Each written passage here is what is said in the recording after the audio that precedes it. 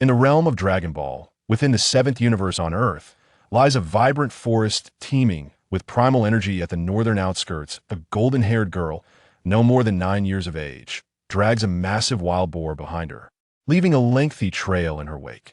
Her petite figure, adorned with cascading golden tresses reminiscent of a flowing waterfall, is complemented by large, sparkling eyes that mirror the clarity of the sky. Her delicate, cherubic face flushes lightly from exertion. Such a large wild boar. Tonight, I shall prepare a grand feast for Brother Su Luo. He will surely relish it. She muses, a joyful thought brightening her steps. On the periphery of the forest, a handsome youth stands before a towering ancient tree, repeatedly executing powerful punches. Each strike resonates with a force that causes the tree to tremble. Its leaves cascading downwards like petals from celestial maiden. 981, 982, 983. 1000. After completing 1,000 punches, Su Luo ceases his training, retrieving a towel hanging from a branch to wipe the sweat from his brow. Observing the solitude around him, he mutters, "I wonder where that little girl, Lazili, has wandered off to." And no sooner had he spoken than a cheerful voice rang out from afar. "Brother Su Luo, I've caught a big wild boar. We shall feast tonight." Turning towards the sound, Su Luo beheld the sight of a golden-haired little girl, dragging a boar several times her size, sprinting towards him with energetic strides. The scene was simply delightful. As Lazili approached, her fair face flushed with a rosy hue. She paused to catch her breath, gazing up at Su Luo with an expression of triumph that seemed to implore his praise. Impressive indeed. Su Luo beamed, ruffling her long hair with affectionate eyes. Lazili's eyes curved into crescent moons, her smile radiant. "However, did you not claim you would accompany me for training? How did you end up hunting wild boars?" Brother Su Luo, your training is arduous and demands ample nourishment. I merely wish to gather some game to bolster your strength," she replied innocently. Su Luo was taken aback when had this mischievous girl become so considerate. "Enough chatter. I shall return home to prepare a delicious meal for you. Remember to come home early." With that, Lazili admonished him, grasping the boar and dashing back home with her short legs, her energetic form disappearing into the distance. Watching her retreating figure, Su Luo shook his head with a resigned smile. This little girl. Beneath the ancient tree, sunlight filtered through the green leaves, casting dappled patterns on the ground. A gentle breeze tousled Su Luo's hair as he gazed at the azure sky and breathed in the pure, untainted air, lost in reminiscence. In his previous life, Su Luo had been an ordinary office worker, leading a mundane existence from 9 to 6, navigating the bustling city like countless others that on the day of receiving his salary, he intended to indulge himself by purchasing a few items. However, fate intervened when he encountered an out-of-control truck on the road, and in a moment of misfortune, his life was abruptly extinguished. Upon regaining consciousness, he discovered himself transformed into an abandoned infant, fortuitously taken in by a benevolent old hunter. 12 years swiftly passed, during which the old hunter adopted 2 homeless orphans, a pair of twins, the sister named Lazili and the brother named Lapisai, 3 years his junior. A year ago, the old hunter succumbed to the relentless passage of time, leaving this world behind. After years of existence, Su Luo became acutely aware of the nature of the world into which he had been thrust. The world of Dragon Ball, where human life is as expendable as grass, where the strong may act with impunity, while the weak face a dismal fate, unable to secure even their own lives. Su Luo remarked with a heavy sigh, "I in this perilous realm, where the powerful abound and can obliterate planets with a mere flick of their wrist, he possessed neither the extraordinary Scion bloodline nor the remarkable gifts of the Frost demons, nor was he an angel or a destroyer god. He was simply an ordinary Earthling, reduced to a mere bystander in the grand narrative of Dragon Ball, a world dominated by those with formidable lineage. As a transmigrator, he too had his own unique advantage, but that advantage seemed as good as non-existent." Contemplating this, a bitter smile crept upon Su Luo's face. Suddenly, a system loading page materialized in his mind. Fostering to God system is loading 99.999999. This system had manifested the moment he was reborn, yet after 12 long years, it remained incomplete. What purpose did it serve? Damn it. Is that trailing decimal trying to toy with my psyche? Su Luo mused, finding the system's name utterly unreliable. Fostering? Spare me. He mentally raged against the useless system, feeling it would have been better had it never appeared. After waiting for so many years, he had lost all hope regarding the system. What a joke. Just leave me be. Taking a deep breath, he sought to calm his tumultuous thoughts. He then silently commanded, "Open character panel. Host, Su Luo. Age, 12 years dimension. Mortal talent, none bloodline. Earthling skills, none combat power. 36 evaluation, none." This was the sole utility of the system, thus far aside from the ability to monitor his combat power at any moment. It offered no additional benefits. Su Luo clenched his fist, feeling his gradually recuperating strength, a satisfied smile gracing his lips. Though his golden finger had proven futile, he remained confident in his ability to grow stronger through his own efforts. At just 12 years of age, he had independently cultivated his combat power to 36, indicating that among Earthlings, his potential was indeed considerable. To put it in perspective, the strongest Earthling of the present, Master Rashi, possessed a combat power of merely 139.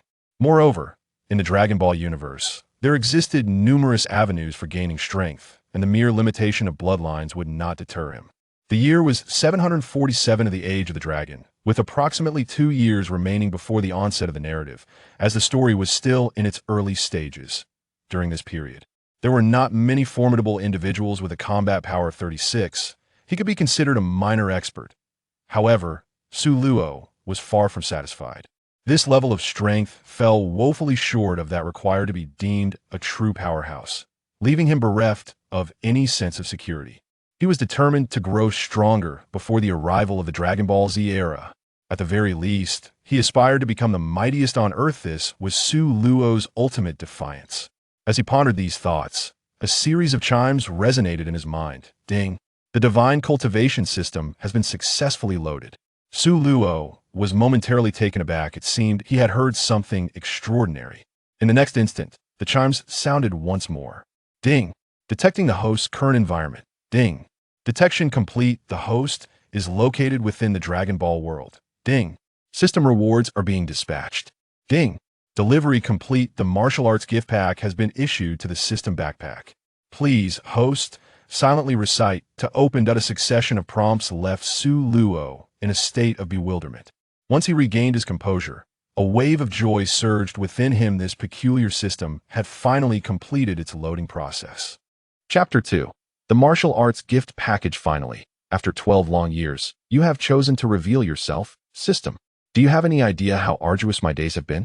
System. Ding. Host, please be assured that while the system may arrive tardily, it will never be absent. To express my apologies, I invite you to open the Martial Arts Gift Package, which contains delightful surprises. With a hint of indifference, Su Luo inquired, "Let us set the surprises aside for now. What precisely is your function, system?" System. Ding. The functionality of this system is rather straightforward. No sign-ins, no choices, no tasks, no lotteries, and no punishments. The sole purpose of this system is to occasionally provide rewards to the host.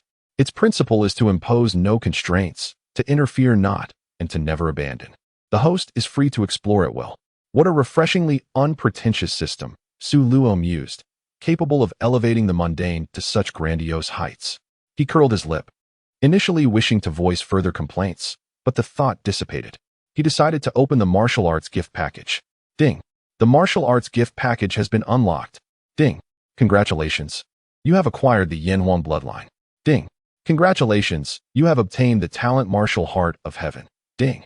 Congratulations! You have received a knowledge package on Earth's martial arts. Ding! The system's space has been activated. It is infinitely vast and capable of storing items. Note: live creatures cannot be stored. Ding! Congratulations! You have received 100 divine beings, which have been automatically placed into your space. Upon seeing the Yanhuang bloodline, Su Luo's eyes sparkled with recognition. He was all too familiar with that name, for it belonged to the lineage of the Huaxia people. With a heart full of anticipation, he opened the information to explore further. The Yanhuang bloodline, a legendary lineage endowed with limitless potential, originates from the primordial world a mysterious Eastern realm. Initial talent, infinite potential, super recovery, enhancing recovery ability 100-fold. After the initial awakening of the bloodline, a random talent power will manifest within the body. The succinct description sent a thrill through Su Luo's heart. Marvelous. Just the initial talent alone was sufficient to surpass over 90% of bloodlines in the Dragon Ball universe, not to mention the potential to awaken a talent power. However, one curiosity lingered in his mind. If the Yanhuang bloodline was so formidable, why did he, as a Huaxia individual in his previous life, feel no different from an ordinary person? Unable to restrain his curiosity, he asked, "System, as a Huaxia person in my past life, I must have possessed the Yanhuang bloodline, right? Why did I not sense its formidable qualities?" Ding. The Yanhuang bloodline of the Huaxia clan in the primordial world is suppressed by the world's rules, rendering its power sealed. In this Dragon Ball universe, however, such constraints do not exist, allowing the bloodline to awaken. Ah, so that is the reason, Su Luo nodded. Deep in thought. By the way, system, what do you mean by the primordial world? Ding. System permissions are insufficient to provide an explanation. The host must explore this matter independently. Su Luo was momentarily at a loss for words. The system's actions were akin to dropping trousers without allowing for any further engagement. It stirred his desire, yet left him to resolve it on his own. Ah, forget it, he thought, shaking his head as he continued to examine the other rewards. Martial Heart of Heaven, possessing extraordinary wisdom and insight, enabling rapid comprehension and mastery of various combat skills. This appears promising as well, Su Luo murmured. The Earth Martial Arts Knowledge Gift Pack encompasses the essence of martial arts accumulated by practitioners over the course of millennia. Indeed, Su Luo nodded in approval. It was as if his needs were being met just when he required them most. He had initially contemplated seeking guidance from Master Rashi or the Cat Sage of Karen, but this discovery saved him considerable effort. Upon examining the final two items, Su Luo smiled subtly. With the system space at his disposal, convenience would be greatly enhanced. The mystical beans, capable of healing any injury, could be deemed a miraculous remedy for wounds. System, how do I utilize the Yanhuang bloodline? He inquired. Beep. The host simply needs to silently chant merge. However, the process requires 1 hour. It is advisable for the host to find a secure location, and the rest will be managed by this system, came the response. Su Luo chuckled softly. The current location was indeed suitable, on the outskirts of the forest, where wild beasts seldom roamed, and distanced from the nearby town. Aside from the occasional visits from Lotzi, Li, and Lapis, there were hardly any other souls around. Ensuring safety was not a concern. Commencing the fusion of the Yanhuang bloodline. Beep. Fusion initiated. Fusion progress. 1. 25. 38. 49. Su Luo felt a warm, flowing power coursing through his body, as if his cells were basking in the winter sun. A profound sense of comfort enveloped him, elevating his very being, prompting an involuntary sigh of pleasure. Within him, a peculiar force began to manifest, gradually enhancing his combat abilities. An hour passed, and his power level stabilized at 210. Beep. Fusion complete. He sensed a torrent of energy within him, surging like an immense ocean. Su Luo felt as though, with a mere gesture, he could wield the power to obliterate the world. The benefits of merging with the bloodline were astonishing. His strength had multiplied several times over. Now, he thought, he could roam the earth unchallenged. However, as he moved his body slightly, a series of crackling sounds erupted, akin to the noise of beans popping in a pan. As he clenched his fist, a tremendous force erupted forth. Suddenly, Su Luo struck a nearby tree with a simple punch. Instantly, a fierce gust of wind accompanied his blow, reducing the tree to mere dust, scattering it into the ether. Remarkable. Unfortunately, I have yet to master the use of qi, and cannot fully harness the vast power within me, Su Luo mused, a spark of excitement illuminating his expression. System, open the Martial Arts Knowledge Gift Pack. Beep. Opening the gift pack. Martial arts knowledge is being transmitted. Beep. Transmission complete. As the system's notification faded, a sharp pain surged through Su Luo's head, followed by an overwhelming influx of martial arts memories flooding his mind. Waves of profound and intricate knowledge filled the previously vacant spaces of his consciousness. In that moment, Su Luo resembled a sponge, eagerly absorbing the quintessence of martial arts wisdom amassed over thousands of years on Earth. After a considerable time, he opened his eyes, and a golden, Glass-like glow flickered through them like molten lava. The martial arts knowledge of Earth is truly one of the most advanced cultivation teachings in the Dragon Ball world, so profound and mysterious. Su Luo could not help but exclaim in admiration. Given time, once I have thoroughly absorbed this knowledge, my strength will undoubtedly surge. At present, Su Luo resembles a wealthy magnate, possessing numerous gold mines. Once they are excavated, he shall become an affluent titan. Suddenly, a system notification chimes. Ding! Rewards have been dispensed. This service has concluded, and the system will enter hibernation. Wishing the host a pleasant life, may your strength ascend steadily. Endeavor to strike down deities and kick down monarchs. Farewell. The system's speech was exceedingly swift, as if it were eager to depart. Wait, hold on. I still have questions. Su Luo exclaimed urgently, for he harbored many uncertainties he wished to inquire about. If the system were to hibernate, whom could he consult? Yet, despite his calls, the chimes ceased to resonate. What a wretched system. Is it afflicted with some grave flaw, insisting on hibernation? Other systems serve their hosts tirelessly, even facilitating effortless ascendance in power. It is simply too comfortable. Yet his system? It simply vanished. Alas, what a trivial matter. Su Luo contemplated, and eventually dismissed his concerns. Relying on his own exploration could also be a source of enjoyment.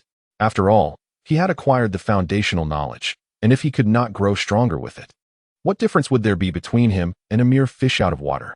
With this thought, he promptly settled into a meditative pose, closed his eyes, and began to contemplate the martial arts residing in his mind. As time elapsed, Su Luo became increasingly attuned to his surroundings, as if his very being had melded into the environment. A few larks took flight, landing atop his head, chirping melodiously, entirely oblivious to the living person beneath them. The process of cultivation always seemed to pass swiftly. As the sun dipped below the horizon, Su Luo, who had been seated in meditation for quite some time, finally opened his eyes. In an instant, a fearsome aura erupted from him, whipping the winds into a frenzy, uprooting nearby trees and sending stones flying. As the dust settled, Su Luo's figure emerged, a confident smile gracing his face. The insights he had gained not only taught him the application of energy, but also elevated his strength by 41 points, reaching an astonishing total of 251 points, a remarkable advancement indeed. Chapter 3. The Power of Time and Space. Su Luo faintly sensed the emergence of an additional power within him, though he could not articulate what it was or its purpose. Could it be the first manifestation of power resulting from the awakening of his bloodline? What kind of power might it be? Su Luo mused, and then, almost forgetting, he tapped his head. He could check the information. Opening the character panel. Host, Su Luo. Age, 12 years. Dimension, mortal realm. Talent, martial heart. Power of time and space. Bloodline, Huaxia, Yan Huang bloodline. Skill, energy sphere. Combat power, 251. Evaluation, initial brilliance. The power of time and space. Su Luo's voice faltered. What? The power of time and space. He had read many novels before, and thus, he was well aware of what time and space entailed. It was synonymous with immense power. Stay calm, stay calm. I am no stranger to grand spectacles. After a brief moment of elation, Su Luo fell silent once more. Despite having traversed countless narratives, he still possessed a certain composure. He decided to experiment with the power of time and space, uncertain if he could invoke it. Closing his eyes, he concentrated deeply within, attempting to draw forth that elusive energy. However, it eluded him like a shy maiden, reluctant to engage. After several attempts at communication, it seemed to respond to his intentions. Upon opening his eyes, a golden light ignited within his dark pupils. In an instant, the world within a 100-meter radius around him froze, revealing a scene painted in shades of gray. Fallen leaves, ants, dust, and even the air appeared to crystallize in that fleeting moment. Before he could marvel at this phenomenon, he sensed the energy within him rapidly depleting. In a mere 0.1 seconds, he had consumed more than half.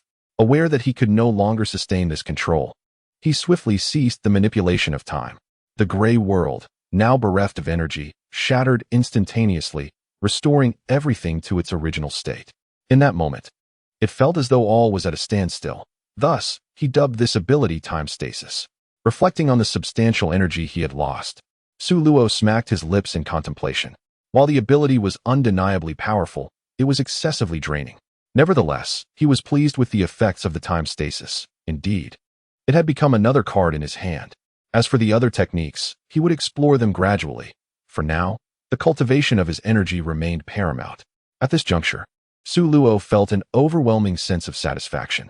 Yet, he remained grounded, not allowing the allure of temporal power to cloud his judgment. No matter how formidable the power of time and space, without energy as its foundation, its potential could not be fully realized. Next, he would endeavor to test the energy orb he had just comprehended. With that thought, he extended his hands, palms facing each other, channeling the vast energy within into his palms. A powerful airflow surged between his hands, compressing the surrounding air. Suddenly, a brilliant blue light manifested before him, forming a sphere of energy nestled between his palms. Energy orb, Su Luo whispered, before hurling the luminous sphere toward a nearby hill. Upon impact, the searing energy engulfed the hill, unleashing a cataclysmic force that resonated through the landscape, accompanied by a deafening roar. The dazzling explosion sent the forest's small creatures into a frenzy, scattering in all directions. Once the blinding light dissipated, the once proud hill had vanished, leaving behind a deep crater measuring several meters. Su Luo stood, awestruck, contemplating the sheer destructive power of a battle strength of 251. The experience of witnessing such devastation firsthand was profoundly different from observing it on a screen. The impact resonated deeply within him. A tempest of emotions surged through Su Luo: excitement, confusion, pride, but above all, exhilaration.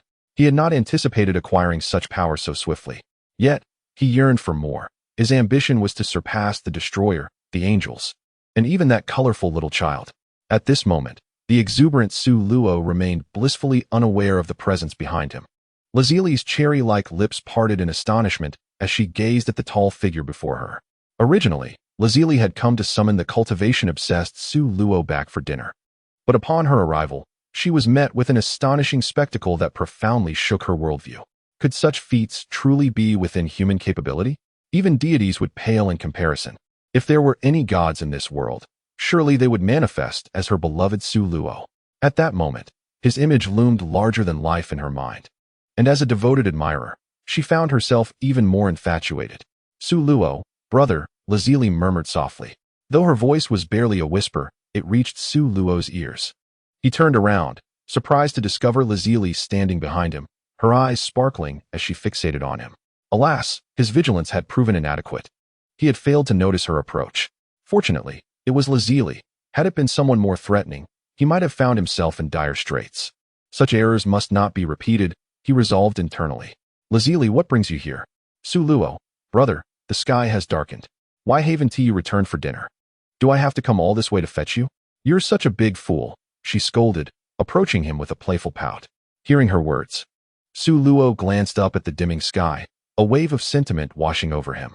Time spent in cultivation seemed to fly by, and he recalled the old adage, when the heart is unburdened by the passage of time, a millennium may pass unnoticed. Oh, I didn't realize. Let us return then, Su Luo said, rubbing the bridge of his nose, slightly embarrassed. Humph, as a punishment for staying out so late, you must carry me home. My legs are sore from walking, Lazili declared, darting behind him and leaping onto his back like an octopus, her arms tightly wrapped around his neck, her delicate legs draping over his waist. Su Luo quickly supported her, ensuring she did not fall. Very well, I accept my punishment, he conceded with a playful sigh. Thus, Su Luo carried Lazili in the direction of home. Along the way, Lazili swung her fair legs, resting her head on Su Luo's shoulder, her rosy lips parting as she exclaimed, Su Luo, brother, that move you just performed was so impressive. When did you learn it? Impressive, indeed. It's a technique I just mastered. Most cannot replicate it unless they possess my exceptional talent, he replied with a hint of pride. You're so full of yourself, she teased, giggling. By the way, Su Luo, brother, do you remember what you once promised? Lazili suddenly inquired. Ah, what promise? Su Luo asked, momentarily perplexed, racking his brain for the words he had spoken. Noticing his confusion, Lazili pouted, a hint of displeasure crossing her face as she tightened her grip around his neck, making him gasp for breath. You promised to always protect me. Su Luo paused, then turned his head to press his cheek against hers, smiling warmly as he replied. Of course, I remember, my little angel. Feeling the gentle warmth against her cheek and hearing the words she longed to hear, Lazili's face lit up with joy. as if she had just received her most cherished treat. Now that's more like it, she beamed. After speaking, she playfully brushed her cheek against Su Luo's, resembling a playful kitten. Su Luo felt the affection Lazili held for him, which brought him a sense of joy. By the way, brother Su Luo, I prepared a variety of dishes tonight. There are sweet and sour ribs, braised pig trotters, stir-fried pig liver, and bell pepper stir-fry. Lazili counted on her fingers thoughtfully. You should have mentioned it sooner. Su Luo immediately quickened his pace, moving through the forest like the wind. He, brother Su Luo, slow down a bit. The girl's laughter, like the tinkling of silver bells, echoed through the tranquil woods. There's no time to slow down. Here. It is worth noting that the Yanhuang bloodline has been modified, incorporating unique elements. The protagonist follows a divine path, with slow growth and strength during the early stages, only to soar in the latter half. Chapter 4. Cultivation Guidance in the town of Kashi, as night fell and stars twinkled in the sky. A modest house welcomed the evening's charm. Brother Su Luo, this braised pork is delicious. You should eat more. Brother Su Luo, take your time with that large steamed bun. There's plenty more in the steamer. Brother Su Luo, try this pig trotter. At the dining table, Lazili sat beside Su Luo, continually serving him dishes. With one hand grasping a large bun and the other holding a pig trotter, Su Luo savored his meal, relishing every bite. At the opposite end of the table sat a dark-haired boy with a red scarf, whose features bore a resemblance to Lazili. La Paisai observed the two with an impassive expression. Despite his earlier hunger, he suddenly felt somewhat satiated. He quickly shoveled food into his mouth, chewed a few times, and then gently set his bowl down on the table. I'm full, La Paisai stated blandly before standing up and heading to his room. Wait, wasn't La Paisai just complaining about being hungry? How could he be full after just a bit? Lazili wondered aloud, though she brushed it off, knowing that children often have their peculiarities. After finishing his meal, Su Luo collapsed onto the sofa, motionless, watching the girl busy in the kitchen.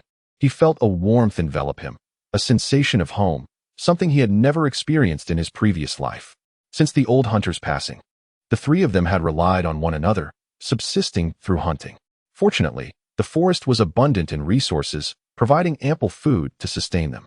Although the forest was 6 or 7 kilometers from the town where they lived, this distance posed no challenge for the trio. Besides hunting for sustenance, they spent their free time training together. Under Su Luo's subtle influence, the two siblings recognized the importance of strength, diligently practicing, albeit not with the same fervor as Su Luo.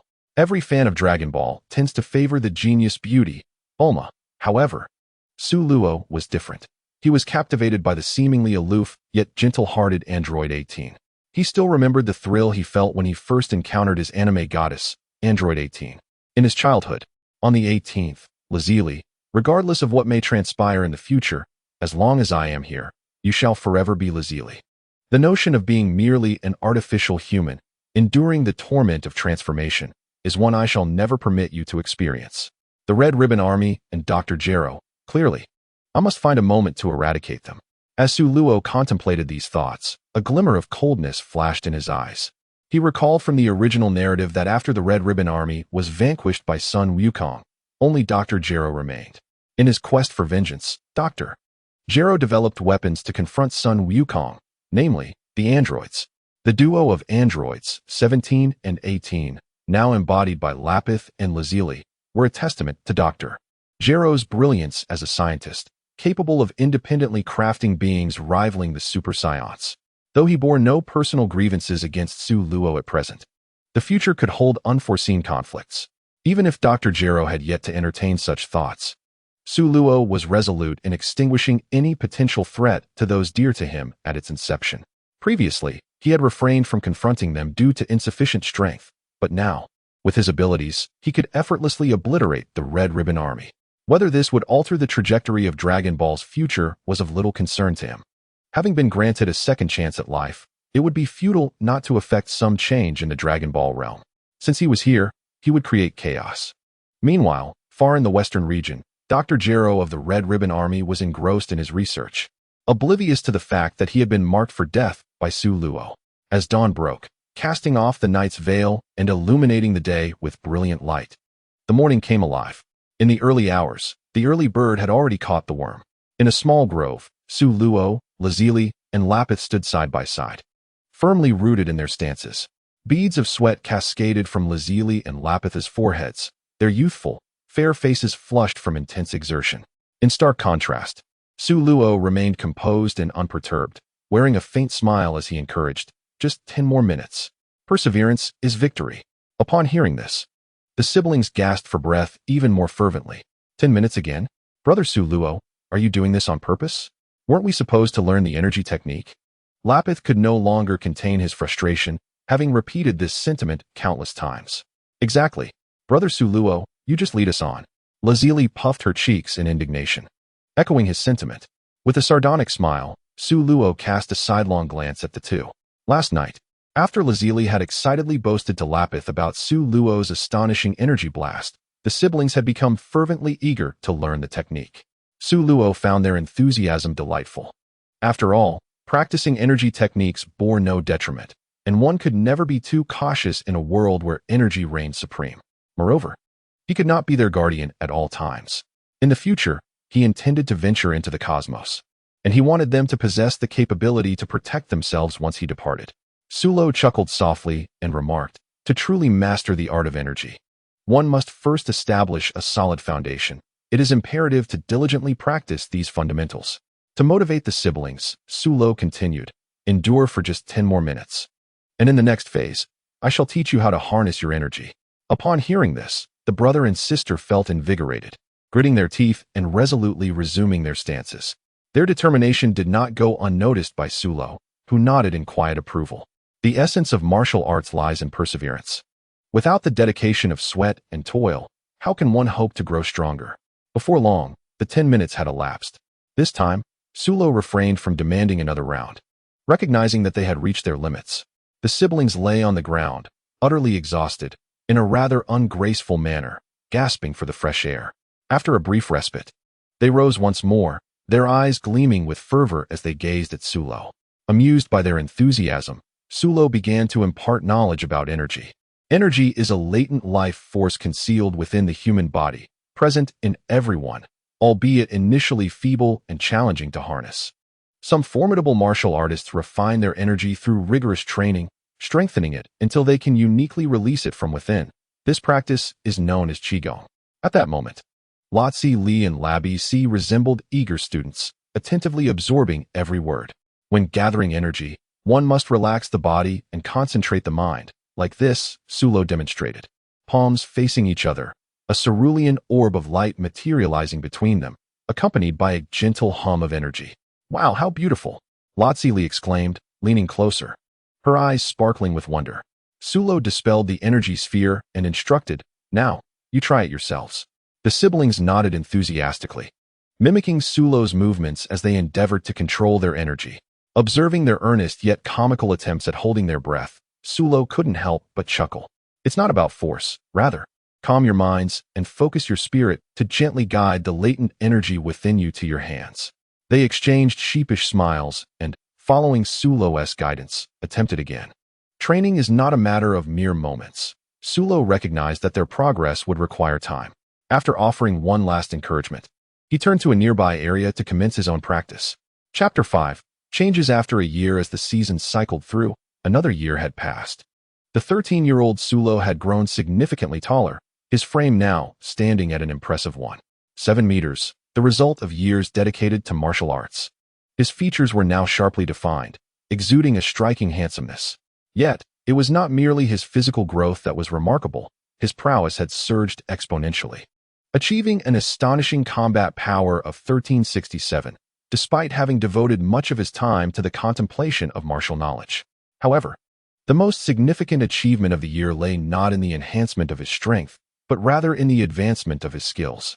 Open personal panel host, Su Luo. Age, 13 years. Dimension, mortal realm. Talent, heart of martial arts, power of time and space. Bloodline, Huaxia, Yinhuang bloodline. Skills, time stasis, instant transmission, Qi perception, sky dance technique, energy blast, tunnel wave, turtle schools. Kamehameha, universal shocking palm, Qi cannon, solar fist. Combat power, 1367. Evaluation. You are already a mature martial artist. On Earth, I would deem you the strongest. Su Luo sat serenely upon a stone, reflecting upon the fruits of his labor over the past year, feeling a profound sense of satisfaction with the results. Through a year of diligent training, he not only mastered various skills related to Qi, but also further developed his powers over time and space. The duration of his time stasis ability has extended from 1 second to 3 seconds. The larger the area of stasis, the more formidable the opponent, resulting in a greater consumption of energy.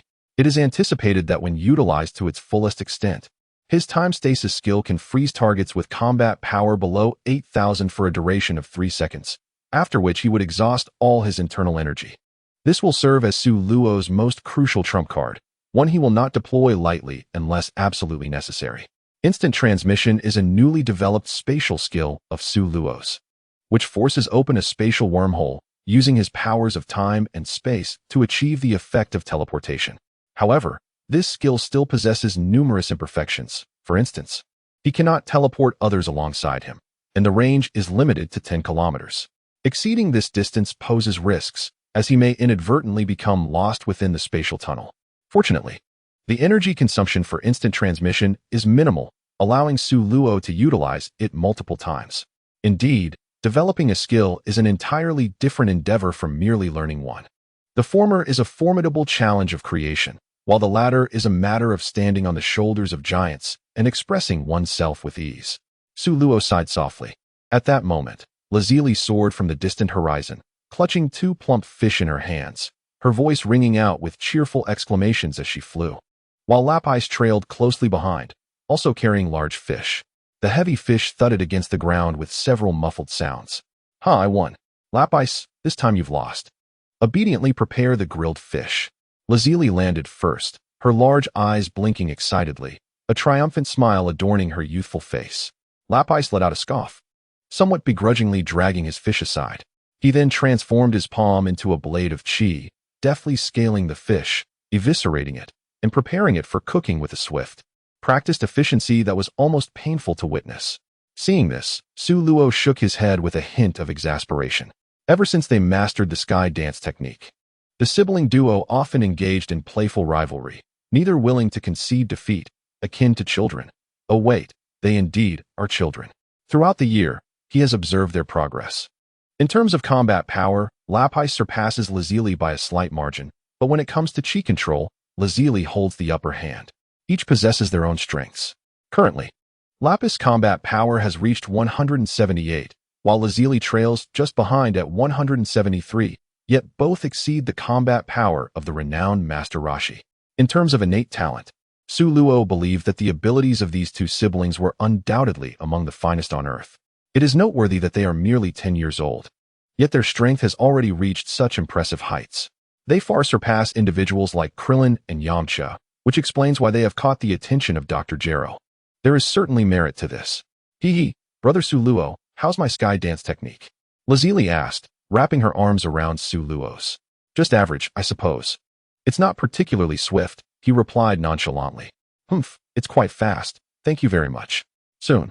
An enticing aroma of grilled fish wafted through the air as the three of them sat around the campfire, each savoring a piece of roasted fish with great delight. This is delicious. Lapis, your grilling skills have improved. You're now at about 1/3 of my culinary prowess, Lazuli remarked, tearing off a piece of the golden, juicy fish flesh and savoring it. Stop your rambling and just enjoy your meal, Lapis retorted, somewhat embarrassed by his sister's comments. Was this truly a compliment? It felt more like blatant self-promotion. All right, you two, enough bickering. I need to inform you that I have some matters to attend to and will be away for a few days, Su Luo said softly, indicating that it was time to address certain issues. Brother Su Luo, where are you going? I want to go too, Lazuli exclaimed, a hint of urgency in her voice. Having never been apart from Su Luo for even a day, the thought of him leaving for several days distressed her. Absolutely not, Su Luo replied firmly. This journey was to confront the Red Ribbon Army, and the potential for bloodshed was significant. He did not wish for young Lazuli to suffer any psychological trauma. Seeing Su Luo's resolute demeanor, Lazuli's expression fell, her mood dampening as even the roasted fish lost its appeal. Be good and wait for me at home. I will return swiftly, Su Luo reassured her, ruffling her hair in an attempt to comfort her. Very well, she pouted, fully aware of Su Luo's nature, once he made up his mind. Not even the strongest ox could sway him. Brother Su Luo, is it dangerous? Lapis inquired bluntly. What do you think? Su Luo replied with a playful lift of his eyebrow, smiling. TCH, as if I asked, Lapis muttered, rolling his eyes. He was well aware of Su Luo's formidable strength, having endured quite a few beatings during their sparring sessions. In the western region of Earth, a streak of white light shot across the sky like a dazzling meteor, leaving behind a long, luminous trail. Flying high above, Su Luo looked down at the sprawling mountains and forests below, his brow furrowing slightly in embarrassment. He had forgotten the exact location of the Red Ribbon Army headquarters. Time had dulled his recollection of many plot points in the Dragon Ball world, leaving him only with memories of significant events. Who could recall the specific location of the inconsequential Red Ribbon Army? The vast expanse of the western region made it akin to searching for a needle in a haystack to find the Red Ribbon Army's precise position. It seemed he would need to inquire with someone for guidance. At that moment, an untimely sound interrupted his thoughts. Su Luo gently touched the tip of his nose. After a day of flight, he had long depleted the provisions in his space, and it had been 10 hours since his last meal. His stomach was beginning to protest. Never mind, he thought. I shall first satiate my hunger. After all, a moment's delay won't matter. Hovering in midair, he gazed into the distance and noticed a small town not far away. With a surge of white energy enveloping him, he propelled himself towards his destination. Though the town was modest in size, it possessed all the essentials. Su Luo casually entered a restaurant, ordered a multitude of dishes, and began to feast voraciously, his fierce appetite leaving the other patrons utterly astounded. Just as Su Luo was relishing his meal, a group of soldiers clad in uniforms and brandishing firearms arrogantly kicked open the restaurant door, storming inside. The door crashed against the wall with a resounding thud, drawing the attention of all the diners. As the identities of the newcomers became clear, the previously lively atmosphere within the establishment froze. There were 6 of them, varying in height, but the leading officer was notably tall and muscular, his menacing gaze and the scars crisscrossing his face suggesting he was no benevolent figure. The patrons seemed all too familiar with this gang, their chatter silenced, breaths held, as they rushed to escape, fearful of falling victim to their wrath. The soldiers made no effort to impede their flight. They regarded the fleeing crowd with contempt, as if observing mere insects. Meanwhile, Su Luo appeared oblivious to the commotion, continuing to enjoy his meal. The restaurant owner, witnessing the unfolding scene, felt a wave of despair wash over him, realizing that today's business would likely result in a loss. Trembling, he approached the soldiers, attempting to ingratiate himself. What would you like to eat today, esteemed officers? Bring forth every delectable dish you have in your establishment. If they do not meet my expectations, the lead officer remarked, casually toying with his firearm. Exuding an air of menace that belied any semblance of a respectable soldier, he resembled more of a rogue bandit. The restaurant owner, drenched in cold sweat, nodded fervently. I shall instruct the chef to prepare everything at once. Please, wait a moment. Look, there's still someone remaining. The shorter, dark-skinned soldier pointed towards Su Luo in the corner, a malicious glint in his eye. Shall we have some fun with him? Sergeant Shandy, observing Su Luo devouring his meal with apparent disregard for their presence, felt an unbearable discomfort, akin to having ingested something foul. For someone accustomed to dominance and superiority, such insolence was intolerable. A cruel smile crept across his face as he replied, Very well. Let us entertain ourselves. The restaurant owner, catching sight of Su Luo in the corner, felt a jolt of dread. Oh dear ancestor, I acknowledge that my dishes are delightful. But must you choose such a moment? Can you not see that others are fleeing? Yet, the boss, possessing a heart of kindness, hastily interjected, My esteemed officer. That lad has never had a keen eye. He may not have noticed. I shall promptly expel him to spare your eyes from such offense. However, Sergeant Shandy, consumed by fury, paid no heed to his explanation and delivered a swift kick to the boss, barking, Get lost. One more word, and I'll have you executed. The boss, sent sprawling to the ground, involuntarily uttered a cry of pain, quickly covering his mouth in fear that any further sound might provoke the vile thug before him. In his heart, he silently lamented, Young man, I wish you luck. Sergeant Shandy, striding forward with several soldiers in tow, approached Su Luo's table and signaled to his companions. Understanding the cue, they swiftly overturned Su Luo's dining arrangement. You think you're quite the hotshot, don't you? Can't you see Sergeant Shandy is here? Have you lost your wits? One soldier, dark-skinned and menacing, snarled. Immersed in his culinary delight, Su Luo was taken aback to find his table upended. As he surveyed the scattered food, a surge of anger welled within him.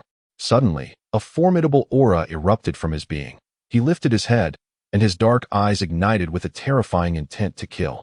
Reminiscent of an ancient beast awakened from slumber, ready to unleash carnage. With a chilling gaze, he regarded the intruders, speaking in an icy tone, "State your desires for death." At that moment, his eyes were as merciless as the glint of a blade, seemingly poised to dismember them, inflicting a pain so profound that even breathing became a laborious task. The soldiers swallowed hard, instinctively retreating a few steps. At that juncture, Sergeant Shandy regained his composure, and the humiliation of his earlier actions surged within him, igniting a desire to vanish into the earth. He was startled to realize he had been intimidated by this youth. A wave of shame flooded over him, reddening his eyes with fury. Initially intending to merely toy with the boy, he now resolved that he wanted him dead. Pointing his firearm at Su Luo's forehead, he spoke with brutal malice, "You impudent wretch, daring to intimidate me. Be more astute in your next life." With a series of rapid clicks, he pulled the trigger. The bullets, akin to the scythe of death, sped forth, aimed to extinguish Su Luo's life. Yet, an astonishing spectacle unfolded. Several bullets inexplicably halted midair before Su Luo, suspended in defiance. Sergeant Shandy rubbed his eyes in disbelief, unwilling to accept the reality before him, and fired again, but to no avail. The bullets remained suspended mere centimeters from Su Luo, as if an invisible barrier stood resolutely in their path. Moreover, he noticed the boy's gaze had grown colder, regarding him as one would an insignificant insect. That look was all too familiar, a glimmer of murderous intent. Panic gripped Sergeant Shandy as he realized he had encountered a formidable opponent. Observing his dazed subordinates, he shouted in desperation, "You useless fools! Why are you still standing there? Open fire and kill him." Several soldiers gradually regained their composure upon hearing their superior's command, hastily drawing their sidearms and aiming at Su Luo. Red tongues of flame erupted from the muzzles, reminiscent of a dragon's fiery breath. Yet, these were mere futile struggles. Countless bullets hovered before Su Luo, motionless. Finally, the serene Su Luo stirred, delicately raising his fair hand and curling his index finger. In response to this silent command, the suspended bullets surged towards the soldiers before him. They were immediately perforated, collapsing to the ground, their blood pooling beneath them. Only Sergeant Shandy remained unharmed, standing in place, his gaze fixed in terror upon his fallen comrades. Overcome by fear, he slumped to the ground, a stream of yellow liquid escaping from his trousers. "Do not kill me, do not kill me," he stammered, eyes wide with dread as he beheld the demonic youth before him. Observing the grim scene, Su Luo furrowed his brow, refraining from further violence. It was not an act of mercy. He noted the red bow emblem on the man's chest, with two characters inscribed in the center, indicating he was from the Red Ribbon Corps. Previously, Su Luo had sought someone to inquire about the headquarters of the Red Ribbon Corps. Now, he had a guide, saving him the trouble. Su Luo inquired nonchalantly, "Are you a member of the Red Ribbon Corps?" Upon hearing this, a glimmer of hope ignited in Shandy's eyes, and the terror on his face began to dissipate. Seizing this lifeline, he nodded vigorously like an eager pup, exclaiming, "Yes, yes. I am a sergeant of the Red Ribbon Corps. You're afraid, aren't you? If you are, let me go at once. Otherwise, the Red Ribbon Corps will not spare you." Shandy prattled on, growing increasingly animated, oblivious to the coldness creeping across Su Luo's visage. He mistakenly believed that Su Luo's actions were born of fear, for his corps was notorious on this planet, its infamous reputation known and feared by all. With an expression of indifference, Su Luo regarded the man like a jester. He raised his finger, unleashing a slender beam of energy that pierced through Shandy's shoulder. Crimson blood gushing from the wound. The excruciating pain contorted his features, and he clutched his shoulder, unleashing a wail reminiscent of a slaughtered pig. "Ah, my shoulder. You wretched little brat."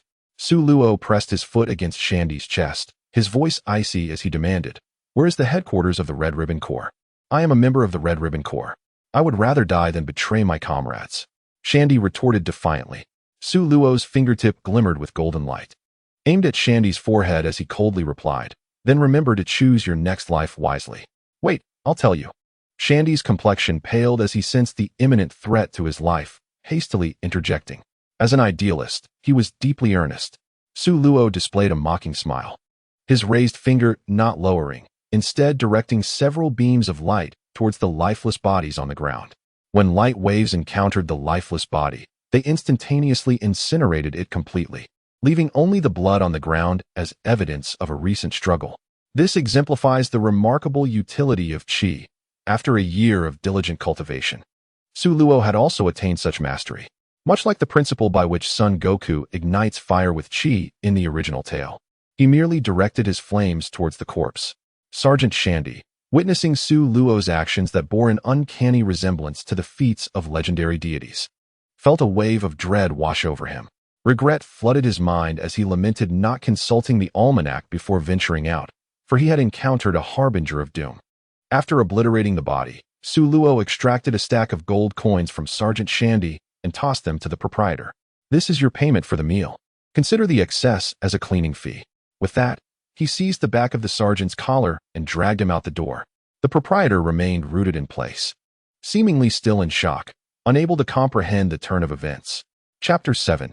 Headquarters of the Crimson Ribbon Corps guided by Sergeant Shandy. Su Luo soon found himself soaring above a range of snow-capped mountains. "Esteemed sir, the headquarters of the Crimson Ribbon Corps lies just beyond this snowy expanse. Might you consider releasing me now?" Sergeant Shandy uttered weakly, realizing that if he did not receive treatment soon, he would surely bleed to death. Moreover, he harbored ulterior motives. This snowy terrain served as the front line of the Corps defenses, rife with ambushes. Should the young man dare to tread here, annihilation would undoubtedly follow. "Release you? Very well." Su Luo replied nonchalantly. Upon hearing this acquiescence, a flicker of manic joy illuminated Sergeant Shandy's wan features, yet a surge of malice coursed through him. Once he secured his safety, he would ensure that this youth experienced the full brunt of advanced technology. Surely, no matter how formidable he was, he could not withstand the might of their artillery. Before Sergeant Shandy could fully indulge in his fantasies of the boy being obliterated by cannon fire, an abrupt sensation of weightlessness gripped him. Su Luo released his hold on the sergeant's collar, sending him plummeting into a free fall. As the ground rushed towards him, he instinctively exclaimed, "Oh no!" With a resounding thud, he was instantly reduced to a pulp upon impact. Such requests are a rarity in my lifetime. Su Luo feigned a sigh, though his eyes betrayed no hint of emotion. It must be said that the defensive mechanisms at the headquarters of the Crimson Ribbon Corps were indeed sophisticated. The moment a disturbance was detected, the automated defense system sprang into action, with red lights illuminating the snowy terrain, seemingly scanning for threats. "Ah, it appears this snowy landscape is fortified. Let us extend a greeting, then." A cruel smile graced Su Luo's lips as he conjured a multitude of energy orbs in his hands, unleashing them upon the ground below. Countless energy orbs radiated a cerulean glow, akin to dazzling stars, yet beneath their enchanting facade lay an insidious force poised for destruction. Mushroom clouds erupted in rapid succession, as the mountains crumbled like fragile tofu under the onslaught. In short order, the once impenetrable defensive lines collapsed under the barrage of energy orbs. "Warning, warning, enemy incursion detected. Frontline defenses have been breached," a mechanical voice echoed throughout the headquarters of the Crimson Ribbon Corps. "Scoundrels! A bunch of worthless fools. What on earth is happening? Can anyone enlighten me as to why our frontline defenses have crumbled in an instant? And who is the enemy? Where are they?" At this moment, a short, one-eyed man with red hair sat upon a throne, fuming with rage. He was Commander Rate, the leader of the Crimson Ribbon Legion. Beside him stood a tall, imposing figure, his aide, Lieutenant Brack. Commander Rate glared at the trembling officers below, his anger boiling over. This bunch of inept fools had proven useless at a critical juncture. "Commander." A nervous intelligence officer stepped forward, wiping the cold sweat from his brow. According to the imagery from the front lines, the invader appears to be a mere boy. Sure enough, a roar erupted from Commander Rate. "What did you say? Only a boy. What use are you gluttons to me? It has always been the Crimson Ribbon Legion that strikes against others. No one has ever dared to bully us. Now, we are confronted by a mere child at our gates. This is a humiliation.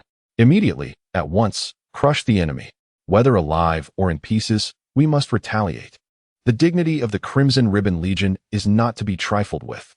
Do you understand?" "Yes, Commander." The officers responsible for combat operations quickly accepted their orders. Just as they were leaving, another mechanical alarm blared. "Warning! Warning! The enemy is invading within the headquarters. At that moment, a shadowy figure, almost otherworldly, appeared on the immense surveillance screen, eliciting disbelief in Commander Raid's remaining eye. After obliterating the defensive stronghold in the snow-capped mountains, Su Luo soared toward the Legion's headquarters. Beyond the mountains lay a vast forest, with the Crimson Ribbon Legion situated in the heart of a plain. Their headquarters was a grand estate, featuring luxurious black castles standing like armored warriors. Yet beneath this opulent facade lay hidden peril. Su Luo gently descended to the ground. As he touched down, countless soldiers armed with submachine guns surged forth from the castles, followed by the thunderous roar of mechanical engines as dozens of fighter jets circled overhead. Countless bullets rained down upon him like a torrential downpour. Missiles, trailing smoke and fire, sliced through the air, heralding the call of death. A wicked smile crept across Su Luo's face as he moved like a specter, vanishing from his original position. In an instant, he reappeared atop one of the fighter jets. With a light tap of his toes on the wing, the aircraft plummeted like a meteor, crashing onto a tall building. Boom! With a deafening explosion, the jet erupted in flames, and the building collapsed instantaneously, a noxious cloud of black smoke mingling with gray debris, releasing a choking stench into the air. Following suit, more fighter jets plummeted from the skies, their tails ablaze, creating a scene reminiscent of a rain of fire, a spectacle both magnificent and brutal. Boom, boom, boom. Oh, I'm on fire. Help me. Help. He is a devil. Mother, I want to go home. Ah. The sound of explosions reverberates, transforming the opulent manor into a sea of flames. Piercing screams emerge from the inferno, reminiscent of a hellish nightmare. In truth, with Su Luo's formidable power, he could effortlessly annihilate the entire estate, yet he refrains. He must first ascertain that Dr. Gallo is below, otherwise, to obliterate everything in a single strike without eliminating the crucial figure would be a futile endeavor. His primary objective remains Dr. Gallo, while the others are merely collateral. As for the possibility of innocent casualties, Su Luo is utterly indifferent. Those who join the Red Ribbon Army are not untainted by bloodshed. Beneath the energy blasts lie countless restless souls. Inside the castle, the remaining commanders gaze in awe at the boy's godlike prowess displayed on the screens, rendered speechless. How infuriating! Is this truly the world's strongest army? Why do we lack even the slightest resistance? The visuals of the Red Ribbon Army's catastrophic defeat relentlessly assault Commander Ritt's nerves.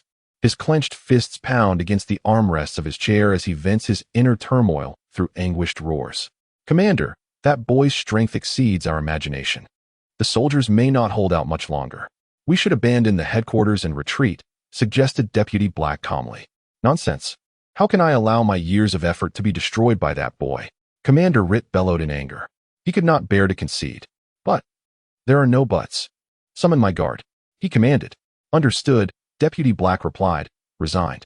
Outside the castle, the summoned guards surged in, armed and prepared for combat.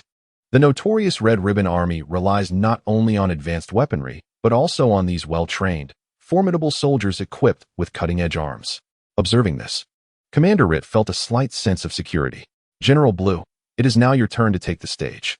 Do not disappoint my expectations. Yes, Commander, leave it to me. If that person dares to come, I will ensure his demise, replied a man with golden short hair and a stern countenance, kneeling confidently. As the military's powerhouse, he possessed not only exceptional martial skills, but also an ability to immobilize his foes. Despite the mysterious boy's astonishing combat prowess, he remained confident in his powers. Once that boy fell victim to his abilities, whether to kill or maim would be at his discretion. A formidable martial artist, he had claimed many lives. Commander Ritt was well aware of General Blue's capabilities. No matter how fierce the enemy, they had all perished at his hands, clearing numerous obstacles for the army. With this thought, he felt a semblance of his fear dissipate. Oh, there are quite a few of you, a teasing voice rang out from outside. The crowd turned to see a tall figure silhouetted in the doorway.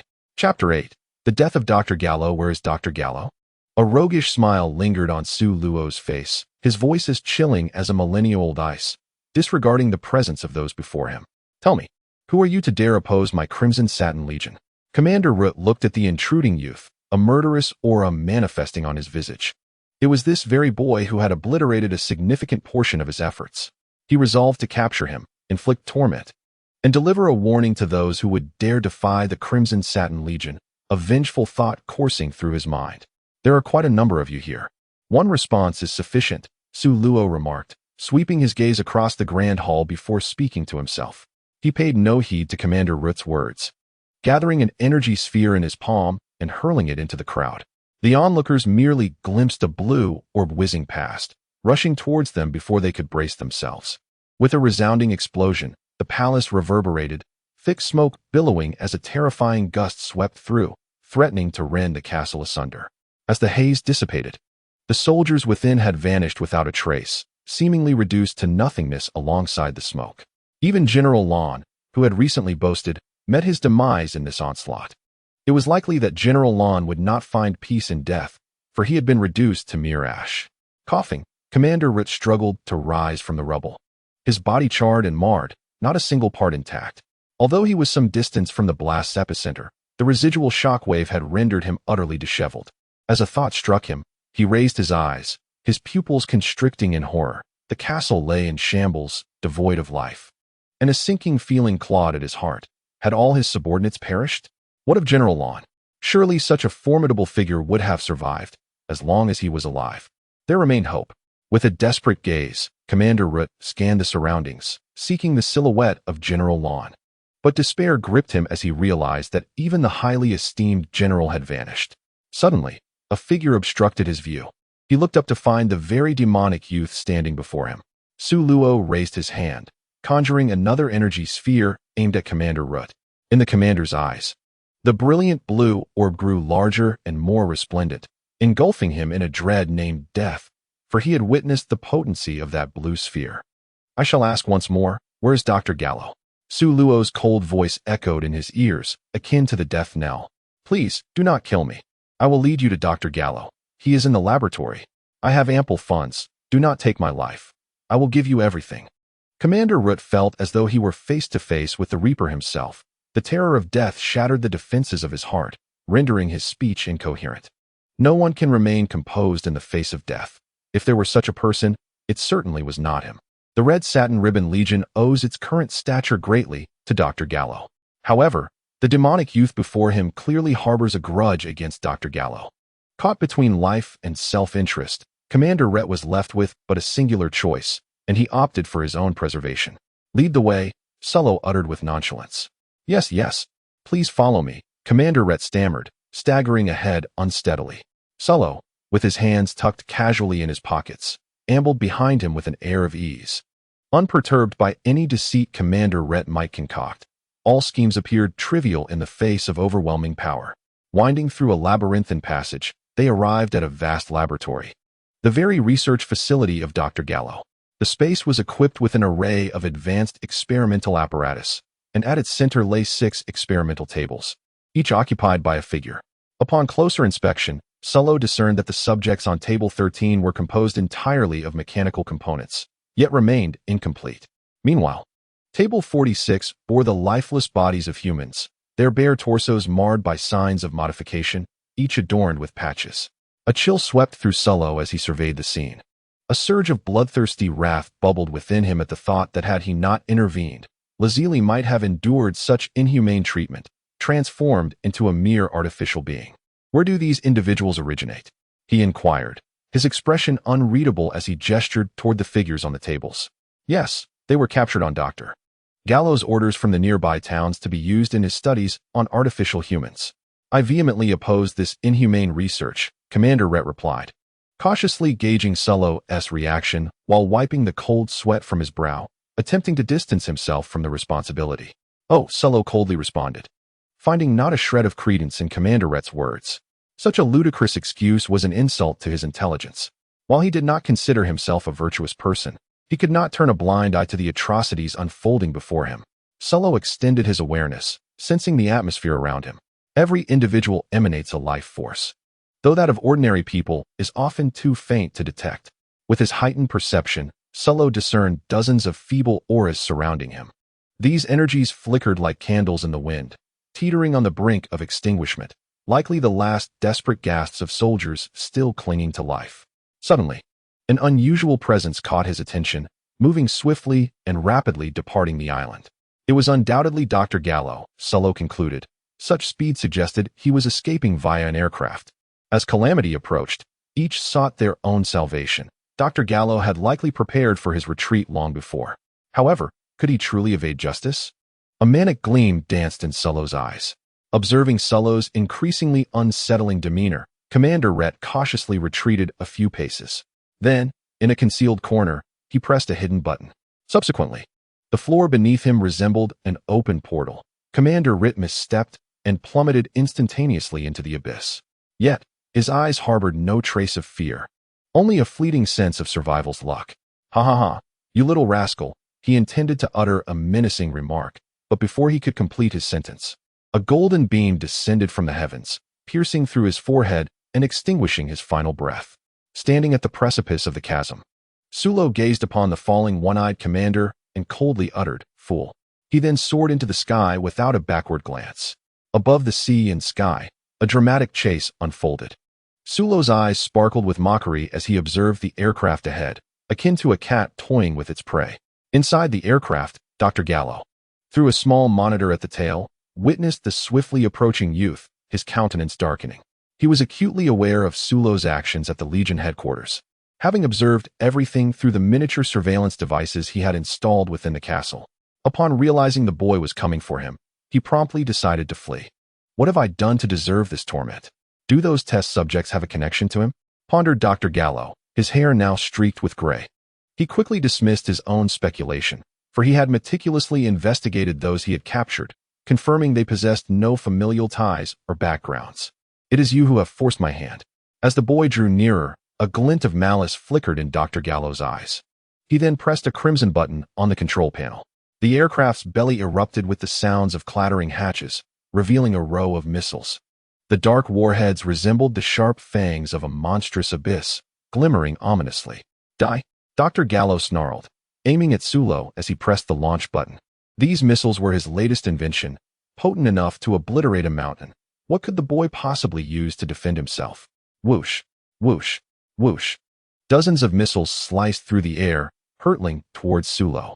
Observing the ever-growing black dots before him, Sulo merely chuckled in disdain. The aura surrounding his body surged, effortlessly disregarding the approaching missiles, and his speed increased yet further. Witnessing the boy's actions, Dr. Gallo erupted into laughter. What a foolish child. Thinking to withstand my missiles with mere flesh. To perish under my newly developed weaponry is indeed your honor. Boom, boom, boom. Enormous roars echoed through the skies. Thick black smoke staining the azure canvas above. Ah, splendid, splendid. Such a beautiful display. Dr. Gallo nodded in admiration of his own creation.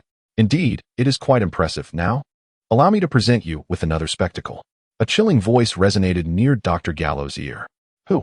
Startled by the sudden utterance, Dr. Gallo frantically scanned his surroundings, yet saw no figure. As he turned his head, he discovered Sulo had inexplicably positioned himself atop the aircraft. Through the glass, their eyes locked in a silent confrontation. Greetings, Dr. Gallo. It is a pleasure to meet you for the first time. May you find peace in death. Impossible. How could you withstand my missile unscathed? Doctor, Gallo exclaimed in disbelief, gazing at the unblemished Sulo. Is this your dying wish? Sulo replied with a beaming smile. Wait, could you enlighten me as to why you sought my demise? If it's for monetary gain, I am willing to pay thrice, no, tenfold for my life. What do you say? As he observed Sulo's cheerful demeanor, Dr. Gallo felt a chill creeping into his heart. Striving to maintain his composure, he spoke in a conciliatory tone. I do not mind sharing. The decision to kill you was entirely mine, and the reason? Sulo's smile vanished as he coldly stated, because I desire to. This was the last phrase heard by Dr. Gallo before his end. With a thunderous boom, a magnificent firework blossomed in the azure sky. Fireworks are ephemeral, their beauty fleeting. Chapter 9. The Harvest of Victory. The return after successfully eliminating his target, Sulo hurried back to the headquarters of the Red Ribbon Army, thoroughly pillaging the treasures within the castle. He would not let these spoils slip through his fingers. Surveying the vast wealth piled high in his space, he couldn't help but exclaim, such riches. Could this be considered a shrewd venture into prosperity? The ill-gotten gains amassed by the Red Ribbon Army over the years could be described in a single phrase. Wealth rivaling nations, perhaps only the Universal Capsule Corporation, the family of Bulma, could compare. Suspended in midair, Solo assumed a flower bud posture at his waist. Kamehameha. His voice resonated deeply, and soon a radiant energy sphere materialized in the blossom. In an instant, the blue orb transformed into a colossal wave of energy, akin to a descending thunder dragon, bearing the force to annihilate, crashing down upon the army's headquarters. The entire estate erupted in a brilliant explosion, rendering the bright sky dim in comparison. The deafening roar echoed like the wrath of a thunder god, shaking the very soul. Once the radiance faded and tranquility was restored, a massive pit appeared where the estate once stood. Ah, dear citizens, today is indeed a joyous day. Solo hummed a tune, observing the estate reduced to mere dust as he soared northward. From the castle, he not only acquired immense wealth, but also a strategic map of the army, detailing the locations of various divisions. He held a certain trepidation towards the scientific aberration of this Dragon Ball world. As long as something theoretically exists, there is nothing a scientist cannot create. Decades later, Bulma would even devise a time machine, a marvel of technology. To prevent the Red Ribbon Army from rising again and causing unnecessary troubles, he resolved to eradicate them completely, leaving no trace behind. Days later, the King of the Earth United Kingdom announced a shocking revelation to the world. The notorious Red Ribbon Army had been entirely vanquished. According to eyewitness accounts, the assault was executed by a single, unidentified individual in regions that had suffered under the oppression of the Red Ribbon Army. Voices of joy and tears of gratitude erupted in unison, eternally thankful to this nameless hero. West City, the most prosperous city on Earth. Hovering vehicles raced along the highway, the cacophony of honking and shouts echoing in the air. At the headquarters of the Universal Capsule Corporation, Dr. Brief was at home. "Dad, I'm back."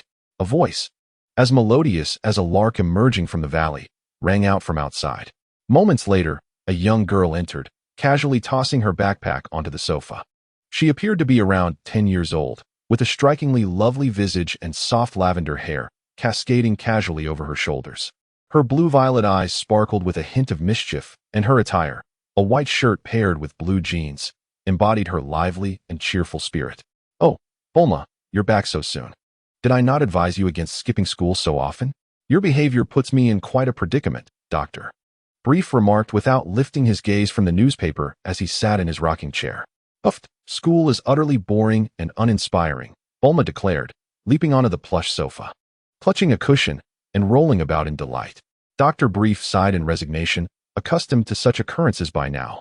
He mused that his daughter's intellect was inherited from him. Yet he chose not to comment further and continued reading his paper. The article featured news of the downfall of the Red Ribbon Army, and what caught the eye was a photograph occupying half of the left side of the page.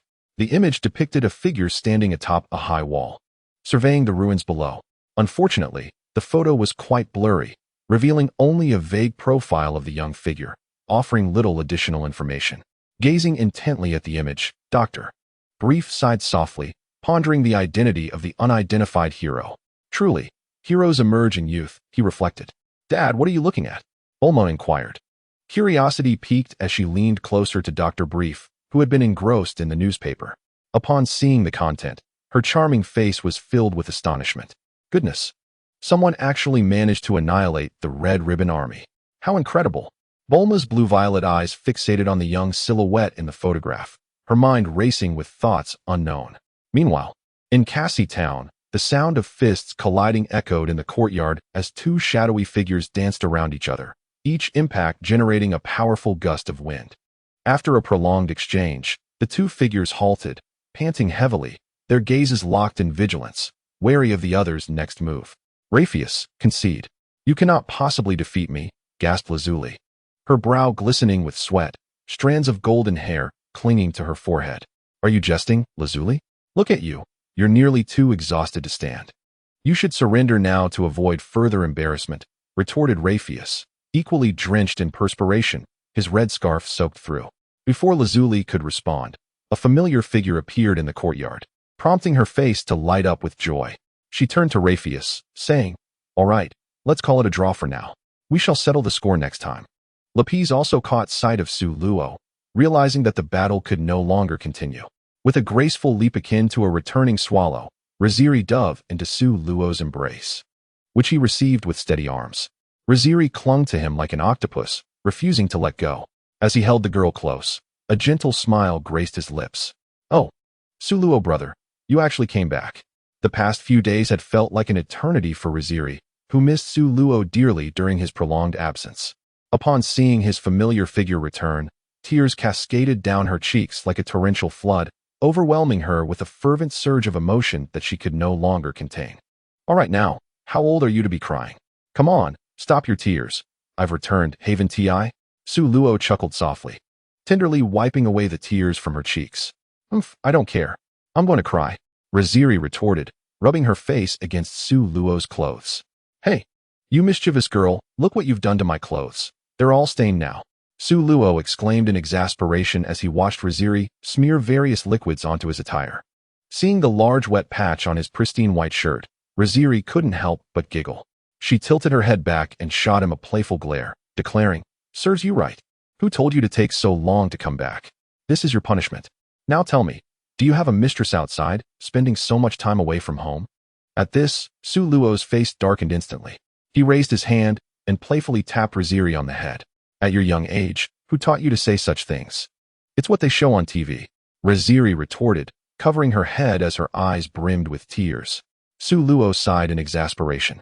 "You need to watch less of those soap operas. They're utterly unwholesome." "Oh," Riziri pouted in response. Seeing her look of grievance, Suluo smiled and recounted his recent adventures to her, detailing how he had vanquished the fearsome Scarlet Ribbon Legion and amassed a considerable fortune.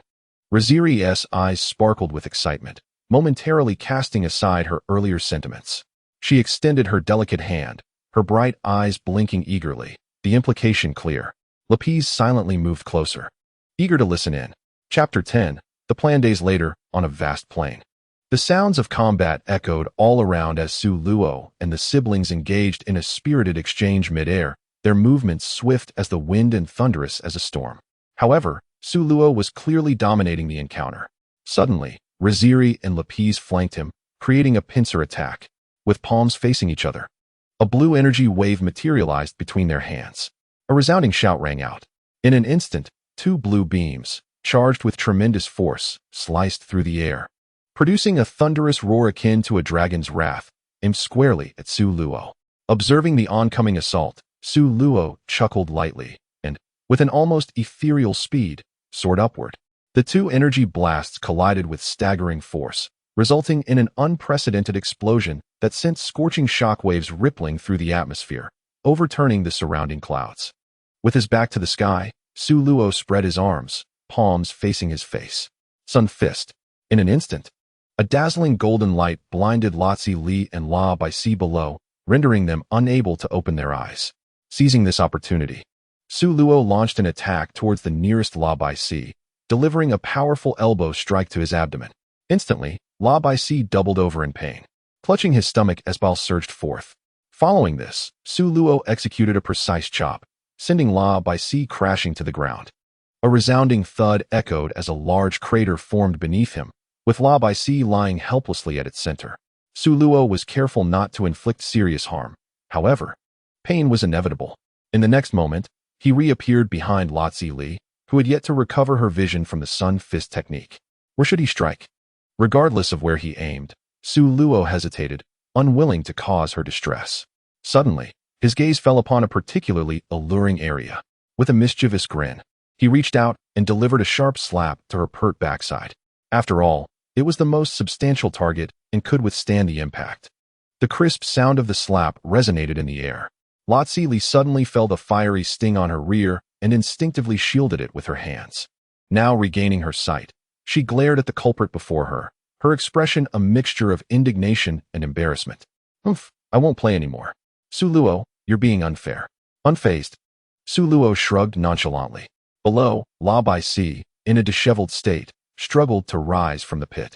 Upon glancing up and witnessing Suluo's disparate treatment, he seethed silently, thinking, why is it that when he strikes me, it's with full force, yet when he hits Lotzi Li, it's merely a light tap?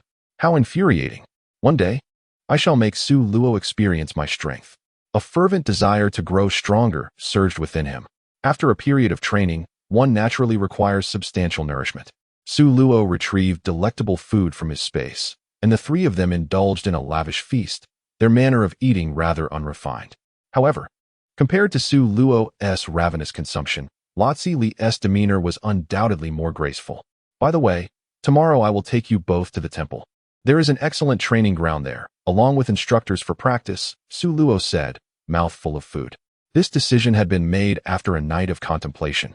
Remaining in their current location was no longer conducive to effective training. He was in dire need of combat experience. Although Su Luo could spar with Lotzi Li and La Bai Si, the disparity in their strengths was too great. It felt less like sparring and more like mere practice. This did little to aid his growth. Moreover, Su Luo's understanding of martial arts was not yet profound enough for him to assume the role of a teacher. He preferred engaging in battles.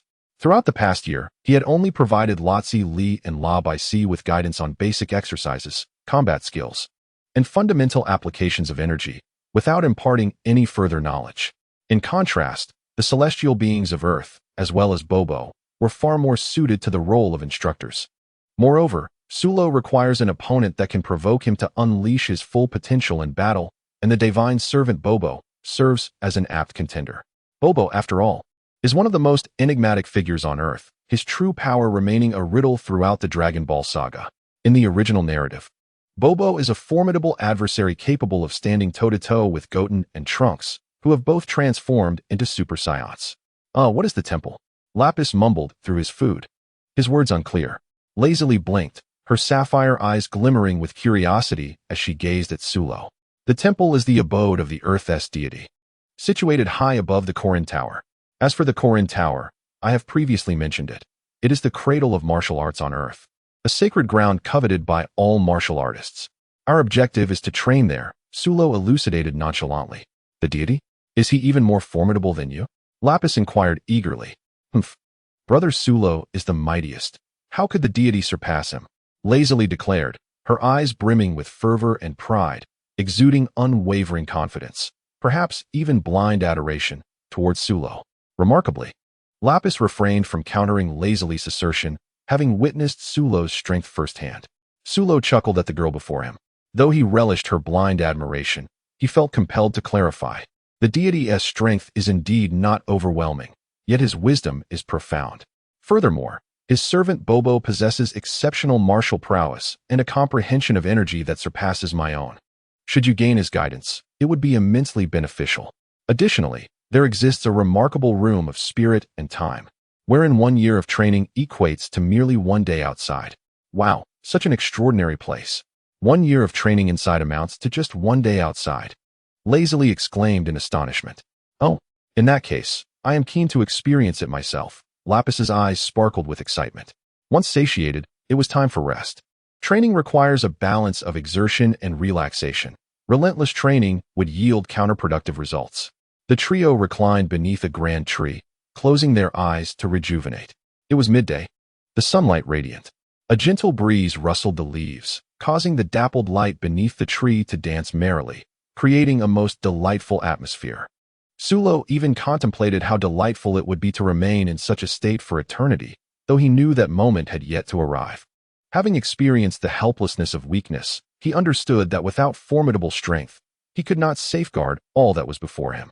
He must hasten to grow stronger, seize control of his destiny, and remain steadfast against the vicissitudes of life that could cloud his resolve. The path of the strong is fraught with challenges, yet he must persevere. Su Luo lifted his gaze to the sky, his profound eyes reflecting the vastness of the cosmos. The boundless universe, that is his stage. Brother Su Luo, your current strength is already remarkable. Surely, no one on earth surpasses you. Lazily's melodious voice shattered the tranquility. Meanwhile, Lapis, seated silently beside her, discreetly perked up his ears. After a moment's reflection, Su Luo resolved to be forthright, believing it prudent for them to be forewarned and prepared. Though I may possess commendable strength now, it is merely in relation to Earth. Su Luo spoke softly, and the two remained silent, listening intently. Beyond the confines of Earth lies the vast cosmos, teeming with innumerable celestial bodies, where countless races thrive and formidable beings abound. Some of these powerful entities possess the ability to obliterate a planet with but a mere gesture. In comparison to them, my current strength pales significantly. It is my understanding that there exists a cosmic monarch named Frisia, a cold-blooded and ruthless figure, commanding a legion of powerful subordinates, who engage in the nefarious trade of selling planets. When encountering a planet of value, he dispatches his minions to eradicate all native inhabitants, subsequently selling the planet at a premium to others. Sulo recounted a portion of what he knew, carefully omitting mention of the supreme deities, fearing it might undermine the confidence of his companions, Lotzi and Lapis. Nevertheless, the gravity of his revelations left them profoundly shaken. They wished to articulate their thoughts, yet found themselves at a loss for words. As he spoke, Sulo's gaze wandered skyward, for his words were not solely intended for Lotzi and Lapis, but also for the attention of the celestial being above.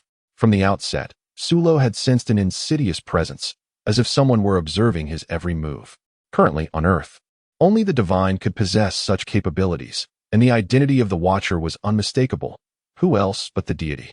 In truth, Sulo possessed the strength to sever the divine's prying gaze, yet he refrained from doing so. His intent was twofold. First, to make the deity aware of Earth's precarious position, and second, to avoid superfluous discourse upon reaching the temple, trusting that the deity, being astute, would discern the essential truths. As he had anticipated, once the divine heard the information he wished to convey, the intrusive presence dissipated. Chapter 11. Corinta, the cat sage. Meanwhile, in a distant realm, within the temple, a figure clad in divine garments, wielding a staff, with green skin and an oddly aged visage, was watching the lower world, beads of sweat dotting his brow. This individual was none other than the deity of Earth. He harbored no doubts regarding Sulo's recent statements. As a divine being, he possessed the ability to discern truth from falsehood. Moreover, he had long harbored an ominous premonition that calamity might soon befall them. "What troubles you?" inquired a peculiar being standing beside him, shrouded in an indescribable darkness. His servant, Bobo. "Do you recall the young man I spoke of a year ago, Sulo?" the deity replied, wiping the perspiration from his forehead. Bobo recollected. "You mentioned that the youth possessed formidable strength. Indeed, a year later, his power has escalated to a truly terrifying level. Even from a distance, I can sense the boundless energy within him. Even the formidable Piccolo of years past pales in comparison." Upon hearing the deity's words, Bobo's eyes widened in disbelief, resembling shiny coins. However, that is not the crux of the matter. The deity paused momentarily before recounting Sulo's recent statements. Upon hearing the news, Bobo was instantly engulfed in panic. "O divine being, what shall we do?" he lamented. "Alas, ever since the great upheaval caused by the Demon King Piccolo centuries ago, renowned warriors have faced brutal extermination, leading to the decline of martial arts on Earth. Ultimately, I cannot absolve myself from this matter. For Piccolo is but a manifestation of my own malevolent thoughts. I have betrayed the previous deity. Please do not blame yourself, for this is not solely your fault." Bobo consoled gently. The deity waved his hand dismissively, signaling that he was untroubled. "At this juncture, the only recompense I can offer is to nurture a few exceptional martial artists for Earth. I hope that when peril befalls our planet in the future, they shall rise to protect it. However," he continued with a sigh, "yet, that Sulo harbors a heavy heart, walking the line between righteousness and wickedness. I am uncertain if my decision is wise." The deity's thoughts darkened as he recalled Sulo's merciless slaughter of the Red Ribbon Army. A chill creeping into his heart, a chilling reminder of the Demon King Piccolo from centuries past. "Brother Sulo, if such formidable extraterrestrials truly exist, does that not place our Earth in grave danger?" mused the now-recovered Lazili with concern. "Fear not," Sulo replied with a chuckle. "Earth is merely a small, obscure planet in the northern galaxy, lacking any significant value. It is a forgotten world, and for now, it shall not attract covetous eyes. Moreover, even if aliens were to invade in the future, as long as we grow stronger than they will pose no threat." He affectionately ruffled Lazili's hair, who purred in delight like a contented kitten. "Brother Sulo, you are truly remarkable. You seem to know everything," she exclaimed. "Just a bit of understanding," he replied modestly. "Hee, Brother Sulo, once I grow strong, I shall protect you, and of course, the foolish Lapith as well." Sunlight filtered through the green leaves, illuminating the girl's radiant smile, resembling that of a celestial fairy descended to Earth. "Very well." They exchanged knowing smiles, a silent understanding passing between them. Meanwhile, Lapith, seated quietly, lifted the corners of his mouth, revealing a brilliant grin. 2 days later, the trio arrived at the base of Corin Tower. From a distance, The slender structure soared into the sky, piercing the clouds and vanishing into layers of mist. Is this tower truly so lofty? Lazuli gasped, gazing at the towering Corin Tower in awe. Su Luo, equally astonished, could not help but admire the wisdom of the ancients who constructed such a marvel. After 2 days of arduous travel, the group felt fatigued. With Lazuli and Lapith possessing lesser strength, their speed of flight was slow, and they could not maintain it for extended periods, necessitating breaks to recuperate before continuing. Thus, their journey was marked by intermittent flying and resting. After a brief respite, the three ascended along the ivory tower, 3 streaks of light piercing through the clouds at remarkable speed. At the summit of Corin Tower, within a flat, rounded structure, the rotund cat sage leaned on his cane, standing before a large water basin. He grasped his staff and gently tapped it upon the surface of the water, which, in an instant, reflected the figures of Su Luo and his companions in its crystalline clarity. Observing this spectacle, it was evident that they would soon arrive. Nostalgia washed over him, for it had been ages since anyone had ascended here. The last time was, if memory served, nearly 300 years ago. When did this remarkable young individual emerge on Earth? Quite astonishing indeed, the cat sage mused in admiration. With a delicate tap of his staff, the mirrored image dissipated, restoring the tranquil visage of the water. As time slipped by, a moment passed. They have arrived. The cat sage felt a shiver of anticipation and turned his gaze to the tower's exterior. Whoosh, whoosh, whoosh. 3 sounds pierced the air as Su Luo and his companions materialized outside the tower, gracefully floating in before settling firmly on the ground of the hall. Leaning on his staff, the cat sage narrowed his eyes, scrutinizing the trio before him. Among them, Su Luo left the most profound impression. Merely a hint of his aura induced a tremor of trepidation within the sage. What an intimidating young man. Su Luo, filled with curiosity, cast a glance around the tower's grand hall before returning his focus to the cat sage.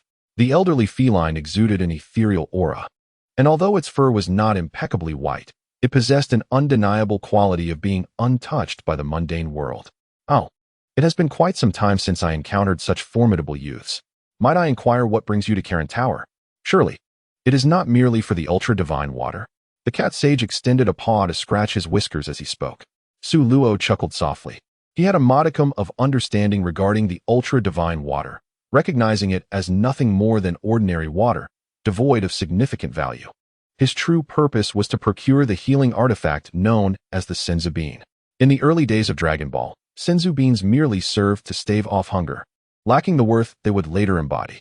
In later arcs, however, they became vital to the survival of the Dragon Ball warriors. Unfortunately, they were squandered by Yajirobe, who indiscriminately consumed them. Coupled with their exceedingly low yield, Senzu Beans had become a rare commodity, with Goku and his companions often wishing to split a single bean to make it last. Aside from Senzu Beans, Corin Tower also housed the remarkable ultra-divine water. It was rumored that consumption of this water could unlock latent potential within an individual. However, Su Luo held no desire for it. The ultra-divine water was, at its core, a potent toxin. Only those who could endure its toxicity would be able to unlock great potential and gain extraordinary strength.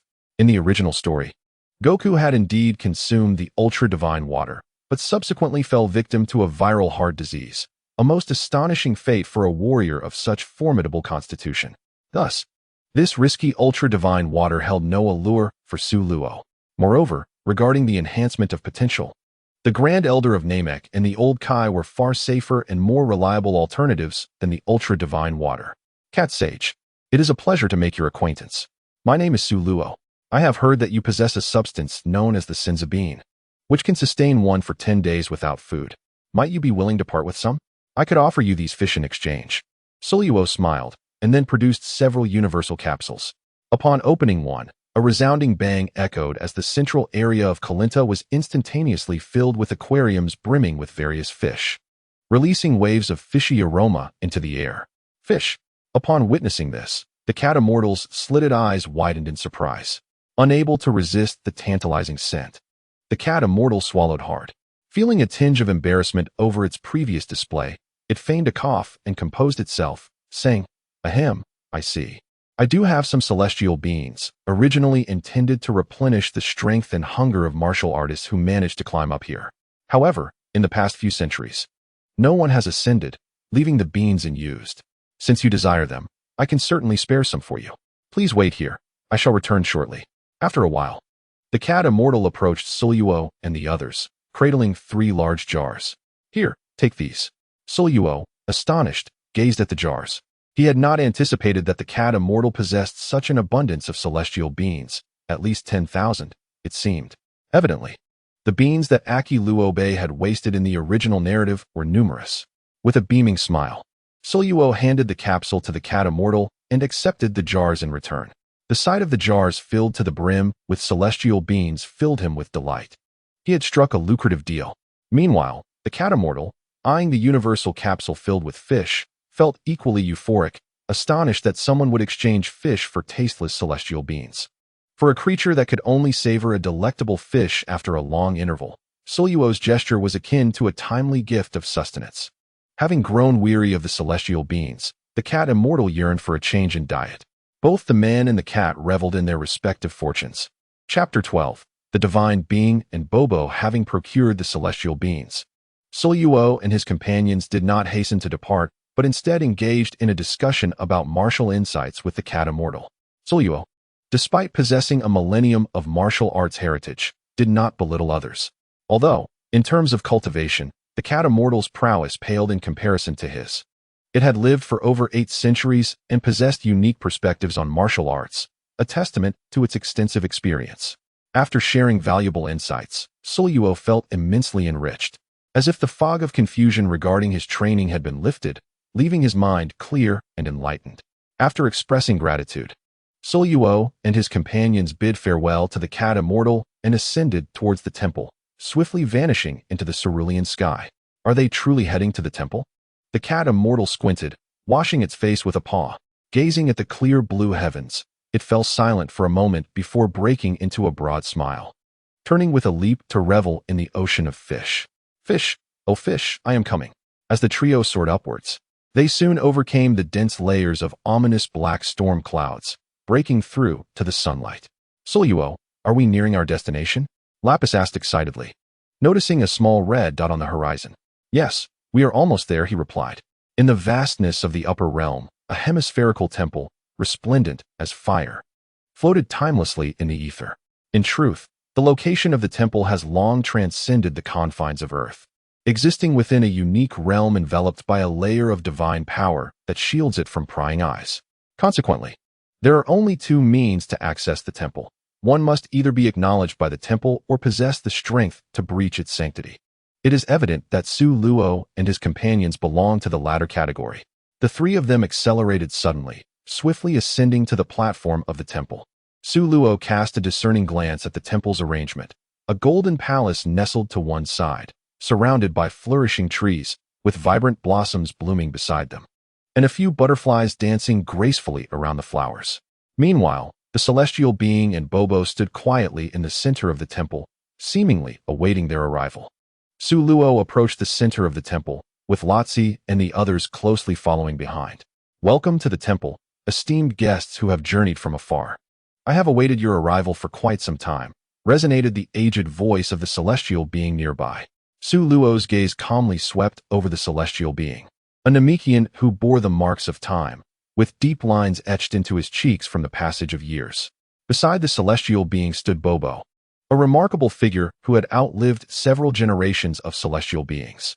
Adorned in traditional Arab attire, Bobo regarded them with eyes reminiscent of copper coins. I am familiar with you. Celestial being, it seems you were aware of our impending arrival, Suluo stated in a composed tone. He held no fondness for the one who had observed him on several occasions. I have once scrutinized you through my mental faculties, and for that, I offer my sincerest apologies, the celestial being replied regretfully. Your kind possesses a strength that lies beyond my ability to control. Should you ever succumb to your darker inclinations during your cultivation, unleashing malevolence, there would be no one on earth capable of halting you, not even I. You understand? I am the celestial being of Earth, responsible for the protection of every blade of grass, every flower, and every living creature within its bounds. As the celestial being spoke, a flicker of remembrance crossed his face, revealing a hint of remorse. Are you suggesting that I am an uncertain threat to Earth? Suluo's expression turned to one of derision upon hearing this. The celestial being shook his head slightly and replied somberly, "No, that was merely a hypothesis. Through my observations, I have discerned that you are not an evil person." "Oh, should I then consider myself fortunate?" Su Luo retorted dismissively. The celestial being sighed lightly and continued, "Su Luo, your nature is inherently pure. However, the latent intent to kill within you is profoundly heavy. I fear that one day you may lose control of this murderous intent, straying from your true self, and when that time comes, no one will be able to stop you. Such a fate would spell disaster not only for Earth, but for the entire universe. You must understand that the line between good and evil is often a fleeting thought. I have experienced this firsthand. Many years ago, before I ascended to my divine status, I allowed dark thoughts to taint my spirit during my own training. In pursuit of the position of celestial being, I externalized these malevolent thoughts, resulting in the emergence of Majin Buu, who wreaked havoc upon the world, leading to immense suffering for Earth's inhabitants. Thus, I do not wish for you to follow a similar path. Do you comprehend? At this moment, the celestial being appeared less like a deity and more akin to an elderly man, recounting his own regrettable past. Upon listening to the deity's account, Su Luo fell into a momentary silence, comprehending the underlying meaning of the celestial being's words. The deity feared that one day he might be driven by murderous intent, transforming into a ruthless villain who wreaks havoc upon the world. While there was some truth to this caution, Su Luo replied, "I understand your concerns. However, our pursuits diverge greatly. You have forsaken the dark thoughts within your heart in your quest for divinity, embracing only the essence of benevolence. I, on the other hand, possess my own aspirations and individuals I wish to protect. For their sake, I shall adhere to my true intentions, pursuing the path I desire, even if it is fraught with thorns and bloodshed. The only vow I can make is to remain steadfast in my beliefs, unyielding to desire, and to maintain a heart that is ever clear. Is that so?" A bitter expression crossed the deity's aged visage as Su Luo's star-like eyes locked onto him, continuing, "Moreover, with my strength, should I choose to act now, you would be powerless to stop me, would you not? You have grown old, deity. If one day a powerful and malevolent adversary were to invade Earth, and you lacked the strength to resist, what then? Would you attempt to sway them with your goodwill? Or persuade them with mere words? Without power as a foundation, discussions of good and evil are but folly." Each word from Su Luo pierced the deity's fragile spirit. "Perhaps you speak the truth," the deity replied, his face reflecting a fleeting sense of desolation, his tone laced with resignation. "Su Luo, the deity is the greatest of divine beings. How can you speak of him so?" Observing the deity's profound dismay, Bobo expressed his dissatisfaction. "I speak as I always have. If the divine hall does not welcome me, I can take my leave. Whether or not I can cultivate here to grow stronger matters little. It merely requires more time for me to train." With a shrug, Su Luo turned to depart, followed closely by Lotzi and Lapisai, unwavering in their unconditional support of his decisions. "Wait, Su Luo, you are too hasty. I never said the divine hall does not welcome you," the deity called out, regaining his composure. "So, does that imply we are permitted to cultivate here?" Su Luo paused, turning to inquire. "I consent to your training here," the deity replied, taking a deep breath to steady himself. "However, I have a condition." "Is this a condition for training within the divine hall?" Su Luo questioned. "Not quite. This is merely a personal request," the deity clarified. "Speak, then," Su Luo urged. "If one day Earth faces an external invasion and cannot withstand it, I hope you will rise to protect the planet," the deity expressed with a hint of anticipation. Reflecting for a moment, Su Luo finally responded, "I cannot guarantee this. I will not always remain on Earth." A flicker of disappointment crossed the deity's face upon hearing Su Luo's words. "However, I can assure you that as long as I am on Earth, it shall remain safe." At this, the deity's countenance relaxed somewhat. "Then it is settled, Bobo. You shall oversee their training." "Very well, deity," Bobo replied.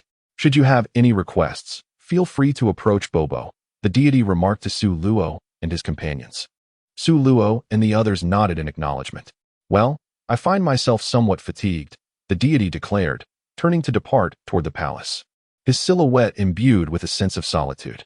Bobo, with his large eyes resembling copper coins, gazed at the retreating figure of the deity. "Brother Su Luo, though I could not comprehend your words, they felt incredibly powerful. The deity seemed to have been driven away by you," Lazili said, her eyes sparkling with admiration as she leaned closer to Su Luo, whispering softly. Su Luo smiled, ruffling her hair affectionately. After bidding farewell to the deity, Bobo shifted his gaze to Su Luo and the others, grinning broadly. You three are the first humans in many years to enter the temple through your own strength. Honestly, Bobo was elated. In the days to come, you shall cultivate within the temple. Allow me to arrange your accommodations. Thank you, Mr. Bobo, Su Luo replied with a smile. Just call me Bobo, he chuckled, leading them into the palace and assigning them their respective rooms. Chapter 13. The House of Temporal Spirit in the Temple Square, Bobo inquired. Before you begin your training, might you showcase your prowess? I wish to gauge your abilities first. I shall go first. Lapis stepped forward, cracking his knuckles in eagerness. Proceed. Young man, Bobo replied calmly. Please guide me. Lapis assumed a stance, and with a swift motion, he left behind a series of afterimages as he launched a punch toward Bobo's dark visage. What appeared simple concealed an immense power. Bobo effortlessly raised his hand to intercept the strike. Lapis's expression shifted. That punch contained half of his strength, yet it was easily caught by Bobo. Determined to give it his all, Lapis summoned his internal energy and unleashed a barrage of increasingly potent punches. The clash of fists and palms echoed as they exchanged blows over a dozen times. Regardless of Lapis's relentless assaults, Bobo's defense stood unyielding, akin to an impenetrable wall. Observing Bobo's calm demeanor, Lapis gritted his teeth and concentrated, forming a blue energy orb in one hand, which he hurled at Bobo. However, a startling spectacle unfolded. In response to the approaching energy orb, Bobo astonishingly opened his mouth and devoured the orb, subsequently releasing a puff of white smoke with a burp. Did he just consume my energy orb? Lapis gazed at Bobo in disbelief. Is he some sort of monster? I have a grasp of your abilities, Bobo remarked nonchalantly. Not bad. Your foundation is solid, though you employ somewhat excessive movements. Lapis nodded in acknowledgement. Next, which of you two shall go? I will, Lazili proclaimed, her face alight with determination. Make your move. Attack me directly, Bobo instructed with indifference. Lazili was utterly focused, her attention entirely fixed on Bobo, seemingly in search of an opportunity to strike. Yet, she found herself perplexed as to where to begin her assault. Despite Bobo merely standing there without any visible defenses, he exuded an air of invulnerability that confounded her. In the next instant, as if she had discovered a flaw, Lazili surged forward like lightning, targeting Bobo with her relentless assault. However, just as her fist was about to connect, Bobo shifted, his body seeming to teleport to another location, rendering her strike futile. Missing her target, Lazili swiftly pivoted, launching another attack, yet Bobo evaded her blows with an elusive grace. Your steps are disordered, and your mind is unsettled. In such a state, you cannot hope to strike me, Bobo advised while deftly dodging her attacks. To land a blow, you must calm your spirit and grasp the essence of speed akin to lightning. This profound wisdom was evidently beyond Lazili's current comprehension. She panted lightly but continued her relentless onslaught. Bobo's expression remained inscrutable as he seized Lazili's wrist, flinging her away with formidable strength. She soared backward for dozens of meters before finally halting her momentum. Incredible, she gasped. All right, this ends here. Bobo understands your strength now, and it is commendable. A faint smile graced Bobo's lips. Although Lazili's movements lacked speed, her ability to sense his presence earned her his respect. Now it is my turn, Solo declared, fully aware of Bobo's prowess, opting against any preliminary tests. In an instant, his combat power surged to 1379. After the battle with the Crimson Ribbon Legion, he had made slight progress in his abilities. A torrent of energy coalesced into a white blaze, enveloping his form, causing the air to grow oppressive. Lazili and the diminutive Lapisi merely stood aside, feeling the atmosphere thicken, their breaths becoming increasingly labored. Bobo's calm demeanor shifted abruptly, astonished by Solo's might.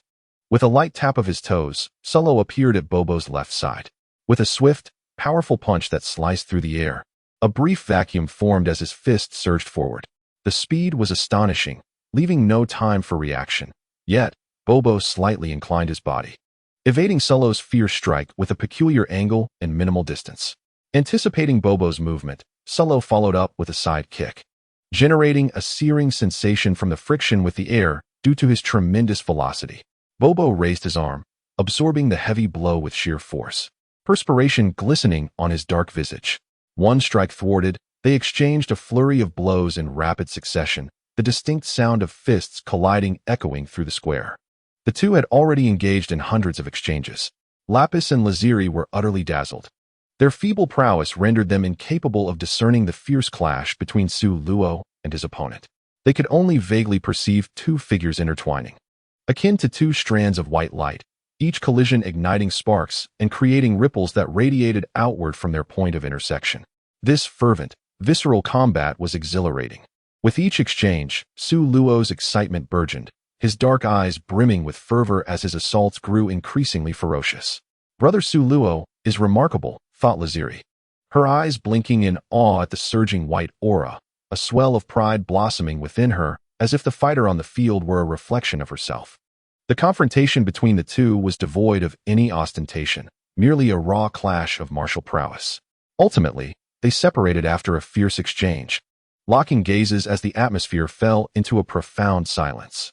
Bobo, drenched in sweat and appearing quite disheveled, clearly had not gained the upper hand in their recent bout.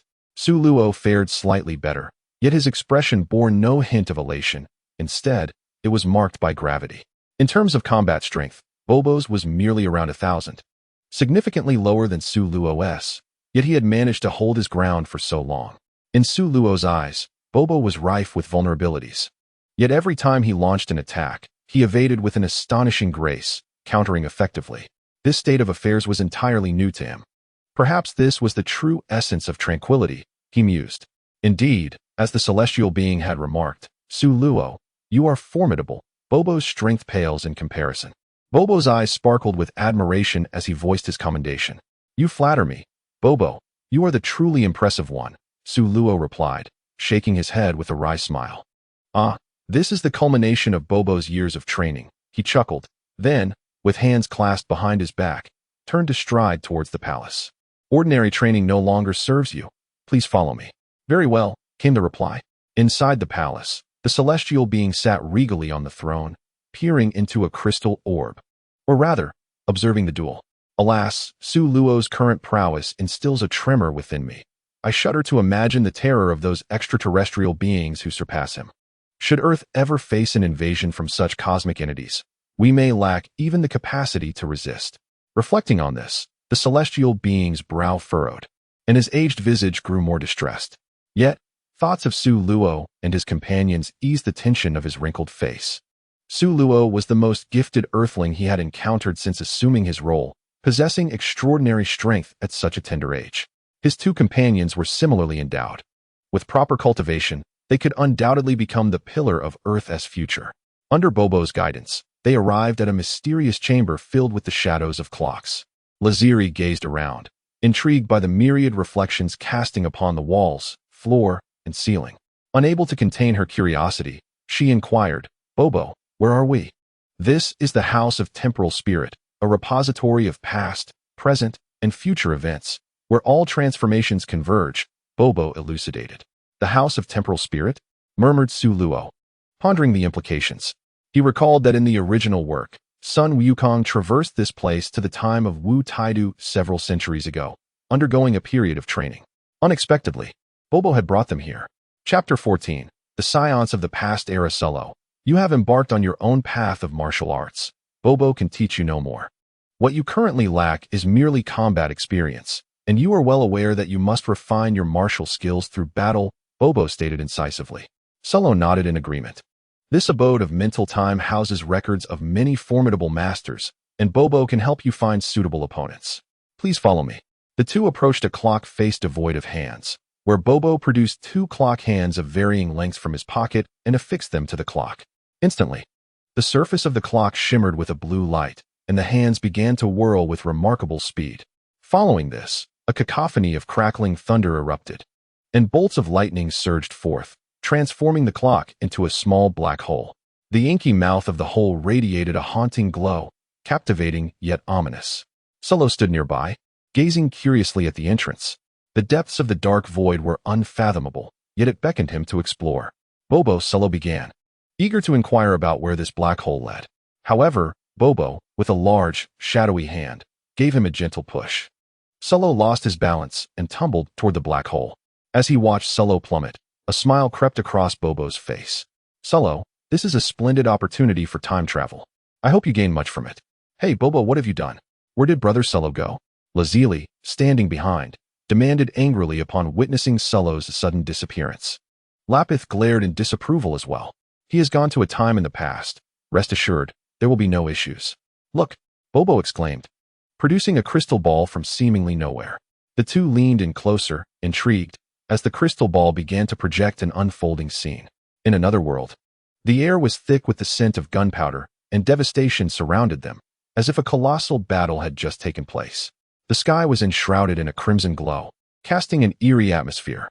Amidst the ruins, 5 scions clad in combat attire, each sporting tails, gathered around a campfire. Ugh, this meat is absolutely dreadful, complained a short, sharp-featured scion, spitting out the morsel with a scowl. Enough? Who told you to be so ruthless? Look at the mess you've made. Finding anything to eat here is a miracle, grumbled a balding middle-aged scion, his tone tinged with dissatisfaction. TCH, Captain, you can't blame me entirely. Hey, look over there. It seems something is happening. A female scion pointed toward the sky nearby. At that moment, a black hole appeared in the heavens, and Solo fell from its mouth.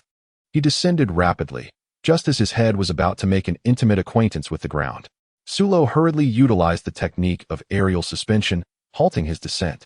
Glancing at the ground mere inches away, he wiped the cold sweat from his brow and sighed. Phew, my handsome visage was nearly compromised. He pondered, where exactly am I? As he landed steadily, the desolate surroundings prompted a look of contemplation. An illusion? No, everything feels remarkably real. Sulo clenched his fist, carefully sensing the blood coursing through his veins. This authenticity did not resemble mere fantasy. 5 figures were swiftly approaching. Before Sulo could fully comprehend, he sensed 5 formidable presences charging toward him. This must be the opponents Mr. Bobo found for me. 5 streaks of light traversed the sky, arriving before Sulo in mere moments. To his surprise, his adversaries were scions? How intriguing. Observing their tails and the scouters adorning their faces, Sulo recognized their identities, the renowned warrior race from the Dragon Ball universe, the Scions. Among the 5 Scions, 4 males and 1 female, there was a diverse array of heights and builds. The strongest among them was a balding middle-aged scion in the center, boasting a power level of 1700, while the others were comparatively weaker. Just a weakling. I thought I was up against something formidable. What a waste of my time. Hey, you pathetic little brat. How do you wish to meet your demise? The diminutive scion pressed a button on his scouter, and upon seeing the data displayed, a sneer of contempt spread across his face. You ugly little pumpkin, seeking death, are you? Upon hearing the diminutive scion incessantly call him a brat, Sulo's irritation flared. And he replied coldly, what did you say? How dare you speak to me in such a manner? I initially considered granting you a swift death, but now I shall relish in torturing you, leaving you to wish for both life and death. The small scion, seemingly struck at a sore spot, approached Sulo with a sinister grin, his fists crackling with anticipation as he conjured some malicious ideas. Hey, cow, remember to leave him alive. I want to teach him a lesson. The only female scion, possessing notable beauty and a voluptuous figure, licked her lips, casting a fervent gaze at the exceptionally handsome Sulo. Accustomed to the unattractive features of her comrades and the bizarre appearances of extraterrestrials, the sudden presence of a striking youth ignited within her an indescribable desire for conquest. Upon hearing the female scion's words, the small scion named Cow's eyes darkened with malice. That damned woman, who usually pays me no mind, now flaunts herself like this, all because of that insufferable brat. It's his fault. Cow seethed inwardly, his pace shifting from walking to a sprint, transforming into a blur as he swung his palm towards Sulo's face. Sulo's expression turned icy. Did this little punk truly intend to strike him? He extended his hand, mimicking the same action, but with swifter, more forceful intent. Just as Cow's hand was mere inches from him, Sulo's palm struck Cow's face first. Slap. A crisp sound resonated through the air. Cow's fierce countenance abruptly froze, his entire body hurtling backward like a cannonball, crashing violently against the remnants of a crumbled wall. Damnable. Wretched brat, I shall not spare you. A chilling roar erupted from the pile of stones. In an instant, a brilliant white light burst forth from the rubble, turning the buried debris into mere dust. Cow emerged from the stone heap, one hand pressed against his swollen face. A searing pain radiated from his countenance. Crimson blood gushed from his mouth, and several of his front teeth had vanished, leaving behind gaping cavities that rendered his already unsightly visage even more grotesque. Ha ha ha, cow. Are you even capable? To be struck by a mere novice warrior. It's no wonder Rita looks down upon you. The other scions, witnessing the unchanged reading of 5 on their scouters, instinctively assumed that Cao had inadvertently been hit by Su Luo, and thus they mocked him with laughter. They crossed their arms and wore expressions of amusement, showing no inclination to intervene. The scion woman named Rita wore a particularly scornful expression, exacerbating Cao's fury. His battle power surged slightly to 1,300. Confronted by a stronger scion, Cao dared not voice his thoughts, channeling his rage solely towards Su Luo. I will ensure your demise. Cao's bloodshot eyes fixated on Su Luo, blood mixed with saliva trickling from the corners of his mouth, presenting a repugnant sight. You think you can defeat me with such garbage? Su Luo replied with a cold gaze, his tone laced with derision.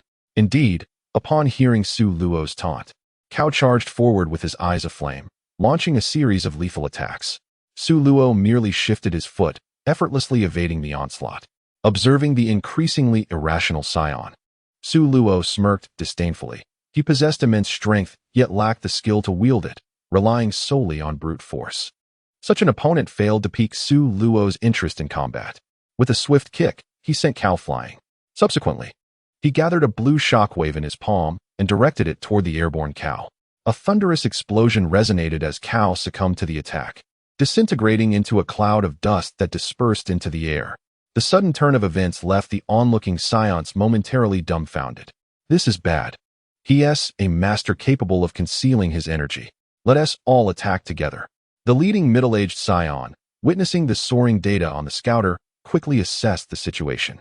The 4 formed a surrounding formation, each channeling energy spheres to assault Su Luo in a remarkably coordinated effort. Handsome boy, should you survive, I shall cherish you dearly. Rita's voice dripped with allure, though her expression revealed a cruel intent.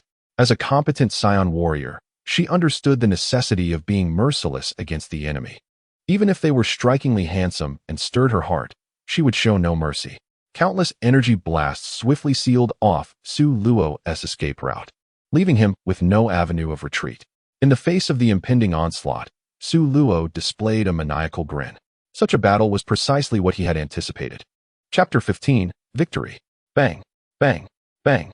Explosions of energy, comparable to nuclear detonations, erupted around Su Luo, sending shockwaves that rose and fell in succession. The terrifying energy surges unleashed a tempestuous wave, as if the very earth were on the brink of collapse. After the explosions, the battlefield was enveloped in thick smoke. Ha ha, Captain, that little brat must be dead by now. Our combined assault would have vanquished even a formidable foe with a power level of 2,000. Let alone a mere child with a power level below 1,400, the scion captain laughed maniacally. Alas, what a pity for such a handsome figure. I had hoped to toy with him a bit. Rita licked her crimson lips, her expression one of regret, observing the billowing smoke of the ruins. She pressed a button on her detector. Ha ha ha. As expected, no life signs detected.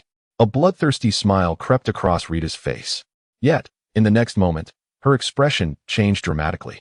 She glanced at the numbers on the screen, her gaze shifting rapidly.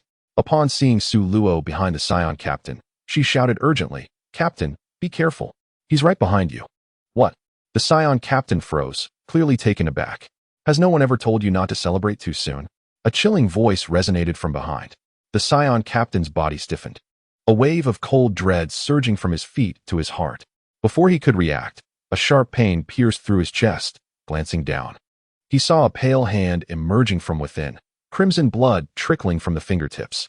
That was so fast. The scion captain managed to utter a few words before darkness enveloped his vision, and he succumbed to death, his body becoming a lifeless shell. Su Luo cast the corpse aside, his bloodied hand glinting coldly. That moment had indeed been perilous. Fortunately, he had employed time stasis to evade the onslaught. Had he not, a barrage of attacks would have left him either dead or gravely injured. Witnessing the strongest captain dispatched so decisively sent a chill through the hearts of the other 3. Even the most arrogant among them had to recognize Su Luo's exceptional prowess. Damn it, this kid is no pushover.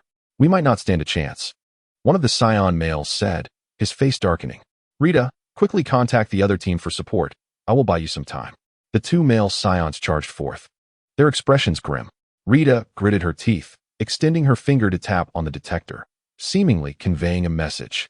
Observing this, Su Luo smirked wickedly but did not intervene. He then engaged in combat with the two scions. Each of them possessed a power level superior to his, and their extensive experience in life and death battles, combined with their coordinated teamwork, initially posed a significant challenge for Su Luo. However, that was all it was. He soon adapted to the rhythm of the fight, gradually turning the tide. Seizing the moment, he unleashed two rapid punches, striking at the weakest points of both scions. They were sent reeling, blood spewing forth as they were hurled back. With his palms facing each other and fingers interlocked, Su Luo formed an irregular diamond-shaped frame, then aimed it at the two scions who were sent flying. Suddenly, a brilliant golden light erupted from his hands. Arcs of electricity danced between his palms, accompanied by a crackling sound, as if preparing for a devastating strike. The two scions, feeling the pressure of a locked energy force and witnessing the data on their scanners surge to 2,900, were engulfed by fear. A dreadful thought lingering in their minds. This was the end. The key blast. As a deep voice resonated, a radiant golden light erupted from Su Luo. The diamond-shaped wave of light emanating from his palms, carrying the power to annihilate everything in its path, surged directly towards them. In an instant, the light wave swept past, and the two scions were obliterated as if they were mere straw, reduced to dust scattered across the earth. When the brilliance faded, a profound chasm lay before him, cleaving the earth in two like a divine rift. Breathing heavily, Su Luo gazed at the abyss he had created. The ki blast was a technique far superior to the Kamehameha, its power unquestionable, yet it demanded a substantial amount of energy. His gaze shifted slightly to the nearby Rita, who stood frozen in disbelief. Su Luo advanced towards her, each step resonating within her fragile psyche, causing her to swallow nervously and retreat a few paces. Stay away from me. My kin will arrive soon. You still have time to escape. Oh, escape? That was never my intention, Su Luo replied, his expression devoid of warmth. How dare you? Don't think I fear you. Perish. As Su Luo drew nearer, Rita shouted hoarsely, launching a barrage of blue energy waves from her hands, seemingly seeking solace in this futile attempt. Observing this, Su Luo couldn't help but think to himself, the prince's battle tactics are truly timeless. After a brief moment of reflection, he waved his hand dismissively, effortlessly dispersing the energy waves behind him, continuing his advance. The waves detonated upon impact, creating deep craters in the ground. Seeing her attacks ineffective, Rita's fierce expression softened at once, adopting a coy tone laced with allure. Hee, little brother, I was just teasing you. How about this, if you spare me? I can show you the joys of life. Her swift change in demeanor was astonishing. Su Luo regarded her with a mixture of disbelief and exasperation. Rita, undeterred by his indifference, clenched her teeth and suddenly tore off her battle suit, exposing her figure to the air. A striking vision of fairness presented itself before Su Luo. Well, little brother, what do you think? I'm all yours. I can assume any pose you desire, she said, feigning shyness as she lowered her head, her right hand subtly retreating behind her back, where an energy ball began to coalesce. Before she could make her next move, a golden energy beam pierced through her forehead. Apologies, dear sister, but I am not your little brother. Moreover, you are rather unappealing. Rita's lifeless body slowly collapsed, her face still adorned with an expression of disbelief. Alas, such a fair and ample form, what a pity. Su Luo could not help but cast a glance at a certain area before retracting his gaze. He then conjured an energy orb to obliterate Rita's corpse, for it was broad daylight, and such sights were unbecoming. A fierce battle awaited him. First, he needed to rest and recuperate. Su Luo immediately seated himself on the ground, adjusting his breath. With each inhalation and exhalation, his internal energy gradually swelled. It must be said that his super recovery talent was indeed formidable. In but a short while, his strength was nearly restored.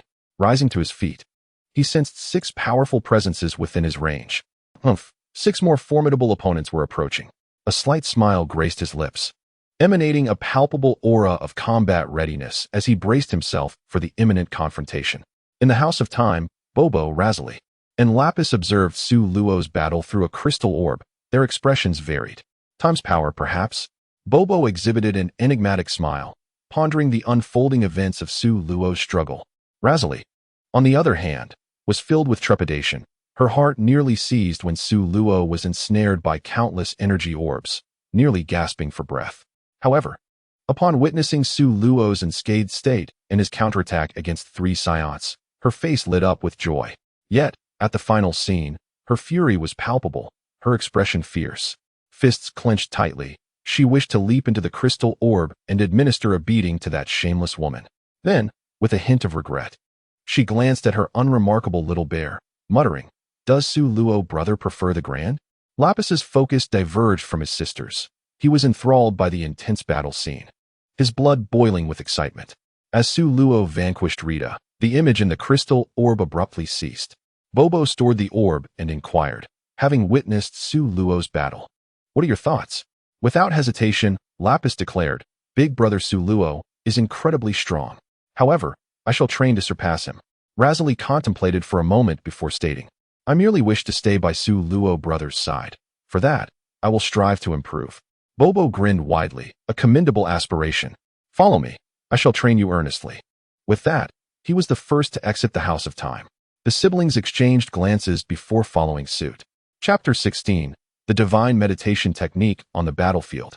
A more intense conflict was unfolding.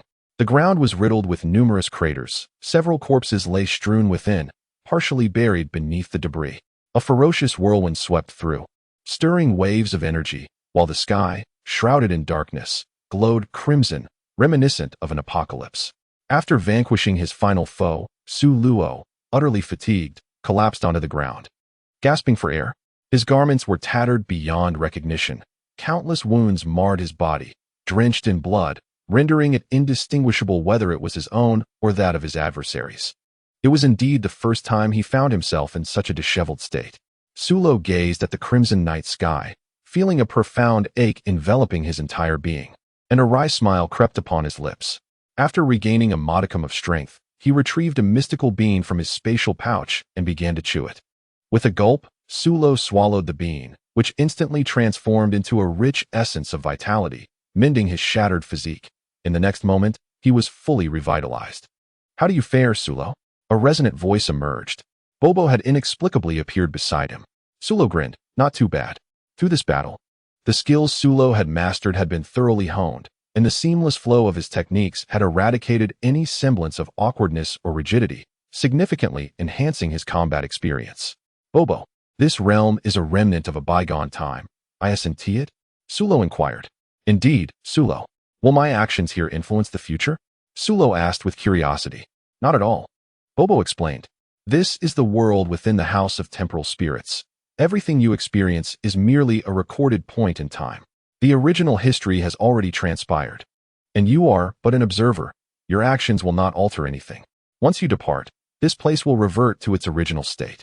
Su Luo nodded contemplatively. "It resembles a game simulator. I am merely a player, not the programmer. We should return now."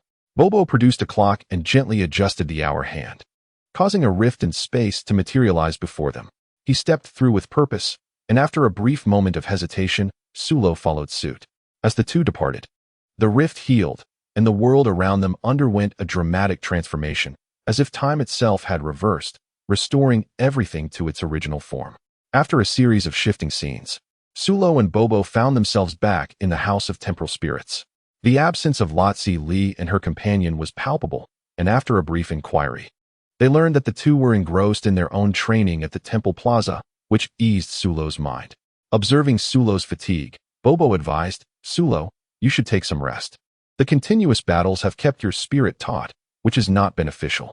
Su Luo nodded in agreement, thanked Bobo, and retreated to his room.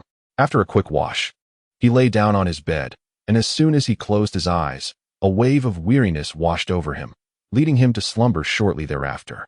The following day, Su Luo had a light breakfast and resolved to train in the House of Temporal Spirits. Bobo, of course, did not decline, guiding him along the serpentine corridors of the temple until they soon arrived at their destination.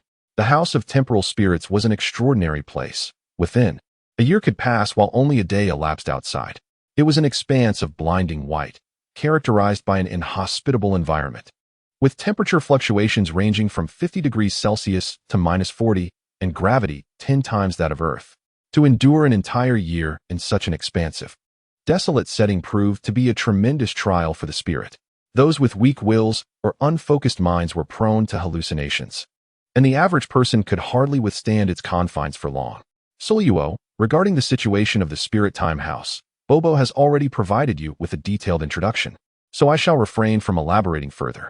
However, one point you must firmly remember is that your stay here must not exceed 2 years, otherwise, you risk becoming lost in another dimension, never to return.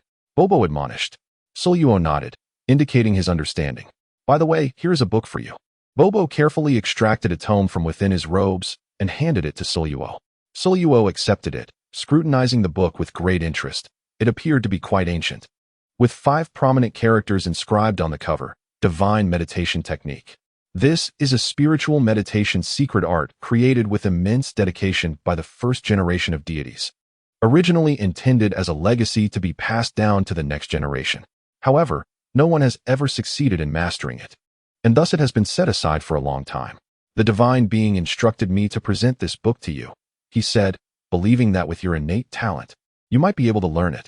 Oh, the old deity is surprisingly generous.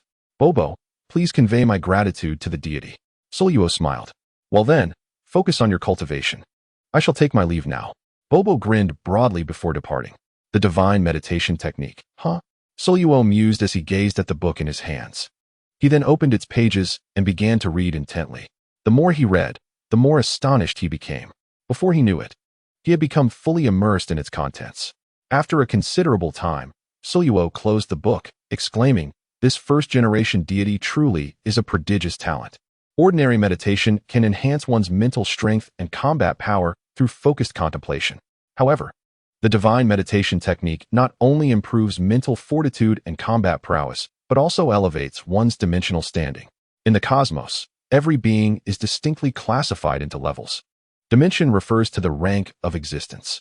Ordinary beings, humans, belong to the first dimension, while entities like cat immortals belong to the second dimension, and deities are classified within the third dimension. Such dimensional beings exert influence limited to a single planet. Hence they are categorized as planetary level. Yama, the Realm King, and the Great Realm King represent the 4th, 5th, and 6th dimensions, corresponding to the galactic level. The Apprentice Realm King, the Realm King, Destroyer God, and angels signify the 7th, 8th, and 9th dimensions, representing the cosmic level. The Omni King stands as the supreme existence, belonging to the 10th dimension. Although a higher dimension does not necessarily equate to greater power, it certainly ensures survival. This alone stirred Soluo's heart. After all, what use is it for a mortal to possess immense combat strength if, after a century, they are reduced to mere dust? The fleeting beauty of ephemeral glory is not what Soluo seeks. Generally speaking, it is quite extraordinary for mortals to elevate their dimensional status through cultivation. Yet, the divine meditation technique can indeed achieve this. To practice the divine meditation technique, one must meet a stringent requirement. One's mental strength must be sufficiently formidable, which Soluo happens to possess. All things in the universe are composed of vital energy, and every living being contains a form of this energy within their bodies. However, the energy within living organisms is minuscule compared to the vastness of the cosmic vital energy. The divine meditation technique utilizes immense mental strength as a bridge to guide the wandering vital energy of the cosmos into one's body, nourishing cells and refining the physical form. As the spirit was refined, the physical body simultaneously grew stronger. With relentless cultivation, life would continuously transcend, and as dimensions elevated, the latent potential within the human form would once again erupt. This process is undeniably lengthy, reminiscent of the cultivation philosophies found in the novels of his past life. Soluo even began to suspect whether this primordial deity was, like him, a traveler from another world. What does it matter? He decided to give it a try. Seating himself cross-legged, resembling a venerable monk in deep meditation, he closed his eyes and embarked on the meditative practices outlined in the texts. Time slipped by, moment by moment. After what felt like an eternity, a mystifying aura enveloped Soluo, swirling around him like ethereal smoke. Flecks of white light, dreamlike in their quality, danced around him before merging silently into his being, akin to droplets dissolving into the ocean. This signified his entry into a meditative state. Had Bobo been present, Witnessing such a spectacle would surely have left him astounded. The meditation technique, which had eluded countless deities throughout the ages, was mastered by Su Luo on his very first attempt. After an unknown passage of time, Su Luo opened his eyes, a glimmer of nebulous light flashing within them. This divine meditation technique did not seem overly difficult to cultivate after all. Feeling the enhancement of his energy, vitality, and mental fortitude, Su Luo murmured to himself. The divine meditation technique felt as though it were tailored specifically for him, understandable at a glance, easily grasped in practice. He pondered how the past deities had cultivated it. Could it be a matter of innate talent? Yet, that seemed improbable, for those who ascended to become deities were undoubtedly gifted. He remained uncertain about the talents of previous deities, but the current supreme deity was certainly a prodigy from Mike Star, with no questions regarding his gifts. In his musings, Su Luo chose not to dwell further. A smile graced his face as he gazed upon the vast, white expanse before him. Rising to his feet, he strode forward. The moment his foot touched the ground of this alabaster realm, an unparalleled weight bore down upon him, rendering his movements laborious. Su Luo felt as if every part of him, every cell, was grappling with an unimaginable gravity. He swung his fist, though it required effort. It remained within the realm of endurance. He proceeded to engage in simple exercises, running, squatting, performing push-ups, throwing punches, and kicking. Thus, time continued to flow, moment by moment. Chapter 17. The fruits of cultivation in the temple. As time passed and years rolled by, another year had elapsed on Earth. Yet for Su Luo and his companions, 3 years had gone by. 3 years were sufficient to alter many things. Su Luo's life was rich and fulfilling. He either cultivated in the time chamber or battled in the house of time. On this day, in the temple square, gentle sunlight bathed the white stone pavement, which shimmered like a river, reflecting a myriad of glistening waves under the sun's embrace. Su Luo stood in the sunlight, his demeanor solemn. Suddenly, an astonishing aura erupted from him, enveloping the surroundings in a layer of white flames. Lo Xian Fist, as the words fell from his lips. The white flames surrounding Su Luo instantaneously transformed into a mesmerizing blue-white hue, amplifying his aura by approximately threefold. At last, he had achieved a threefold enhancement. Gazing at the palm encircled by the ethereal flames, a faint smile graced his lips before he dissipated the fiery aura. After 3 years of profound contemplation, he had thoroughly absorbed the martial knowledge within his mind, skillfully synthesizing it to forge a unique technique known as the Luo Xian Fist. This technique bore a striking resemblance to the King's Fist, both serving as augmentation skills. However, unlike the King's Fist, which imposed a significant burden on the body and was fleeting, the Luo Xian Fist was comparatively light and remarkably enduring. Nevertheless, increasing its multiplier proved to be a formidable challenge. Substantial effort was required to enhance it further, and thus far, he had only reached a threefold amplification. Upon accessing his personal status panel, he observed the following details. Host, Su Luo age, 16 dimension, level 2, immortal 48. Note, achieving 100 progress allows advancement to the next tier. Dimensions are classified from low to high as follows: mortal, immortal, celestial, king of hell, king of worlds, great king of worlds, junior king of gods, angel. Omni-king, corresponding to levels 1 through 10. Talent, martial heart, temporal and spatial powers bloodline. Huaxia, Yanhuang bloodline. Skills, celestial meditation, time freeze, instantaneous movement, dimensional slash, flight technique. Luo Xian Fist, threefold, ki blast, previously encountered omitted, combat power, 35,000 evaluation. In the cosmos, you are barely considered a minor adept. After 3 years of rigorous training, his strength had surged dramatically, escalating from a mere 1,000 to an impressive 35,000. In terms of combat power, though it stood at 35,000, his overall capabilities would easily allow him to contend with Captain Jinyu, even if the latter boasted a combat power of 12,000. Such was Su Luo's confidence. In terms of skills, his time freeze had progressed from freezing time for 3 seconds to 5 seconds, effortlessly immobilizing those with combat power not exceeding 100,000.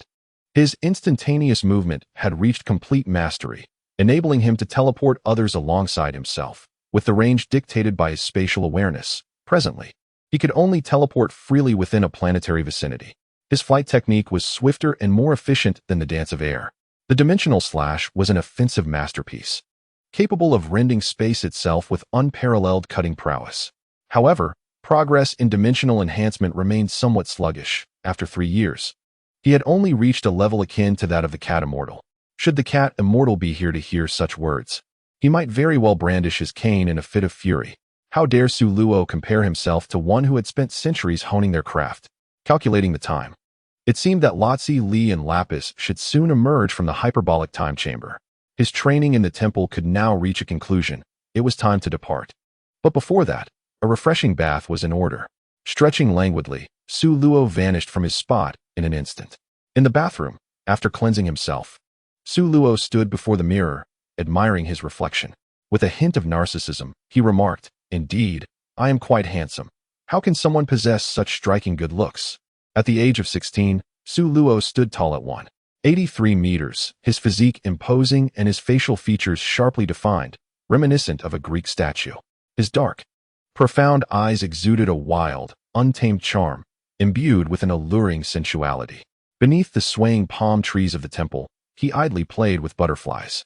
Suddenly, two overwhelming, spine-chilling presences seemed to descend from another realm, causing the entire temple to tremble slightly under their might.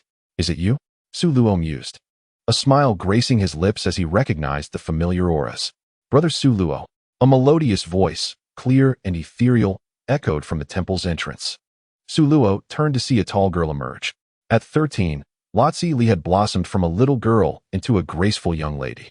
Standing at just over 1.6 meters, her waist-length golden hair cascaded like a waterfall, and her ice-blue starry eyes occasionally revealed a hint of tenderness. Her unadorned face glowed with the hues of dawn against snow, breathtakingly beautiful, her well-developed figure occasionally displaying enchanting curves. Each smile and frown was captivating. Su Luo found himself momentarily entranced. His little girl had truly grown up. Lotzi Li, noticing Su Luo's dazed expression, smiled charmingly and, with a light step, seemed to teleport directly into his embrace, whispering, "Brother Su Luo, it's been so long. I've missed you." Su Luo gently pinched her cherubic face, examining her closely, marveling at her transformation into a stunning young woman with significantly enhanced strength. Due to Lotzi Li's unconcealed aura, Su Luo sensed a formidable energy emanating from her. If measured by combat prowess, it would be approximately 6,000. For one of Earth's lineage to achieve such prowess at a young age was undeniably a mark of extraordinary talent. He indeed. Lotzi Li proudly lifted her chin, her lovely face radiating satisfaction. "Come on, you two, don't dally around during the day. Brother Su Luo, rise. I wish to challenge you." Lapis, who had appeared by their side at some point, declared, arms crossed and brimming with confidence. "Oh, do you believe you stand a chance?" Su Luo chuckled at him. Over time, Lapis had persistently sought him out for sparring, often arriving with enthusiasm and departing in disappointment, yet never disheartened. Whenever he made progress, he would eagerly rush to challenge Su Luo. "Of course, times have changed. My strength has increased significantly," Lapis proclaimed confidently.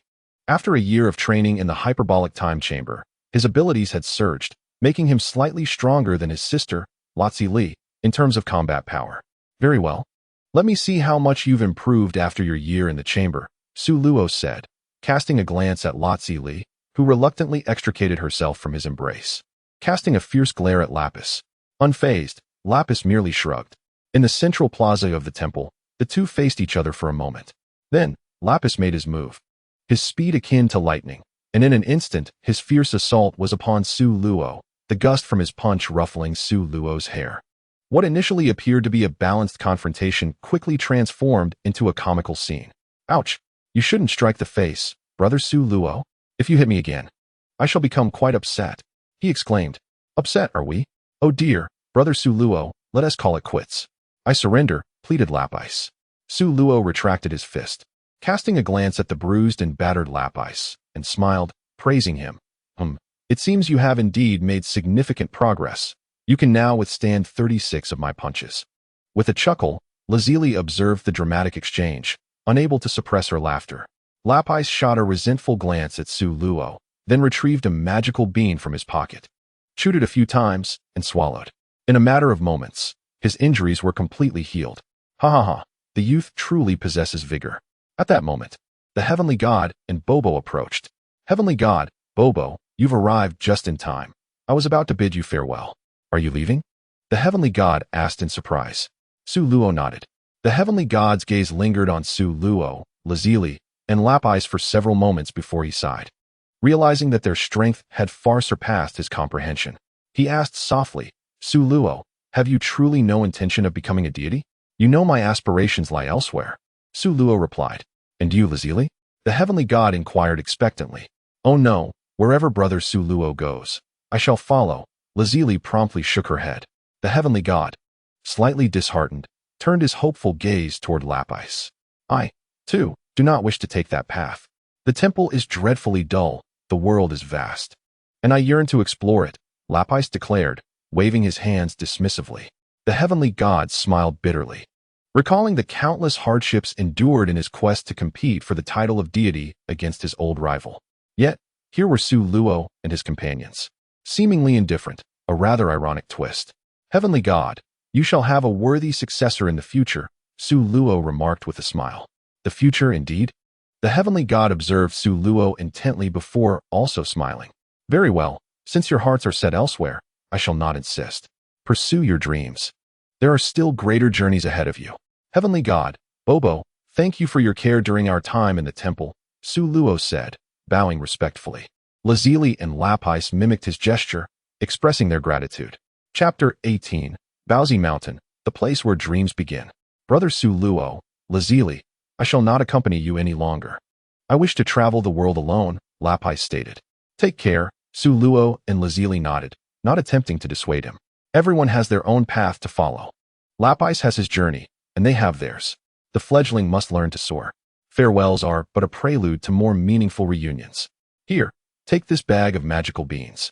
And use them sparingly, Su Luo said, producing a large bag from his spatial storage and tossing it to him. Thank you, Brother Su Luo, Lapis exclaimed, catching it and swiftly tucking it away without a glance. Farewell, he waved, then, summoning his energy, transformed into a streak of light and soared downward. It is time for us to depart as well. Divine beings, Bobo, farewell. Su Luo wrapped his arm around Lotzi Li's slender waist and bid farewell to the two individuals standing behind them before vanishing from sight. The temple would once again be cloaked in tranquility. Observing the empty square, the divine being sighed contemplatively. Bobo flashed a grin.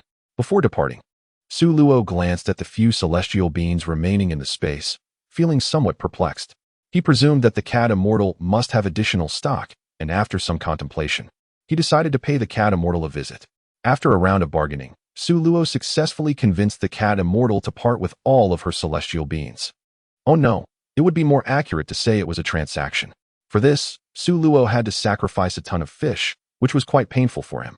However, seeing the space now filled with an additional 20,000 celestial beings lifted his spirits. He, Brother Su Luo, you are quite mischievous. Lotzi Li couldn't help but laugh upon witnessing how Su Luo had managed to acquire all the cat immortal's celestial beings with just a ton of fish. By now, she was no longer the naive little girl she once was, and was well aware of the value of celestial beings. These beans were miraculous healing items. To be frank, if sold in the city, each bean would be worth hundreds or even thousands of times more than a ton of fish. Oh dear, Lotzi Li, your choice of words is inappropriate. This is not being mischievous, Su Luo quickly corrected her. A transaction is a mutually agreeable affair. If he is willing and I am willing, what do you call that? It's called a pleasant cooperation. This earned him a significant eye roll from Lotzi Li. And where shall we go now? She inquired. Well, after such an extensive period of cultivation, let's take a moment to relax. How about a stroll through the city? Su Luo suggested thoughtfully. His food supplies in the space had long been depleted, and it was time to gather more provisions. Yay, it's been ages since I last went shopping. Let's go. Lotzi Li's eyes sparkled at the suggestion as she eagerly tugged on Su Luo's arm. Su Luo chuckled, realizing that the time spent in the temple had left this young girl quite restless. Taking her delicate, fragile hand, he sensed the surrounding environment and selected an appropriate city before disappearing in a flash. In the blink of an eye, several days had passed. Bowsy Mountain, a remote place several thousand kilometers from the city, was surrounded by undulating mountain ranges, dense forests, and winding streams. The rugged paths were seldom traversed by people due to the inconvenient transportation and the frequent presence of ferocious beasts, rendering Bowsy Mountain a veritable paradise teeming with resources. "This morning's breakfast will be that fish," a boy with a crab-like head exclaimed, his eyes wide open as he observed a waterhole from atop a massive rock. After a moment of scrutiny, he spotted a moving shadow within the water and immediately broke into a smile. He then turned his body and flicked his tail into the water, seemingly attempting to catch a fish. The ferocious fish in the water appeared to have noticed the boy's tail dangling in the water and promptly opened its gaping jaws, swiftly charging toward him. The boy had anticipated this and quickly retracted his tail. The large fish burst through the water's surface, creating a tremendous splash. Seizing the opportunity, the boy executed a powerful kick in midair. The ferocious fish instantly rolled its eyes back, fainting in the water. The young boy grasped the fish's tail and dragged it onto the surface. "What a bountiful harvest today." The boy flashed a bright smile, proudly hauling the large fish back home. Meanwhile, on the other side of the mountain, Su Luo and Lazili arrived at a breathtakingly beautiful place on Earth. Lazili, with her sparkling eyes, curiously surveyed the serene and elegant surroundings, where the air was imbued with a refreshing fragrance. Indeed, a splendid locale for cultivating one's character. Su Luo couldn't help but marvel at how both Master Rashi and Gohan knew how to savor life, whether on Kame House or at Bowsy Mountain. Both were ideal for retirement. "Is the son Wukong you mentioned living here?" Lazili inquired with curiosity. "Yes," Su Luo nodded. "What kind of person is he?" "An incredibly interesting child." Throughout their journey, the pair chose not to fly but instead ambled along the mountain path, pausing occasionally to admire the breathtaking scenery of Bowsy Mountain. After quite some time, they arrived in front of a quaint structure rich in traditional Chinese architectural style. The small house, built with white and red bricks, featured a blue glazed roof, and its double doors were adorned with the character Fu for good fortune, lending it a warm and inviting atmosphere. There, they spotted a young boy with a tail and a crab-like head, roasting a large fish over a fire. This boy was none other than Sun Wukong. Standing at a mere 1 meter tall, Su Luo noticed that only little Wukong was outside. Bulma was nowhere to be seen, indicating that the story had yet to unfold. Little Wukong fixated intently on the golden-brown fish being roasted, occasionally emitting sizzling sounds as an irresistible aroma wafted through the air. A droplet of saliva escaped from the corner of his mouth, and he wiped it away, eager to take a big bite. Just then, a voice interrupted his actions. "Hello there." Little Wukong froze and turned his head, discovering 2 humanoid figures before him. He quickly grabbed his Rui Jingu Bang, aiming it at Su Luo and Lazili with a wary expression. "What kind of monsters are you? Do you wish to steal my food? I will not share it." Su Luo could only chuckle at this adorable little Wukong. Having lived a sheltered life, he had only ever encountered his grandfather, Gohan, and had never seen other humans. "We're not monsters. We are humans too," Su Luo explained with a smile. "Huh, you are also humans?" "Indeed," replied Su Luo, as Wukong's eyes widened in disbelief. After scratching his head, he put away his Rui Jingu Bang and curiously circled around the two. "How strange. You both don't have tails. Boys are supposed to have tails." "Oh right, you are both girls, aren't you?" Lazili couldn't help but burst into laughter at this comment. Su Luo's face darkened instantly. To be mistakenly thought of as a girl was rather vexing, even though he understood that Wukong was innocent and naive. Suppressing the urge to spit blood, Su Luo took a deep breath and calmly explained to little Wukong the essence of manhood and womanhood.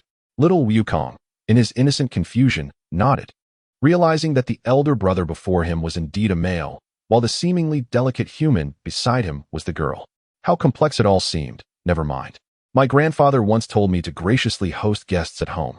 I just happened to have roasted some fish. Let us share it together. Little Wukong scratched his head, revealing a broad smile with his gleaming white teeth. "All right," Su Luo replied with a faint smile. Chapter 19. Sun Wukong. The 3 of them gathered around the campfire. Little Wukong had roasted the fish without any seasoning, not even salt. He simply cleaned it and placed it directly over the flames. Su Luo and Razali took a few bites, but found it lacking in flavor, despite the fish being fresh and the texture acceptable. However, little Wukong devoured it with great enthusiasm, his mouth glistening with oil, and before long, he had consumed nearly half of the fish. After finishing his meal, little Wukong patted his belly and wore a satisfied grin. "Brother Su Luo, you seem quite formidable. Could we have a friendly match?" Little Wukong asked eagerly. Su Luo was inclined to refuse, as little Wukong's combat prowess was merely around 10 points, and he felt little motivation to spar. Yet, seeing the adorable excitement on little Wukong's face sparked an idea in his mind. Such a charming boy, surely he would cry after a good thrashing. Very well. The clearing in front of the small house was ample enough for their duel.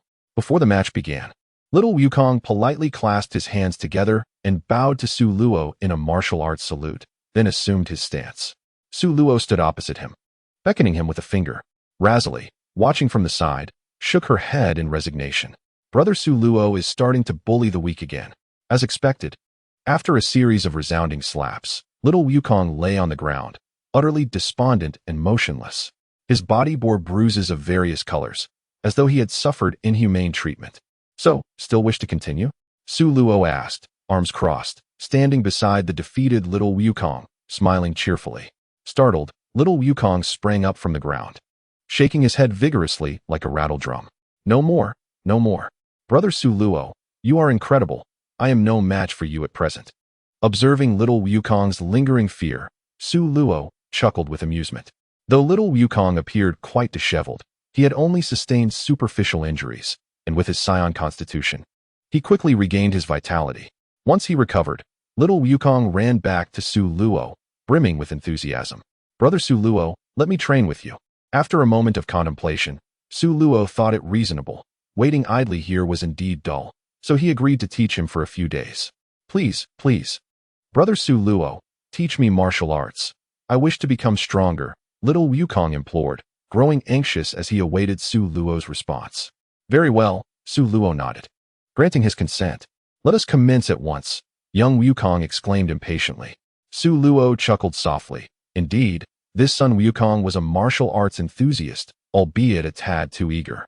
Do not rejoice too soon. Should you desire my instruction in martial arts, there are conditions to fulfill. What do you mean by conditions? A large question mark flickered in young Wukong's mind.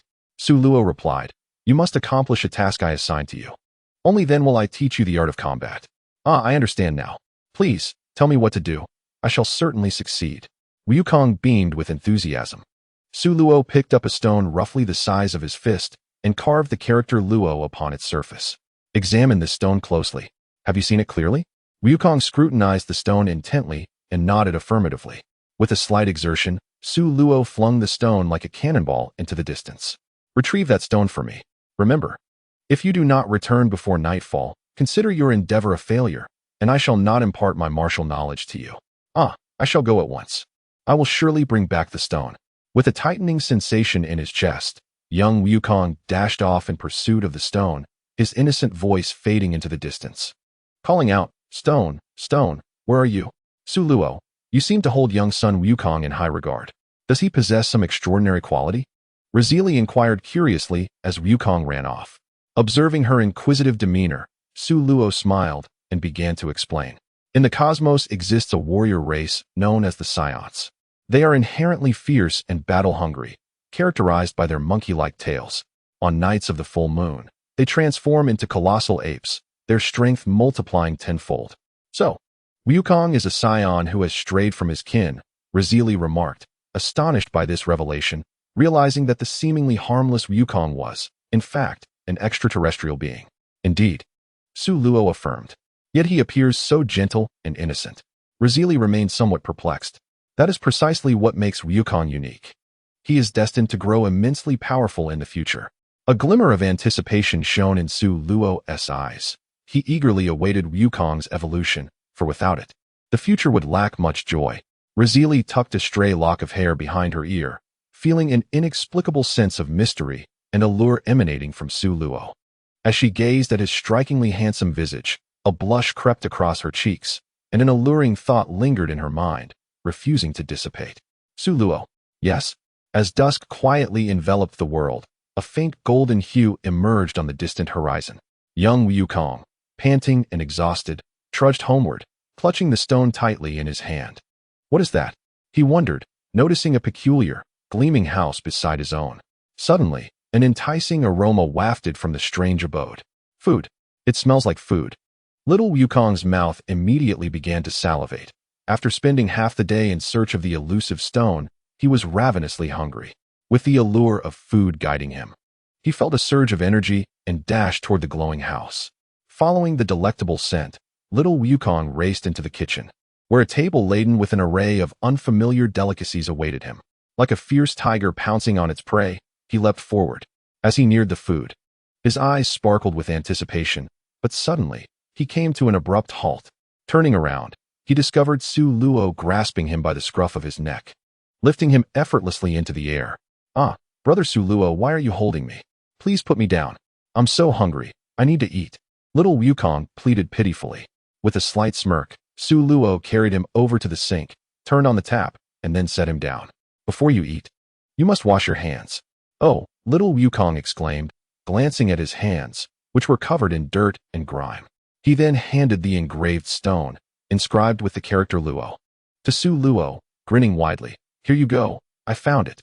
Su Luo accepted the stone with a smile playing at the corners of his mouth.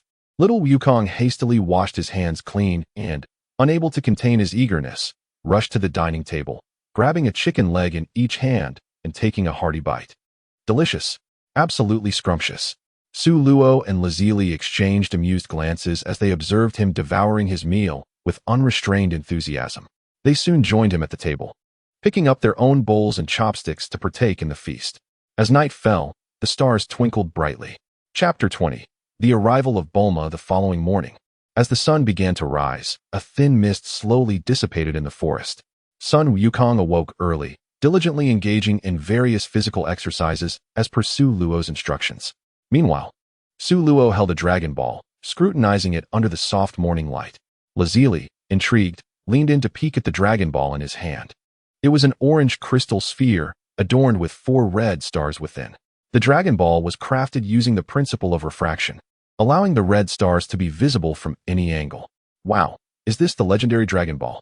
It's quite beautiful." Lazili marveled at the 4-star Dragon Ball.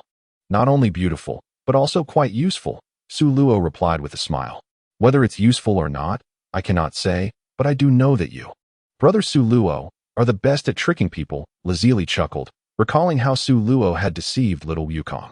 It was amusing to think that even Son Gohan had dreamt of sending Su Luo to retrieve the Dragon Ball, and that Wukong had believed it wholeheartedly, happily handing over the Dragon Ball. "That was clever strategy," Su Luo corrected her. "It takes skill to obtain the Dragon Ball from little Wukong. Not just anyone could manage it. That's just trickery." Lazili pouted, standing firm in her opinion. Su Luo felt his credibility waning in front of Lazili. Observing her sly smile, he narrowed his eyes and declared, "Today's training will be doubled." "Ah, Brother Su Luo, how can you treat a beautiful girl like this?" Lazili pouted, feigning distress. "Less chatter, quickly immerse yourself in training." In the blink of an eye, a month had passed. On a serene morning, dew cascaded down the verdant leaves, glistening under the embrace of the rising sun, and dripped onto the grass below. Along the rugged path leading to Baozi Mountain, a petite automobile advanced slowly. Suddenly, a sharp screech pierced the air as the vehicle came to a halt. A girl with lavender hair, tied into a ponytail, opened the car door and stepped out. Gazing at the enchanting and tranquil forest scenery before her, she stretched languidly and inhaled deeply the crisp, invigorating air. Subsequently, she retrieved a radar device from her satchel. With the press of a button, the radar emitted a series of beeping sounds, and several yellow dots flickered on the screen. According to the Dragon Ball radar, the Dragon Balls should be located in this vicinity. The girl stowed away the radar and climbed back into the car, starting the engine. With the roar of the engine resonating, she drove deeper into Baozi Mountain. This lavender-haired girl was none other than Bulma, who, in pursuit of winning the heart of her Prince Charming, embarked on a quest to find the Dragon Balls during her summer break. Meanwhile, Sun Wukong, having just completed his training regimen, trudged through the rugged mountains, dragging a wild boar weighing several hundred pounds. Beads of sweat dripped steadily from his chin, soaking into the ground and forming a trail of moisture. "Ah, I'm so exhausted." Brother Su Luo's training is indeed rigorous. Wiping the sweat from his brow, he suddenly heard the distant roar of an engine approaching from behind. Turning his head, he spotted a square object speeding toward him. Thanks to Su Luo's influence, he was no longer an innocent simpleton, recognizing the peculiar contraption as an automobile. As the vehicle bore down upon him, Sun Wukong hastily dragged the wild boar to the side. Behind the wheel, Bulma was equally startled by the sudden appearance of a person on the road, her composure shattered. She quickly spun the steering wheel in an attempt to evade him. However, her maneuver coincidentally directed her toward the same side where Sun Wukong was attempting to dodge, resulting in a loud crash as he and the boar were propelled through the air, colliding forcefully with a tree. I hit someone. Accompanied by the screeching of brakes, a clear voice, slightly trembling, emerged from the vehicle. Bulma, witnessing Sun Wukong's flight through the air, widened her blue-violet eyes in alarm. Panic washing over her, she felt she had caused a catastrophe. Rising to his feet, Sun Wukong rubbed his sore shoulder and shot an angry glance at the automobile, shouting, "Hey, you in there? You knocked me over. Are you trying to steal my food? I won't let you succeed." With that, he clenched his fists and marched toward her. Bulma, observing the peculiar boy who stood up as if nothing had happened after being struck, felt an even greater surge of anxiety as he approached her. She feared she had encountered something supernatural, and the more she pondered, the more plausible it seemed. Before arriving at the Bun Mountain, she had heard from the nearby villagers that the mountain was not only home to numerous ferocious beasts, but also inhabited by man-eating monsters that could disguise themselves as humans to deceive unsuspecting souls. Little did she expect to encounter one herself. Indeed, her misfortune was palpable. Bulma steadied her nerves and leaned out of the vehicle, brandishing a sleek black pistol in her right hand, aiming directly at Sun Wukong. With resolute precision, she unleashed a rapid succession of 3 shots. The bullets struck accurately against Wukong's forehead, a testament to her honed marksmanship. Sun Wukong, clutching his forehead, grimaced in pain. "Ouch, that hurts. How despicable. You truly are a villain, employing such underhanded tactics to ambush me," he exclaimed, incredulously. "Is it not the case that you have not perished?" Bulma's eyes widened in astonishment. "Fool, I am not so easily vanquished. My body is as resilient as steel," Wukong retorted angrily, feeling underestimated by this apparent villain. "You wretched scoundrel, allow me to teach you a lesson." With that, he grasped the Rui Jingu Bang from his back, leaping high into the air and swinging it downwards. Witnessing this, Bulma quickly raised her hands in surrender, exclaiming, "Wait a moment, young man. I am not a villain. I am a charming maiden." With a resounding thud, Wukong landed atop the vehicle, halting his swing. Bulma, horrified, gazed at the weapon so close to her, swallowing hard in fear. "A maiden? So, you are indeed a girl?" Wukong inquired. Bulma stepped down from the vehicle, raising her hands. "Indeed, see for yourself." Wukong followed suit, jumping down and scrutinizing her closely. It appears you are truly a girl with quite ample pectoral muscles." "Pectoral muscles?" Bulma's face stiffened as she looked down, feeling a mix of annoyance and reluctance to retort. "Come to my home. Since you are a girl, I shall treat you to a meal," Wukong declared, sheathing his staff and dragging a wild boar, continuing forward without a second thought. Bulma exhaled a sigh of relief. Wukong seemed not to be a monster. Yet, would going to his home pose a danger? She felt a twinge of conflict within. "What is it? Do you not wish to enjoy a delicious meal?" Wukong asked, noticing Bulma's hesitation. "Wait a moment," Bulma said, glancing at her Dragon Ball radar. Observing the location of the Dragon Balls, she mused. The boy's home is along this route. Perhaps the Dragon Balls are there. If that were the case, despite the boy's peculiarities, she felt compelled to investigate. "Here I come." Bulma transformed the vehicle into a capsule, stowing it away in her bag, then hurriedly trotted to catch up with Sun Wukong. "By the way, I have yet to inquire your name," she said as they walked. "I am Wukong, Sun Wukong. And you?" He responded with a hearty laugh. I am Bulma," she replied, somewhat hesitantly. "Bulma? Ha ha ha, what a peculiar name." Wukong chuckled heartily at her response. "Enough with the banter. Do you think I enjoy this?" Bulma retorted, her cheeks flushed with embarrassment. "Ha ha ha, Bulma." Wukong continued to laugh, the sound echoing through the air. On the tranquil mountain path, the slightly mischievous laughter of Sun Wukong mingled with the young girl's indignant shouts. How bothersome. This is precisely why I dislike children. Chapter 21. The Quest for the Dragon Balls, Part 1. Along the way, Bulma occasionally engaged in conversation with Sun Wukong, inquiring about the whereabouts of the Dragon Balls. Upon discovering that the 4-star Dragon Ball was in the possession of Su Luo, Bulma's eyes darted with a hint of scheming. At Baozi Mountain, outside a quaint cottage, Su Luo reclined lazily on the grass, basking in the warm embrace of the sun, feeling utterly content. Beside him, Lazili sat, feeding him grapes. Every now and then, Su Luo playfully nipped at her fingers, causing the girl to erupt into delightful laughter. Brother Su Luo, they're back, Lazili exclaimed with a cheerful smile. Su Luo replied languidly, then rose to his feet. Not far away, Sun Wukong was dragging a wild boar towards them, accompanied by Bulma. True to the original tale, the youthful Bulma was quite infatuated. The moment she laid eyes on Su Luo's strikingly handsome visage, she cupped her face with her hands, her eyes sparkling with affection. Lost in a daydream without a care for her surroundings. A haughty snort from Lazili snapped Bulma back to reality. Her face instantly flushed with embarrassment, wishing desperately to vanish into the ground. With a light chuckle, Su Luo remarked, "You must be Wukong's friend. If you have something to discuss, let us do so indoors." Bulma beamed and nodded eagerly. Thus, Su Luo, Lazili, and Bulma entered the cottage, while Sun Wukong instinctively moved the wild boar aside to begin his preparations. After a round of conversation, Bulma grew more familiar with Su Luo and Lazili. She produced 2 Dragon Balls and recounted the legends surrounding them, then requested the 4-star Dragon Ball from Su Luo. Naturally, he would not simply hand it over, which left Bulma somewhat distressed. "What is your wish, Bulma?" Lazili inquired. Well, my wish," Bulma stammered, struggling to articulate her thoughts. In the past, her character would have boldly declared, "My wish is to have my Prince Charming." However, with Su Luo present, she found herself unable to voice it, feeling shy. "Haha, my wish isn't anything special, nothing worth mentioning." Bulma laughed awkwardly to deflect the question. "Su Luo, Lazili, since you both seem to have some free time, why not join me in searching for the Dragon Balls?" Bulma suggested, her eyes twinkling with a new idea.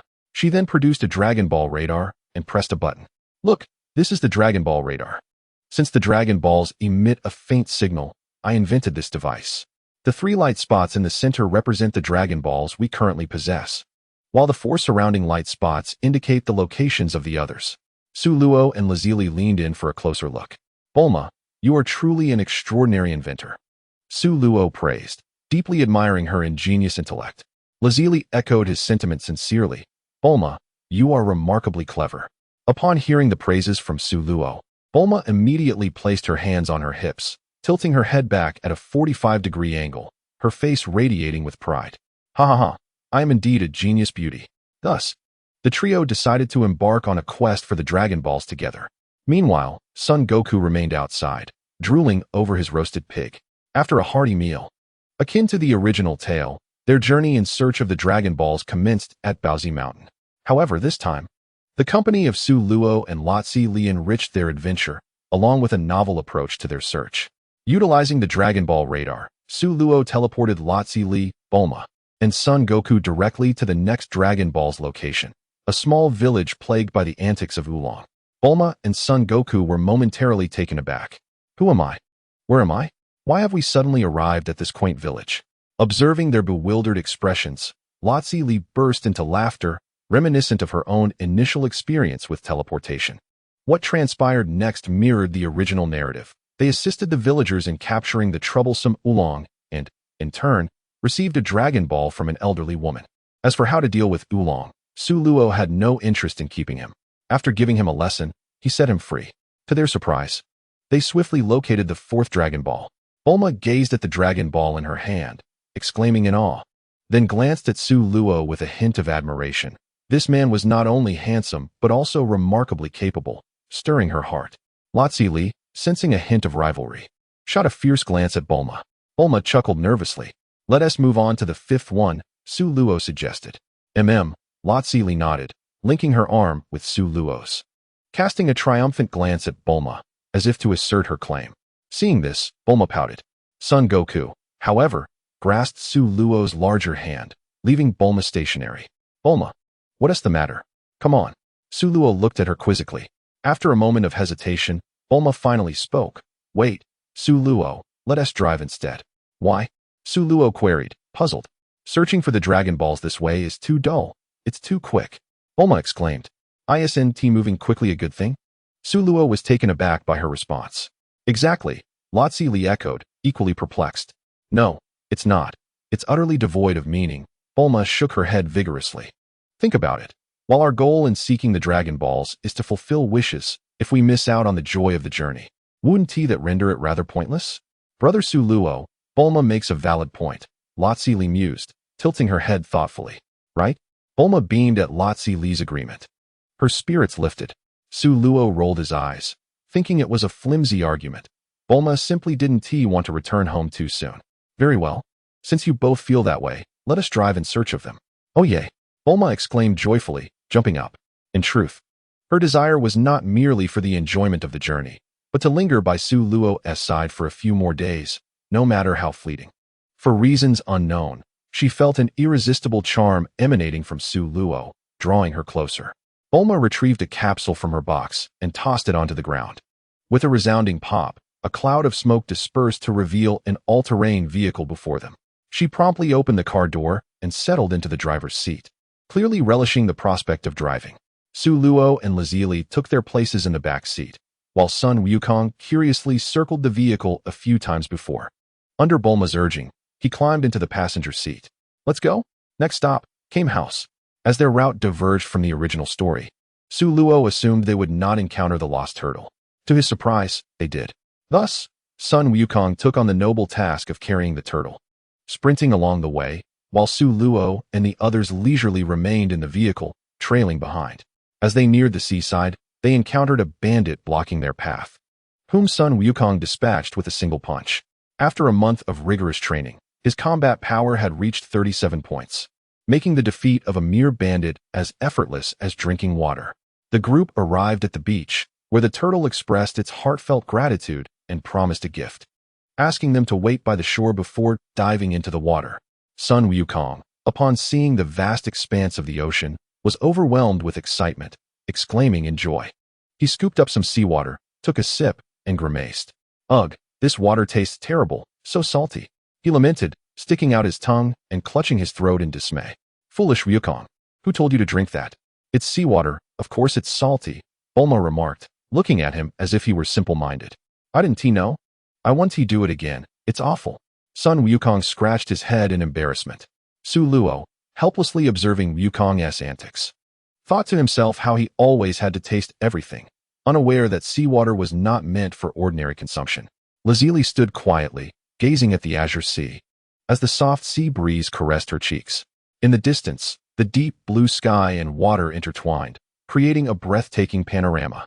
Brother Su Luo, shall we build a house by the sea in the future? Lazili gently asked, holding Su Luo's hand. Yes, that sounds wonderful, Su Luo replied, noticing the affection sparkling in her eyes and nodding in agreement. Lazili beamed with joy, pulling Su Luo to the shallows to frolic. Bulma stood on the beach, watching them, suddenly feeling a pang of envy. The wait always felt interminable. Hours later, a figure emerged on the surface of the water. The turtle hermit had finally arrived. Chapter 22, Collecting Dragon Balls, Part 2. In a manner reminiscent of the original, the turtle hermit, grateful for Sun Wukong's rescue of his turtle, wished to reward him with a phoenix. However, after calling out for a while without a response, he was reminded by the turtle that the phoenix had perished from food poisoning the previous year.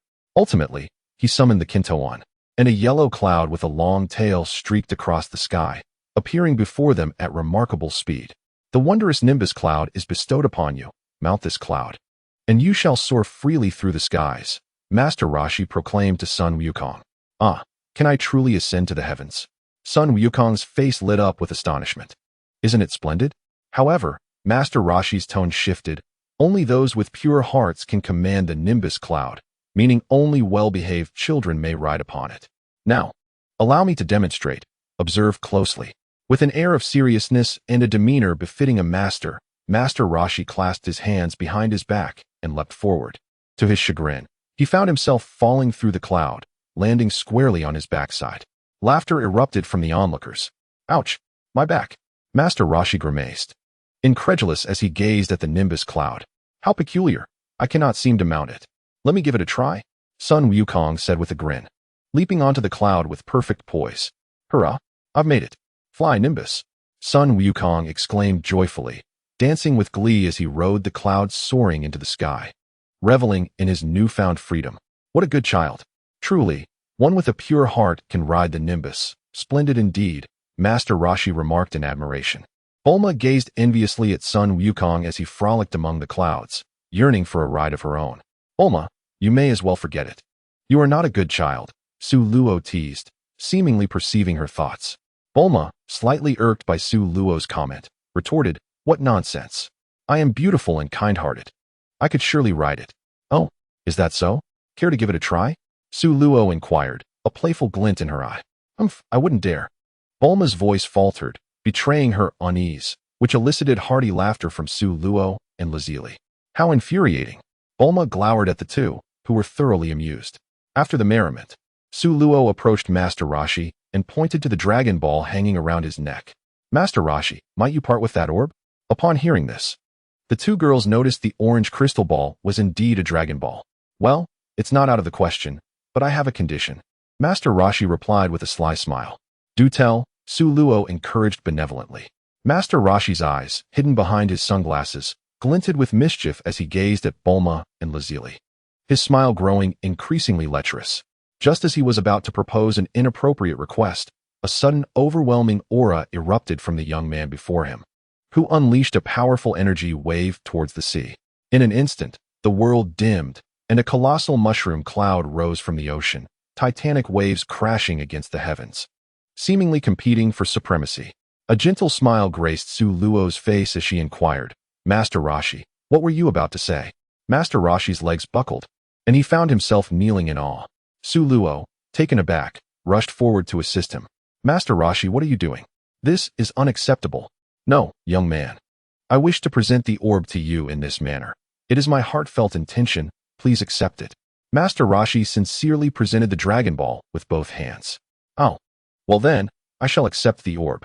Please, rise quickly," Su Luo said as he swiftly took the Dragon Ball, tucking it away in his pocket, and assisted the old sage to his feet.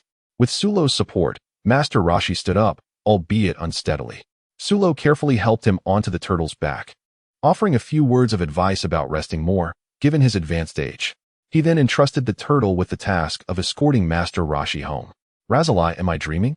Bulma exclaimed, her eyes wide in disbelief at the scene unfolding before her. Razali smiled gently and pinched the soft flesh at Bulma's waist.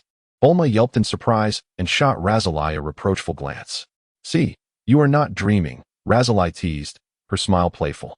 After acquiring the 5th Dragon Ball, the group set off towards the location of the 6th, the Flame Mountain. However, with his Nimbus cloud, Goku was reluctant to descend, soaring above them in the sky. This sight ignited Bulma's curiosity, and unable to resist, she called Goku down, prompting an impromptu display for Su Luo and the others that left them in awe. Fortunately, the cloud shock absorption kept her from harm. Afterward, Bulma felt a pang of regret, as her daring act had drawn laughter from her companions. The journey was filled with cheerful banter, alongside Bulma's grumbling about the burdens of beauty. Due to the lengthy trek, the group spent a night in the wilderness, merely resting without any noteworthy incidents. The following day, Su Luo and his companions resumed their journey. Shortly after setting out, they encountered the bandit Yamcha, whom Su Luo effortlessly dispatched, allowing them to continue on their way. 2 days later, they finally reached their destination. True to its name, Flame Mountain was ablaze with fire. What on earth is happening? Why is this mountain burning? Razali wiped the sweat from her brow, gazing at the roaring flames ahead, where a castle appeared to be engulfed. According to the radar, the Dragon Ball should be inside that castle. Bulma wiped her forehead and glanced at the radar, then pointed towards the castle atop the mountain. But with such fierce flames, how do we get up there? She mused. Noticing Su Luo's calm demeanor, she brightened and said, "Su Luo, you must have a solution." Su Luo stroked his chin, surveying the blazing mountain before nodding in agreement. He called out to Goku, who was amusing himself by poking a skull with a stick. "Goku, come here. I will teach you a powerful technique." Goku, hearing this, dropped his stick and rushed over, his excitement palpable. "Brother Su Luo, are you going to teach me the Kamehameha?" "Yes, but you must watch closely," Su Luo replied. Goku nodded eagerly, his eyes fixated on Su Luo. Su Luo stepped forward, his expression serious, emanating an incredible aura as white energy swirled around him, akin to a divine being descending from the heavens. He brought his hands together in a flower-like formation, slowly placing them at his waist. A visible azure energy stream rapidly coalesced. In an instant, a luminous sphere of energy gathered in the palm, and a brilliant blue-white radiance erupted from the fingertips, dazzling and resplendent. As the final syllable was uttered, Su Luo's aura reached its zenith, and he forcefully thrust both palms forward. Immediately, a deep blue beam of light surged forth with an earth-shattering force, cleaving through the mountainside, splitting the raging inferno in two, and soaring skyward, where it detonated with a thunderous roar. A tempest was imminent. A storm is approaching, Lazuli remarked, gazing at the explosive energy above. Huh, Bulma responded, somewhat bewildered. In the next moment, from the epicenter of the explosion, an energy tempest spiraled outward like an enraged hurricane, with the fiery mountain being the first to bear its brunt. The blazing flames were extinguished in an instant, leaving not even a trace of embers.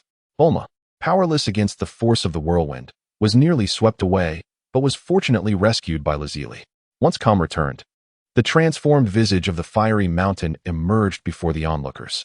The entire mountain bore the scars of flames, with the castle atop it in ruins, seemingly on the verge of collapse. The flames have vanished, Bulma exclaimed in astonishment. This is merely a fraction of Su Luo's might, Lazuli stated with pride. Hearing this, Bulma gazed at Su Luo ahead, momentarily entranced. Mysterious, handsome, powerful, these words aptly described Su Luo, and deep within Bulma's heart, a seed of admiration was quietly taking root. Su Luo, however, remained oblivious to this, his gaze fixed on Sun Wukong as he inquired, Wukong, have you mastered it? Sun Wukong scratched his head and replied, I'll give it a try. The outcome, of course, was a resounding success. Overjoyed, Sun Wukong leaped several meters into the air. Su Luo smiled slightly.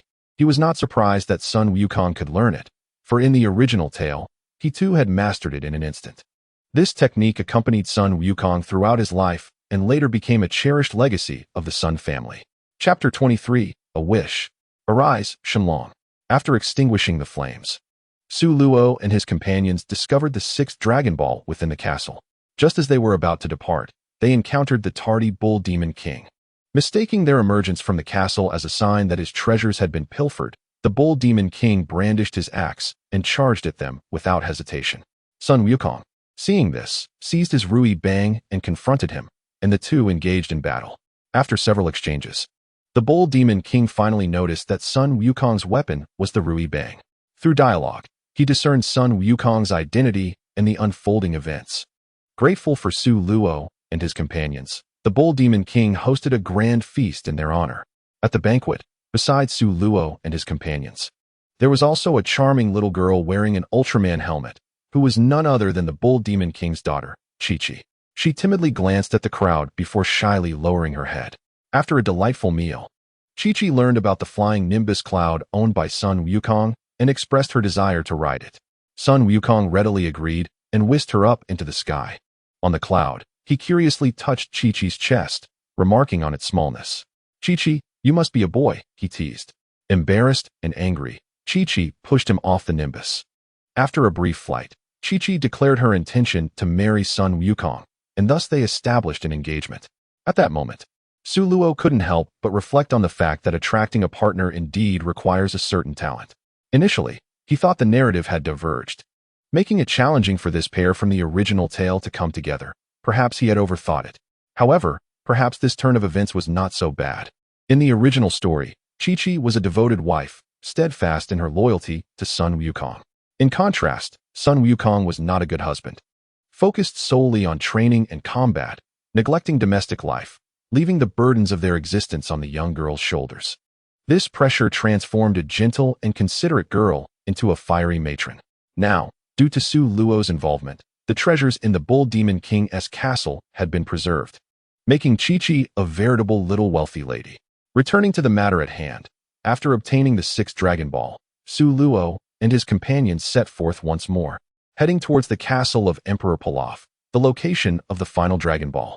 They anticipated a long journey to reach their destination, but unexpectedly, Pilaf, Xiaowu, and Ashu presented themselves at the door. The comedic trio could not withstand even a single round against Su Luo and soon surrendered the last Dragon Ball. At this moment, all 7 Dragon Balls finally gathered together, shimmering with a golden radiance. The golden light flickered rhythmically, accompanied by a humming sound that resembled the soft chant of an ancient dragon. Observing this spectacle, the 4 displayed varied expressions. Bulma and Lazuli were filled with excitement and curiosity, while Sun Wukong appeared dazed and indifferent, and Su Luo remained composed, harboring little expectation for the Earth's dragon. Do you have any wishes you wish to fulfill? Su Luo inquired directly. Brother Su Luo, I don't. Lazily gently shook her head, content merely to be with Su Luo. Bulma pondered for a moment before also shaking her head. Initially, she had wished for a Prince Charming. But that desire had gradually faded and lost its significance. What about you, Wukong? I want delicious food, Sun Wukong replied. That is a wonderful wish. Next time, I shall treat you to something tasty, Su Luo responded. Sun Wukong scratched his head and murmured in acknowledgement. Come forth, dragon, and fulfill my wish, Su Luo intoned, reciting the incantation to summon the dragon. As the final syllables left his lips, the frequency of the Dragon Ball's twinkling intensified. The bright sky suddenly darkened, with ominous clouds shrouding the sun, plunging the entire Earth into an abyss of darkness. Meanwhile, people across the globe were abuzz with discussions due to the sudden alternation of day and night, with some speculating whether the apocalypse was at hand. Thunder rumbled ominously in the sky, and golden lightning flickered ceaselessly within the storm clouds.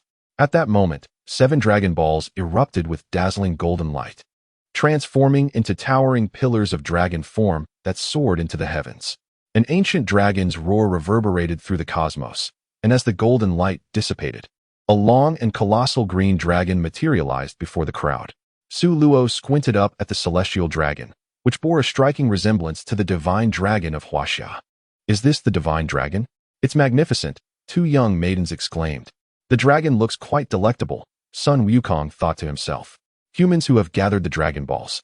Speak your wish. Any wish I can fulfill, but only one, declared the green dragon in a notably formal tone. Divine dragon. My wish is to obtain the locations of all celestial bodies in the universe, Su Luo articulated. The dragon's expression grew solemn as it replied. I'm afraid I cannot grant this wish. The universe is vast and boundless, and my abilities do not extend to pinpointing the precise coordinates of every planet. As expected, it cannot be fulfilled. Su Luo felt a twinge of disappointment. Divine dragon, I desire a room of spirit and time with 100-fold time flow. Su Luo ventured after a moment's contemplation. Although even deities are forbidden from manipulating time, surely the dragon could manage to create a mere spirit room, he reasoned. The dragon responded, that wish cannot be granted either. Manipulating time is a violation of the rules established by that esteemed being. It is a grave sin. And even the gods are strictly prohibited from altering time. My powers do not permit such actions. Su Luo was rendered speechless once more, while he had hoped against hope. This dragon seemed utterly ineffectual, wasting his expression.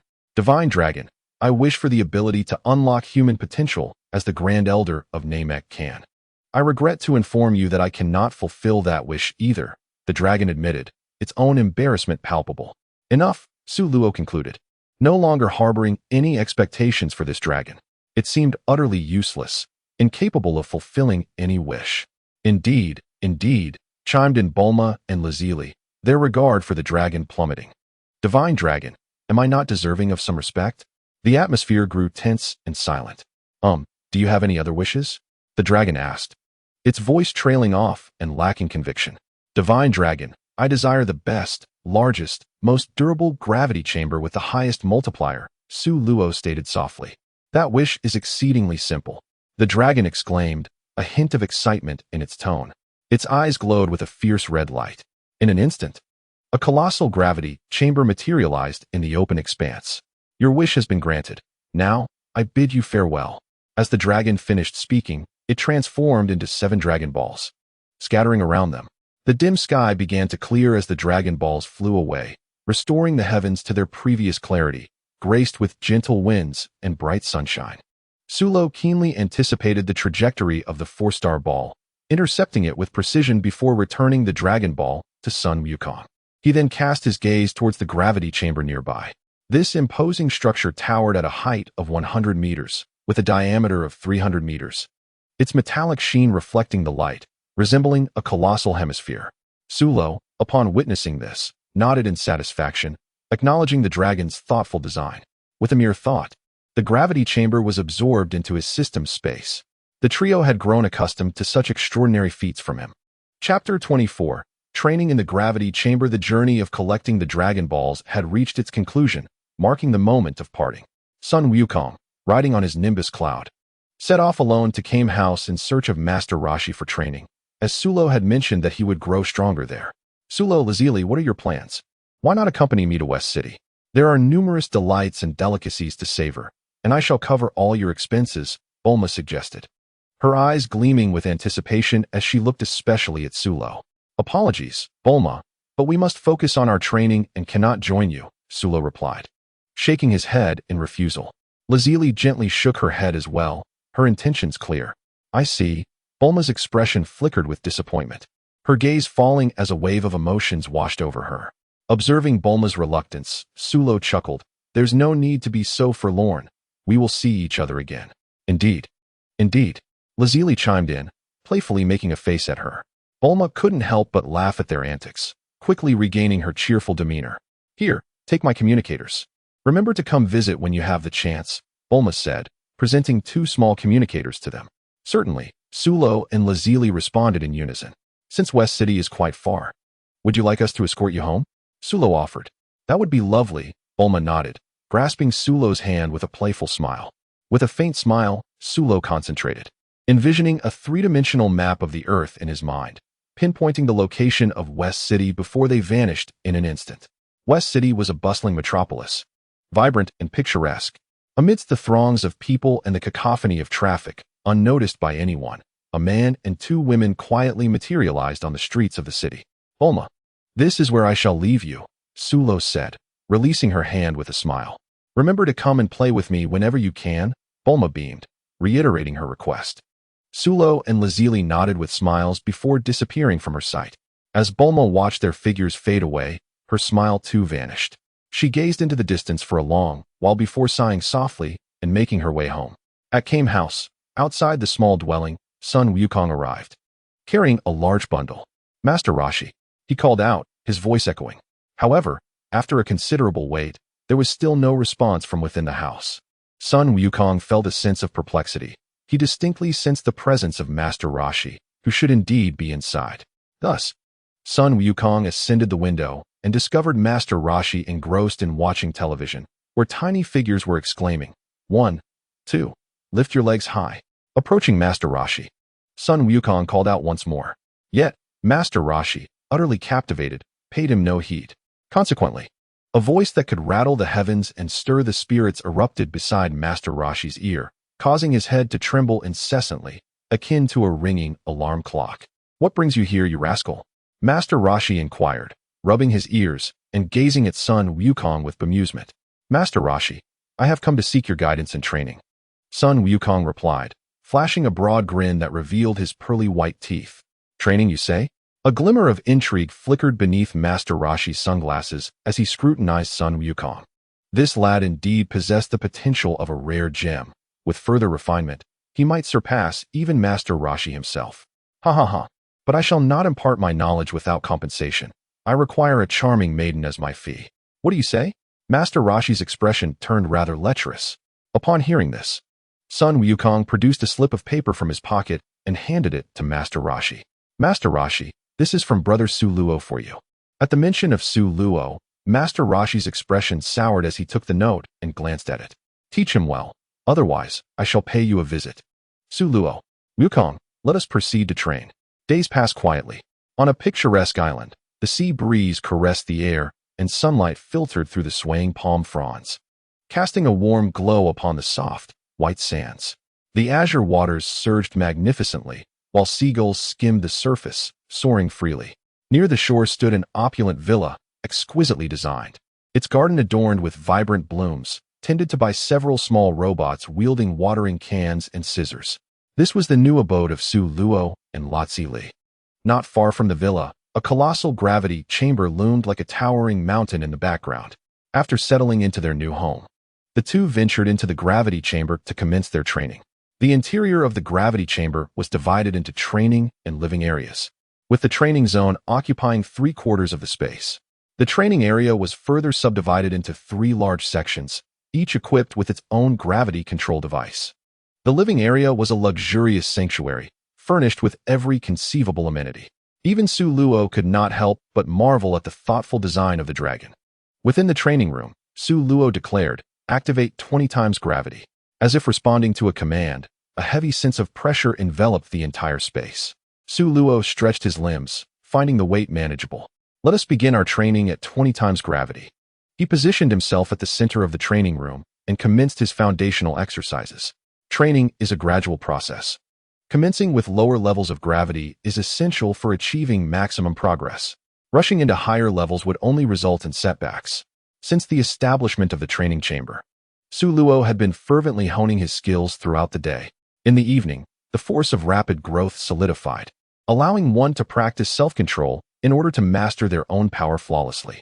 Instead of succumbing to sleep, one engaged in the divine meditation technique. This extraordinary method of meditation, when practiced throughout the night, left one invigorated the next day rather than fatigued. Thus, a month passed. Su Luo had fully acclimated to the 65-fold gravity without any strain on his body. Although this did not compare to the original tale, where Sun Wukong adapted to 100 times gravity in just a few days, instantly elevating his combat power from thousands to 90,000. It was a reckless exploitation of potential. Sun Wukong had nearly faced death on several occasions due to excessive training. Such perilous endeavors, teetering on the brink of life and death, would have led to dire consequences were it not for his protagonist's aura. Unlike such a method, Su Luo chose a steadier path. Though his progress was gradual, it was more stable, with a solid foundation allowing for broader and more distant journeys. After a month of training, Su Luo's strength surged dramatically, reaching a combat power of 52,000, demonstrating the terrifying results of his training in the gravity chamber. That night, after concluding a day of rigorous training, Su Luo stepped out from the training room, noticing the lights still ablaze in the adjacent chamber. Chapter 25, Lazili's Determination. Lazili appeared to be under some stimulus, training late every day for the past month. On several occasions, Su Luo had to carry her out. This was unacceptable. What if her body were to suffer? Furrowing his brow, he recalled that the constitution of Earthlings was quite fragile and that prolonged high-intensity training would inevitably take a toll on her health. With this in mind, he opened the door to the training room. Inside, he beheld a girl drenched in sweat, struggling through various high-intensity exercises. Strands of golden hair clung to her delicate face, and her ordinary training attire, unable to withstand the rigorous demands, was tattered, leaving much of her fair skin exposed. Upon noticing Su Luo's entrance, Lazili showed no surprise. Appearing quite accustomed to his presence, completely unconcerned about her current state of undress. "Brother Su Luo, you're here," she said, halting her training, her expression revealing fatigue. Su Luo approached her with a stoic demeanor, casually deactivating the gravity system, which instantly restored normal conditions. The 40-fold gravity that Lazili had been enduring vanished, causing her to soften and nearly collapse to the ground. In a swift motion, Su Luo caught her in his arms. "Did I not advise you to train gradually and avoid haste? Is 40-fold gravity something you can handle at this moment?" he said, casting a stern glance at Lazili. Her gaze faltered, avoiding Su Luo's eyes, resembling a young girl caught in wrongdoing. Observing her evasive demeanor, Su Luo sighed softly and presented her with a divine bean, urging her to consume it. In a gentler tone, he inquired, "What prompted this sudden intensity in your training?" Lazili chewed and swallowed the divine bean. The clear, captivating eyes fixated intently on Su Luo, as she earnestly declared, "Brother Su Luo, I have noticed the growing chasm between us. If I do not take action, I will never catch up to you. Yet, I do not wish to merely see your back." Su Luo, momentarily rendered speechless, gazed at the resolute girl before him. Gently ruffling her hair, he spoke in a soothing tone, "Becoming stronger is not an endeavor that can be achieved overnight. You are being rather reckless." Lazili responded softly, "But I want to catch up to you." Su Luo teasingly pinched her delicate nose, saying, "Tomorrow, I shall teach you a formidable training method. For now, return and get a good night's sleep, restoring your energy." "Oh," Lazili replied quietly, "I am tired and wish to sleep now, Brother Su Luo." With a playful tone, she closed her eyes, and soon her rhythmic breathing filled the air. Su Luo, observing Lazili's swift descent into slumber, was momentarily taken aback. After teasing her a little and realizing she was truly asleep, he felt a hint of helplessness. It appeared that the tension she had been under had finally relaxed, allowing her accumulated fatigue to usher her into a deep sleep. Noticing her disheveled and dirty appearance, Su Luo frowned. He lifted her gently and carried her towards the bathroom. After filling the bathtub with warm water, he carefully removed her intimate garments.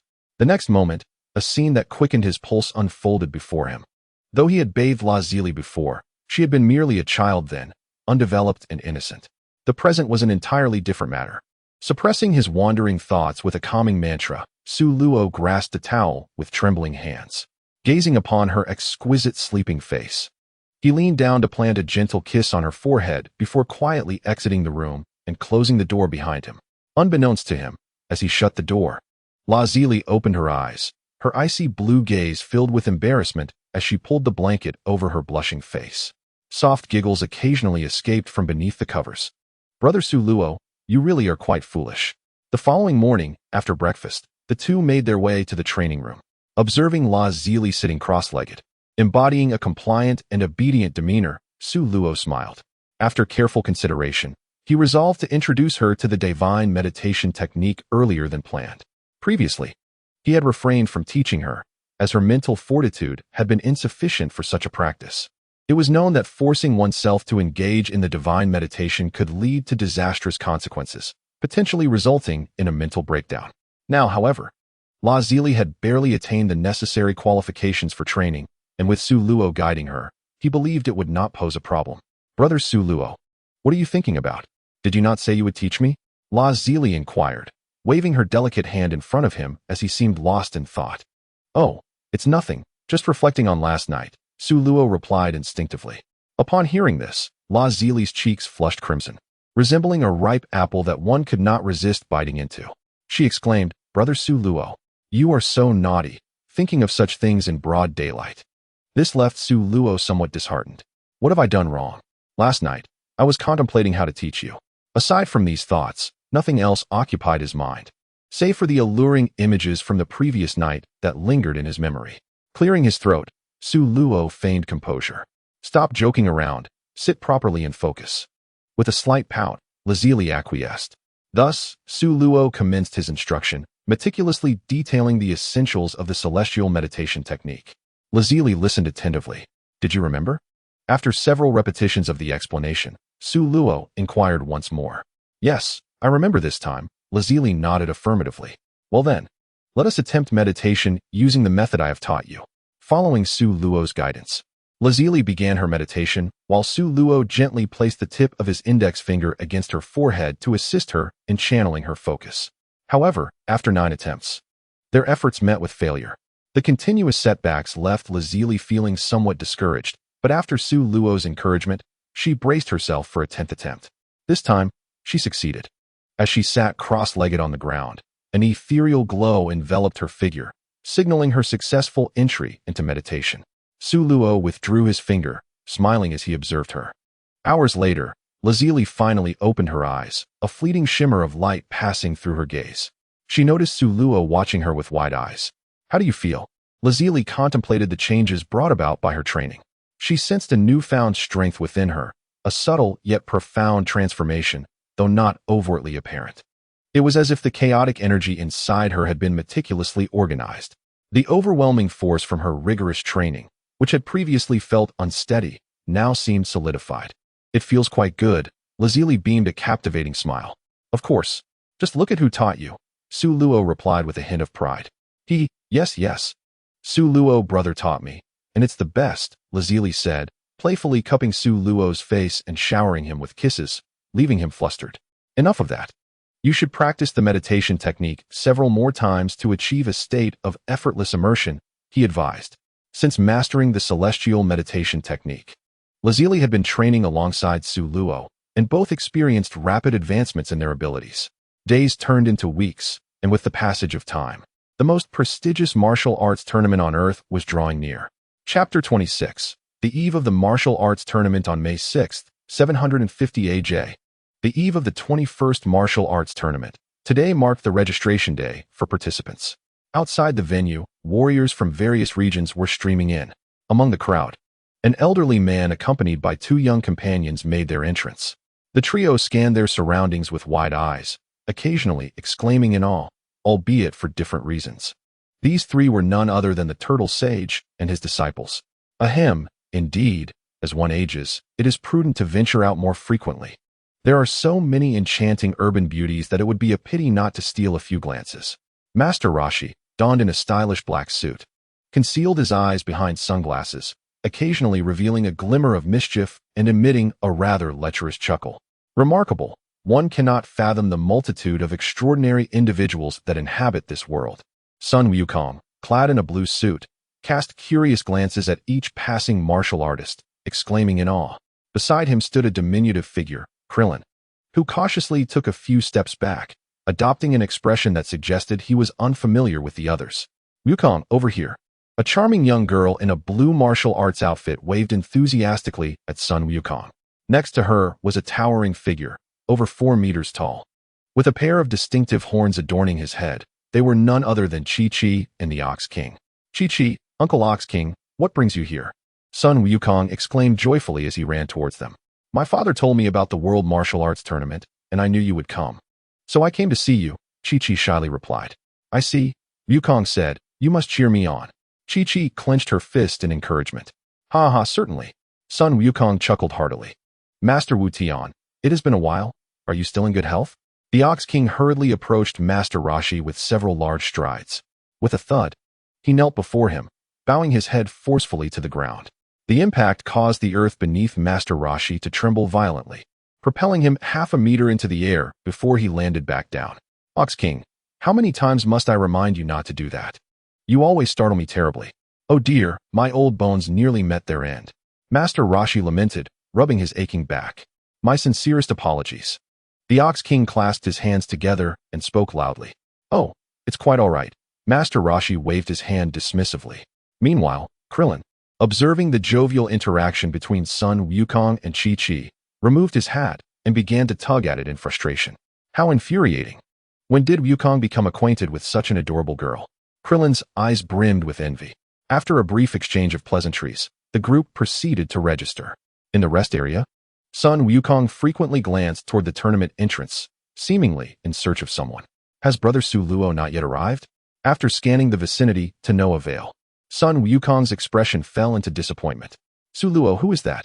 Krillin inquired, puzzled. He is an incredibly formidable individual.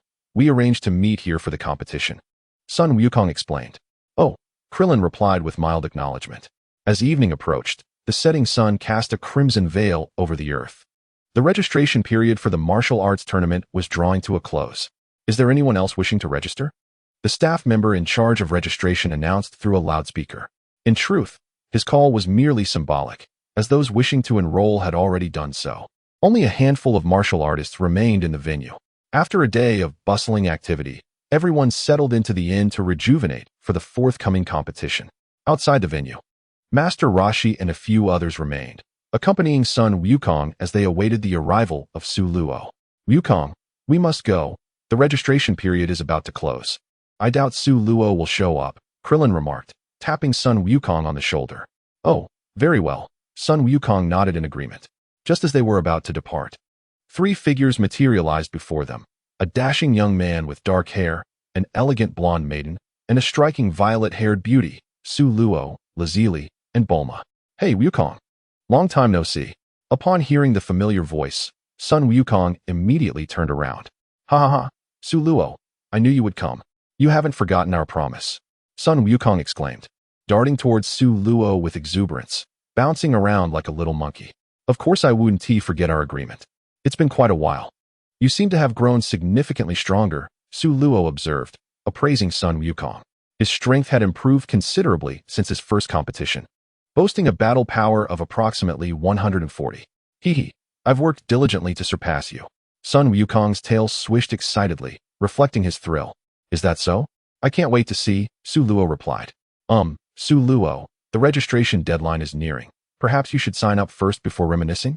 Master Roshi interjected, adjusting his sunglasses to interrupt their conversation. Oh, right. I almost forgot, Su Luo said as he headed towards the registration desk. Lazili and Bulma remained behind, choosing not to follow. Lazili found the competition rather tedious and would not have come had it not been for Su Luo. Meanwhile, Bulma, upon hearing Su Luo's participation, insisted on joining the fun. Haha, it's been ages since I last saw these lovely ladies. Master Roshi exclaimed as he spotted the 2 captivating girls standing idly. His lecherous tendencies resurfaced as he swiftly approached them, extending his infamous hand in an attempt to take advantage of the moment. "Ah, you perverted old man. What do you think you're doing?" Bulma shrieked, quickly dodging behind Lazili and peeking out, fuming. "Perverted old man, if you come any closer, I'll give you a beating," Lazili warned, her expression turning icy as she unleashed a terrifying aura aimed at Master Roshi. Master Roshi's pupils dilated in fear, his body trembling violently as if caught in a tempest. Sun Wukong and the others observed the quaking Master Roshi with confusion. "Grandpa Roshi, what's wrong?" Sun Wukong inquired. Puzzled, Master Roshi opened his mouth to respond, but found himself utterly speechless. Just as he felt on the verge of collapse, Su Luo's gentle yet firm voice resonated. "Lazili, you really shouldn't act recklessly." Despite the admonition, there was no hint of reproach in his tone. The oppressive atmosphere surrounding Master Roshi dissipated in an instant. His legs weakened, causing him to collapse to the ground, gasping for air. He had never realized how fresh the air could be. "I survived," Master Roshi remarked with relief. "Teacher Wutian, are you all right?" The Bull Demon King hurried over to assist him. Master Roshi managed a sheepish smile, but upon catching the unfriendly gaze of Razali, his heart tightened, prompting him to retreat several steps, creating a considerable distance between them, as if that would provide a sense of safety. He anticipated that any future encounters with Razali would leave him with lingering shadows of fear. "Humph, serves you right, you old lecher," the two women scoffed in unison. Razali glared coldly at Master Roshi, who appeared quite disheveled, and thought it audacious for him to attempt to take advantage of her. Su Luo affectionately tousled Razali's hair. Glancing at Master Roshi in the distance, he suggested pointedly, "Next time you encounter such a lecherous old man, just incapacitate him." Razali replied, her eyes narrowing into crescent shapes, her mood lifting. Master Roshi, overhearing their conversation, broke into a cold sweat, inwardly cursing himself for being unable to control his desires. He knew full well that those two were not to be trifled with, yet he still approached them. Su Luo surveyed the group and proposed, "As it's quite late, why don't we have a meal together? My treat. Food. That sounds splendid. Let us hurry. I'm starving," Sun Wukong urged, rubbing his flat stomach in anticipation. "Come along. I'll take you to a restaurant that serves delicious food," Su Luo said, taking Razali's hand and leading the way. Bulma pouted and followed closely beside him, while Sun Wukong and Chi-Chi followed in eager delight. The Bull Demon King assisted Master Roshi as they trailed behind, leaving Krillin gazing at the retreating figures of Su Luo and Razali, feeling inexplicably empty inside. Chapter 27. Preliminary round of the martial arts tournament at the Carino restaurant. A sumptuous banquet spread before the group, who feasted heartily. After their meal, they exchanged a few casual words before parting ways. The martial arts tournament always arranged accommodations for participants, providing a complimentary resting place. Sun Wukong and his companions headed in that direction, while Su Luo and his two companions had already teleported home. The night on the island was enchanting, with countless stars twinkling in captivating brilliance. The sound of waves crashing against the rocks filled the air, sending up white, glistening spray that danced under the starlight like playful sprites. Inside the villa, one man and two women were engrossed in a delightful game, punctuated by the sound of cards being slapped down. "Ha ha ha, Bulma, you've lost again," came Su Luo's voice. "Ah, Bulma, there's no more space on your face for sticky notes," Razali chimed in. "Humph, I'm done. You two always conspire against me," Bulma exclaimed in frustration, slapping her cards onto the table and tearing the sticky notes from her face in a huff. Su Luo and Razali exchanged knowing glances and smiled in unison. As the night deepened, the following morning arrived. "Everyone, do not crowd, do not crowd. At present, the audience is unable to enter the competition venue, the martial arts hall. Kindly remain patient outside," the personnel managing the order called out loudly through a megaphone. In front of the hall, a throng of eager spectators had gathered, each straining to glimpse inside, yet they were intercepted by the disciplined monks. The management staff, looking somewhat helpless, made another announcement. Only then did the clamorous crowd quiet down. Inside the martial arts hall, the space was exceedingly vast, with 4 large competition platforms aligned in a row. The participating martial artists stood beside the platforms, attentively listening to the host's words. "We sincerely appreciate everyone traveling from afar. Your efforts are commendable. This competition features a total of 200 contestants gathered from across the nation. However, only 8 will advance to the grand finale. The competition is divided into 4 major regions, with the top 2 from each region progressing to the finals. As for the rules, the matches consist of one-on-one bouts on the platforms. Falling out of the ring or losing consciousness results in a loss. However, it is strictly prohibited to cause fatal harm or to employ weapons, and each match is limited to 1 minute. Should a victor not be determined within that time, the referee will declare the winner based on the competitor's performance. The host methodically explained the competition rules. 200 participants? That number exceeds the original by several dozen. Thought Su Luo, realizing the significant impact of his earlier elimination of the Red Ribbon Army. Nonetheless, he felt no regret, given the chance. He might act even more decisively and ruthlessly. How could he allow the so-called narrative to bind his hands? A mere trajectory, if no path exists. Su Luo would forge one for himself. The drawing of lots commenced, and the host called forth those whose names were drawn to the front. Since Su Luo was the last to arrive, his turn to draw came at the end. Among the 200, the drawing concluded swiftly, and Su Luo drew number 18. He was classified in the first group of contestants, competing on the first platform. Brother Su Luo, what number did you draw? Sun Wukong approached eagerly, holding his lot. 18. Su Luo replied. Hee, I'm 127. Sun Wukong exclaimed with a grin. Su Luo nodded in acknowledgement. With the sound of drums echoing, the competition commenced. In Su Luo's first match, his opponent was a muscular werewolf, reportedly a top 16 contender from the previous tournament. When the referee called for the start, the werewolf had yet to make a move before being sent crashing off the platform by a single slap from Su Luo, losing consciousness in an instant. As for the werewolf's name, Su Luo scarcely recalled it. He deemed it inconsequential, as names occupy precious mental space. The unexpected outcome startled the watching contestants. After all, this was a formidable figure from the previous top 16, yet he was dispatched so thoroughly by Su Luo. They silently pondered how they might conduct themselves with more dignity should they face Su Luo in the arena. In other regions, the competitions commenced with great fervor. Soon, the top 4 contenders from each of the 4 major combat zones were determined, culminating in the announcement of the 16 finalists. Su Luo, Sun Wukong, Klin, and Jackie Chan, disguised as Master Roshi, each secured their place.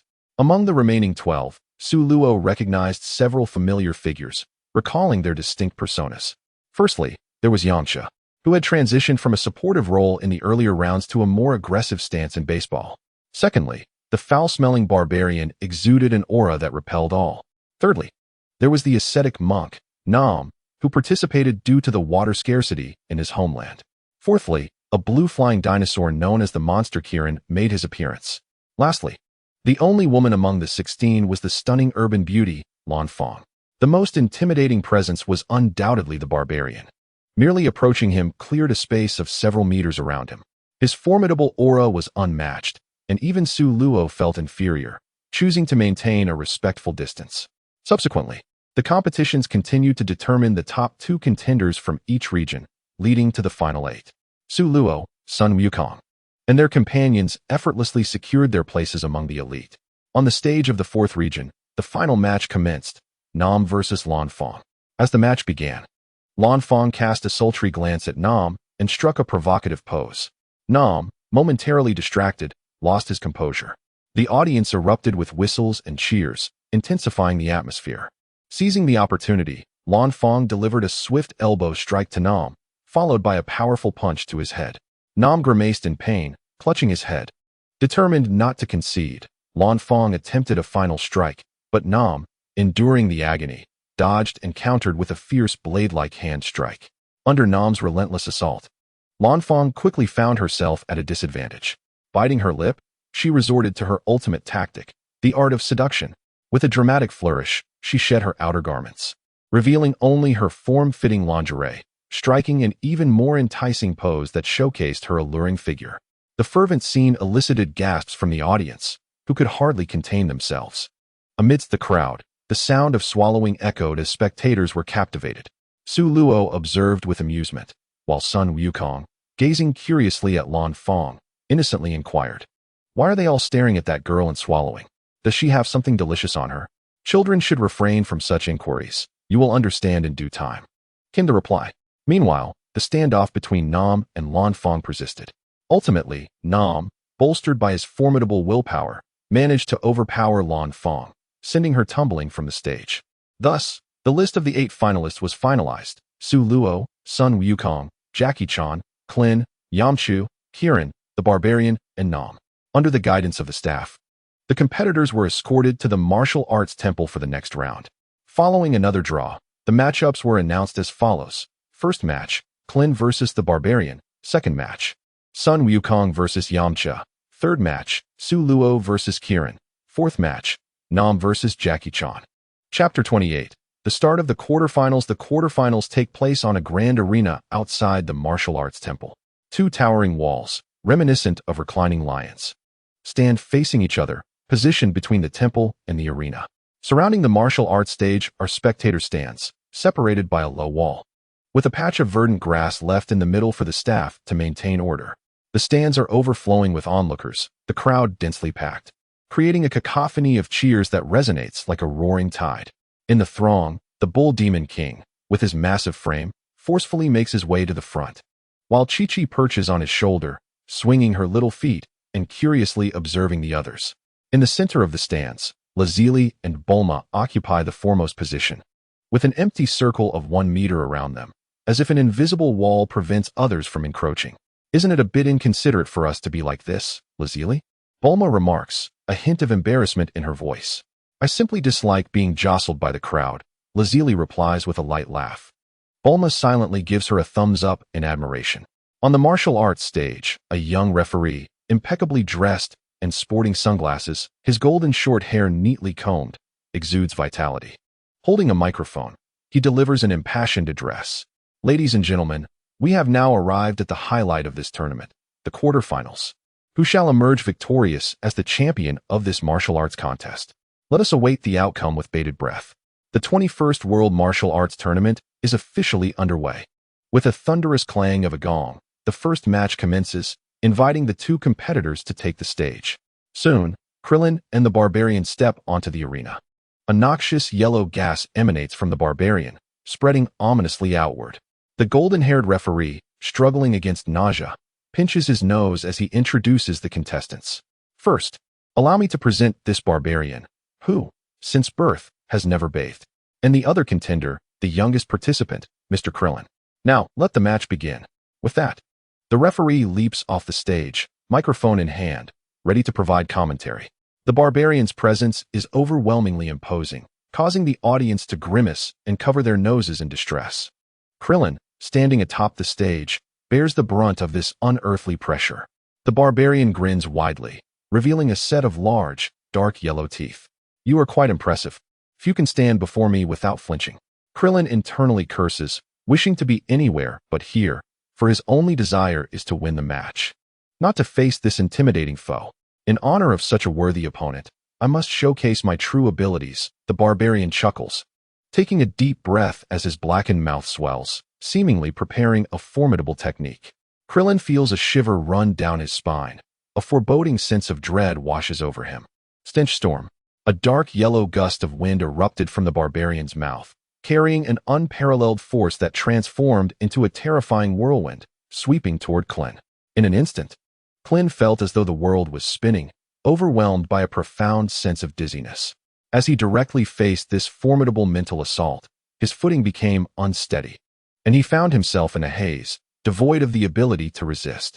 The Barbarian, sensing victory, leaped high into the air, executing a move reminiscent of a mountain pressing down. Clin was immediately pinned beneath the Barbarian's massive form, rendered immobile. How infuriating! Clin struggled desperately beneath the weight of the Barbarian. Noticing Clin's lingering resistance, the Barbarian grew even more exhilarated, swaying his ample posterior. You are quite impressive. I have never encountered an opponent like you, deserving of my respect. Now, behold my ultimate technique. It was only after receiving a friendly reminder from Sun Wukong that Clin realized he was devoid of a nose, rendering the foul-smelling attacks ineffective against him. The Barbarian's onslaught was merely visually and olfactorily aggressive, which had instinctively thrown Clin into disarray. Awakening from his stupor, he ultimately turned the tide and emerged victorious, securing his advancement in the first match. Next, the announcer called forth competitors Sun Wukong and Yamcha. The golden-haired referee stood at the center of the arena, microphone in hand, vociferously announcing the match. As his words echoed, Sun Wukong eagerly ascended the stage. In a corner of the waiting area, Yamcha clenched his fists, his gaze fixed intensely on Su Luo, who leaned against the wall with closed eyes. Reminded of the time Su Luo effortlessly dispatched him, a sense of unwillingness surged within him. To reclaim his honor, he had confronted his fear of women, diligently trained, and challenged numerous skilled fighters over the past 6 months. This competition was, for him, a means of self-improvement, yet fate had led him to cross paths with Su Luo once again. Upon hearing the referee call his name, Yamcha released his clenched fists and resolved to first deal with that fellow named Sun Wukong before confronting Su Luo. With determination, Yamcha stepped out of the waiting area and onto the opposite side of the arena. "The second match begins now," announced the referee before leaping off the stage. Yamcha initiated the attack, emanating a ferocity akin to a wild wolf, his palms morphing into claws as he lunged at Sun Wukong. Surprised by Yamcha's speed, Sun Wukong deftly dodged with a leap, transforming his palm into a fist to counterattack. Thus commenced a fierce exchange between Sun Wukong and Yamcha, a tangible clash of fists and feet, each blow resonating with intensity. The dazzling array of techniques left the audience in awe, providing an exhilarating visual spectacle. The crowd erupted into fervent cheers, applauding the thrilling contest. Ultimately, upon realizing that Yamcha's full effort was merely of average caliber, Sun Wukong lost interest and decisively knocked him off the stage. With this, Sun Wukong successfully advanced in the second match. Yamcha, his expression rife with discontent, departed from the martial arts tournament with haste. Following closely behind was a flying feline, who incessantly offered words of consolation. Next, we invite competitors Su Luo and Kirin to the stage. The golden-haired host's voice resonated with fervor and strength. Su Luo ascended the platform with a measured stride, while his opponent, Kirin, a dinosaur adorned with wings and vibrant blue-green skin, loomed menacingly. Kirin's formidable presence alone instilled an unparalleled sense of intimidation, causing onlookers to recoil in trepidation. With his hands casually tucked into his pockets, Su Luo regarded Kirin with an air of nonchalance.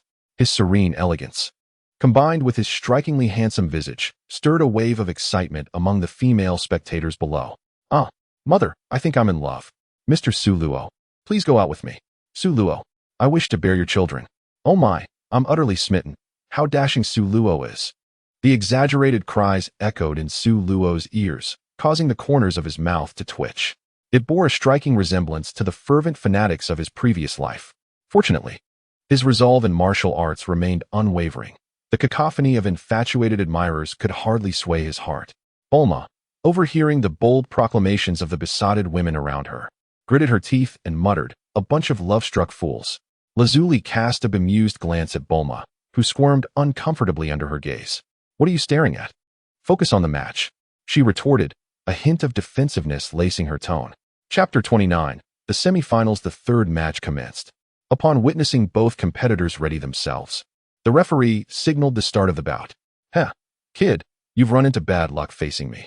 I suggest you hop off the stage now, lest you suffer a painful defeat," Kirin sneered, surveying Su Luo with disdainful eyes, his words dripping with contempt. Su Luo shrugged, a light chuckle escaping him. "Why is it that the less capable individuals are so fond of prattling on? Humph, you truly are oblivious to your own insignificance. Allow me to demonstrate the chasm that lies between our strengths." Kirin bared his sharp teeth in a menacing grin, then, with a thunderous stomp, propelled his colossal form towards Su Luo with the force of a human tank. In that moment, Su Luo, standing at a modest height of around 1.8 meters, appeared as a mere child next to the towering Kirin, small and powerless. Yet, in the face of Kirin's tempestuous charge, Su Luo remained unfazed, his eyes as tranquil as still waters. Just as Kirin closed in, Su Luo, with lightning speed, flicked his finger against Kirin's robust abdomen. In an instant, Kirin was sent hurtling backward like a cannonball, crashing against the low wall outside the ring and leaving a significant breach in its structure. The entire sequence transpired in the blink of an eye, leaving the audience in stunned silence, jaws agape, struggling to comprehend the spectacle they had just witnessed. The unexpected turn of events had left everyone astounded. Kirin had been unceremoniously expelled from the arena by Su Luo in a mere moment. Though the details of that fleeting instant remained elusive, one truth was undeniable. Kieran had indeed fallen from the stage. The contestant Sulo has emerged victorious. As the referee's words resonated, the audience erupted into a fervent cheer. Having completed his match, Sulo descended from the ring, lost in his own thoughts. Next up was the legendary Jackie Chan, ready to take the stage. This battle held no suspense, despite Nanwa's indomitable spirit in pursuit of victory.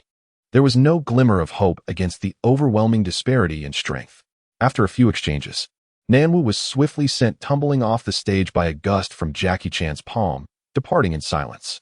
Similar to the original narrative, prior to the match, Nanwa's remarkable perseverance piqued Jackie Chan's curiosity. Utilizing his telepathic abilities, he delved into Nanwa's past, learning of the water scarcity in his homeland and his purpose for being there. Without hesitation, he extended a helping hand. Following the conclusion of the match, he sought out Nanwa privately, gifting him a capsule for water to assist him in overcoming his hardships, thus temporarily putting Nanwa's plight to rest. The four victors, Klin, Sun Wukong, Sulo, and Jackie Chan, then proceeded to draw lots once more. The semi-final matchups were announced as follows. The first match would feature Klin against Sulo, while the second would pit Sun Wukong against Jackie Chan. With some time remaining before the matches, the referee invited the two contestants, clad in matching orange-red martial arts attire, to the stage for an interview. The audience erupted into a frenzy upon discovering that both were disciples of the legendary martial arts master, Wu Tian. The applause, cheers, and praises from the crowd surged, creating an electrifying atmosphere.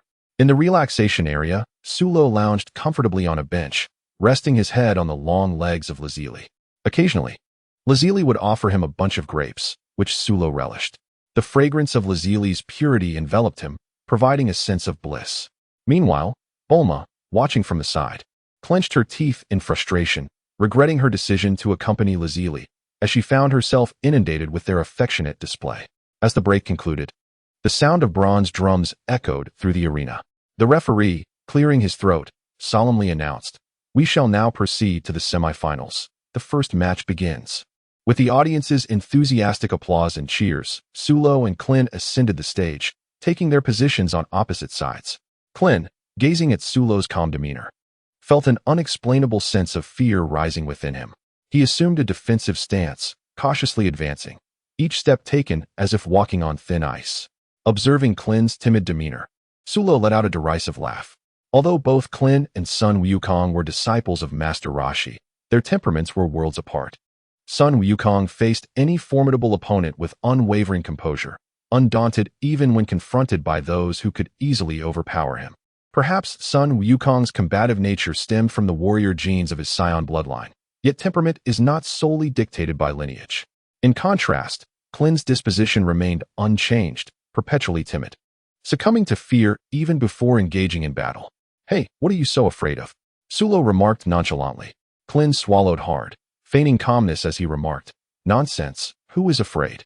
"Oh, that's good," Su Luo chuckled softly. Yet, upon witnessing Su Luo's smile, an inexplicable sense of dread gripped Klin's heart, a disquieting emotion swirling within. In the next moment, Klin realized that Su Luo had vanished from sight. Panic-stricken, he frantically scanned his surroundings in search of Su Luo's figure. "Right here," came Su Luo's voice from behind him. Klin swiftly turned around, only to see a fist magnifying before his eyes. In an instant, he was sent flying like a kite severed from its string. Su Luo, with a swift motion, appeared in front of Klin, delivering another punch that sent him hurtling back. At that moment, Klin resembled a baseball, while Su Luo transformed into a batter, darting swiftly between 2 points. Under the astonished gazes of the onlookers, Klin was struck repeatedly. The entire venue fell into a hushed silence, occasionally broken by the dull thuds of impact. "Wow, I had no idea the martial arts tournament could be so entertaining. I should have participated," Razili exclaimed with a hint of excitement. Bulma swallowed hard, glancing at Razili with an expression of disbelief. "Goodness, this sister has a penchant for violence. It seems one can indeed find like-minded individuals."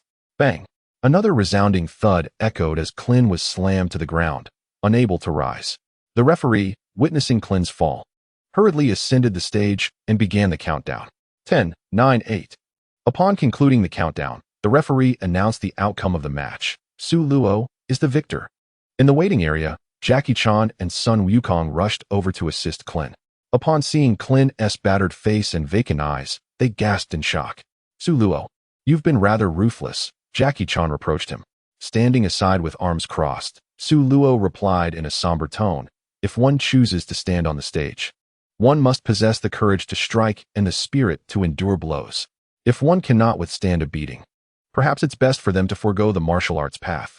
Jackie Chan fell silent, realizing Su Luo's words held a semblance of truth. Upon hearing this, Clin spat out a mouthful of blood and fell into unconsciousness. Clin, echoed two calls. Su Luo shook his head, sighing deeply, acknowledging Clin's poor temperament. He then produced a healing bean and tossed it to Sun Wukong, explaining its purpose before returning to the waiting area. Sun Wukong quickly administered the bean to Clin. Upon consuming it, Clin slowly regained consciousness, and upon realizing his earlier disgraceful performance, he bowed his head in shame. With encouragement from Sun Wukong and Jackie Chan, he gradually regained his confidence. As the referee urged them on, the second match of the semifinals commenced. Chapter 30. The championship match on the stage. Sun Wukong and Jackie Chan took their positions as the referee signaled the start of the match. Their gazes locked, igniting a spark of combativeness between them. Jackie Chan assumed a defensive stance, stating solemnly, I won't hold back. Neither will I, Sun Wukong replied earnestly. As soon as he finished speaking, Jackie Chan lunged forward with remarkable speed, reaching Sun Wukong in the blink of an eye and delivering a powerful punch. Sun Wukong feigned a move and leapt into the air, soaring several meters high to evade the strike. Jackie Chan quickly retreated a few steps, seeking a favorable angle, then propelled himself into the air, executing a fierce kick towards Sun Wukong. Caught mid-air, Sun Wukong had no chance to dodge and was struck directly, his body tumbling toward the edge of the arena. Just as Jackie Chan believed victory was assured, Sun Wukong's tail spun like a helicopter rotor, swiftly returning him to the arena. This spectacle elicited cheers and applause from the audience. Sulu floated atop a high wall, observing this familiar scene with a subtle smile. On the arena, witnessing Sun Wukong escape peril, Jackie Chan's eyes gleamed with excitement as he remarked, Wukong, impressive. Now let us see how you handle this move. His body rippled like water, creating several afterimages that danced around Sun Wukong. With a serious expression, Sun Wukong attempted to pinpoint Jackie Chan's real position, sensing something amiss.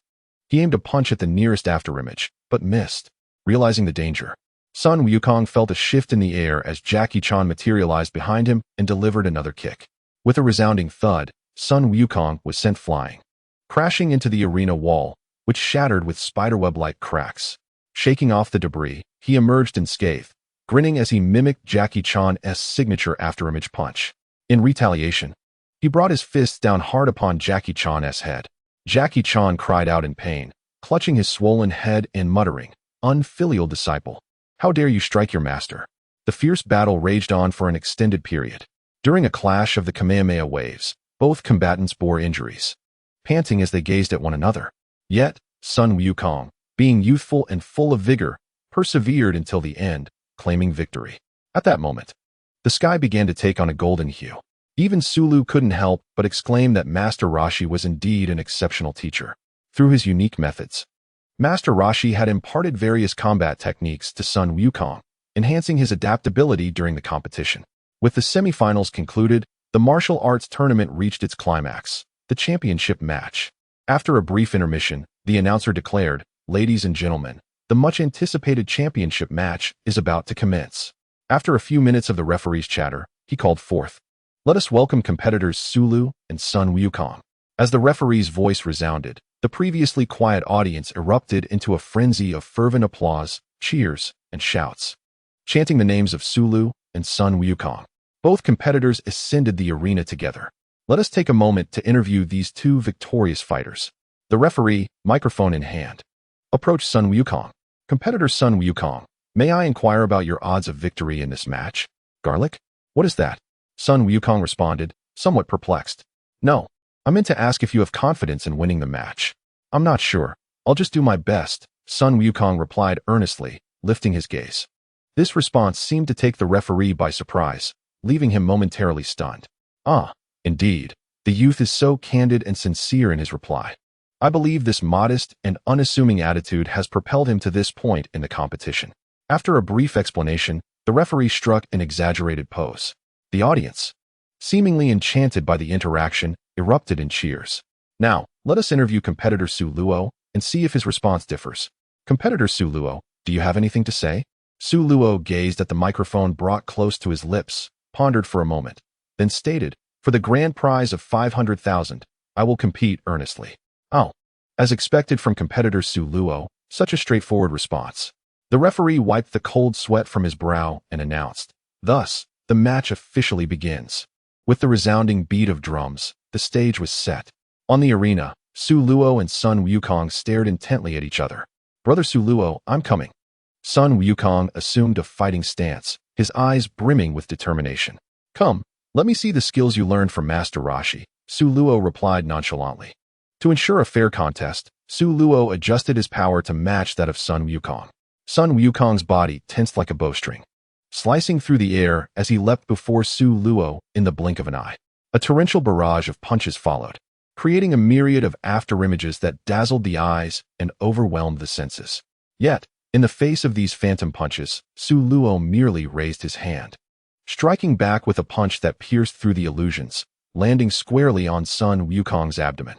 Sun Wukong was sent flying as if struck by a sledgehammer, crashing into the edge of the arena and leaving a small crater in his wake. "Ouch," Sun Wukong groaned, gingerly clutching his stomach as he stood up, disbelief filling his eyes. His attack had been effortlessly seen through. Even the venerable Jackie Chan would have found himself flustered. "Let us go again." With renewed vigor, Sun Wukong's figure suddenly vanished from the stage, leaving only the sound of his footsteps echoing. Despite the sudden disappearance of Sun Wukong, Su Luo remained steadfast, his gaze as tranquil as the vast sky. Suddenly, Su Luo clenched his left fist and reached to the side. The invisible Sun Wukong reappeared, colliding head-on with Su Luo's fist. A dull thud resonated as Sun Wukong fell, his head towards the ground, landing beneath Su Luo. "Ouch, ouch, ouch." Sun Wukong rubbed his nose, wincing in pain. Yet before he could recover, Su Luo's next attack came swiftly. A side kick sent Sun Wukong soaring several meters away. Hiss! Sun Wukong executed a somersault, massaging his aching arm. "Wukong, your vigilance is alarmingly inadequate. If I were your adversary, you would have perished by now," spoke Su Luo with a tone tinged with detachment. "But you are not my enemy," Sun Wukong replied, his expression one of bewilderment. "Oh, then consider me your foe henceforth. Otherwise, the consequences will be dire." A chilling glimmer flickered in Su Luo's obsidian eyes, and suddenly, an overwhelming aura surged forth. Under the blazing sun, Sun Wukong felt as though he had plunged into an unfathomable abyss, an icy dread enveloping him and rendering him immobile. Observing the stark transformation in Su Luo, Sun Wukong was momentarily stunned. With a piercing gaze, Su Luo vanished in a flash, appearing beside him in the blink of an eye. Before Sun Wukong could react, Su Luo unleashed a torrent-like punch, accompanied by a fierce gale, the force of which sent Sun Wukong soaring dozens of meters into the air. Then, with a deft leap, Su Luo positioned himself directly above Sun Wukong, delivering a swift and brutal kick. Thud! The impact was so severe that Sun Wukong involuntarily expelled a mouthful of blood, his body plummeting earthward like a shooting star. A resounding crash echoed as he struck the ground. In the arena, a crater approximately 1 meter deep formed before the spectators' eyes. Sun Wukong lay in a state of utter disarray at the center of the pit, while Su Luo stood at its edge, coldly surveying him. Sun Wukong's vulnerability was profoundly detrimental. His lack of alertness was his gravest flaw. Su Luo was not one to gently guide. Mere words paled in comparison to allowing Sun Wukong to experience the lesson firsthand. Chapter 31. The Transformation into a Giant Ape. Wah wah wah. Wukong, get up. On the spectator platform, Chi-Chi wept at the sight of Sun Wukong motionless in the deep pit. Wukong is incredibly strong, and he is determined to claim the championship. "He won't simply fall like this," assured the Bull Demon King, trying to comfort his daughter. "Really?" Chi-Chi sniffled softly. Indeed, the Bull Demon King nodded earnestly. Though he felt uncertain himself, his intuition warned him that Su Luo was a more formidable threat. "Oh," Chi-Chi ceased her tears. Her eyes filled with anxiety as she gazed at the arena, repeatedly urging, "Wukong, please rise." In the pit, Sun Wukong seemed to hear Chi-Chi's call and struggled to his feet. Upon seeing him stand, Chi-Chi erupted into joyous cheers, rallying her support for him. Gasping for breath, Sun Wukong wiped the blood from the corner of his mouth and turned to Su Luo, his eyes alight with indomitable fighting spirit. Brother Su Luo, that blow hurt immensely. Now it's my turn to retaliate. Come on. As soon as Su Luo responded, he noticed Sun Wukong leaping into the air, executing a flying kick aimed directly at his face. The intensity of his strength and speed had escalated to an entirely new echelon. Now that is more like it, Su Luo remarked, a satisfied smile gracing his lips. He tilted his head slightly backward, evading the fierce strike from Sun Wukong. In a swift motion, Sun Wukong pivoted his body and darted beneath Su Luo, unleashing a rapid whip-like kick. Like a dancing dragon, Su Luo deftly sidestepped this attack, and in an instant, he appeared behind Sun Wukong as if conjured by a phantom. His right palm transformed into a blade, aimed at Wukong's neck. However, the ensuing scene took Su Luo by surprise. Sun Wukong executed a forward roll, deftly avoiding the blow. Intrigued, Su Luo chuckled lightly and launched another punch. Sun Wukong instinctively adopted a defensive stance as the two figures on the arena intertwined, punctuated by the resonating sound of colliding fists. Although Su Luo's combat prowess was restrained to match that of Sun Wukong, his extensive experience, skill, and reflexes far surpassed those of his opponent. Throughout the encounter, Su Luo maintained the upper hand, pressing Sun Wukong into a defensive position, leaving him battered and weary. Seizing the opportunity, Su Luo unleashed a powerful punch towards Sun Wukong's face. Caught off guard, Sun Wukong quickly crossed his arms to shield his face. A searing pain shot through his arms as he was propelled backward, gliding several meters and carving a deep trench into the ground. Gasping for breath, Sun Wukong lowered his arms, panting heavily, his face marred with bruises and his tattered clothing revealing inflamed skin beneath, presenting a pitiful sight. Observing Su Luo's calm demeanor and steady breaths, a fierce determination ignited within Sun Wukong's heart. Rapidly devising a strategy in his mind, he pressed his lips together, resolving to fight back. His expression turned grave, seriousness etched across his youthful face as he leaned slightly forward, preparing his stance, his aching arms gradually drawing toward his waist. Su Luo, discerning Sun Wukong's posture, anticipated his next move. Sun Wukong flashed a blood-stained grin, his teeth gleaming white amid the crimson. Then, he positioned his hands at his waist, forming a flower-like shape. Kamehameha. A visible blue energy sphere rapidly coalesced between his palms, radiating a blinding brilliance that illuminated the entire arena. With a whoosh, a blue energy beam surged forth, roaring with an unstoppable force, darting towards Su Luo like a bolt of lightning. Narrowing his eyes, Su Luo raised his right hand, palm facing the oncoming energy wave. In an instant, a golden energy sphere materialized in his palm, morphing into a golden energy shockwave that surged forth with an overwhelming momentum to clash against the blue wave. In the center of the arena, a striking tableau emerged, with gold and blue lights occupying their respective spaces, locked in a fierce standoff. However, this equilibrium lasted but a fleeting 3 breaths, as Sun Wukong, drained of energy, found his blue wave faltering, eventually succumbing to the might of the golden wave, which surged forward with devastating force. Boom! A thunderous explosion reverberated across the arena. A tempest of wind howled, debris flew, and thick smoke billowed, obscuring the vision in a haze. As the smoke dissipated, the arena lay in ruins. Sun Wukong shielded himself with his hands, his attire reduced to tatters, revealing patches of charred skin. With a stagger, he collapsed to the ground, his hands weakly supporting himself behind. Observing Su Luo's calm demeanor, devoid of any sign of exhaustion, Wukong forced a bitter smile and inquired, "Brother Su Luo, you truly are formidable. You must not have fought with all your strength, right?" Su Luo stroked his chin, gazing at him, and raised 3 fingers, stating, "I used merely 30% of my power. Wukong, you must train harder. It will be some time before you can hope to defeat me." Sun Wukong muttered to himself, 30%. Feeling his eyelids grow heavier as a beam of sunset illuminated his vision, he glanced up at the sky, where the afterglow of dusk painted the horizon, and a full moon hung high above. "It's the moon. I haven't seen the moon in ages." Wukong recalled that the last time he beheld the moon, his grandfather was still alive.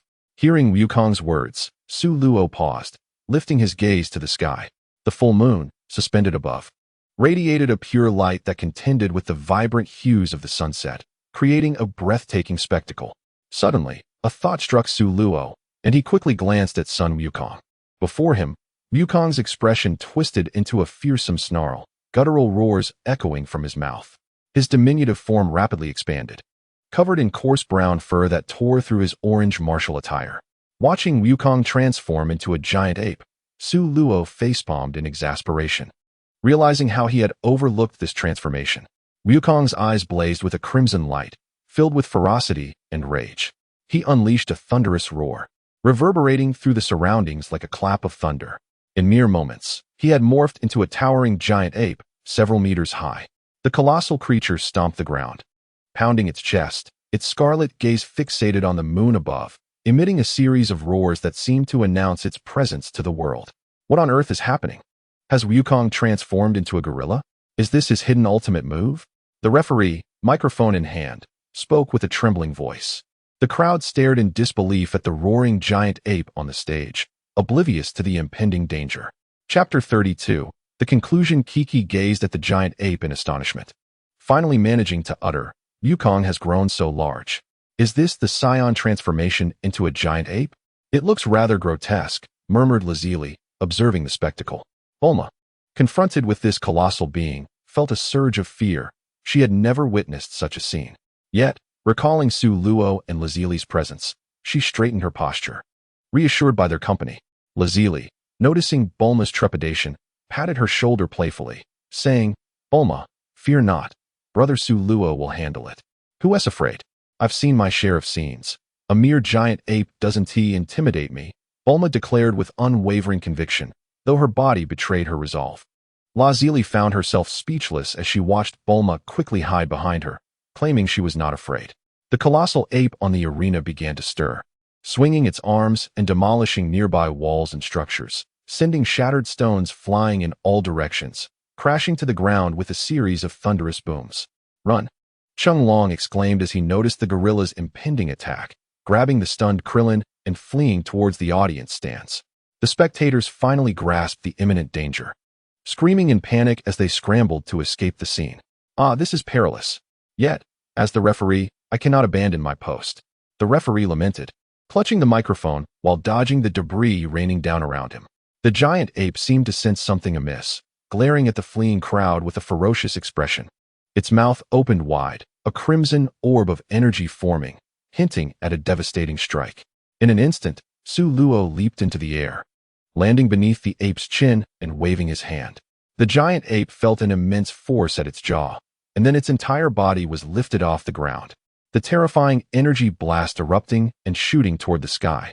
The red beams surged upward like a fountain of molten lava, searing and perilous, illuminating the heavens with a brilliant crimson hue, as if it were about to pierce the very firmament. Is this really that kid Wukong? How terrifying! Chung Long swallowed hard, his heart racing as he beheld the giant ape. It exuded an aura of brutality and foreboding, resembling a creature solely devoted to destruction. "So frightening, utterly terrifying," Krillin stammered, his face a mask of fear.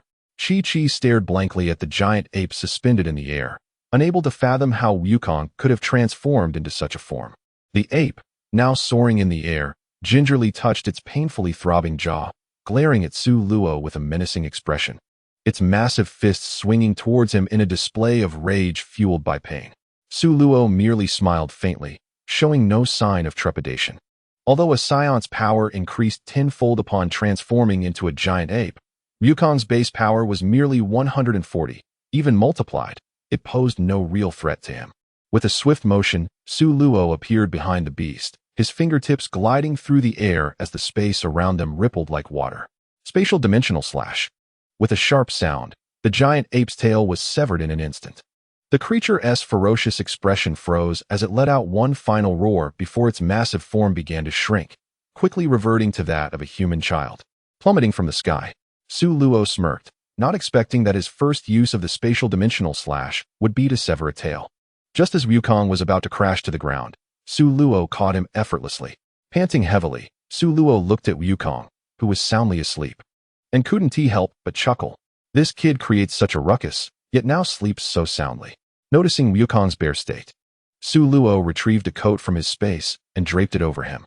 Brother Su Luo, how is Wukong? Chi rushed over, followed closely by the others. Rest assured, he is fine. He merely fell asleep, Su Luo replied. Chi tiptoed in an attempt to see Wukong, but her petite stature prevented her from doing so. Observing her anxious demeanor, Su Luo gently placed son Wukong into her arms, teasingly remarking, "Here, I return your Wukong to you." Instantly, Chi blushed deeply, shyly lowering her head. "Su Luo, why did Wukong just transform into that state?" Chung Long inquired, puzzled. "Indeed, Su Luo, why did Wukong become a giant ape?" "That was utterly terrifying," Bulma chimed in, patting her ample chest, still shaken.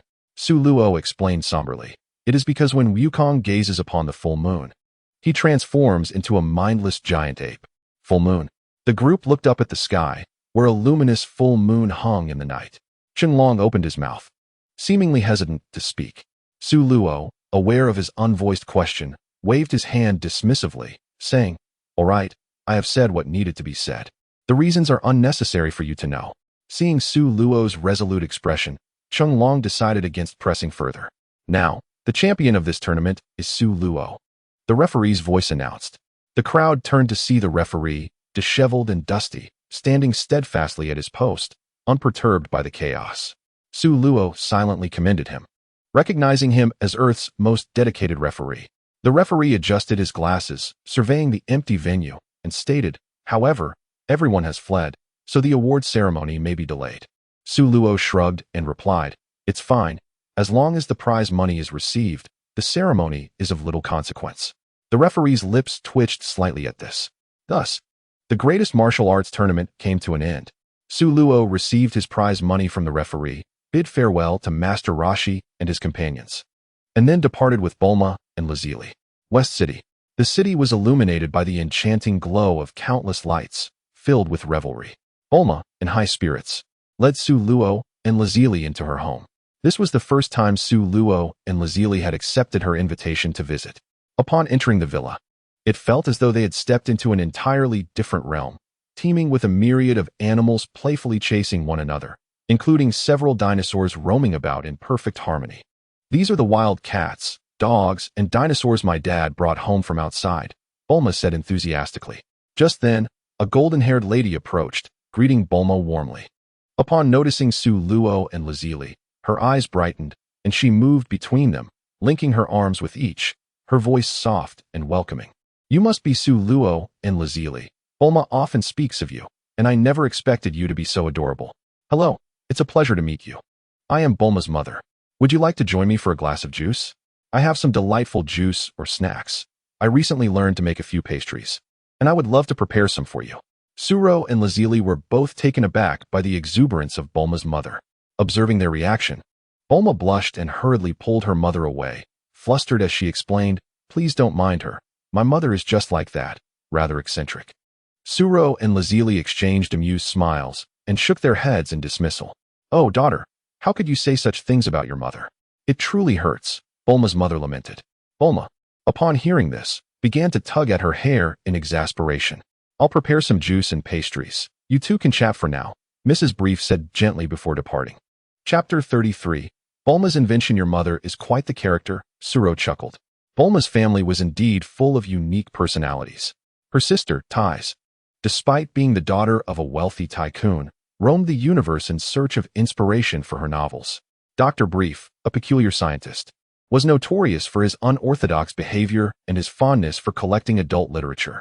Mrs. Brief, outgoing and hospitable, enjoyed socializing with handsome men. In comparison, Suro found Bulma's somewhat infatuated demeanor to be rather normal. Let us not dwell on her. Come, I'll show you my latest invention. It's quite fascinating, Bulma declared, her face lighting up with pride. Suro and Lazili were intrigued, eagerly anticipating Bulma's ingenious creation. Under Bulma's guidance, the trio ascended to the second floor and entered her laboratory. From a drawer, Bulma retrieved a pink bracelet, adorning her wrist while gesturing to her companions. "What is this?" Lazili inquired, puzzled. "This is my miniaturization bracelet. Press this blue button, and you can shrink down to a smaller size," Bulma explained, her pride evident as she pointed to the button. With a swift motion, she pressed it. In astonishment, Suro and Lazuli watched as golden light enveloped Bulma, her form rapidly diminishing until she was no larger than a mouse. Suro's lips twitched as he internally mused, "This must be some sort of black technology." Lazuli, fascinated, playfully poked the miniature Bulma, finding it delightful. "This is so much fun, Bulma. Let me try?" Bulma nodded and returned to her original size, handing the bracelet to Lazuli. As Lazuli took the bracelet, she too shrank down, fluttering around the room like a joyous little bird. Suro, feeling a twinge of envy, called for her to stop and decided to give it a try himself. Upon pressing the blue button, he felt the surrounding space thicken before he was swiftly reduced in size. Gazing at the now gigantic forms of Lazuli and Bulma, he couldn't help but exclaim, "How enormous!"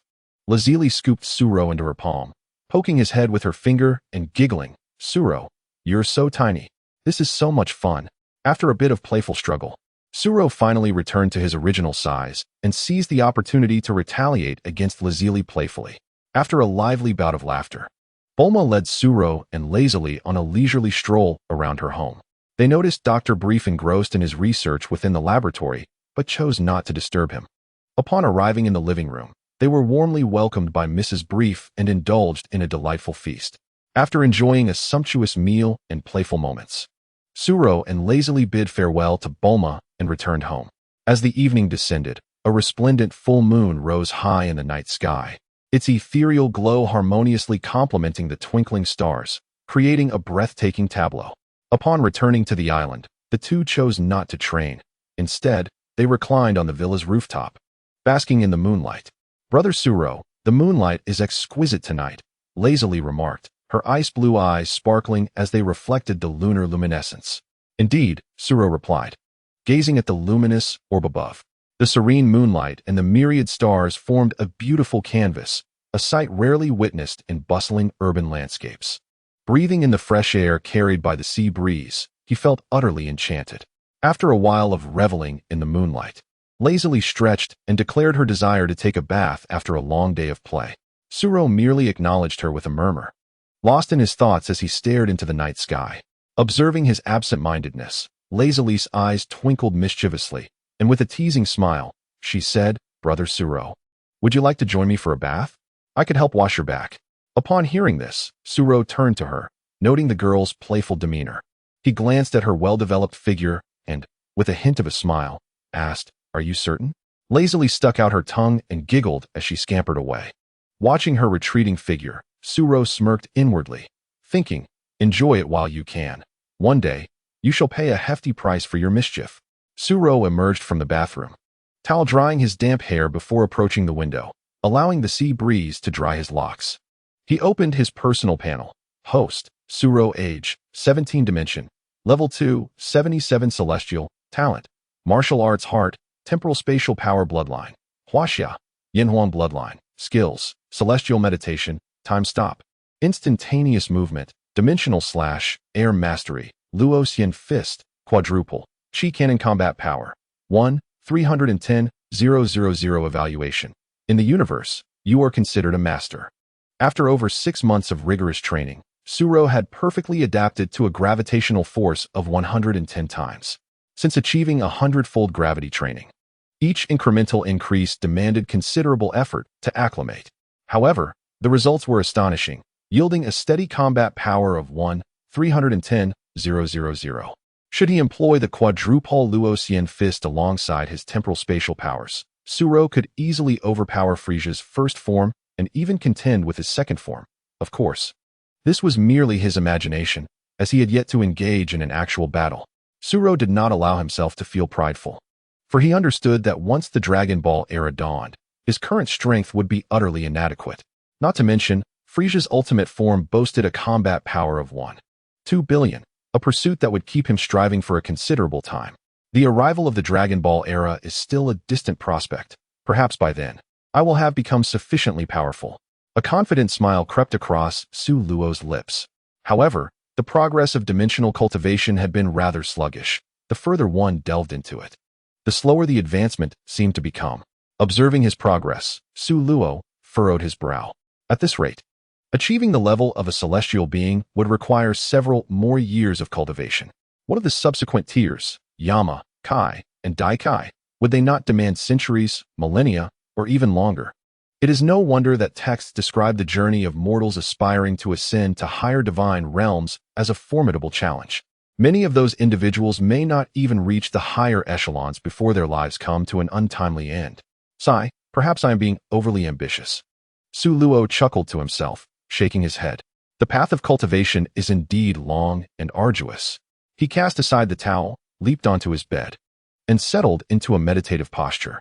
As dawn broke, the distant eastern horizon was tinged with a pale light, soon followed by the sun gracefully ascending, casting gentle rays upon the earth to herald the arrival of a new day. Su Luo quickly savored the heartwarming breakfast prepared by Lotzi Li before stepping into the gravity chamber to commence his training, setting the gravity multiplier to 111 times. A heavy pressure enveloped him. Training level 3, Su Luo declared. As his voice echoed, 8 small flying robots emerged from the mechanical walls. The training commenced. Upon receiving Su Luo's command, the robots began to gather energy and launch attacks towards him. Whoosh, whoosh, whoosh. Waves of energy beams surged towards Su Luo. With a focused expression, he swiftly pivoted and leaped, evading the strikes with agility. Time sped by, and in the blink of an eye, 3 years had elapsed. Chapter 34. The Demon King Piccolo on Earth. In the western region, amidst a vast expanse of ocean, a picturesque island appeared as if it were a secluded paradise. Resting upon the waves, it was summer, and under the radiant sunlight, the sea sparkled beautifully. On the beach, a vibrant scene unfolded as Bulma, clad in a refreshing swimsuit, reclined on a beach chair, leisurely sipping coconut juice. Wearing a peculiar pair of glasses, she gazed towards the distant ocean, where Su Luo and Lotzi Li were engaged in combat. To enhance her view of their battle, Bulma had ingeniously designed these ultra-dynamic glasses, which captured the movements of the two combatants with crystal clarity. Before her, Lotzi Li, radiating a blue aura, unleashed a barrage of energy blasts that rained down upon Su Luo.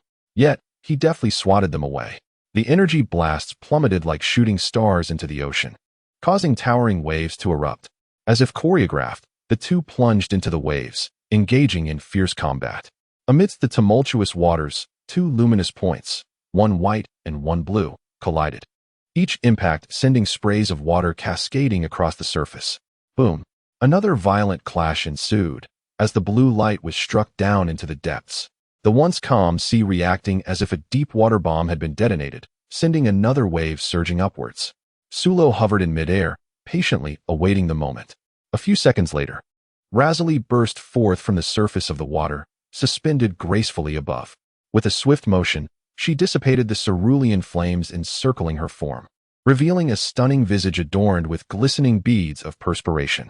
The damp fabric clung tightly to her delicate figure, accentuating her voluptuous curves perfectly. Observing Razali's emergence from the water, Su Luo offered a subtle smile. Over the past 3 years, Razali's progress had been remarkably swift. Her combat prowess had reached an impressive 90,000, and she had mastered his Loxian fist, amplifying its power to 4 times its original strength. With this technique, Razali could barely keep pace with him in their sparring sessions.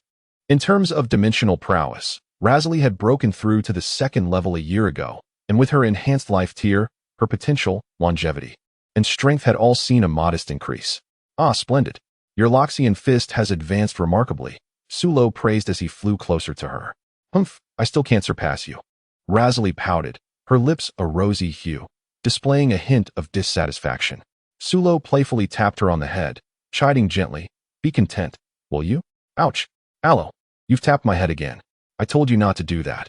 It will make me dull-witted. Razali protested, cupping her head in mock indignation. Su Luo gazed at the enchanting woman before him. 3 years had matured this girl significantly, rendering her more independent and less clingy.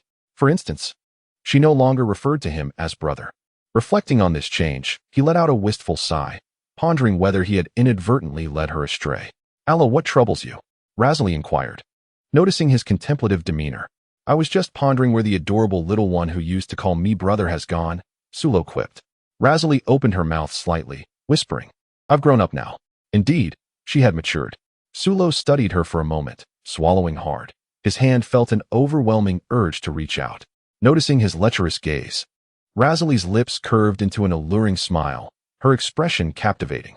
Then, As if by design, she lifted her collar, fanning herself with her hand, complaining, "Oh dear. It's so hot. Aloe, you should continue your training. I'm off to swim with Bulma." With that, she soared back toward the small island.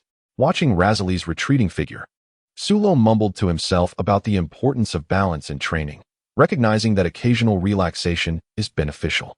He promptly followed suit, flying back to the island, not solely to admire the beauty in swimwear, but primarily to indulge in a refreshing swim to ease his mind. On the beach, Sulo reclined on a sun lounger, watching two stunning women in revealing swimsuits frolic in the ocean, feeling utterly content.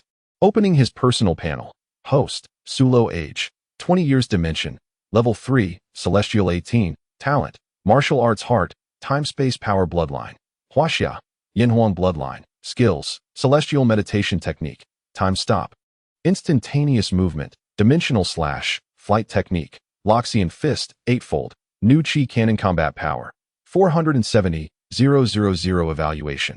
In the universe, you have ascended to the ranks of top-tier experts. As Su Luo gazed upon the fruits of 3 years of labor, a faint smile graced his lips. He had now acquired the means to venture into the cosmos.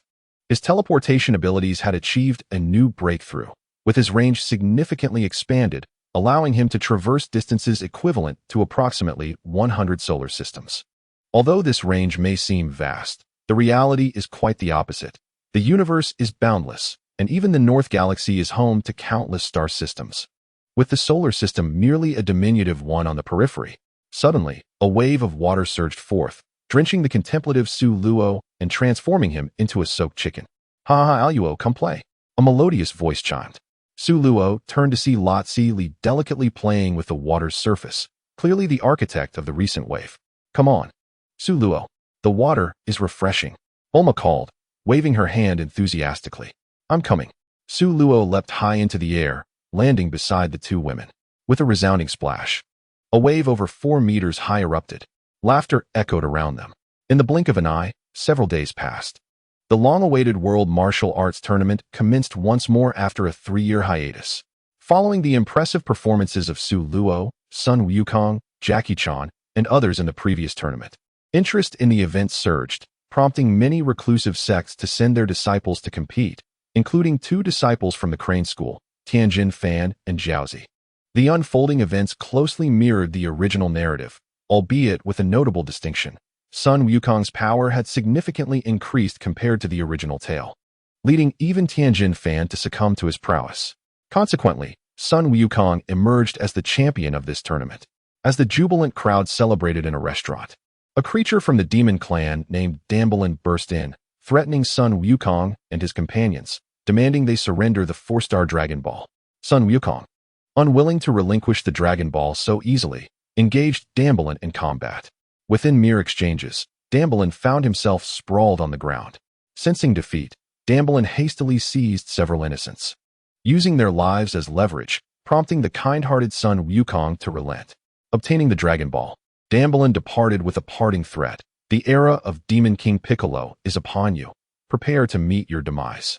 With that, he swiftly fled. "What? Demon King Piccolo?"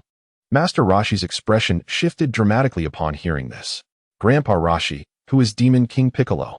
"Indeed, Master Wutian, is he formidable?" Sun Wukong, Krillin, Tianjin Fan, and others looked at him in confusion. Master Roshi sighed heavily, his face etched with concern, and proceeded to recount the origins of Demon King Piccolo. "I personally submerged that rice cooker in the abyss of the ocean, believing he would never escape. Alas, it seems an unforeseen turn of events has occurred." "Oh, so he's a wicked villain. Then I shall defeat him," Sun Wukong declared, somewhat dismissively. "Wukong, do not underestimate Demon King Piccolo. His power is terrifying. Many skilled warriors have perished at his hands in the past," Master Roshi admonished with a grave tone. Upon hearing this, Sun Wukong's eyes brightened with anticipation as he inquired, "Is the Demon King Piccolo more formidable than Brother Sulo?"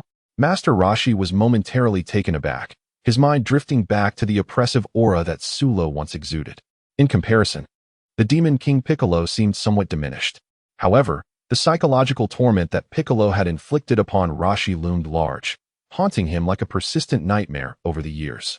Thus, at the mere mention of Piccolo's name, Roshi lost his previously composed demeanor. With a sigh of relief, he finally uttered, "Sulo is slightly stronger than him." Haha. Then there is no problem. I am more than capable of defeating the Demon King Piccolo, Sun Wukong declared with unwavering confidence. Master Roshi paused, suddenly realizing that this era was markedly different from the past. Perhaps these young warriors could achieve feats that their predecessors could not. Chapter 35. The Calamity on Earth. Meanwhile, on the other side of the Earth, a vast expanse of ocean lay beneath a colossal spaceship that hovered slowly in the sky. Inside the vessel, the Demon King Piccolo reclined in a grand chair, his appearance significantly aged. His once vibrant dark green skin had dulled, now marred by the passage of time and etched with wrinkles. Clutching 6 Dragon Balls in his hand, Piccolo examined them before stating, "These are the orbs that, when gathered in totality, can summon the eternal dragon to grant any wish." Pilaf rubbed his hands together, standing respectfully nearby, while Mai and Shu trembled apprehensively behind him. "Indeed, my lord, once you acquire all 7, any wish can be yours. However, the final Dragon Ball, the 4-star ball, is in the possession of a formidable individual named Sun Wukong, making it exceedingly difficult to obtain." At the mention of Sun Wukong, Pilaf grimaced with frustration. Over the years, he had successfully collected 6 Dragon Balls, yet the last remained elusive, held by Wukong. Had he managed to procure the final orb, he would have already summoned the eternal dragon to realize his dream of world domination, rendering the plight of the Demon King Piccolo irrelevant. Regrettably, having assisted Piccolo in his escape, Pilaf now felt remorse. He had hoped to achieve his ambition of ruling the world through Piccolo, even if it meant only sharing dominion. Yet now, Piccolo had promised him merely a quarter of the power, inciting his ire. "Sun Wukong? No matter, my son, Dambalin will take care of him," Piccolo replied nonchalantly. "Ah, yes, Pilaf responded obsequiously. "Where is Dambalin now?" Piccolo inquired, his tone growing serious. Pilaf nudged Mai, signaling her to activate the radar. Trembling with fear, she hurriedly powered on the spherical Dragon Ball radar. Pilaf observed a light rapidly approaching, surprised at how smoothly it was heading their way, soon to arrive. "Haha, soon. I shall reclaim youthful vitality and restore my overwhelming power. This world will once again tremble beneath my reign as the Demon King Piccolo," he cackled maniacally, while the comedic trio shivered in the background. Under the cloak of night, Dambalin finally arrived at the spaceship, bearing the last Dragon Ball. While recounting the events concerning Son Goku to King Piccolo, the revelation startled King Piccolo, who had not anticipated the existence of a formidable foe capable of vanquishing Dambalin in this era. After a brief moment of surprise, he nonchalantly remarked that it was of no consequence, dismissing them as mere insignificant insects. "Once I restore my youthful vitality, I could effortlessly crush them." King Piccolo commanded Pilaf to descend the spaceship, landing upon the Earth, where he successfully summoned the eternal dragon to fulfill his wish. As the dragon was on the verge of vanishing, King Piccolo struck it down, reducing it to stone, which fell to the ground. With his powers restored to their zenith, King Piccolo felt an overwhelming surge of energy coursing through him. Ecstatic, he unleashed a powerful energy wave that obliterated an entire mountain, leaving the comedic trio trembling in fear upon the ground. "Quickly, steer the spaceship to the palace of the king. I can scarcely contain my eagerness to dominate the world. Peace makes me nauseous. This world should thrive under the reign of my demonic kin, filled with destruction and carnage." Haha.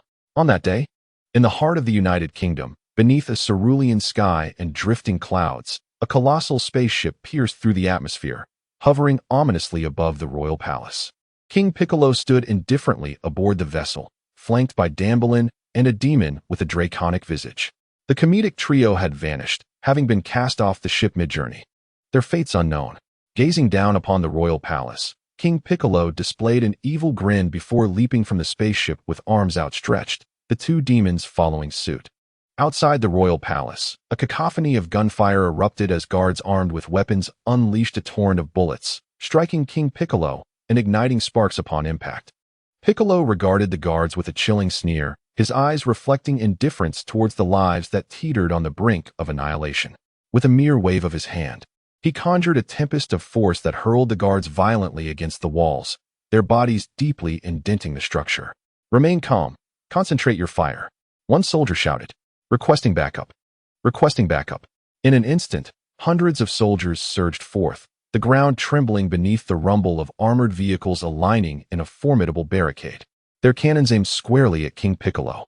A day later, under the duress of King Piccolo's violent threats, the King of the United Kingdom was compelled to stand before countless live cameras and announce his abdication of the throne, yielding authority to King Piccolo.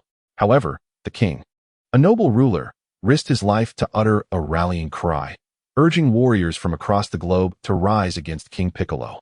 Upon finishing his declaration, he was swiftly rendered unconscious by a single, powerful blow. Thus, King Piccolo stood before the live cameras, commencing his proclamation of dominion. To instill terror in the hearts of humanity, he unleashed a devastating energy wave that annihilated a massive island. With a resounding roar, in the fleeting moment when the island vanished, a colossal crimson mushroom cloud ascended, rippling outward in mesmerizing waves of energy, creating a striking visual spectacle. What is happening? Is this a cinematic effect? Surely, this must be an illusion. It appears almost real. Alas, I can no longer reach Xiaohua by phone. The onlookers before the screen were astonished, most harboring skepticism and engaging in fervent discussions. After all, in this era of peace, believing that a being like Piccolo could obliterate the world seems nothing short of a fantastical tale. Yet those surrounding the island were utterly convinced. Having witnessed the colossal landmass vanish before their very eyes, the towering flames still raging unabated. Although the tumultuous era of Piccolo had long since passed, not all had forgotten. Some ancient families and martial arts sects still chronicled this legend, and a flurry of rumors began to circulate. Regardless of belief, one undeniable truth emerged. The world had descended into chaos. Unruly and dangerous elements began to stir, with looting, assaults, and destructive tendencies revealing the darker side of humanity. Panic gripped the entire globe. Within the confines of Kame House, Sun Wukong, Master Roshi, and Tian Xinhan gazed at the television, their expressions filled with fury. Lacking the dragon radar and unable to contact Bulma or Sulo, they were unable to locate Piccolo's whereabouts, leaving them to anxiously await news. Now that Piccolo's presence had finally been revealed, they could no longer remain idle. "Everyone, I must go. We cannot allow Piccolo to wreak further havoc," declared Sun Wukong, bolting from the house to summon the flying Nimbus. "Wait, Wukong, do not act recklessly. Do not confront him alone," his companions implored. However, by the time they emerged from the house, Wukong had already soared away on his cloud. "Quickly, we must follow. Wukong will be in danger alone," Master Roshi urged. Thus, the group boarded their aircraft, hastily making their way toward the capital. Chapter 36. Taking action after Piccolo unleashed his fury upon the capital. The kingdom had descended into utter disarray. The city streets were choked with vehicles, forming a serpentine mass that seemed to stretch endlessly. The air was filled with a cacophony of arguments, honking horns, insults, and cries, creating a tumultuous din. Supermarkets, jewelry stores, banks, and even governmental institutions fell victim to lawless marauders, gunfire ringing out amidst the throngs of panicked citizens. The grim realities of human nature were laid bare in the face of disaster. And the architect of this chaos, Piccolo, hovered above the city, laughing maniacally, reveling in the havoc. "What a splendid scene. This is how the world should be," he proclaimed. "You must be Piccolo," a voice, youthful yet resonant, rang out beside him. Sun Wukong, riding the flying Nimbus, had arrived before the fearsome demon. A human martial artist? The great demon King Piccolo cast a scrutinizing glance at Sun Wukong, a youthful human lad. However, upon sensing the profound and pure aura emanating from within Sun Wukong, his expression darkened. He harbored a deep aversion to such energy. Conversely, Sun Wukong could also perceive the malevolent and frigid essence surrounding Piccolo, which left him distinctly uncomfortable. The two stood locked in a tense standoff in the sky, growing increasingly displeased with one another, leading to an imminent clash without further words exchanged. As their battle unfolded in the air, Sun Wukong found himself unaccustomed to aerial combat and was swiftly knocked down to the ground. Seizing the advantage, Piccolo pursued him downwards, engaging in fierce combat once more. The intensity of their struggle was palpable. Skyscrapers crumbled under their onslaught, and countless energy blasts radiated outward, with colossal fireballs erupting, transforming a significant portion of the capital into a desolate wasteland. Amidst this perilous scenario, several battlefield reporters braved tremendous risks to broadcast this monumental confrontation live to the world. Across the globe, In every street and alley, people halted their activities to witness the spectacle unfold on their screens. Those previously unfamiliar with martial arts were captivated. They held their breath in anticipation, fearful of missing any thrilling moment. How exhilarating! Is this what martial artists are like? Wow, that shimmering energy is incredible. Even more potent than missiles. Some spectators who had attended martial arts tournaments straightened their backs with pride. Hey, isn't that the champion of the martial arts tournament, Sun Wukong? Wow, it truly is Sun Wukong. Go, Sun Wukong. Defeat the great demon King Piccolo. Eager onlookers quickly recognized Sun Wukong's identity, erupting into cheers and encouragement. The battle depicted on screen escalated in intensity, reaching a fever pitch.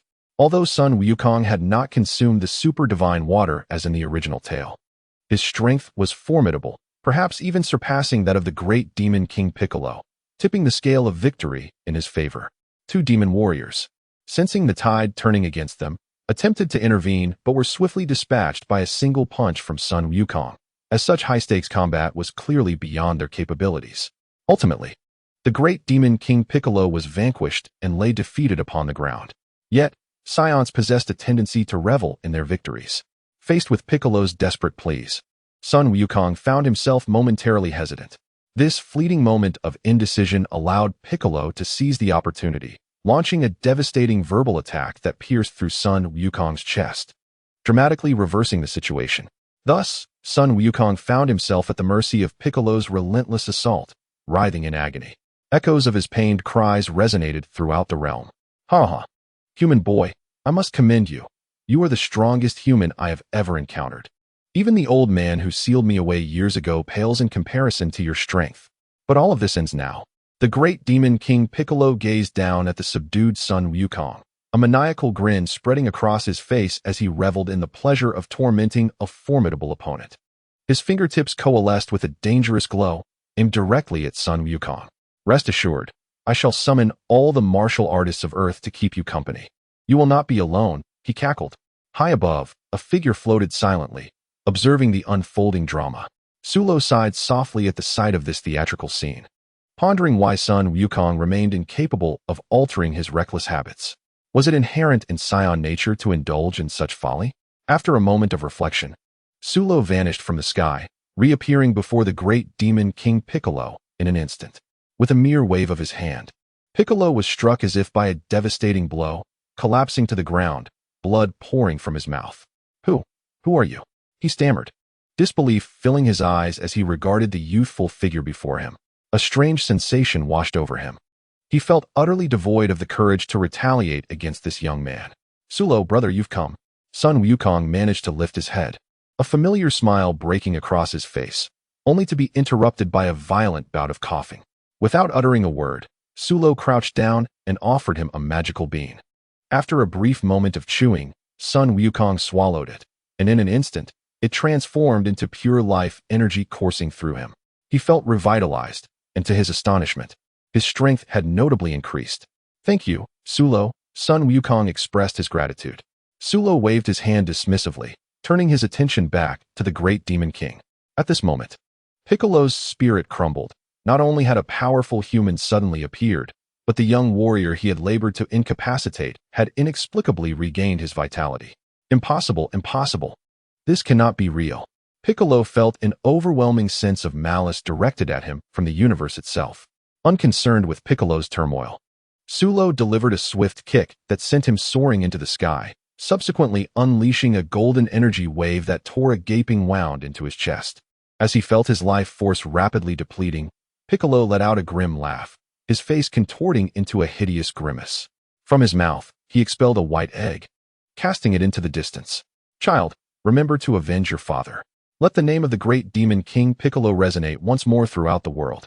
With a violent explosion, Piccolo disintegrated into dust, scattering into the ether. Sulo gazed skyward, witnessing the spectacle with an inscrutable smile. Sun Wukong stared at Sulo's retreating figure, momentarily entranced. With each enhancement of his own power, he sensed the unfathomable depth of Sulo's strength.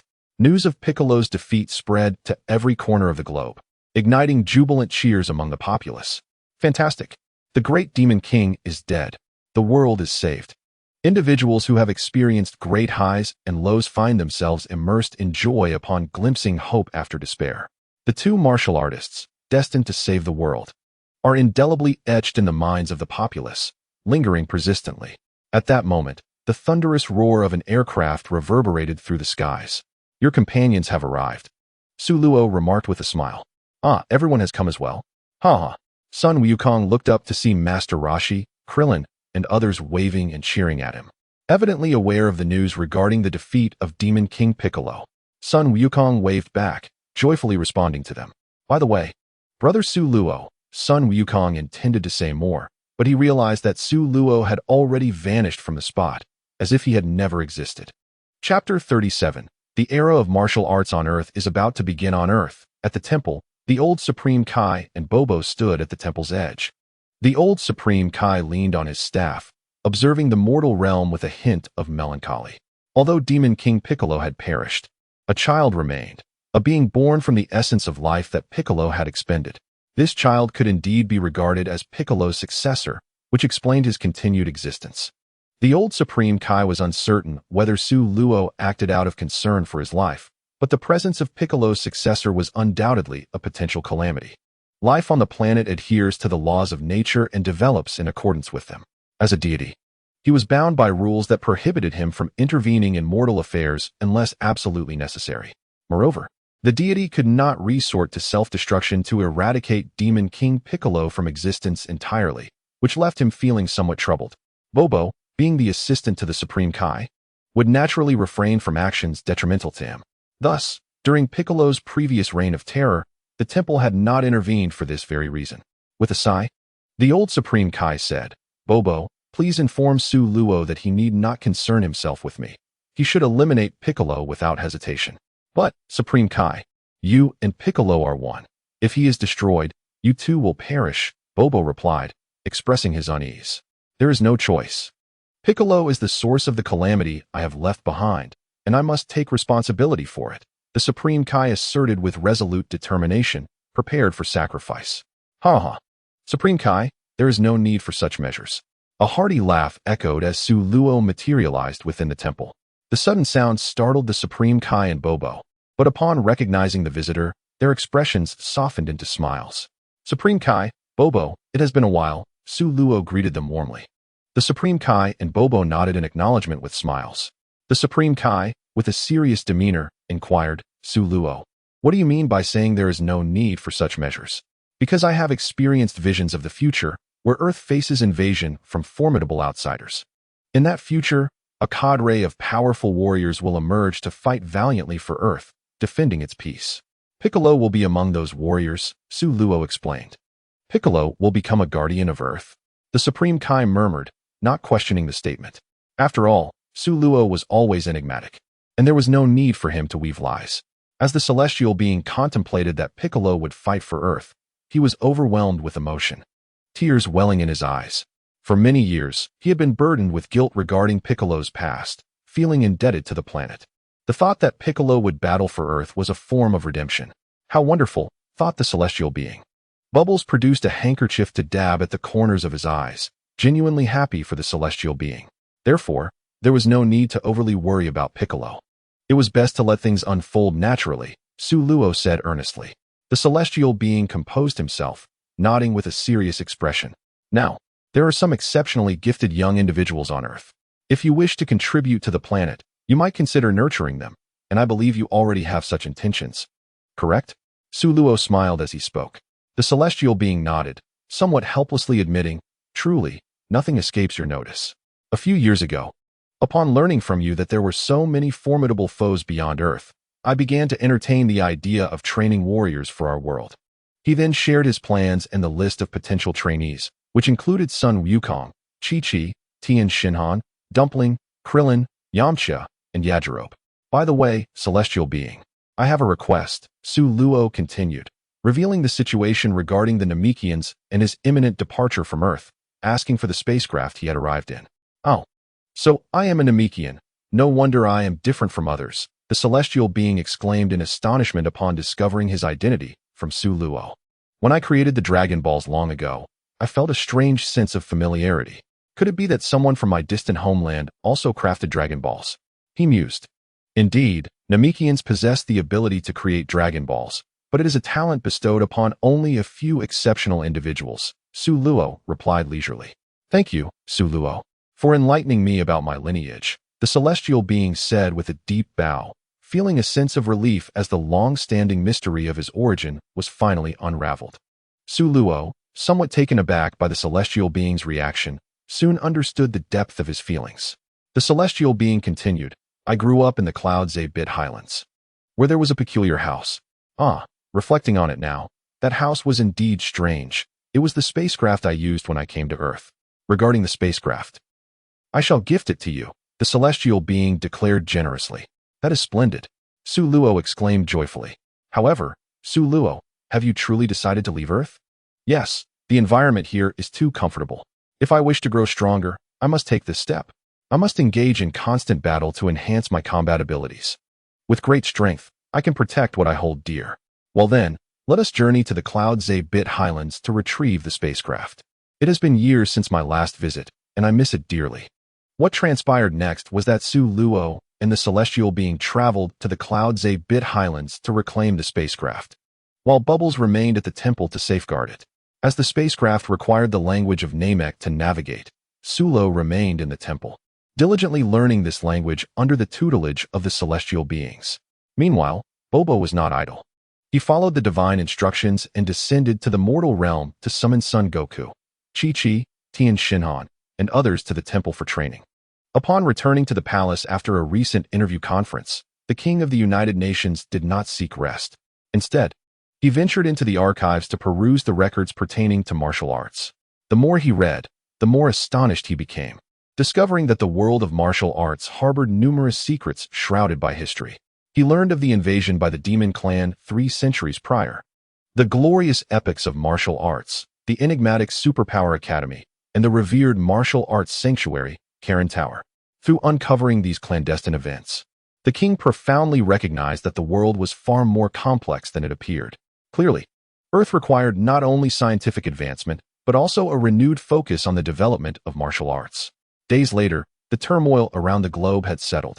However, following the chaos instigated by King Piccolo, people began to acknowledge the significance of martial arts. The king decisively enacted a series of policies to promote martial arts development. These included the establishment of martial arts academies funded by the government, inviting skilled martial artists to impart foundational knowledge, organizing martial arts tournaments with substantial rewards for the top 16 competitors, and offering various subsidies to martial artists. Enthusiastic youth flocked to martial arts academies, and a fervor for martial arts began to sweep across Earth. Although overshadowed by the tide of technology, martial arts would eventually ignite into a blazing fire. Thus, the era of martial arts on Earth was about to commence. Chapter 38.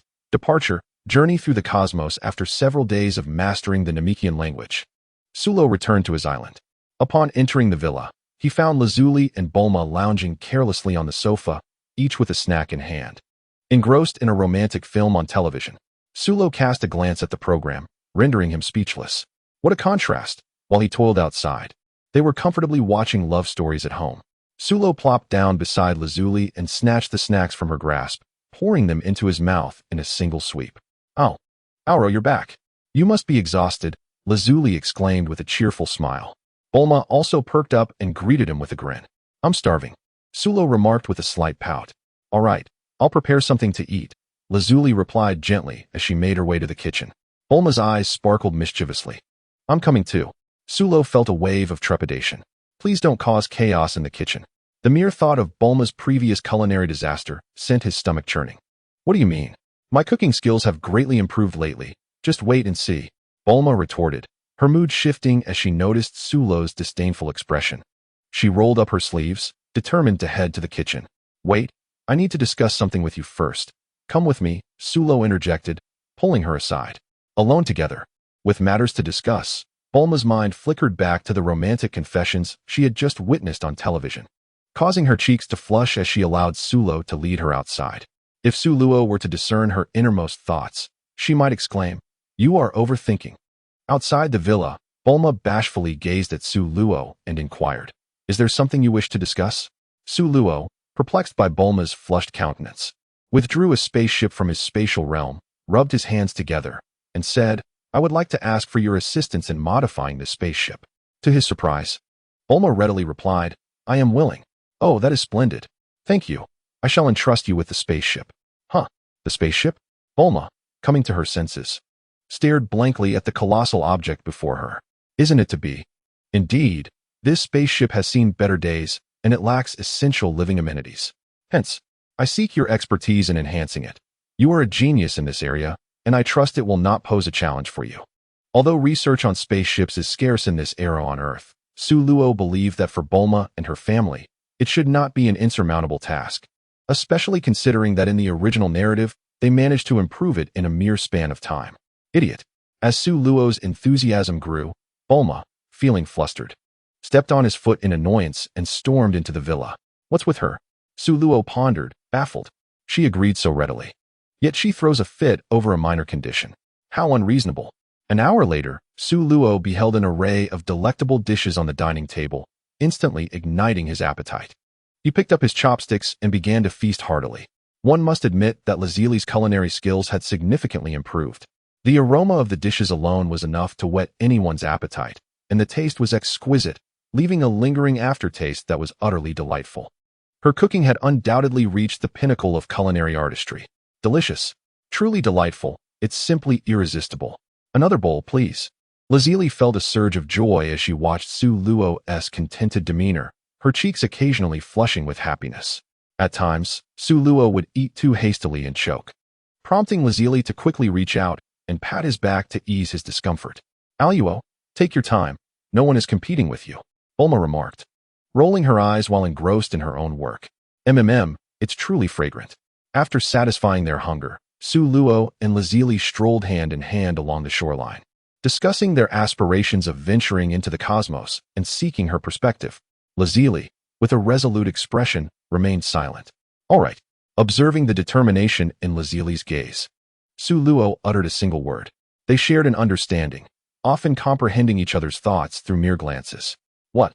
You two intend to leave Earth and explore the universe?" Upon hearing this revelation from Su Luo, Bulma's expression shifted to one of alarm as she questioned breathlessly. "Yes, I aspire to pursue the pinnacle of martial arts," Su Luo declared, his eyes sparkling like stars in the night sky, his tone unwavering. "Wherever you go, I shall follow," Lazili replied with a gentle smile, her words imbued with unwavering resolve. Bulma stuttered several times, her gaze shifting between the two, as her mind raced with conflicting thoughts, leaving her with an inexplicable sense of loss that lingered in her heart. After a prolonged silence, Bulma let out a deep sigh, though her heart was heavy with reluctance. She understood that no amount of pleading would alter the outcome. "I see. Is there anything you need me to do?" Bulma managed a faint smile as she spoke. Sulo raised his hand and playfully tapped her on the head. "Did you not just promise to help me modify the spaceship? It seems you forgot rather quickly." "Ouch, Sulo. If you dare to hit my head, I will fight you," Bulma exclaimed, clutching her head, her eyes brimming with tears as she lunged at him, ready for a playful showdown. "Haha, you can't catch me." Sulo leaped behind Lazuli to evade her. Undeterred, Bulma chased after him, and thus ensued a delightful game of cat and mouse throughout the room. Lazuli shook her head helplessly, thinking to herself how these two sometimes acted like children. "Humph, can't you be a bit more mature like me?" After a spirited chase, Sulo escorted Bulma back home. 2 weeks slipped by quietly, and the spaceship's modification plan was finally completed, enhancing its performance several-fold. It now boasted an independent restroom, shower, kitchen, and bedroom, with a music system added by Dr. Brief's meticulous renovations. Once the spaceship was ready, Sulo and Lazuli accompanied Bulma for 3 days of exploration in West City. Under Bulma's guidance, the trio indulged in various local delicacies, engaged in numerous games at entertainment venues, and visited delightful scenic spots, capturing memories with photographs. Alas, joyous moments are fleeting, and in no time, their 3 days of fun came to an end. Outside Bulma's villa stood a spaceship resembling a beetle shell. At that moment, Bulma, Dr. Brief, Mrs.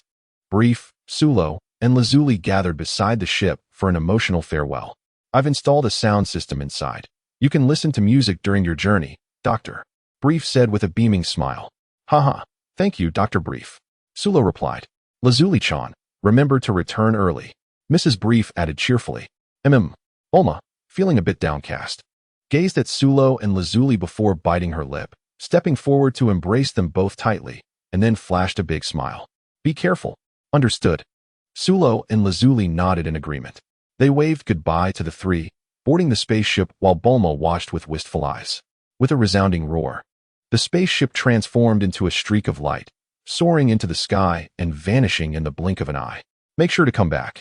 Bulma stood rooted in place, gazing up at the heavens, her lovely face streaked with tears.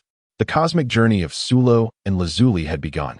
Chapter 39. Journey to Namek. In the vast expanse of the universe, countless stars twinkled against the night sky, unfolding like a beautiful celestial map. A spaceship, trailing a golden tail, darted through the darkness. Auro, isn't Namek the homeland of the gods? What purpose do we have in going there? Lazuli rested her head against Su Luo's shoulder, the warmth of her breath causing a delightful tickle on his cheek. Of course, it's about enhancing our strength. A visit there might just amplify our abilities several-fold, Su Luo remarked with a smile. The Grand Elder of Namek possessed the remarkable ability to unlock potential, and the presence of more powerful Dragon Balls made Su Luo feel compelled to embark on this journey. In the original narrative, the potential unlocking by the Grand Elder of Namek was regarded as the safest and most effective method for increasing strength. This process did not deplete the future potential of the individual. Rather, it allowed the Grand Elder to release the visible potential prematurely, thus shortening the time required for cultivation. In the tale, Krillin and Gohan, who initially had combat powers exceeding a mere 1,000, experienced an astonishing surge to over 10,000 after their potential was unlocked by the Grand Elder, a remarkable increase indeed. Tell me more about this enhancement. Lazuli's eyes sparkled with curiosity upon hearing of the possibility of such a significant boost in power. Consequently, Su Luo recounted the Grand Elder's ability to unlock potential. As she listened, Lazuli's anticipation grew. She pondered what level she could achieve after such an unlocking. Ever since her combat power had reached 90,000, she felt her training progress had slowed considerably. Although her strength continued to grow, it lacked the rapid advancements she had previously experienced. Su Luo had mentioned this was due to her bloodline. Seemingly sensing Lazuli's concerns, Su Luo playfully flicked her forehead, assuring her that as long as she continued to practice the heavenly god meditation technique, unlocking her potential would not be an issue. Lazuli stuck out her tongue and laughed. I'm off to train. Time flowed like a gentle stream, and 10 days slipped by quietly. In the vast expanse of the universe, the gossamer-like Milky Way cascaded from the northeast to the southwest, adorned with countless stars. A streak of white light darted swiftly across the night sky, reminiscent of a shooting star. Namek, situated in the 27th main star system of the Lyra constellation, was the fourth planet, located at the edge of the northern Milky Way. With a diameter several times that of Earth, this unique star system featured 3 small suns orbiting the planet, resulting in Namek never experiencing night. On this day, Namek welcomed 2 visitors. With a piercing roar, a spaceship glowing with a crimson hue pierced through the clouds, plummeting rapidly towards the ground. On the vast, boundless grasslands of Namek, a thunderous boom erupted, shaking the earth and sending billowing clouds of dust swirling into the sky, obscuring the sun. The sound of the hatch opening echoed, and 2 figures emerged. Su Luo observed the swirling dust with furrowed brows. With a wave of his hand, a whirlwind swept from the center, dispersing the haze almost instantly. Before him lay an endless expanse of verdant grassland, the crisp air invigorating, uplifting the spirit. As he surveyed his surroundings, he noted that Namek was carpeted in lush green grass, with only a few peculiar mushroom-like trees scattered sparsely across the vast plains. The species of the entire planet appear woefully scarce, their richness falling far short of that found on other celestial bodies. This planet is truly desolate. Can the Namekians truly survive in such an environment? Lazuli gazed in astonishment at the barren landscape, pondering the remarkable vitality that the Namekians must possess to thrive in such harsh conditions. Lazuli, what do you think of the skin of the deity?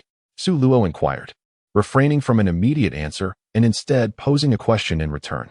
It is quite green, Lazuli contemplated before responding. Indeed, this is a characteristic of the Namekian race. Their skin is green and possesses a function akin to photosynthesis. As long as they consume water, they can utilize photosynthesis to generate starch to fulfill their physiological needs. Su Luo elucidated. I see, Lazili exclaimed, her understanding dawning. Su Luo then sensed the life energy permeating the planet, discovering several clusters of life forces scattered around. Upon reflection, he deduced the reason. The Namekian population was exceedingly sparse, existing primarily in tribal forms. Detecting a powerful and ancient presence from a distant location, Su Luo smiled subtly. Having located it, let us proceed. I have found the location of the Grand Elder. After retracting the spaceship into an infinite space, he grasped Lazili's hand and executed a sudden teleportation towards the powerful aura. With a swift motion, they vanished from their original position, reappearing atop a towering rock pillar. Here stood a building entirely white, resembling some form of insect. Su Luo sensed both a formidable and ancient energy within, allowing a gentle smile to escape his lips. This is the place. As Su Luo and Lazili approached the entrance, the door swung open automatically, revealing a young Namekian who emerged. Su Luo recognized this young Namekian as Neru, the guardian tasked with protecting the Grand Elder. At this time, Neru possessed a combat power of 35,000. Assessing Neru, Su Luo mused to himself. Neru was among the few combat-oriented Namekians, and indeed the strongest warrior of the Namekian race.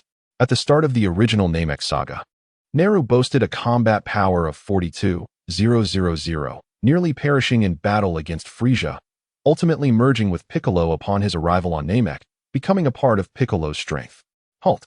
This is the Grand Elder's resting place. Please leave, Neru stated with a rather indifferent tone. Unfazed by Neru's cold demeanor, Su Luo chuckled lightly and replied, "We have traveled from a distant planet to visit the Grand Elder. Please notify him." Su Luo's tone was quite courteous, yet he understood Neru's character and anticipated a refusal. True to his expectations, Neru immediately denied their request without a second thought. "The Grand Elder is of advanced age and cannot receive visitors. You may return. I believe you should notify him. Perhaps the Grand Elder would be willing to meet with us." As Su Luo spoke, he had already employed a formidable mental pressure, having adhered to the necessary etiquette. Should Neru continue to be so oblivious, he would not hesitate to teach him a lesson. Although he was aware that Neru, as the Elder's guardian, was reluctant to allow outsiders to disturb the Elder's rest, such concerns were of little consequence to Su Luo. Feeling the overwhelming mental pressure, Neru's expression shifted dramatically, beads of sweat forming on his brow. He gritted his teeth, preparing to refuse once more when the Elder's aged voice resonated from within the room. "Neru, allow our distant guests to enter. Do not neglect the courtesy." As the Elder's words echoed, Neru sensed the immense pressure dissipate, and he exhaled in relief. Though his face remained stern as he stated, "Please come in." Su Luo and Razali followed Neru into the house and ascended to the second floor, where the Elder rested.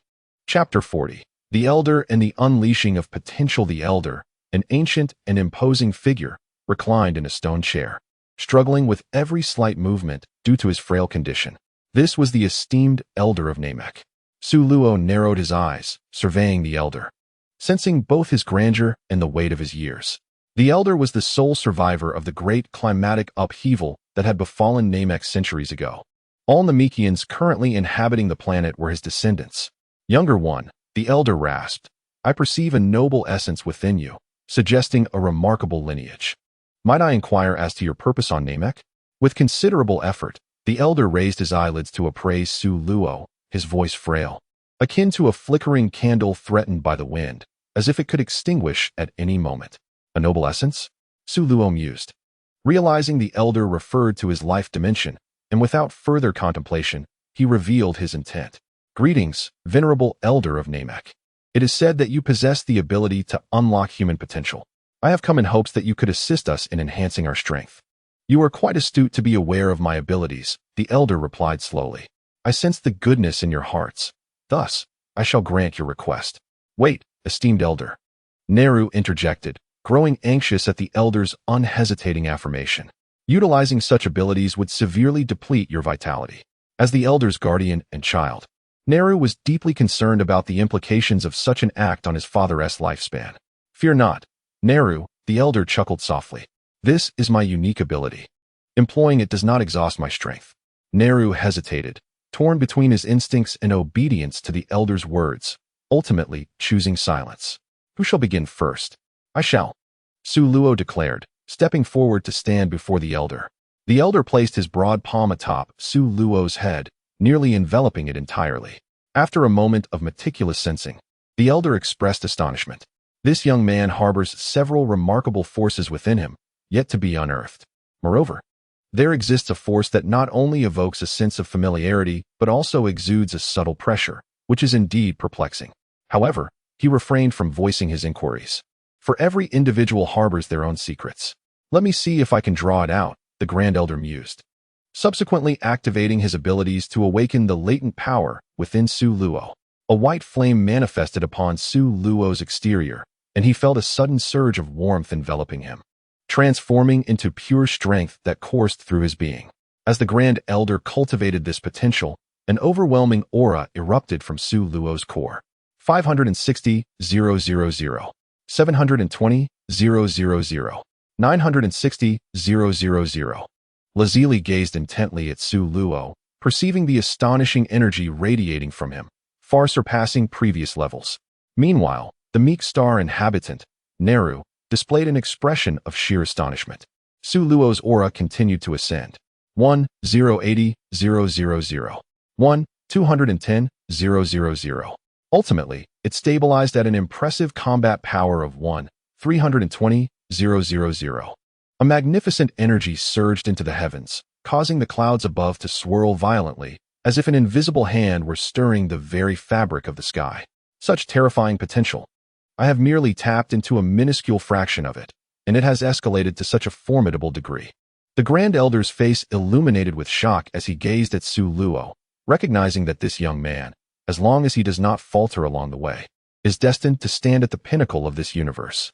Su Luo, still enraptured by his newfound strength, suddenly felt a stirring of the temporal and spatial energies within him, pulling his consciousness outward as if traversing through countless epochs, leading him to a vast golden ocean where vibrant, enormous bubbles floated upon the surface.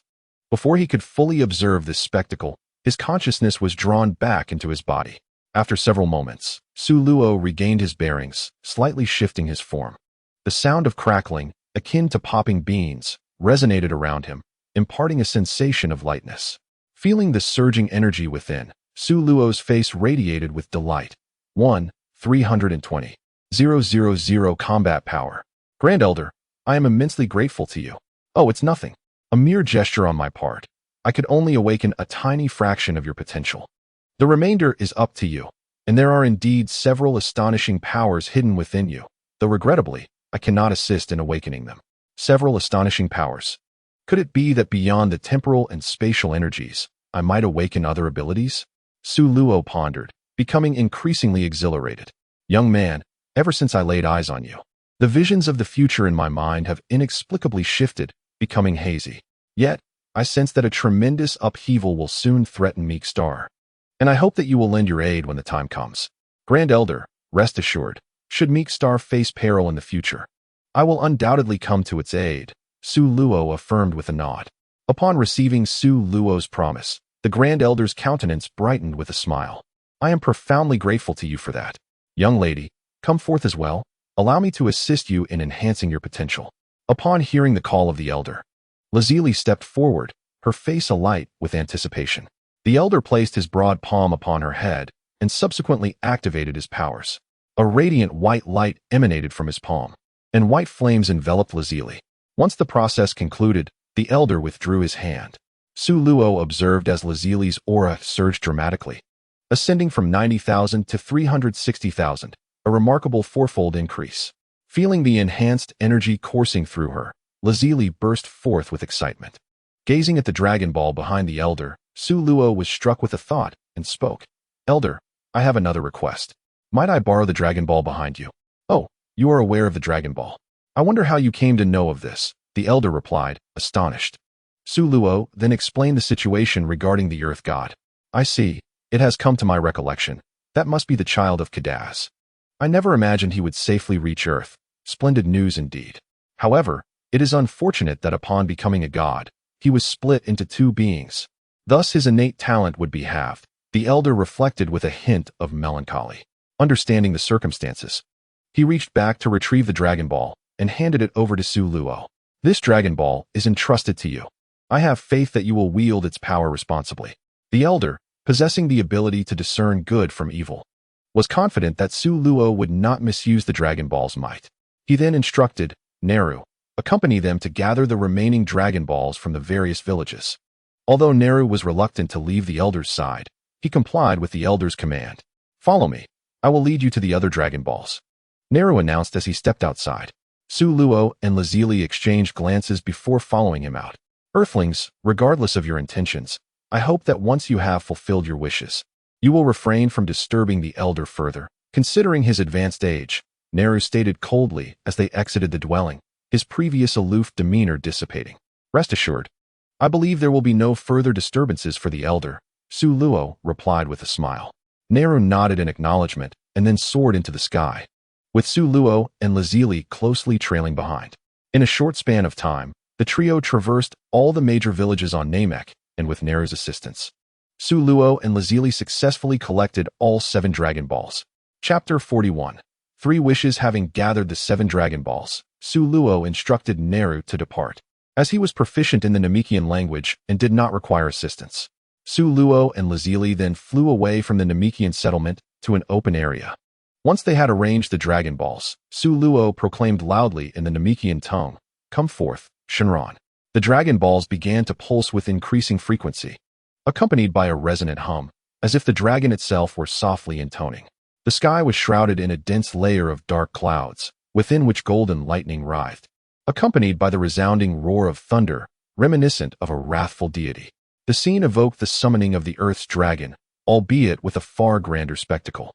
Suddenly, a golden radiance surged forth from the Dragon Balls, soaring into the heavens, intertwining with the dark tempest above. With a thunderous dragon's roar, the majestic green dragon emerged. Su Luo gazed intently at the colossal green dragon in the sky. Compared to the slender form of the Earth's dragon, the Namekian dragon was more robust. Its massive, several thousand-meter-long body adorned with powerful, well-defined muscles, harboring a strength surpassing that of the Earth's dragon. The Namekian dragon, known as Purunga, translates to Dragon of Dreams in the Namekian tongue. At this moment, Purunga lowered its gaze, surveying the world with a divine disdain. Its scarlet eyes glinted as its booming voice resonated throughout the realm. "Gatherers of the Dragon Balls, speak your wish. Any desire shall be granted, limited to 3 wishes." Purunga: "For my first wish, I seek the coordinates of all the stars in the 12 universes, so that when I utilize instant transmission, the locations of the stars will automatically manifest in my mind," Su Luo declared, voicing a wish he had long contemplated. He understood that the Namekian dragon possessed greater powers than its Earth counterpart, and he wished to gauge the extent of those abilities. The dragon in the sky fell into a contemplative silence, its 2 antennae swaying gently as it assessed the feasibility of the wish. After a prolonged pause, the resonant voice returned. "I apologize, but this wish exceeds my capabilities. With my powers, I can only grant you the star maps of this universe and the 6th universe." A smile graced Su Luo's lips. Though he could not obtain the star maps of all universes, acquiring those of 2 was a satisfactory outcome. "Purunga, please grant me the star maps of the 6th and 7th universes." "That is an exceedingly simple task," the dragon's voice responded, its eyes glowing with a crimson light. As the words left its mouth, Su Luo's mind was flooded with the star maps of the 2 universes. Constellations twinkled, intertwining into countless star systems, which converged into a flowing galaxy, completing the grand tapestry of the universe. Deep within his consciousness, he beheld a verdant planet, orbited by 3 stars. This must be Namek. As he zoomed out for a macro view of the cosmic star map, Su Luo spotted an exceptionally bright planet radiating a purple halo, surrounded by numerous celestial bodies. "Wait, do I sense someone intruding upon the realm of destruction?" At that moment, in the realm of destruction, a sophisticated young man donned in a red and black robe, with azure skin, uttered a soft inquiry. Yet, the sensation vanished as swiftly as it had appeared, leaving no trace behind. "Never mind, it must be a mere illusion." Whis's attention shifted to the delicacies in his hand as he sampled a piece, exclaiming, "The pastries from Su's planetary cuisine are exquisite, sweet yet not cloying, with a wonderfully smooth texture. I must indulge while Lord Beerus remains asleep." After casting a glance towards the slumbering Beerus, Whis picked up the pastry in his hand and indulged in a few more bites, a look of satisfaction gracing his face. Upon observing the star map, Suro regained his focus.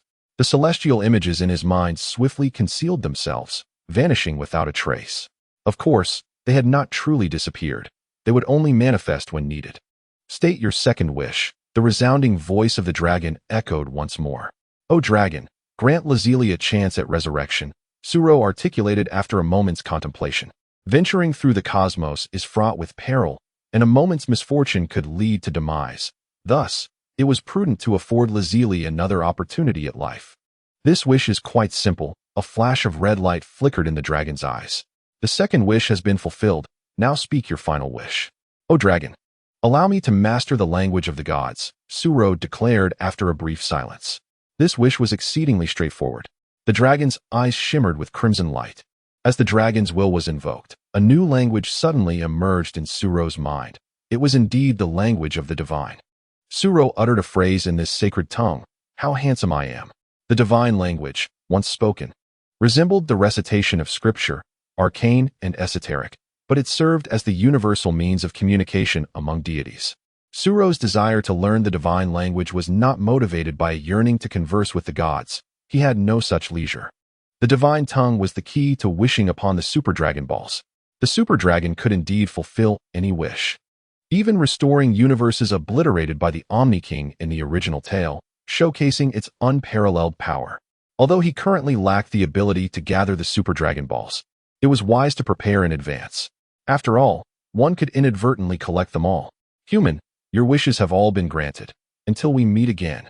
With that, the dragon ascended into the heavens, transforming into 7 Dragon Balls that scattered in all directions. The darkness enveloping the planet dissipated in an instant, revealing a clear sky bathed in sunlight. Arrow, what wish did you make? I just sensed an incredible power surging within me. Lazili inquired eagerly upon witnessing the Dragon Balls fly away. Having heard Suro utilize the Namekian language, which she could not comprehend, she remained unaware of the exact nature of his wishes. Suro briefly recounted his wishes to her. Upon learning that she had gained a chance at resurrection, Lazili gazed at Suro with a touch of emotion. Suro playfully flicked her forehead, cautioning, but do not become complacent merely because you have a second chance. I certainly won't. Lazili pouted defiantly. Very well, it is time for us to depart from Namek, Suro mused, stroking his chin.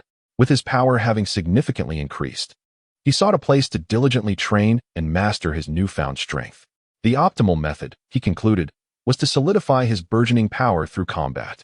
With a combat power of 1.32 million, utilizing the 8-fold Roshan Fist would elevate his strength beyond 10 million. Such formidable opponents would prove difficult to find. During this period, aside from Frisia and King Cold, Su Luo found it difficult to think of anyone else. In the original narrative, the plot primarily revolves around Earth and the Northern Galaxy, with the Eastern, Western, and Southern galaxies mentioned only in passing. However, the universe is vast and boundless, and truly formidable beings certainly extend beyond that limited number. Su Luo suddenly realized a pressing matter. He ought to familiarize himself with the distribution of cosmic forces. The Galactic Patrol Headquarters, situated at the center of the galaxy, has a long-standing history and should possess a profound understanding of the universe's powers. Perhaps he could glean some answers from there. With this thought, Su Luo made his decision. He took Lazili's hand and employed instant transmission towards the galactic center. Chapter 42, Angela Squad from the Cosmic Star Map. Su Luo discovered that Namek was located at the edge of the northern galaxy, quite a distance from the galactic center. However, this posed no issue for him. Following the Elder's potential development, Su Luo found that his spatial power had significantly strengthened, increasing his range of instant transmission by several dozen times. With Lazili by his side, they traversed the northern galaxy at remarkable speed, leaving behind fleeting traces on the planets they passed, until they soon arrived on a planet within the central region of the northern galaxy. This planet, adorned in hues of yellow and green, boasted a flourishing ecological environment with diverse species. Su Luo sensed the life forms on this planet and discovered there were no powerful presences, all remaining below 1,000 in strength. According to the Scion classification of planetary levels, this would be deemed a low-level planet. Su Luo decided to take a brief respite here.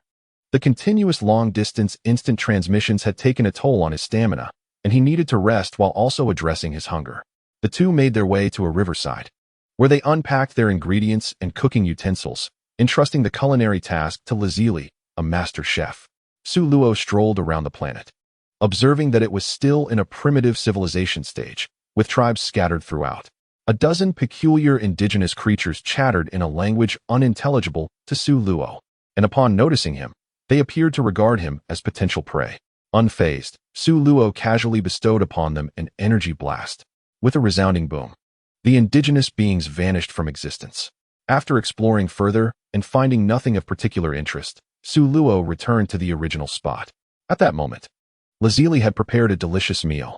Su Luo gazed at the enticing food before him, licking his lips as his appetite was stirred.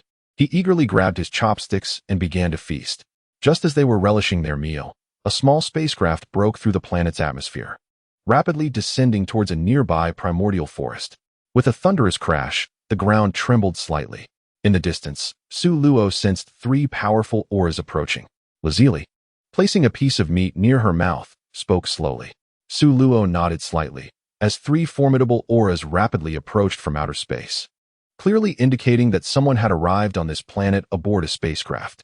Judging by the energy signatures, these 3 beings possessed strengths exceeding 20,000, a level of prowess that could be deemed elite warriors within the cosmos. However, for Su Luo and Razali, this was of little concern, as their own capabilities far surpassed such measures. Su Luo felt a flicker of curiosity. What could possibly attract beings of this caliber to such a desolate place? Did this planet harbor some extraordinary treasure? Meanwhile, on another front, the spacecraft had crashed through the primordial forest, creating a substantial crater. With a loud clank, the hatch opened, and 3 aliens clad in peculiar combat attire and protective helmets emerged. This planet radiated with the essence of life. Perhaps Lord Shrag would be fond of such a world. If they were to conquer this planet, it would certainly be a significant achievement. One alien, distinguished by large, fleshy wings, surveyed the surroundings with palpable excitement. Drodebo, we are following Lord Shrag's command to locate the spirit tree.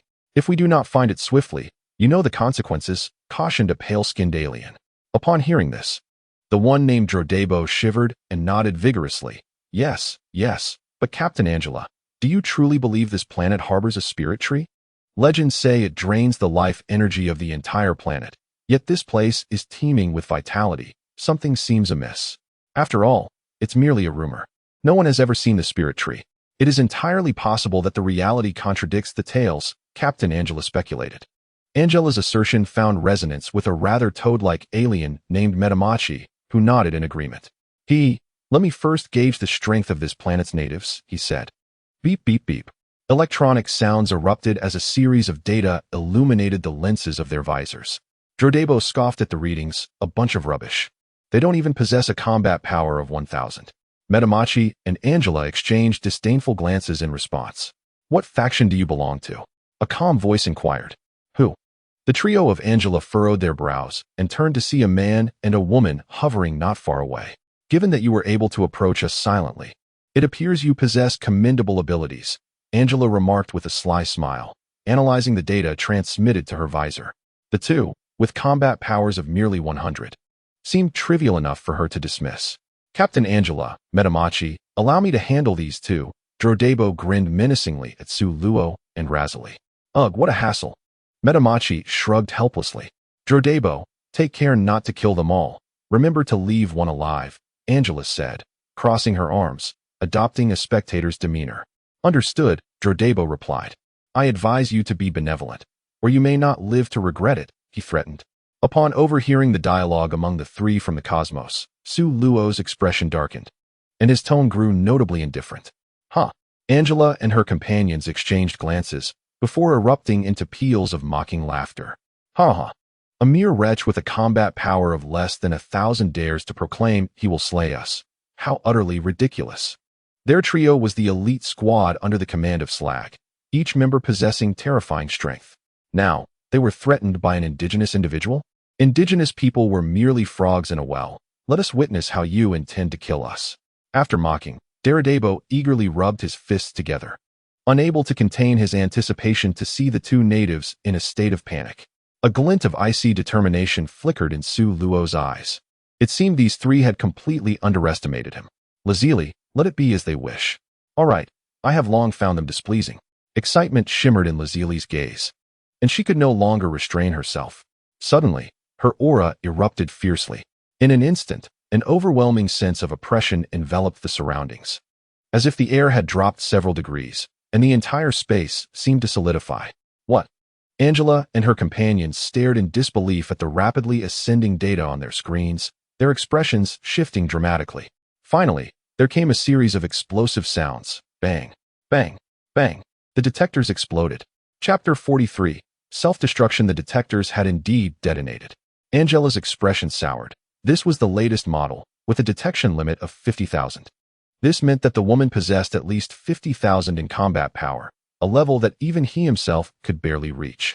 However, feeling the heart-stopping pressure, a ludicrous thought crossed his mind. This woman's true power far exceeded 50,000. Impossible.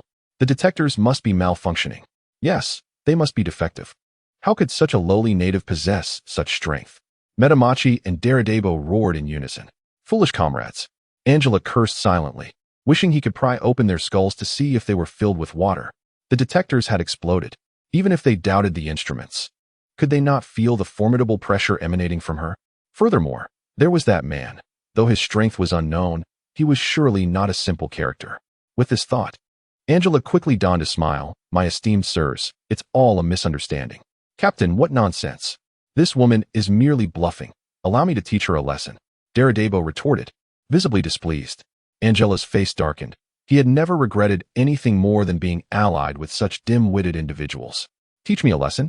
Lazili shifted her gaze to Daradabo, a dangerous glint flickering in her eyes. In an instant, she appeared before him, her fist clenched tightly, and struck with a single blow. Uft! Daradabo coughed up blood, his body hurtling like a cannonball into the distant forest. With a thunderous crash, the earth trembled as if struck by a meteor, then fell silent once more. Lazili did not cease her movements. She unleashed an energy wave towards Metamachi. Boom! Another resounding explosion echoed through the air. A thick plume of smoke ascended into the sky, transforming Metamachi into a cloud of powder that dispersed into the air. The entire event transpired in the blink of an eye, leaving one utterly astonished. Did Daradabo and Metamachi truly perish just like that? Angela, wearing an expression of disbelief, gazed at the woman whose decisiveness was as sharp as a blade. Her two teammates had been so effortlessly dispatched.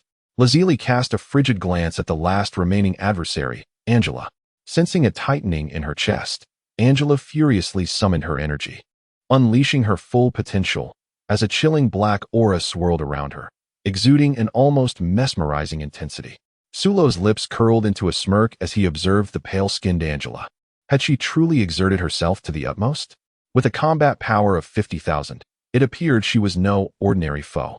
Angela's formidable strength ignited a flicker of battle spirit within Lazili, who clenched her fists, eager for the challenge.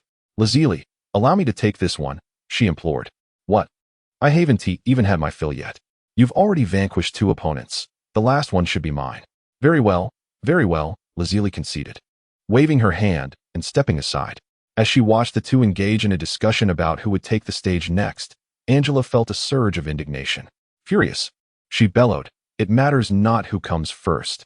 In the end, they shall all meet their demise. With that, she charged towards Sulo, uncertain of his strength but confident he would not pose a substantial threat. Sulo narrowed his eyes as he saw Angela advance, contemplating how he had been underestimated, perceived as a soft target to be easily crushed. In an instant, a tempestuous force surged forth, delivering a devastating attack that struck with ferocity. However, as Angela's fist was about to connect with Sulo, she sensed something amiss. Her blow had inexplicably missed its mark. An afterimage. Angela's expression hardened as she swiftly pivoted to defend herself, her movements fluid and seamless, clearly indicative of her extensive combat experience. Cautiously, she scanned her surroundings. I'm right above you. A light laugh echoed from above Angela. Startled, she attempted to evade to the side, but it was already too late. Sulo's fist descended upon her head with tremendous force. In an instant, her protective helmet shattered, and a wave of dizziness washed over her as her body plummeted downward. With a resounding crash, the already cracked earth bore witness to the formation of a deep crater where Angela lay in disarray at its center. Cough, cough, cough, she spluttered, astonished that she, Angela, would meet her end in such a wretched place. She felt a trickle of blood surge from her throat as she moved her Adam's apple. Now, you may answer my question. Who are you, and what brings you here? Sulo stood beside Angela, casting a condescending glance in her direction. Cough, cough, cough. I never anticipated encountering such a terrifying powerhouse in the cosmos. But do not revel in your victory. Lord Schlag will not spare you, nor will that woman. Angela struggled to utter these words, her consciousness fading as a grimace overtook her visage. Schlag. Sulo furrowed his brow, recognizing the name from the narrative's context.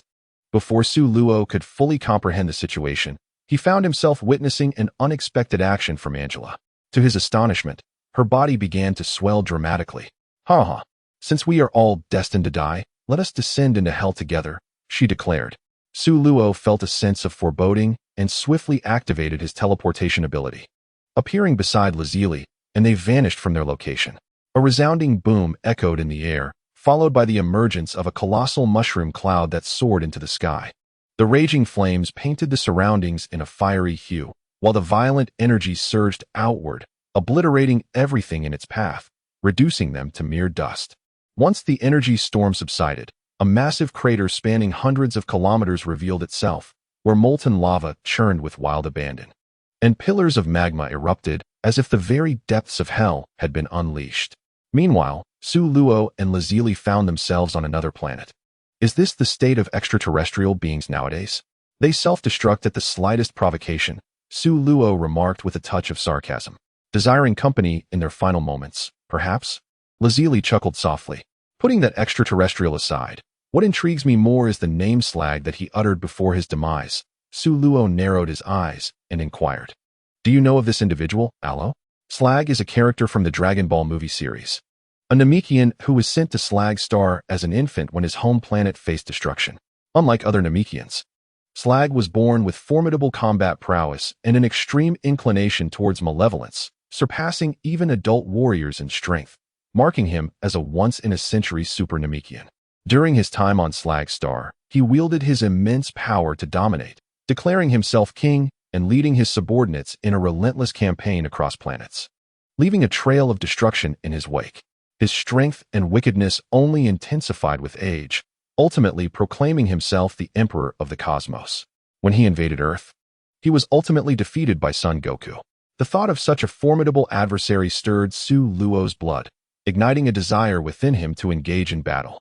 After briefly explaining Slag's background to Lazili, the two departed from the planet.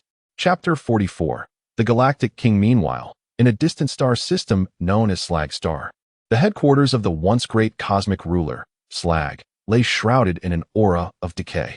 Within a metallic palace, Slag sat upon his throne, his frail, withered visage barely discernible beneath layers of clothing. He exuded an air of age and rot, his murky eyes fixated on a subordinate. Gakudo, you claim that Angela's team has been eliminated? Slag's raspy voice masked a simmering fury. Yes, Lord Slag. Here is the footage of Angela's team just before their demise. Please take a look, replied Gakudo, a purple-skinned extraterrestrial, his voice trembling with trepidation as he dared to glance at Slag before revealing the footage. Slag's cold gaze fell upon the screen. Very well, he said, a sinister expression crossing his face. His fury did not stem from the loss of his subordinates. To him, the death of countless minions was of little consequence. What truly matters is the audacity of those who dare to provoke his dignity.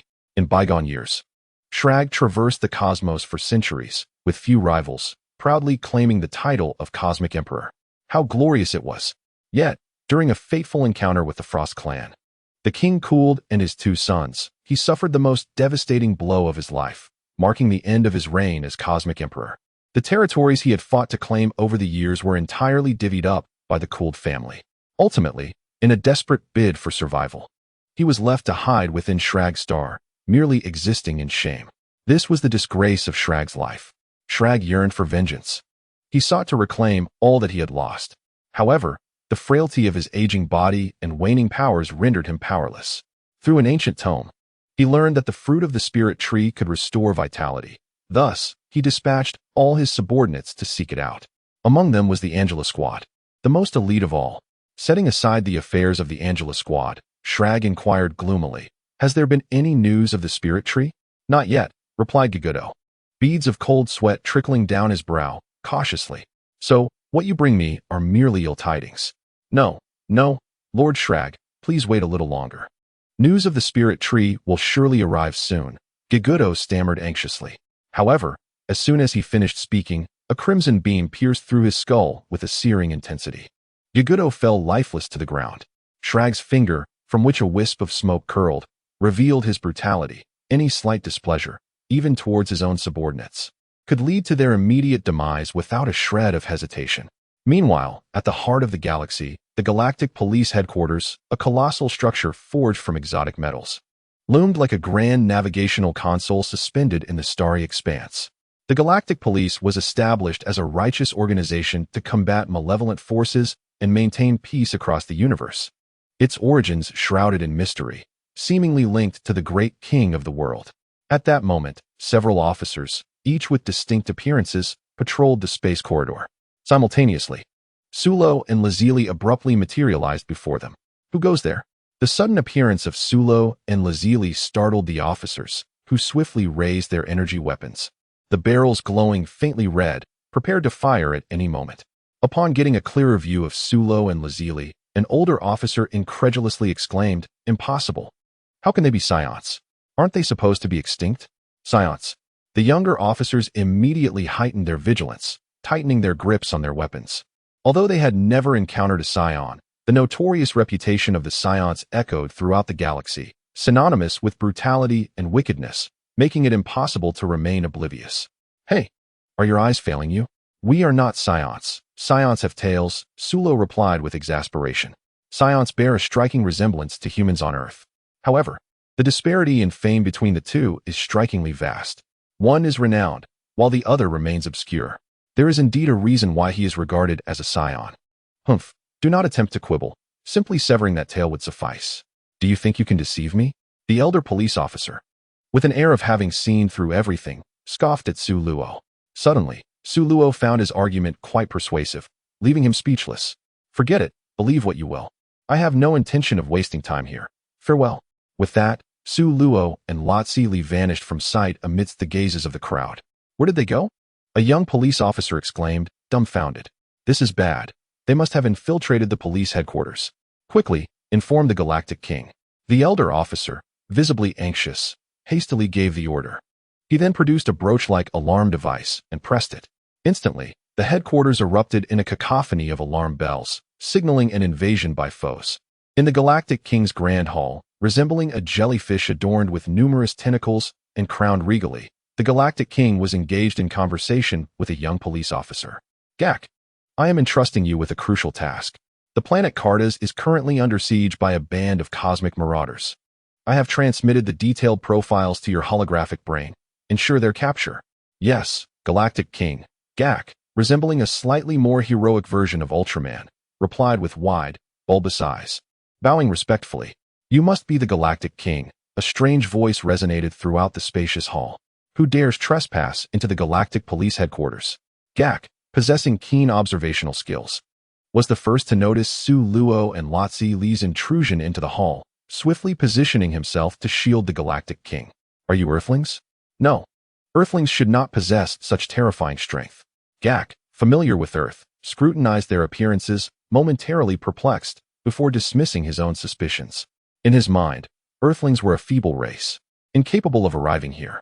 Moreover, Su Luo and Lotzi Li emanated an unsettling aura that instinctively instilled fear within him. At this moment, Su Luo and Lotzi Li made no effort to conceal their presence. The reason for revealing their strength was, of course, to bolster their negotiating leverage. For power is the foundation of persuasive discourse. Who we are is of little importance. We have come merely to discuss a matter with the Galactic King. Su Luo stated in a calm tone. "What do you wish to discuss?" inquired the Galactic King. "The Galactic Police Organization has a long and storied history. You must possess considerable knowledge of the powers within the cosmos. Might you provide me with a copy of this information?" Su Luo spoke plainly, as he was never one to beat around the bush. "What purpose do you have for this information?" The Galactic King furrowed his brow. "I have my reasons." The Galactic King almost retorted that such precious data could not be shared with outsiders. Yet upon seeing Su Luo's enigmatic smile and the palpable, formidable energy radiating from him, he conceded, The information can be provided to you. I have long heard of the Galactic King, a monarch of great generosity, and I am truly grateful to you. Su Luo is a man of manners, who always expresses his goodwill sincerely towards those who are benevolent. The Galactic King smiled awkwardly yet politely. Subsequently, Su Luo successfully obtained valuable information regarding various factions from the Galactic King and departed gracefully with Lotzi Li. Chapter 45. The Cosmic Trade Alliance. Your Majesty, the Galactic King. We are under invasion. At this moment, the Galactic Patrol finally made their tardy appearance. The Galactic King's brow knitted into a deep frown, his anger erupting as he bellowed. You fools! By the time you arrive, the culprits have already fled. It was utterly humiliating for the Galactic King to have been inexplicably extorted for information, only to see the invaders depart with nonchalance. He felt his dignity was utterly shattered, a most disgraceful episode indeed. The patrol officers stood in stunned silence, enduring the Galactic King's reprimand for a full hour. Jark, sensing the precarious situation, made his exit under the pretense of attending to a mission. The Galactic King, parched from his tirade, lifted a cup of water to soothe his throat, eager to continue his scolding. A lizard-like officer interjected, Your Majesty, should we issue a bounty to apprehend those two invaders? Though the Galactic Patrol is an organization dedicated to maintaining peace in the cosmos, the strength of its members is rather limited, with elite officers boasting combat prowess exceeding 10,000 being exceedingly rare. The majority of the patrol officers possess modest capabilities, primarily tasked with dealing with weaker foes who utilize technology to cause mischief. However, when faced with the truly malevolent forces of the universe, such as Frisia, King Cold, and the likes of Slag, those who wield dominion over the cosmos, they find themselves powerless. Confronted with two enigmatic invaders, they have no recourse but to issue bounties, seeking to hire formidable beings from the cosmos to resolve the matter. After a moment of silence, the Galactic King, with a hint of resignation in his tone, remarked, Let it be. There is no real loss here, as they did not inflict any damage on the headquarters and likely harbor no ill intentions. Indeed, the Galactic King exemplified magnanimity, and many of the younger officers gazed upon him with admiration. In truth, the Galactic King deemed it unnecessary to provoke a mysterious and formidable entity. Should he incite their ire, it would yield no benefit for the Galactic Patrol. Upon leaving the headquarters, Su Luo perused the information he had acquired from the Galactic King. The documents contained detailed accounts of hundreds of factions, with the most formidable among them being the Frozen Clan, led by King Cold and his sons, as well as the Slag Legion, with whom Su Luo had a prior grievance. Additionally, there were organizations of assassins, mercenary legions, and cosmic pirates, all rivaling the strength of the Frozen Clan. Yet, one alliance stood above all these factions, the Cosmic Trade Alliance. This superlative organization extends its influence across the entire universe, intertwining with both righteous and nefarious forces alike. Each member of the alliance is a sovereign of their respective domain, all being exceptional masters in their own right. Due to the intricate nature of the alliance members, it is inevitable that various forms of business are engaged in, regardless of the nature of the enterprise, as long as it pertains to monetary transactions.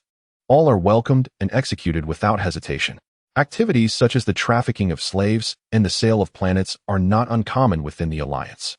For instance, the three developers from the Frozen Clan frequently collaborate with the Trade Consortium, one providing goods while the other supplies a platform for transactions. After observing these dynamics, Su Luo gained a deeper understanding of the cosmic powers at play. The universe, indeed, is a murky realm, far more complex than it appears on the surface. Shilong Star, a substantial trading planet located in the Black Sand region of the Northern Galaxy, thrives under the jurisdiction of the Trade Consortium, boasting a flourishing commercial landscape and a sufficiently secure trading environment. Consequently, various races from surrounding planets choose to come here for commercial exchanges. In a bustling commercial district, a young man and woman strolled hand in hand along the spacious streets. The young man, in his 20s, possessed a strikingly handsome visage, marked by sharp, defined features and deep-set eyes that shimmered with an enchanting glow, exuding an aura of noble elegance. The young woman appeared to be around 17 or 18, with an angelic countenance that blended grace with a hint of allure. Her cherry lips, reminiscent of flowing water, evoked an irresistible desire to taste. These two were, in fact, Su Luo and Lotzi Li. The commercial area was brimming with a dazzling array of products that could easily overwhelm the senses. As a major trading planet, it offered everything from spacecraft to combat-type robots, albeit at exorbitant prices. The diverse array of extraterrestrials frequenting the marketplace exhibited a myriad of skin tones and peculiar appearances, particularly striking to Su Luo and Lotzi Li. These beings possessed relatively low combat capabilities, typically ranging from a few hundred to 1,000, indicating a generally diminished strength. To gain entry to the trading planet, extraterrestrials must adhere to the rule of avoiding trouble, lest they face the sanctions of the consortium. However, due to significant racial differences and the complexities involved, unavoidable disputes often arise. Consequently, affluent extraterrestrials tend to employ a few bodyguards to ensure their safety and to signify their esteemed status. Nonetheless, as long as one does not instigate trouble on the trading planet, significant issues are generally avoided. Amidst the myriad of enticing goods, Su Luo and Lotzi Li encountered an exceedingly awkward predicament when they wished to make a purchase. They found themselves without any money. Perhaps on Earth, they were unparalleled tycoons. But in the vastness of the universe, they were reduced to mere paupers. The currency utilized for transactions in the cosmos is known as Shijin, a universal medium of exchange resembling a silver-white precious metal, measuring 10 centimeters in length and the thickness of a pinky finger, possessing substantial purchasing power. Typically, a single Shijin could allow an extraterrestrial to indulge lavishly for an entire year. As they meandered through the commercial thoroughfare, gazing at the kaleidoscope of products while feeling the pinch of their empty pockets, Su Luo was suddenly struck by an audacious thought. Why not engage in a bit of wealth redistribution? However, after some contemplation, he shook his head. Robbery was simply too distasteful. On the planets governed by the Commerce Alliance, robbery is an exceedingly irrational endeavor. A moment's carelessness could invoke the Alliance's wrath, potentially leading to a galaxy-wide manhunt. Although Su Luo was unperturbed by such threats, he could indeed act with utter stealth if he so desired. Alas, it seems that regardless of where one travels, the absence of funds is utterly prohibitive, Su Luo lamented. Indeed, Luo, we must devise a means to acquire some money. Zili's eyes sparkled with enthusiasm. Su Luo stroked his chin, contemplating how to procure some funds. At the opposite end of the commercial district, two extraterrestrials clad in combat attire and equipped with detectors approached Su Luo. One of them was short and rotund, with pink skin and an abundance of flesh. The other was tall, sporting green hair and a handsome visage. Hee, Sabo, our haul this time is quite substantial. We've earned a considerable sum, Doria exclaimed, his face beaming with glee as he swaggered along, a hefty bag of currency in hand, wholly unperturbed by the gaze of others. The buyer this time was exceptionally generous, purchasing 6 planets in one go. Should King Frisia become aware of this, he would surely be delighted, perhaps even rewarding us. Sabo listened with modesty and politeness, exuding the demeanor of a refined gentleman. Yet those who truly understood him recognized the cold-hearted demon he was, stained by the innocent lives he had extinguished. Other passers-by, upon seeing the large bag of currency in Doria's possession, revealed their avaricious expressions. Doria let out a disdainful chuckle. Such weaklings dared to covet his wealth. Truly, they were courting demise. Were it not for the prohibition against violence on the trade planet, he would have shown these beings the reason behind the blooming of flowers. As one of the top elites within Frisia's legion, he could effortlessly overpower these lowly creatures. Sabo also noted the greedy gazes of the other extraterrestrials, sneering in contempt. The two continued their unabashed stroll through the bustling streets of the commercial district. Chapter 46. Money comes knocking. As Doria proceeded, he spotted a man with black hair and a woman with golden hair. Their appearance bore a striking resemblance to Scionts. A flicker of alarm surged through Doria. Hadn't the Scionts been eradicated years ago? Aside from the likes of Vegeta, could there still be survivors?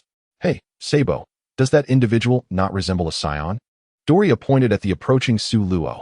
He does look quite similar, Sabo replied, his expression darkening as he activated the power level detector to examine the duo's data. Upon receiving a reading of 300, he chuckled derisively. It appears I was overly cautious. That individual lacks a tail, and with a power level of merely 300. He must belong to a race akin to the Scionts. Ah, I see. Then let it be. It seems they are fortunate today, for I am in a good mood and shall spare their lives. Doria and Sabo continued onward, but soon found their path obstructed by the two Scion-like extraterrestrials. Hey, Do you wish to die? You are blocking my way. A surge of fury instantaneously welled up within Dodoria. Sulo narrowed his eyes. He had sensed two formidable energies earlier and had pondered their identities, only to discover they belonged to these two individuals. Dodoria and Sabo, high-ranking officials of the Frisia Force, met their demise at the hands of Vegeta on planet Namek in the original story. Observing the dazzling bag of riches in Dodoria's grasp, Sulo felt a rush of delight. Fortune had come knocking at his door. He then remarked, "You have obstructed my path. Do you wish to perish?" "What did you say?" "It seems you are truly seeking death." Dodoria, known for his volatile temper, immediately exuded a murderous intent towards Sulo and Lazuli, appearing ready to strike. However, Sabo, standing beside him, exhibited a greater degree of composure and restrained Dodoria, saying, "Calm down. Do not act recklessly here. You wish to engage in combat with me? Very well." Sulo replied with an indifferent smile, turning to Lazuli, "You may explore for a while. I shall fetch the money shortly." Lazuli's eyes narrowed into crescent shapes as she responded, "Make it quick." She then trotted off to a nearby shop, searching for items of her liking. The two men exuded an air of disdain, inciting not only Dodoria but even Sabo to irritation.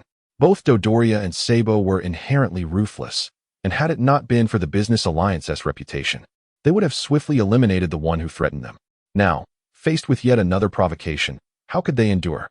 Exchanging glances, they understood one another's resolve. They could not tolerate this insolence, and it was time to act. A terrifying murderous intent flickered in their eyes as they prepared to strike. However, Sulo was swifter than their movements.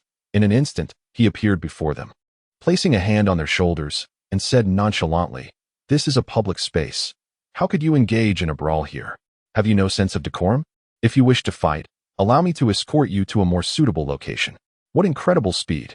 Both Dodoria and Sabo were taken aback by Sulo's ghostly swiftness, unable to comprehend his actions.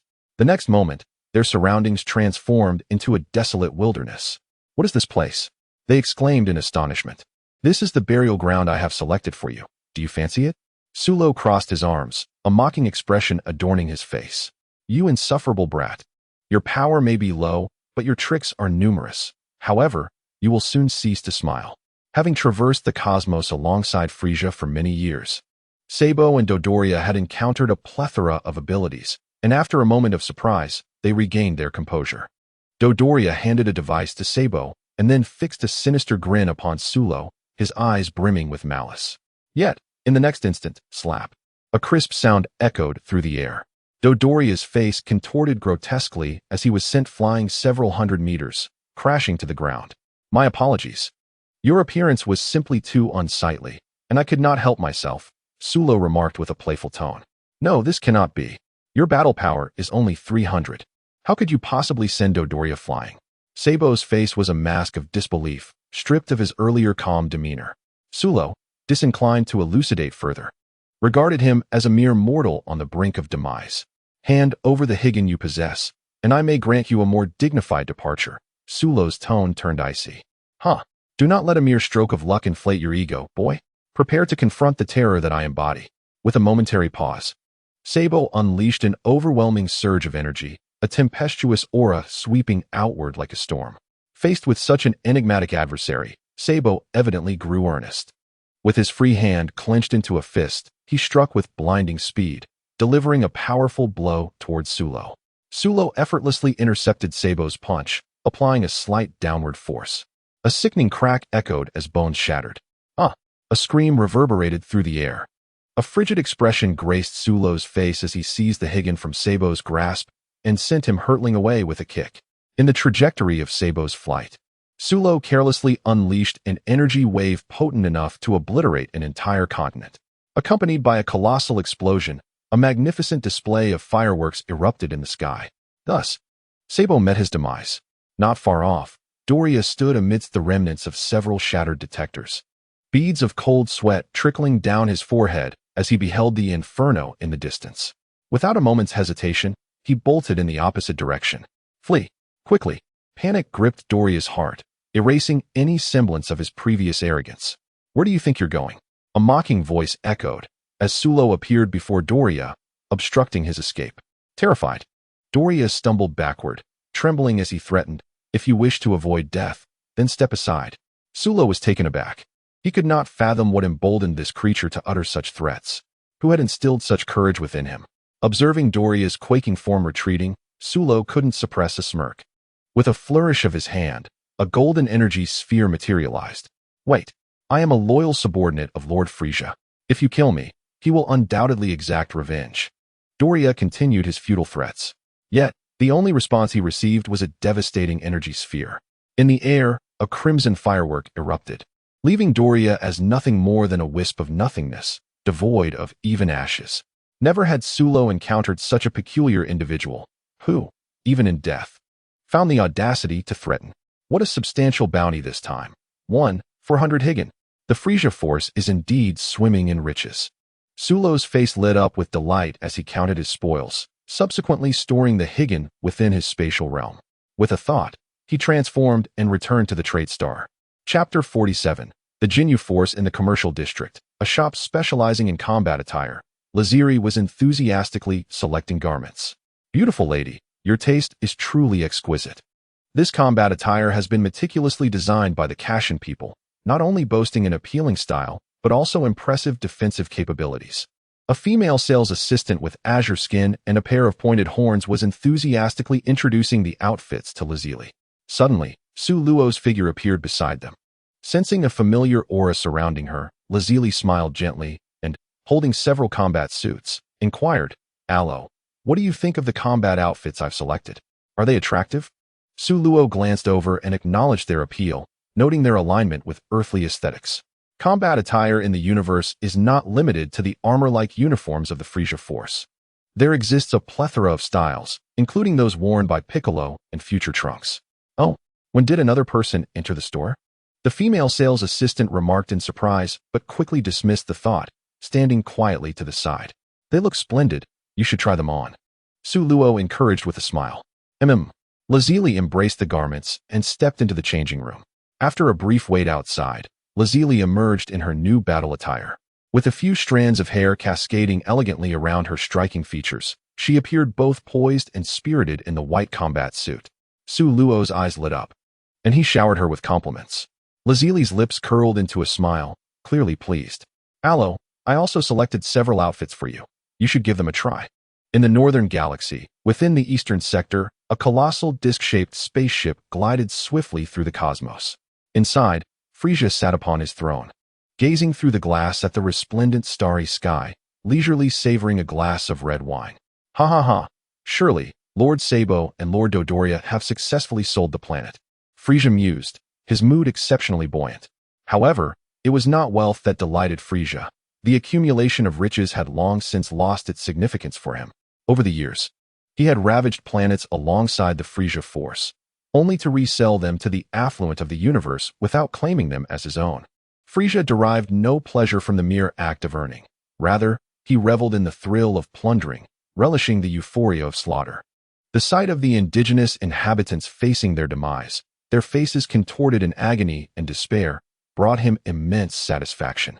At that moment, the hatch swung open, and a being resembling a snail entered, flustered. Lord Frisia, I bring urgent news from the command center. Just now, we received word that the communication signals of Lord Sabo and Lord Dodoria have vanished near a desolate planet in the West Longstar system. Mr. Giacono, what transpired? Speak clearly. Frisia's expression darkened. The information relayed from the command center indicates that before Lord Sabo's signal disappeared, there was a surge of intense life energy, which quickly dissipated. Followed by the disappearance of Lord Dodoria's signal, the subordinate hesitated, his words faltering. You imply they have been slain, do you not? Frisia's voice dropped several octaves, a suffocating aura emanating from his being, causing the temperature in the chamber to plummet. Ah, how intriguing, truly intriguing, that someone dares to assault my person. Moreover, to have slain both Szabo and Dodoria, such a feat is not the work of an ordinary individual.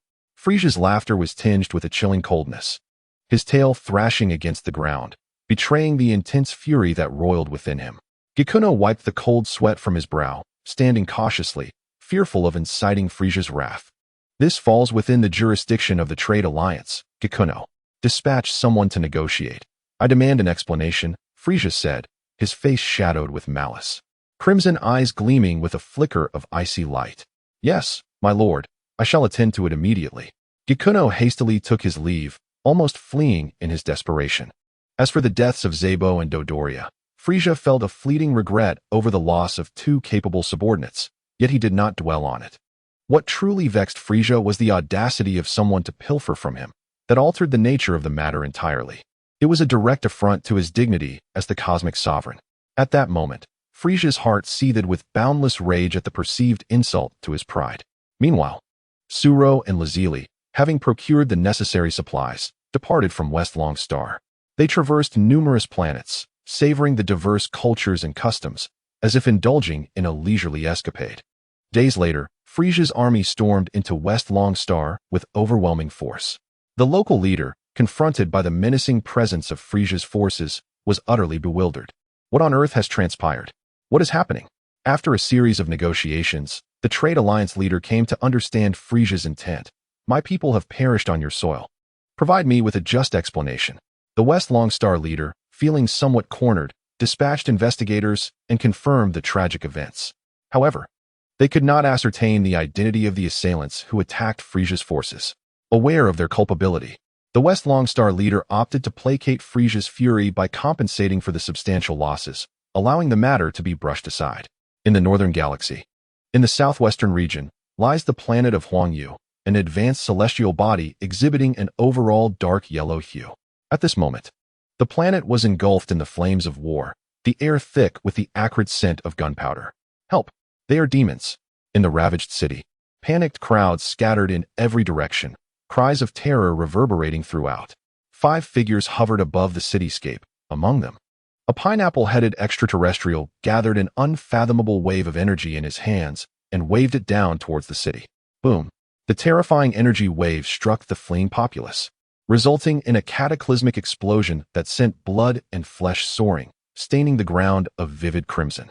With a mere flick of his wrist, he had claimed the lives of thousands, and many of the indigenous people, overwhelmed by despair, ceased their struggles and knelt upon the ground, beseeching the deities for salvation. Gods! Ha! Captain Jinyu, these natives are truly amusing, praying to their deities for rescue, cackled a red-skinned, white-haired extraterrestrial with unrestrained derision. With arms crossed over his chest, Jinyu gazed down at the crowd that had surrendered, a cold smirk gracing his lips. God! Who but King Frisia would dare to claim such a title? They are unworthy. You lot, make haste and eliminate every last one of these people. As you wish, Captain Jinyu. The others promptly complied, unleashing waves of energy towards the city. The once thriving metropolis swiftly transformed into a desolate ruin. Meanwhile, above another city, the fabric of space twisted before revealing 2 elongated figures. Oh, this city has recently met its demise, Lazuli remarked as she surveyed the devastation below. Collapsed structures were engulfed in flames, billowing clouds of black smoke ascending into the air. It appeared that an invasion was underway on this planet.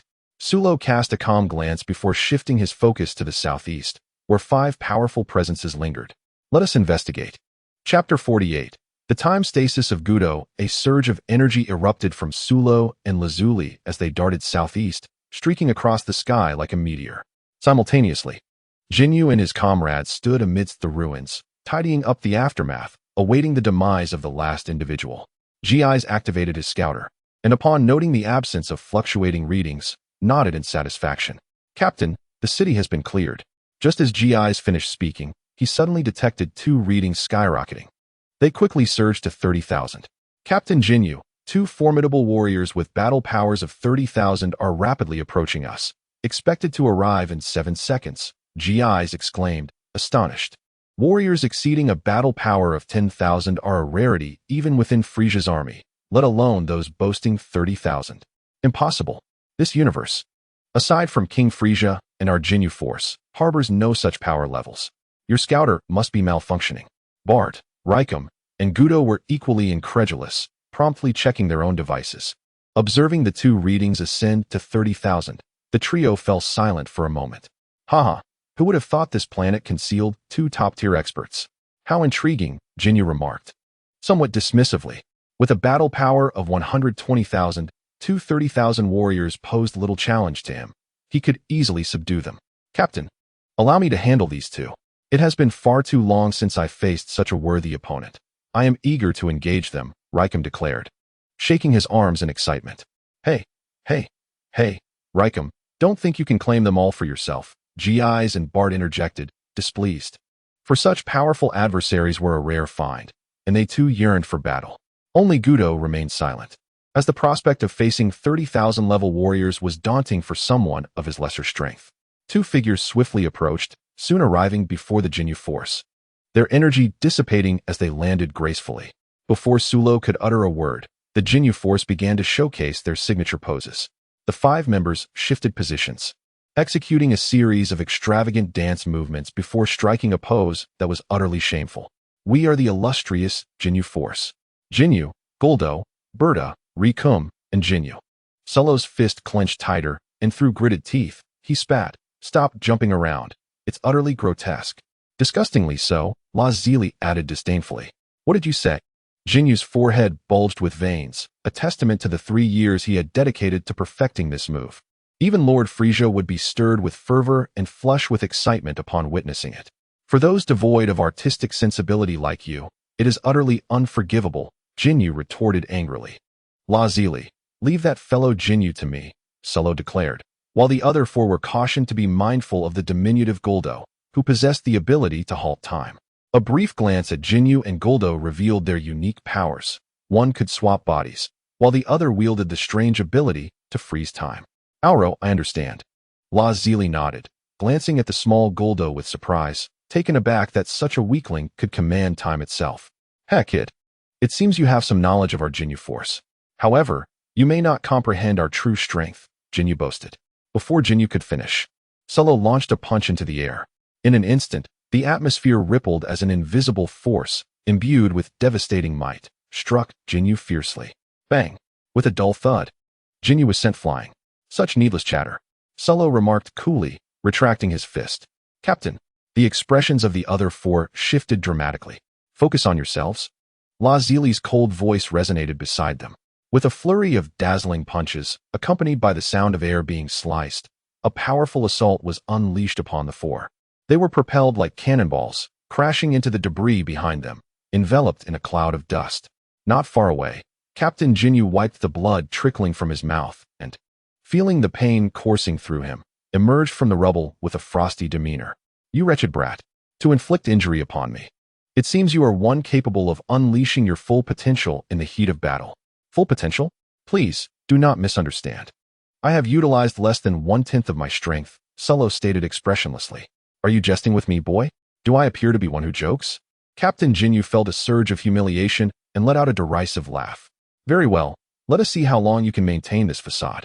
With a furious roar, Jinyu unleashed a tempestuous aura, and with a swift motion, he appeared before Sulo. His iron fist struck with the ferocity of a storm and the speed of lightning, raining down dozens of blows that seemed capable of tearing the very air apart. Sulo smiled faintly. With just a single finger, he effortlessly parried each of the numerous strikes. Too slow. Too weak. Can you not be any swifter? What a disappointment. The taunts pierced Captain Jinyu's ears like the screeching of glass, rendering him almost intolerable. That wretched brat. He roared in fury, intensifying his assault. Meanwhile, Gi's, Berta, Rikum, and Guldo struggled to rise from the debris. Upon witnessing the clash between Captain Jinyu and Suro, their jaws dropped in disbelief. It felt as though their leader was being toyed with by his opponent. They had never envisioned such a spectacle. Captain Jinyu's combat prowess was a staggering 120,000, aside from King Frisia. Who could possibly reduce their captain to such a state of disarray? Gi's pressed a button on his scouter, only to discover that Suro's power level remained static at 30,000. Enraged, he hurled the device to the ground, crushing it beneath his foot, cursing, "What a useless piece of junk. Hey, do you look down on me?" Lazuli's voice, cool yet tinged with irritation, reverberated like thunder in the minds of the 4 warriors. Their attention had been so fixated on the battle between Captain Jinyu and the man that they had entirely overlooked the formidable woman standing beside them.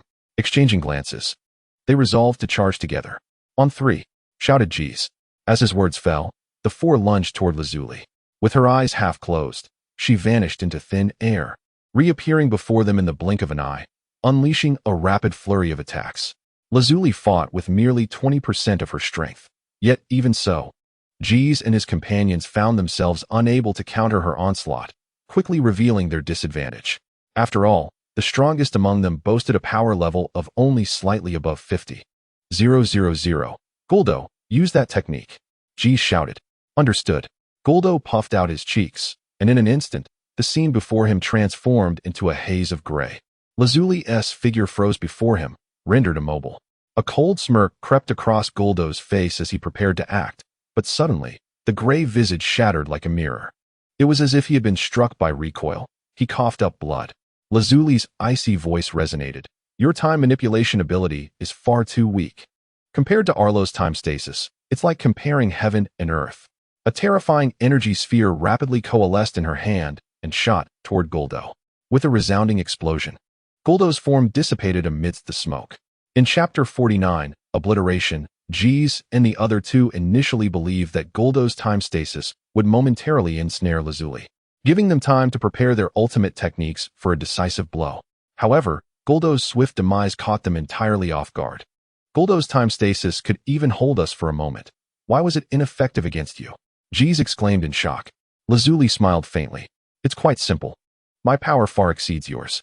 The ability to halt time is indeed formidable, yet capturing an opponent whose power vastly surpasses one's own is an exceedingly arduous task, as it demands an immense expenditure of energy. Although Goku possesses the ability to halt time, her inherent strength is exceedingly feeble. The notion of ensnaring her is nothing short of a delusion. Furthermore, her frequent battles with Su Luo have honed her combat experience, rendering her quite familiar with the intricacies of time manipulation. In the distance, Su Luo observed this spectacle and could not resist mocking Captain Jinyu, remarking, "It appears your team member is as weak as you are. Damn it, do not compare this captain to such trash." Jinyu seethed with fury, simultaneously cursing Goku for causing him embarrassment even in death. "Silence. Just shut your mouth."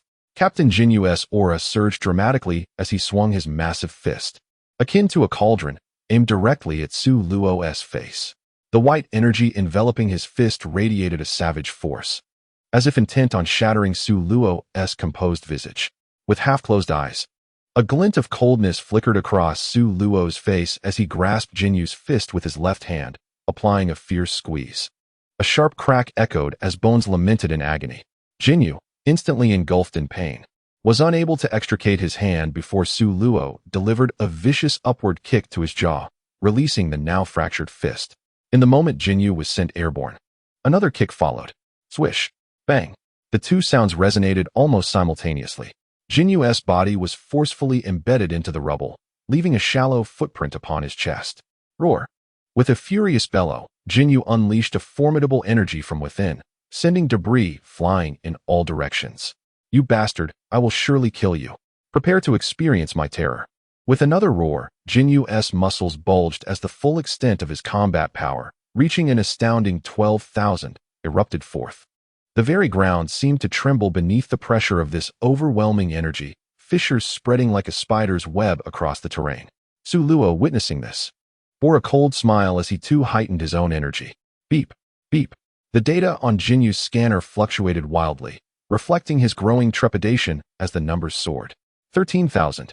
17,000, 22,000. Bang. The latest model of Jinyu's power scanner could not withstand such immense data, exploding in an instant. "Impossible. Your power level exceeds 22,000. Jinyu exclaimed in disbelief. Once the shock subsided, Jinyu gazed at Su Luo, his eyes brimming with insatiable greed. Such a formidable physique, he thought, must be his. Jinyu thrust his hand forcefully into his own chest, blood gushing forth and staining his arm. Yet, there was no trace of pain upon his face. Instead, it was filled with unrestrained avarice. "Boy, your body will be mine." Observing Jinyu's self-mutilation, a wry smile danced upon Su Luo's lips, for he understood the purpose behind Jinyu's actions. It was nothing more than a ploy to invoke that secret technique of body swapping. Jinyu spread his arms wide, raising them above his head, and shouted with excitement, "Exchange." Yet, before he could finish his words, Su Luo's figure had already vanished from sight. In the blink of an eye, a powerful hand seized Jinyu's throat with a fierce grip, the fingers tightening slightly. Jinyu felt an excruciating pain in his throat, rendering him utterly incapable of speech. "What? Do you intend to exchange bodies with me using that secret technique of yours? You should practice more before heading to hell. You'll never have the chance in this lifetime. Su Luo's chilling voice echoed in Jinyu's ears. Jinyu's throat convulsed as he attempted to utter pleas for mercy, but all that escaped were mere gasps. Su Luo flung him into the air, and then, from his palm, a terrifying vortex rapidly coalesced, radiating golden light. A searing energy beam shot forth, aimed directly at Jinyu. Boom! The roaring wave of energy instantly engulfed Jinyu's form, and in his eyes filled with profound resentment. His body was obliterated into dust, scattering with the wind. Upon sensing the conclusion of the battle at Su Luo's side, Lotzi Li no longer toyed with the three remaining foes. In an instant, her energy erupted, sending the nearest Lycum and Bart flying. Subsequently, two brilliantly radiant energy orbs were unleashed from her palms, striking fiercely against the two. Boom, boom. The deafening explosions erupted, and immense fireballs ascended, causing the entire city to tremble violently, akin to an earthquake, before settling into an eerie calm. Only Jis remained on the battlefield, his mind a chaotic whirlwind as he witnessed the demise of his comrades. Their Jinyu force was reputed as the mightiest in the universe. Why were they so easily vanquished? Jis had utterly lost the will to fight. At that moment, Lotzi Li approached him, raising her palm in his direction. Cold sweat streamed down Jesus' face as he prostrated himself on the ground, tremblingly pleading, "I beg you, spare my life." He mistakenly believed that his humble supplication would stir compassion in the heart of the beautiful maiden. Yet, he was gravely mistaken. A ghostly blue orb filled Jesus' vision, and in the next heartbeat, his body was obliterated into fragments by the energy sphere. Lotzi Li's frosty visage betrayed no sign of sympathy. At that moment, she resembled a warrior goddess, mercilessly claiming the lives of her adversaries.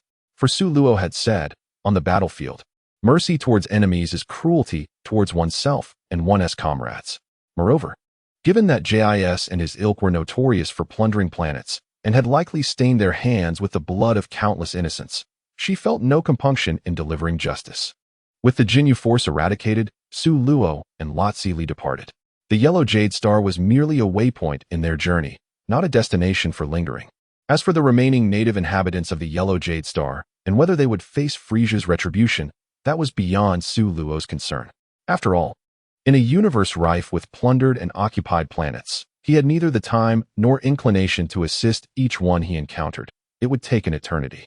If the yellow jade star were to be destroyed henceforth, it could only be deemed their fate.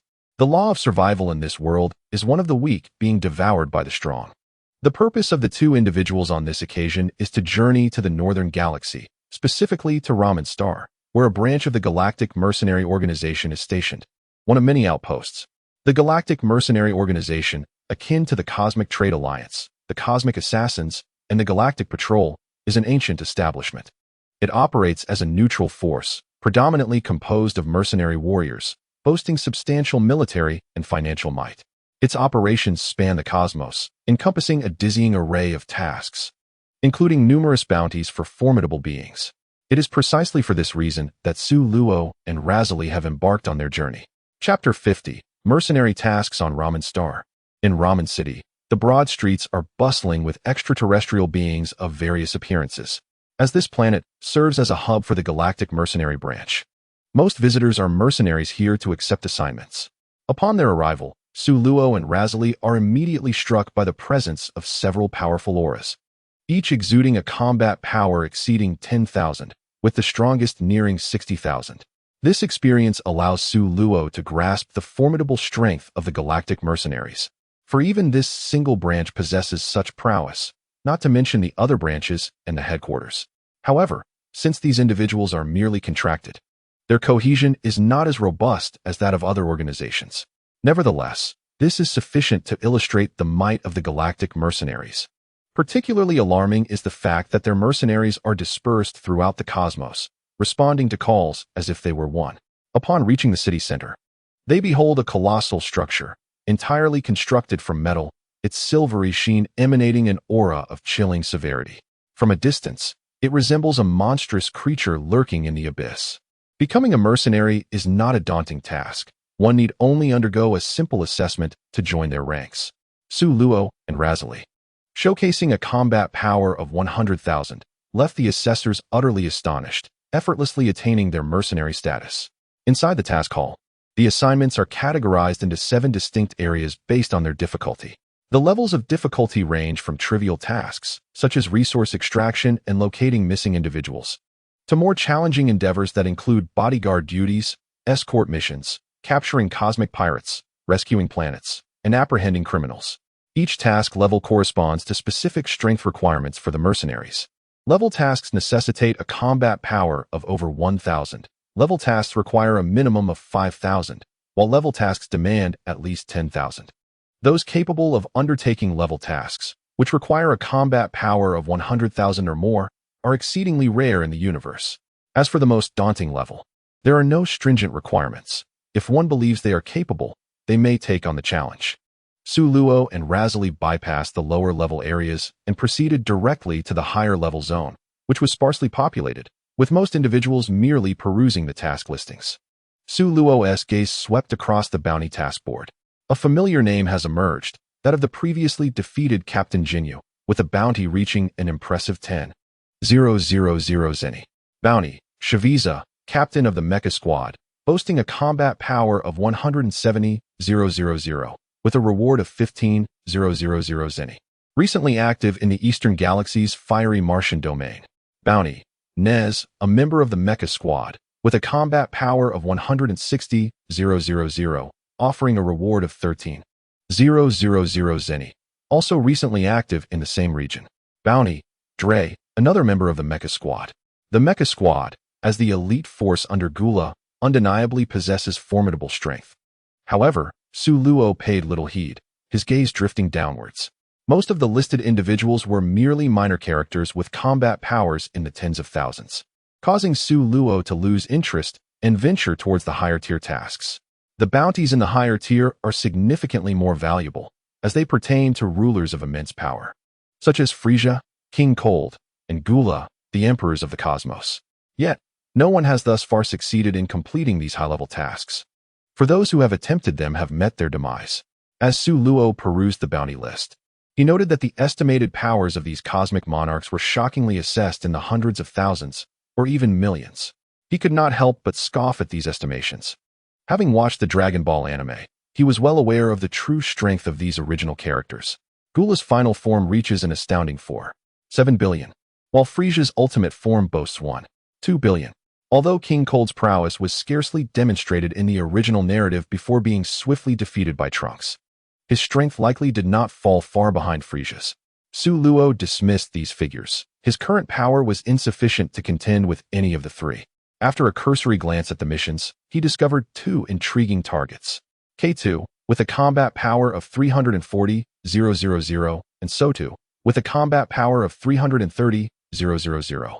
Are twin criminals rumored to possess a unique fusion technique, recently active in the Northern Galaxy's Rockstar region, with a bounty of 80,000 zeni. They would suffice. Su Luo promptly accepted the mission. He then departed from Ramen Star with Razali, heading towards the Northern Galaxy's Rockstar region. Meanwhile, on Frisia's planet, in the command center, a cadre of aliens diligently maintained their posts, responsible for communication tasks. The disappearance of the Jinyu Force's signal caught the attention of a green-skinned alien. Initially, he suspected a mere signal disruption due to poor reception. Considering the Jinyu Force was involved, surely there could be no significant issue. However, as time passed and the signal remained absent, the green-skinned alien grew anxious and hurriedly investigated the cause of the disappearance. Upon further examination, panic set in as it appeared that the Jinyu Force had perished in battle. He swiftly relayed the news to his superior, who subsequently informed Frisia's elite guard. In Frisia's palace, the familiar figure of Frisia was once again present, seated leisurely in a small flying craft, savoring a glass of red wine. Beside him stood an alien with a mushroom-shaped hairstyle, Bolibulu, an important member of the Legion, akin to a caretaker. He was one of the few who could speak freely in Frisia's presence.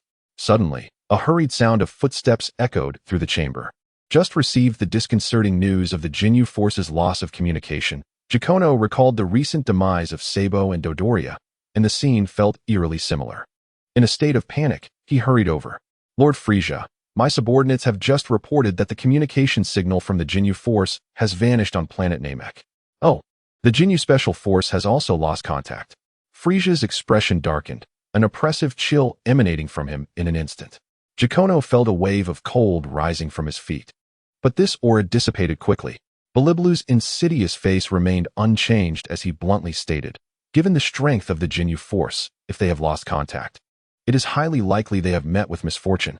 Jacono was unnerved by Biliblu's audacious words, beads of cold sweat forming on his brow as he cautiously glanced at Frisia. However, Frisia merely momentarily exhibited a frosty demeanor before returning to his usual self. "Biliblu, do you think my brother Cooler is intentionally targeting me?" The notion of anyone else was entirely beyond Frisia's consideration. In his eyes, they were all worthless. Only Cooler, of the same frozen lineage. And his mechanical forces possessed such capabilities. Though they were brothers, their relationship was fraught with enmity. Frisia maintained a cordial rapport with King Cold, while Cooler was at odds with both, their rivalry manifesting both overtly and covertly. Frisia, observing Biliblu's silence, paid it no mind. "To think my elite forces could perish in such a manner. Ginyu, you truly disappoint me," he murmured, his gaze darkening. He commanded, "Mr. Jacono, send someone to investigate Cooler's recent movements." "Understood."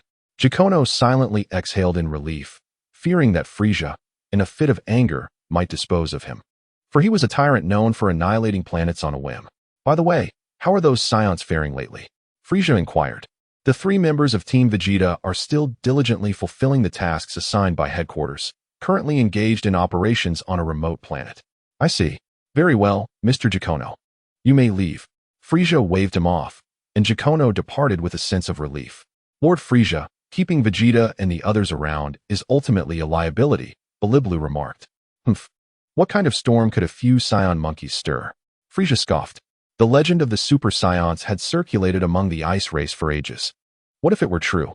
Frisia chuckled derisively. What a farcical tale the Super Scion legend is, merely a fabrication by the scion monkeys to preserve their dignity, fortuitously overheard by their ancestors. I fail to comprehend why these stories have endured through generations. Furthermore, even if such a being exists, what of it? I could eliminate them with ease.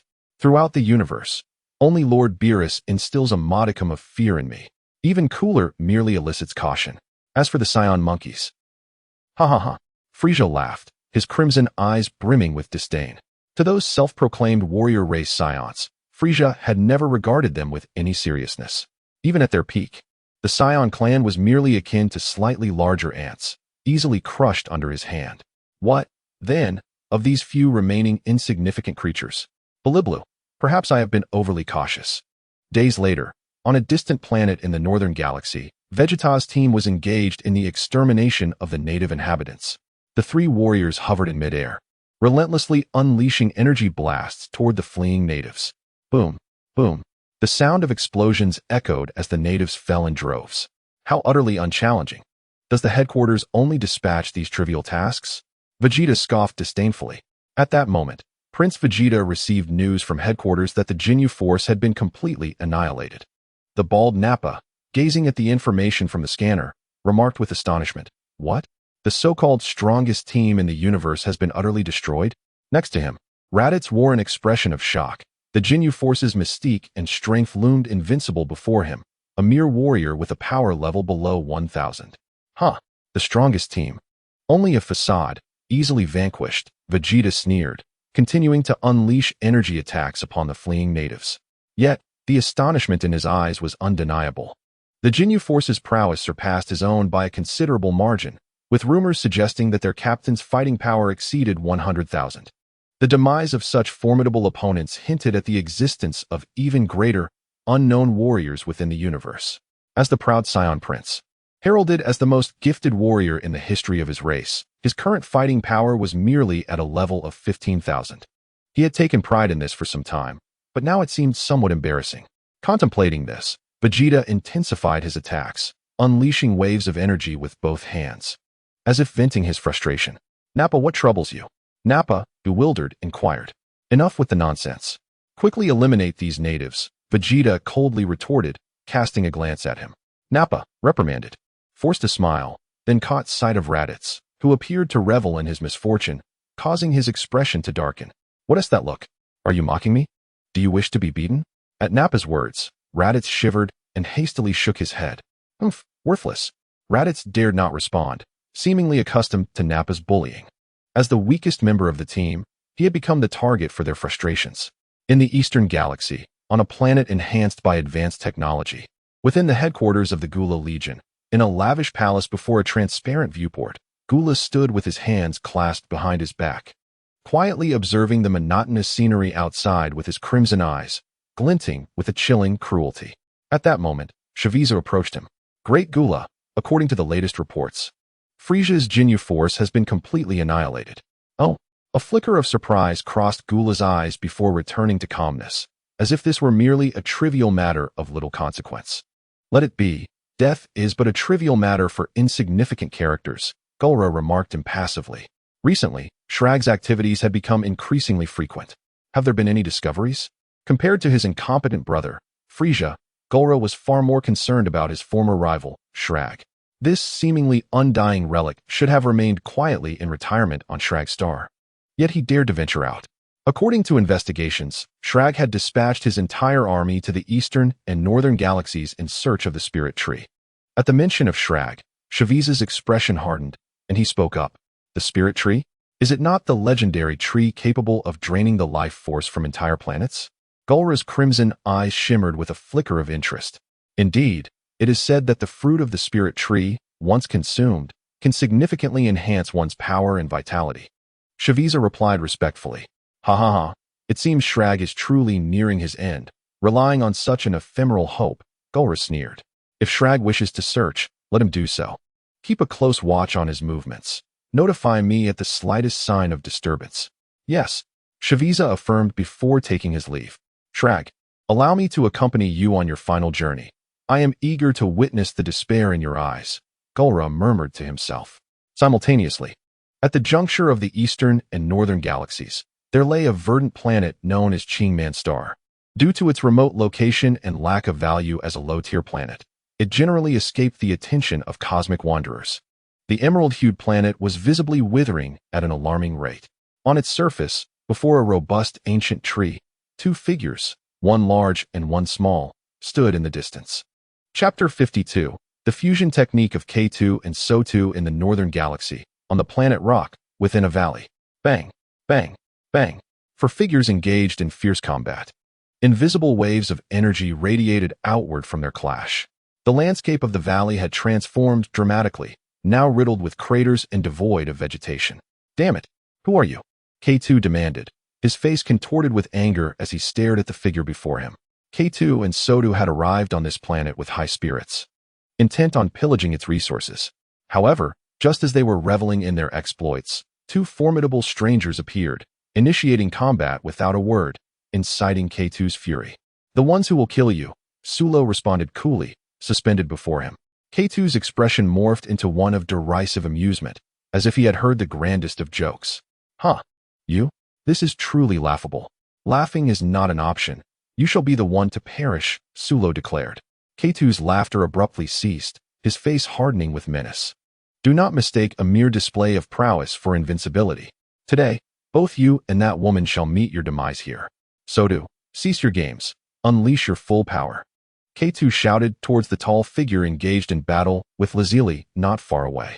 Upon hearing K2's words, So2's aura surged dramatically, his eyes gleaming with a chilling light, as his fist struck with the precision of a venomous serpent, targeting Lazili's vital points.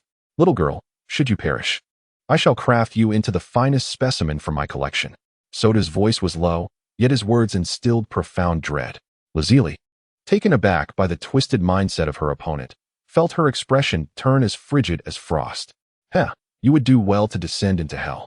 No longer concealing her prowess, Lazili unleashed her full combat power of 360,000.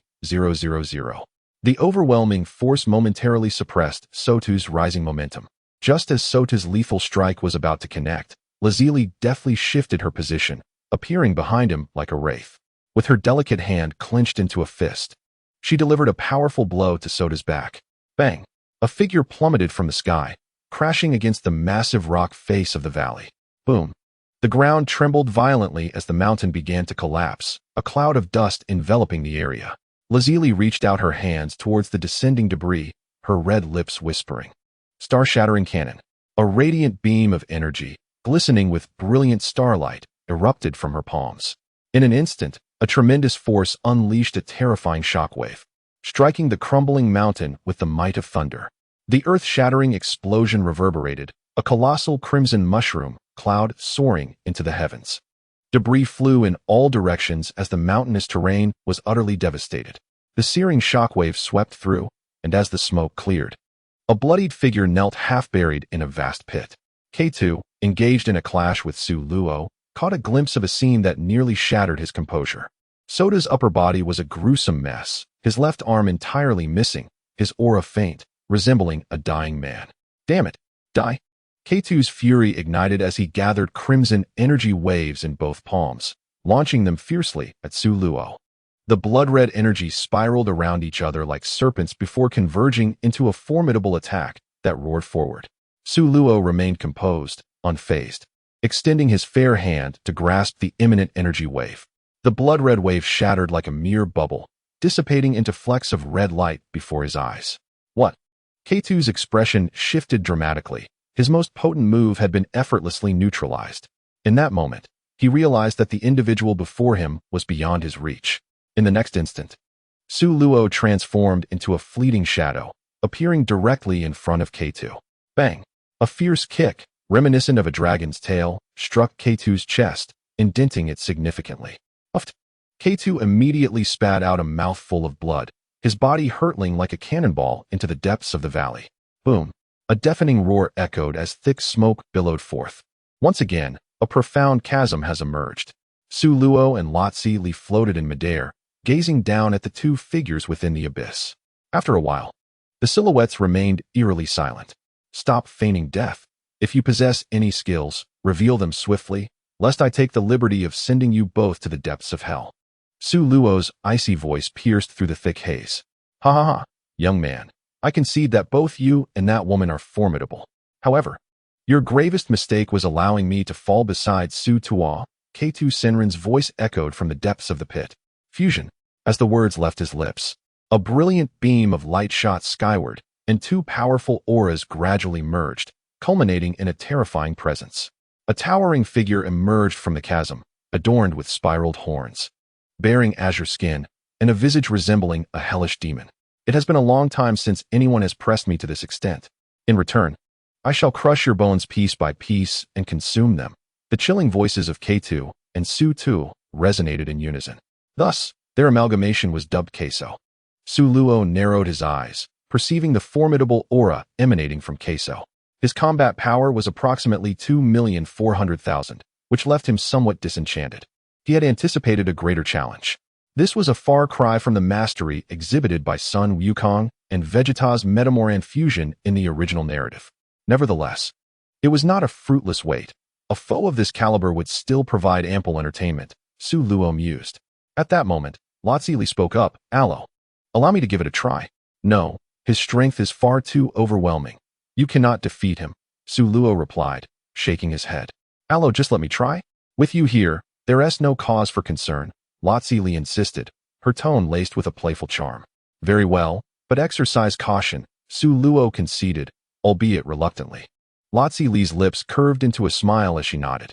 Ha ha ha, it matters not who steps forward first. The outcome will be death regardless. Queso's voice dripped with scorn. Su Luo merely smiled faintly, unaffected by Queso's derision. Quadruple Loxian fist. As a delicate cry resonated, a surge of azure energy enveloped Lotzi Li's graceful form, her golden hair dancing in the wind. Her combat power skyrocketed from 360,000 to 1,440,000. An overwhelming presence akin to a colossal tidal wave surging around her.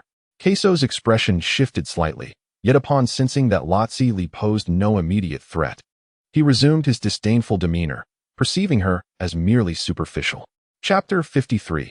A resounding defeat at the pinnacle of Lotzi Li's momentum, she lightly tapped her toes in the void, her figure flickering, and in an instant, a flash of blue light appeared before Queso.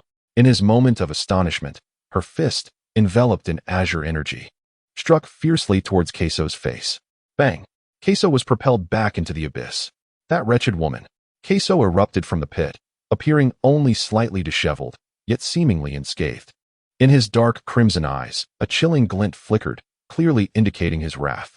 Over 2 million units of energy surged forth, swirling in black currents, and with an astonishing velocity.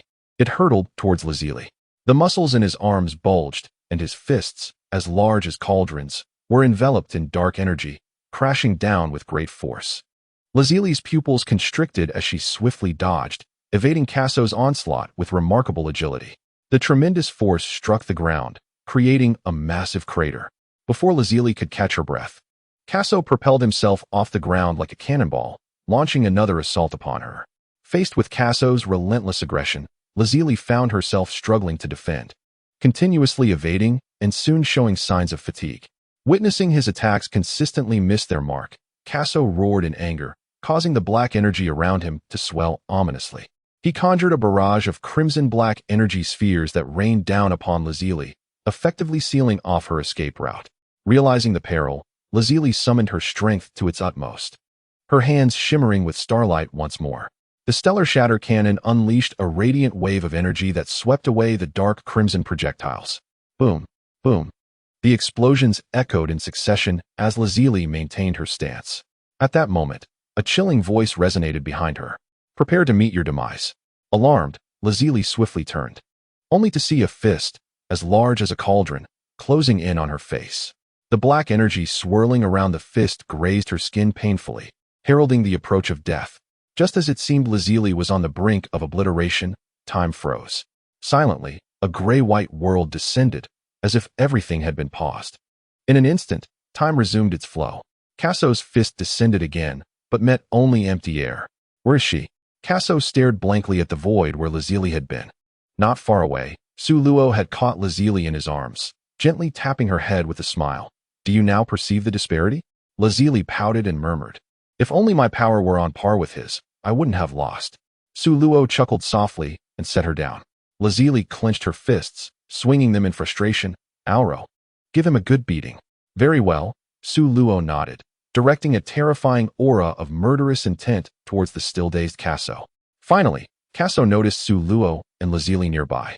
His dark red eyes flashed with ferocity as he ominously declared, You, boy, saved that woman, didn't he?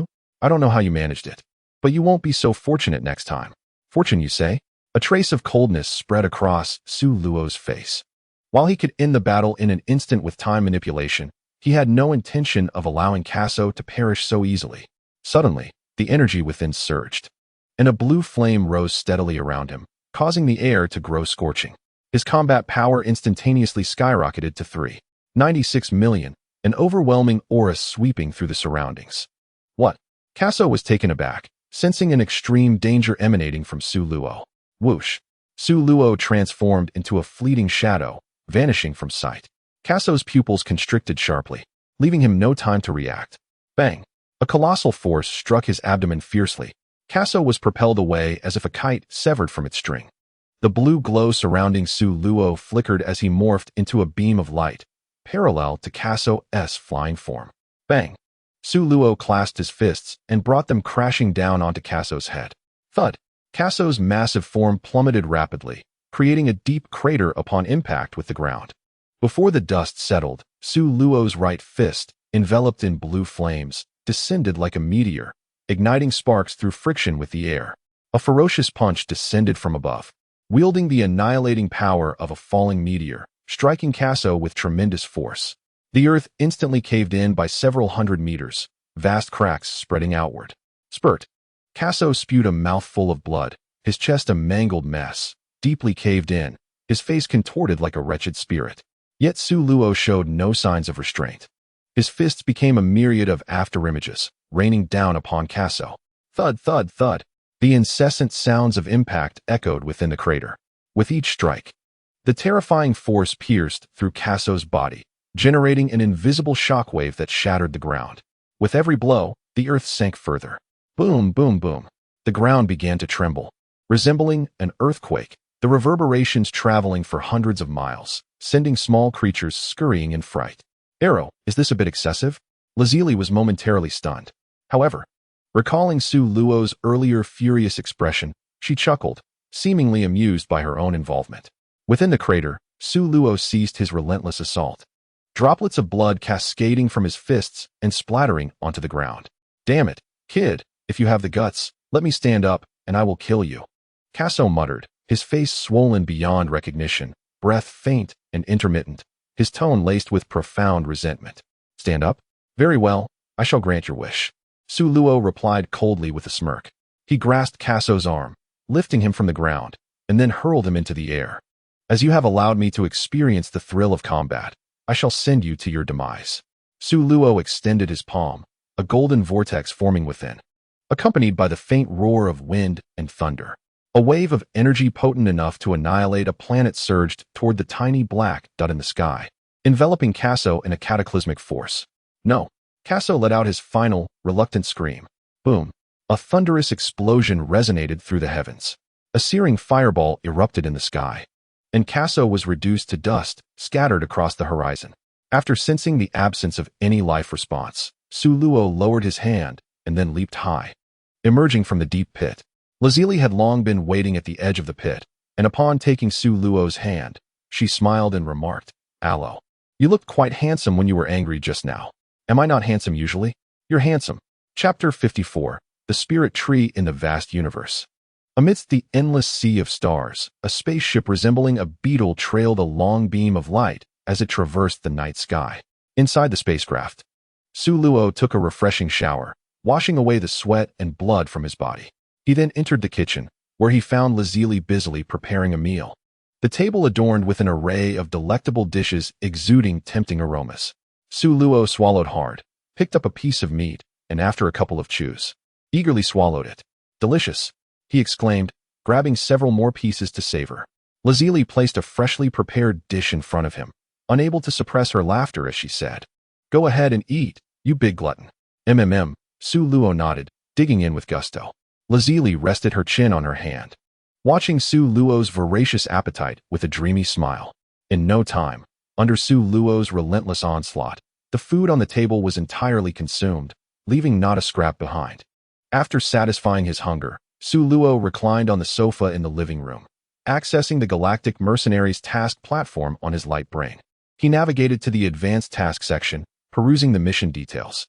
On Qingman Star, amidst an endless expanse of primordial forest, stood a towering dark red tree, its thick branches extending like serpentine dragons, burrowing into the earth, breaking ground, and sprouting countless roots that greedily absorbed the nutrients from the soil. Soon, the once vibrant forest transformed into a desolate wasteland, permeated with lifelessness, and this desolation continued to spread outward. A scion resembling an adult Sun Wukong stood beneath the ancient tree, accompanied by a scion girl of approximately 11 or 12 years. The scion Dales watched the rapidly growing spirit tree, his eyes ablaze with fervent light. "How wonderful! I never expected the soil on this planet to be so suitable for cultivating the spirit tree. At this rate, it will mature in less than 6 months." Dale's team of 5 had narrowly escaped destruction when planet Vegeta was obliterated, as they were on a mission at the time. However, in the ensuing years, the Frisia force relentlessly hunted down the scattered scions. While on a planet, Dale's team was ambushed and slaughtered by Frisia's forces, with Dales himself being shot down into a deep canyon, barely clinging to life and fortunate to have escaped a calamity. As the saying goes, surviving great calamities brings blessings. In the depths of the canyon, Dales discovered an altar, and upon awakening, he found a peculiar golden fruit with sharp protrusions resting upon it. After consuming one of the fruits, Dales, on the brink of death, experienced an astonishing recovery, with his battle powers soaring from 1,000 to over 3,000. Darius was overwhelmed with joy, for his combat power had been stagnant at a mere 1,000 for an eternity, perhaps destined to remain so for the entirety of his life. To his astonishment, after consuming a singular fruit, not only did he recover from his injuries, but his strength also surged exponentially. Realizing that this extraordinary fruit was no ordinary item, he prudently collected its seeds and fled to distant planets to cultivate the spirit tree. As for the scion girl, she was the offspring of 2 of his companions, newly born and placed aboard the spaceship. With a combat power barely exceeding 10, she had been overlooked by Frisia's forces and had miraculously survived. During his escape, Darius had taken the opportunity to bring the scion girl along. As a low-level warrior, Darius was acutely aware of the necessity for stealthy development. When planting the spirit tree, He meticulously selected remote and seemingly worthless planets. This approach not only kept him under the radar, but also ensured stable growth. Years passed, and after traversing countless star systems, Darius's strength continued to ascend. Alongside his burgeoning power, the ambitions that lay deep within him began to surface. He aspired to assemble his own legion, conquer the universe, and ascend as the sovereign of the cosmos. Gazing at the spirit tree before him, he mused, "Frisia, there will come a day when I shall surpass you. Only I am worthy of the title, Emperor of the Universe." While Darius was lost in his fantasies of cosmic dominion, the impatient voice of the Scion girl interrupted him. "Hey, Darius, I need to go find food," she stated, her wild eyes fixed on him, her tone flat and matter-of-fact. "I'm hungry." The intrusion shattered Darius's reverie, and his expression darkened instantly. Coldly, he replied, "Such trivial matters do not require your report." The Scion girl merely acknowledged him with a nonchalant "oh," before flying off with an impassive demeanor. Over the course of 5 months, time passed unnoticed.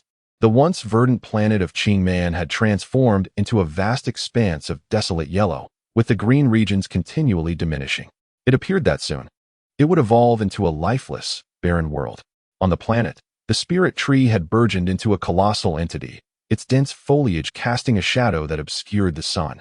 Beneath its boughs hung clusters of crimson and green fruits, adorned with sharp spikes. One day, a piercing roar resonated from the sky as a massive spaceship broke through the atmosphere, trailing sparks as it descended. With a thunderous crash, the earth trembled, and a cloud of dust rose, shrouding the sky for an extended period. With a click, the hatch opened, and a dozen warriors clad in combat suits emerged. Among them, a green-skinned alien with fleshy wings gazed at the towering spirit tree, then surveyed the lifeless surroundings, his face alight with ecstatic delight. Just as the ancient texts foretold, the spirit tree consumes all life energy from the planet, he exclaimed. "Haha, that colossal tree must indeed be the spirit tree." Patrick's heart raced with exhilaration. After such a prolonged search, he had finally found what he sought. "Pace, you must contact Lord Shrag immediately. We have located the spirit tree." "Yes, Lord Patrick." The crimson-skinned extraterrestrial known as Pace hurried into the spacecraft. Patrick activated the power detector, probing for life forms on this planet. Beep, beep, beep. 2 readings surged on the screen. One stabilized at 21,000, while the other continued to escalate, swiftly surpassing the detector's upper limit. Boom. It exploded. "What? There exists a formidable warrior on this planet with power exceeding 100,000. Patrick's expression darkened. Did that mean the spirit tree had been claimed already? In other words, had those two consumed all the spirit fruits? Otherwise, how could such a potent warrior exist in this desolate place? They must have partaken of the spirit fruits. The mere thought of the spirit fruits being devoured by others brought a cold sweat to Patrick, recalling Lord Shrag's terrifying fury. He promptly instructed a subordinate to utilize the spacecraft's extensive energy detection device to ascertain the specifics of that individual's power. The results came in swiftly, a staggering combat power of 173,000. Patrick's heart raced. Such a high level of power was only slightly below his own. Patrick, born as a demonic creature of Shrag, had an innate combat power of 190,000, making him the second strongest member of Shrag's forces. "Follow me." Having grasped the enemy's strength, Patrick wasted no time. He soared into the air, racing towards the location of the spirit tree, with the other extraterrestrials closely trailing behind. Chapter 55. The anxiety of the North King Darius and the Scion girl remained blissfully unaware of the encroaching danger. At that moment, the two were fixated on the crimson and green fruits hanging from the branches. They were astonished to find that the spirit tree had yielded such an abundance of fruits, truly marvelous. Soon, the spirit fruits would ripen, likely within 4 to 5 days. Darius spoke with excitement. This was the first time he had witnessed the spirit tree bearing so many fruits, surpassing the total he had seen in previous cultivations. Consuming these fruits would undoubtedly cause his strength to surge once more. At that point, he would no longer need to cautiously cultivate the spirit tree, fretting over others who might covet it. He envisioned openly cultivating the spirit tree, conquering planets, and assembling his own army to dominate this universe with overwhelming power. "I, Darius, shall be the future emperor of the cosmos," he thought with grand ambition. Meanwhile, in a distant part of the northern galaxy, on Shrag's star, within a metallic palace, Shrag sat upon his throne. His withered hand reached into a nearby jar, retrieving several golden pills, which he began to chew. Thud, thud, thud. The echo of hurried footsteps resonated in the quiet hall. Two short extraterrestrials clad in black robes hastily approached. Lord Shrag, one of them exclaimed. Shrag reclined in his seat, his murky gaze revealing impatience. Tabar, what is it? My lord, I bring good news. Lord Patrick has found the spirit tree. The extraterrestrial known as Tabar excitedly reported. Have we found the spirit tree? Slag's murky eyes instantly brightened a fraction as he urgently inquired. Where? On a low-level planet called Qingman Star, located at the edge of the northern galaxy, bordering the eastern galaxy. If we set off immediately, we can arrive in just 20 days. Tabar's voice rose in anticipation. Slag's expression darkened. He condensed a beam of dark red energy and pierced it directly through Tabar's head. Tabar fell, his face etched with disbelief. Slag's deep voice resonated. Tama, how long until we reach Qingman Star?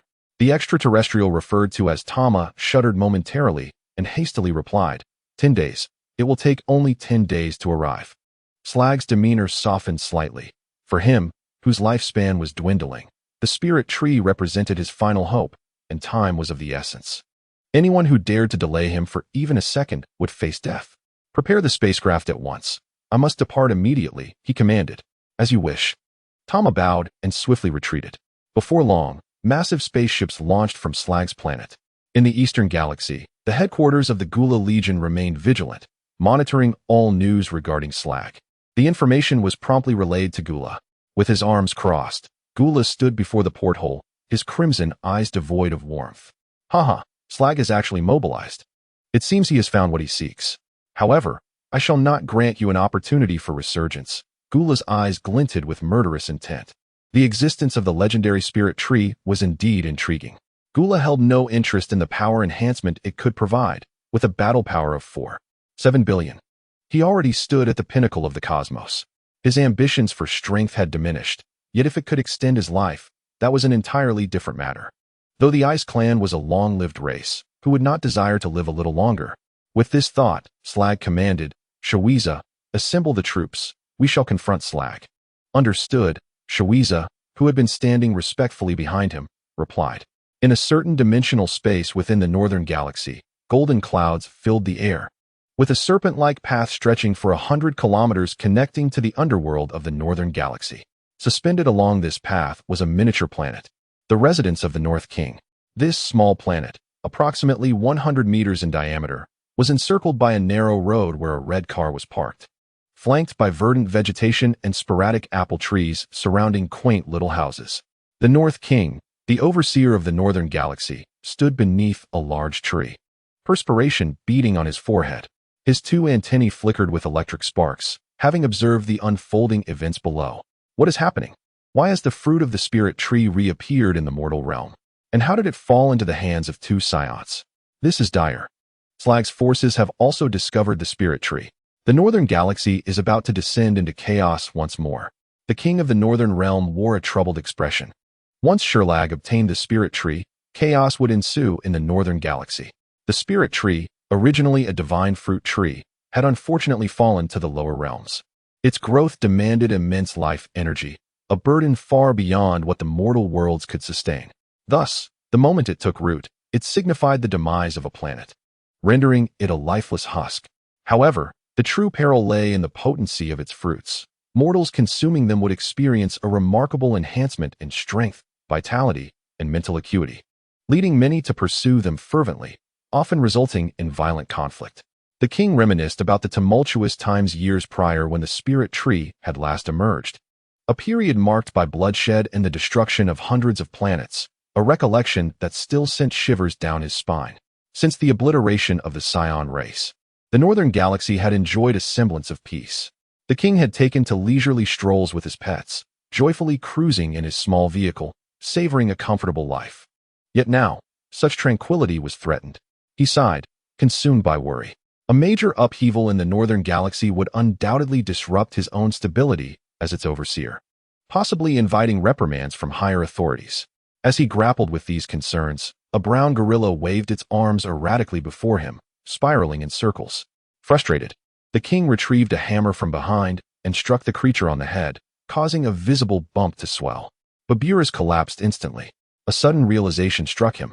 Gazing at the fallen Beerus, the king recalled two individuals he had observed in the lower realms over the past 6 months, two remarkably powerful beings, Su Luo and Razali.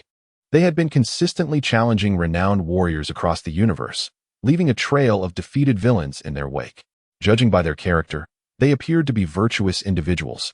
The king mused. If they could be persuaded to preemptively destroy the spirit tree, perhaps the crisis could be averted.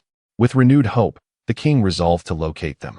Tendrils of energy sparked above his head as he employed his authority as a king to search for their whereabouts. This privilege allowed him to observe any events within his jurisdiction. Chapter 56. Darius, defeated as dawn broke, a ray of morning light cascaded across the earth. Su Luo concluded a night of meditation and opened his eyes, feeling the rich energy coursing through him. A faint smile graced his lips. His power had notably advanced, now quantified at an impressive 1.78 million. His life dimension had also improved, reaching 34 of divine caliber. Stretching lazily, Su Luo was about to leap from his bed when an unfamiliar voice echoed in his ears. Su Luo, I am the king of the Northern Realm. Su Luo paused, bewildered. The king of the Northern Realm? An image of a rotund figure donned in sunglasses and known for his lackluster jokes flashed through his mind. Why would such a deity, the ruler of the Northern Galaxy, seek him out? A frown creased Su Luo's brow, sensing the hint of confusion in Su Luo's tone. The North Realm king assumed that Su Luo was unaware of his identity. Thus, he attempted to elucidate.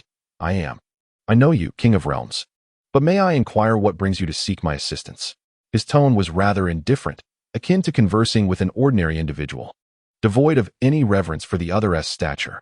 The North Realm king, taken aback by this interruption, offered a sheepish smile, dismissing the tone, and continued.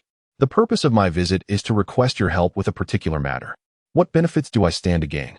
I shall not assist you without just cause. Su Luo replied with a playful tone. The North Realm king was momentarily stunned. What? You require benefits? Is it not an obligation to aid the King of Realms? He expressed, somewhat frustrated. This matter pertains to the safety of the universe. I sincerely hope you can rise to the occasion. Without the prospect of benefits, I refuse to entertain the discussion. The North Realm king, in a fit of exasperation, gesticulated wildly. How could this individual be so fixated on benefits? Yet, acknowledging the urgency of the situation, he managed to maintain his composure. In return, I could impart to you a formidable martial art, he proposed. Su Luo stroked his chin thoughtfully, recalling that the North Realm king possessed two exceptional techniques, the Realm King Fist and the Energy Sphere. The Realm King Fist was of no use to him, as he already had the Luo Immortal Fist. The Energy Sphere required a pure heart for its execution, a quality Su Luo was acutely aware he lacked. Moreover, the lengthy preparation time for the Energy Sphere was incompatible with his combat style. I have no desire to learn, he declared, inciting further ire in the North Realm king. As a dignified king of realms, he was accustomed to others pleading for his teachings. To be rejected, especially with a hint of disdain, was utterly galling. The North Realm king sat down on the grass, his tone laced with resignation. Su Luo, this matter is of great importance. Su Luo, sensing the gravity of the situation, ceased his playful demeanor and replied, do elaborate. The North Realm king proceeded to recount the details of the situation. Su Luo's expression grew solemn. I hope you can destroy the spirit tree before Shrag arrives at Qingman Star. If the spirit tree falls into the hands of someone like Shrag, the consequences could be dire. Su Luo lowered his head in contemplation for a moment. The fruits of the spirit tree, having absorbed the life essence of a planet, were undoubtedly valuable. He felt a flicker of temptation. I can assist you in destroying the spirit tree. However, regarding the fruits, let me make it clear that I shall claim them all. Agreed. No objections, responded the North Realm king, a man of his word. As long as the spirit tree was destroyed, he had no qualms about the fruits. At Qingman Star, the sturdy branches of the spirit tree cradled Dales, who gazed intently at the fruits as if they were rare treasures. A scion girl lounged on another branch, her head tilted back in a state of semi-slumber. So, this is where you are, a chilling voice echoed. Both Dales and the scion girl instantly became alert as their gaze fell upon a dozen or so extraterrestrial beings clad in battle attire. Darius's expression darkened as a dozen menacing figures emerged just as the fruit was nearing maturity, casting a pall over his mood. To his astonishment, 2 of them were scions. It was indeed a rarity. Rumors of the scions' extinction had circulated widely, yet here were 2 stragglers. However, this would be the end for them. Today, they were destined to perish here. Patrick coldly remarked, "Ha ha ha, a bunch of trash. It seems you are unaware of my power to speak so arrogantly." Darius glared fiercely at Patrick and his companions, resolute that none of them would leave alive. The spirit tree's fruit had not yet ripened. He could not allow any information to leak. Eliminate these intruders. With this thought, Darius launched the first attack. Patrick, with a sinister grin, met him head-on. The 2 were soon embroiled in a fierce battle, neither willing to yield. The Scion girl, undeterred, charged at the remaining extraterrestrial foes. Their combat prowess ranged between 50,000 and 10,000. Although they were no match for her, their numerical superiority granted them a slight advantage. The sounds of fists colliding echoed through the air. Boom, boom, boom. Explosions followed in quick succession.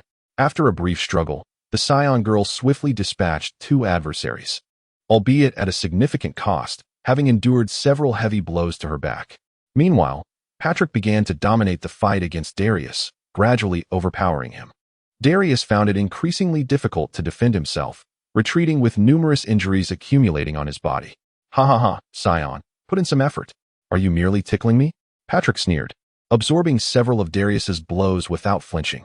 He seized Darius's fist, denying him any chance of escape, and relentlessly rammed his head into Darius's skull. Bang, bang, bang, ah, ah, ah. The repeated impacts were accompanied by Darius's anguished cries. "Ha ha ha, Scion, having consumed so much fruit, it appears your strength is limited." Patrick taunted, forming an energy blast in his palm and driving it into Darius's abdomen. Boom. The explosion sent Darius flying against the spirit tree. The situation was also dire for the Scion girl. After decisively eliminating 9 foes, she gasped for breath, her combat attire stained crimson, her injuries severe. Yet the remaining extraterrestrials showed no mercy. An energy wave surged towards her. Caught off guard, she was blasted backward, colliding with the spirit tree and collapsing beside Darius. Who are you?" Darius struggled to rise, his gaze filled with terror, despite having consumed numerous spirit fruits, granting him formidable strength. He found himself outmatched by this green-skinned monster. "Ha ha ha, it matters not if I reveal myself. I am the most formidable warrior of the Slarg Legion. To perish at my hands is your fortune." Patrick crossed his arms, exuding an air of arrogance. Chapter 57. The Scion Girl, Nancy. "What? Slag?" Dales exclaimed in astonishment. He had long heard of Slag's infamous reputation, a figure whose malevolence rivaled that of Frisia. A sense of retreat began to blossom in Dales's mind. No, he thought. He had not yet tasted the fruits of the spirit tree. He could not simply depart. He lifted his gaze to the crimson and green fruits atop the tree, filled with an insatiable yearning. Just a bit longer, they were so close to ripening. Unripe fruits would yield significantly diminished effects. However, Dales dismissed this concern. A lesser effect was preferable to none at all. As he quietly contemplated his escape plan, Patrick conjured an attack with his fingertips, sneering maliciously, "Scion, perish." Dales's pupils constricted in sudden dread, too late to evade. No, his ambitions had yet to be realized. He must not die here. Without hesitation, Dales seized the fallen Scion girl beside him and positioned her in front as a shield. At that moment, a red energy beam sliced through the air, piercing her body in the midst of her terrified gaze. Ugh! The Scion girl coughed up a copious amount of blood. Dales's eyes were filled with indifference as he unceremoniously discarded her aside. Impressive decisiveness, quite cruel, reminiscent of our demon kin, Patrick remarked, somewhat astonished. Seizing the moment of Patrick's distraction, Dales propelled himself upwards onto the sturdy branch of the great tree, plucking a crimson and green fruit and taking several hearty bites. The fruit contained a modicum of life energy that nourished his body, enhancing his strength slightly and aiding in the recovery of his injuries. Damn it! The effects are disappointingly minimal, Dales cursed under his breath as he continued to harvest more fruits. Witnessing this, Patrick's fury ignited instantly, unleashing a powerful aura as he charged forward. Severely injured, Dales could only evade clumsily. Ultimately, Patrick seized the opportunity, delivering a direct energy wave that struck Dales. Stripped of his ability to resist, Dales collapsed to the ground. "You certainly know how to evade," Patrick taunted. "Now, prepare to meet your end." He coalesced a sphere of red energy in his hand, aimed at Dales, and unleashed it. No, Dales screamed in a frenzy, but regardless of his desperation, he succumbed in the explosion of red energy. Bah, what a troublesome foe, wasting so much of my energy. Patrick spat on the ground, visibly irritated. Clap, clap, clap. Suddenly, applause resounded. Marvelous, simply marvelous, a strange voice echoed from above Patrick. Who? Startled, Patrick looked up. There, perched upon a thick branch, sat a man and a woman, clapping joyfully. Instantly, Patrick became alert. Their silent approach suggested they were no weaklings. Upon witnessing the scene, the remaining extraterrestrial beings immediately surrounded them, as if faced with a formidable adversary. Su Luo halted his applause, a faint smile gracing his visage. Do not be anxious. After all, anxiety serves no purpose. We are all destined to perish. Patrick felt an unsettling sensation and commanded several subordinates to take action. Upon hearing the order, the extraterrestrials charged towards Su Luo and his companion. However, in the next instant, several figures flew away as if severed from their strings, akin to kites caught in a tempest. Su Luo and Lazili remained seated, as though they had not just engaged in combat. With a mere gesture, Su Luo pointed towards Patrick, and in an instant, a golden beam of light streaked past. Before Patrick could evade, he felt an excruciating pain in his chest. Glancing down, he discovered a gaping wound, dark purple blood oozing from it continuously. The great King Shrag will not let you escape, he uttered before collapsing lifelessly to the ground. Simultaneously, in a distant star system, colossal spacecraft soared swiftly through the cosmos. Within the most opulent of vessels, Shrag sat upon a grand skeletal throne, indulging in golden beans. Suddenly, a tremor coursed through Shrag's body, his spirit waning considerably. Damn it! Someone has slain my child, Patrick. His expression darkened, rage emanating from his voice. Patrick's demise on the planet Qingman indicated that the spiritual tree had been usurped. With this realization, Shrag erupted in fury, his voice nearly a roar. You scoundrel! How dare you encroach upon what is mine? I shall ensure your demise. Tama, regardless of the means, accelerate the ship. I must arrive there at the swiftest pace. Yes. Tama trembled at Shrag's furious outburst, hesitating to reveal that the ship was already at maximum speed, for he would undoubtedly be the first to bear the brunt of Shrag's wrath. Wiping the sweat from his brow, Tama input commands at the control panel, slightly increasing the ship's velocity. After dispatching Patrick, Su Luo and Lazili approached the Scion girl. Though she had not yet succumbed, her life force flickered weakly, akin to a candle in the wind, ready to extinguish at any moment. The Scion girl blinked drowsily at the two before attempting to speak, though her strength had waned. Lazili crouched down, producing a magical bean and placing it in the girl's mouth. Swallow, she instructed in a cool tone. Obediently, the Scion girl consumed the bean. The moment it passed her lips, she felt a surge of vitality coursing through her body, her injuries healing instantaneously. Wow! The Scion girl leaped to her feet, reveling in the torrent of power flowing within her, her eyes alight with joy. With a slightly stiff voice, she expressed her gratitude. Thank you. Then her gaze, now infused with murderous intent, scanned her surroundings, seemingly in search of someone. The Scion girl clearly recalled how Dales had used her as a human shield moments earlier. Do not search any longer. Dales has already been slain, Su Luo remarked nonchalantly. The Scion girl, upon hearing this, let out a displeased huff. Subsequently, she conjured a series of energy orbs in her palm and hurled them in all directions, as if to vent her frustrations. Boom, boom, boom. The explosions resonated in a continuous cacophony. All right, first answer me this. What is your name? Su Luo inquired. The Scion girl paused her actions, casting a few glances at Su Luo and Lotzi Li before parting her lips. Nancy, how old are you? Su Luo continued. Nancy momentarily faltered, spreading her fingers and counting meticulously. 1, 2, 3, 80. Su Luo was somewhat speechless, realizing that the girl hadn't even remembered her own age. Eventually, Nancy declared the number 12. Su Luo proceeded to ask several more questions, and although Nancy began to feel a tinge of annoyance, she still responded to him. After a series of inquiries, Su Luo comprehended Nancy's identity. Chapter 58. The fruits are ripe for harvest. Su Luo was taken aback by Nancy's fortuitous luck.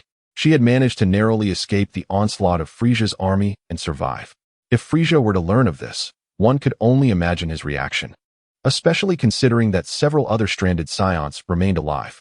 Yet, if Frisia were to find out, he likely wouldn't care much, as they were merely insignificant pawns. Hey, are you also a scion? Su Luo asked, noticing their somewhat similar appearances. Both had black hair, black eyes, and skin of a similar hue. A flicker of hope ignited in Nancy's heart. I am not. Oh, Nancy replied with a hint of disappointment. After grasping Nancy's situation, Su Luo began to wander around the spirit tree. He gazed up at the towering branches adorned with clusters of crimson and green fruits, teeming with vibrant life. A stark contrast to the lifelessness of the planet. The greenish-red sheen was rapidly transforming into a deeper red, suggesting that it would not be long before the spirit tree's fruits reached full maturity. It seems the fruits of the spirit tree will be ripe in just a few days, Su Luo mused softly. He plucked one of the spirit tree's fruits and took a bite, savoring its crisp texture and slightly sour taste. A warm current flowed through him, only to dissipate shortly after. He didn't feel any significant change, merely a slight lightness in his body, indicating that the unripe fruit had minimal effect and was of little use to him. Seeing Su Luo eyeing the spirit tree's fruits, Nancy felt a pang of displeasure. These were all hers. I cultivated the spirit tree, Nancy huffed. Well, now it belongs to me. Su Luo remarked with a teasing glint in his eyes. Aren't you scions supposed to speak through strength? Right now, I am stronger, therefore this fruit is mine. My power is bound to increase, and I assure you, I will not be weaker than you. Is that so? Care for a contest? Nancy retorted, momentarily speechless. She clenched her fists and then relaxed them, realizing that she might not be a match for Su Luo, especially since he had saved her life. She chose to remain silent, turning her head in frustration. Lotzi Li, observing her sulky expression and cherubic cheeks, couldn't resist giving them a gentle pinch. Soft and delightful to the touch. Nancy was startled by Lazari's sudden movement, taking a few steps back while watching her warily. Coldly, she said, "What are you doing, woman?" Lazari smiled and replied, "Do not be nervous. I simply find you adorable and wanted to pinch your cheek." "What adorable? Don't touch me," Nancy exclaimed in exasperation. "Oh dear. Such a fierce demeanor at such a young age," Lazari sighed softly. "Mind your own business, woman." "What woman?" "My name is Lazari. Remember it well." Lazari glared at Nancy. "Lazari," Nancy muttered, crossing her arms. Su Luo watched the playful banter between the two with a shake of his head. He then retrieved ingredients and cooking utensils from his spatial pouch. Having traveled quite a distance, he had exhausted much energy and felt a pang of hunger. "Lazari, I am hungry," he said, wrapping an arm around her shoulders with a smile. "Oh, I'll cook right away," Lazari nodded. Seeing Su Luo magically produce an array of items piqued Nancy's curiosity, but she maintained her stoic expression and refrained from asking questions. Lazari began to prepare the food, and it wasn't long before a sumptuous feast was laid out before them, the enticing aroma permeating the air. As she inhaled the delightful scent and gazed at the spread, Nancy couldn't help but swallow hard, her sparkling eyes brimming with desire for the delicious fare. Noticing her reaction, Lazari felt a mischievous thrill. She waved a chicken leg in front of Nancy and teased, "Sister, I have something tasty for you." Nancy turned her head away in silence. How could one chicken leg possibly win her over? Before long, however, Nancy exclaimed, Lazari's sister, this food is truly delightful," as she savored the meal, her mouth glistening with grease. Lazari beamed with pride, nodding appreciatively. The three soon polished off the entire table of dishes. With her round belly contentedly full, Nancy sat on a sturdy branch, reveling in the first truly delectable meal she had ever experienced. Meanwhile, on North Planet, the North King watched Su Luo and the others with growing anxiety. He wondered why they had yet to destroy the spirit tree as promised. Unable to contain his concern, the North King resorted to mental communication to contact Su Luo. "Su Luo, quickly harvest the fruits of the spirit tree, then destroy it. Delay may lead to unforeseen complications." Upon hearing the North King's voice, Su Luo smiled faintly. "Do not fret, King. The fruits of the spirit tree have yet to ripen. Just a few more days." The North King attempted to speak again, but Su Luo interjected, "There is no need for further discussion, King. I will destroy the spirit tree, but only after the fruits have matured." His tone was resolute. "Very well," the North King replied, somewhat resigned, before severing the connection. He then turned his attention to monitoring Shrag's movements. At Shrag's current pace, he would require 9 more days to reach Qingman Star. while the spirit tree's fruits would take approximately 4 to 5 days to ripen. Well, it seems Shrag cannot catch up anyway. Let Suluo proceed as he wishes. The North King thought to himself. 5 days have passed, and the fruits of the spirit tree have fully ripened, their deep crimson hue almost purplish, with sharp angles concealing vast reservoirs of life energy. Suluo, Li, and Nanshi each held a fruit in hand and took a bite. The sweet flesh instantly tantalized their taste buds, transforming into pure life essence that surged into their bodies. After consuming one, Suluo noticed only a slight increase in his energy levels. However, both his mental and vital energies had seen a significant enhancement, equivalent to the results of practicing the celestial meditation technique for 6 or 7 days. Observing Li and Nanshi, he noted that Nanshi experienced the greatest increase in energy. It seemed that the more powerful one was, the less pronounced the effect of the spirit tree fruit on their strength. Dales had spent over a decade consuming numerous spirit fruits, yet his combat power had only risen to a mere 100,000. Clearly, to grow stronger, one needed to accumulate even more spirit tree fruits. For someone of Suluo's caliber, the enhancement from the spirit fruits was negligible. Nonetheless, this did not imply that the fruits lacked utility for him.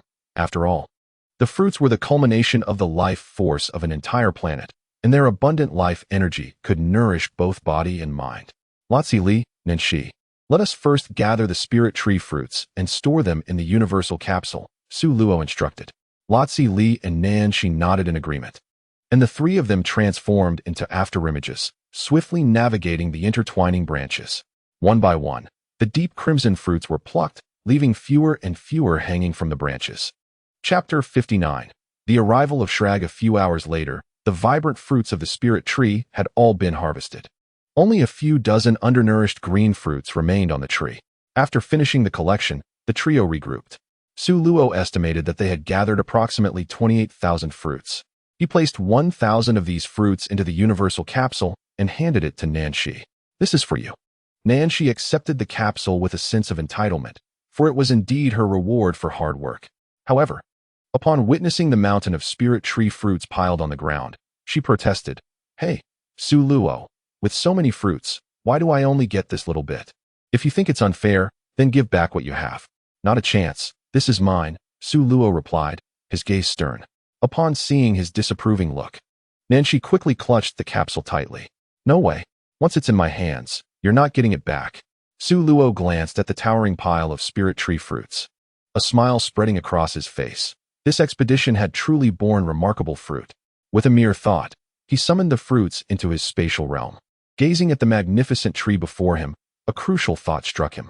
By the way, Nanshi, where are the seeds of the spirit tree? The seeds of such a precious entity would be best kept in his possession. At this inquiry, Nanshi began to stammer. As Suluo observed Nancy's demeanor, he surmised that she had undoubtedly taken the seed of consciousness. He opened his palm and, with a cheerful smile, said, "Hand it over." "What do you mean?" "I have nothing," Nancy retorted defiantly. Her neck stiffened. "Are you certain?"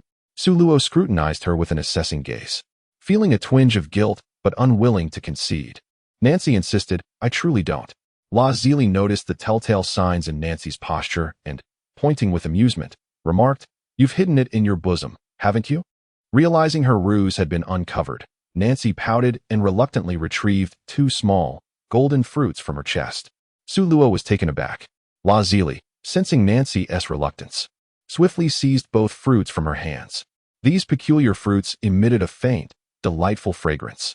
They were only half the size of ordinary fruits, entirely golden, and unmistakably extraordinary. Suluo cast a dubious glance at Nancy and inquired, "Surely you haven't hidden any more?" In a fit of indignation, Nancy replied, "I truly have none left. These are the seed fruits that grow at the top of the tree. Typically, the spirit tree only bears one such fruit." Suluo nodded, accepting Nancy's explanation, reasoning that if the spirit tree could produce these seeds in abundance, it would have already spread throughout the universe. "Auro, here," Li said, passing one of the fruits to Suluo. He accepted it, and the two of them proceeded to savor the fruits before Nancy's eyes, each taking a bite. The sweet fragrance burst forth in their mouths, a delicious delight. "Let me have a bite. Just one," Nancy implored, her eyes fixated on the golden fruits in their hands, drool escaping from the corner of her mouth. She had never tasted such fruit before, It had always been Delis who indulged alone. Noticing Nancy's eager expression, Lazili brought the remaining half of one fruit to her lips. With a large bite, Nancy devoured the remaining flesh. Lazili, it's exquisite. However, the morsel was too scant for her liking. With her big, expressive eyes, she gazed longingly at the fruit held by Su Luo. Observing Nancy's adorable antics for the sake of indulging in the fruit, Su Luo internally chastised, "Nancy, you are a scion. Where is your pride and dignity?" Ultimately, Nancy's desires were fulfilled as she managed to taste the fruit from Su Luo's hand. After sharing the 2 golden fruits, the trio felt only a modest increase in their power. Su Luo's battle strength remained at 178 million, while Lazili's was at 420,000. The rich essence within nourished their bodies, and their mental strength surged slightly. Su Luo's increased by approximately 5, while Lazili's rose by 18. Nancy, having recovered from the brink of death, saw her battle strength rise from 21,000 to 35,000. After consuming an ordinary fruit, she gained a few hundred points. And with the golden fruit, her power surged by over 3,000, now standing at around 40,000. As Su Luo surveyed the desolation surrounding the spirit tree, an air of lifelessness pervaded the atmosphere, prompting him to exclaim, "This planet has truly become a dead star." Lazili, Nancy, step back. I intend to destroy the spirit tree. Lazili nodded and nudged Nancy, who was still savoring the taste of the fruit. And then the two soared away from the spirit tree. Su Luo floated before the spirit tree, his hands positioned in a flower bud shape at his waist. In an instant, the turtle school's Kamehameha technique swiftly coalesced into a blue energy sphere, unleashing a tremendous energy shockwave that struck the spirit tree. A deafening roar erupted as the robust roots of the tree fractured from the base, accompanied by a violent tremor, leading to the explosion of the spirit tree. Dozens of emerald fruits scattered like flecks of luminescence, cascading to the earth like a gentle rain. The shattered spirit tree collapsed onto the ground, transforming into nutrients that slowly seeped into the soil. Perhaps, in 1,000 years, this planet would once again breathe life, giving rise to new beings. Su Luo pondered with a hint of morbid curiosity whether Shrag would bleed to death upon witnessing this scene. After the destruction of the spirit tree, Su Luo contacted King Kai of the North, inquiring about Shrag's estimated arrival. King Kai, who had been vigilantly monitoring Su Luo's situation, twitched his antennae and replied, "Shrag will arrive in 4 days." Su Luo nodded, choosing not to speak further. "You do not intend to confront Shrag, do you?" King Kai's voice resonated once more. "Why not?" Su Luo retorted. "Do not underestimate Shrag. Though he is aged, his power remains formidable," King Kai cautioned gravely. "I am aware." Quietly, for days slipped away. The Shrag Legion traversed countless star systems and finally reached Qingman Star. Spaceships trembled precariously in the vastness of space, as if they might disintegrate at any moment. Shrag stood before the porthole, gazing at Qingman Star. The dusky yellow planet resembled a lifeless orb, suffused with an air of desolation. This matched the descriptions found in ancient texts. The rooting of the spirit tree heralded the planet's demise. However, Shrag could not discern the presence of the spirit tree, which, by all logic, should have been easily visible even from outer space. Recalling the slain Patrick, a sinister premonition gripped his heart, prompting him to issue a direct command, "Land the ships." "Yes," responded Tama and several crew members, hurriedly inputting commands at the control panel. Soon, the ships descended from the heavens like meteorites, crashing onto the barren ground and stirring up a tempest of dust and smoke. The sound of spaceship doors creaking open echoed repeatedly. Chapter 60. The Battle with Shrag. A horde of extraterrestrial beings emerged from the spacecraft, standing upon the increasingly desolate terrain. Shrag's murky gaze scanned the surroundings, met only with a vista of desolation. The air was thick with a foul odor, and swirling sands obscured his vision. "King Shrag, we have detected no signs of life on this planet," reported several subordinates, pressing their scanners to find no fluctuations in data. In other words, the one who had slain Patrick had already departed, taking the fruit of the spirit tree with them. A cold, piercing light flickered in Shrag's eyes, reminiscent of a heart-devouring demon. The crowd trembled in fear. "Go, find me the spirit tree. Such a grand tree cannot simply be taken away." Shrag roared in anger. His subordinates, receiving the command, immediately soared into the sky, dispersing in all directions. Meanwhile, on a distant azure planet, Luo and Razali sat cross-legged by a lakeside, ethereal orbs of light continually merging into their bodies. Beside them, a little girl named Nancy, adorned with a tail, was earnestly practicing her basic training with punches and kicks. For days prior, Nancy had departed alongside Luo and Razali. After a while, Luo opened his eyes, a glimmer of luminescence flashing within, signaling the end of his meditative practice. Perhaps due to the golden fruit he had consumed, his speed of meditation had increased exponentially in recent days, yielding results equivalent to several tens of days of previous training. However, this acceleration had just ceased, indicating that the effects of the golden fruit had been fully expended. Luo's dimensional progress had risen to 40, and his combat power reached 181 million. Razali also opened her eyes, concluding her meditation. Her aura had strengthened once more, likely increasing her combat power by over 10,000. How was your harvest? Luo inquired. I feel excellent. If I train for another 3 to 4 months, I should be able to break through to the third dimension, Razali replied with a smile. Luo chuckled softly. At that moment, the voice of the North Realm King echoed. Luo, Schlag has already arrived at Qingman Star. Has he finally arrived? Luo murmured, his eyes glinting with fierce determination, exuding an intense battle intent. Razali's expression turned worried. Luo gently caressed Razali's delicate face, reassuringly saying, Do not worry. I am merely going to engage in battle with Schlag, not to fight to the bitter end. If I cannot win, I shall return with instant transmission. Razali wrapped her arms around Luo's neck, and after a gentle kiss upon his lips, she released her hold. Aloe, you must be careful. Luo nodded. And in an instant, he vanished from the spot. At Qingman Star, Schlag stood atop the massive remnants of the spirit tree, gazing at the scattered debris. His aged visage twisted into a grimace. The spirit tree had been destroyed.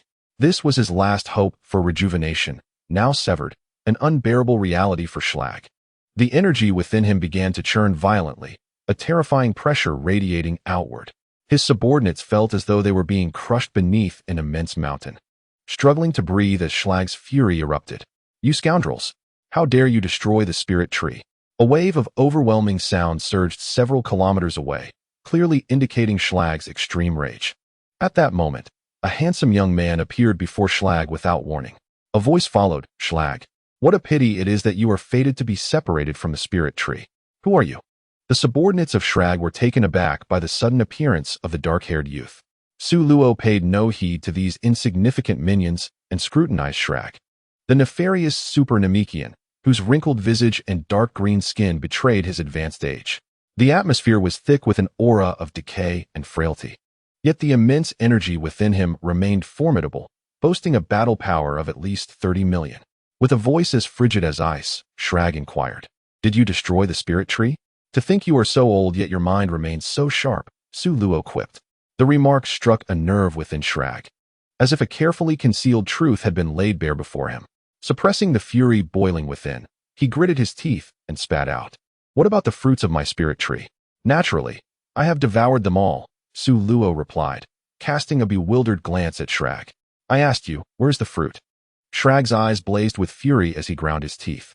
Realizing the gravity of the situation, Luo hastily retrieved a fruit from his spatial pocket. In front of Schlag, he swiftly consumed the spirit tree fruit, discarding the pit onto the ground like refuse. Here it is, the last one. I consumed all the others, he declared. Staring at the pit on the ground, Schlag could sense the lingering vitality emanating from it, affirming that it was indeed the spirit tree fruit. You claim you ate them all, Schlag repeated incredulously. Perhaps your age is affecting your hearing. I just stated that I have consumed them all, Luo taunted, provoking Schlag further. With mounting ire, Schlag radiated a bone-chilling coldness. Luo's expression grew serious. Schlag's battle power exceeded 30 million, and he could not afford to underestimate him. Without a second thought, he unleashed the eightfold Loxian fist. A vibrant blue aura surged forth, enveloping the surroundings with an overwhelming presence. What? Schlag was taken aback by this formidable energy, not out of fear, but fury. Could it be that this human possessed such might, perhaps truly having consumed all the spirit tree fruits? Dimensional slash, Luo declared, drawing a finger through the air, creating a ripple that surged toward Schlag like a wave. Seeing the tranquility of this strike, Schlag's expression shifted dramatically, a sudden surge of fear rising within him. He realized he could not withstand it and had to evade. With a powerful leap, he attempted to escape, but was a moment too late. The ripple swept past his legs, its potency undiminished, barreling toward his subordinates behind him. Silent as the grave, the ripple possessed the prowess to cleave through the very fabric of reality. In an instant, Schlag's minions were severed in two like mere weeds, leaving only a short alien unscathed. Feeling a sharp pain in his legs, Schlag glanced down in horror. Before him lay his empty legs, devoid of any substance. Violet blood flowed like a cascading stream, gushing downwards. Chapter 61. The battle intensifies. Schlag's eyes were bloodshot. How long had it been since he last suffered injury? The last time he had been wounded was in his prime, during a clash with the Frozen clan, where he had sustained grievous injuries, significantly diminishing his strength. Now, he found himself incapacitated by an unknown youth, his legs shattered, a profound humiliation, more unbearable than the searing pain in his body. Sulo gazed at the legless Schlag with a twinge of regret, having anticipated that a surprise attack would severely injure him. Schlag's aura began to boil with fury, his visage contorted as if he were enduring excruciating torment. Suddenly, a yellow-green slime erupted from the severed stumps. Miraculously, his severed legs regenerated like the tail of a lizard. This rebirth of severed limbs was a racial innate ability of the Namekian people. However, this ability demanded considerable stamina, a significant burden for the aging Schlag. Noticing a slight waning in Schlag's aura, Sulo's lips curled into a subtle smirk. How dare you inflict such grave injury upon me? You shall pay with your life to appease my wrath. Schlag roared, his fist, brimming with rage, hurtled towards Sulo. Yet, Sulo was well prepared to evade, sidestepping the blow, and swiftly repositioning himself, fists clenched, ready to launch a counterattack with unrelenting resolve. The clash of fists echoed in rapid succession, as countless afterimages raced from the ground to the heavens. Beneath the murky yellow sky, Sulo and Schlag engaged in a frenzied melee, their punches raining down like a torrential storm. An invisible current of energy formed a chaotic vortex around their fierce battle. Any living creature that ventured too close would be reduced to mere dust by the unseeable force. In a moment of collision, the two separated, only to converge again as two streaks of blue and white light, colliding with ferocity.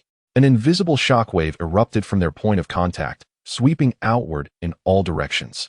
Schlag's subordinates, cowering below, trembled at the intensity of the duel. My heavens, what manner of creature is this human, who dares to contend with King Schlag on equal footing? As the spectators watched in awe, countless energy waves plummeted from the sky like meteors. An alarm rang out. Look out! Quickly evade! Schlag's subordinates scattered like frightened animals. However, some were too slow to escape, directly struck by the energy waves. Boom, boom, boom. A series of explosive sounds reverberated. Fireballs erupted, and the ground trembled beneath them. The desert terrain was marred by numerous craters, as countless cosmic beings were reduced to mere puddles of flesh in the wake of this energy surge. Bang! In the sky, Sulo and Schlag collided once more with a mighty fist before springing apart, utilizing the force of their encounter.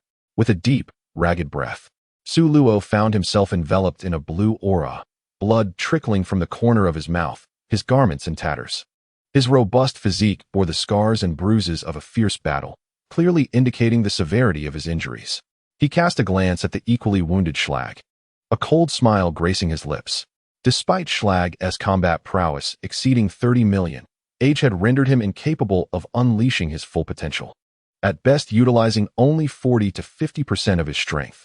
It was akin to the character Gohan in the original tale, possessing immense power yet neglecting his training, resulting in a frail body that could not manifest his true capabilities. Damn humans, to have rendered me so wretched, Schlag wheezed, his dark eyes glinting with a chilling light as he looked at Sulo. Schlag, one must yield to the passage of time. Just look at your decrepit form. You should be nearing your end. It would be wise to return home and spare yourself further humiliation, Sulo retorted mercilessly. Very well. It seems this king has been underestimated. Schlag's expression shifted, his eyes, bloodshot and wild, flickering with madness. A surge of power erupted within him, escalating rapidly. 19 million, 24 million, 29 million, finally stabilizing at 35 million combat power. At that moment, Schlag disregarded the frailty of his aged body, unleashing an overwhelming force. Though this would impose a significant toll on his health and shorten his lifespan, Schlag had reached his limit.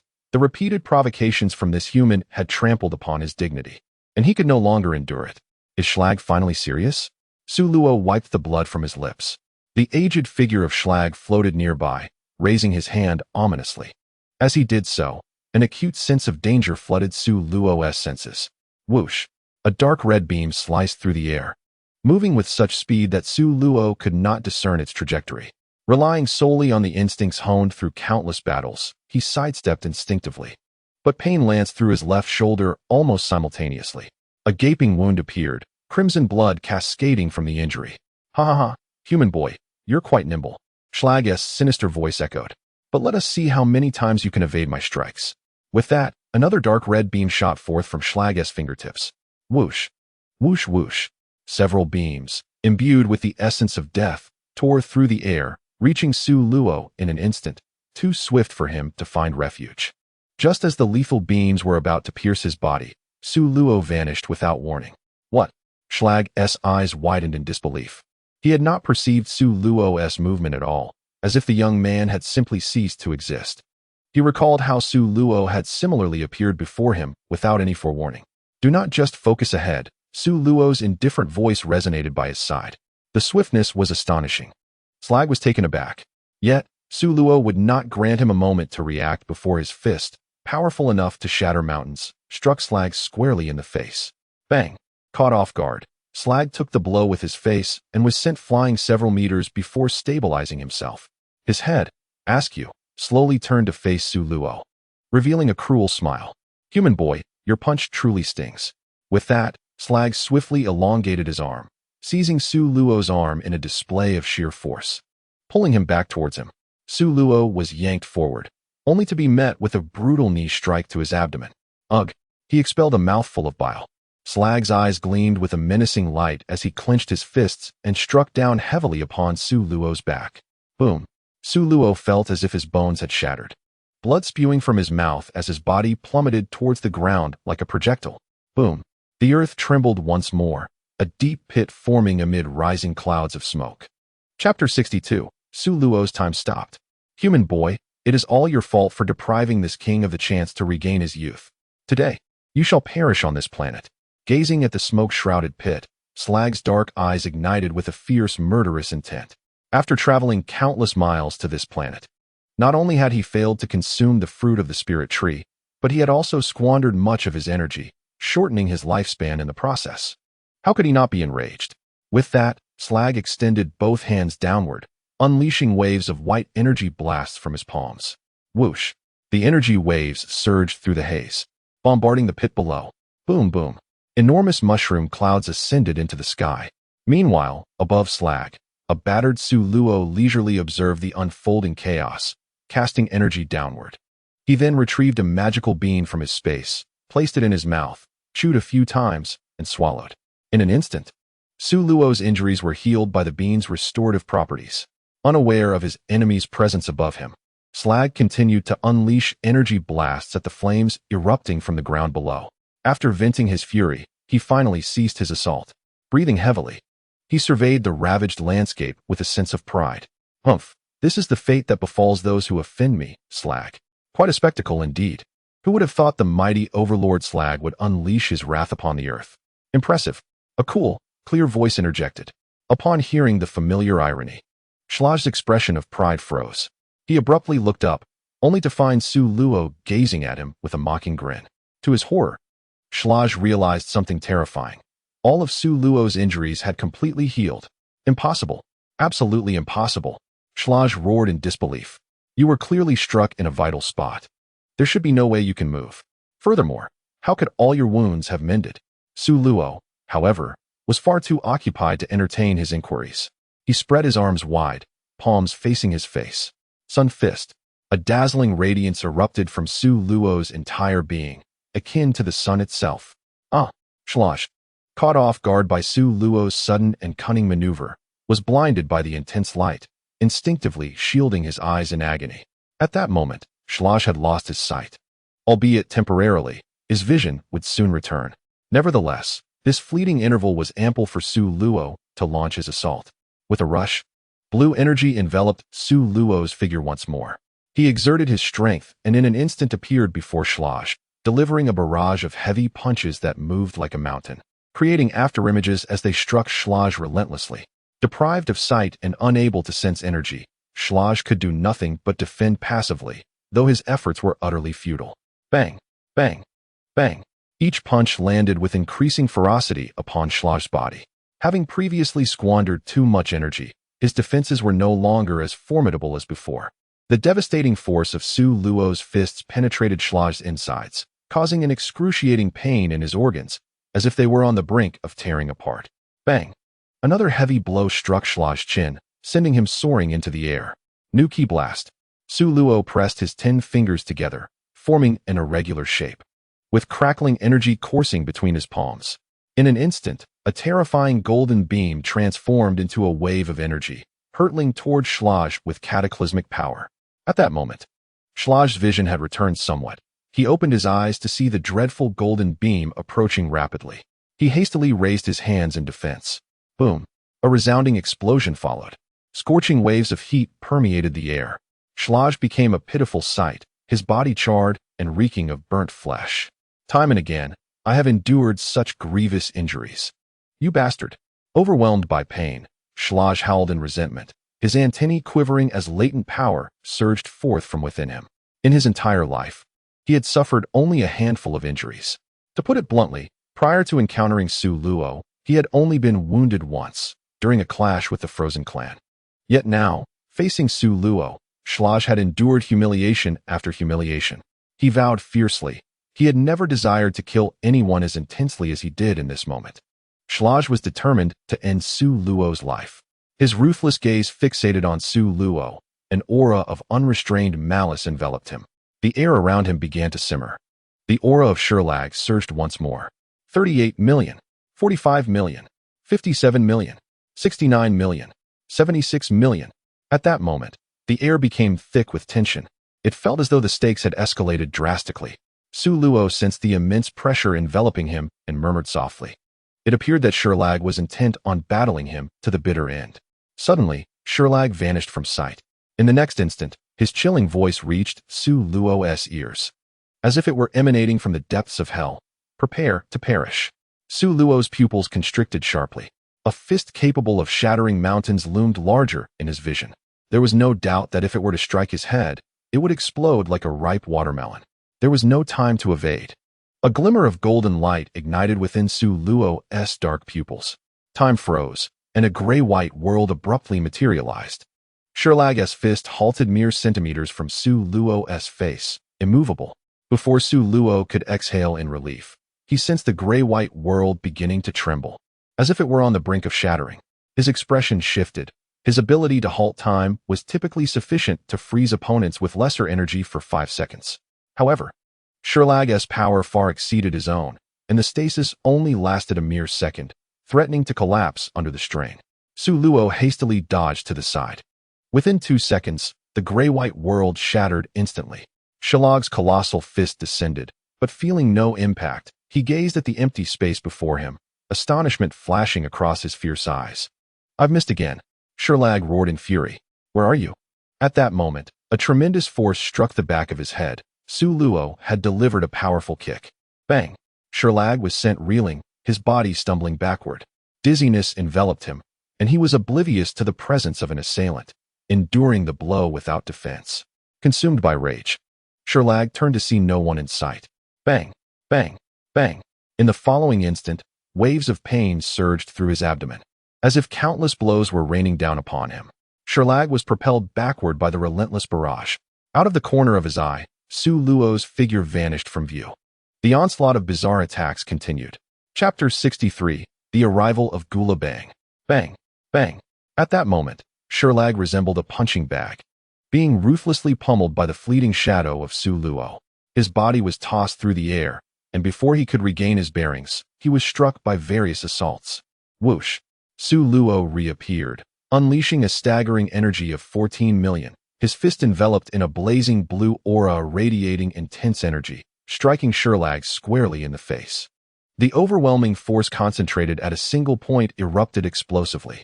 Sherlag's expression contorted as he was sent flying by the punch. Before long, the retreating body came to a halt. Feeling the excruciating pain radiating from his face, Sherlag's eyes turned bloodshot. "You wretched creature."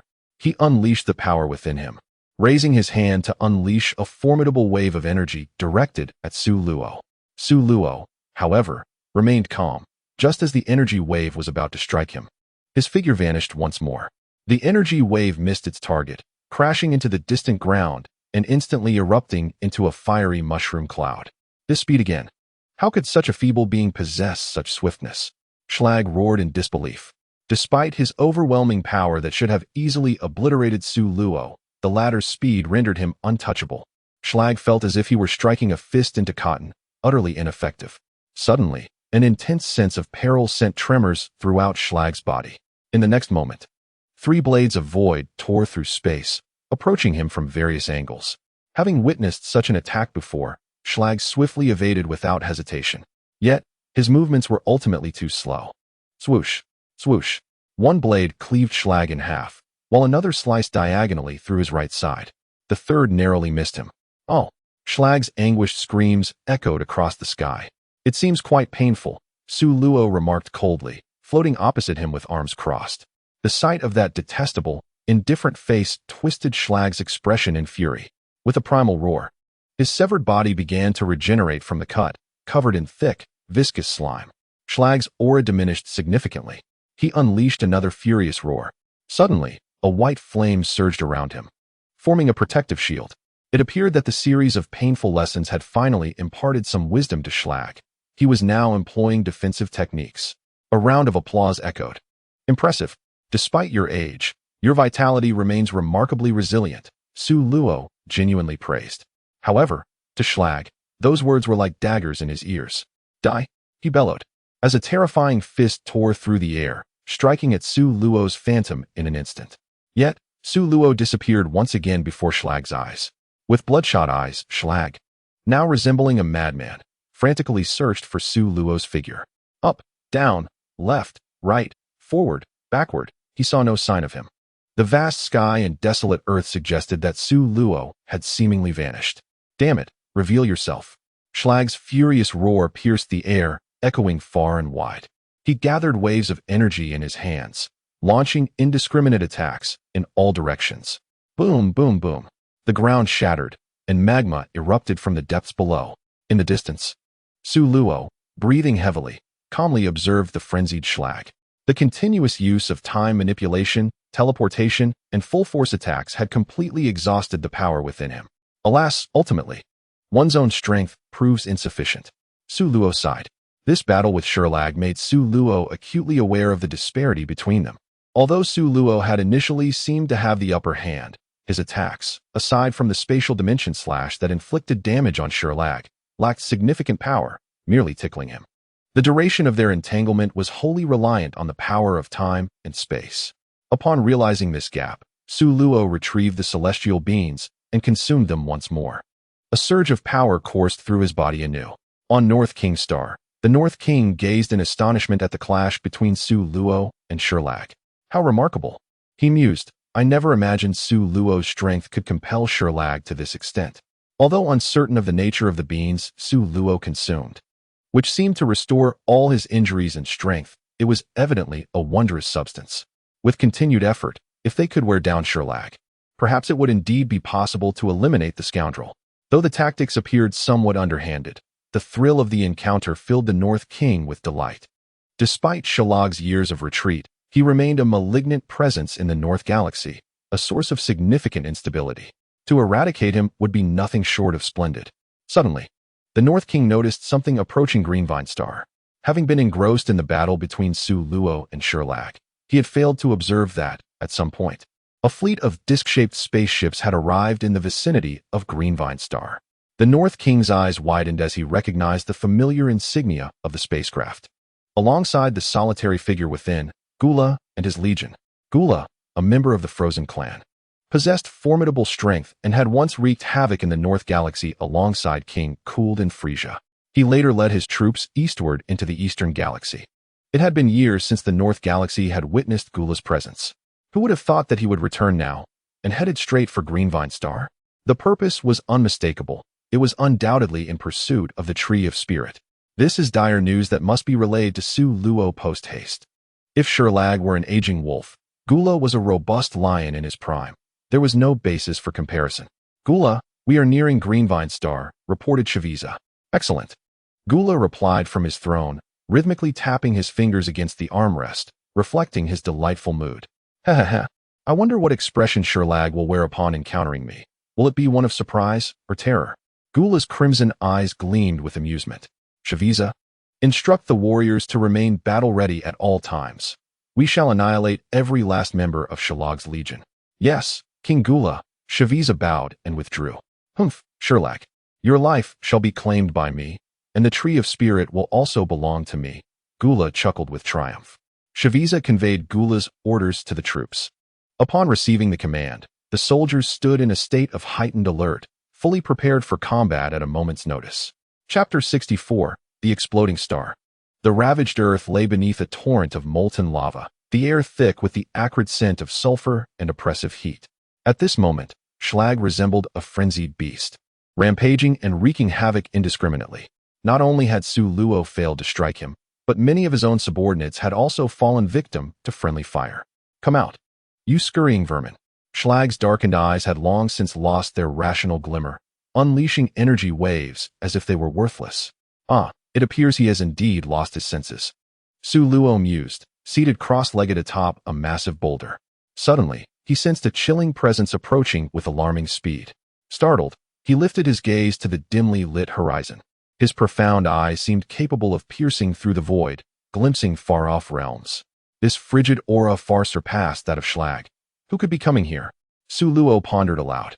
Such formidable beings in the universe were exceedingly rare, and this icy essence was more potent than even Schlag's. Three figures emerged in Su Luo's mind: the Frost Clan, Gula, King Cooled, and Frisia. At that moment, the voice of the North Kai resonated in his ears. Su Luo, we are in grave danger. The Gula Legion is nearing this planet. So it is Gula. No wonder such a powerful aura is present, Su Luo thought, his deep-set eyes glimmering with contemplation. Gula is far stronger than you can imagine. It is best not to entertain thoughts of confronting him, the North Kai urged, sensing Su Luo's growing restlessness. I am aware. Su Luo replied with a nod. He was no fool. He understood the might of Gula, a force he could not contend with. If he struggled against someone as formidable as Schlag, how could he possibly stand against Gula, whose power eclipsed 100 million? That is good to hear. You must leave this planet at once. As for Schlag, let him contend with Gula, the North Kai remarked slyly. If Schlag's forces could clash with Gula's, leading to mutual destruction, it would be a most fortuitous outcome. There's no hurry, Kai, while Gula has yet to arrive. I intend to spar with Schlag for a while longer, Su Luo declared, his fighting spirit surging once more. In an instant, he vanished from his position, reappearing before Schlag.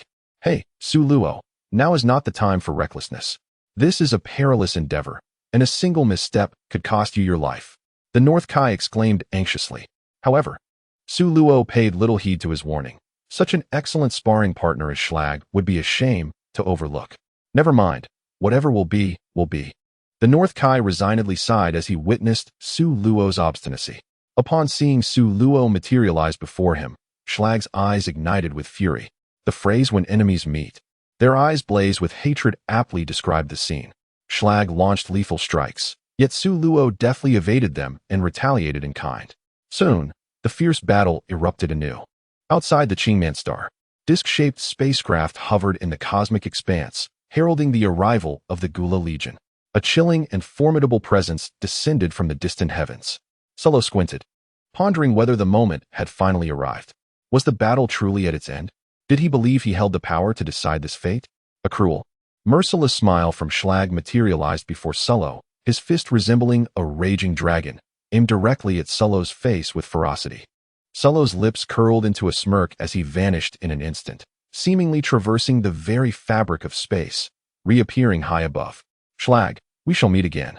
Should fate allow you to survive this encounter. Oh, and by the way, Gula has already arrived on this planet. I wish you the best of luck. Farewell. Solo offered a seemingly kind reminder.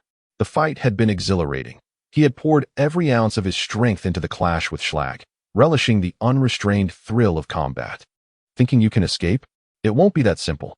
Schlag, consumed by rage, unleashed a barrage of energy shockwaves towards Sullo. Yet, just as the waves were about to strike, they met with nothingness. Sullo had once again vanished into the heavens, as silently as he had arrived. "Ah, you wretched creature."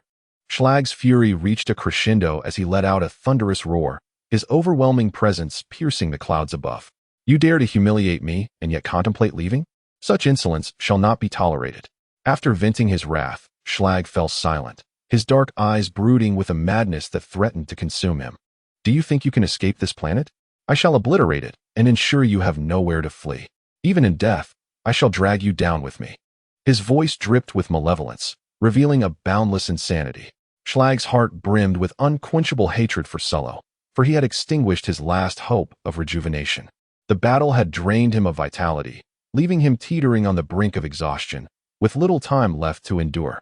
Schlag gazed skyward as familiar spacecraft descended. He recognized them well, the iconic vessels of his old adversaries, the Frozen Clan. He could sense a frigid, powerful aura akin to his own. It seemed that the loathsome human had spoken the truth. Gula had indeed arrived, as if orchestrated long before. It appeared that today would be his last. Schlag was acutely aware of Gula's strength, surpassing even that of his youth. Given his current state, he stood no chance against such power. "Humph, Gula. I never imagined you would be the one to witness my downfall. However, this ends now." A mad glint danced in Schlag's eyes as an icy chill enveloped him. He began to gather a colossal red energy sphere, radiating like a miniature sun, its brilliance blinding. The energy contained within was capable of annihilating an entire planet. "Let us all perish together." The voice of Schlag resonated as if emanating from the depths of a hellish abyss, instilling a profound sense of dread. With a sweeping motion of his arm, a colossal sphere of crimson energy was hurled earthward. The immense sphere generated a cacophony as it sliced through the atmosphere. As time progressed, the energy orb expanded, nearly reaching the size of a small mountain, its searing aura distorting the very fabric of space. Boom! The ground reverberated as though struck by a massive meteor, producing a thunderous roar. The fiery orb ascended like a rising sun, only to erupt, saturating the entire expanse in a deep crimson hue. The terrifying energy swept across the planet's surface, causing violent tremors.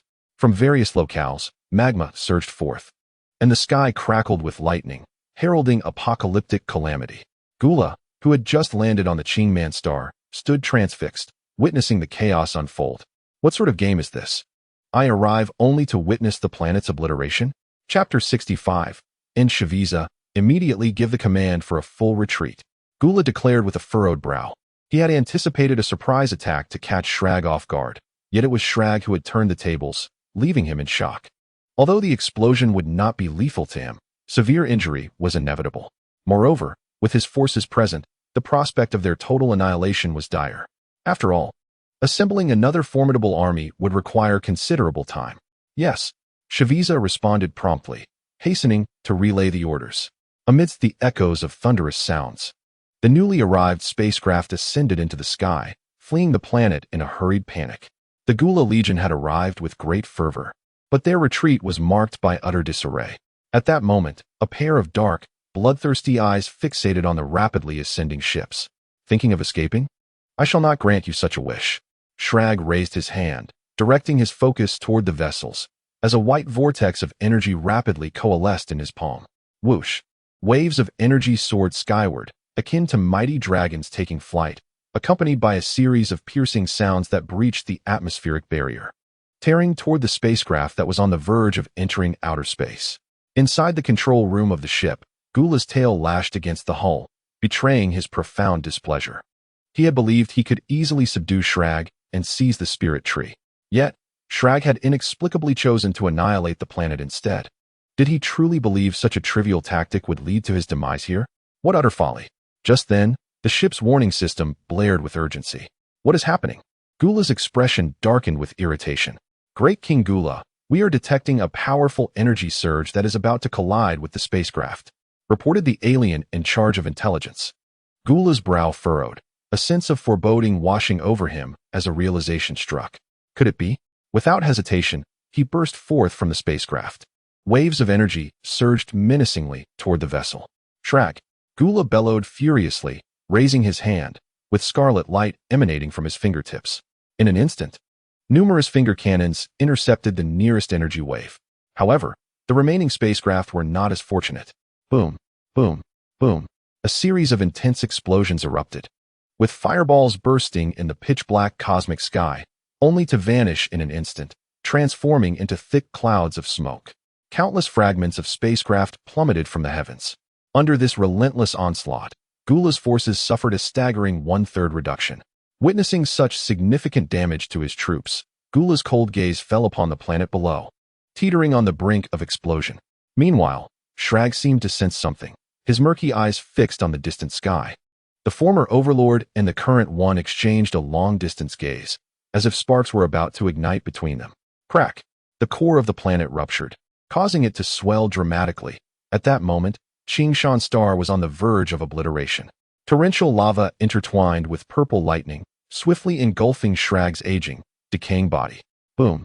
The serene cosmic expanse witnessed Qingshan's star erupting like a colossal fireball, exploding into a myriad of sparks that resembled beautiful fireworks.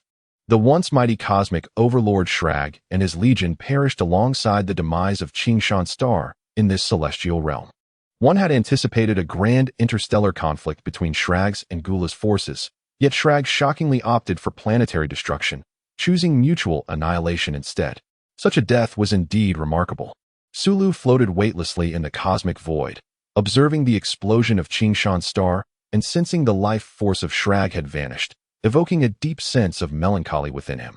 He had not departed earlier, intending to witness an exhilarating battle. Little did he expect Shrag to be so easily provoked, exploding a planet at the slightest disagreement. One would hope he would have fought back a bit longer. From across the expanse of stars, Sulu felt the immense aura emanating from Gula, a flicker of combat spirit igniting in his eyes, only to be quelled into tranquility once more. He was not yet a match for Gula. There was no need to seek self-destruction. There would be ample opportunities in the future. With that thought, he vanished from sight. Gula's life signs had all but disappeared, suggesting that Shrag and his legion had perished as well. Shaviza glanced at the probe's lens, which had yielded no data, and reported back. Gula replied coolly, though his mind was preoccupied with another matter. This time, not only had Gula's legion gained nothing, but they had also suffered significant losses. Initially, Gula had presumed that Shrag chose to obliterate the planet to counter him. However, Shrag's demise dispelled that notion. As an old adversary, Gula understood well that Shrag was exceedingly protective of his life. He would never choose death unless utterly cornered. Who, then, had forced Shrag to such an extent? Gula had not anticipated the existence of such formidable beings in the universe beyond their frozen kin, a revelation that left him quite astonished. Unable to fathom the situation, Gula's mood soured, and he commanded, "Return." "Yes," came the reply from the North Realm star. The Northern Realm King was in high spirits, despite the fact that the events did not unfold as he had anticipated. Nevertheless, the outcome was quite satisfactory. The Shrag Legion had been utterly vanquished, and the Gula Legion suffered severe losses. Splendid. The Northern Realm King excitedly maneuvered his small car along the planetary roads at exhilarating speed. "Hey, lazily. Why are you sitting there in a daze? Come and spar with me," Nancy declared with her hands on her hips, her tone brimming with pride as she observed lazily gazing at the lake in contemplation. "I'm not interested," lazily replied, casting a fleeting glance at Nancy's petite figure before turning her gaze away. "Are you looking down on me?" Nancy retorted, displeased. "That was not my intention. Then why won't you fight me?" "I simply don't wish to." Nancy pouted and subsequently took a seat beside her.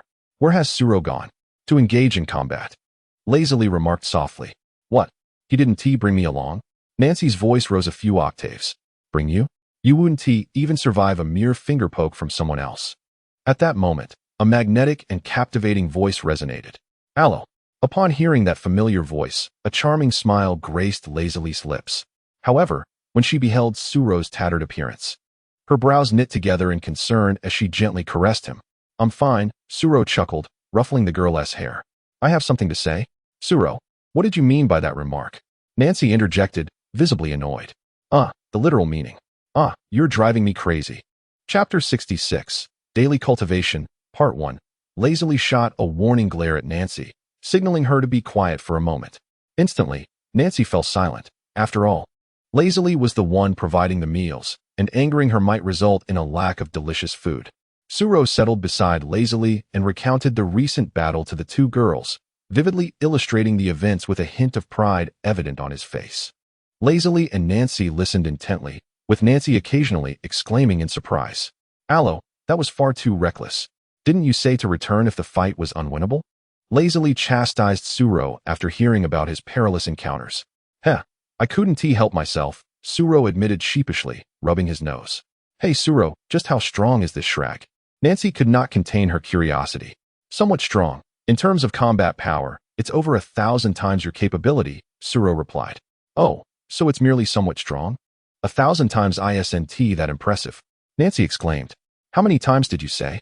"Approximately 1,900 times," Suro said, observing the astonishment reflected in the young girl's eyes with a smile. "You must be joking. Even that villain Frisia isn't that strong," Nancy retorted incredulously, rolling her eyes at Suro. "Nancy, you underestimate Frisia far too much. His true power is far beyond your imagination," Suro stated solemnly.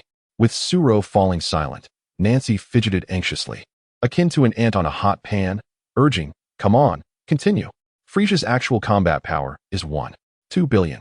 However, this power was exceedingly formidable, beyond Frisia's control, compelling him to seal it away through transformation.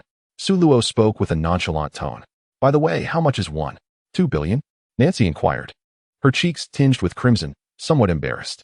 Having wandered since childhood, she found herself severely lacking in knowledge, particularly in numerical comprehension, which she only grasped during her time with the Dale's fruit. What on earth is 1.2 billion? She had never heard of it. Suluo and Lazili exchanged glances before turning their attention to Nancy. "What are you staring at? Haven't you ever seen it before?" Nancy retorted, a hint of irritation in her voice. "Let us put it this way, Frisia's battle power is roughly 3,000 times yours," Suluo chuckled. "So he's that strong," Nancy exclaimed, realization dawning upon her, yet she sensed something amiss. "Wait, why do you have to use me as an example?" Nancy protested, feeling a loss of dignity. She ground her small silver teeth and glared at Suluo. "Don't look at me like that. I'm merely stating facts." Suluo shrugged, unfazed. "Humph." Nancy turned her head away. However, the thought of Frisia's overwhelming strength compared to her own weakness left her feeling disheartened, prompting her to clench her fists tightly before releasing them. "What's wrong, Nancy? Are you really so easily discouraged?" "This isn't like you." Lazili gently patted her head. "I'm not," Nancy insisted stubbornly. "Nancy, have you ever heard of the legend of the Super Saiyan?" Suluo suddenly interjected. "Of course. It's a tale passed down through our clan." "Why do you ask?" Nancy replied, puzzled. "The Super Saiyan does indeed exist. If you commit yourself to rigorous training, there may yet be a chance for you to become one," Suluo encouraged. "Is what you're saying true?" Nancy exclaimed, leaping excitedly towards Suluo. Indeed. With Suluo's affirmation, Nancy felt invigorated, her spirit soaring. "I, Nancy, will certainly become a Super Saiyan." Observing her newfound energy, Suluo and Lazili exchanged smiles. Lazili pointed at Suluo's tattered clothing. "Alas, look at your clothes. They're in shambles. Shouldn't you change and freshen up?" "Yes, indeed," Suluo replied, swiftly planting a kiss on Lazili's rosy lips before making his way towards the lakeside villa. A faint blush graced Lazili's lovely face, followed by a soft chuckle. As night fell, gentle moonlight bathed the earth. In the kitchen, a sumptuous feast awaited. Suluo and Nancy seemed to be competing for the dishes, shadows darting swiftly across the plates. Delicious, absolutely delightful. Their cheeks were stuffed, continuously shoveling food into their mouths. "Slow down. No one is competing with you, honestly," Lazili remarked, watching the two devour their meal with exasperation. Suluo and Nancy exchanged a glance and chorused, "Yes, we are." The night swiftly passed in silence. The following day dawned with a blue sky, white clouds, and a gentle breeze. Two shadows flashed swiftly, appearing alternately at one end and then the other.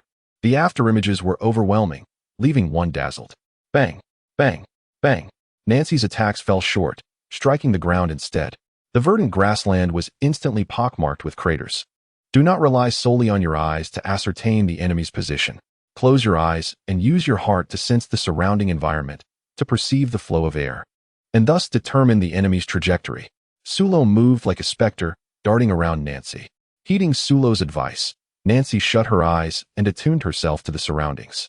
At that moment, the environment felt still until she sensed a slight shift in the air to her left. Nancy opened her eyes and swiftly threw a punch to the left. Her fist struck true, connecting with Sulo. However, before a smile could grace her face, she realized there was no sensation of impact. Sulo's figure began to fade away. She had hit merely an afterimage. Where did he go? Nancy anxiously scanned her surroundings. Do not look around aimlessly. Concentrate your attention, Sulo admonished. In an instant, he appeared behind her, delivering a swift kick to her backside. Ouch! Nancy was sent sprawling to the ground. Rising to her feet and brushing off her backside, she muttered, I distinctly sensed him to my left just now. In battle, the enemy's techniques are ever-changing. You must think critically and analyze how to anticipate their next move. Sulo replied with a faint smile, his figure flickering before her once again. With a slight curl of his finger, he flicked her forehead. Bang! The petite body arched through the air, crashing into a large tree. Ouch, that hurts. Nancy winced, clutching her forehead and grimacing. Again, she exclaimed, launching another attack at Sulo. Seeing this, Sulo merely shook his head. Bang! Once more, her diminutive form was sent flying. Nancy quickly regained her footing, only to collapse back to the ground. Chapter 67, Daily Training, Part 2, Days passed quietly. Nancy's comprehension rivaled that of lazily, and under Sulo's guidance, she swiftly mastered the art of air perception, learning various combat techniques at an astonishing pace. After instructing Nancy, Sulo turned to his own training. On this day, beneath a sky of azure and clouds reflecting upon the lake's surface, a gentle breeze rippled the water. Beside the lake stood a massive metallic structure. Inside the gravity chamber, under 230 times the normal gravity, Sulo relentlessly swung his fists forward, his strikes akin to the wind, creating a multitude of afterimages and unleashing a cacophony of air bursts. After completing 10,000 punches, Sulo proceeded to other exercises, kicking drills, push-ups, sit-ups, running, and full-body impact training. As evening fell, he consumed spiritual fruits while engaging in meditative practice. While the ordinary fruits from the spirit tree lacked the potency of the golden fruits, they still provided commendable support for meditation. A single fruit can amplify one's speed threefold, albeit with a fleeting effect lasting only 2 hours. Combat serves as the most effective means to assess the fruits of one's training. Amidst his practice, Sulo frequently engages in sparring sessions with Razi Lee, exchanging insights and experiences. Nancy, not one to be outdone, pursues Razi Lee for battles whenever she perceives a slight improvement in her abilities, choosing not to challenge Sulo due to the monotony of repeated defeats. The tedious days of relentless training passed gradually, and soon 7 months had elapsed. After concluding a day of rigorous practice, Sulo wearily entered his home as dusk began to settle, the sky adorned with vibrant red hues that painted a soft, twilight beauty. Following a simple dinner and a brief respite, he luxuriated in a bath, washing away the day's fatigue. Upon entering the living room, he found Nancy seated languidly on the sofa, boredly watching an educational program on television, a snack in hand, continuously feeding herself. Razi Lee lay sprawled on the opposite side of the couch, dressed lightly due to the sweltering heat, her loose shirt and shorts revealing a generous expanse of delicate, fair skin. As Sulo approached, Nancy's eyes sparkled mischievously, and she offered him the snacks with an air of feigned charm. What is the occasion for such sudden kindness? Sulo regarded her with suspicion, declining the offering. Oh, it's nothing significant, Nancy replied with a bright smile. Didn't you say that if I could master my power, you would teach me the Luosian fist? Well, I've achieved that now. Her eyes gleamed with excitement at the mention of this technique that could exponentially enhance her strength, a skill she had long coveted. Already? It seems you possess quite the talent, Sulo remarked in surprise. While Nancy had indeed gained strength rapidly after consuming the spirit tree fruit, her control over that power had remained somewhat crude. Of course, such a trifling matter could never pose a challenge for me, Nancy declared, hands on her hips and chin held high, brimming with pride. With a swift motion, Sulo tapped her on the head, playfully admonishing her not to get too carried away. You hit my head again. I'll bite you, Nancy threatened, baring her small, sharp teeth as she lunged at him. Sulo effortlessly restrained her head, rendering her unable to advance an inch. You think you can bite me? With your current abilities? You're still far from it. Despite her best efforts, Nancy found herself unable to reach him. With a huff of frustration, she retreated to her room, taking out her teddy bear to vent her indignation. Razy Lee, stifling a laugh, observed Su Luo's playful dominance over Nancy. Ha ha ha, Su Luo chuckled softly, settling beside Razy Lee. You, Aluo, only know how to bully Nancy. Leaning against Su Luo's shoulder, Razy Lee exuded a fragrance reminiscent of orchids, her clear, water-like eyes sparkling with mirth. Su Luo wrapped his arms around Razy Lee's slender waist, pulling her close, inhaling her faint, sweet scent. With a gentle laugh, he mused that the little girl was far too proud. Such arrogance would not do. However, Nancy's progress has been remarkably swift, Lazili remarked. Su Luo nodded in agreement. Nancy, who initially displayed mediocre talent, was deemed a lower-tier warrior according to the Scion standards for evaluating the combat potential of newborns. Yet, after consuming numerous fruits from the spirit tree, her capabilities have far surpassed those of a so-called advanced warrior. However, this is not the crux of the matter. What truly matters is Nancy's exceptional martial arts aptitude and her fervent desire to grow stronger, not to mention the guidance she receives, Su Luo thought shamelessly. Lazili, you must step up your game. Don't let Nancy surpass you. Su Luo playfully pinched Lazili's delicate, water-like face. I will never be outdone by her. Lazili retorted with a haughty snort. Lazili held her own pride, confident that she would not fall short against anyone. Su Luo gazed into Lazili's bright, self-assured eyes, chuckling softly. Their eyes met, gradually drawing closer, and they could feel each other's breath before they embraced in a kiss. As their passion ignited, Su Luo's primal instincts surged within him, and he effortlessly swept Lazili off her feet. Allah, what are you doing? Lazili's cheeks flushed, her voice barely above a whisper. Sensing that something significant might transpire that evening, her heart racing uncontrollably. No sooner had the words left her lips than Su Luo carried her into the room, omitting thousands of words. The weather on Water Blue Star is notoriously unpredictable. The night sky, once clear and devoid of clouds, soon became shrouded as dark clouds gathered. Before long, a light drizzle began to fall, which intensified into a torrential downpour, drowning out the startled cries of small creatures with the cacophony of thunder and lightning. A flash of red lightning cleaved the sky, painting it crimson. The downpour persisted for an indeterminate time before gradually subsiding, ultimately ceasing in silence. The clouds dispersed, revealing a tranquil night sky adorned with brilliant stars. The following morning, as dawn broke, a beam of morning light filtered through the curtains and illuminated the room. Su Luo held the slumbering maiden in his arms. She curled up against him like a small kitten, her delicate face flush with a rosy hue, her golden hair cascading over his shoulder. Observing the slight weariness on Lazili's charming visage filled Su Luo's heart with tenderness. He gently pulled the blanket over her, placed a soft kiss upon her forehead, and then stepped out of the bedroom. Today, it was his turn to prepare breakfast. Chapter 68. Journey to Adrat Star. Su Luo entered the kitchen and quickly prepared a sumptuous breakfast, nutritious and delicious, replenishing vitality. Lazili, drawn by the enticing aroma, made her way to the kitchen. Upon seeing Su Luo busily at work, her icy blue eyes sparkled like clear water, and with a playful smile, she approached him from behind and wrapped her arms around him. Hello, good morning. Good morning. Their tender moment was soon interrupted by Nancy, who emerged yawning. From a distance, she observed the two in an embrace and wrinkled her nose, unable to comprehend the significance of their actions. She mused that engaging in combat training would be far more meaningful. At the dining table, Su Luo, Lazili Li, and Nancy gathered together, enjoying their breakfast. Nancy hastily swallowed her food. I'm done. Su Luo, hurry up. I want to learn the Luoxian fist. The tranquil days passed one after another. After breaking through the final barrier of hesitation, Su Luo and Lazili Li became inseparable, their affection blossoming at an astonishing pace. Both were young, experiencing the intoxicating taste of love for the first time, and once they savored its exquisite flavor, it was difficult to restrain themselves. Almost every night, they orchestrated a symphony of life together. During the day, they practiced martial arts and exchanged experiences, while at night, they remained entwined, continuing their training and sharing insights. It was then that Su Luo understood why so many fell into the embrace of tenderness, finding it hard to extricate themselves. Fortunately, with a resolute will, after a period of indulgence, he regained his clarity and, amidst Lazili Li's mournful gaze, began to dedicate himself to rigorous training once more. A year slipped quietly by.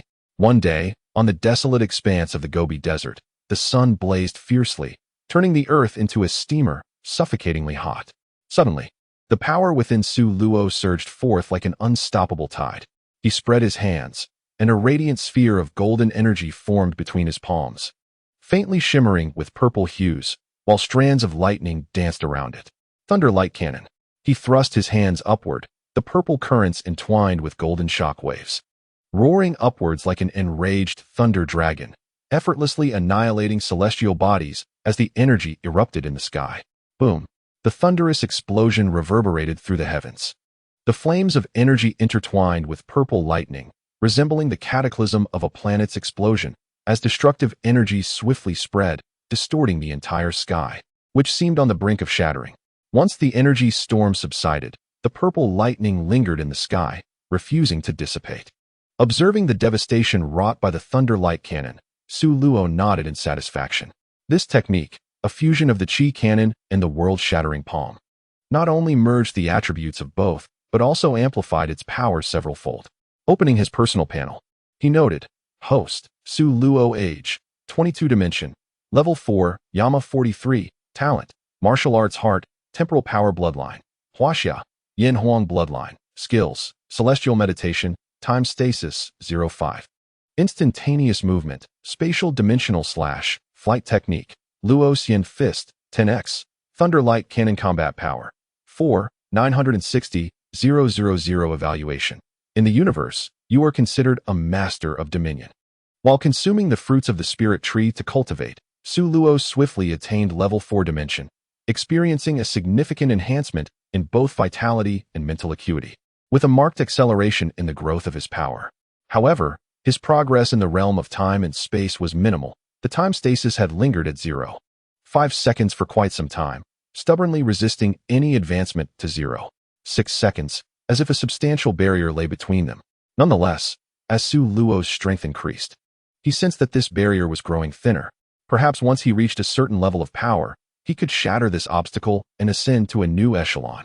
The range of his instantaneous movement had greatly expanded, now covering a distance equivalent to 1/10 of the northern galaxy. Su Luo stretched languidly, loosening his muscles, as a series of crackling sounds erupted like popping beans. It was time to return. With a swift motion, he vanished from his spot. Upon returning to Waterblue Star, Su Luo was greeted by the sight of two figures, one white and one blue, fiercely engaged in combat in the sky. The sounds of their clashes echoed as they exchanged blows, their residual images intertwining with one another, creating a symphony of impacts. Invisible shockwaves radiated from the epicenter of their battle, dispersing the heavy clouds above. The skirmish persisted for quite some time, and Nancy was nearing her limits. Observing the blue figure in the sky, Su Luo noted that although her fighting spirit remained high, her breath had begun to falter. In contrast, Laziri maintained a steady aura, demonstrating her mastery in combat. This was to be expected. After more than a year of rigorous training, Laziri's combat prowess had surged from 420,000 to 270,000, and her Loxian fist had reached sevenfold. Her dimensional level had attained 61. Nancy's power, meanwhile, had risen from 40,000 to 310,000, with her Loxian fist achieving threefold. As for the divine meditation technique, despite Su Luo's instruction, Nancy's progress was slow. With the aid of the spirit tree fruit, she had only recently broken through to the second dimensional level. This was not a reflection of poor talent, but rather a lack of patience. Nancy often struggled to maintain focus, her scion temperament making it challenging for her to sit in quiet meditation for extended periods. In the aerial battlefield, the confrontation was drawing to a close. Laziri and Nancy each gathered an energy wave, launching it towards one another. The two radiant energy projectiles collided in midair, and as anticipated, the climactic standoff concluded with Nancy's defeat. Breathless and disheveled, Nancy lay on the grass, gasping for air.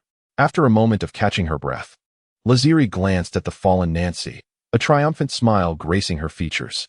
"Once again, you have lost, Nancy. I will win next time," Nancy retorted between breaths. "You said the same last time," Laziri teased. Seeing Nancy at a loss for words, she chuckled lightly. "But you have improved remarkably in such a short span."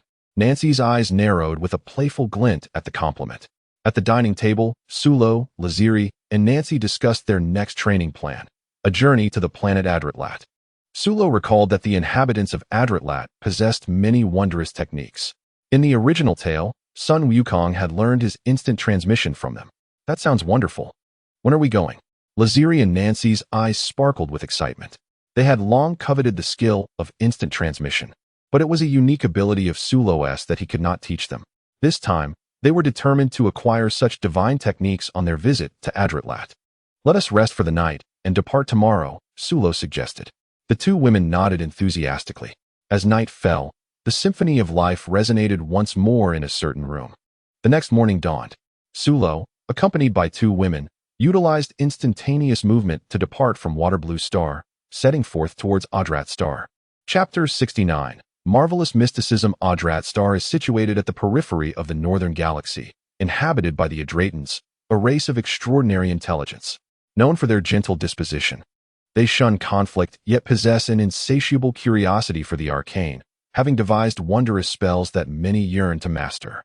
On this particular day, Adrat Star welcomed three visitors. Within a stone forest, whoosh, three figures materialized out of thin air.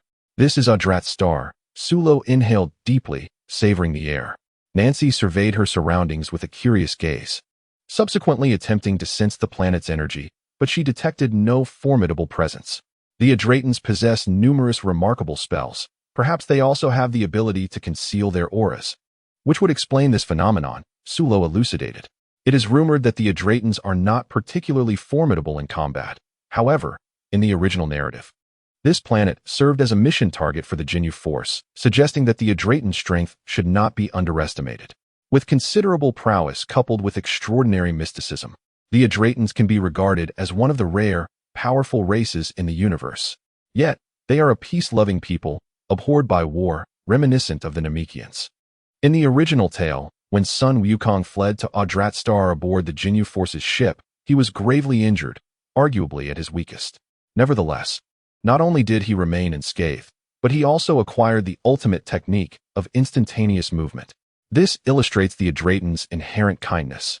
As long as one harbors no hostility towards them, they will reciprocate in kind. A look of surprise crossed Sulo's face as he suddenly sensed a faint spatial fluctuation before him. With his mastery over time and space, he could easily perceive the ripples in the surrounding environment. Before him, the space shimmered like the surface of water, and in the next moment, a figure clad in peculiar attire appeared before Sulo and his companions. With pink skin, simplified features, and an imposing stature nearing 3 meters. The individual's garb resembled that of the Adratans depicted in the original narrative, unmistakably an Adratan.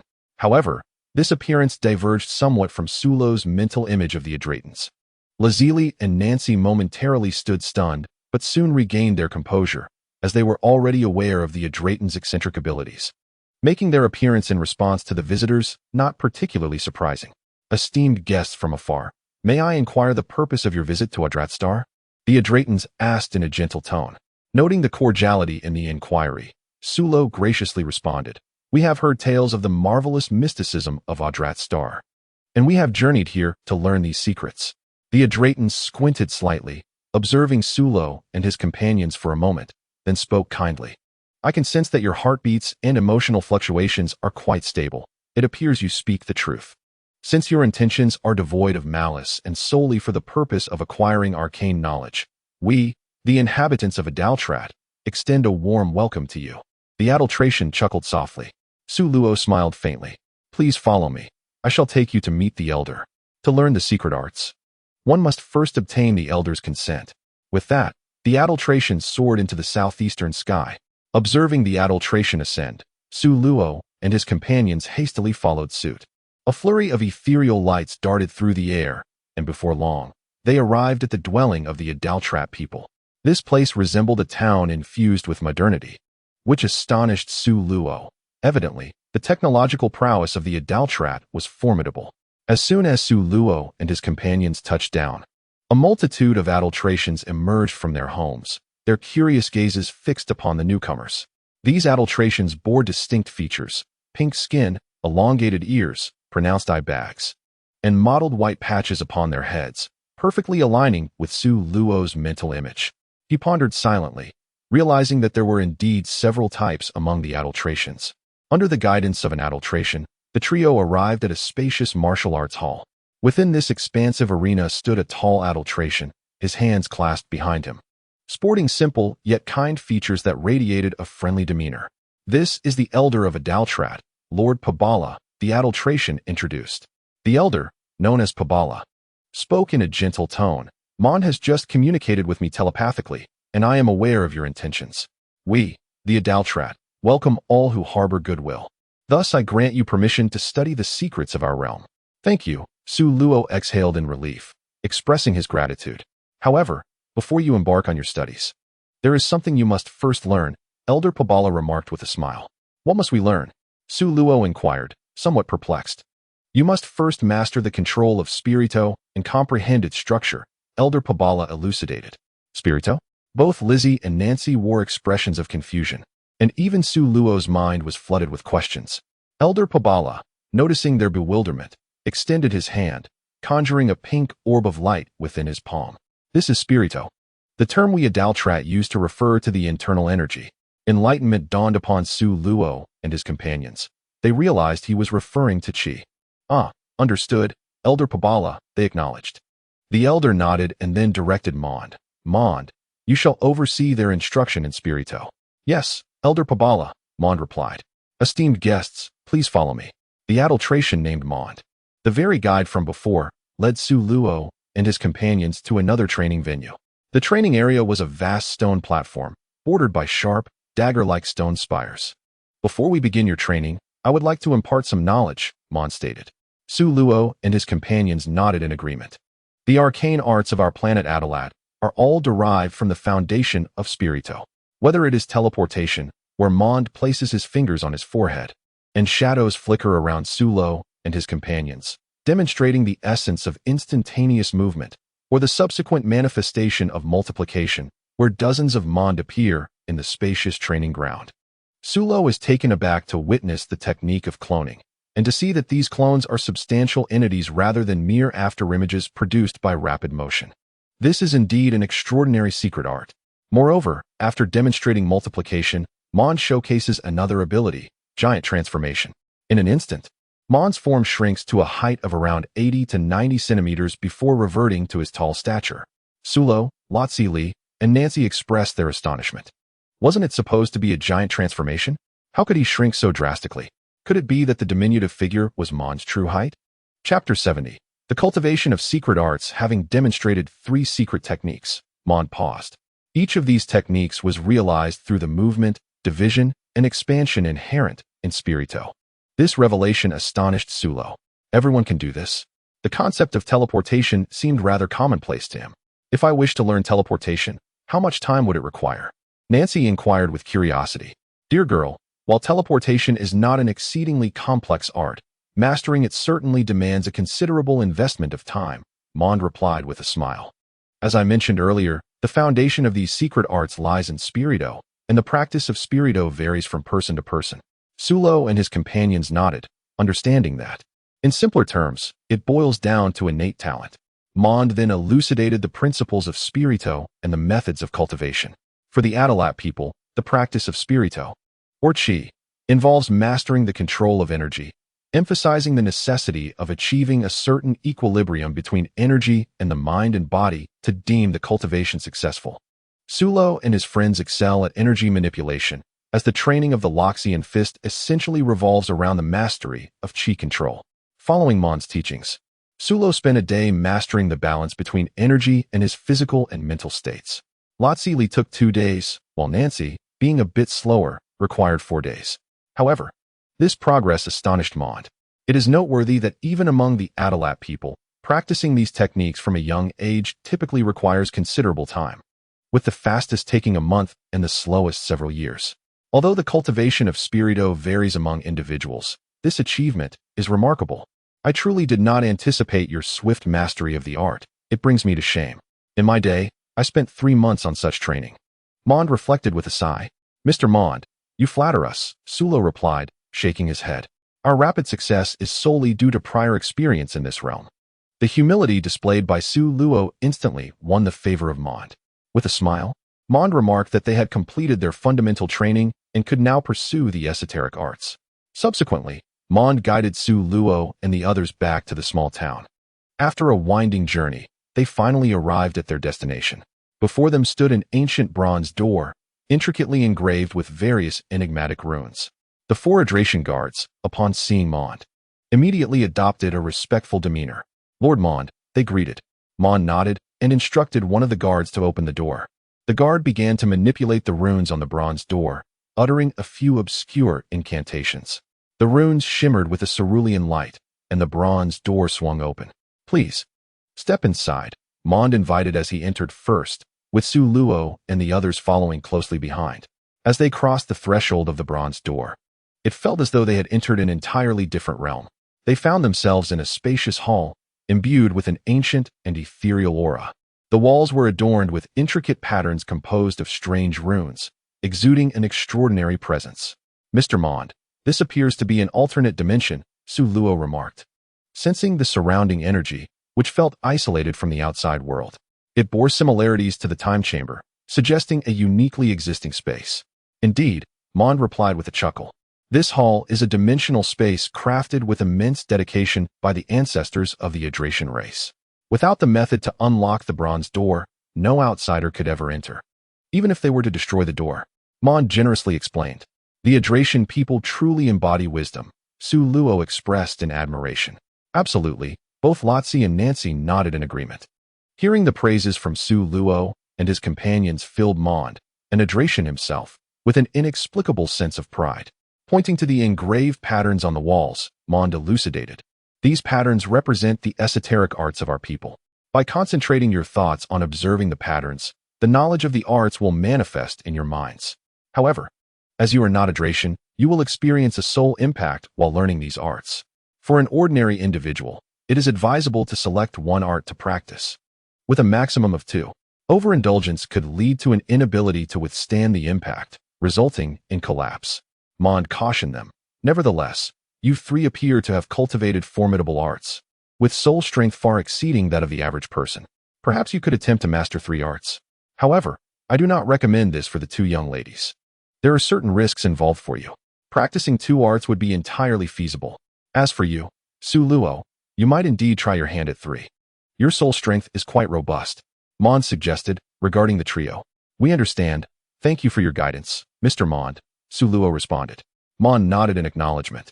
Having decided not to disturb your training any further, I will leave you to converse with the guards if necessary. Mond offered a few more words of advice before taking his leave. You both heard Mr. Mond, did you not? Just as Su Luo intended to reiterate his caution to the 2 women, to remind them not to be overly ambitious, he was interrupted. Oh, we know. You're such a nag, Nancy exclaimed with a hint of impatience, before eagerly pulling Lazuli away, exclaiming, Lazuli, let us go find the teleportation. Su Luo was rendered speechless. Was Nancy becoming a bit too carefree? However, with Lazuli watching over her, he felt no cause for concern. He then approached the wall, selecting a particular design to examine closely. As he focused intently on the pattern, peculiar runes shimmered with a cerulean light, and a wealth of arcane knowledge surged into his mind. Following the intricate design with his gaze, a plethora of magical techniques manifested in his thoughts, each more wondrous than the last: offensive spells, defensive enchantments, supportive arts, and sealing incantations. Yet, the prerequisite for mastering these techniques was an exceptionally precise control over spirito, explaining the necessity for prior training in that discipline. Among the many techniques, 2 particularly intriguing spells caught his attention. The forced separation technique, which could forcibly extract spirito that had been merged with or absorbed by an opponent. This spell appeared to hold great promise, and Su Luo silently committed it to memory before continuing his exploration of other techniques. He soon discovered the pattern inscribed with teleportation magic. Su Luo gleaned a general understanding of it. The teleportation method of the Adrilati people relies on the subtle connections between gases, twisting space to facilitate movement. It requires minimal energy expenditure. However, its limitation is that it cannot transport one to an uninhabited location. Lazuli, Nancy, I found the teleportation technique. Come quickly, Su Luo called out excitedly. Upon hearing his words, Lazuli and Nancy rushed over in a flurry. Did you find it? Where is it? They inquired eagerly. Su Luo pointed to the design before him. Instantly, the two women immersed their mental energy into the pattern, and upon grasping the practice method for teleportation, smiles illuminated their faces. They promptly seated themselves on the ground, entering a meditative state. Su Luo chose not to disturb them and continued along the stone wall, seeking a technique that would suit him. Chapter 71. Conclusion of training. As Su Luo perused the patterns, one technique named Internal Breath caught his attention. Internal Breath is a supportive spell. Upon understanding its effects, a smile graced Su Luo's face. This technique enables one to survive in a vacuum, relying on the body's internal energy to adjust, allowing adaptation to the harsh environment. It requires minimal energy, theoretically permitting prolonged survival in a vacuum as long as energy reserves are sufficient. The only peril lies in energy depletion, which poses a risk to life. Nevertheless, for Su Luo, who struggled to survive in the vacuum of space, this was an excellent choice. He decided to select Internal Breath as his first technique before resuming his search. After circling the Grand Hall for quite some time, Su Luo discovered another remarkable secret technique, the Qi manipulation technique. This art involves adeptly harnessing one's internal energy to achieve the remarkable ability to transform and control matter through Qi. It is an exceptionally practical skill, and without hesitation, Su Luo chose this technique. Continuing to peruse the options, he ultimately settled on the void transfer technique. This technique allows the user to partially shift incoming attacks to an alternate space, thereby weakening the opponent's offensive power and indirectly enhancing one's own defense.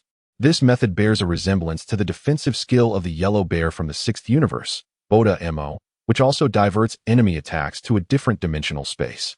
With his techniques chosen, Su Luo embarked on his training journey, commencing with the Qi manipulation technique. Standing before the intricate design, he sought to comprehend the method of cultivation. Suddenly, an intense surge overwhelmed him, causing a sharp pain in his mind that left him momentarily disoriented. Soon after, profound knowledge flooded his consciousness, prompting Su Luo to sit cross-legged and immerse himself in understanding. Days turned into weeks. Each time hunger struck, the trio would consume a magical bean to stave off their hunger and continue their learning. Time slipped away like sand through an hourglass, and before long, 2 months had passed. Razuli and Nancy had reached a rudimentary level in the art of instantaneous movement, managing to execute it clumsily. Within the spacious hall, 2 figures flickered in and out of existence, their movements still lacking finesse. As Su Luo sat in meditation, he finally stirred, opening his eyes with a smile. He had completely mastered the Qi manipulation technique. Observing Razuli and Nancy, who were playfully practicing their newfound skill, a mischievous grin crept across his face. With a gesture into the void, both women suddenly felt as if they were ensnared by an invisible hand, suspended midair and unable to move. As Su Luo made a motion to release them, they floated back into his presence. "Ah!" they exclaimed in surprise. "Aura, what kind of trick is this?" Razuli asked, her eyes glimmering with curiosity as the binding force dissipated. Nancy tilted her head, equally intrigued. "This is the Qi manipulation technique," Su Luo chuckled, proceeding to explain further. "By the way, how has your training been progressing? We've grasped the basic principles of instantaneous movement and can manage to perform it. But to master it fully will require more time," Razuli replied, a smile gracing her face as she tucked a strand of hair behind her ear. "Hee hee. I feel the same," Nancy chimed in with a giggle. After exchanging a few more words, they returned to their respective practices. The internal breath technique, while allowing one to survive for extended periods in the vacuum of space, does not alter the intrinsic constitution of the life form. In the Dragon Ball universe, transforming one's physical nature through training is a formidable challenge. Within the hall, Su Luo acquired the cultivation method for the internal breath technique from the intricate design. This secret art was even more profound than the Qi manipulation technique, presenting a greater challenge in its learning process. However, the more profound and challenging the secret arts, the more they reveal their extraordinary nature. Once he mastered the internal breath technique, Su Luo no longer needed to worry about the vacuum of the universe. He mused with satisfaction. He then concentrated intently, delving into the secret arts stored in his mind. In the blink of an eye, 3 months had passed, and Su Luo had successfully learned the internal breath technique. Another 3 months flew by, and he had also mastered the void transfer technique. In a span of 8 months, He had grasped 3 grand secret arts, which would surely astonish the inhabitants of the Adrat star. During these 8 months, aside from his training in secret arts, he did not neglect the cultivation of his strength. His combat power surged from 4.96 million to 6.5 million. Balancing the training of secret arts while simultaneously enhancing his power was indeed a commendable achievement for Su Luo. Having concluded his studies in secret arts, Su Luo began to entertain thoughts of departing from the Adrat star. He had accomplished his objectives and saw no reason to linger any longer. His gaze shifted to Lazili and Nancy, who had already mastered the art of instantaneous movement. At that moment, the two were seated in the grand hall, deeply engrossed in their contemplation of the second secret art. Whenever Su Luo inquired about the art they were learning, they remained mysteriously silent, keeping their secrets well guarded. Observing the intense focus of Lazili and Nancy, it seemed that the second secret art was even more intricate and difficult to master than instantaneous movement. It appeared that they would need a considerable amount of time to complete their training. After some contemplation, Su Luo informed the 2 ladies of his intention to depart. He left them with some supplies, including spiritual tree fruits and celestial beans, before exiting the Hall of Secret Arts. Stepping through the bronze doors, Su Luo inhaled the long-mist fresh air, reveling in its invigorating essence. In the demon realm, the sky was a reddish-brown hue, filled with desolate landscapes, and the air was oppressively hot, emanating a pungent odor. A black-haired youth, with a red scarf around his neck and a stern visage, was seen sprinting across the barren earth, carrying a golden-haired beauty on his back. At that moment, the youth's clothing was tattered, and he appeared disheveled, his body marred by wounds that bled profusely, staining his attire crimson. In contrast, the golden-haired beauty, though equally disheveled, bore no injuries. "You insisted on forcing the last celestial being into my mouth, and now look at the consequences. My injuries are worsening," she chided, her tone tinged with concern. "Humph, be quiet. These minor wounds are nothing to me," the stoic youth retorted, his speed suddenly increasing. The 2 figures blurred past, creating afterimages as they swiftly traversed the desolate terrain. Minutes passed, and shortly after the 2 departed the area, a dozen demons soared into the skies above. The leading demon, surveying the desolate expanse below, revealed a murderous glint in his dark red eyes. Black demonic energy swirled around his form, and a bone-chilling coldness permeated the surroundings, dispelling the oppressive heat in the air. The commander of the demon clan suddenly caught a faint whiff of blood, and a cruel smile immediately appeared on his face.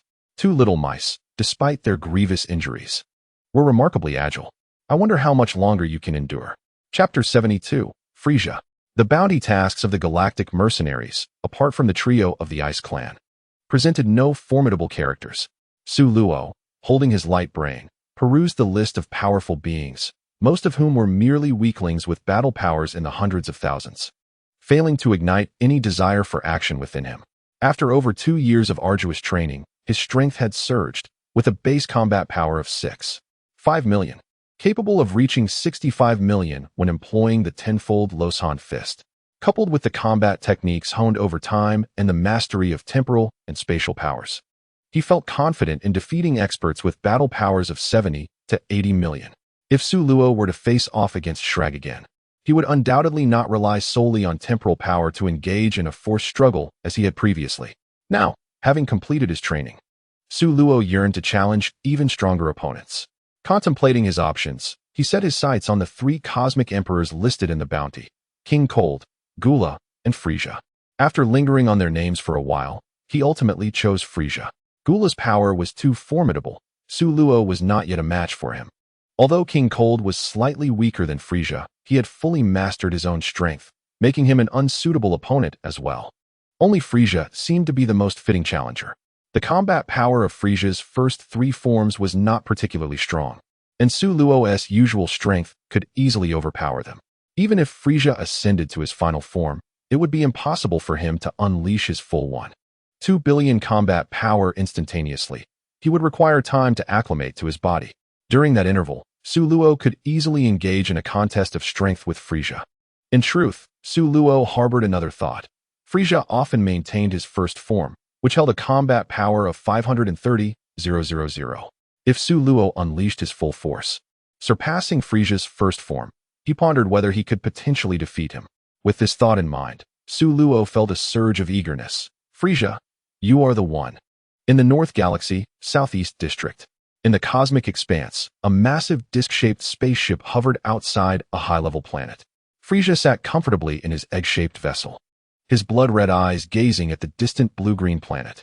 Behind him stood a dozen cosmic beings, their expressions filled with respect. Lord Frisia, the first Special Forces team has successfully captured this high-level planet, reported a yellow-skinned cosmic being.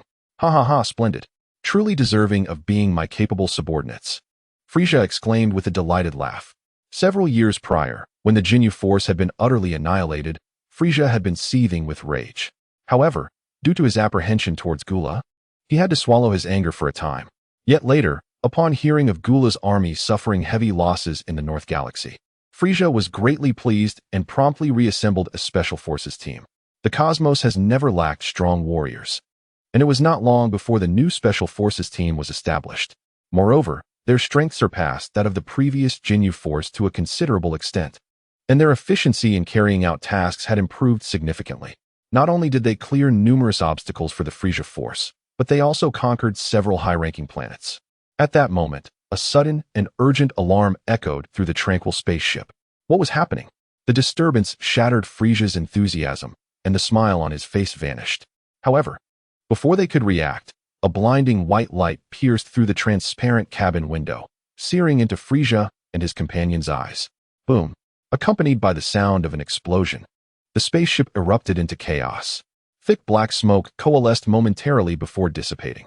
In the vastness of space, countless tiny fragments of the ship floated aimlessly. Frisia found himself adrift in the void. His subordinates all perished. His beloved egg-shaped spacecraft was nowhere to be found, clearly destroyed. Who dared to launch a surprise attack on this king?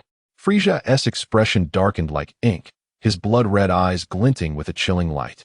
The audacity of someone to assault his vessel was unprecedented. This was a blatant provocation against him. Frisia, the Emperor of the Cosmos. Frisia. A cool voice resonated directly in Frisia's mind. No sooner had the words been spoken than a figure materialized before him. It was Sulo. Since he intended to challenge Frisia, he deemed it appropriate to present a formal greeting. Thus, Sulo orchestrated a dazzling display of fireworks for Frisia. Sulo assessed Frisia, who remained in his first form, characterized by a diminutive stature and a striking blend of white, red, and purple skin, with a gleaming purple shell on his head and two sharp horns jutting outward. As a quintessential villain, Frisia embodied all the traits of his kind, often portraying himself with an air of refined gentlemanliness, which had garnered him a fair share of admirers. Are you the one who attacked this king? Frisia glared coldly at Sulo. Isn't that rather obvious? Sulo shrugged nonchalantly. Good, very good. It seems you possess quite a bit of courage, Frisia replied with a sardonic smile. To have managed to ambush me, you have inflicted a modicum of pain upon me. Your strength appears commendable. Yet, to challenge me with such power. Sulo interrupted. I have no interest in your boasts. You would do well to demonstrate your strength, lest you inadvertently find yourself at my mercy. Frisia paused, momentarily taken aback as if he had heard the most ludicrous of jokes, before erupting into a fit of laughter. You cannot possibly believe that by merely ambushing me once and causing me a slight injury, you have secured victory. It seems you are utterly oblivious to my terror. As Frisia continued to revel in his self-aggrandizement, Sulo's eyes glimmered with a hint of frost. With a swift motion, he vanished into thin air. A full-force strike imbued with a staggering 650,000 energy intensity directly impacted Frisia. Puff! Purple blood spewed forth. Frisia was sent hurtling through space like a cannonball. Ah! Frisia cried out in agony, revealing a deep indentation on his chest. Why? This human has managed to breach his own defenses. Frisia's heart was in a state of hysteria. Although his current strength had been suppressed to a mere 530,000 battle power, he remained a formidable presence in the cosmos. Suluo gazed at Frisia, who, though severely injured, had not succumbed to death, feeling a twinge of regret. Had this full-force strike been directed at any other opponent with a similar battle power, they might have been obliterated. Alas, that opponent was Frisia. It was said that one could slay Frisia during his weakest form. However, it appeared that such a strategy was futile. Indeed, while Frisia had sealed away his power through transformation, that terrifying strength did not vanish. It remained concealed within him, ever ready to defend his body. Frisia was still the cosmic emperor with a staggering battle power of 1.2 billion. Clutching his sunken chest, Frisia cast a cold gaze at Su Luo, aware that he had encountered a worthy adversary and could no longer hold back. With this thought, Frisia's aura surged dramatically. He was determined to unseal his power. As his strength ascended, Frisia's appearance began to morph. But would Su Luo patiently await his transformation? Clearly, that was not the case. Chapter 73, Final Form 650, 000, 710, 000, 800, 000. Su Luo observed Frisia's rapidly escalating battle power, a sardonic smile forming on his lips as he launched another attack. With his right hand outstretched towards Frisia, he grasped the air.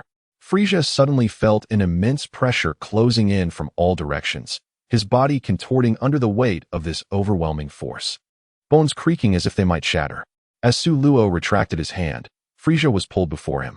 Clenching his fist, he unleashed a ferocious strike, akin to a dragon's fury, aimed directly at Frisia. The relentless barrage of punches rained down upon him like a tempest. Boom.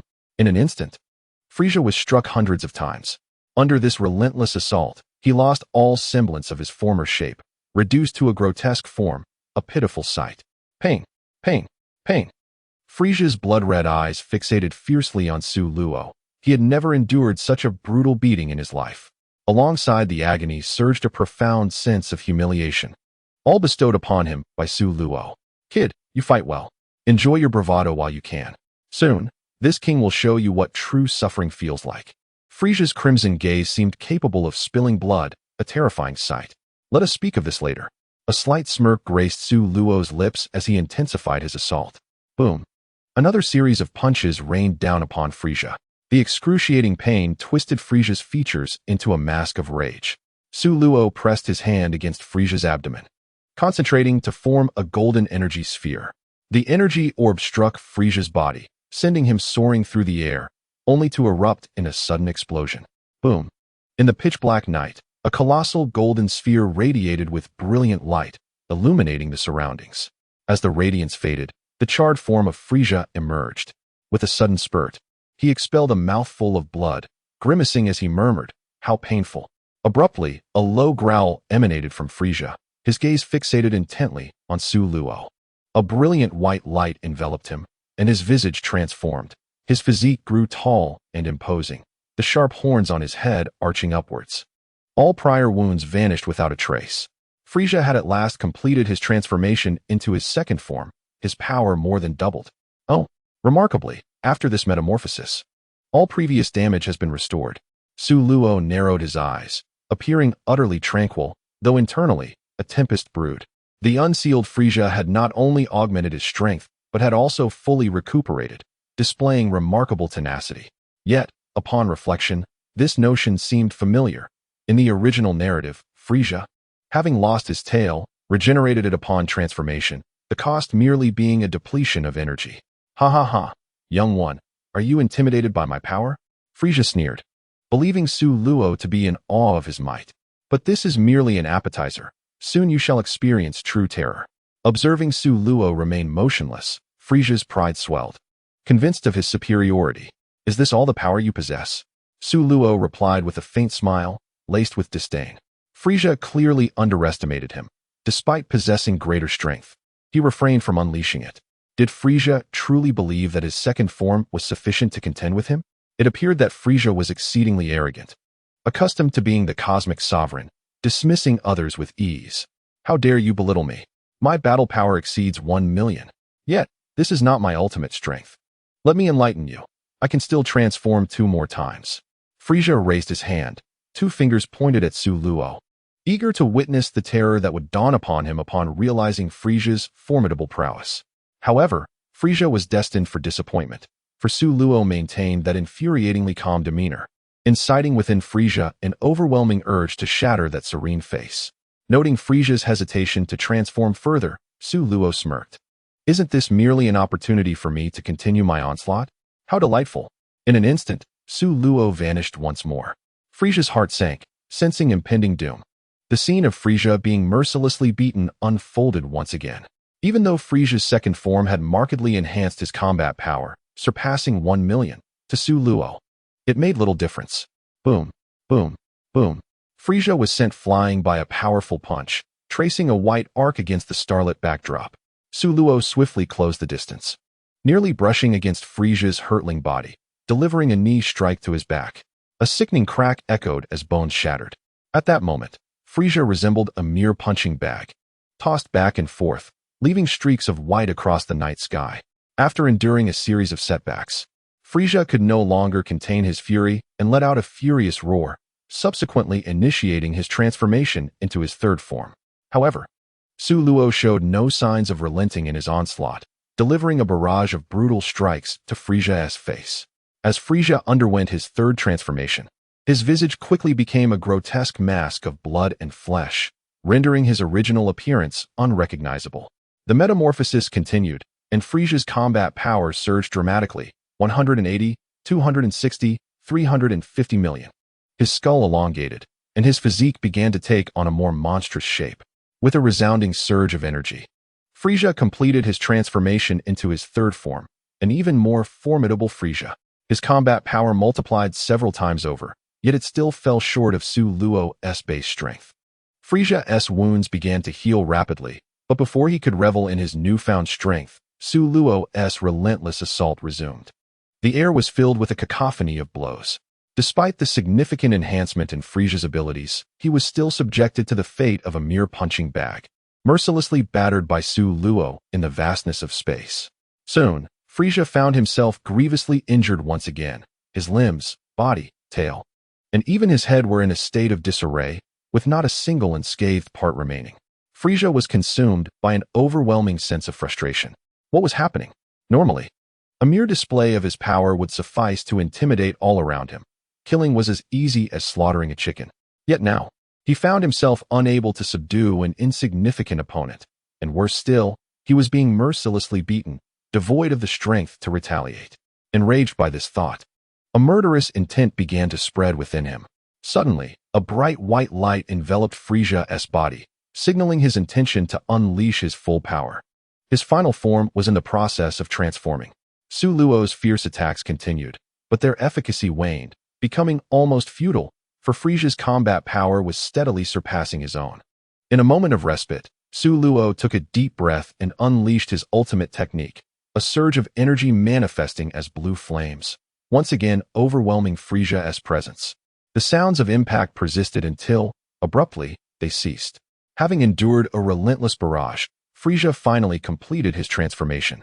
In the void, a diminutive figure floated gracefully.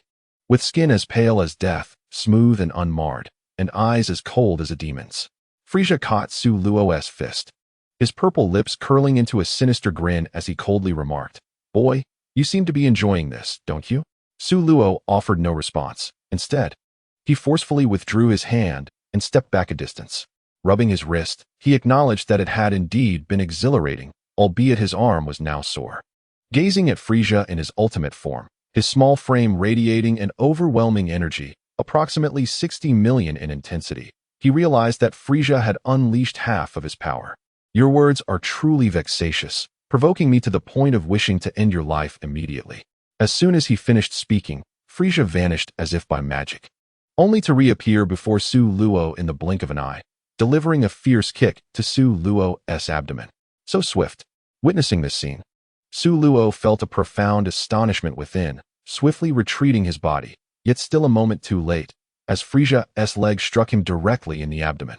A dull thud resonated as excruciating pain surged from his core, the tremendous force propelling Su Luo a considerable distance before he finally managed to halt his momentum. Blood trickled from the corner of his mouth, his complexion pale, and his insides roiling in turmoil. Although the terrifying force of Frisia's recent attack was partially mitigated by the void displacement technique, it nonetheless left him wounded. How surprising, isn't it, the power of this king? Fear not, I shall not dispose of you immediately. The humiliation you have inflicted upon me will be repaid in full. Until then, you still have a fleeting moment to cling to life. Ha ha ha. Frisia chuckled darkly, his crimson eyes fixed on Su Luo, an unmistakable murderous intent gleaming within. Is that so? I must express my gratitude for your generosity, Su Luo replied with a faint smile. He then unleashed his full strength without reservation, activating the tenfold Loxian fist. Instantly, A blue aura enveloped him, surging with a ferocious energy of 65 million, causing the very fabric of the void to tremble. In that moment, Su Luo's presence eclipsed Frisia's. What? You possess such formidable strength. Frisia's eyes widened in disbelief. Though he could not perceive the energy, he sensed the dangerous aura emanating from Su Luo. Frisia had previously regarded Su Luo as a mere powerful insect, easily crushable under his ultimate form. It seemed he had underestimated him.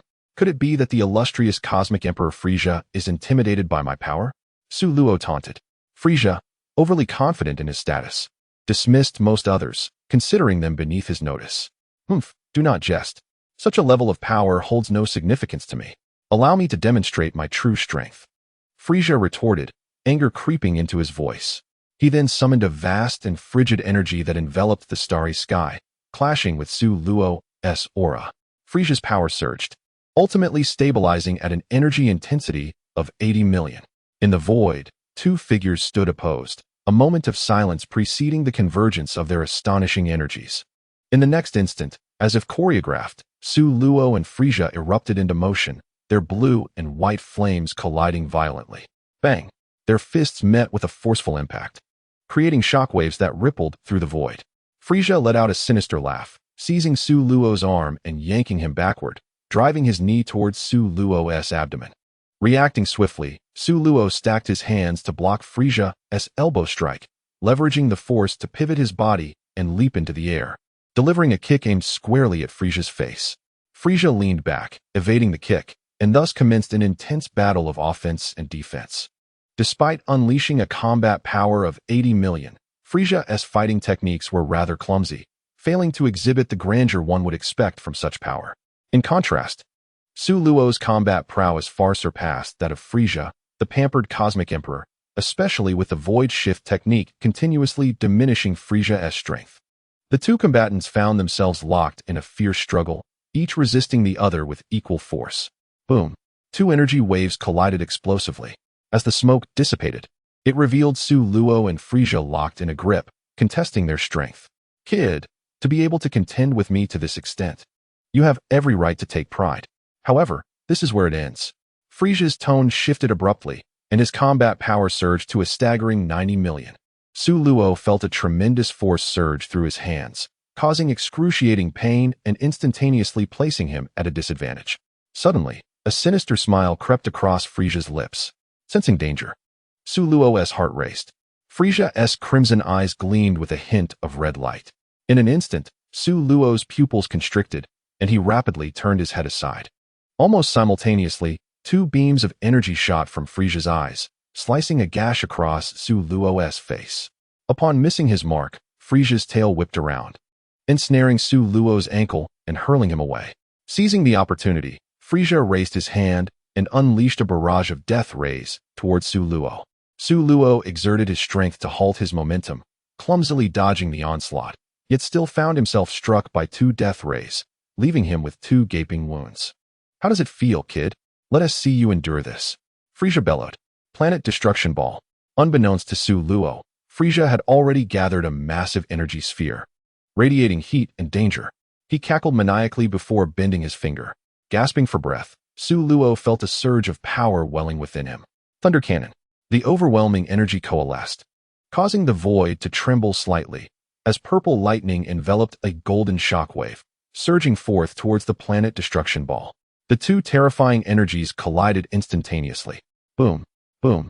It was as if the heavens had split open, a colossal fireball rising ominously, the horrific energy sweeping across the surrounding void for miles, annihilating all matter within its reach, reducing it to nothingness. The terrifying energy shockwave compelled even Frisia to deploy his energy shield for defense. As the chaos subsided, Frisia scanned his surroundings but found no trace of Su Luo, prompting him to laugh triumphantly. That kid should be dead by now. Do not rejoice too soon. A cold voice echoed. With a thud, a tremendous force struck Frisia squarely in the face, sending him flying. Regaining his composure mid-flight, the pain on his face darkened the expression of the Cosmic Emperor. Kid, you've resisted for so long, but your strength must be dwindling, Frisia said. His gaze icy as he looked at the panting Su Luo, mocking him with his words. Su Luo panted softly, his current condition far from ideal, with his strength nearly depleted. Maintaining the state of the Luo immortal fist for an extended period proved to be taxing, even for him. Indeed, his power was waning. A faint smile graced Sulo's lips as he casually swept his hand, sending a ripple of ethereal energy racing toward Frisia. Huh, such a feeble attack. Do you truly believe you can harm me, the king? Frisia scoffed derisively upon witnessing the insipid assault, his arrogance evident as he nonchalantly extended a hand to block it. Showing no inclination to evade, Sulo regarded Frisia with a condescending gaze, his lips curling upwards. The dimensional slash cleaved through the void, seemingly intent on rending heaven and earth asunder. A sickening sound echoed as flesh and blood erupted forth. Frisia's anguished cry pierced the air as one of his arms, along with half of his shoulder, was severed. How does it feel, Frisia? Enjoying the taste? Sulo chuckled mockingly, effortlessly conjuring an energy wave to obliterate Frisia's severed limb. Ah, my arm. You bastard, I will undoubtedly kill you. Frisia howled in despair, realizing that he had lost the chance for regeneration. With this thought, a surge of energy erupted within him, escalating to a staggering 100 million. Ha ha ha, perhaps another time, Frisia. Farewell. Yet Sulo would not grant him the opportunity for revenge. With a farewell, he vanished from sight. In an instant, Frisia was left seething in impotent rage. Chapter 75. The Demon Realm as Sulo disappeared before his eyes. Frisia's furious screams echoed, "Damn it! How dare you humiliate me so?" His eyes glinted with hatred, fixated on the spot where Sulo had vanished. Unbeknownst to him, his body began to tremble, rivulets of blood oozing from his wounds, a gruesome sight to behold. Human wait, I will not let you escape. The malice and ferocity within Frisia's gaze intensified, emanating a terrifying aura. In a flash, Sulo utilized instant transmission, crossing the vast expanse of space to materialize on a dusty, ochre-hued planet. He promptly collapsed to the ground, utterly spent from his battle with Frisia. His body bore numerous gruesome wounds, a distressing spectacle, thanks to his extraordinary regenerative abilities. Sulo quickly regained his strength, retrieving a senzu bean and consuming it. All his injuries healed completely. Frisia was likely in a furious frenzy by now. The mere thought of Frisia's impotent rage, unable to exact revenge upon him, filled Sulo with a sense of exhilaration. Nonetheless, it must be acknowledged that Frisia, as the Emperor of the universe, possessed an undeniable power that was beyond Sulo's current capabilities. Sulo exhaled a deep breath, feeling considerably more at ease. This battle with Frisia served not only as a test of his cultivation achievements, but also as a testament to his growth. Moreover, the primary intention is to discover the limits of one's capabilities. It has become evident that, without the utilization of temporal and spatial powers, Sulo would likely only be able to contend with adversaries whose combat prowess does not exceed 80 million. Should he encounter foes of greater strength, he would find himself at a distinct disadvantage. In truth, had Sulo chosen to wield the forces of time and space, while Frisia remained unprepared, there existed a possibility of vanquishing him. Nevertheless, Sulo refrained from such an approach, for it would diminish the thrill of battle. Relying excessively on temporal and spatial powers could foster a sense of dependency that might ultimately hinder his progress. While the force of time and space is undeniably formidable, lacking a robust foundation of personal strength can render such powers superficial. This is exemplified by the member of the Jinyu force, Good, who, relying solely on the ability to halt time without enhancing his own capabilities, may intimidate others but appears utterly feeble when confronted with adversaries of superior strength, crumbling under a single blow. Thus, such power is not the aspiration of Sulo. Simultaneously, the demon realm is fundamentally distinct from the human universe, which comprises a myriad of planets forming various star systems. In the demon realm, the continent serves as its basic structure, with thousands of landmasses varying in size, floating like bubbles in the dark crimson void, each inhabited by countless demon creatures. The sky of the demon realm is tinged in dark red, imparting a suffocating atmosphere, exacerbated by the omnipresent demonic energy. Consequently, the demon realm is predominantly inhabited by ferocious and brutal beings devoid of humanity. In the southern region of the demon realm lies the Black Luo continent, an expansive landmass of indeterminate distance. Here stands a palace constructed from ominous white bones, the frigid demonic energy in the air sending shivers down one's spine. This is the stronghold of the continent's ruler, the Black Luo Demon King. Within the Grand Hall, dozens of demon creatures prostrate themselves on the ground, their grotesque visages covered in scales, each possessing combat power exceeding 10,000, with several among them reaching a staggering million. Such a formidable assembly would instill dread in the human realm. Yet, these powerful demons kneel in abject humility, trembling as if in fear of something unseen. On the pale throne, the Black Luo Demon King's violet-black eyes bore an icy indifference, gazing down upon the demons below as a deity might regard mere insects. Have those two humans not been captured yet? My lord, Demon King, Commander Anderson has already discovered their whereabouts. They should be apprehended shortly, stammered a demon general with red skin and an unevenly bumpy exterior. Is that to say they remain uncaptured? The violet-black eyes of the Demon King glimmered ominously, and an overwhelming wave of demonic energy erupted from within him. The general felt as though he were plummeting into an abyss, cold sweat pouring down his brow. Yes, my lord. Just yesterday, you conveyed a similar response to me. Ah, my lord. The demon general faltered, panic-stricken, eager to provide an explanation. The Black Luo Demon King waved his hand, and a surge of purple-black energy instantly engulfed the demon general, reducing this formidable warrior, whose battle prowess reached 1,000,000, to mere dust scattered upon the ground. What a waste, he scoffed. I have no need for such useless subordinates. The other demons, witnessing this, pressed their bodies tightly against the ground, filled with even greater terror for their sovereign.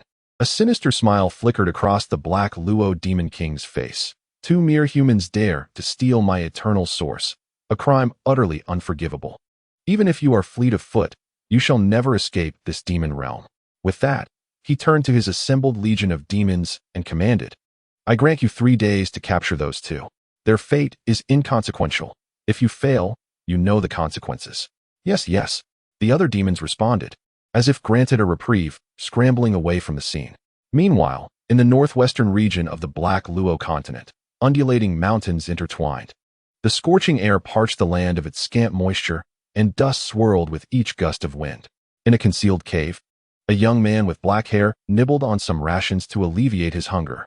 Beside him, a golden-haired beauty sat carelessly upon a stone, relentlessly shoveling food into her mouth. This is delectable. It must be the food made by another version of myself. Simply exquisite.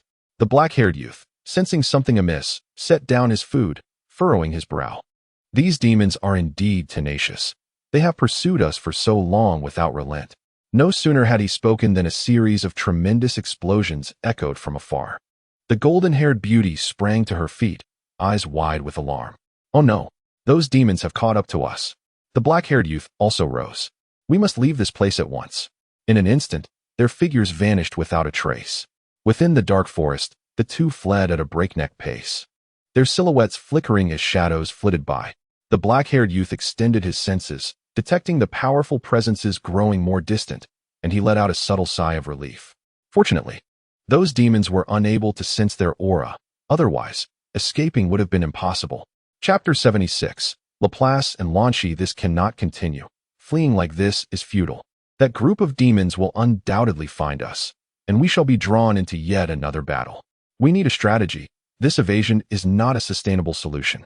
The black-haired youth pondered, his brow furrowed in contemplation. Currently, these demons had nearly emptied their ranks to pursue them, conducting a thorough search. Above, swarms of demons flew by intermittently. He had already slain countless demons. Each time he made a move, even the slightest disturbance would attract nearby searching demons.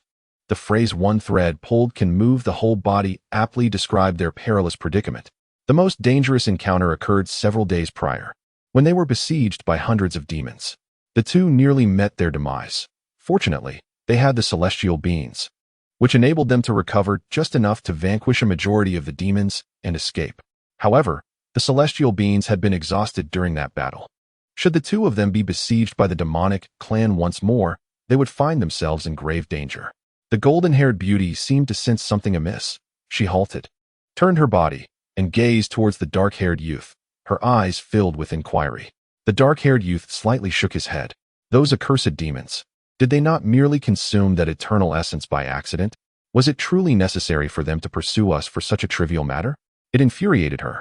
The golden-haired beauty, Lanchi, felt a surge of frustration. Having unexpectedly found herself in this world, she was already disheartened, having lost the joy of freedom. And now being hunted by those demons was simply intolerable. How splendid she had once been.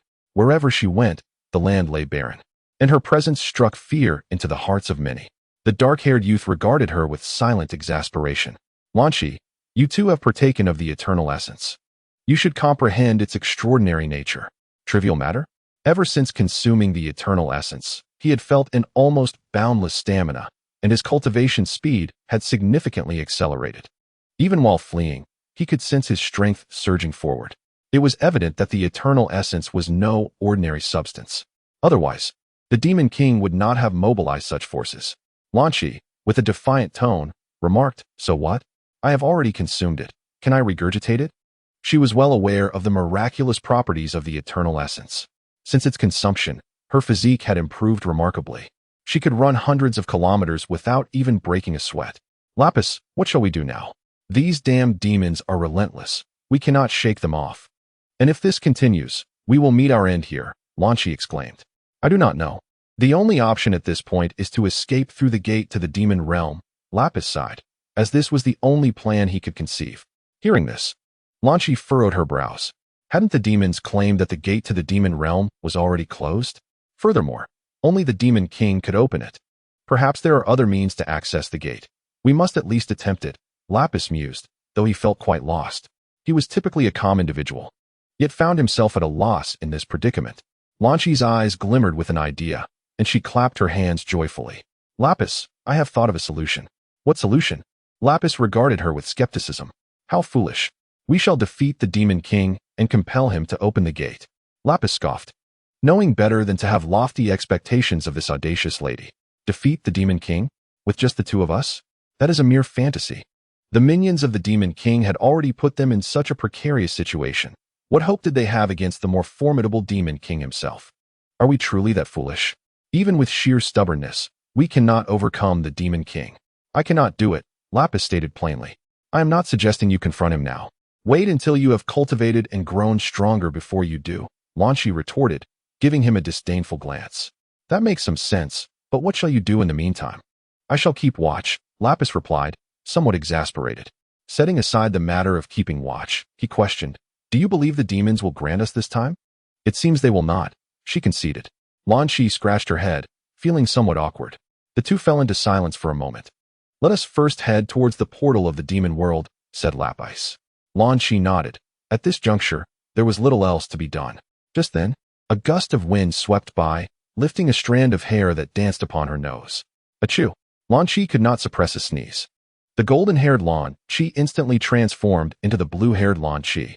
To avoid confusion, let us refer to her as Golden Lan Shi and Blue Lan Shi. Lapis. Where are we?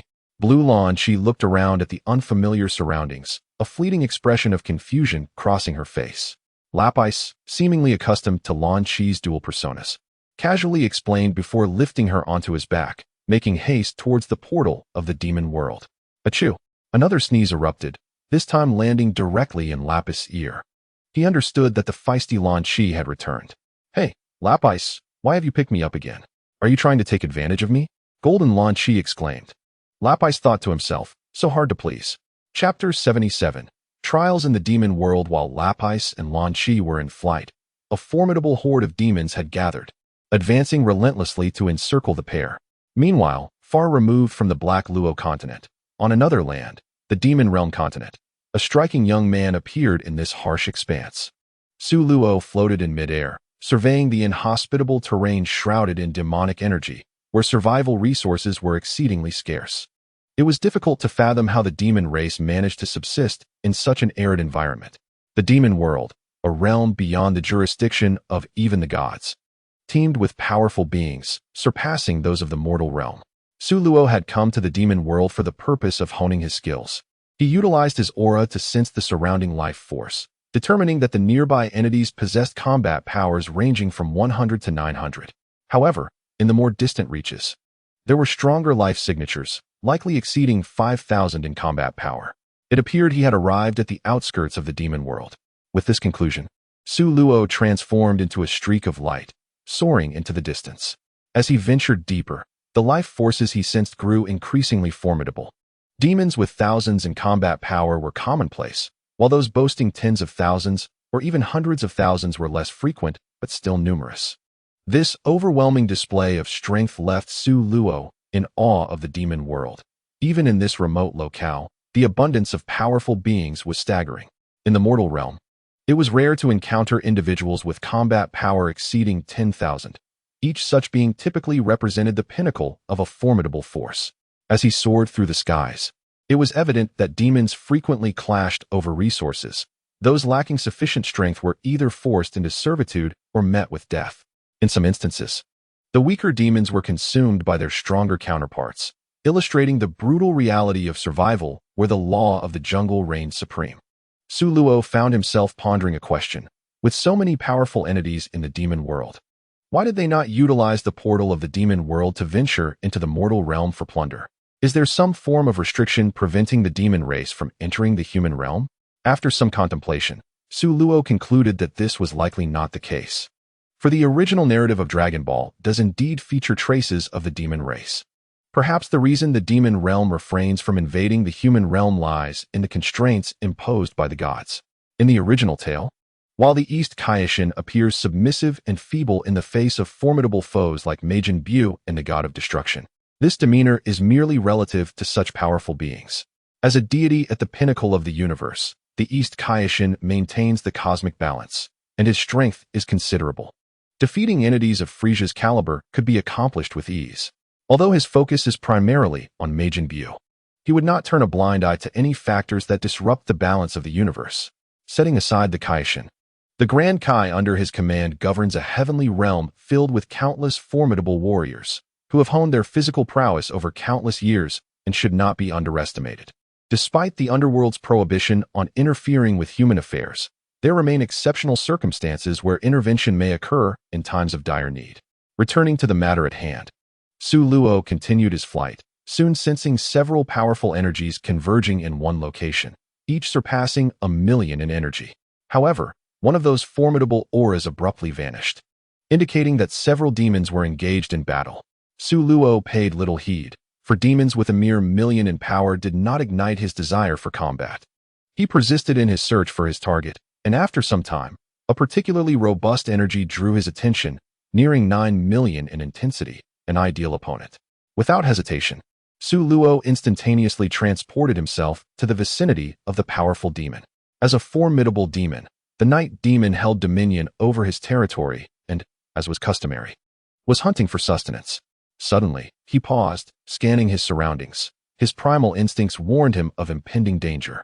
The night demon refrained from further action, instead seeking the source of this perceived threat, yet he discovered nothing. "Who is it? Show yourself." His voice thundered, a terrifying aura emanating from him. A slight smirk crept upon Su Luo's lips. Although the night demon had not detected his presence, his ability to sense danger piqued Su Luo's interest. No longer concealing himself, Su Luo appeared before the night demon in a mere flicker. "You are human?" The sudden apparition startled the night demon. But upon recognizing Su Luo's appearance, a glint of greed flickered in his eyes. A human, he had not encountered one in ages. Reminiscing about the exquisite taste of human flesh, the night demon's purple tongue involuntarily flicked out, drooling grotesquely. Without further pleasantries, Su Luo unleashed the tremendous power within him. A terrifying energy exceeding 650,000, surging towards the night demon.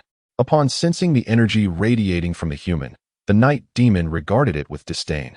Although the aura was potent, it still fell short in comparison to his own. "Humans, although I am unaware of how you arrived in the demon realm, it matters not, for I shall soon liberate you." The night demon licked his lips, a greedy smile spreading across his face.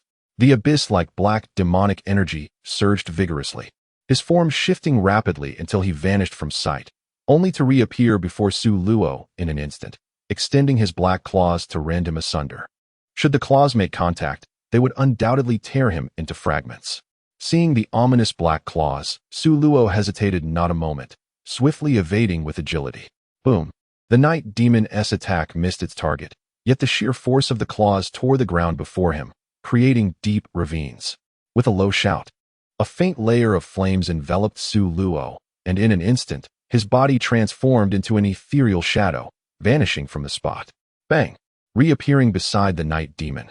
He struck a powerful blow to the demon's abdomen, sending the creature hurtling backward for hundreds of meters, purple blood oozing from its mouth and nose. A clear sign of injury. The night demon's eyes glowed red with rage, and once again, his form vanished. In the next moment, he materialized behind Su Luo, opening his gaping maw to bite at his head. Su Luo appeared to anticipate the night demon's move, raising his hand to conjure an energy wave, swiftly launching a counterattack. Boom! A resounding explosion shook the air, and the night demon was propelled away by the blast. With a flash, Su Luo pursued, delivering a fierce kick to the demon's chest, a crisp sound of cracking bones echoing in the air. The night demon let out a pained scream, his body soaring away like a kite with a severed string, crashing through several mountains before finally coming to a halt. After enduring a series of brutal assaults, the night demon, now seething with fury, unleashed nearly 9 million units of energy, engaging Su Luo in a fierce battle. Meanwhile, far away on the Black Luo continent, Lapith and Lan Chi found themselves in perilous circumstances. In the sky, thousands of formidable demons encircled the pair. "Two humans, you certainly possess remarkable speed," taunted the leading demon. Anderson, arms crossed, a mocking expression on his face. Lapith surveyed the throng of demons surrounding them and offered a wry smile. "Lan Chi, this truly is a dire situation." Chapter 78, Crisis. Boom. Boom. The ground trembled with the sound of massive explosions, thick clouds of dust swirling into the air. In the hazy vista, two figures clashed fiercely, unleashing devastating attacks upon one another, sending waves of energy rippling through the atmosphere. Their silhouettes flickered in and out of existence, the earth and sky filled with afterimages, swiftly dissipated by the force of their blows. Thunderbolt cannon. Hurl. Purple lightning entwined with a terrifying energy wave surged forth, crashing into the shadowy demon. Boom. Another thunderous sound erupted. An energy fireball rose like the sun from the horizon, before exploding, its destructive force piercing through the void, as if to tear a gaping hole in the sky. What exhilaration! It is truly exhilarating. Su Luo exhaled with exhilaration, beads of sweat cascading down his cheeks, his body marked with numerous bruises. The night demon, possessing a combat power nearing 9 million in years of relentless battle experience, imparted a unique thrill to Su Luo's fight. A resounding thud echoed as a heavy object struck the ground. The charred body of the night demon lay sprawled in the pit, his heaving chest a testament to his lingering life. Su Luo approached the night demon, placing his palm upon his head. A surge of immense mental energy flooding into the demon's brain, extracting memories from his mind. With the dimensional ascension, Su Luo's mental prowess had reached remarkable heights, enabling him to perform such feats of memory retrieval. As a newcomer, he possessed only a rudimentary understanding of the demon realm, necessitating a deeper comprehension of its circumstances. Through the exploration of his mental energy, information about the demon realm swiftly materialized in his consciousness.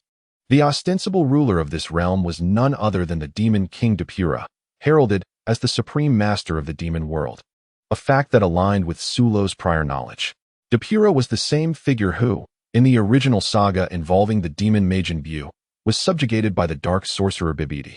Depura's power was comparable to that of Super Saiyan 2 Gohan, marking him as a formidable demon lord. Under the reign of Demon King Depura were 5 other demon lords, their strengths unspecified, each governing the central, eastern, southern, western, and northern regions of the demon realm, each commanding numerous demon generals. However, these figures represented only the surface of authority. The demon race consisted of a fiercely independent populace, unwilling to be manipulated by others, with some powerful demons reigning over their own territories, engaging in both overt and covert conflicts. This information, albeit vague, was gleaned from the night demon's mind. Perhaps even he lacked a comprehensive understanding of the demon realm's true state. Nevertheless, this provided Su Luo with a foundational insight into the demon realm. The formidable strength of the demons was indeed surprising. He hadn't anticipated the presence of so many powerful beings aside from Demon King Depura. It seemed prudent to exercise caution, lest he find himself in dire straits. Su Luo contemplated the notion that the demon race not only wielded considerable strength, but could potentially possess insidious abilities as well. For instance, Beerus' saliva was reputed to have the power to petrify individuals. Having absorbed this information, Sulo casually conjured an energy wave, delivering the final blow to the night demon. After a brief respite to recuperate his stamina, Sulo resumed his quest for the next formidable opponent. His senses expanded outward, revealing the presence of two more formidable demons, each rivaling the night demon in strength. Suddenly, an unmistakably potent and pure aura caught Sulo's attention, emanating from a considerable distance, as though from another realm altogether. This essence starkly contrasted with the characteristic dark aura of the demons. It was a human presence, imbued with an oddly familiar sensation. Who could it be? Sulo found himself perplexed. The existence of a human aura within the demon realm was astonishing, especially one that evoked a sense of familiarity. His acquaintances were few, and those with formidable strength were even rarer. Suddenly, Sulo recalled a person of great significance. A soft chuckle escaped his lips. Could it be you, Whis? With this thought, Sulo felt an overwhelming urge and immediately executed a teleportation towards that presence. In a flash, his figure vanished from sight. Let us rewind time briefly. Back to when Sulo was engaged in battle with the Night Demon. In the Black Luo continent, Whis and Jinlanchi found themselves besieged by 3 demon generals and thousands of demon warriors. The demon general Anderson, along with 2 others, had a clear objective. They focused their assault on Whis without hesitation. Whis' strength was not inferior to that of Anderson, boasting a battle prowess that reached 1,000,000. However, facing 3 demon generals simultaneously proved to be a formidable challenge. Fortunately, Whis possessed near-limitless stamina, allowing him to unleash powerful abilities without restraint, enabling him to hold his ground against the trio. In contrast, Jinlanchi's situation was dire. Her strength paled in comparison to Whis, with a battle power of merely several tens of thousands. While an individual demon warrior might not match Jinlanchi, the sheer numbers of the demon forces overwhelmed her. Soon, Jinlanchi found herself unable to withstand the onslaught. Countless waves of energy surged towards her, and amidst the barrage of attacks, she sustained grave injuries. Whis felt a surge of anxiety, longing to assist Jinlanchi. Yet, as he diverted his attention, the 3 demon generals seized the opportunity, launching a flurry of fierce attacks upon him. With a violent cough, Whis spat out a mouthful of blood. Under the relentless onslaught of the demon generals, he soon found himself grievously wounded. Ha ha ha, human! Cease your struggles. You stand no chance of escape today. Anderson taunted, laughing maniacally as he continued his assault. Whis ignored him, preoccupied with defending himself while keeping a watchful eye on Jinlanchi's condition. At that moment, Jinlanchi lay on the ground, barely clinging to life. Seeing this, Whis was engulfed by fury, unleashing a surge of energy that sent the 3 demon generals sprawling. He swiftly moved to Jinlanchi's side, lifting her in a protective embrace, intent on fleeing the scene. However, the demon warriors swiftly surrounded them, leaving no avenue of escape. In the skies above, waves of energy surged forth once more. Chapter 79. Sulo's arrival with a fierce countenance. Whis tightened his grip around Jinlanchi as he braced himself against the relentless barrage. He swiftly evaded the incoming attacks, all the while countering with his own strikes, conjuring a wave of energy that obliterated dozens of demon warriors and carved a path through the densely packed ranks. An opportunity. Whis' aura erupted as he pushed his speed to its utmost limit, racing towards the newfound exit. Just then, the imposing figure of Demon General Anderson blocked his path. Stand aside. A glint of cold fury flashed in Whis' eyes as he roared, conjuring a blue orb of energy that he hurled towards Anderson. With a resounding crash, the energy sphere collided with Anderson's dark form, generating a powerful shockwave that sent dozens of nearby demon warriors flying. Yet Anderson remained unscathed. Humph, think you can escape? It's not that simple. Anderson laughed coldly, extending his palm toward the glowing orb. A colossal hand descended from the heavens, aiming to crush Lapith. The terrifying force distorted the surrounding air, as if it were on the brink of collapse. In response, Lapith once again coalesced a wave of energy in his hand. Directing it upwards, the black and blue spheres collided violently, producing a seismic shockwave that sent the surrounding demons sprawling. A resounding explosion echoed throughout the area. Both figures were propelled back several meters before managing to halt their momentum, suspended in midair. Anderson, the demon general, clutched his bleeding palm, his gaze menacingly fixed on the figure not far away. Lapith, pale and blood trickling from his lips, watched as his protective shield shattered, dissipating into flecks of azure light.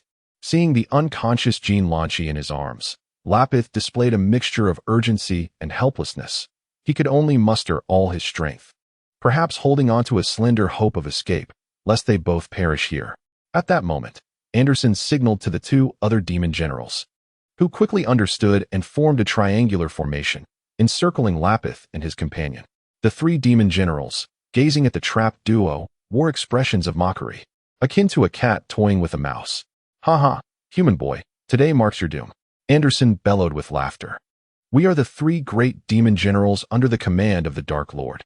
No matter how formidable you are, you remain nothing more than an insignificant insect in our presence."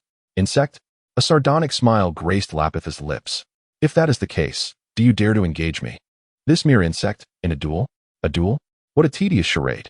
This general has no time to squander on you," Anderson replied, his expression betraying a hint of discomfort. Truth be told, facing this human alone was somewhat precarious. "Humph, what kind of demon general are you? Afraid to fight one-on-one? You are nothing but refuse." Lapith continued to provoke. "You." Anderson felt his anger surge at the insolence displayed by his opponent. Yet, he quickly regained his composure. After all, he was a general under the Dark Lord. How could he fear a lowly insect? "Since you seek death so eagerly, I shall oblige and let you experience the might of a demon general." With that, Anderson signaled to the two other generals, and they swiftly launched their assault. Such a maneuver did not escape Lapith's notice. Resolute, he understood that he had no choice but to fight to the death. Thus, an earth-shattering battle commenced. Lapith, initially able to hold his ground against the three demon generals, found himself hampered, one arm cradling Lanchi. The necessity to protect her divided his focus, and the situation was dire. Perhaps if he abandoned Lanchi, he could escape. Yet, he was resolute in his choice not to abandon her. The outcome was all but sealed. Boom! The sound of explosions reverberated through the sky, shaking the very fabric of space. In the heavens, two figures plummeted to the ground. Thud! They struck the earth, causing a slight tremor and a cloud of dust to rise. Cough! Cough! After expelling several mouthfuls of blood, Lapith struggled to rise. His gaze fell upon the fallen Lanchi, revealing a bittersweet smile, imbued with both reluctance and sorrow. "It seemed that we were destined to perish here." Three demon generals descended from the heavens, landing beside Lapith. Shadows of malevolence swirled in the sky. "Human boy, to have struggled for so long. I must begrudgingly commend your tenacity. However, this is where it ends. Prepare for your departure." Anderson's maniacal laughter echoed as he raised his hand, dark energy coalescing in his palm, intent on executing Lapith on the spot. This boy, the most agile of them all, was simply too unpredictable. He had to be eliminated here, as the Demon Lord's orders were to bring back the two, regardless of their fates. Die! With a sudden surge of power, Anderson unleashed the dark energy, transforming it into a blade aimed at Lapith. As death drew near, Lapith exhibited no semblance of fear, only a profound sense of regret. Was this truly how it would end? It was simply unacceptable. Two figures floated in his mind, Sulo and Latsili. Just as the black blade was mere centimeters from Lapith, it abruptly halted. Anderson's cruel grin froze, his pupils dilating in disbelief at the sight before him. The dark blade was seized by a hand, and in an instant, it shattered, dissipating into the air. "A bunch of nobodies. Do you really think you can kill Lapith?" A chilling voice resonated, laced with boundless fury. Gazing upon the familiar silhouette and hearing that voice, Lapith felt a jolt of reassurance wash over him, a smile gracing his face. In Anderson's line of sight appeared a young man, his eyes glinting with a frosty light, exuding an aura of terror that instilled a suffocating pressure among the demons. Who are you?" Anderson's voice trembled slightly, beads of cold sweat dotting his forehead as his body quaked in fear. "Who I am is of little significance. What matters is that you wretches deserve death." With that declaration, Sulo swung his fist toward Anderson. Attempting to evade, Anderson found himself utterly immobilized, left to endure the impact of Sulo's fist against his face. Thud! Crack! A cacophony of breaking bones erupted, blood splattered forth. Anderson was sent flying, crashing through several mountains before hitting the ground. His face caved in, blood pouring from his mouth and nose, clinging to the brink of consciousness. The surrounding demons stood paralyzed, overwhelmed by shock. This was Anderson, a demon general. To be so effortlessly defeated in a single blow was incomprehensible. An inexplicable fear settled within them, lingering and inescapable. Sulo paid them no mind, his attention shifting to Lapus, his brow furrowing at the grievous wounds adorning Lapus's body. Sulo, my brother, what brings you here? Lapus managed to smile. Before Sulo could respond, Lapus hurriedly assisted Lan Chi, anxiously inquiring, Sulo, do you have any more celestial beings? Lan Chi is on the brink of death. Chapter 80. Resolution. Sulo retrieved 2 celestial beings from his spatial pouch and tossed them to Lapus. Lapus's face brightened with joy as he reached out to catch the falling bean, promptly placing it into Lan Chi's mouth, gazing at the woman cradled in Lapus's arms. With her golden curls and a somewhat familiar visage, Su Luo was convinced that this must be the Lan Chi from the original tale. Lan Chi is a woman with a dual personality. Upon sneezing, she transitions into another persona. In her golden-haired state, Lan Chi exhibits a rough, wild, and avaricious demeanor. While in her blue-haired form, she embodies a gentle, innocent, and diligent young lady. Although Lan Chi is a supporting character with limited screen time, she leaves an indelible impression on Dragon Ball enthusiasts. Su Luo was intrigued by how these two had come to be together. Moreover, the strength of both Lapus and Lan Chi puzzled him, yet this was not the time for idle chatter. His gaze shifted to the group of demons. Zeroing in on the 2 most formidable demon generals, a murderous intent flickering in his eyes. The 2 generals sensed the fluctuation of Su Luo's aura, their hair standing on end, their bodies stiffening as if frozen in fear. Human, we are under the command of the Dark Road Demon King.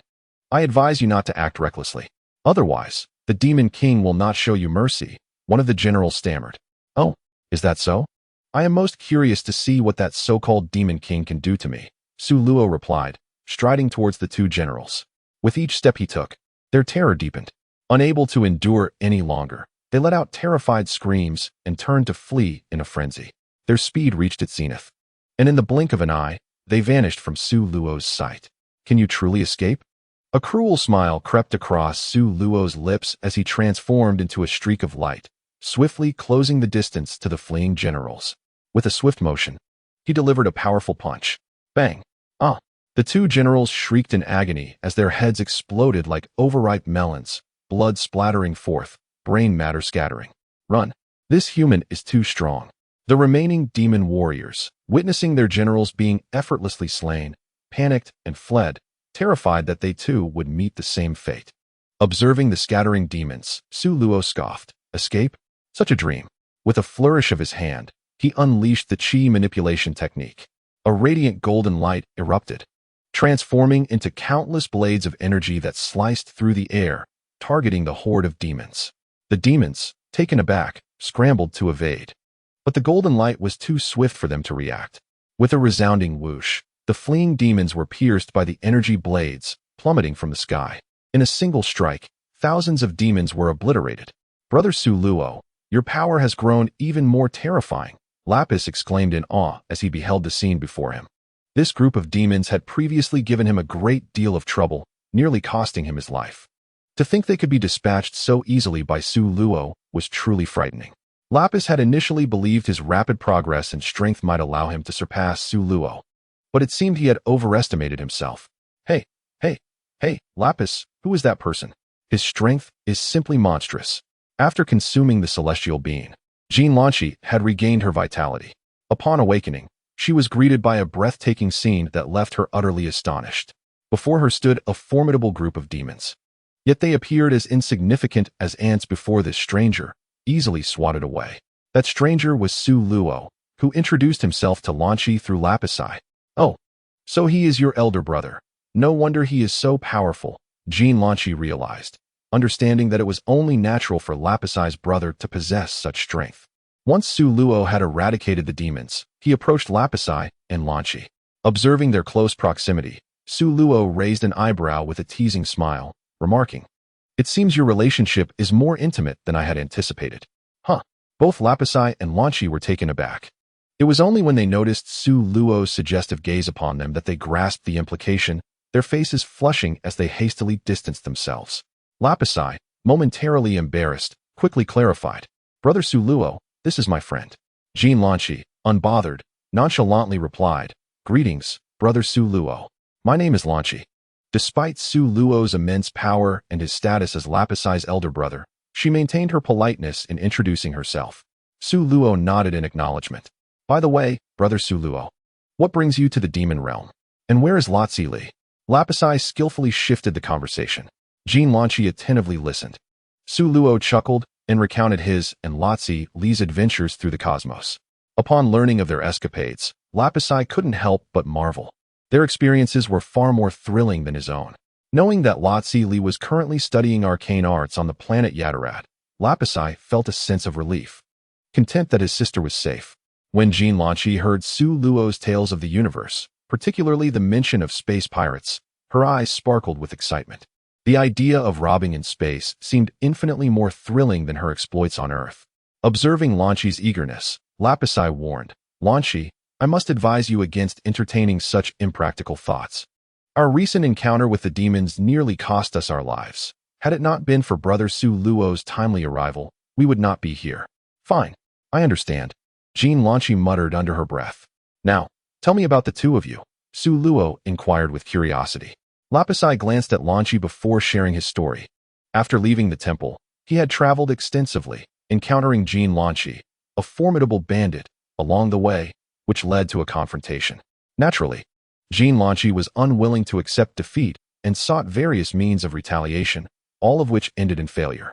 During their final encounter, an unforeseen event occurred, and they were swallowed by the suddenly appearing portal to the demon realm, awakening on this perilous continent.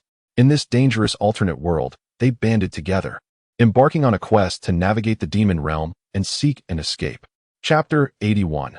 The Eternal Source in the Demon Realm, teeming with monstrous creatures. Lapith's abilities rendered him a mere weakling, let alone Lanchi, an ordinary individual of feeble strength. Thus, their exploratory endeavors were conducted with utmost caution, fearful that a moment's inattention might attract the formidable demon race, turning them into prey. Throughout their journey, the bond between the two deepened. In a bid to enhance their survival in this perilous realm, Lapith took it upon himself to mentor Jean Lanchi in the art of self-defense. Conversely, Lanchi, possessing an overly gentle disposition, harbored little inclination for training, leaving the majority of their corporeal interactions under Jean Lanchi's control. After an extensive period of exploration, Lapith and Lanchi finally discovered a means of escape, the portal to the outside world. Interestingly, during their search for this portal, they inadvertently stumbled into a forbidden zone of the demon realm, where the formidable Black Luo Demon King and another demon lord were embroiled in a fierce battle over a peculiar orb of light. The clash between the two demon kings was devastating, their fury blinding them to the presence of the two humans. Ultimately, Black Luo Demon King, at a great cost, unleashed his ultimate technique, vanquishing his rival but sustaining grave injuries in the process. Just as he was about to claim his victory, an unforeseen explosion caused the enigmatic orb to split in two, hurtling towards Lapith and Lanchi, who unwittingly ingested it. Under the orb's influence, Lapith and Lanchi felt as though they had been reborn, their powers surging dramatically, their bodies brimming with newfound strength. Later, they would learn that this extraordinary phenomenon was known as the Eternal Source. Enraged by the turn of events, Black Luo Demon King charged at the two humans. Recognizing the terror he embodied, Lapith and Lanchi wisely opted to flee rather than confront him. Had the Black Luo Demon King been at full strength, capturing the two would have been a trivial task. However, following the brutal confrontation, his stamina was nearly depleted, compounded by his injuries. Unsurprisingly, it was not long before Lapith and Lanchi eluded his grasp. In a desperate attempt to prevent their escape from the demon realm, Black Luo sealed the portal and retreated to his palace to recuperate, dispatching his demon warriors to hunt the duo. Under relentless pursuit, Lapith and Lanchi found themselves in perilous situations multiple times, yet they managed to extricate themselves from danger. What transpired next mirrored their previous encounters, as they were besieged by thousands of demons. Upon hearing Lapith's account, Su Luo was taken aback. The Eternal Source? An energy nearly limitless? The existence of such a miraculous entity in the demon realm, capable of transforming one's physique and endowing boundless energy, seemed utterly astonishing, almost as if they were wielding a cheat.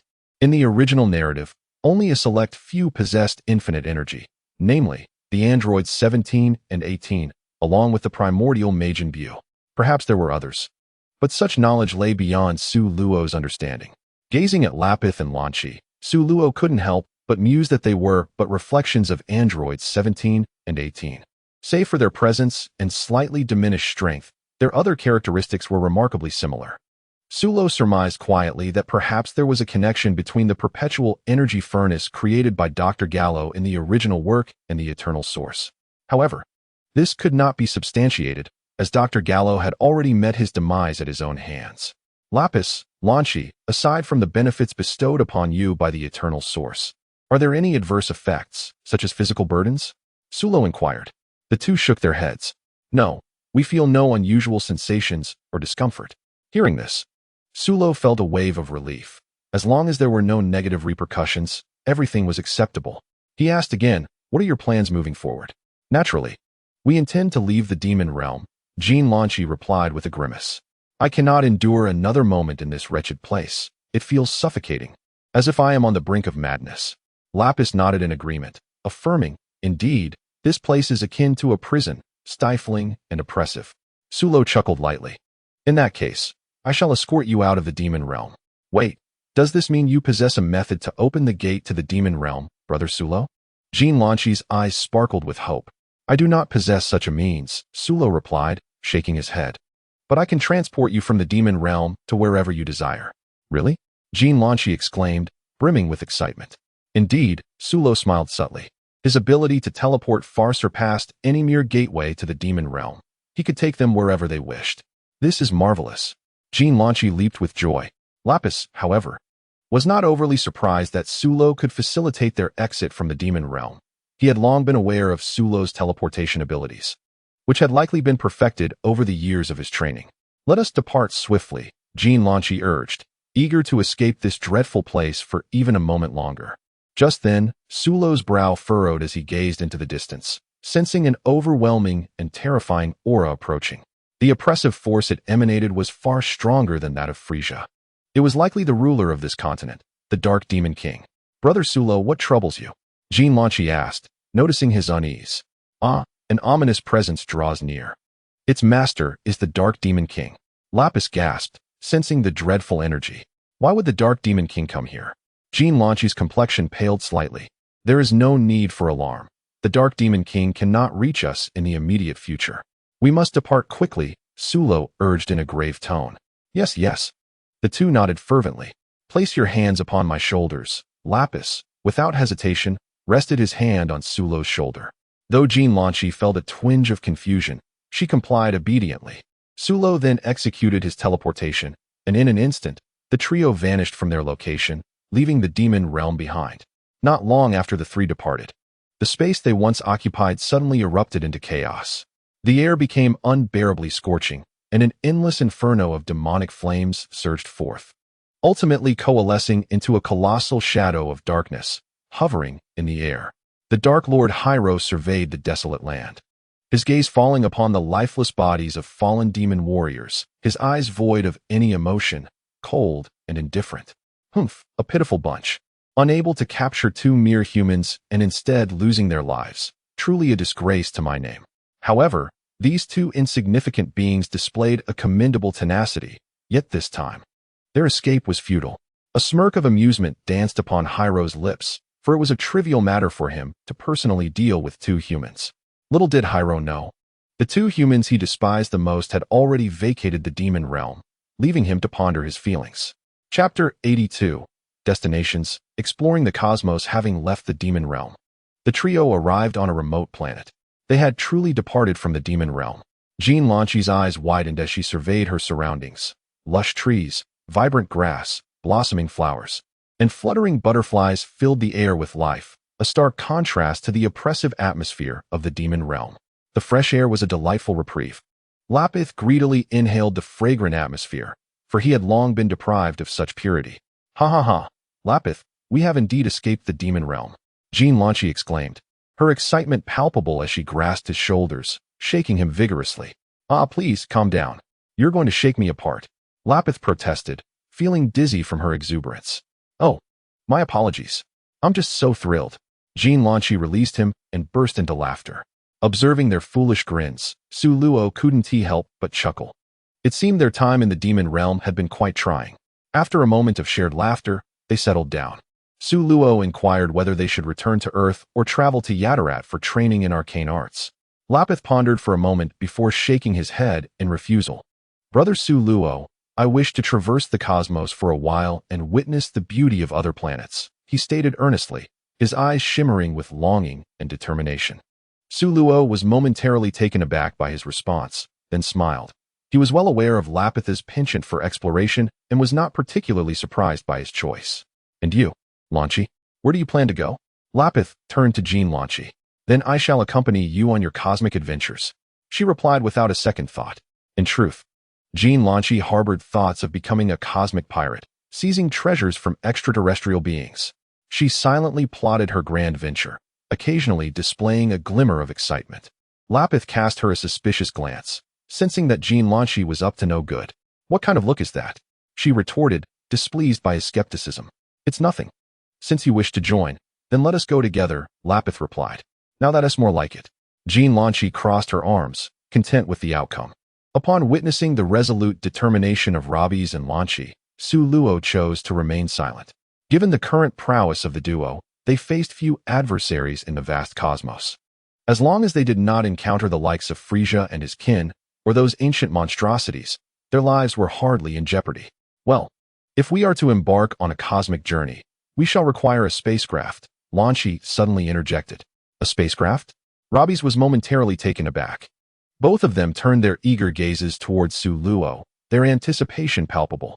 Shrugging, Su Luo conceded, very well, I shall procure a spacecraft. Within his infinite realm, there existed a spacecraft, albeit one that required the language of Namek to operate, rendering it unsuitable for gifting. With this in mind, Su Luo executed a technique of instantaneous movement, transporting the trio to a bustling trade planet to purchase a spacecraft. Upon their arrival, as they strolled through the vibrant streets, Whis and Lanchi appeared like naive country folk in a city, their curiosity piqued by every sight and sound. Lanchi, in particular, would occasionally exclaim in wonder, drawing curious glances from the surrounding extraterrestrials. However, the trio paid little mind to the stares. An hour later, Su Luo had acquired an oversized spacecraft along with a significant supply of essential goods and various other items. The total expenditure amounted to less than 30 Heiken. While such an amount might be considered substantial by other beings in the cosmos, for Su Luo, it was but a trifle, as his space was still filled with several small mountains of gold. With their mission accomplished, the trio bid farewell. Su Luo retrieved 1,000 magical beans, placing them into a universal capsule and tossing it to Whis. Make sure you don't let your strength dwindle, he admonished. Whis, unperturbed, caught the capsule with a grin. Brother Su Luo, when we next meet, I shall astonish you. I shall eagerly await that day, replied Su Luo with a smile, turning his back to them and waving goodbye. By the way, Brother Su Luo, please extend my regards to Razali, Whis called out. Ha ha, certainly. Su Luo responded just before vanishing from their sight. Lanchi stared in disbelief at the spot where Su Luo had been, then remarked, that instantaneous movement is so cool. Whis, why can't you do that? Whis ignored her, striding directly towards the spacecraft. With a playful glint in her eye, Lanchi followed suit. Whis, let us become cosmic pirates for a while. Not a chance, Whis flatly rejected. Meanwhile, Su Luo found himself once more in the demon realm. The sky was shrouded in a dark crimson hue, resembling a scene stained with blood. Su Luo continued to challenge formidable demons across the demon continent to bolster his strength. Additionally, he had gained a new objective, the Eternal Source. Curious about the mysterious nature of this entity, Su Luo realized he would need to extract information from the formidable Black Luo Demon King. However, given that Black Luo's power surpassed even that of Frisia, acquiring anything from him would undoubtedly pose a significant challenge. Given the current prowess of Su Luo, he remains unable to achieve certain feats. As seasons change, a span of 1 year and 3 months has elapsed. In a desolate expanse, a resounding explosion reverberated. A formidable demon warrior boasting a combat power of 60 million has fallen. Su Luo sat upon a rocky outcrop, exhaling lightly. He accessed his personal panel. Host, Su Luo age, 24 dimension, level 5, King of Realms 7, talent, martial arts heart. Time and space power bloodline, Huaxia, Yin Huang bloodline, Skills: Celestial Meditation, Time Stop, 05. Instantaneous Movement, Spatial Dimension Slash, Luoxian Fist, 12 times. Void Transfer Technique, Chi Manipulation. Internal Breathing Technique, Thunder Cannon Combat Power, 14 million Evaluation. Among the myriad of cosmic overlords, you have firmly established yourself at the forefront. Gazing at the information displayed on the panel, a faint smile graced Su Luo's lips. His base combat power reached 14 million, and employing the 12-fold Luoxian Fist, his power surged to approximately 16.8 billion. This significantly surpassed Frisia's ultimate form, which had a battle power of 1.2 billion. Should he face Frisia again, Su Luo was confident he could easily overpower him. However, Su Luo did not allow pride to consume him. Such combat strength, while impressive in the early stages of Dragon Ball, would ultimately prove trivial in later arcs. Warriors boasting combat powers in the tens of billions, hundreds of billions, or even thousands of billions were abundant.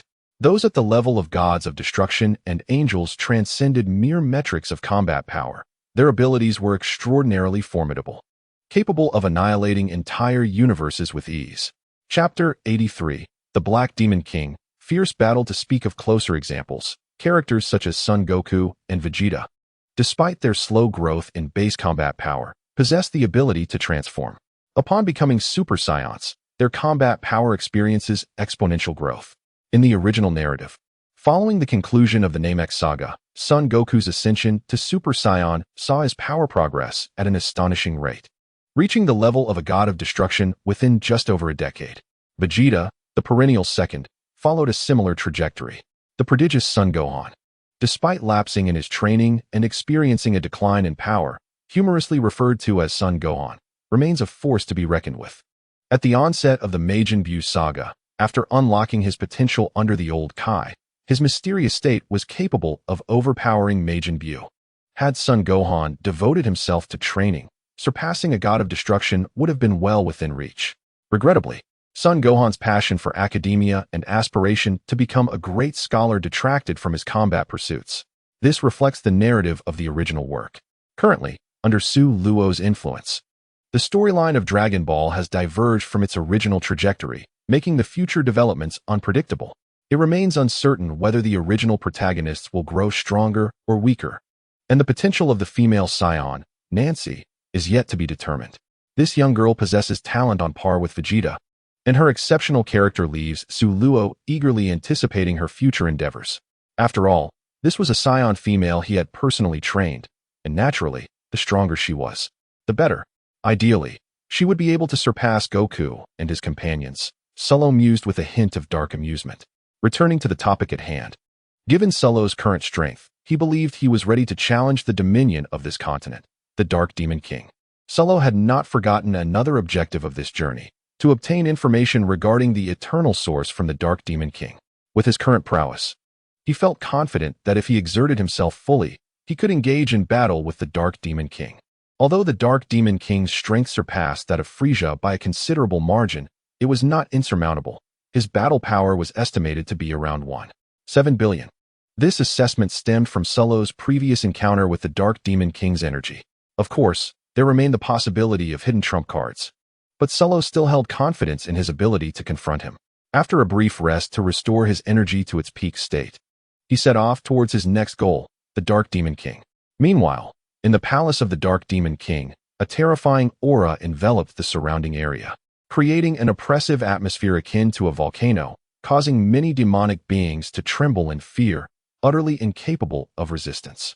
"My lord, spare us. Just give us a little more time." Before the plea could be completed, a chorus of anguished cries erupted. Within the grand hall, thick clouds of smoke dissipated, transforming into powder scattered across the floor. The air was filled with a charred, acrid scent. The once vast hall was now empty, save for the Dark Demon King, whose violet-black eyes brimmed with fury. He had initially believed that capturing those two detestable humans would be a simple task, yet after an exhaustive search, he could not even catch a glimpse of them. How could this not incite his wrath? Returning to his palace in frustration, the Dark Demon King's anger intensified with each passing moment. His incompetent subordinates became the unfortunate targets of his rage. "Dark Demon King." Suddenly, a calm voice broke through the tension. The Dark Demon King turned to find a young man clad in white battle attire standing at the entrance of the hall, an unmistakably human figure. Although the human's aura was not particularly strong, it exuded a palpable sense of danger. "Who are you?" the Dark Demon King demanded in a low, menacing tone. Sullo narrowed his eyes, surveying the imposing figure of the Dark Demon King, whose massive form was covered in black scales, and whose 4 eyes, 2 of which were closed, conveyed a sense of eerie foreboding, as if opening them would unleash unspeakable horrors. "Who I am is of little consequence," Sullo replied with a light chuckle. "You remember the 2 humans you were pursuing, do you not? Oh, you are their companion?" The Dark Demon King's tone turned icy. Sullo nodded affirmatively. "Indeed. So you have come to seek death?" "You are mistaken. I have come to you for the Eternal Source." Upon hearing the words Eternal Source, the Dark Demon King erupted like a powder keg ignited. "You wretched human, how dare you mention the Eternal Source to me? You truly seek death." With a thunderous roar, a terrifying force surged from within the Dark Demon King. The entire Grand Hall suddenly collapsed, transforming into an endless expanse of ruins, as if a cataclysmic disaster had befallen. A flicker of astonishment crossed Su Luo's eyes. His combat prowess had astonishingly reached the staggering level of 1.8 billion, surpassing his initial expectations. In the next moment, Su Luo's expression shifted slightly, and he instantly teleported away from his original position. Boom! A purple-black energy orb struck the ground, obliterating the hall and creating a massive crater. The ants scurried away with remarkable speed. The Black Luo Demon King coldly regarded Su Luo, who hovered not far away. Su Luo chuckled lightly, refraining from excessive words, and directly unleashed his ultimate technique. He dared not be reckless in the face of such a formidable Demon King. 12-fold Luo Immortal Fist. A blue flame surged forth, its overwhelming aura stirring the very winds and clouds of the area. The expression of the Black Luo Demon King darkened. This human possessed such a degree of power, and it seemed the earlier sense of crisis stemmed from this very strength. Humph, merely a slightly stronger ant. All show without substance. Whether it is all show, you shall find out for yourself. Su Luo provocatively crossed his arms. Facing such provocation from a human, the Black Luo's expression hardened as he launched his attack. Hundreds of phantom fists hurtled towards Su Luo with blinding speed, reaching him in the blink of an eye. Unfazed by the overwhelming onslaught, Su Luo merely raised his right hand and clenched it fiercely. Bang! Bang! Bang! A series of crisp explosions echoed as the phantasmal fists shattered into nothingness. The Black Luo Demon King's eyes narrowed. "An ant, you actually managed to withstand this king's assault. It seems you possess some skill." Su Luo paid no heed to his astonishment, calmly stating, "Such an attack could never inflict harm upon me." Good, good, good. It seems this king has underestimated you." The Black Luo Demon King laughed in rage. No sooner had he spoken than he moved like lightning, appearing before Su Luo in an instant, delivering a powerful kick aimed at his head. Su Luo leaned back, bending to avoid the strike. Realizing his first attack had missed, the Black Luo Demon King unleashed another punch. In a flash, Su Luo erupted with energy, elevating his speed to its utmost limit, and boldly countered with a punch.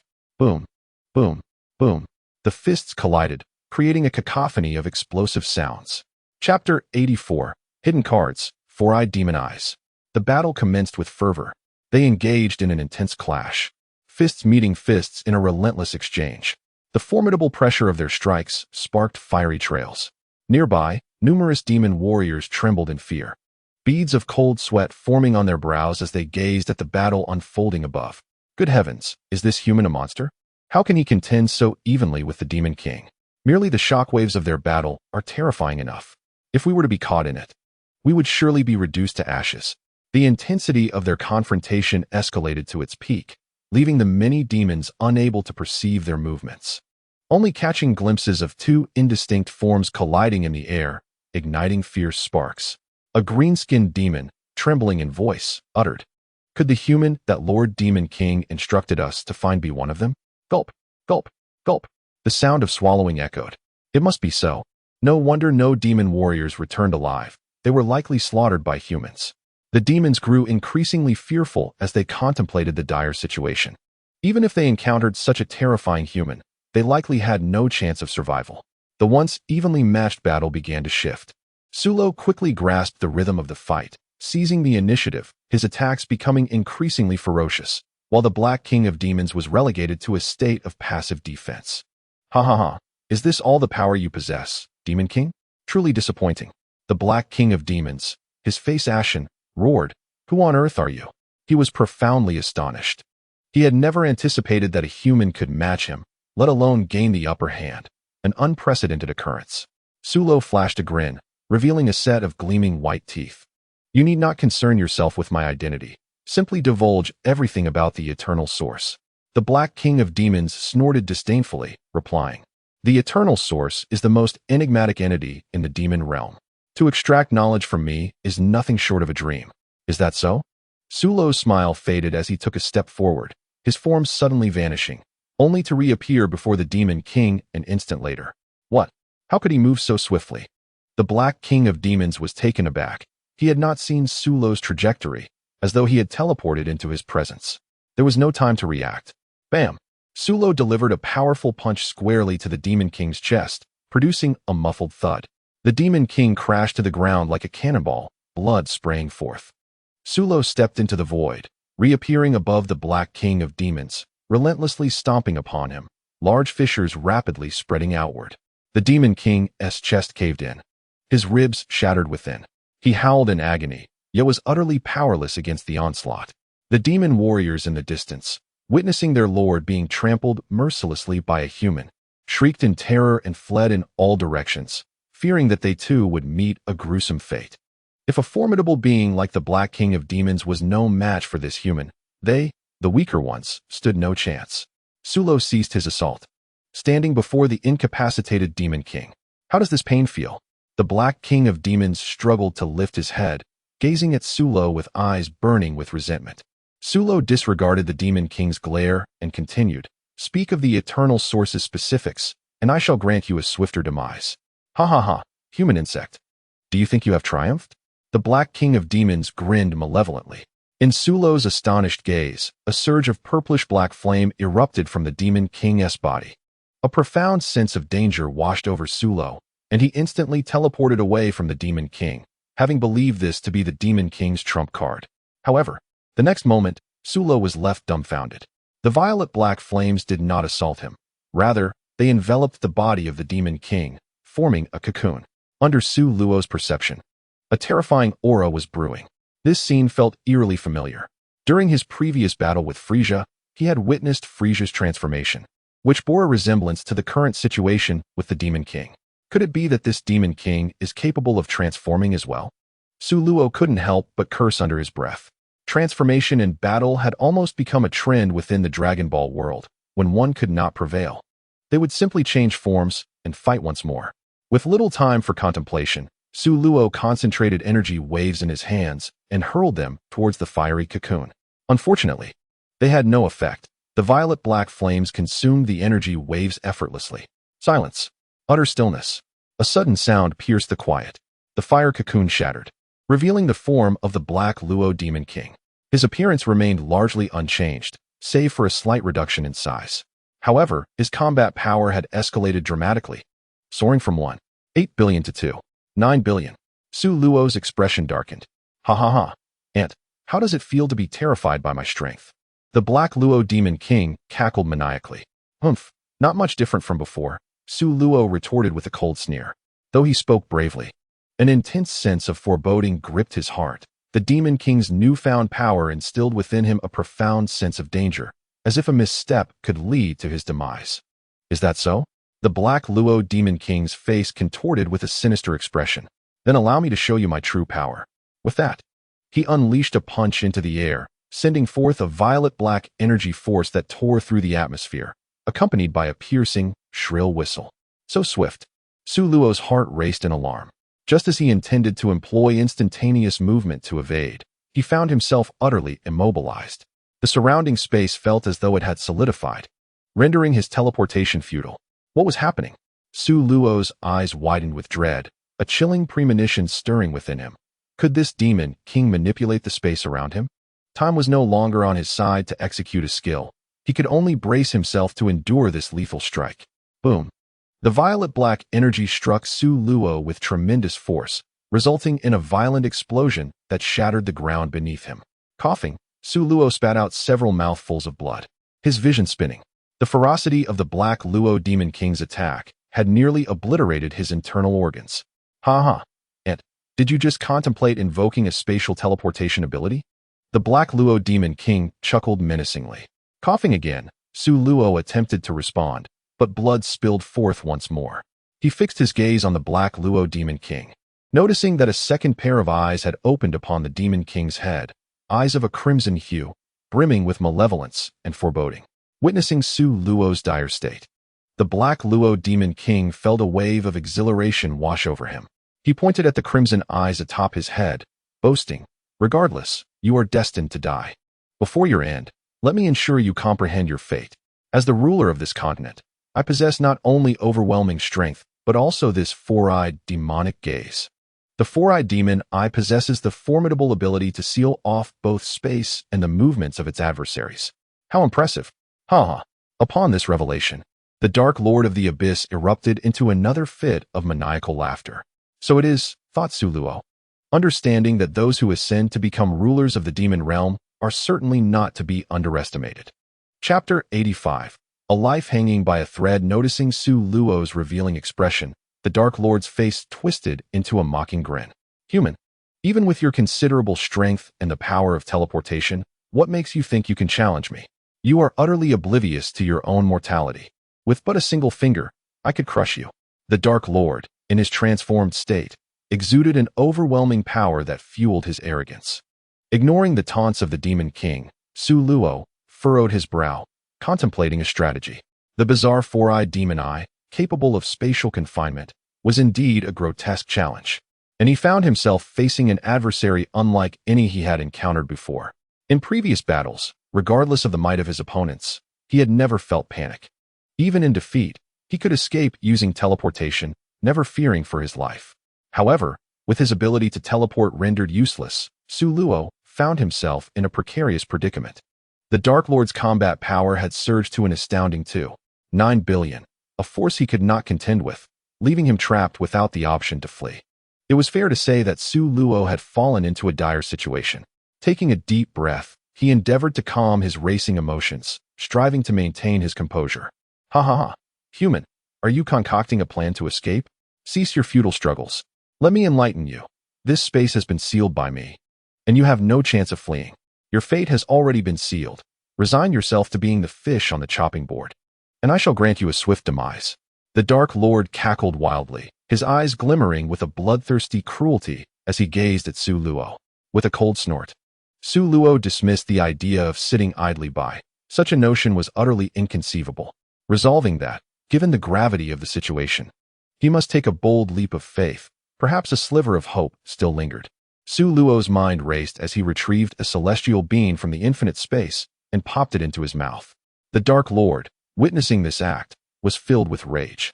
This human dared to indulge in beans at such a critical moment, openly disregarding him. However, the unfolding scene left him utterly astonished. The previously wounded human was miraculously recovering. Su Luo wiped the blood from the corner of his mouth, adopting a fighting stance, ready to engage in a life-and-death struggle against the Dark Lord. What manner of sustenance do you consume that allows for such recovery? The Dark Lord inquired, astonished. Celestial bean, Su Luo replied candidly. Celestial bean? The Dark Lord echoed in disbelief. Seizing the moment when the Demon King was momentarily distracted, Su Luo launched his attack. A seasoned warrior, he would not squander such a prime opportunity. 12-fold Luosian fist. A blue flame erupted from within him as he swiftly maneuvered behind the Dark Lord, delivering a powerful blow. However, Su Luo's actions did not escape the keen gaze of the Dark Lord. Humph, just a petty trick, the Dark Lord sneered, a disdainful smile curling at the corners of his mouth. He bent his body forward, effortlessly evading the attack, and immediately followed with a powerful side kick from his right leg, sending Su Luo flying. As Su Luo soared through the air, he executed a 360-degree spin to dissipate the impact, regaining his composure to launch another assault. In an instant, he found himself before the Demon King, delivering a spinning kick that created a thunderous sound. Defiantly, the Black Luo Demon King cast a disdainful glance, choosing not to evade, allowing the forceful strike to land squarely on his head. With a resounding crack, it seemed as if his neck had snapped, his head tilting to one side. Yet, Su Luo did not display any sign of triumph. The Demon King's aura remained as terrifying as ever. As expected, the Black Luo Demon King twisted his neck, producing a series of popping sounds, and restored his head to its original position. With a mocking tone, the Demon King taunted, "Human, is this your strongest blow? I must admit, I am somewhat disappointed." A shiver ran through Su Luo, prompting him to kick again, only to have his ankle seized by the Demon King. A cruel smile spread across the Demon King's face as his four infernal eyes glimmered with a chilling light, and he suddenly tightened his grip. A wave of excruciating pain surged through Su Luo, as if his ankle were about to be crushed. Ignoring the agony, he extended his hands to his forehead. "Solar Fist," he shouted, unleashing a blinding flash of white light. "Ah, my eyes." The Demon King's four eyes seemed to be blinded by the brilliance, causing him to release his grip and shield his face in agony. For a being accustomed to the darkness of the demon realm, the effect of the Solar Fist was magnified. Seizing the opportunity, Su Luo swiftly distanced himself, with the Black Luo Demon King momentarily blinded. It was the perfect moment to strike. Gathering energy in his hands, purple lightning danced around him, causing the air to tremble as if echoing the roar of a dragon. "Thunder! Light! Cannon!" Su Luo roared. Pushing his palms forward, he unleashed a torrent of energy akin to a dragon's breath, a terrifying force that tore through the air towards the Demon King, incinerating everything it touched into ashes. This move channeled the majority of Su Luo's power, far surpassing his previous attacks.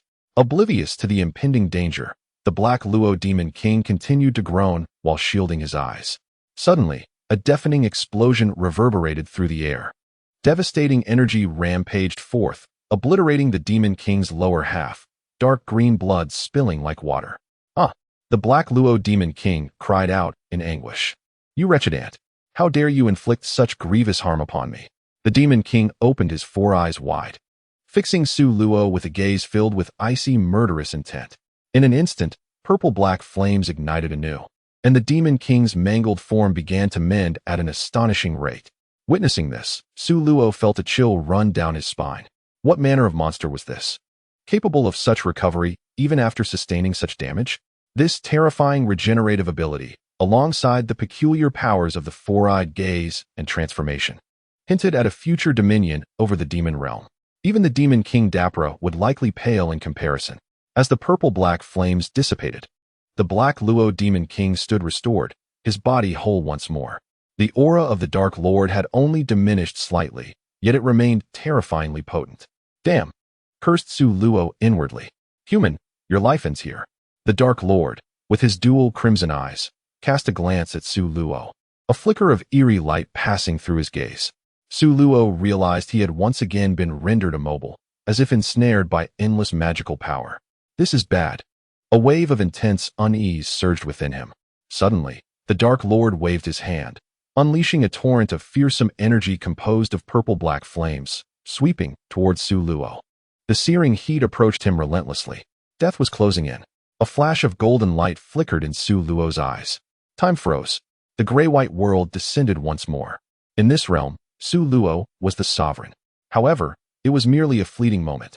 The Dark Lord's strength far exceeded his own. Being able to halt time for a mere 2 seconds was already Su Luo's limit. Time would not wait for anyone. Su Luo's blue aura surged, powerful energy striking against the shackles binding him. The binding ability of the four-eyed demon lost its magical support and soon began to wane. At that moment, the world of frozen time began to tremble, on the verge of shattering. Chapter 86. Awakening of mysterious power in the precarious balance between life and death. Every second counted. Almost simultaneously, the gray world shattered, and the power restraining Su Luo faltered. He hurriedly attempted to evade, but it was too late. The scorching breath swept past, instantly incinerating all matter in its path. Su Luo's right hand was reduced to ashes.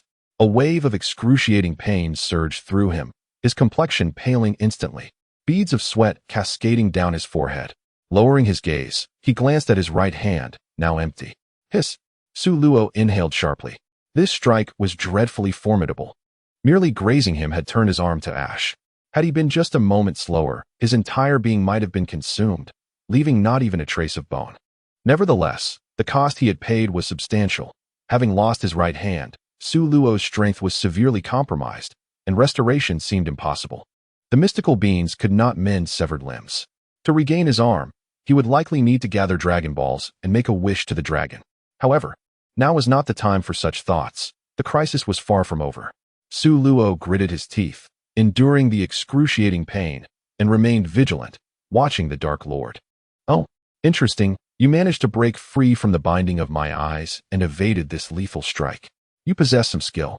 I am curious to see how many more times you can escape," the Dark Lord sneered, his four-eyed demon-esque gaze flickering ominously, boundless magic swirling around.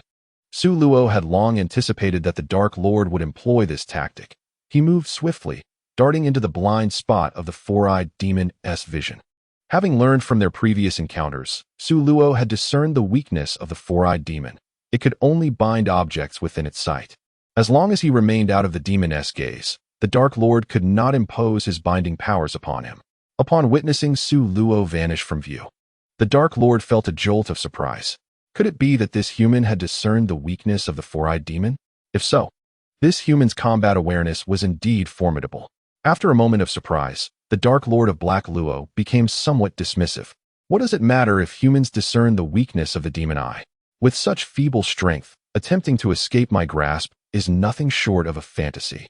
The four-eyed demon eye emanated a perilous glow, swiftly shifting its gaze to capture Su Luo's figure. As the Dark Lord had asserted, Su Luo's speed was indeed insufficient to elude the Dark Lord's gaze. The disparity between them was stark. On several occasions when he was nearly locked onto by the demon eye, Su Luo resorted to halting time to evade capture, yet this was not a sustainable strategy. After all, Su Luo's base combat power was merely 14 million, and though the Luoxian fist could amplify his strength several-fold, it was of little consequence, as the energy within him was simply inadequate for prolonged exertion. Catching a glimpse of the demon eye atop the Dark Lord's head, Su Luo's thoughts raced, and a resolution quickly formed. It appeared he had no choice but to gamble everything. Time halt. The world turned a shade of gray-white once more, freezing the Dark Lord's form in place. In an instant, Su Luo transformed into a fleeting shadow, lunging towards the Dark Lord. Simultaneously, he summoned a razor-sharp energy blade with his chi manipulation. Only 1 second remained. Su Luo's speed was remarkable, bringing him close in an instant. With a swift motion, the energy blade sliced through the air, aimed directly at the Dark Lord's demon eye. At that moment, the world of halted time shattered. The Dark Lord, confronted with the imminent energy blade, was gripped by fear. The red glow of the four-eyed demon eye ignited, and a chilling surge of magic rippled around it. The energy blade in Su Luo's grip seemed to encounter a barrier, halting its advance.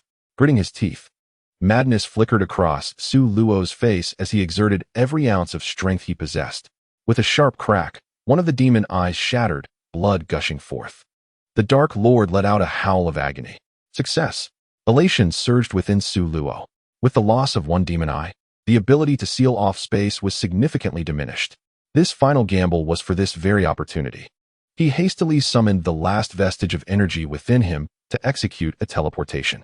In a flash, Su Luo vanished from sight. However, the next moment, he reappeared. What is happening? Why haven't I left the demon realm? Confusion enveloped Su Luo. He had indeed performed the teleportation. Just as he pondered this, a powerful binding force crashed upon him, rendering him motionless. "Human, having destroyed my eye, do you think you can escape?" The Dark Lord's voice rang out, brimming with fury. Before Su Luo could respond, the Dark Lord swung his fist, striking him with ferocity. Boom, boom, boom. With each punch, the Dark Lord proclaimed, "I shall not grant you a swift death. I will savor the pleasure of tearing your body apart." Madness and brutality filled the Dark Lord's eyes as he intensified his blows. Su Luo felt as though his entire body was being torn asunder, bones fracturing one by one. Agony overwhelming him. Blood sprayed from his mouth in torrents. Defenseless, Su Luo was akin to a lamb awaiting slaughter, entirely at the mercy of the Dark Lord. Incapable of resistance, his body teetered on the brink of collapse, as if it were on the verge of shattering. Bang! Another heavy punch struck down. Su Luo's form plummeted to the ground like a meteor, the tremendous force shattering the earth beneath him. It is difficult to fathom the terrifying extent of the damage inflicted upon Su Luo by this blow. Ha ha ha! The Dark Lord erupted in maniacal laughter. This is where it ends. A massive sphere of purple-black energy coalesced in his hand, distorting the very air around it with its malevolent force. Humanity, perish. With a ferocious countenance, the Dark Lord's eyes gleamed with a bloodthirsty excitement. With a sweeping motion of his arm, the colossal sphere of energy surged forth, exuding a sense of annihilation aimed directly at Su Luo. At that moment, Su Luo lay quietly in the stone pit, his body riddled with wounds and drenched in blood. Utterly incapacitated. Is this truly the end? Faced with the impending specter of death, Su Luo felt an overwhelming sense of unwillingness. Sometimes, a dire predicament can present an opportunity. In this critical moment, a shadowy visage of an ancient dragon flickered within the depths of Su Luo's inky black eyes. Suddenly, the apparition opened its eyes wide, emanating a dazzling radiance of golden light. The divine aura was breathtaking. Within Su Luo's veins, the blood began to boil, and countless cells surged with fervor. An inexhaustible source of mysterious power flooding forth. His body, which had been on the brink of destruction, began to reconstitute and heal at a visible pace, ultimately restoring him to his former state. Roar! Su Luo let out a resounding cry to the heavens, transforming into a dragon's roar that reverberated through the skies, shaking the very firmament, as if the entire universe quivered in response. Under this overwhelming might, the massive purple-black energy sphere was shattered, dispersing into countless sparks that dissipated into nothingness. What manner of power is this? The Dark Lord gazed in terror at the scene before him. His eyes wide and pupils constricted, an inexplicable chill coursing through him. He could not comprehend how a human, on the verge of death, could suddenly exhibit such overwhelming strength. Su Luo rose to his feet, his form transformed. His eyes gleamed with a purity akin to golden glass, the spectral image of a dragon deity swirling around him, emanating an aura of unparalleled supremacy. Su Luo extended his now whole right hand and clenched it into a fist. He could distinctly sense the immeasurable power coursing through him, instilling within him a feeling of dominion over all living beings. Chapter 87. The Power of the Dragon God. This extraordinary force was simply sublime. A confident and devilish smile graced Su Luo's lips. He lifted his gaze to the sky, his golden eyes radiating an air of superiority, as if he could pierce through all existence, rendering everything around him mere backdrop to his grandeur. Dark Lord, are you prepared to meet your demise? Su Luo spoke with a calm demeanor, as if recounting a trivial matter, yet his words bore an unsettling weight. How infuriating! This human pretends to be so grand. The Black Lord sneered coldly, having regained his composure after the earlier shock. The memory of being frightened by this human filled him with humiliation. Was it merely a loud roar? Is it merely a slight enhancement of strength? Is it simply a change in eye color? Is it just the addition of a dragon shadow pendant? Who are you trying to intimidate? The Black Luo Demon King does not believe that this human possesses the capability to slay him. Su Luo remained silent, merely gazing at the Black Luo Demon King with an expression devoid of emotion, as if regarding a corpse, instilling a sense of suffocation within the Demon King, whose anger surged within him. The two stood in a tense standoff, the atmosphere thick with silence. Ultimately, the Black Luo Demon King could no longer endure the oppressive feeling and took the initiative to strike. Explode for me. Boom. A cloud of inky black energy erupted violently in the air, transforming into beams of light that rained down upon Su Luo. Boom. A colossal roar echoed. Energy fireballs ascended, the earth trembled, and thick smoke billowed. Ha ha ha. This is the end for humanity, cackled the Black Luo Demon King. As the smoke cleared, a massive pit emerged, with Su Luo standing proudly, the ground beneath him untouched and pristine. He's still alive. The Black Luo Demon King's expression shifted drastically upon seeing Su Luo unscathed, gritting his teeth in disbelief. Damn it. How is this possible? This is one of my most prized techniques. Oh, a technique, is it? Aside from stirring up dust, it serves no purpose. Su Luo replied with a tone of utter disdain. How dare you underestimate me? The Black Luo Demon King, consumed by rage, transformed into a streak of black light and charged at Su Luo, delivering a heavy blow. Su Luo raised his right hand effortlessly to receive the punch. What? The Black Luo Demon King was struck with horror. This was his full-force strike. That hand of yours packs quite a punch, doesn't it? Su Luo revealed a cruel smile.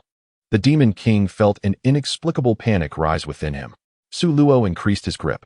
the immense force causing the Black Luo Demon King to feel as though his bones were shattering. Let go. Release me, cursed human. The Black Luo Demon King struggled fiercely, attempting to break free. With a tearing sound, Su Luo ripped off the entire arm, blood spraying forth. The Black Luo Demon King clutched his severed left arm, letting out a pained scream. This is merely the beginning. Su Luo chuckled coldly. The Black Luo Demon King was shaken to his core, fear etched upon his face. After their earlier clash, he had realized the terrifying strength of this human. He dared not remain in place, swiftly retreating into the distance. Su Luo's indifferent gaze lingered on the fleeing figure before he unleashed a punch. Roar. The sound of a dragon's roar resonated through the heavens. A terrifying energy erupted from Su Luo's fist, transforming into a golden dragon. Seemingly capable of piercing through the void and all obstacles, instantly engulfing the Black Luo Demon King. Boom! The Demon King trembled. His flesh and blood obliterated in an instant, leaving behind nothing but a skeletal frame. My body, it cannot be, it cannot be. The Black Luo Demon King shrieked hoarsely, disbelief filling his eyes, which were now brimming with fear and resentment as he stared at Su Luo. He ignited terrifying purple-black flames upon his body, attempting to mend his shattered form. Originally, this violet-black flame possessed the remarkable ability to heal any wounds, endowing its wielder with a semblance of immortality. However, now, this once mighty flame has lost its efficacy. Each time it attempts to restore flesh and blood, it unleashes a destructive force, annihilating everything in its wake. No, it cannot be. The Dark Lord Roar screamed in madness, his eyes filled with terror. As he experienced despair in that moment, Su Luo took a step forward, slowly advancing toward the Dark Lord Roar, a cold smile gracing his face. Your impossibilities are numerous. Today marks the end of your life. As Su Luo approached, the Dark Lord Roar was engulfed in sheer panic. Do not come any closer. Stop right there. The four-eyed demon eyes upon the Dark Lord's head shimmered ominously, repeatedly activating their binding abilities. Yet, Su Luo remained unfazed, continuing his relentless advance. With each step he took, a fragment of the Dark Lord Roar's spirit crumbled. At last, Su Luo stood before the Dark Lord, placing his hand upon his head. Please, please do not kill me. The Dark Lord Roar's mental defenses shattered entirely, leaving only the instinct for survival. You seek information about the eternal source, do you not? I will divulge everything. Spare me, I beg you. The Dark Lord Roar, like a defeated hound, whimpered in supplication. I shall do it myself. Su Luo grinned widely. A surge of immense mental power flooding into the Dark Lord Roar's mind, extracting his memories. After a brief moment, Su Luo withdrew his hand. So it is like this, he murmured softly. From the Dark Lord's memories, he gleaned vital information about the eternal source. The eternal source was merely a legend within the demon realm, recorded only in fragments. It is said to appear once every million years, granting boundless power to its possessor, enabling them to become the sovereign of the demon realm, an irresistible allure for any demon. The last occurrence of the eternal source's appearance in the forbidden grounds of the demon realm had ignited a fierce battle between the Dark Lord Roar and another demon lord, ultimately benefiting the likes of Lapis and Lanchi. Upon learning this, Su Luo chuckled softly. Those two were indeed fortunate. He turned his gaze toward the demoralized Dark Lord Roar. It is time for you to descend into hell. In the face of the Dark Lord Roar's profound terror, a brilliant golden light swiftly engulfed his form. With a resounding crash, the Dark Lord Roar was reduced to nothingness, leaving not even ashes behind. Su Luo clapped his hands, thoroughly pleased with his handiwork. As the battle concluded, the ethereal visage of the dragon god faded away, yet those golden eyes remained unchanged, seemingly fixed in that state for eternity. Opening the personal panel, host, Su Luo age, 24 years dimension, level 5, King of Realms 7, talent, martial spirit, time and space.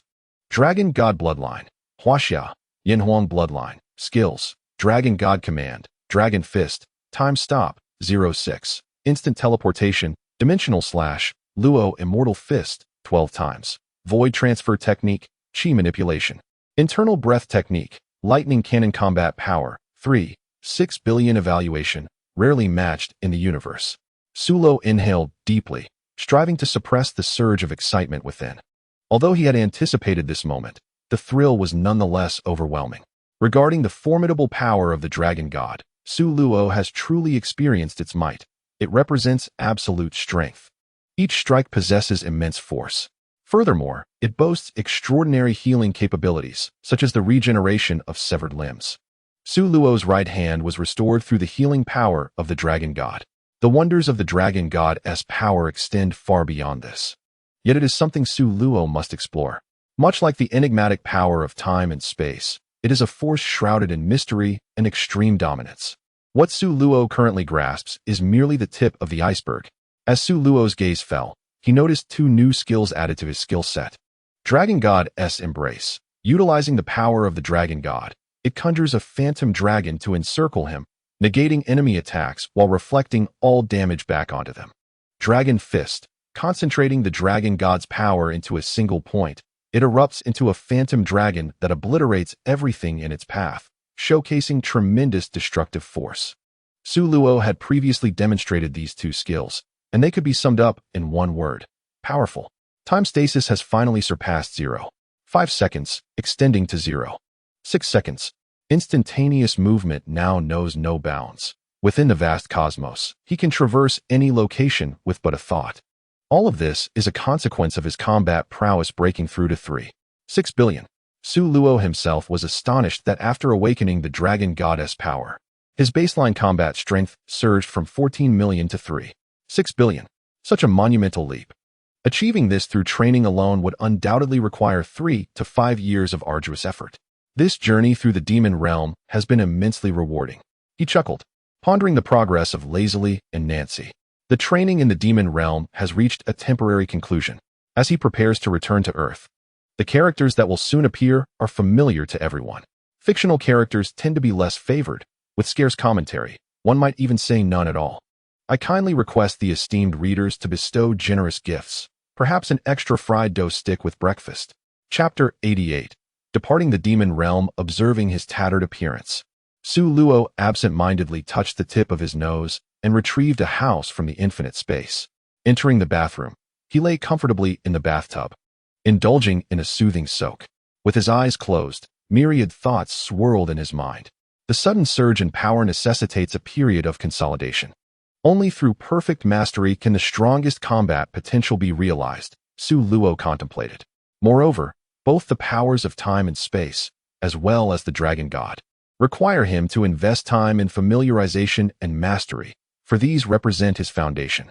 Whether he can carve out a realm of his own within this Dragon Ball universe hinges upon his ability to harness these powers. Therein lies his advantage. With this understanding, Su Luo's spirits lifted. After a quick wash, he donned a fresh outfit and set off to leave the demon realm.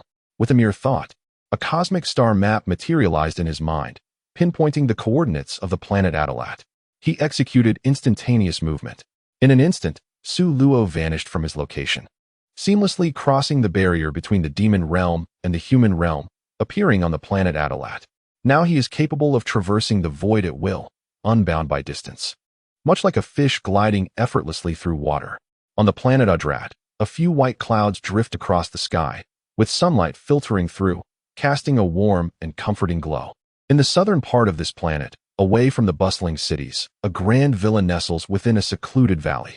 A few months prior, Lazily and Nancy relocated here after completing their arcane training. Their rigorous sparring sessions often generated considerable noise, disturbing the tranquil lives of the Adratans. Thus, they sought refuge in this serene locale. At this moment, during midday, the two young women lie back on chairs, resting after their practice. Lazily, with her eyes closed and a slight smile gracing her lips, appears to be lost in a delightful dream. Suddenly, her brow furrows, and her lips press tightly together, as if she is ensnared in a nightmare. In her dream, her beloved Su Luo is battered and bruised by a grotesque creature, teetering on the brink of death. She struggles desperately, striving to reach Su Luo, yet finds herself unable to advance even a single step closer to the beast. The creature rends Su Luo apart, and she watches in horror as he is slain. Aluo, Aluo. Lazily's voice, laced with anguish, jolts her awake, her lovely cheeks stained with tears. A powerful aura surges uncontrollably from her being, swirling outward and conjuring a fierce tempest. Ouch, that hurts. What are you doing, Lazily? Nancy grumbles, rubbing her backside. She had been blissfully asleep until Lazili's unleashed energy sent her flying to the ground. Upon hearing Nancy's words, Lazili's dazed expression quickly shifts to clarity as she gazes at the familiar surroundings, sighing in relief. It was merely a nightmare. Yet, it felt so vivid. It's nothing. Just a bad dream. Lazili quickly retracts her energy, her face reflecting a look of apology. What? A bad dream? Nancy exclaims, astonished. All this commotion was merely due to that. I can't believe you were scared to tears, Lazili. Ha ha ha. This is the first time I've seen you like this. I never knew you were so timid. Seeing the tear stains on Lazili's face, Nancy bursts into laughter, as if witnessing a rare spectacle. Shut up, stop laughing, Lazili retorts, her cheeks flushing with a mix of embarrassment and irritation. Ha ha, I can't breathe. Nancy continues to laugh uncontrollably. In response, Lazili clenches her delicate fist and playfully strikes Nancy on the head. Ouch! Nancy immediately halts her laughter, clutching her head in mock pain. Rubbing her head, Nancy gazes at Lazili with a hint of reproach. Was it truly necessary to resort to violence over a mere jest? Lazili, what kind of nightmare did you have? She shifts the topic, her curiosity piqued by the dream that had so frightened Lazili. I dreamed that Aluo died. The recollection of her earlier dream sends a chill through Lazili. TCH, it was just a dream. That insufferable Su Luo could never perish. He is likely feasting and frolicking on another planet right now, Nancy muses. Lazili shoots Nancy a sidelong glance. Do you think Aluo is like you? Humph. That is difficult to say. Lazili disregarded her, leaning back in her chair, lost in thought. Nancy, sensing the dullness of the moment, picked up a nearby drink and sipped through the straw. Meanwhile, Su Luo arrived at the planet Yadarat, following the presence of Lazili and Nancy to this location.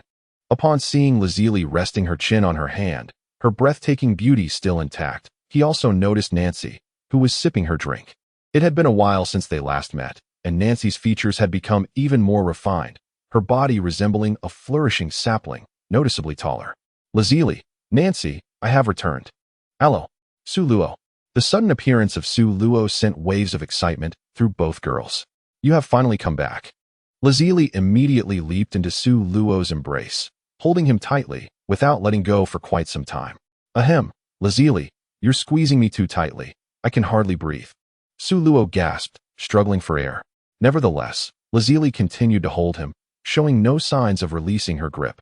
Su Luo embraced the girl, gently stroking her hair. His eyes filled with infinite affection. Being so cherished by his beloved filled his heart with joy. Su Luo, you are back. Ah, your power has grown tremendously. And your eyes, how have they changed color? Nancy stepped forward, chattering excitedly, playfully patting Su Luo, completely oblivious to her role as an uninvited guest. These eyes. Lazili loosened her hold on Su Luo, scrutinizing his golden irises that shimmered like stars, radiating a captivating glow that exuded both divine nobility and a hint of dominance. Allo, how have your eyes turned golden? They are so beautiful. That is a long story, Su Luo said, scratching his nose, unsure of how to explain. Let us discuss it in detail later. Lazili pouted, expressing her displeasure. I don't care. You must clarify it now. If it's a long story, then make it brief. Yes, Nancy chimed in. All right, I shall summarize, Su Luo replied helplessly, nodding. He briefly recounted the circumstances surrounding his awakening of the dragon god's power to the two girls. Naturally, he omitted the part about nearly being killed by the Dark Demon King, glossing over it. After hearing Su Luo's narrative, the two girls were momentarily taken aback, then fixed their intense gazes upon him. Although Lazili and Nancy had never witnessed the dragon goddess power, they could infer from Su Luo's words that it was an immensely terrifying force. Tonight, another chapter will be updated. Chapter 89, The Secret Techniques of the Two Girls. As Su Luo had just acquired his new power, he was still unable to fully control it, emanating a powerful aura akin to flames in the night, strikingly noticeable. Lazili and Nancy earnestly sensed Su Luo's strength. Even the energy radiating from him exceeded their comprehension, truly terrifying. Su Luo, let me see just how formidable your dragon god power is. Nancy exclaimed, hands on her hips. Do you take me for a performer? Why should I show you? Su Luo rolled his eyes. TCH, just let me see. I'm curious to know how much you've transformed. Nancy let out a soft hum and turned to Lazili. Lazili, what do you think? Lazili glanced at Su Luo, her curiosity piqued by the strength of the dragon god.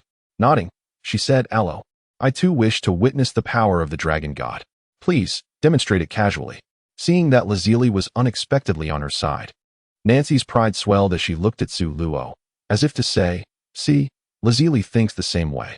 As the two women gazed at him with eager anticipation, Su Luo shrugged. All right, since you're both so interested, I shall indulge you. With a firm grip, he clenched his fist, and in an instant, an overwhelming surge of energy erupted from it, manifesting as a colossal golden dragon that spiraled in the air. Dragon fist. Roar. The golden dragon let out a thunderous roar. Boom. Wherever the dragon's form passed, the air trembled violently, as though the very fabric of reality was on the verge of shattering, instilling a sense of awe and fear in all who witnessed it. The distortion in the space around them was a testament to its terrifying might. At this sight, both women widened their eyes, utterly astonished. It was indeed extraordinary. Observing Su Luo, who appeared as a god of war, Lazili felt an immense pride swell within her. Her man was undoubtedly the most exceptional among all. How magnificent! Nancy exclaimed, her eyes sparkling with admiration as she fixated on Su Luo, her face radiating unbounded reverence. As a female scion, the admiration of the powerful seemed ingrained in her very essence. Su Luo's formidable strength stirred something unusual within Nancy's heart. Unbeknownst to him, the tumultuous emotions of Lazili and Nancy were raging beneath the surface. He withdrew his fist and smiled. All right, Nancy, you needn't look at me with such adoration. It will only make me proud. Humph, Su Luo, stop being so vain. Who is adoring you?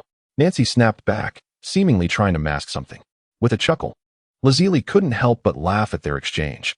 Her laughter caused Nancy to blush slightly, and she shot a fierce glare at Lazili. What are you laughing at? Unable to contain herself, Lazili playfully ruffled Nancy's hair, leaving it in disarray. Nancy yelped and began to playfully tussle with Lazili.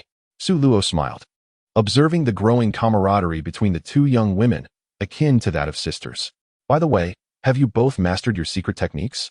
Su Luo inquired with a grin. The two girls ceased their playful bickering, and Nancy, fixing her disheveled hair, replied, we completed our training months ago. So did I, Lazili chimed in with a smile. What techniques have you learned? Su Luo asked, curiosity sparkling in his eyes. Lazili extended her fair fingers, waving them in front of Su Luo, and said with a grin, Alo, you better pay attention. Suddenly, a dreamlike shimmer enveloped Su Luo's vision, and before him, a figure cloaked in violet light split into two. As the purple glow dissipated, two identical Lazilis stood before him, both exuding the same aura. Alo, what do you think? Can you guess which one is my true self? The two Lazili emitted joyful laughter, each linking an arm with Su Luo, their faces drawing close to his, exhaling warm breaths like the fragrance of orchids. The warm breath and the softness of their arms ignited a wave of heat within Su Luo. Clearing his throat to feign composure, he coughed lightly to mask his embarrassment. Come on, guess. There's a reward for the right answer. One of the Lazili teased playfully, her tone almost flirtatious. Taking a deep breath to quell the turmoil within, Su Luo gazed at the two Lazili before him, secretly amused by their cunning. They had synchronized their breaths to such a degree that it was difficult to discern one from the other. However, this challenge posed no obstacle for Su Luo. He extended his hands to explore the two girls, seeking to distinguish the authentic from the illusion. Instantly, one Lazili blushed fiercely, spat in mock annoyance, and swatted Su Luo's mischievous hand away, subsequently dispersing her counterpart. Hee hee, a bet is a bet. Su Luo chuckled. Alo, you're cheating. The Lazili huffed in indignation. I can't help it. As long as the goal is achieved, Su Luo shrugged nonchalantly. The Lazili shot him a glare, leaning closer to her ear. Su Luo whispered something that caused her cheeks to flush crimson, and she shot him a fierce look, yet she did not protest, merely nodding. After more than a year without intimate moments with Su Luo, she felt a flicker of anticipation in her heart. Seeing her acquiescence, Su Luo smiled triumphantly. Nancy, watching from the side, pursed her lips, silently critiquing. By the way, Lazili, what is this secret technique? It appears somewhat akin to the proliferation technique, but seems distinct. Su Luo inquired, perplexed. Previously, the Yadralet aliens, particularly Mr. Mond, had performed the proliferation technique, creating dozens of facsimiles that lacked power and merely served to bolster numbers. This, however, was different from the technique Lazili was demonstrating. This is the clone technique, allowing me to manifest another self, possessing combat awareness and 70% of my original strength. Lazuli elucidated. Such a technique is remarkably impressive, Su Luo praised, recognizing its potential as a formidable trump card that could catch adversaries off guard. What about you, Nancy? He asked, turning to her. In response, Nancy approached Su Luo and threw a powerful punch. Bang! Su Luo stared at Nancy in bewilderment, unsure of her intent. Pouting, she remarked, as expected, it's ineffective against you. Huh. This is the chi separation technique, which gradually extracts an opponent's energy from within. Unfortunately, it loses its efficacy against foes whose strength far surpasses one's own. Nancy feigned disappointment, though inwardly, she felt quite pleased. Realizing the implications, Su Luo recalled that this technique slowly siphoned an opponent's energy, a terrifying prospect, especially against those who combined or absorbed others' chi to grow stronger, where the detachment effect would be maximized. Observing Nancy's feigned disappointment, Su Luo playfully tapped her head, chiding her lightly. Be grateful. This technique is still quite powerful. Hee hee. Nancy giggled, clutching her head, a silly smile spreading across her face. Chapter 90. Nancy's whims. The following day, sunlight streamed through the gaps in the curtains, filling the room with a warm embrace. A subtle, indescribable fragrance lingered in the air. On the soft bed, a slender figure lay languidly, exuding an aura of infantile sweetness and tranquility. Long, curled lashes fluttered gently, revealing sapphire eyes that sparkled with a hint of drowsiness, reminiscent of a newly awakened creature. Innocent and pure. Oh, how exhausting. At last, I have had enough rest. Lazuli stretched her arms, stifling a yawn, and slowly sat up from the bed, still imbued with a sense of confusion and fatigue. Rubbing her sleepy eyes, she gazed at the disheveled sheets and the mottled traces upon them. Recalling the wildness of the previous night, a blush crept onto her cheeks, and her heart raced with newfound vigor. Lifting her gaze towards the window, she noted the radiant sunshine and realized it was already 10 o'clock. She patted her cheeks and swiftly leaped from the bed, hurriedly dressing before making her way to the bathroom for a quick wash-up, then dashed downstairs. As she entered the living room, she spotted Nancy languidly sprawled on the sofa, occasionally reaching for snacks to munch on. Lazuli approached her casually, greeting, "Good morning, Nancy." Nancy shot her a glance, retorting, "It's not early. The sun is already high in the sky. Where's Aloe?" He got up early, rambling about some boring insights on his training, and then he vanished, Nancy replied slowly. "Oh, I see. Su Luo mentioned that you were too exhausted last night, and asked me not to disturb you. Quite perplexing, isn't it?" Nancy scoffed. A faint blush crossed Lazuli's face as she coughed awkwardly. "What's the matter? Why is your face so red?" Nancy inquired, her large eyes fixed curiously on Lazuli. Nothing at all. It's just hot and stuffy." Lazuli hastily offered an excuse. "Please, spare me your lies," Nancy retorted, rolling her eyes. Lazuli fell silent, taking a seat on the sofa and helping herself to some fruit from the platter. After a night of exertion, she felt the need to replenish her energy. At that moment, Nancy suddenly seemed to have made a discovery. She scanned the surroundings and leaned closer to Lazuli, mischievously asking, "I heard strange noises coming from your room last night. What were you and Su Luo up to in there?" Lazuli's expression stiffened at the topic, glaring fiercely at Nancy.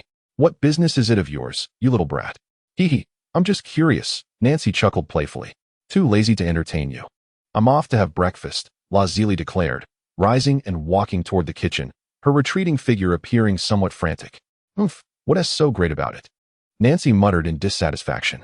Continuing to munch on her snacks, she grumbled to herself, "If you want tea, tell me. I'll just have to ask Su Luo secretly." With that, she bit down forcefully on her snack, adopting a fierce demeanor. Meanwhile, at the base of a towering waterfall, Su Luo sat cross-legged, with torrents of water cascading above him. The sound of the rushing waters echoed around him.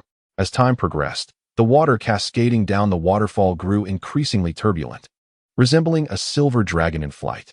The sharp sound of rushing air resonated through the heavens, incessantly striking Su Luo's body.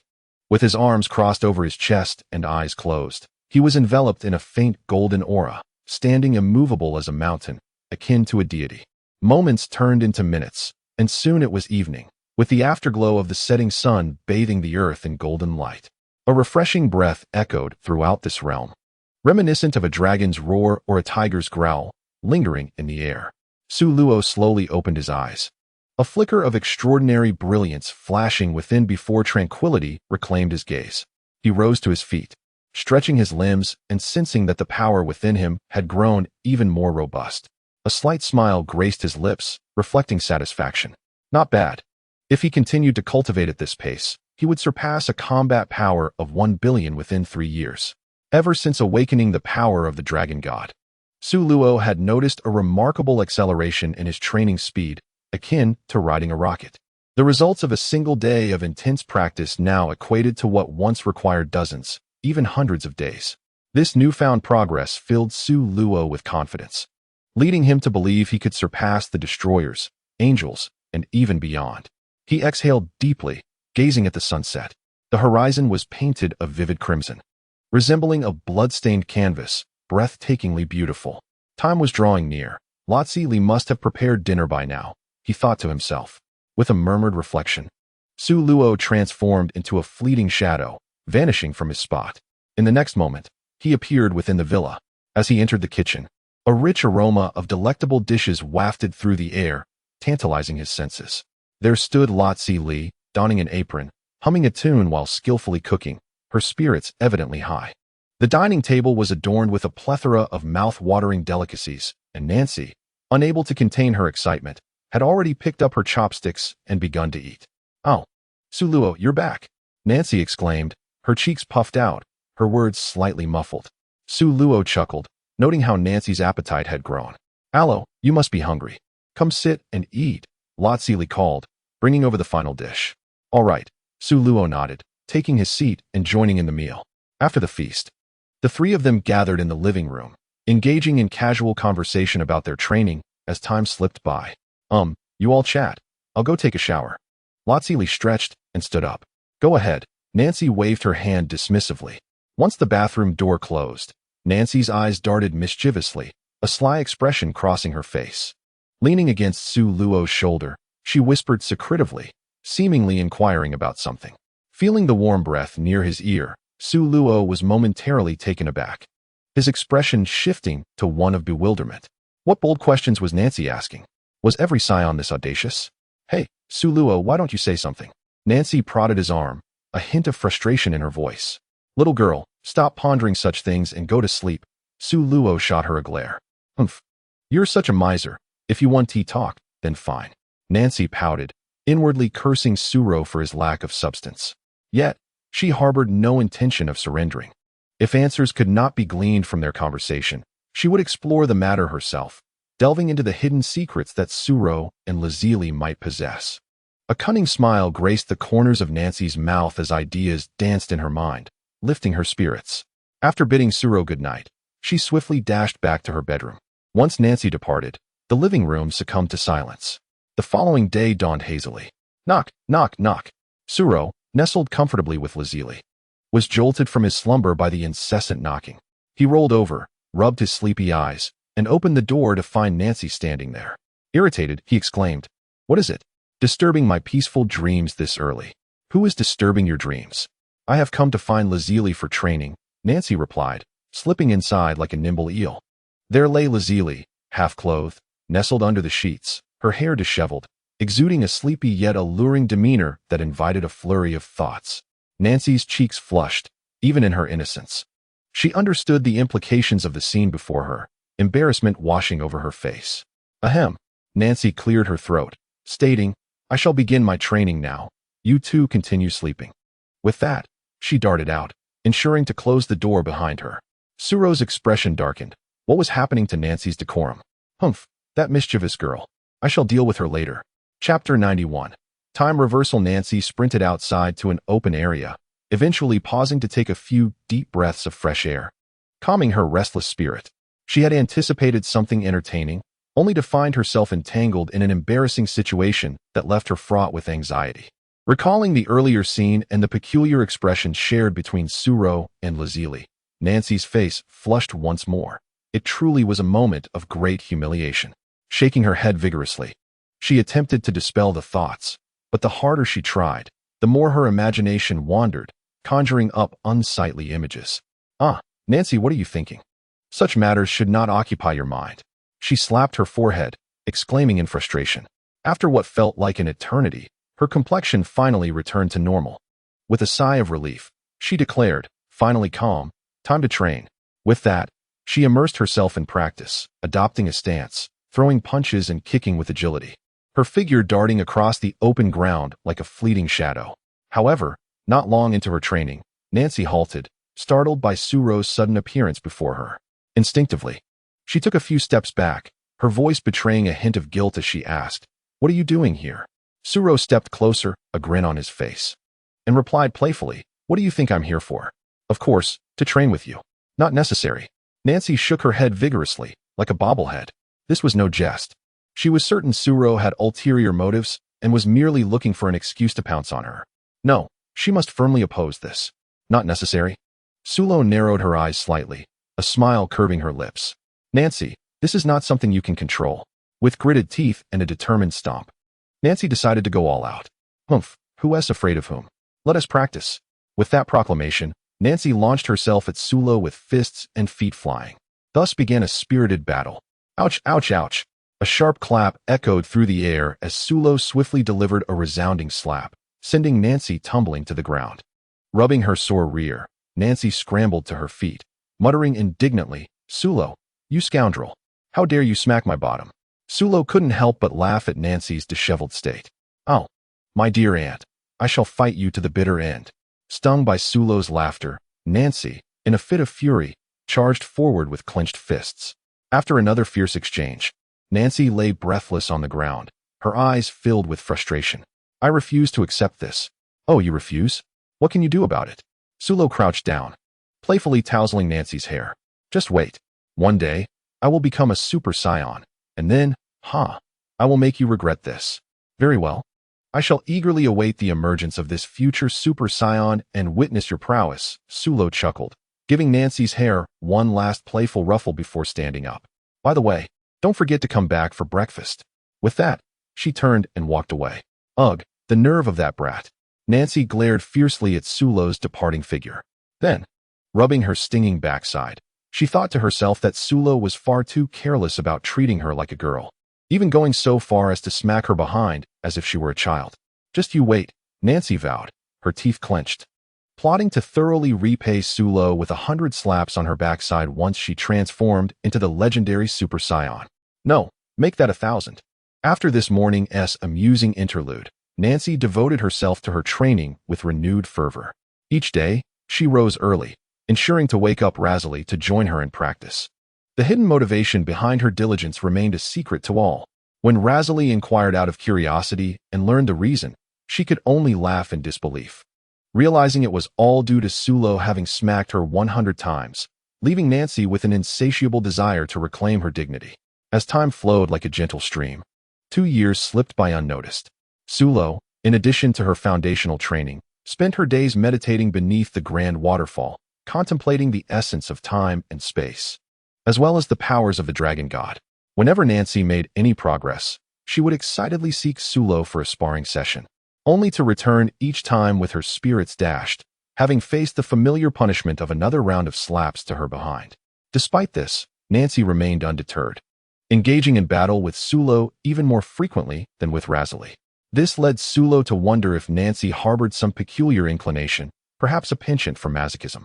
Nonetheless, Nancy's progress was remarkable. Her combat prowess had soared to the level of 4 million, and it seemed she merely awaited the right opportunity to ascend to the status of Super Saiyan. Compared to Nancy, Razily has significantly enhanced her combat prowess, reaching an impressive level of 15 million, a remarkable advancement that fills Nancy with envy. This is precisely the reason for Razily's dedication to meditative training. The celestial meditation technique reveals its benefits more distinctly in the later stages of practice, particularly in terms of combat strength. Razily is acutely aware that her earthly heritage pales in comparison to that of Suro and Nancy. Thus, she devotes most of her time to honing the celestial meditation technique. There are occasions when she sits in quiet contemplation for an entire day, leaving Nancy shaking her head in disbelief, feeling inadequate. Were Nancy to endure such prolonged stillness, it would be unbearable for her, as she prefers the training room, relishing the invigorating sensation that comes from physical exertion.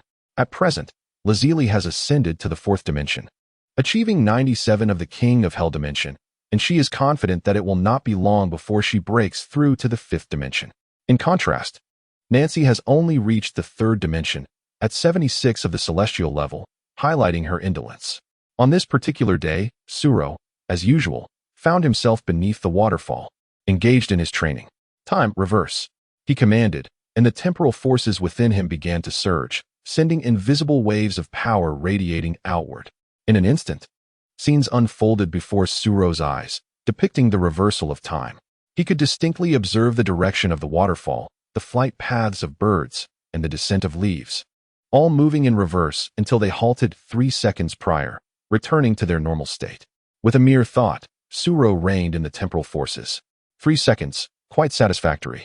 He mused with a smile. This time manipulation technique, which he had painstakingly developed through countless iterations, was now only in its preliminary stages of mastery. The ability to reverse time is a formidable skill, rivaling that of time stasis, and, in some respects, even more formidable.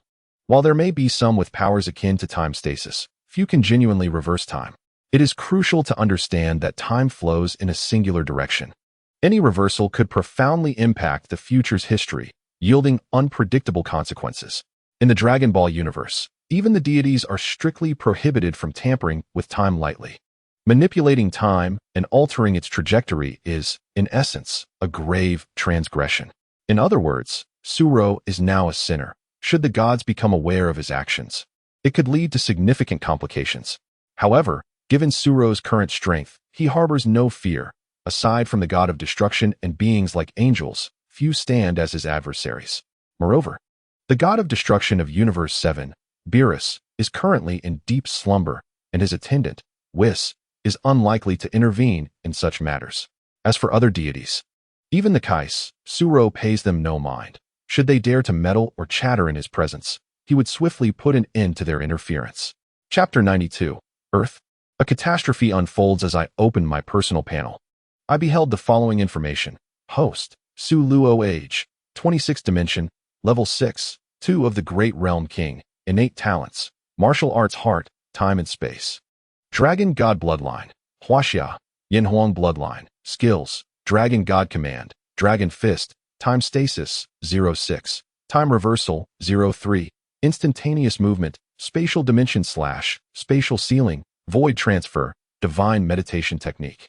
Luo immortal fist, 15x, chi manipulation, thunder light cannon, omitted, combat power, 9, 5 billion evaluation. In the cosmos, few rivals exist. In terms of spatial abilities, Su Luo had developed a skill for spatial sealing, capable of imprisoning an entire realm and restricting an individual's movements. Furthermore, he had ingeniously combined time and space powers with the void transfer technique, significantly enhancing its capacity to evade attacks. When used in conjunction with Dragon God command, his defensive prowess became impeccable, unassailable. Unless faced with an adversary whose strength vastly exceeded his own, penetrating his defenses and inflicting damage was virtually impossible. Su Luo, in a moment of contemplation, was approached silently by Nancy. His expression remained unfazed. After all, Nancy often sought him out for challenges, a frequent occurrence. "What's the matter? Do you wish to be spanked again?" Su Luo teased, raising his hand in a mock gesture of punishment. "Humph, who has to say who will be struck?" Nancy retorted with a roll of her eyes, then settled beside him. "Hey, Su Luo, I've been concentrating my power in my back as you instructed. Yet I still haven't transformed into a Super Saiyan. I've tried dozens of times. Are you pulling my leg?" Nancy pouted, her face etched with disappointment. "Is that so?" Su Luo stroked his chin, knowing he had not misled Nancy. This was indeed a method to achieve Super Saiyan transformation.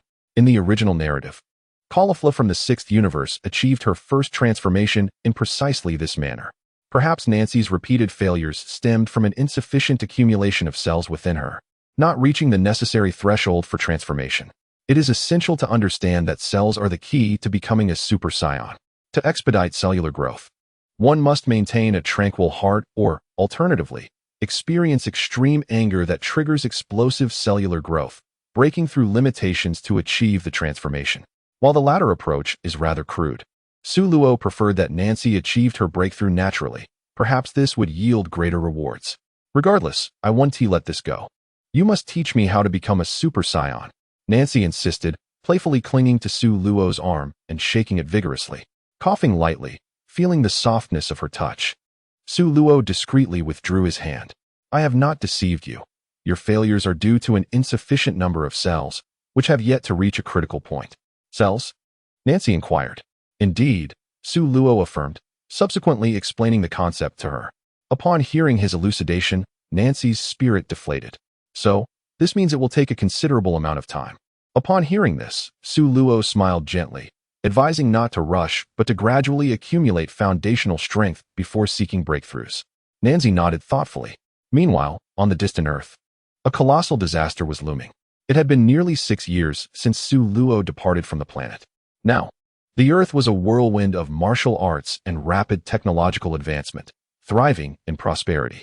One day, over a certain expanse of ocean, dark clouds obscured the sun, enveloping the entire area in a foreboding shroud.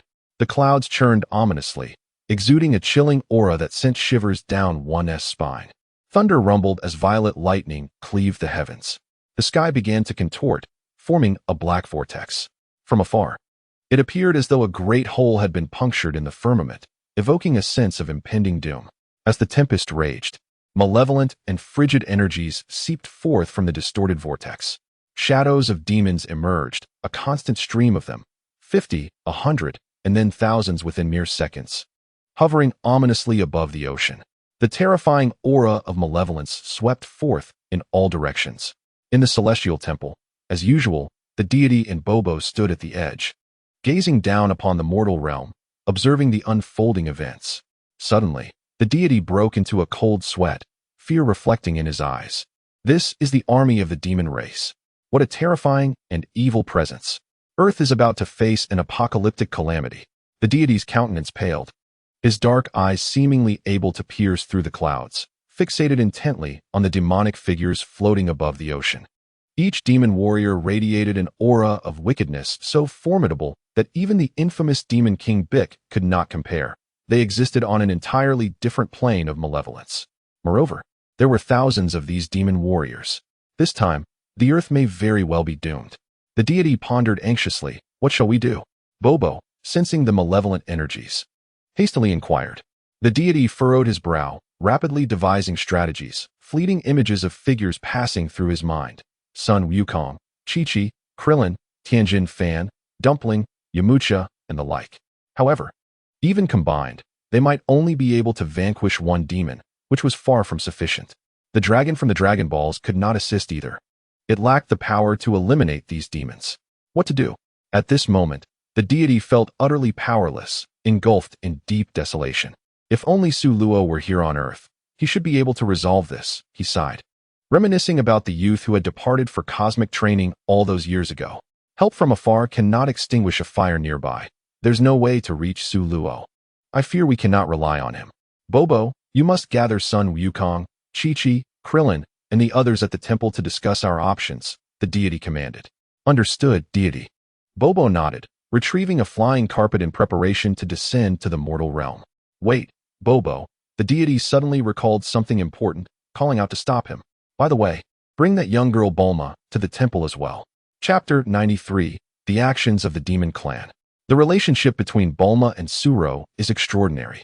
Perhaps she might provide some valuable information. The deity harbored a flicker of hope in his heart. Upon hearing the deity's words, Bobo paused momentarily before nodding and vanishing into thin air on his flying carpet. After Bobo departed, the deity continued to observe the lower realm. In the lower realm, above the sea, numerous demon warriors sensed the vibrant life force emanating from this planet, their eyes gleaming with a predatory hunger, insatiably greedy. They yearned to act immediately, to plunder, to kill, to devour. However, they restrained themselves, hovering in midair as if awaiting something. Suddenly, from the black vortex, a more formidable demon creature emerged. This demon, with a fearsome visage, boasted spines jutting from its back, creating a menacing sight. Its body was covered in crimson scales, radiating a malevolent aura with a battle power of approximately 400,000. At the moment this demon appeared, the surrounding demon warriors gazed upon it with reverence, collectively exclaiming, Lord Blood Demon. Upon hearing the title of Demon Lord, A proud glimmer flickered in Blood Demon's eyes. He raised his head high as if standing upon the pinnacle, looking down upon all existence. The notion of being a demon lord had once been unimaginable to him. Yet, ever since that human appeared, the elite of the demon clan had suffered devastating losses, leaving only a few minions behind. Among these minions, Blood Demon was the strongest, earning him the title of the new demon lord. This time, in a bid to restore the clan's honor, Blood Demon led the demon army through the portal of the demon realm to the human world for plunder. Whether by design or chance, Blood Demon selected this remote Earth.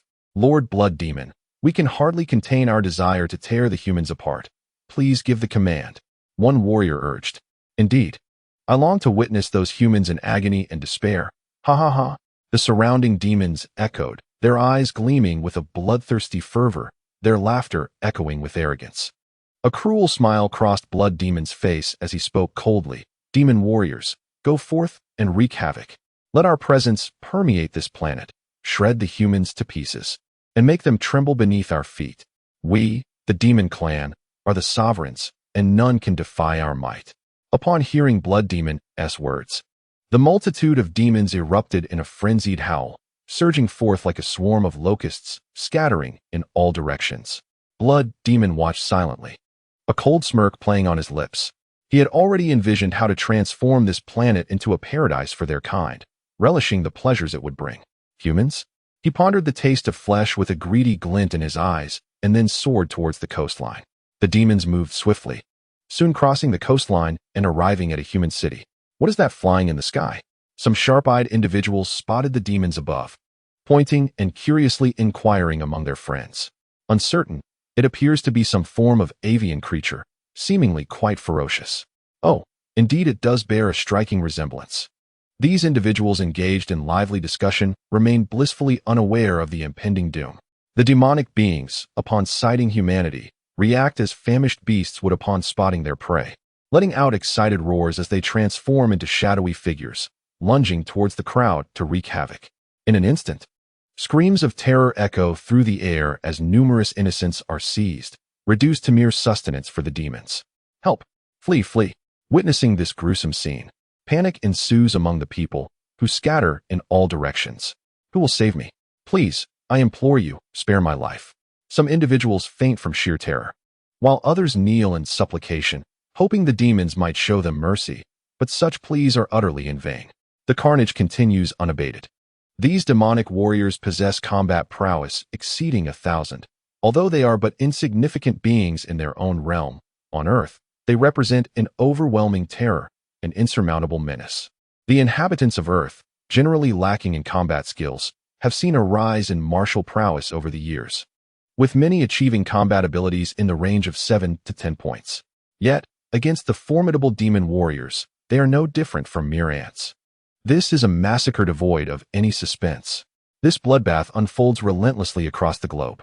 Within the temple, the deity's countenance darkens to an extreme, his hands gripping the divine staff so tightly that the veins on his hands bulge, as if he might shatter it. Standing at the edge of the temple, gazing down at the chaos below, he witnesses thousands of demons indulging in unchecked slaughter, countless humans falling victim, and as the protector of Earth, he finds himself utterly powerless. He cannot even contend with the weakest of the demon warriors, let alone the formidable Blood Demon King. Merely sensing the aura of these demons sends chills down his spine, filling him with dread.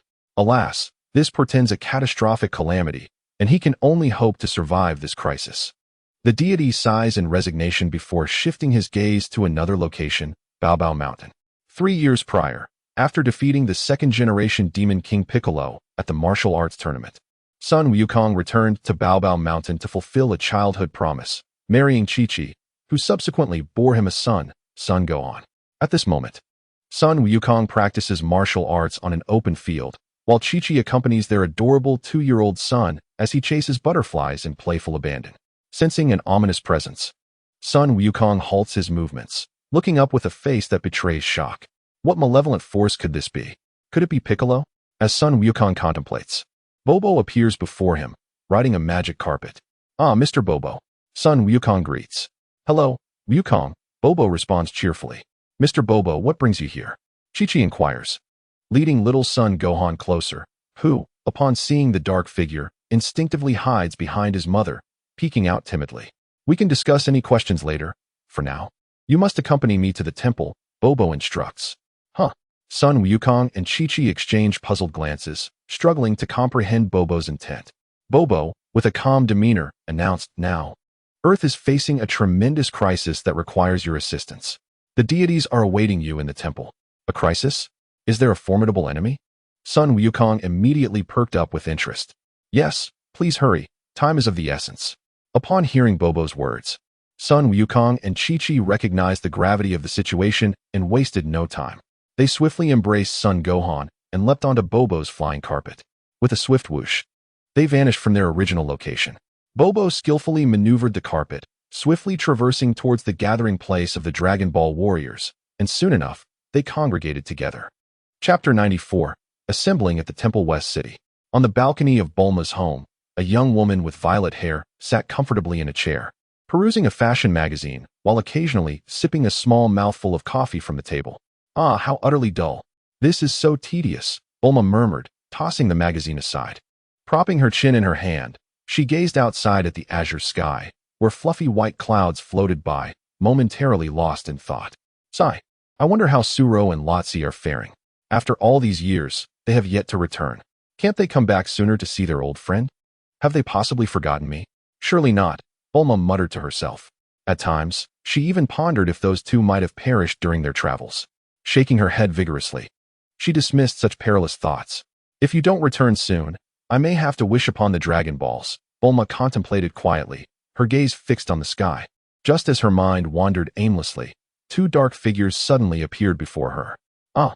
Bulma gasped, startled, leaping from her chair and instinctively taking several steps back. As she focused her eyes, she recognized the faces of her unexpected visitors. One of them was as dark as coal, with vacant eyes that suggested he was no benevolent presence. The other was a young man, rather handsome, evoking a sense of familiarity in Bulma, though he also seemed quite foreign to her. Who are you two? Why have you suddenly appeared in my home? Bulma exclaimed, her eyes wide with surprise. Hey, Bulma. What's wrong? Don't you recognize me?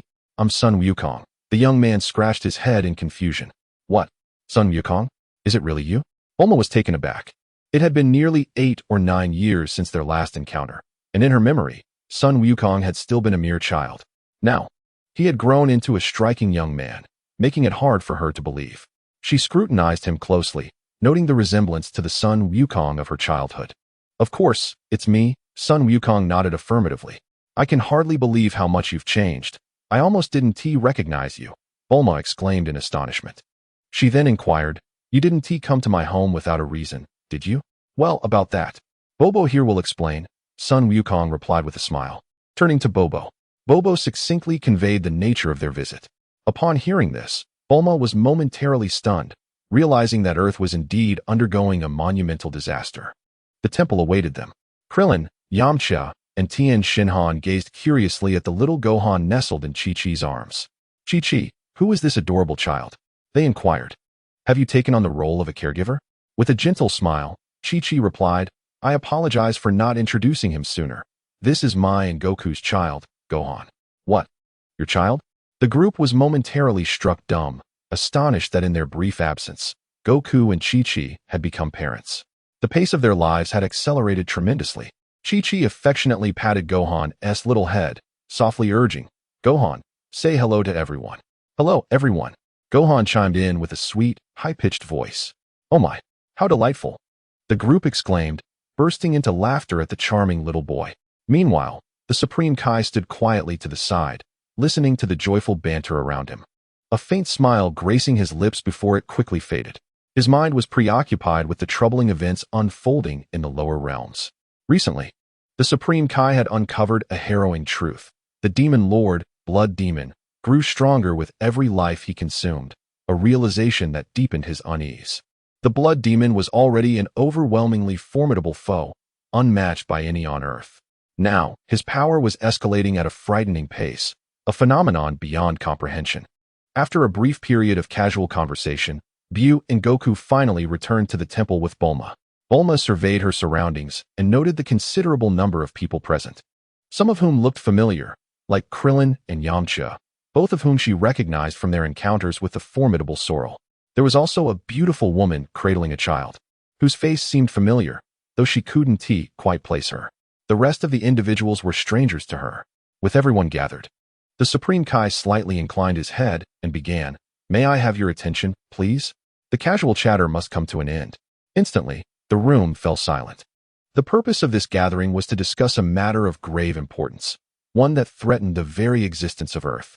Currently, Earth faced a catastrophic crisis, as the Demon Lord commanded thousands of demon warriors who were pillaging and slaughtering across the globe. Each demon warrior possessed considerable strength. It would be an understatement to say that you would struggle against even the weakest among them, let alone the terrifying Demon Lord himself. The Supreme Kai succinctly articulated the dire situation. As his words echoed through the temple, an oppressive silence enveloped the space. Observing this, little Gohan instinctively nestled closer into Chi-Chi's embrace, sensing the tension. "What are your thoughts?" The Supreme Kai surveyed the group, seeking their input. "Supreme Kai, are you saying that none of us can match even the weakest of the demons?" Krillin asked, his voice quavering as he swallowed hard. "Indeed," the Supreme Kai replied, his tone somber. "As much as I wish it were otherwise, this is the stark truth." Exchanging glances, the group reflected the same sense of helplessness in their eyes. If the Supreme Kai's words held true, how could they possibly mount any defense?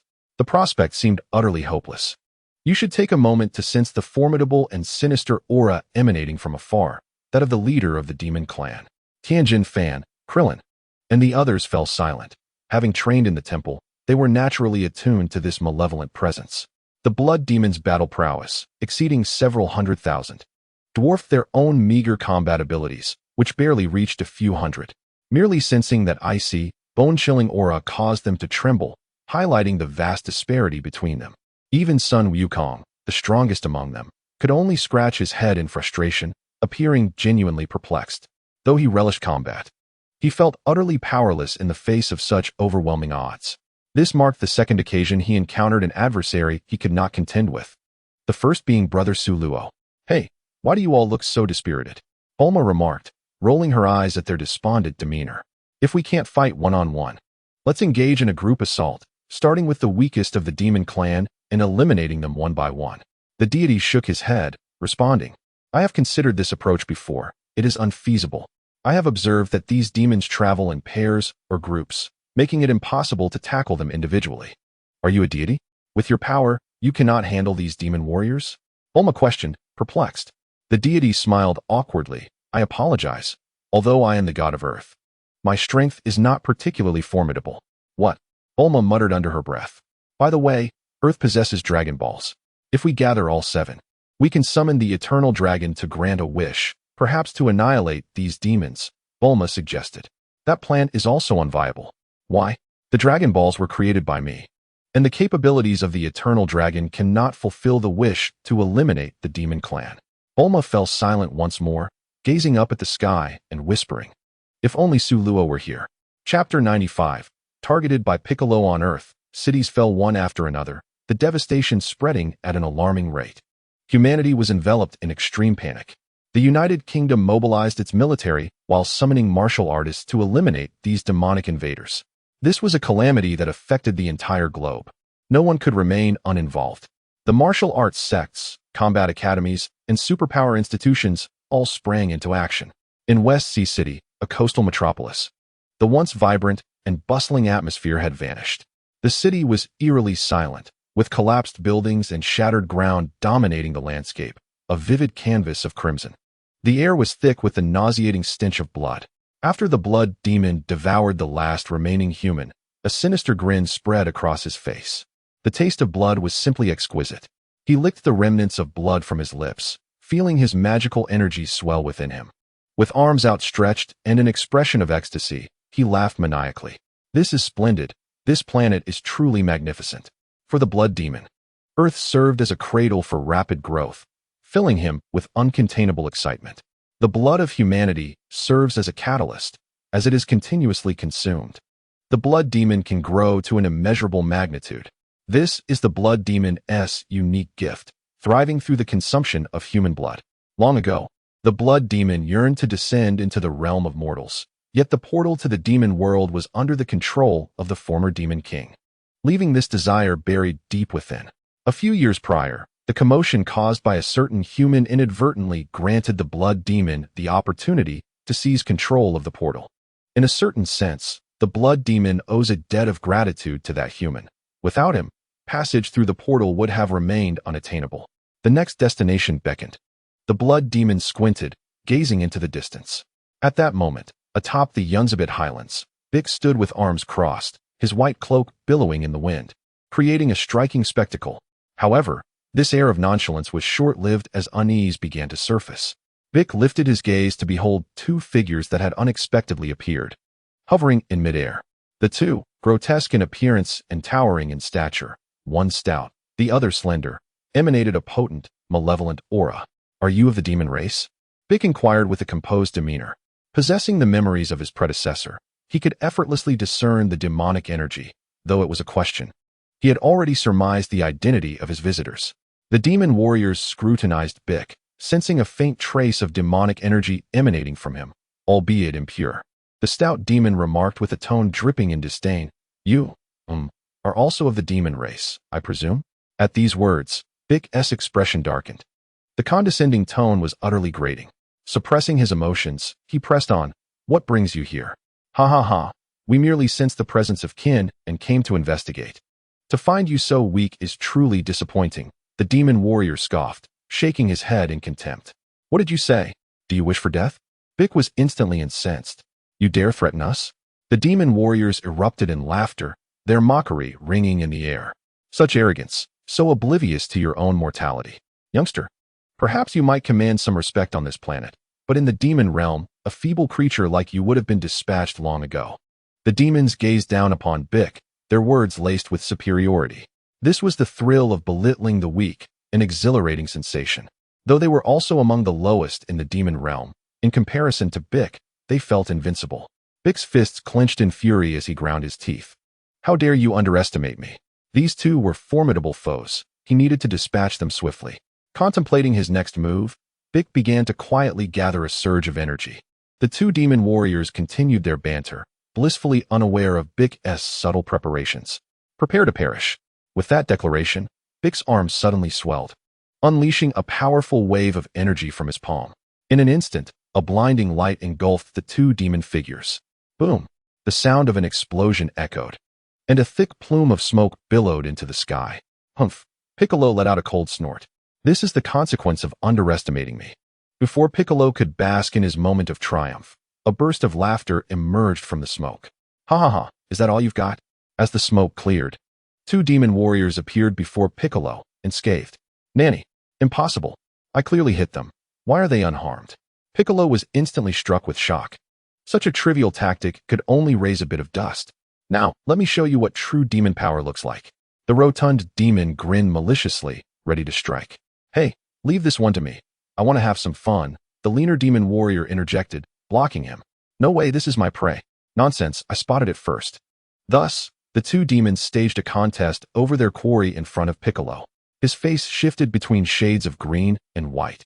This was a humiliation, a brazen insult to him, the great demon King Piccolo. "Stop gloating," Piccolo roared, his figure flashing before the demon warriors. He unleashed a powerful punch at the stout demon. The stout demon scoffed, effortlessly catching Piccolo's fist in his hand. "So eager to meet your demise?" With a forceful grip, the stout demon hurled Piccolo away, sending him crashing to the ground, causing debris to scatter. "How pathetic. I hope you can provide me with a bit more entertainment," he remarked, glancing at the lean demon with a toothy grin. "See, he attacked me first." The lean demon understood his implication and let out a displeased hiss before flying to the side, adopting a spectator's stance. Below, Piccolo emerged from the rubble, blood trickling from his mouth, looking somewhat disheveled. "Oh, you can still get up," the stout demon said, crossing his arms and eyeing him mockingly. "Damn it!" Piccolo gritted his teeth, a surge of anger rising within him. After their earlier clash, he had grasped the formidable nature of these demon warriors. No longer concealing his strength, Piccolo tore off his white cloak and discarded it onto the ground. With a thud, akin to a heavy object hitting the earth, a small crater formed where it fell. At that moment, Piccolo's aura surged. He rolled his neck and rubbed his wrists, coldly stating, That was merely a warm-up. The real battle begins now. TSK, TSK. The stout demon clicked his tongue, still exuding disdain. Come, let me see how strong you truly are. Chapter 96. The only way in the temple, Bulma murmured softly. Yet her words reached the ears of the Supreme Kai. He quickly inquired, Bulma, you are quite close with Suro. Do you know how to contact him? I cannot reach him, Bulma replied, shaking her head, a shadow of gloom crossing her face. Ever since Suro left Earth, there had been no word from him. Previously, aboard the spacecraft, she had left behind communication devices. In the ensuing years after her departure, Bulma made several attempts to reach out to Sulu, yet for reasons unknown, she was unable to establish contact. Were it not for her unwavering faith in Sulu's prowess, she might have feared that he and Razali had perished in the depths of the cosmos. If Bulma were to discover that Sulu had abandoned the spacecraft amidst the boundless void, one could only imagine her reaction. With a sigh, the deity reflected, at present, only Sulu possesses the capacity to rescue Earth from its impending calamity. The inability to contact him signifies dire consequences for our planet. Indeed, where has Sulu gone? It's been ages since we last saw him, remarked Goku, his eyes lighting up at the mention of Sulu. He vividly recalled the extraordinary strength Sulu had exhibited. After all these years, it was only natural to assume that he had grown even more formidable. This thought filled Goku with excitement, as he longed for another opportunity to engage in battle with Sulu. Unfortunately, it felt as if Sulu had evaporated into thin air. His energy was undetectable, and his whereabouts remained elusive. Sulu departed Earth long ago to hone his skills in the universe, the deity elucidated. Training in the universe? Krillin, Yamcha, and the others were taken aback, their jaws agape. For those whose experiences had been confined to Earth, the notion of the universe was both distant and enigmatic, far exceeding their imagination. Goku gazed at them in confusion, unable to comprehend their astonishment. Who would have thought that fellow ventured into the cosmos for training? Undoubtedly, our powers are no longer on the same plane, Yamcha mused, reflecting on the man who had once bested him with ease. Tianjinhan and Chaozu exchanged puzzled glances, having no prior acquaintance with Sulu, and thus were unaware of his significance. Ah, I've got it, Bulma suddenly exclaimed, drawing everyone's attention. Quickly, let us gather the Dragon Balls and make a wish.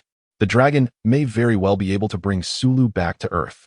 Her voice was laced with fervent enthusiasm. With hope gleaming in her eyes, Bulma turned to the deity, her intentions unspoken yet clear. The deity's eyes brightened, a smile gracing his face as he regarded Bulma. Indeed, that is an excellent plan. Your wisdom is commendable, he praised.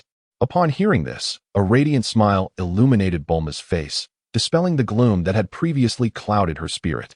Her joy was not merely due to the deity's commendation, but stemmed from the belief that this plan was indeed feasible, igniting her anticipation to reunite with Sulu soon. With a solution in hand, Goku and the others also felt a surge of happiness. Although uncertain whether Sulu could resolve the impending crisis, they welcomed the prospect of gaining another powerful ally. At that moment, however, the smile on the deity's face faltered. He appeared drained, leaning heavily on his staff, beads of cold sweat trickling down his brow as he gasped for breath. Deity, what troubles you? The group exclaimed, rushing to his side. Bobo reached out, intending to assist the deity. The celestial being waved his hand dismissively, signaling that all was well. After taking a deep breath, he spoke. Just moments ago, I sense that Piccolo's life force is rapidly dwindling. Perhaps, before long, he will perish. What? The crowd exclaimed in astonishment. The formidable Piccolo was in peril. Could it be that he had encountered those fiendish demons? The celestial being nodded.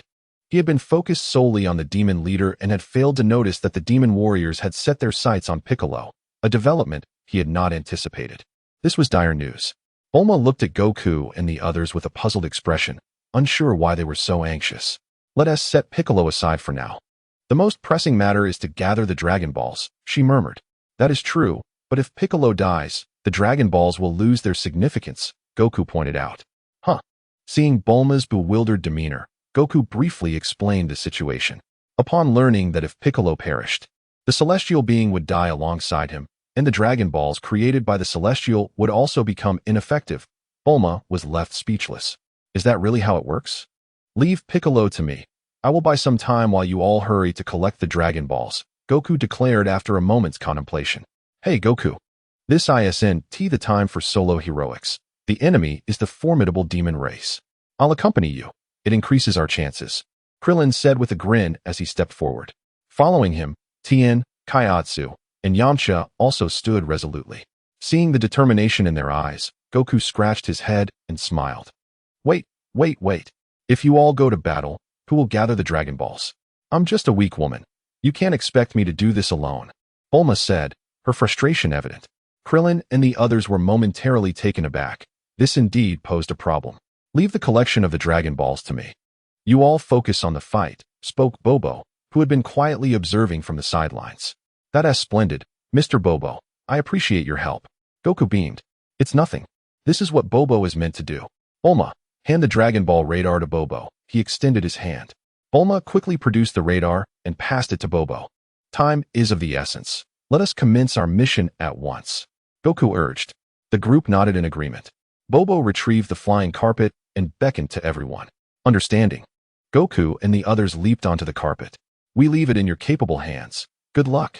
Bulma and Chi-Chi waved, offering their encouragement. The celestial being silently observed Goku and the others, the unspoken understanding lingering in the air. With a whoosh, the flying carpet shimmered and vanished from sight. At the Cloud ZB peak, Piccolo lay weakly in a rocky pit. The corpulent demon stood with a foot planted on his head, grinning wickedly. I thought you could put up more of a fight, but you seem so feeble. Hey, have your fun already? Finish him off. Let us not forget our objective. We've wasted enough time here, the lean demon interjected. The corpulent demon pouted in annoyance but refrained from arguing further. He gazed coldly at Piccolo beneath him. Although he had not yet satisfied his desires, he decided to send you to the depths of hell. Chapter 97. United Front. Buu transported Sun Wukong and his companions near the demon warriors before departing to collect the Dragon Balls. Upon arriving, they witnessed the rotund demon gathering energy, intent on extinguishing Piccolo's life. A wave of anxiety swept through the group. After all, Piccolo was crucial to the life of the Supreme Kai, and he could not perish just yet. Stop. A clear voice, tinged with urgency, pierced the air. The rotund demon, momentarily taken aback, found Sun Wukong seizing the opportunity to accelerate to his utmost speed, arriving beside the demon in the blink of an eye, delivering a powerful kick. The demon was caught off guard and sent flying. Whoosh, whoosh, whoosh, several more sounds of slicing air followed. Tianjin Han, Krillin, and the others swiftly joined Sun Wukong. In the sky, the lean demon observed the scene with a smirk, remarking, "Oh dear, more fools come to meet their doom." His tone dripped with disdain, barely acknowledging the sudden arrival of Sun Wukong and his companions. Be cautious, there's another demon warrior above, Krillin warned, casting a vigilant glance at the lean demon. He then assumed a defensive stance, readying himself for battle. I understand. Tianjin Han, Yamcha, and Chaozu nodded in agreement, preparing for confrontation. Sun Wukong looked down at the severely injured Piccolo and asked, "Hey, Piccolo, are you all right?" Hearing the familiar voice, Piccolo struggled to lift his eyelids. Through his blurred vision, he recognized a familiar face. "You wretched fiend. What? Come to witness the spectacle of this great demon?" Piccolo rasped weakly.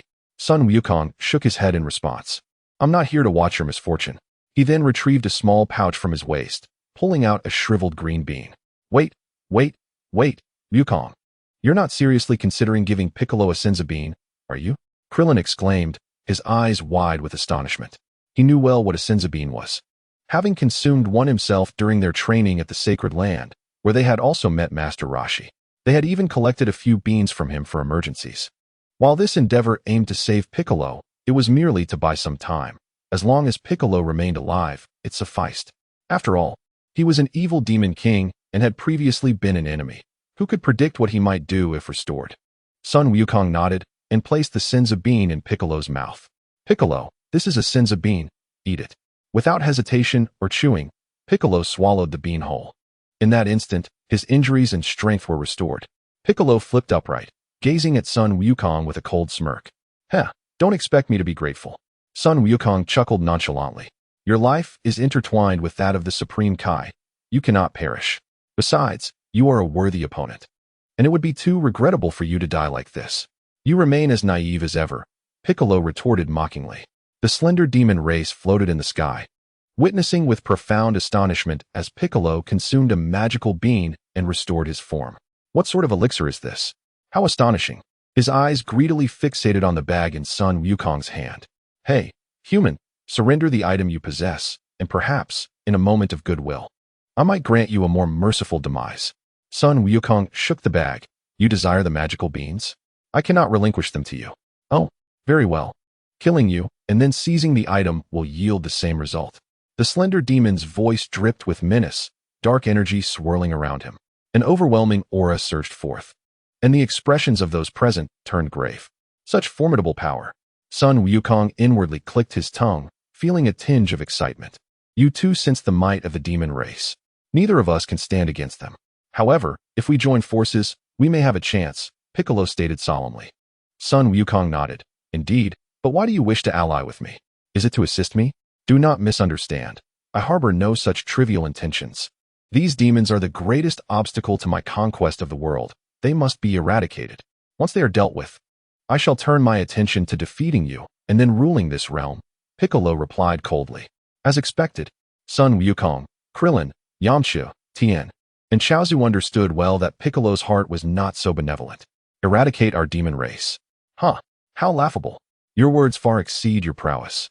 Your arrogance is as palpable as ever. The slender demon scoffed at Piccolo's arrogance. Piccolo snorted dismissively, ignoring the slender demon as he turned to Sun Wukong. What are your thoughts? Forming an alliance against the demon race is indeed a commendable idea. Sun Wukong smiled. It seems you have made a judicious choice. At that moment, the stout demon returned, his face contorted with rage. Enough of this idle chatter. We must first eliminate that demon. Piccolo's gaze was fixed on the stout demon, filled with resentment. This was the demon warrior who had nearly caused his demise, and he was determined to confront him first. Sun Wukong was indifferent. Regardless of which demon they faced, both were formidable. Then the other demon shall be our responsibility, Krillin, Yamcha, Tien, and Chaozu declared, turning their attention towards the slender demon. Piccolo cast a glance at them. I hope you can endure a little longer. Do not be dispatched so swiftly. Do not underestimate us. We have trained diligently over the years. Our strength is not vastly inferior to yours. Krillin, Yamcha, Tien, and Chaozu retorted angrily, clearly displeased with Piccolo's condescending attitude. Heh, let us hope so. The two demon warriors sneered at the group, disdain dripping from their words. You ignorant humans will soon realize how foolish your beliefs truly are. Attack! Piccolo bellowed, launching the first assault against the stout demon. All right, let's go. Sun Wukong followed closely, joining forces with Piccolo.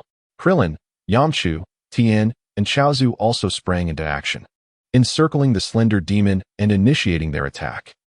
Seeking death. Upon witnessing this, the two demon warriors' expressions darkened, and they surged forth with remarkable speed. The clash of combat ensued, enveloping the battlefield in a cloud of dust and chaos.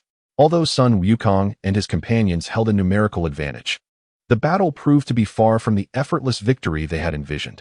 Instead, they soon found themselves at a disadvantage. The disparity in strength was evident, as the two demon warriors boasted combat powers of 1,005, while Sun Wukong's was merely 600, with Piccolo slightly weaker, and Krillin and the others even more so.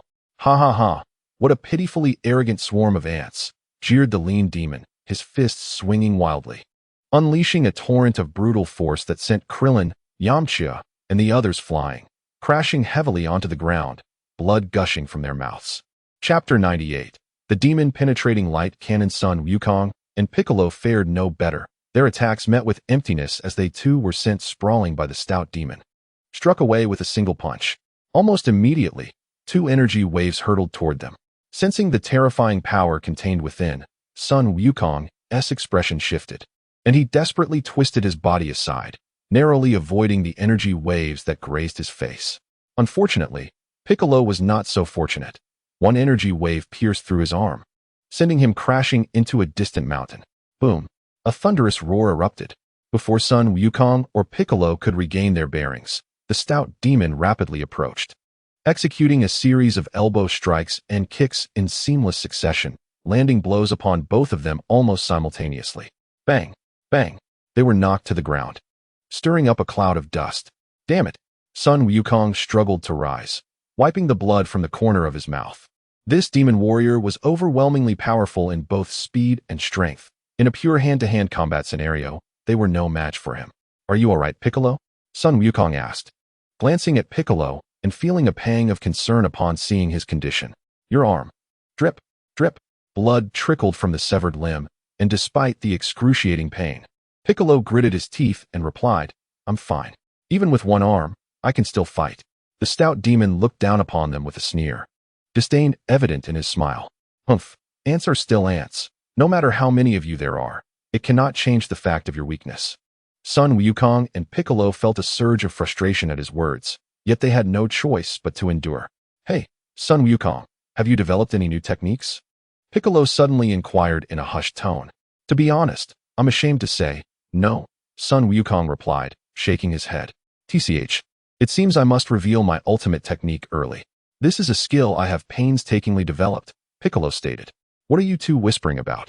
Whatever tactics you are discussing are futile. It's merely a desperate struggle. You might as well embrace your demise sooner," the stout demon mocked. The two ignored him. Sun Wukong glanced at Piccolo and asked, "Can you perform it with one arm?" "Absolutely. However, it will take considerable time to gather the necessary energy. During that time, you will need to fight alone and draw his attention away," Piccolo explained. "I understand," Sun Wukong nodded slightly. "Humph, this was originally intended as my trump card against you. Yet unexpectedly, it has been unleashed upon the warriors of the demon clan," Sun Wukong chuckled. "Very well, I shall put a stop to him." With that, he forcefully stomped his foot on the ground, propelling himself like a cannonball towards the corpulent demon. Seeking death, the stout demon scoffed, clenching his right fist and launching an attack. Sun Wukong responded in kind, his fist meeting the demon's with a resounding boom. A tremendous force radiated from the collision, sending jolts through Sun Wukong's hands, forcing him to stagger backward several paces. However, he showed no hesitation, advancing resolutely, delivering blow after blow upon the plump demon like a tempest unleashed. Bang, bang, bang. Each strike was effortlessly deflected by the demon. As time passed, the demon's disdainful expression grew more pronounced. "Such feeble punches," he sneered, tightening his fist and striking with lightning speed. Sun Wukong found himself momentarily dazzled, enduring a flurry of blows that pummeled him like a mere punching bag. "Ha ha ha, human, how does this feel?" the demon bellowed, reveling in his laughter as he continued his assault. At that moment, the demon's attention was entirely fixated on Sun Wukong, oblivious to the gathering energy not far away where Piccolo was concentrating. With his fingers poised at his brow, energy surged towards his fingertips, crackling ominously. Bang! Another solid punch connected, sending Sun Wukong crashing to the ground, rolling several times. He coughed up a mouthful of blood, gritting his teeth against the pain. Sun Wukong leaped into the air, glancing at Piccolo and feeling the ominous power emanating from his fingertips. "Is this Piccolo's ultimate technique? Truly terrifying," Sun Wukong pondered.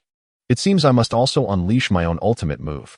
Sun Wukong murmured softly, then positioned his hands in a flower-like formation at his waist. "Kamehameha," he shouted, thrusting his hands forward. Instantly, a powerful wave of energy erupted from his palms. "What?" The stout demon felt a surge of alarm. This human's technique exuded a hint of danger. He hastily retreated, attempting to evade the oncoming attack. Yet, the energy wave seemed to possess a mind of its own, relentlessly pursuing him. "Don't be so arrogant." The demon seethed with anger, ceasing his dodging, turning to face the attack, and bracing himself to catch the energy wave in his palm. Boom! The energy surged, scattering countless stones and enveloping the area in thick smoke, creating a massive crater in no time. Sun Wukong stared intently at the demonic silhouette within the crater, his expression one of astonishment. "Human, I indeed underestimated you. You have managed to wound me."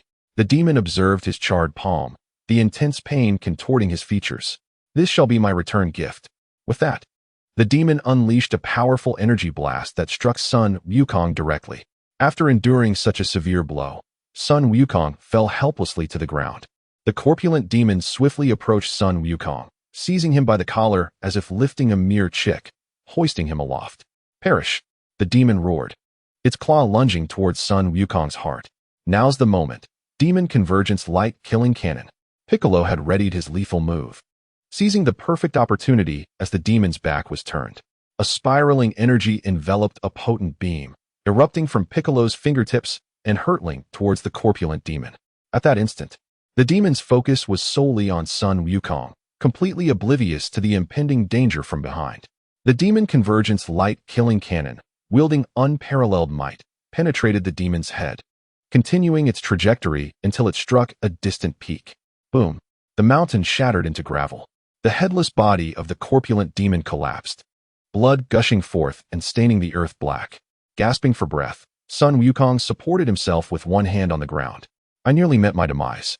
Dying would be best. It would save me the trouble of dealing with you, Piccolo's voice replied coldly. A dry chuckle escaped Sun Wukong's lips. Chapter 99. The terrifying pressure rendered motionless the fierce battle drew the attention of Krillin and the others. Upon witnessing the demise of the corpulent demon, joy erupted among them, while the lean demon wore a grim expression. Excellent. They actually killed a demon warrior. Haha, Wukong and Piccolo are quite capable. It seems we cannot lag behind. Energized, Krillin, Tien, Yamcha, and Kaiatsu intensified their assault. Kamehameha, Ki Cannon, Dodon Ray, Spirit Ball, for formidable energy attacks, surged towards the lean demon. Seeing this, the lean demon summoned its dark energy, coalescing into a wave to counter two of the attacks. The remaining two strikes collided directly with it. Bang! Boom! The explosions resounded as the lean demon was sent flying. Damn it! The enraged demon exclaimed. At that moment, Sun Wukong and Piccolo joined the fray. The sight of them caused the lean demon's expression to darken considerably, its energy surging dramatically. Just when they anticipated an offensive from the lean demon, an astonishing turn of events unfolded. The lean demon unexpectedly fled in the opposite direction. Realizing the formidable nature of his adversaries, compounded by the death of the corpulent demon, fear seized him, extinguishing his will to fight. He had no desire to meet his end here. Cursed humans, await your doom. My demon army shall soon conquer this planet, and you shall be crushed. As he fled, the lean demon could not resist uttering a final threat. This is bad. We cannot allow him to escape. Sun Wukong and the others exclaimed, hastily pursuing the lean demon. Yet, despite their fervent efforts, they could not catch up, helplessly watching as he grew increasingly distant. Just then, a crimson light flashed across the sky, striking the lean demon with astonishing speed and precision. Boom! A thunderous explosion echoed. The slender demon was reduced to mere dust before the eyes of the crowd. This sudden and shocking transformation left everyone in a state of disbelief. Fleeing at the critical moment. What a disgrace to my kind. A chilling, merciless voice echoed through the air. Upon hearing this voice, the onlookers couldn't help but shudder. Who could it be? The blood demon slowly descended from the sky, his indifferent gaze sweeping over Sun Wukong and his companions.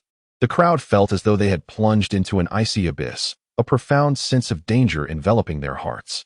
What a terrifying atmosphere. Krillin swallowed hard, glancing fearfully at the sky, his body trembling uncontrollably. A truly dreadful individual has arrived. Sun Wukong's expression grew solemn, his heart racing. The demon before him was overwhelmingly powerful. Merely standing there exuded an oppressive aura that stifled any courage to strike back. Compared to the previous demon warriors, this one felt like the stark difference between ants and elephants. Excited, are we, Sun Wukong? Piccolo's forehead glistened with cold sweat as his eyes fixated on the demon hovering above. I'm afraid I can't share in the excitement this time. I'm trembling with fear. Sun Wukong managed a forced smile. Could he be the leader of the demon clan? Yamcha stammered. It seems unlikely to be mistaken. You are different from the humans before. You possess the power to slay my demon warriors, which is quite surprising. I hope the taste of your blood is more palatable. Do not disappoint me. The blood demon's aggressive gaze scanned Sun Wukong and the others, akin to a predator assessing a group of lambs awaiting slaughter, instilling an uncomfortable sensation in all present. The crowd exchanged bewildered glances. Observing their puzzled expressions, the blood demon appeared to be in a good mood. Offering an explanation, human blood is the finest supplement for enhancing my power. After a brief pause, he continued, you shall feel the same. It is an honor for you to become a part of my strength. The chilling implications of his words sent shivers down the spines of the crowd. This demon leader was indeed enhancing his power through the grotesque act of consuming blood, a concept previously unheard of. How despicable. Is this your intention behind leading the demon clan's invasion of Earth? Sun Wukong's face flushed with indignation. Ha ha ha, indeed. You humans are nothing but delectable morsels. And I have long coveted you. As long as I continue to feast, I shall become the mightiest demon lord. This world will inevitably fall under my dominion, transforming into a paradise for my kind. Conquering this planet is merely the beginning. The blood demon laughed maniacally, as if already envisioning a splendid future. Dream on. We will not allow your plans to succeed. Earth cannot be left at the mercy of a malevolent being like you. Oh, is that so? The blood demon sneered. I am eager to see how you will resist in the face of absolute power. With that, a terrifying surge of demonic energy erupted, wreaking havoc like a storm, shaking the very heavens and earth. How infuriating! I cannot move. Sun Wukong and his companions stood frozen, their bodies stiffened as if weighed down by a mountain. Struggling to breathe, it felt as though they were ensnared by an insurmountable force, every movement an arduous endeavor. Is this the might of the demon leader? Sun Wukong uttered each word with great difficulty, his legs trembling, his complexion paling, beads of sweat forming densely upon his brow. The others shared a similar plight, sensing an overwhelming increase in gravity pressing upon them. No, I cannot hold on any longer. The weakest among them, Dumpling, was the first to collapse onto the ground. Dumpling! Tianjinhan exclaimed in alarm upon witnessing this. Your struggles are but futile resistance. The feeble among you are destined to become my power, the blood demon sneered, his form flickering as he appeared before them. Damn it, move. Sun Wukong, Piccolo, Krillin, Yamcha, and Tianjinhan gritted their teeth, exerting every ounce of strength, yet remained immobile. Let me think. Who shall I begin with? The blood demon licked his lips, fixating on Sun Wukong with a predatory glint in his eyes, as if he had already designated him as an appetizer. At that moment, the bright sky suddenly darkened. Ominous black clouds obscured the sun, casting a shadow as if night were about to descend. What is happening? Why is it darkened? The blood demon looked up at the gathering clouds. Sun Wukong and the others momentarily paused, then expressions of surprise illuminated their faces. Ha ha ha, splendid. It seems Mr. Bobo has collected all the Dragon Balls and summoned the dragon. Piccolo, somewhat perplexed, interjected, What are you laughing about? This is hardly a time for mirth. The dragon has appeared. Mr. Bobo and the others must be making their wishes. They exclaimed in unison. The dragon, you say? Piccolo furrowed his brow, recalling how his father had once used the Dragon Balls to wish for eternal youth, only to later eliminate the dragon to prevent others from using it against him. It seemed that the dragon had been resurrected by that old deity. But could they truly place their hopes in the dragon? Chapter 100, Dragon, please bring Su Luo back.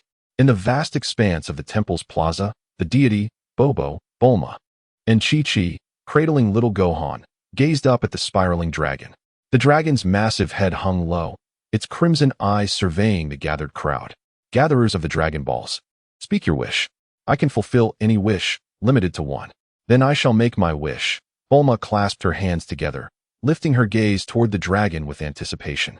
O mighty dragon, please bring back Su Luo, who is training in the universe. Understood. The dragon's eyes glimmered with red light, pausing momentarily. I regret to inform you that this wish is difficult to fulfill. At this revelation, Bulma's spirits plummeted. Even the deity beside her appeared unsettled. Yet, the dragon's next words rekindled a flicker of hope. Su Luo's life dimension and power have surpassed my limits. I cannot forcibly bring him back. This wish requires his consent. What? You scared me, Bulma exclaimed, placing a hand over her racing heart, relieved. It seems that Sulu is far too formidable, rendering the dragon unable to forcibly bring him back. In light of this, the dragon should swiftly consult Sulu's opinion. Earth is on the brink of destruction, and he must return without delay. The dragon's eyes glimmered red once more. On planet Adralat, Nancy lay on the grass, resting her head on her hand, gazing vacantly at the sky. Just moments ago, she had issued her 161st challenge to Sulu, which, unsurprisingly, ended in failure. The consequence of her defeat was Sulu's peculiar form of punishment. Sulu crouched down, a smile gracing his face as he regarded the dejected Nancy, playfully pinching her cheek. I told you, before you transform into a Super Saiyan, you cannot defeat me. Even after transforming, you still stand no chance, he mused silently to himself. With Nancy's current battle power resting at 4 million, even upon transformation, her strength would barely reach 200 million. She was far from capable of overcoming him. Nancy shot Sulu an exasperated glare, swatting his hand away, her cheeks puffed in indignation. One day, I will give you a thorough beating, just you wait. Sulu flashed a grin, revealing his pearly whites. I eagerly anticipate that day. However, before that, should you challenge me again, consider the consequences. Next time, I won't hold back. He declared, raising his hand in a mock slapping gesture. Instinctively, Nancy covered her backside, only to quickly realize how embarrassing that was. She dropped her hand, her face flushing as she glared at Sulu's mischievous smile. Next time, I will win. Ah, Nancy, judging by your expression, you've been bested by Arrow again. Haven to you? At that moment, Lazuli appeared via instant transmission, her teasing gaze landing on the flustered Nancy. Upon hearing this, Nancy's mood soured further. Lazuli, you didn't come here just to mock me, did you? Lazuli rolled her eyes, responding irritably. Do I strike you as that kind of person? Nancy nodded earnestly. Fine. This girl is becoming increasingly unlovable, Lazuli sighed. Number 18 has prepared dinner. You two should hurry back. She flicked her hair back as she spoke. Number 18 was the name Sulu had given to Lazuli's cool doppelganger, who frequently emerged to handle household chores. Ever obedient, Number 18 dutifully executed any command, proving to be a reliable little assistant. Upon hearing the word dinner, Nancy's eyes sparkled, her earlier gloom evaporating in an instant. She sprang to her feet, grabbing Lazuli with one hand and Sulu with the other, urging, let us go, let's go. Sulu and Lazuli exchanged amused glances, both entertained by Nancy's enthusiasm. Indeed, for Nancy, aside from combat, the greatest joy was simply enjoying a meal. Just as Sulu was about to utilize instant transmission, a resounding voice echoed in his mind. Listening to the message conveyed by the dragon, Sulu's gaze flickered momentarily before he turned to the two women and remarked, it seems dinner will be delayed. No. Sulu has rejected my request. Bulma exclaimed, stunned. Sulu asserted that he did not require my abilities to return. He would utilize his own strength to make his way back to Earth, asking them to wait a moment longer. Will you return relying on your own strength? Bulma heard this and smiled gently.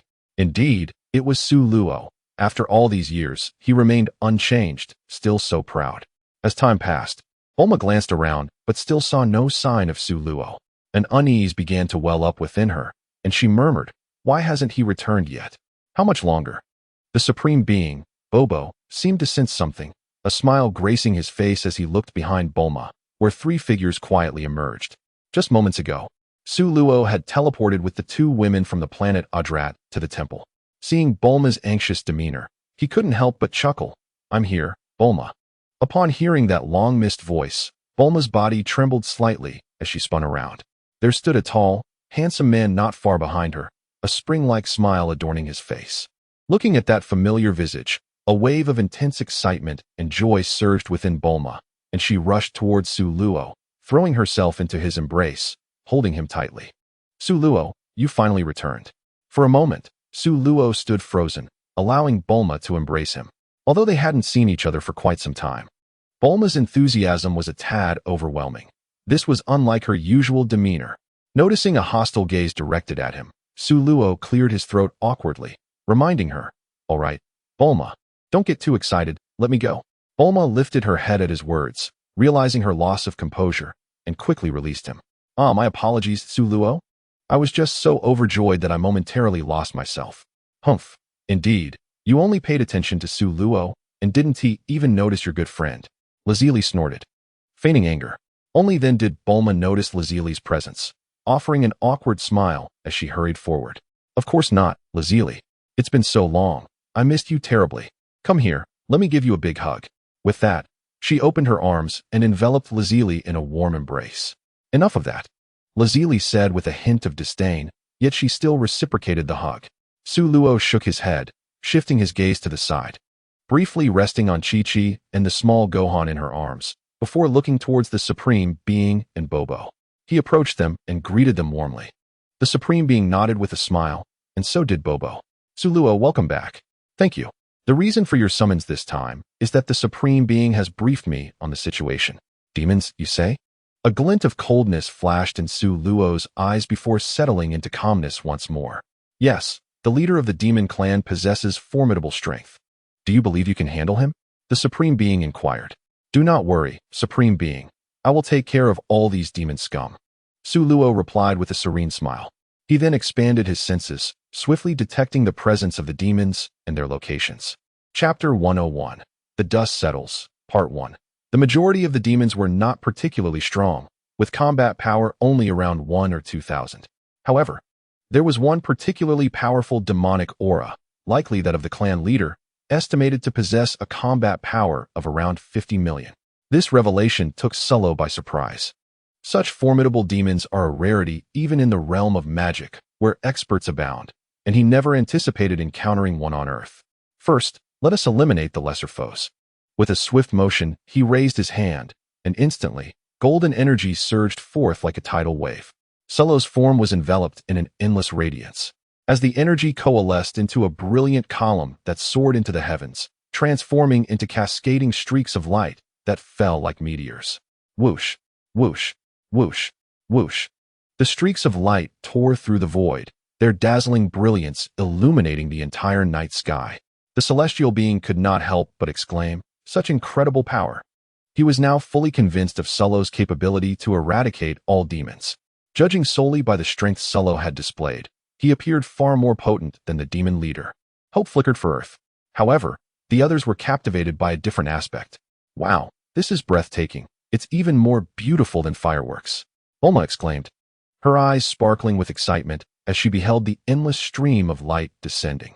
Kiki and little Gohan also widened their eyes in awe at the spectacle.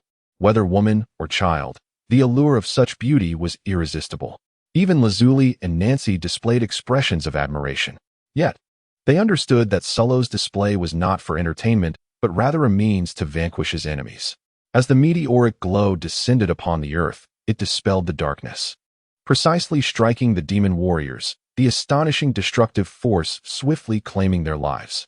Within mere moments, the scattered demons across the globe were annihilated, reduced to ashes. Earthlings fleeing in terror were rendered speechless, rubbing their eyes in disbelief to confirm they were not mistaken. "Are we dreaming? Pinch me, please. Ouch, that hurts. My heavens. It's not a dream. This is all real. Divine light has vanquished these monsters. How wonderful. I survived." Witnessing this scene, the celestial being was profoundly shaken. He had never anticipated that Sullo's strike would possess such power, capable of obliterating all the demon warriors scattered around the world, beyond his wildest imagination. Sullo retracted his energy, his expression as calm as ever, as if the earlier display had been merely a trivial matter. Next, it was time to confront the demon leader. With that, Sullo vanished from his location. "How cunning, he's escaped alone. I shall follow," Nancy remarked, pressing her fingers to her forehead to sense Sullo's aura. How could she miss such excitement? Soon, she detected his presence within her range. With a swift motion, Nancy utilized instantaneous movement and vanished from her spot. "Lazuli, who is she?" Bulma inquired, unable to contain her curiosity about the adorable stranger she had just encountered. Lazuli replied, "Her name is Nancy. She is a scion." "A scion?" Bulma exclaimed, her eyes widening in realization, understanding why the girl had a monkey tail behind her. High atop the cloud-covered peaks, the scene unfolded. Sun Wukong and Piccolo lay on the ground, their bodies battered and bruised, devoid of any capacity for resistance. The blood demon toyed with them, exhibiting a playful demeanor, showing no urgency to deliver the final blow. It was akin to a cat tormenting a mouse, keeping them in a perpetual state of fear and struggle. Yet they remained unable to escape. "You monstrous fiend, soon someone will defeat you." Sun Wukong managed to push himself up with one hand, wincing as the movement aggravated his wounds, resulting in a painful cough. Just moments ago, he had sensed an extraordinarily potent energy surging from afar. Its impact felt over a vast expanse. Although uncertain of what transpired, he discerned the energy emanated from the direction of the temple. He thought, perhaps Su Luo has returned. Will someone truly come to defeat me? The blood demon could not help but laugh at Sun Wukong's audacious words. To him, humans were mere ants. Even the more formidable among them were merely larger ants, easily crushed with minimal effort. The notion of being defeated was utterly laughable. However, in the next instant, the blood demon's mirth abruptly ceased. Before his eyes, two figures materialized sequentially, Su Luo and Nancy. "It's you. Impossible. Why are you here on this distant planet?" The blood demon's face contorted in horror upon seeing Su Luo, his eyes wide with disbelief, as if he had encountered a ghost. He could not fathom that Su Luo would appear on such a remote world. Is this the so-called leader? Let me have a go. Nancy stepped forward, cracking her knuckles, eager for a challenge. However, before she could make a move, Su Luo grasped her by the collar, pulling her back to stand quietly, stating, "Leave this to me." Upon hearing this, Nancy pouted, realizing she had no chance to intervene and resigned herself to watching from the sidelines. Su Luo turned his gaze to the blood demon, a flicker of confusion crossing his features. "You seem to recognize me?" He could not comprehend why this demon was so visibly shaken at his presence. The blood demon took a deep breath, striving to regain his composure, and sneered. "How could I not recognize you? Back in the demon realm, you nearly killed me. I witnessed firsthand the terrifying combat prowess of this human. The memory is still fresh. It was this very human who battled the Black Luo Demon King, and the resulting energy waves nearly obliterated me. A most humiliating experience." Su Luo stroked his chin, acknowledging that he had indeed vanquished many demons, yet he had no particular recollection of this one before him. "Never mind, it's not important. Since you have brought your kin to invade Earth, do not expect to leave here alive." Su Luo's tone was light, yet it carried an undeniable authority. Hearing this, the blood demon's expression shifted dramatically. He had no doubt that Su Luo possessed the power to slay him. If even the formidable Black Luo Demon King had fallen to Su Luo, what hope did he, a weaker demon, have? Though fear gripped him, the blood demon forced himself to suppress his terror and, gritting his teeth, retorted, "Do you think that by killing me, you can save this planet? Don't be absurd. I must inform you that my demonic army is scattered across this planet, mercilessly slaughtering humanity. No matter how formidable you may be, you cannot save them. Surely, you do not wish for so many lives to be extinguished?" The blood demon attempted to threaten Su Luo with the lives of Earthlings, only to find Su Luo gazing at him with an expression of profound disdain. This incited a surge of anger within the blood demon, yet he could only endure. "If you allow me to leave, I guarantee the immediate withdrawal of my demonic forces, and we shall cease our incursions into Earth. What say you?" "Apologies, but the scum you speak of has already been dealt with before your arrival." Before he could finish his sentence, Su Luo appeared before the blood demon, gripping his throat with one hand, his eyes radiating a chilling, murderous intent. "Now, it is your turn." Applying slight pressure, the blood demon experienced a suffocating agony, his face turning crimson, yet he could not utter a word of plea. Su Luo then forcefully slammed him into the ground. A thunderous crash resonated, fissures spreading across the earth, debris flying in all directions. Chapter 102. The Dust Settles, Part 2. The blood demon's head throbbed painfully from the impact, and before he could regain his senses, Su Luo delivered another brutal kick, sending him hurtling like a cannonball into a massive rock wall. Bang! Another deafening sound echoed, the mountainside erupting, clouds of dust soaring into the sky. "Impressive," Sun Wukong remarked from a distance, his admiration palpable. He had always recognized Su Luo's strength, yet he had not anticipated it would reach such extraordinary heights. Sun Wukong had personally experienced the blood demon's prowess, yet now he was utterly powerless against Su Luo. He pondered deeply on how Su Luo had cultivated such strength. In his mind, Sun Wukong resolved to seek an opportunity for rigorous training with Su Luo once this ordeal was over. This invasion by the demon clan had opened a new window, completely transforming Sun Wukong's understanding of power, filling him with exhilaration. At that moment, several pained groans broke Sun Wukong's reverie. Observing his fallen comrades, barely clinging to life, he hurriedly produced some senza beans and placed them in their mouths. "My apologies, I lost focus and neglected you all." With the beans consumed, Krillin, Yamcha, and the others instantly regained their vitality, springing back to their feet. They immediately turned their gazes towards Su Luo. Though they had not witnessed the battle, they could sense the significant changes on the battlefield. "What an astonishing aura! Is that truly Su Luo?" Tianjinhan exclaimed in awe. Krillin and Yamcha nodded in agreement. Although time had passed, their impressions of Su Luo remained vivid. "What a terrifying individual! The gap between us grows ever wider," Yamcha remarked with a resigned smile. "Indeed," Krillin concurred. Sun Wukong remained silent, his eyes shimmering with an unusual light, brimming with fighting spirit. "You all lack strength, yet you possess a commendable self-awareness," Nashi remarked. Her face tilted upward in a haughty manner as she regarded them. Her words left the group speechless, their spirits dampened. What did she mean by lacking strength, yet being self-aware? However, sensing the formidable aura emanating from the girl, they collectively fell silent. Never mind, let us disregard that. Amidst the thick smoke, a disheveled figure burst forth, the blood demon clutching its painfully throbbing chest, its breath exceedingly feeble, as if it were on the verge of demise. Cursed wretch, the blood demon seethed, its gaze brimming with resentment and fury. This human was terrifying. It had offered no semblance of resistance. That last kick nearly incapacitated it. If this continued, death would be inevitable. No, escape was paramount. The blood demon's eyes darted around, deciding to retreat for the time being, vowing to return when its strength was formidable enough for vengeance. With that thought, it summoned the distant portal to the demon realm. A black vortex materialized in the sky, an abyssal darkness emanating an eerie chill, resembling an endless, profound tunnel. Human, the humiliation you have inflicted upon me shall be remembered.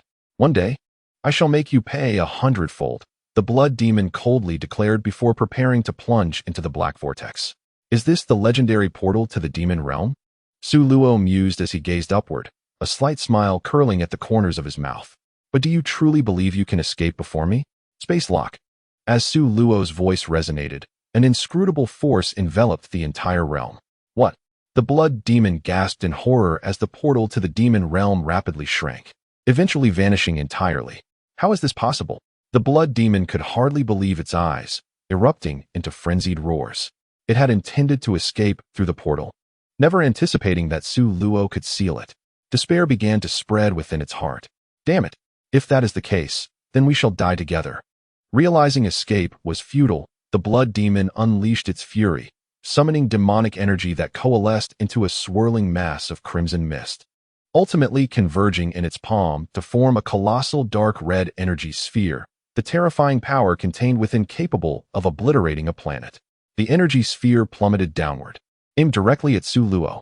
Ha ha ha, human, you may evade me, but this planet shall surely be annihilated. Ha ha ha, perish and be buried alongside it.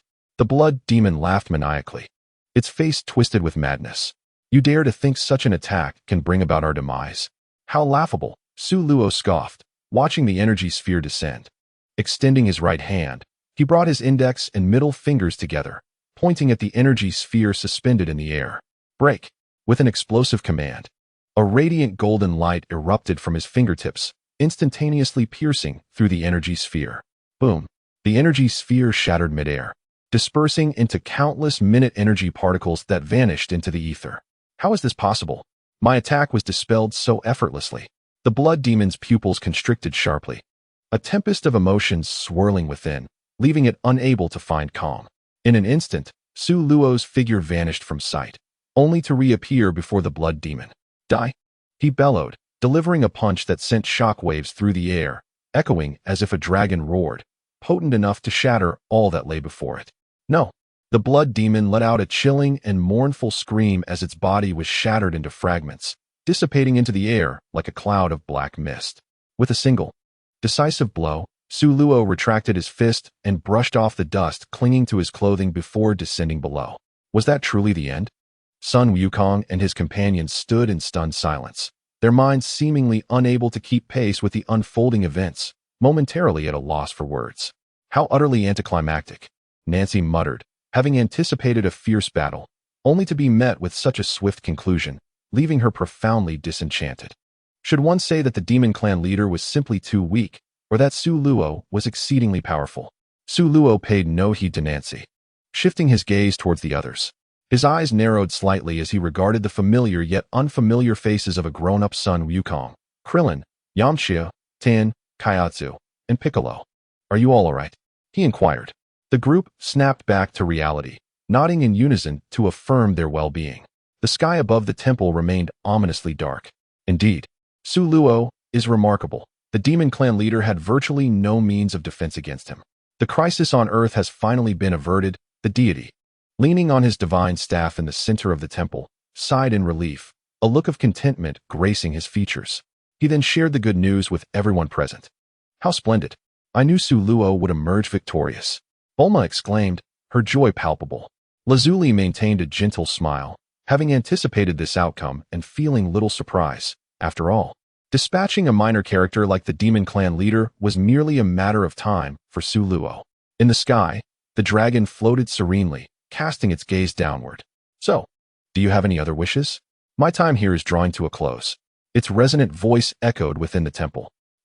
Upon hearing this, the group was momentarily taken aback, finally noticing the dragon hovering above. Dragon, can we still make wishes? Of course, the previous wish was unfulfilled due to Su Luo's refusal. So you may wish again. Hurry, I am about to vanish. I shall make a wish. Bulma declared eagerly. Dragon, please resurrect all the Earthlings who perished due to the Demon Clan. Is that possible? That wish can indeed be granted. The dragon's crimson eyes glimmered anew. With the incident of the Demon Clan's invasion coming to a close, the dragon began to resurrect the humans slain by the demons one by one. Peace once more enveloped the earth. Chapter 103.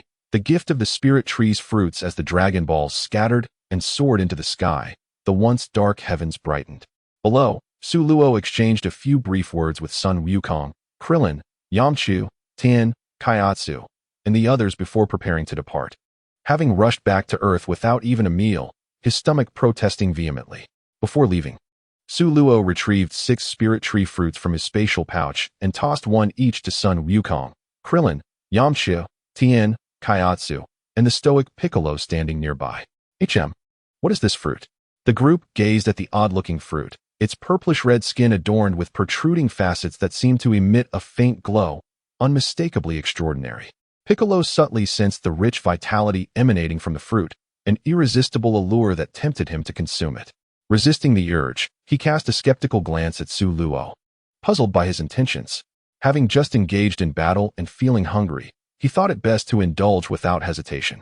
Sun Wukong, however, was not burdened by such contemplations. He immediately tossed the fruit into his mouth and took a hearty bite. The taste was refreshingly sweet and utterly delightful. With a sparkle in his eye, Sun Wukong devoured the spirit tree fruit in just a few bites, licking his lips as if yearning for more. Soon, he became aware of a pure energy coursing through his body, rejuvenating every cell and filling him with a buoyant lightness and clarity of mind. His strength surged beyond belief. He found himself astonished as he felt his power escalating rapidly, as if breaking through some invisible shackles. Unable to contain his exhilaration, he let out a low roar, a white aura enveloping him as he unleashed a flurry of punches that whipped up a tempest around him. The transformation of Sun Wukong left everyone astounded. Had he truly gained such strength from merely consuming a fruit? Observing this, Su Luo offered a gentle smile and elucidated, "This is the spirit tree fruit, rich in life energy. Consuming it can enhance your strength, aiding your future cultivation." The group gazed intently at the peculiar fruit in their hands, their desire to consume it palpable, yet they exercised restraint. Su Luo, this fruit must be quite precious. Would you be so generous as to gift it to us? Krillin internally grappled with a mix of emotions, feeling both surprised and flattered by Su Luo's generosity despite their ordinary relationship. Yamchu, Tien Shinhan, and Den shared similar sentiments. Though tempted, they did not wish to appear greedy. "To me, this fruit is not particularly rare," Su Luo replied, shaking his head slightly, choosing not to elaborate further. Providing them with the spirit tree fruit was a small gesture of support for the original protagonists, as Su Luo hoped their future endeavors in cultivation would lead them to greater heights, thus better equipping them to protect the earth. Humph, how sentimental. I shall not hold back. Piccolo disregarded such thoughts. The benefits of the spirit tree fruit were too good to pass up. Seeing Sun Wukong's newfound strength, he felt compelled to keep pace. Without further ado, he consumed the fruit. This sensation is truly delightful. Soon, the abundant life energy within the fruit transformed into his own essence. Piccolo clenched his fist, feeling his power double compared to before. He was confident that he could single-handedly defeat the demon warriors he had previously faced. Sometimes, when one acquires tremendous strength, it can breed blind confidence. Piccolo gazed at Su Luo with a defiant expression and sneered. "So, Su Luo, thanks to your spirit tree fruit, my power has reached this level. But let me be clear, I will not abandon my malicious intentions for such a trivial favor." Krillin, Yamchu, Tien Shinhan, and Den watched in disbelief. Piccolo had become arrogant, taunting Su Luo immediately after gaining power, seemingly unafraid of the potential consequences. Su Luo smiled faintly, seemingly unperturbed. This individual was not the same as the original Piccolo. He was not purely malevolent. His malevolence had never manifested in action, merely a passing whim. A young man, often proclaiming his desire to dominate the world, required a child akin to Sun Wukong to rescue him. Sulo could not be bothered with him. He departed, leaving room for future encounters. After speaking, Sulo grasped Nancy's hand and vanished before the eyes of the onlookers. Piccolo, watching the spot where Sulo had disappeared. His expression flickered, the arrogance on his face dissipating, replaced by solemnity. Who exactly was Sulo? His power was astonishing, and he felt a strange familiarity, as if he had encountered Sulo before, yet the memory eluded him. Infuriating. Piccolo clenched his teeth, his countenance darkening, with Sulo present. His aspirations of world domination seemed increasingly unattainable. Casting a glance at the exuberant Sun Wukong, who was still enthusiastically waving his fists, he snorted coldly and took to the skies, leaving the area. Phew, it was finally over. Krillin, Yamchu, Tien, and Kaiatsu all exhaled in relief. Oh, has Sulo already left? I wanted to ask him how to cultivate strength, Sun Wukong lamented, realizing Sulo's absence with a hint of frustration. Ha ha ha, observing the oblivious Sun Wukong. The others burst into laughter. Sun Wukong scratched his head and said, "Aren't you all going to try this fruit? It's quite good." Naturally, he was eager to discover the wonders of the spiritual tree's fruit that could enhance one's power. Yamcha was the first to consume it, followed closely by Krillin, Tien, and Kaiatsu, who were eager to follow suit. After ingesting the fruit, their battle powers surged remarkably. Sun Wukong's battle power reached 1530, Tien's at 1160, Krillin's at 1120, Yamcha's at 1080, and Kaiatsu's at 970. This long-lost sense of ease was delightful. In the temple, the god, having received the spiritual tree fruit from Sulo, felt rejuvenated. Though still aged, he was significantly improved compared to before. Bobo and Chi-Chi each held a fruit, yet for some reason, they merely clutched it in their hands without consuming it. Bulma and Lazuli teased Sun Wukong, causing the little fellow to shyly lower his head, his small tail swaying adorably. Chi-Chi, this child possesses extraordinary potential. If he trains in martial arts, he will become a formidable martial artist in the future, Sulo remarked. Sun Wukong, a hybrid of Earthling and Scion, possessed remarkable talent. Had he not pursued academia in the original narrative, he would have surpassed both Sun Wukong and Vegeta. Such talent would be a waste if not cultivated. Upon hearing this, Chi-Chi nodded proudly, her face radiant with a smile. My Wukong has said the same. He wishes to train Wufan. However, since Wufan is still very young, I did not agree. Perhaps we can consider it when he is a bit older. This utterance left Su Luo somewhat astonished. To his surprise, Chi-Chi did not vehemently oppose Sun Wukong's son, Sun Gohan, training in martial arts as she had in the original narrative. However, upon reflection, he understood that the status of martial artists on Earth had significantly risen over time. Furthermore, the financial stability of Chi-Chi's family, coupled with her own upbringing steeped in martial arts, and her husband Sun Wukong being a martial artist, contributed to her acceptance of Gohan's training. In Chapter 104, titled Nancy's Confusion, returning home, Nancy tugged at Su Luo's sleeve, exclaiming, "Hey, Su Luo, this child unmistakably resembles a scion. Why didn't you mention the existence of scions on Earth before? Did I not say so?" Su Luo replied, "Absolutely not." Nancy retorted, puffing her cheeks and glaring at him. "Gohan is a scion. Don't speak nonsense. My little Gohan is a human." Chi-Chi interjected immediately. "A human?" Nancy scoffed, letting her tail, wrapped around her waist, unfurl and sway before them. "How do you explain this tail then?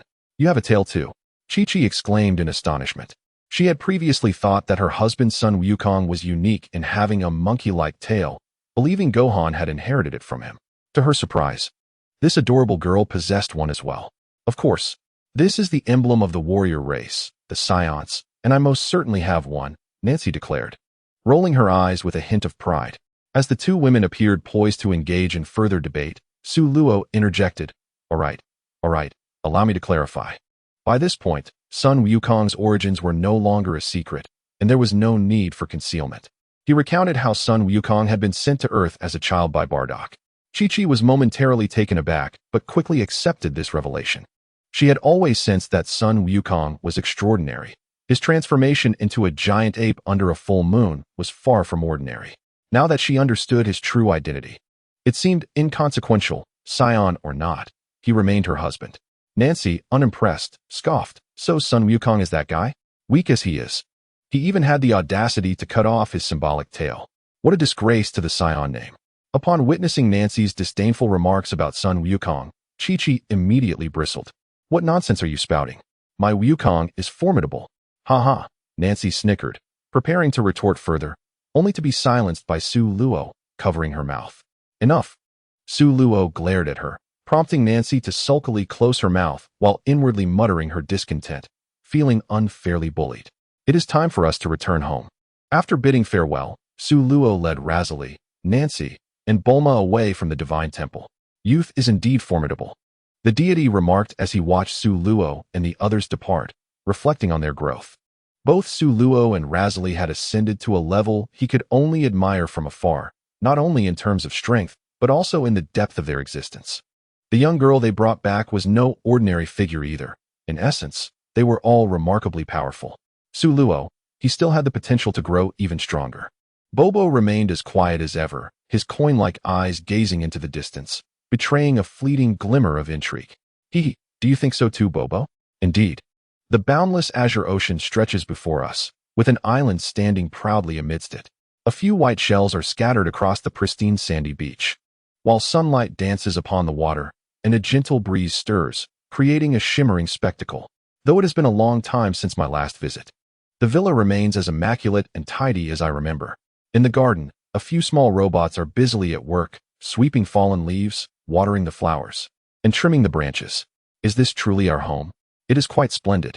After surveying her surroundings, Nancy quickly fell in love with the place. Indeed, this home is the result of much effort from Aloe and me, said Lazili, a hint of pride in her voice as her lips curled into a delightful smile. I contributed as well, often coming here to check on things, Bulma interjected eagerly, as if seeking recognition. Lazili rolled her eyes, noting that while checking in sounded pleasant, it was more akin to vacationing here, given the island's picturesque scenery, ideal for relaxation. Nancy, unfazed by their banter, exclaimed about her hunger and dashed inside, dragging Lazili along, quickly disappearing from sight. Bulma pouted, feeling overlooked. Bulma, let's go eat, said Su Luo, waving a hand as he headed toward the villa. Oh well, I haven't savored Lazili's culinary skills in ages. I truly miss them, Bulma said with a cheerful grin, following Su Luo's lead. Inside the villa, Lazili began serving dish after dish onto the dining table, the enticing aromas wafting through the air, stimulating appetites. I started to dig in. Su Luo and Nancy, unable to contain their excitement, grabbed their chopsticks and eagerly began their meal. Bulma savored a piece of braised pork, the delightful flavors bursting on her palate. Delicious, absolutely delicious. It's been far too long since I tasted this, she exclaimed. Lazili chuckled softly, joining them at the table. At the dining table, Su Luo and Nancy devoured their food ravenously, while Lazili and Bulma maintained an elegant demeanor, embodying two stark contrasts. After dinner, the small robots commenced tidying up, and the four of them took a leisurely stroll along the beach to aid digestion. Following their walk, Lazili retreated to the bathroom for a bath, while Nancy wandered about the villa, selecting her bedroom. The air at home is truly refreshing, Su Luo remarked, stretching his limbs and inhaling the fragrant atmosphere. He then made his way to the gazebo in the garden, instructing a small robot to brew a pot of tea. Bulma squinted her eyes, her mind buzzing with ideas as she followed him. The small robot arrived with a tray, placing the teapot and cups upon the table. Su Luo took a sip of the tea, its rich aroma invigorating and delightful, and he turned to Bulma, asking, "Would you like something to drink?" Bulma gently shook her head, her violet blue eyes fixed intently on Su Luo's face, thinking to herself, he seems even more handsome, more captivating. Under the gaze of such a stunning beauty, Su Luo felt somewhat uneasy and joked, "Is there something on my face that has you staring at me so?" "No, it's just that it's been a while since we last met, and I feel a sense of nostalgia," she replied. Bulma spoke while leaning slightly closer to Su Luo, her delicate fingers playfully poking at his handsome profile, a grin lighting up her face as she declared, "You look even more dashing." Su Luo, accustomed to Bulma's playful antics, swatted away her mischievous hand, retorting with a hint of annoyance, "You are no less impressive yourself. You're even more beautiful." It was rare for him to hear such compliments from her. At his words, Bulma's eyebrows lifted in delight, her heart blooming with joy. I speak only the truth. Their conversation flowed effortlessly, time slipping by as the serene courtyard gradually fell silent. As night descended, the sky sparkled with stars, and the silvery moonlight enveloped the island in a dreamy twilight. A gentle breeze wafted through, bringing a refreshing coolness. The courtyard was now devoid of life, while inside the bedroom, soft lighting cast a warm glow across the room. Lazuli, adorned in a white nightgown, reclined against the headboard, engrossed in a book. A serene smile gracing her exquisite features, reminiscent of a lotus flower blossoming in the morning dew, an enchanting sight that beckoned admiration.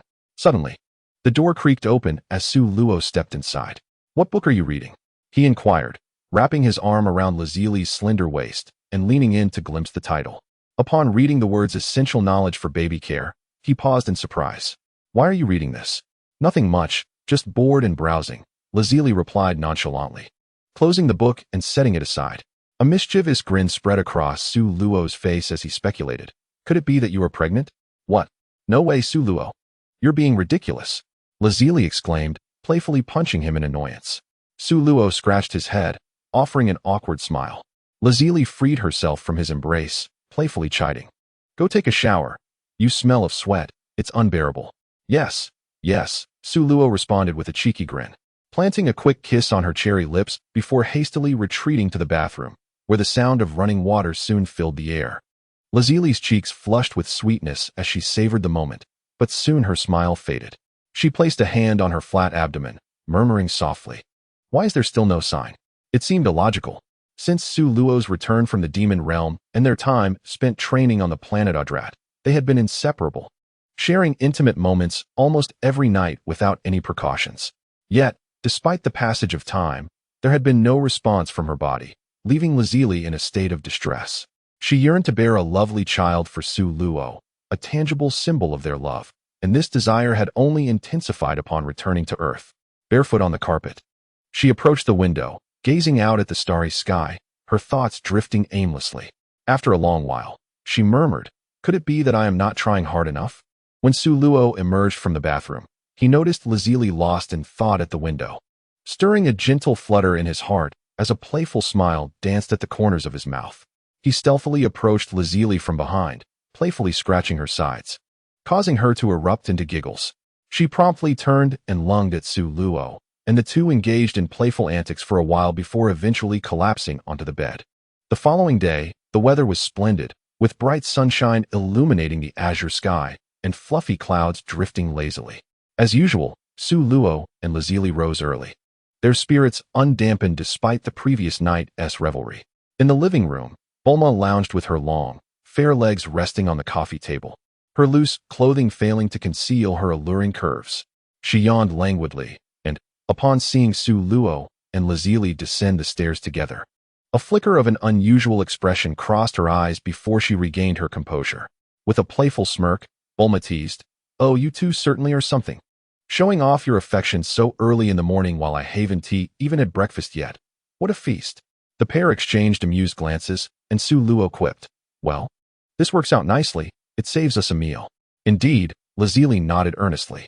Bulma raised an eyebrow, her expression incredulous. "Is this even human language? Have the years apart dulled your connection?" Su Luo wandered into the kitchen to prepare breakfast, while Lazuli settled onto the sofa opposite Bulma, resting her chin on her hand with a smile. "With your beauty, figure, wealth, and intelligence, finding a boyfriend should be a breeze. So why are you still single?" Bulma smirked. "Need I explain? My standards are simply too high. I can't settle for just anyone. My partner must be a stalwart, handsome, devoted man, possessing both strength and a sense of responsibility, providing me with ample security." She spoke passionately, oblivious to the increasingly peculiar expression on Lazuli's face. "Why does that description sound so much like her Aluo?" Bulma paused, noticing Lazuli's curious gaze fixed upon her. "What s with that expression? Did I say something wrong?" Lazuli shook her head slightly, leaning in conspiratorially to whisper in Bulma's ear, "Your ideal partner wouldn't happen to be Aluo, would it?" "Don't be ridiculous." "Absolutely not." Bulma's cheeks flushed crimson as she hastily retorted, her tone tinged with urgency and fluster. "Really not?" Lazuli pressed further. Bulma clenched her teeth, deciding to be bold. "Of course not. Don't get any wild ideas. There are plenty of excellent men besides your Aluo. Bulma, wouldn't he be interested, especially since I'm already taken? That's a relief, Lazuli said, her voice trailing off, a mischievous glint dancing in her eyes. Or else what? Bulma swallowed nervously. Don't forget, we're best friends. You know my personality. What do you think I would do? Lazuli feigned a fierce demeanor, laden with threat. Bulma was momentarily speechless, her heart racing in her chest. I was just joking. Look at how frightened you are. Seeing Bulma's flustered state, Lazuli could no longer contain her laughter. Her joy radiating like fresh buds on a summer branch, beautiful and enchanting. Lazuli, you tricked me. Just wait and see how I deal with you today. Bulma finally realized that she seemed to have been teased, so she feigned anger and playfully lunged at Lazuli. Help! Help! The two girls frolicked in the living room, giggling. Nancy, who had just returned from her morning exercise, shook her head at the scene, muttering to herself how childish it all was. Ignoring the two, she made her way to the kitchen, drawn by the enticing aroma of food. All right. No more mischief, Lazuli and Bulma paused, straightening their disheveled clothing. Actually, I can like whatever Aluo likes, Lazuli said, uttering a perplexing remark. I'll go help Aluo prepare breakfast. With that, Lazuli stood up and left the living room. Bulma stood there like a statue, staring blankly at Lazuli's departing figure, her mind momentarily short-circuiting. What did she just say? What does that even mean? Chapter 106. Shopping. After a simple breakfast, Nancy resumed her training in the gravity chamber, while Lazuli headed to the beach to meditate beneath the coconut trees. This had been a long-standing habit of hers. Even upon returning to Earth, a planet imbued with tranquility and devoid of danger, she remained diligent and unyielding. In the yard, Bulma idly fiddled with the flowers and plants, her peripheral vision catching a glimpse of Suluo practicing his punches. A faint blush crept onto her cheeks as she pondered her thoughts. After finishing a set of punches, Suluo exhaled deeply, feeling invigorated and refreshed. Stretching his limbs, he glanced at Bulma and, noticing her boredom as she toyed with the flora, he approached her and asked, "By the way, Bulma, when are you heading home? I can give you a ride." At this, Bulma immediately bristled, placing her hands on her hips and glaring at Suluo. "What? Do you want me to leave? Can't I stay here for a few days to have some fun?" Suluo was momentarily taken aback, perplexed by her sudden outburst. Had Bulma taken something strange today? He had merely asked a casual question. However, Suluo maintained his smile and replied, "Of course, as long as you don't find it boring. You can stay as long as you like." "Humph, that's more like it," Bulma huffed, her mood lightening a bit. She quickly added, "I won't be bored. This place is quite interesting. You can watch the sunrise, stroll along the beach, bask in the sun, tend to flowers, read books, sip coffee. When do you ever have such leisure?" Suluo looked at her with skepticism, his expression seemingly asking, "Are you joking?" Bulma felt a bit embarrassed under his gaze. Crossing her arms defiantly, "I have that kind of leisure now, all right?" Sure, as long as you're happy," Suluo shrugged, then added, "Well, I'm off to train now. Feel free to do as you wish." With that, he vanished, leaving her wondering where he had gone. In the empty courtyard, Bulma stomped her foot and grumbled, "How infuriating. That annoying Suluo actually left me, a delicate beauty, to go train. Humph." After muttering a few complaints, she couldn't help but laugh at the familiar scene, reminiscing how Suluo remained the same, ever devoted to his training. There was no such thing as boredom where he was concerned. Bulma whispered softly before humming a cheerful tune as she walked away. 7 days passed once more.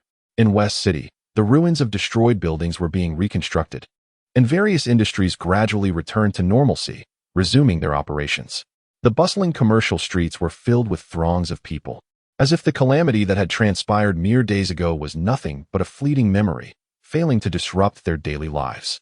This was one of the most vibrant marketplaces in West City, with upscale luxury boutiques, jewelry shops, gourmet eateries, and large supermarkets lining the streets. At this moment, 3 stunningly beautiful women accompanied a young man, engaging in lively conversation, creating an eye-catching tableau that drew the gaze of countless passers-by. These 4 were, of course, Suluo, Lazuli, Bulma, and Nancy. Thanks to Bulma's persuasive words, she had successfully lured the 3 cultivation enthusiasts out for a leisurely outing. Indeed, a shopping excursion proved to be a delightful experience. The elegant and animated Bulma strolled leisurely, her light lavender hair cascading gracefully, revealing her porcelain-like earlobes adorned with exquisite earrings that added an alluring touch. Her fair complexion was lightly made up, Her eyes sparkled with vivacity, and a gentle smile graced her lips, clearly relishing the joy of shopping. Beside her, Nancy sported a cascade of lustrous black hair that framed her delicate, unadorned features. Despite her petite stature, she exuded a spirited charm in her battle-style leather attire, blending cuteness with a wild beauty that was irresistibly captivating. Her striking, jewel-like eyes blinked in anticipation as they surveyed the various snack stalls, revealing her innate foodie tendencies. Bulma says West City has a plethora of delectable treats. It seems she was not deceiving me, Nancy mused. Lazuli, dressed in a flowing white gown that accentuated her perfect, graceful curves, had golden hair cascading down to her waist. Her skin was as pale as snow, and her exquisitely defined features bore an air of ethereal elegance, reminiscent of a fairy stepping out from a painting. With a gentle smile, she interlinked her arm with Su Luo's, saying, "Aloe, it has been ages since we enjoyed such a leisurely shopping experience. West City remains as lively as ever." Her voice was light and soothing, evoking a sense of refreshing tranquility in those who listened. Su Luo responded with a soft Turning to admire the radiant smile on her face, his spirits lifted. He playfully draped his arm around her delicate shoulders and asked, "Where would you like to go?" Lazuli tilted her head thoughtfully and replied, "To buy beautiful clothes." However, that was the end of her suggestion, leaving Su Luo somewhat embarrassed. As this young lady seemed rather obsessed with fashionable attire, her wardrobe at home likely overflowing. "So Luo, I want to eat that." Suddenly, Nancy pointed excitedly at a takoyaki stall, exclaiming, "I could smell the aroma from afar. It must be delicious." "Then go buy it. Why are you telling me?" Su Luo chuckled at her eager expression. "But I have no money," Nancy retorted with a playful glare. In the past, she would have certainly indulged in a free meal without a thought of payment. However, after living with Su Luo and Lazuli for so long, her character had transformed considerably. Upon arriving in the illustrious West City, it was only fitting that I treat the occasion. "Come, Nancy, today's expenses are on me," Bulma declared with a flourish of her delicate hand, exuding an air of generosity. "Hee, Bulma, you truly are a gem," Nancy responded, patting Bulma on the shoulder with a radiant smile, as the two of them strolled towards a nearby takoyaki eatery, resembling two blossoming sisters. Su Luo observed their retreating figures with a hint of surprise, pondering how their rapport had blossomed so swiftly. It seemed that Nancy and Bulma had only known each other for a few days. It was astonishing how Nancy's demeanor allowed her to bond with Bulma so quickly. Who could say? Lazily tossing her hair aside, Laziri inhaled the enticing aromas wafting through the air, a smile gracing her lips. "Come on, Aloe, let us indulge as well." All right. The group, led by Bulma, ventured through a bustling commercial street, where a towering skyscraper came into view. The grand entrance revealed an opulent interior, adorned in elegance and splendor. This shopping center was the most renowned in West City, boasting an abundance of luxury brands, with clothing, handbags, shoes, and jewelry aplenty. "This is the place, Laziri. The styles are comprehensive, and the designs are both innovative and exquisite," Bulma exclaimed with enthusiasm as they entered the mall. "Is that so? I am quite looking forward to it," Laziri replied with a warm smile, her pure, crystalline eyes reflecting the allure of the beautiful garments displayed in the shop windows. "I often frequent this place for my wardrobe. I assure you, you will adore it." With that, Bulma linked arms with Laziri and guided her towards the clothing section. Su Luo and Nancy exchanged glances before following closely behind. While Bulma and Laziri eagerly selected outfits, Su Luo and Nancy found themselves in a silent standoff. "Why don't you try on a few outfits?" Su Luo finally broke the silence. "Humph, these clothes are utterly hideous. They pale in comparison to my battle attire," Nancy retorted, turning her head away, though her eyes betrayed her true feelings. Su Luo chuckled at the proud young lady, shaking his head in amusement before surveying their surroundings. It was undeniable. The clothing here was indeed impressive, offering an array of styles, from sultry dresses and casual shorts to uniforms and athletic wear. Su Luo's imagination conjured images of Laziri adorned in those garments. Oh, the beauty of that vision! His mind raced, but he dared not delve deeper into such fantasies. He cast a few more glances at the clothing, secretly calculating in his mind. "Hey, what are you thinking about, grinning so deviously?" Nancy inquired, unable to resist poking him as he stared intently at the women's apparel. Su Luo snapped back to reality, clearing his throat awkwardly. "Nothing much." "TCH." Nancy rolled her eyes at him, dismissing his response with a scoff. Chapter 107. Bulma's training at Su Luo's urging. Nancy hesitantly picked up a shirt and jeans, bashfully entering a fitting room. When she emerged, she gazed at her reflection in the mirror, feeling a touch embarrassed. "Do you think it looks good?" she asked Su Luo, who stood nearby. In the mirror, a young girl appeared, clad in a loose black t-shirt paired with denim shorts and canvas shoes. Her delicate face bore a faint blush, radiating a charming and youthful aura reminiscent of the girl next door, evoking a sense of comfort. Nancy had always donned combat attire, never before embracing such casual wear, which left her feeling somewhat shy. Her round, glistening eyes darted left and right, a mixture of anxiety and delight evident upon her countenance. Observing the girl before him, Su Luo was momentarily taken aback. He could not deny that this version of Nancy was quite captivating, refreshing and youthful, indeed quite lovely. "Really?" Nancy's face brightened at his affirmation. "Of course, go ahead and pick out a few more pieces." "Hee, great. Auro, what do you think of this black starry skirt?" It suits you splendidly." "Su Luo, what about this gown? Is it beautiful?" "It is indeed." Su Luo, come look at me." Nancy, Bulma, and La Zili eagerly tried on various new outfits, delighted in their endeavor. For a moment, Su Luo became a judge of aesthetics, continuously praised by the trio, voicing his approval while reveling in the experience. The three stunning beauties transformed their appearances so frequently that it surpassed a fashion show, providing Su Luo with a visual feast. Yet, Su Luo remained fixated on certain alluring garments, such as strapless dresses and uniforms. After some gentle persuasion, La Zili, blushing, showcased an array of outfits in the fitting room, presenting a breathtaking scene that nearly ignited Su Luo's primal instincts. Fortunately, his willpower proved robust, and he resisted the temptation. Unbeknownst to them, 4 to 5 hours slipped by, and with satisfied hearts, La Zili, Bulma, and Nancy strolled out of the mall.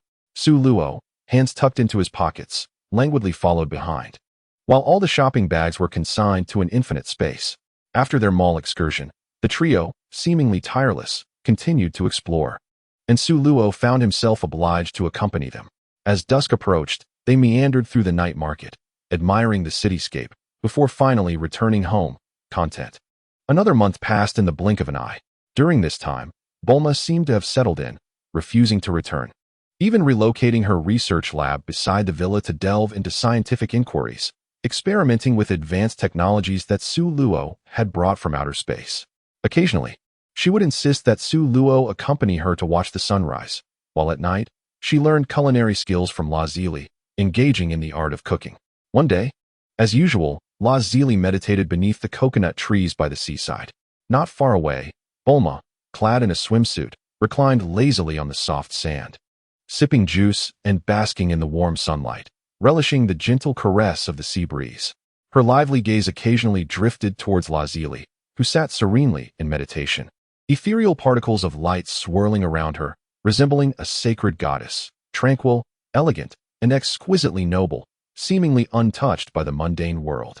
After observing this scene for a while, Bulma found herself enveloped in a surreal illusion, perceiving La Zili not as a mere human, but as a divine being gracing the earthly realm. "Goodness, if I were a man, I would surely be enchanted," Bulma mused, her thoughts swirling with admiration, knowing that only Su Luo could captivate this enchanting elfin maiden.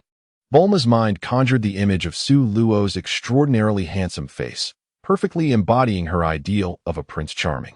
His innate nobility and charm, coupled with a poised elegance that did not lack assertiveness, provided an overwhelming sense of security. Such an ideal partner was not one she wished to let slip away. Honestly, couldn't he be a little more flirtatious?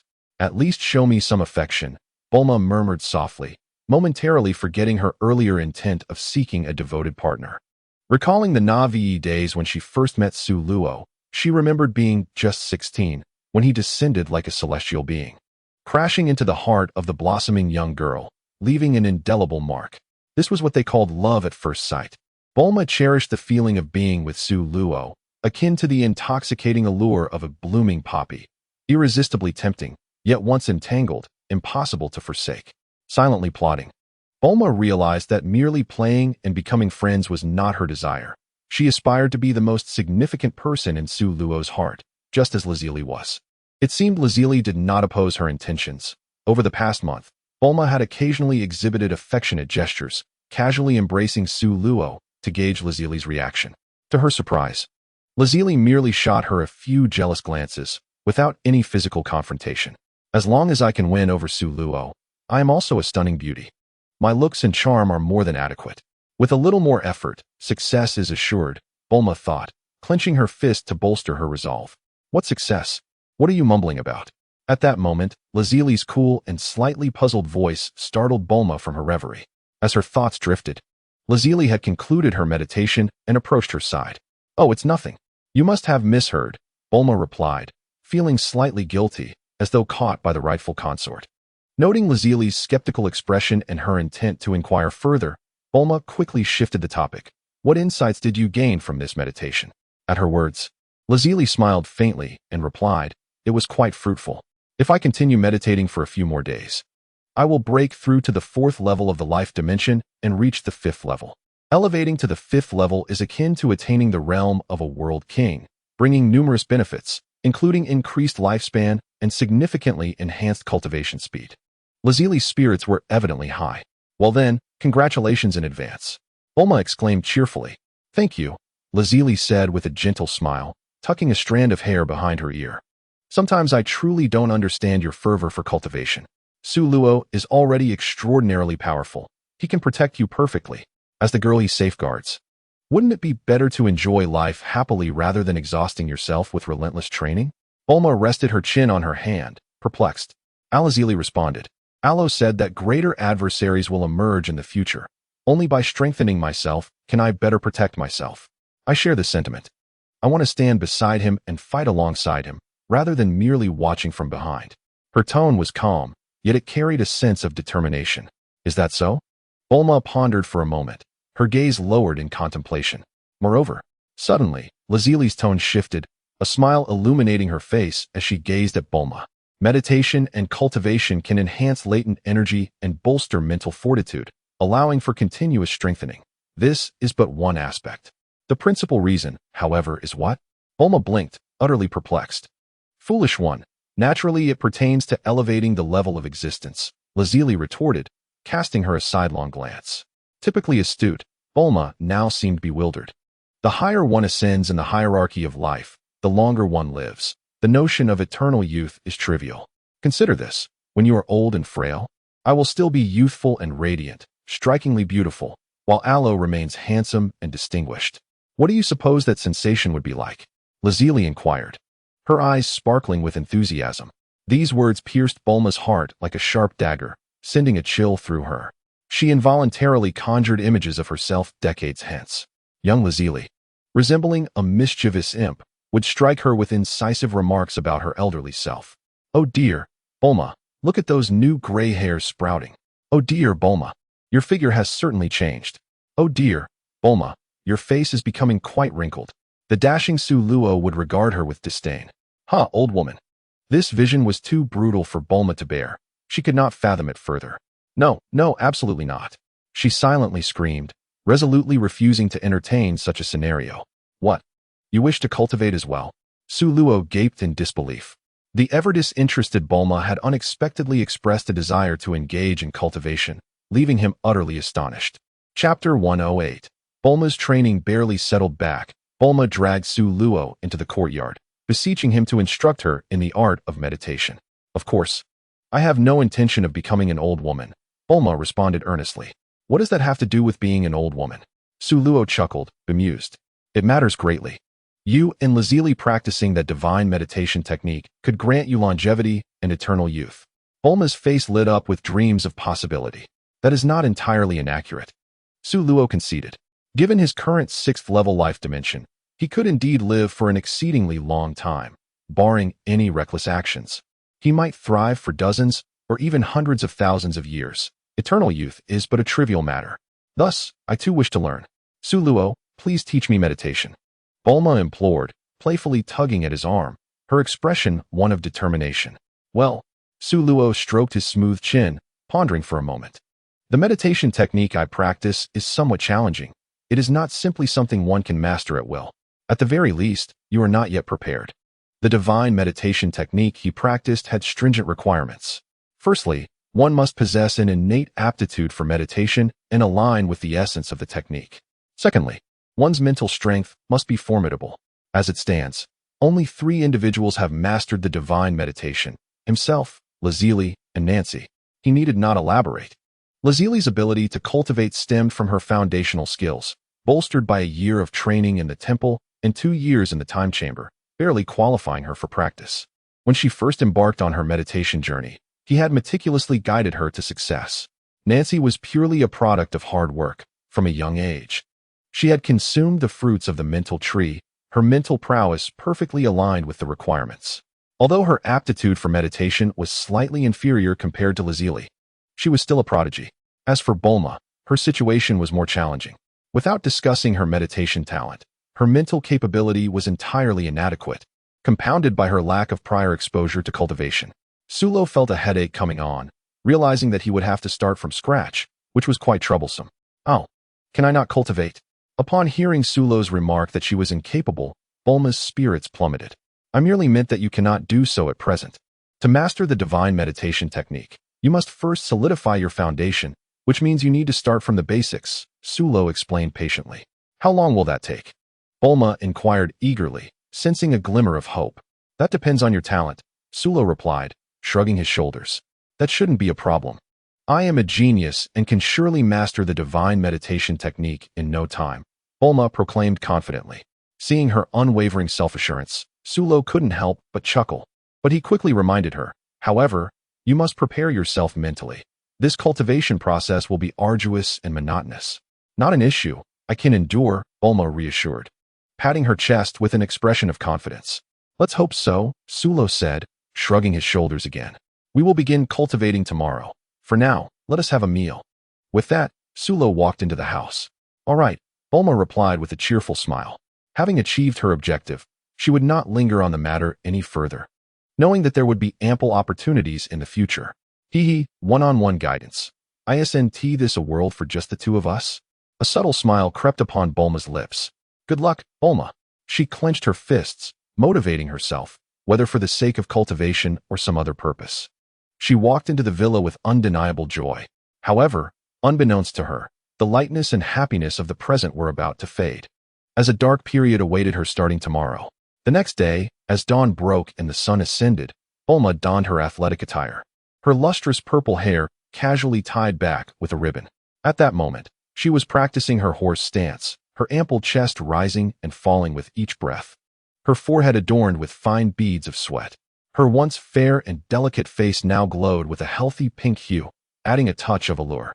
Not far off in the gazebo, Sulo, Lazuli, and Nancy sat around a stone table, sipping tea and engaging in pleasant conversation, their relaxed demeanor making Bulma's heart itch with envy.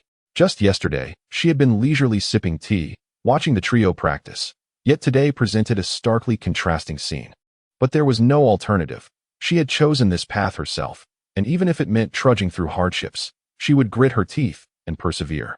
Minutes later, Lazuli and Nancy departed one after the other to pursue their training, offering Bulma a reassuring pat on the shoulder as they left. At that moment, Bulma felt her calves growing numb, nearly collapsing under the pressure of their encouragement, casting a resentful glance at their retreating figures. "Just hold on a little longer." Sulo's voice drifted from the gazebo. I'm at my limit," Bulma replied, her face falling as she looked at Sulo with a pained expression. "Last night, during dinner, someone boasted about mastering the divine meditation technique in a short period, insisting on rigorous practice without restraint." Sulo approached her with a teasing smile. Upon hearing this, Bulma felt even more disheartened. She had previously thought that the basic training merely required quiet meditation, never anticipating such an arduous method. "Sulo, isn't there a shortcut that could expedite my mastery of the divine meditation technique? Perhaps by consuming the fruit of the spirit tree?" Bulma gazed at Sulo with hopeful eyes. "Unfortunately, you are mistaken. This is indeed the shortcut," Sulo replied, his tone calm. "What?" Bulma exclaimed, puzzled. She hadn't even tasted the peel, so how could this be a shortcut? Sensing her confusion, Sulo continued, "While the spirit tree fruit can aid in cultivation, the prerequisite is that you must be able to withstand its immense life energy. With your current frail physique, you are incapable of enduring such a substantial influx." Bulma finally grasped the essence of his words. In simpler terms, She was merely too weak to even qualify for consuming the spirit tree fruit. All right, I understand now. After completing a horse stance, Su Luo allowed Bulma a brief respite before assigning her further foundational training. Thus, an unremarkable day came to a close. Later that evening, after dinner, Bulma returned to her room, dragging her weary body to take a hot shower. She then collapsed onto her bed, exuding an air of despondency. "I'm so tired," Bulma murmured. After a full day of training with Su Luo, she felt as if her entire body would fall apart. At that moment, all she desired was a good night's sleep. Just then, a knock echoed through the room. "Come in. The door is unlocked," Bulma replied lethargically. The door creaked open, and Su Luo stepped inside. Observing Bulma's limp form, he mischievously asked, "Exhausted?" Bulma shot him an annoyed glance before burying her face into the pillow, mumbling, "You're just pretending to care." Haha. Su Luo chuckled at Bulma's adorable demeanor. Humph. Bulma rolled her eyes and covered her head with the blanket. "I have some massage skills. Would you like to try? It can alleviate your fatigue," Su Luo offered with a light-hearted smile. At his words, Bulma immediately poked her head out from under the covers, her eyes wide with surprise. "Really? Why would I lie to you? Then please, work your magic." Bulma maintained her posture, appearing utterly pliable. "Turn over," Su Luo instructed. "Oh," Bulma complied, rolling onto her back. Su Luo settled on the edge of the bed, his hands gently pressing on Bulma's back with just the right amount of pressure. Bulma could distinctly feel his fingertips gliding across her skin, sending tingles throughout her body, gradually radiating warmth within.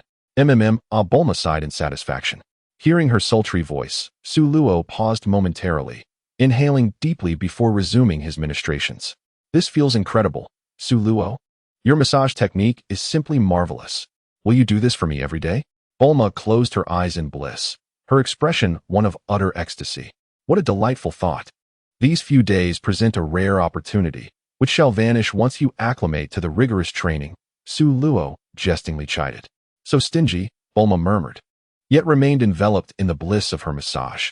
Before long, the soothing rhythm of her breath signaled her deep slumber.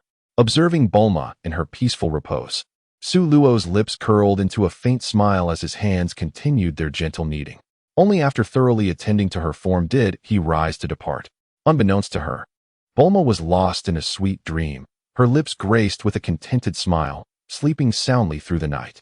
In the days that followed, under Su Luo's unrelenting training regime, Bulma found herself in a state of distress. The sole silver lining was that each night, she could indulge in Su Luo's expert massages, a blend of pain and pleasure. However, Lazili occasionally felt a tinge of jealousy, insisting that Su Luo also provide her with massages in the evenings. Naturally, Su Luo would not refuse, relishing the opportunity to massage his beloved Lazili, which allowed him to fully unleash his skills without reservation. His massage techniques soared to new heights, akin to a rocket ascending. As the days turned into weeks, and then months, Bulma's arduous training journey finally approached its conclusion. Chapter 109. 2 years on a serene morning by the sea. Gentle waves caressed the shore as a radiant sun rose from the horizon, casting its glorious hues at the meeting point of sky and ocean. The warmth of the sun's first light bathed the earth, illuminating the island in a splendid golden glow, rendering it a paradise seemingly isolated from the world. A refreshing sea breeze swept through, adding to the tranquil ambience. Perched upon a jet-black rock, Su Luo, Lazili, and Bulma quietly admired the sunrise over the sea. "Oh, it is truly beautiful. One can never tire of such a sight," Lazili sighed as she stretched and dusted off the remnants of sand from her trousers. "Hee. Having watched the sunrise, it is time to train," Bulma chimed cheerfully, her radiant smile reflecting the morning sun's brilliance. "Hey, Bulma, something seems off. Why are you so eager to train today?" Lazili asked, her curiosity piqued as she gazed at her friend. With a playful grin, Bulma replied, "Su Luo said I can now cultivate by consuming the fruit of the spirit tree. Just yesterday, the grueling physical training had finally come to an end. After 6 months of relentless effort, her physical capabilities had significantly improved, enabling her to use the spirit tree's fruits to aid her cultivation. This signified that from this day forward, she would no longer endure the torturous workouts. Yes, it's time to embark on the second phase, the cultivation of chi," Bulma thought, her spirits soaring as she took another step closer to mastering the heavenly god meditation technique. "Ah, so soon. Perhaps we should proceed with caution." Aloe, why not have Bulma train a few more months? Just look at her thin arms and legs. It's rather concerning, lazily teased, playfully pinching the soft flesh of Bulma's arm. Indeed, that is a sound suggestion, Su Luo mused, stroking his chin thoughtfully. The playful banter between the two left Bulma in a state of distress. After all her hard work, how could they doubt her progress? Raising her hand, she made a gesture of strength, asserting, I am quite formidable now. I could easily take down a few oxen, let alone consume a spirit tree fruit. With a gentle nudge, they urged Su Luo to embark on his training. I shall borrow Su Luo for now. Returning him by nightfall, Bulma declared boldly as she led him away. Ziri, observing the audacity of Bulma, pouted in discontent, muttering under her breath about the increasing boldness of this character. In the expansive courtyard, Bulma eagerly consumed the fruit of the spirit tree. Her cheeks swelled as she chewed and swallowed, the fruit swiftly manifesting its effects. A rich surge of life energy coursed through her being, leaving her invigorated and buoyant, as if endowed with boundless strength. Wow, this is incredible. My power has increased tremendously, Bulma exclaimed, dancing with exuberance as she felt the tumultuous energy within her. Su Luo watched with keen interest, noting that Bulma's physique suited the spirit tree fruit remarkably well. He could distinctly sense her combat power skyrocketing to over 800. The effect is quite remarkable. To test her newfound strength, Bulma propelled herself off the ground, launching into the air like a cannonball, reaching several hundred meters in an instant. Gazing down at the distant ground, she was momentarily stunned. Before she could regain her composure, gravity took hold, and she began to plummet rapidly. Wah! Su Luo, help! Bulma screamed in terror, flailing her limbs in a desperate attempt to grasp something. With a slight squint, Su Luo observed her frantic state and couldn't help but shake his head, amused by her folly. In an instant, he materialized beside her, enveloping her in his embrace and swiftly returning to the ground. Breathless and shaken, Bulma lay in his arms, gasping for air. That was close. You nearly scared me to death. With your current strength, you wouldn't have met a grim fate. So what is there to fear? Su Luo chuckled. But I am but a frail maiden. Falling from such a height is certainly frightening. Bulma retorted, pouting defiantly. In that case, might this frail maiden consider releasing her grip on me? Su Luo raised an eyebrow, bemused by Bulma's octopus-like cling. A blush crept across Bulma's cheeks as she playfully stuck out her tongue and released her hold, bouncing down to her feet. With her hands clasped behind her back, she beamed. You are fortunate to be embraced by such a stunning beauty. Su Luo's lips twitched in silent amusement, choosing to redirect the conversation. Now, let us commence our training. I will first teach you how to harness your ki. All right, I entrust this to you, Teacher Su. Bulma replied with a playful gesture, then assumed a serious demeanor. With a click of his tongue, Su Luo casually seated himself on the ground and began to expound upon the principles of ki. Bulma mirrored him, sitting cross-legged before him, resting her chin on her hands, her gem-like eyes sparkling with focus. Ki is the latent life energy hidden within the human body. It must be said, the theoretical aspect was trivial for the exceptionally gifted Bulma. She grasped the concepts after a single explanation. However, the practical application proved to be a different challenge altogether.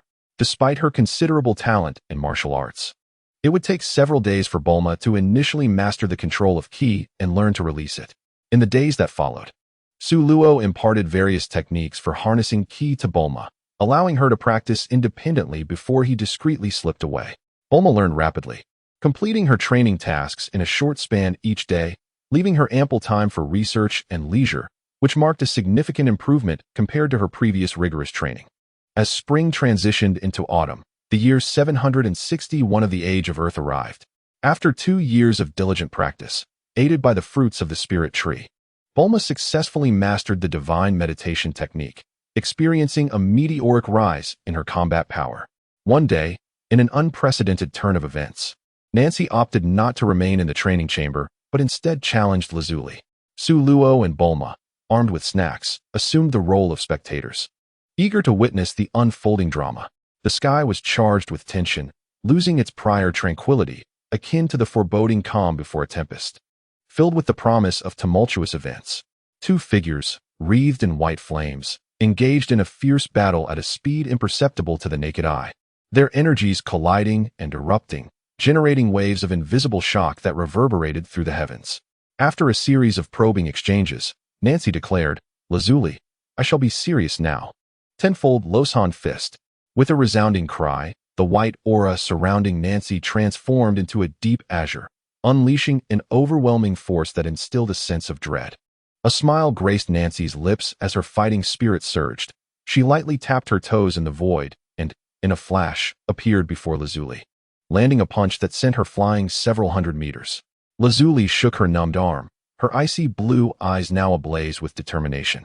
Taking a deep breath, she dissipated her white aura into nothingness. Fivefold Losan fist, she called, as azure flames erupted, emanating a formidable presence that rivaled Nancy's tenfold technique, perhaps even surpassing it. "Nancy, be wary. I wouldn't want you to end up looking like a pig's head. Who will be the one to be beaten remains uncertain. Let us see." The two clashed once more, their combat fierce and unrestrained, igniting sparks of ferocity. A multitude of energy techniques erupted, increasingly terrifying, resembling a deadly duel rather than a mere contest. Stellar fragmentation cannon. Lazuli gathered energy between her palms, shimmering with starlight. Observing this, Nancy swiftly traced her hand through the air, summoning crackling azure lightning. "Atomic collapse," she intoned, pressing her palm forward. Instantly, a tempest of energy surged, spiraling forth in blinding azure beams, exuding a terrifying aura capable of annihilating all. With a calm smile, Lazuli unleashed a radiant wave of energy from her hands, sparkling with starlight. The two energies collided with a thunderous impact, neither yielding to the other, before erupting violently. Fortunately, both Lazuli and Nancy exercised restraint in their attacks, managing to contain the explosion within a limited radius. Nonetheless, the devastation wrought was still catastrophic. Chapter 110. Mimetic Super Saiyan Su Luo and Bulma reclined on beach chairs, thoroughly engrossed, continuously indulging in their snacks. Beep, beep, beep. A series of electronic sounds filled the air. Bulma, equipped with her modified power detector, assessed the energy levels of the two combatants. Observing the fluctuating numbers on the screen, she gasped in astonishment. What incredible combat power! Lazuli's power stands at 15.5 billion, while Nancy's is at 15.1 billion. After 2 years of rigorous training, her combat prowess has reached an astonishing level of 12,000. An impressive feat compared to the average combat strength of 5 possessed by the inhabitants of Earth. However, the gap between her and the likes of Lazuli and Nancy remains insurmountable. "Suro, why do I sense that Lazuli and Nancy are becoming increasingly agitated? If this continues, won't they end up demolishing our home?" Bulma expressed her concern, casting a worried glance at Suro. "Fear not.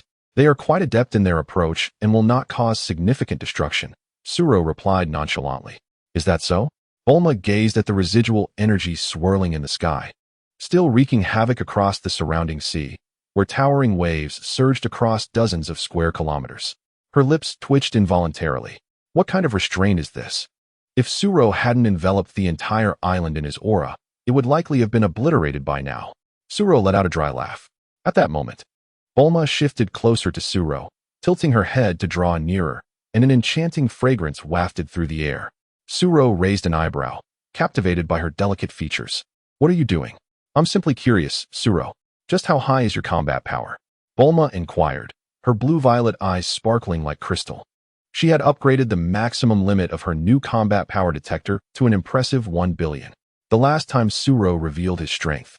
Her curiosity led her to test it, resulting in the detector's explosive demise. "My combat power, you wish to know?" Suro teased.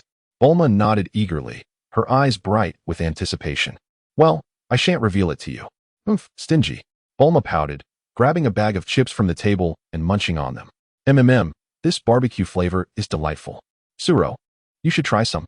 She offered a few chips to Suro. After a moment's hesitation, he opened his mouth and accepted the snack. Hee. Bulma's eyes narrowed into crescent shapes before she shifted her gaze towards the two combatants. Meanwhile, Suro chewed on the chips, his thoughts wandering elsewhere. Opening his personal panel, he observed, "Host, Suro age, 28 dimension, level 6, Great King 66, talent, martial arts heart, time and space. Dragon God bloodline, Han Chinese, Yan Huang bloodline, skills, Dragon God ascendancy, Dragon fist, time stasis, 07. Time rewind, 05. Instant transmission, spatial dimension / spatial lock, void transition. Celestial Meditation Technique, Luo Immortal Fist, 20x, Chi Manipulation, Lightning Cannon, Omitted, Combat Power, 2. 1 billion Evaluation, rarely meets an adversary in the universe. Suro contemplated. With his current strength, if he were to unleash his full potential, he would far surpass the Super Saiyan 2 Goku during the Majin Buu saga. However, he pondered how he would fare against Super Saiyan 3. In this era, Goku had yet to reach his full potential, and there were no suitable opponents in the universe to gauge his strength against. The god of destruction, Beerus, was far too formidable, and Suro dared not provoke him, as it would be tantamount to courting death. He mused that it would be wonderful to receive guidance from the angel Whis, for as a food-loving celestial being, there was nothing that could not be appeased with a delectable meal. Certainly, these thoughts merely flickered through Sulo's mind. Although he possessed the coordinates to the god of destruction's realm within the cosmic star map in his mind, he dared not venture forth recklessly. Even if the god of destruction lay in slumber and the angel Whis appeared amiable and approachable, such perceptions were but surface level. Who could predict what might transpire should an outsider intrude upon the realm of the god of destruction? It was prudent to avoid such peril. Unbeknownst to Sulo, light years away from Earth, in the realm of the god of destruction, Whis observed this scene through the magical orb atop his staff, specifically eyeing the delectable snacks laid before him. These treats appeared to be quite appetizing, and Whis instinctively swallowed his saliva. Perhaps a trip to Earth was in order, not merely for the culinary delights, but to bring back Sulo, who possessed the power of a dragon god, for cultivation. Years prior, when Sulo awakened the dragon god power in the demon realm, Whis had sensed it and utilized his angelic authority to ascertain the source of this power. Initially, he believed that the dragon god had descended upon the entire universe, only to be astonished to discover that the power emanated not from the dragon god, but from Sulo. A mere human, driven by curiosity, Whis once again employed his angelic privileges and was even more astonished to learn that Sulo hailed from Earth in the 7th universe. The fact that an ordinary Earthling had awakened the supreme power of a dragon god was astounding.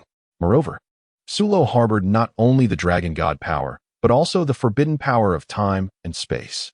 Even Whis, as an angel, had only mastered a few temporal abilities. The convergence of the dragon god and time-space powers within a single individual signified that Sulo was far from an ordinary being. Even the usually composed Whis felt a surge of desire to cultivate Sulo as the next god of destruction, for individuals with such potential were exceedingly rare. However, as an angel, Whis's primary duty remained to serve the god of destruction and maintain the cosmic order. While the god of destruction slumbered, it was his responsibility to ensure the smooth operation of the realm, restricting his absence from it for extended periods. Regarding Sulo, Whis opted to observe for a while longer, knowing that as a being of the 7th universe, he could not escape. Of course, Whis was not a voyeur, constantly fixated on Sulo. He merely checked in occasionally to monitor Sulo's training progress. This exceptionally gifted individual would, at this rate, likely reach divine realms in no time. How exhilarating! Whis chuckled softly, his laughter resonating in the air as he gazed at the ancient palace atop a colossal tree.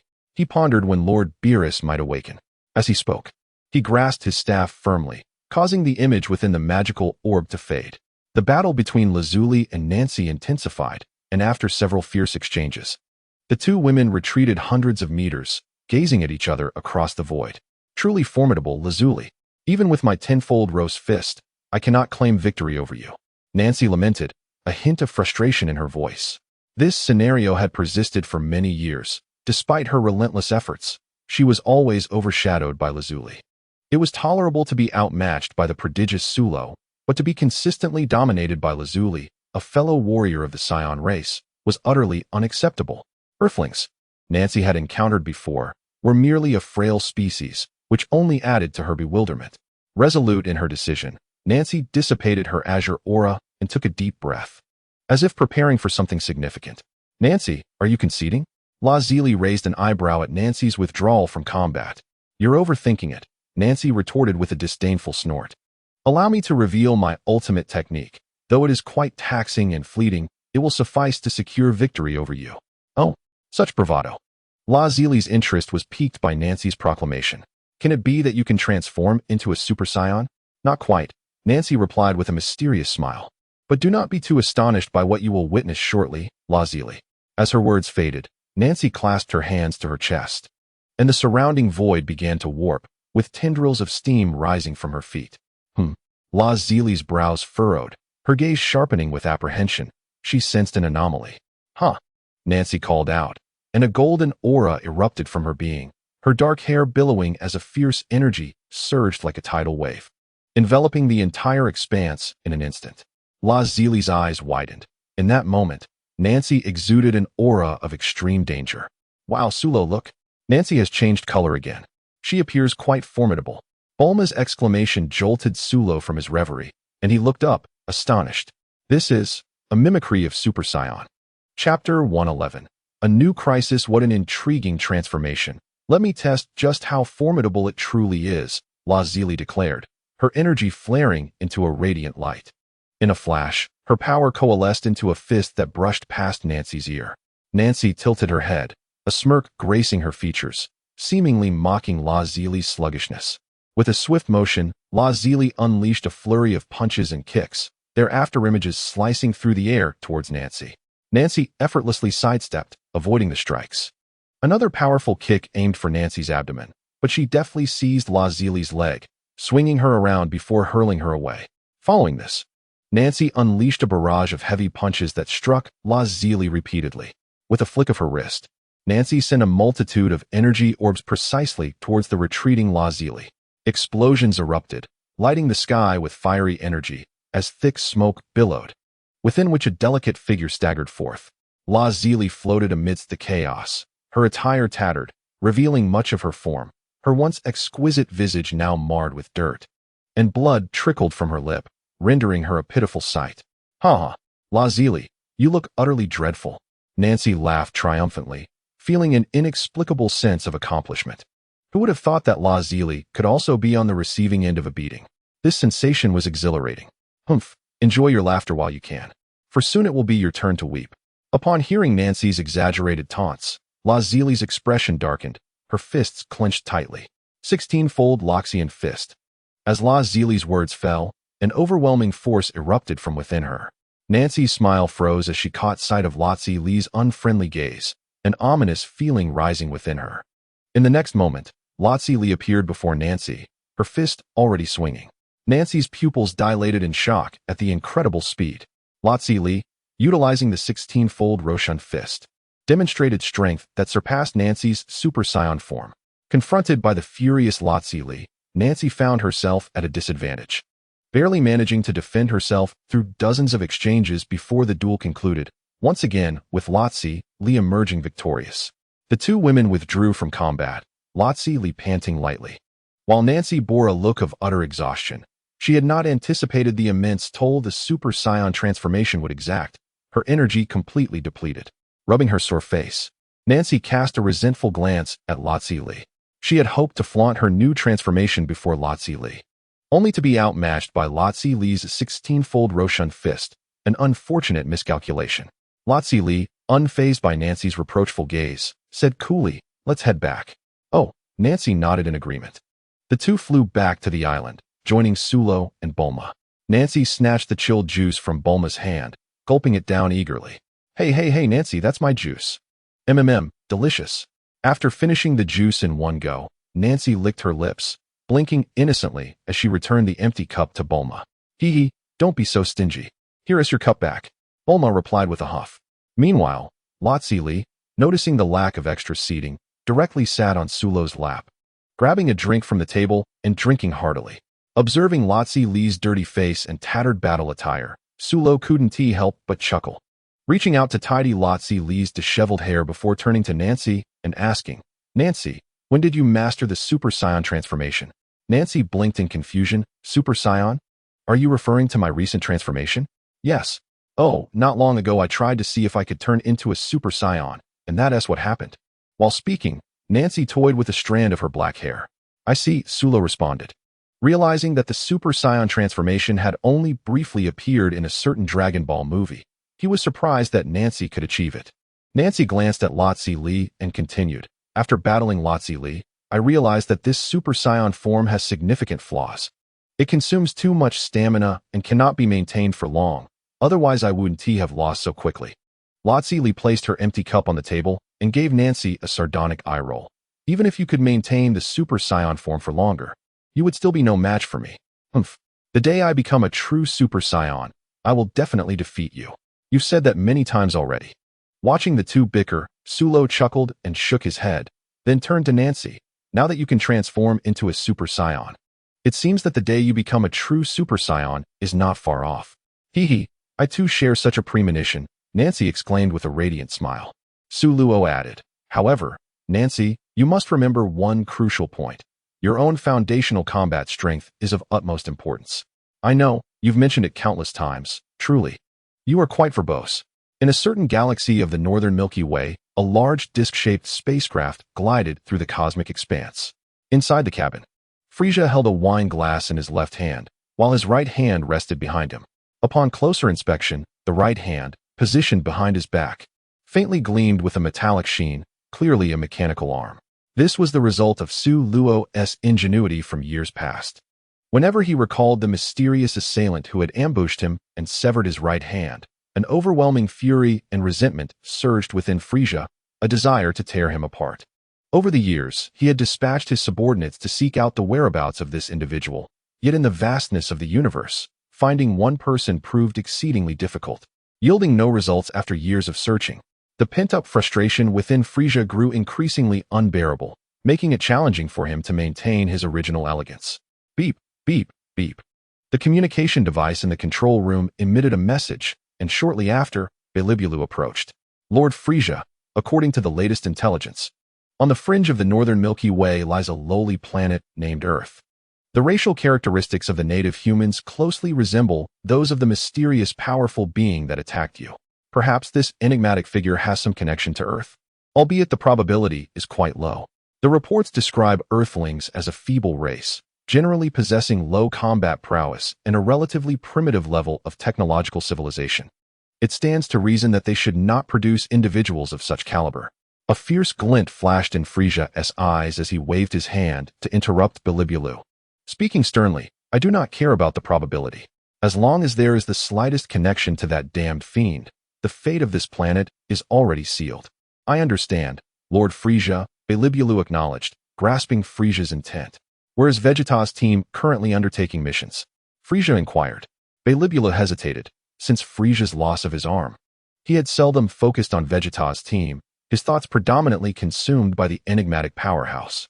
Consequently, Vegeta's team had remained relatively idle, their missions few and far between. After pondering, Belibulu replied, Vegeta's team is currently unoccupied and ready for missions at any time. In that case, let us assign this task to them, Frieza decided. Understood. Chapter 112. The King's warning. Not long after, on a desolate planet, Vegeta, Nappa, and Raditz received the orders conveyed by the Frieza force. After such an extended period without missions, they had anticipated a challenging assignment, only to find themselves tasked with exterminating the humans on Earth, a task they deemed utterly unchallenging. Pa, this lowly planet is hardly worthy of my attention as a Scion Prince, Vegeta scoffed, spitting disdainfully onto the ground. Then Vegeta, shall we proceed to Earth to carry out the mission? Nappa inquired, stroking his smooth head. Humph, of course we shall go. Consider this task a mere opportunity to stretch our limbs. After enduring the intense gravity of this planet, which is 25 times that of Earth, it is time for Vegeta to relish the exhilaration of battle. A wicked smile crept across his lips. With your current strength, Prince Vegeta, you could easily obliterate a primitive planet like Earth. After all, you have become exceedingly powerful, Raditz complimented. Indeed, it is true, Vegeta replied with a chuckle. I owe much to this planet. I never anticipated that training in such a high-gravity environment would yield such remarkable results. Clenching his fists, Vegeta acknowledged that his power now vastly surpassed that of his father, King Vegeta. Perhaps only the legendary Super Saiyan is worthy of such power. He, Vegeta, was gradually approaching the realm of the Super Saiyan, or perhaps he already embodied one. However, the name Earth felt oddly familiar, as if he had heard it before. Raditz crossed his arms and pondered for a moment. Ah, I remember now. My brother Kakarot was sent there. Oh, it seems Kakarot did not exterminate the inhabitants of that planet. What a disgrace for our Scion lineage, Raditz remarked disdainfully. Kakarot was classified as a low-class warrior, which is why our father dispatched him to Earth. Who would have thought he would be so inept as to fail to conquer even a lowly planet? Despite being the elder brother, Raditz was thoroughly incensed by his brother's incompetence. Never mind. After all, he is one of the surviving Scions. I shall bring him back while on my mission. Vegeta waved dismissively. Next stop, Earth. Days slipped by quietly. At the end of Snake Way, the North Kai's planet floated serenely. As the deity overseeing the northern galaxy, North Kai was enjoying a leisurely drive in his red sports car along a straight road that traversed the planet, one of his few cherished pastimes. After several laps, he parked his vehicle by the roadside, exited leisurely, closed the door, and began the day's work anew. As usual, North Kai utilized his mental prowess to survey the planets of the northern galaxy. His antennae twitched slightly as his thoughts swiftly scanned the galaxies within his jurisdiction. After an indeterminate period, he noticed something unusual. In the vast cosmos, 3 circular spaceships darted along the same trajectory. The unique design of these ships was all too familiar. They belonged to the Northern Galaxy's greatest menace, the Frisia Force. With a flicker of thought, North Kai probed inside the ships. Science, he murmured. He then predicted the trajectory of the ships to determine which planet these Scions were targeting. The scene shifted, revealing a cerulean planet within his view. A peculiar expression crossed North Kai's face. Was this not the planet where that fool Sirlon resided? The Scion's target was Earth. Was this not tantamount to seeking their own demise? Oh, it seems there is a spectacle to behold, North Kai mused, secretly amused by the Scion's reckless behavior. After all, the eradication of such a perilous threat to the peace of the northern galaxy would be a welcome development. The North Kai pondered for a moment, feeling that the Scions posed little threat to Sulo. Nevertheless, it was prudent to inform him. Meanwhile, on Earth, the island basked in a gentle breeze and radiant sunshine, resembling a picturesque painting. During the midday hours, under the shade of trees in the courtyard, Lazuli, Bulma, and Nancy swung back and forth on the swings. Sulo stood behind Lazuli, gently pushing her swing. Bulma gazed enviously at Lazuli, wondering when she too might enjoy such treatment. At that moment, a familiar voice echoed in Sulo's mind. Your Majesty, the North Kai. Sulo paused, slightly taken aback. It is I. There is an important matter I must convey to you. The North Kai communicated telepathically with Sulo. What is it? Sulo ceased his gentle pushing of the swing and inquired similarly through their mental link. The North Kai briefly recounted the impending invasion of Earth by Vegeta's team, concluding with a note of urgency. The Scions will likely arrive on Earth in about a year. Thank you for the information, Your Majesty, Sulo replied politely.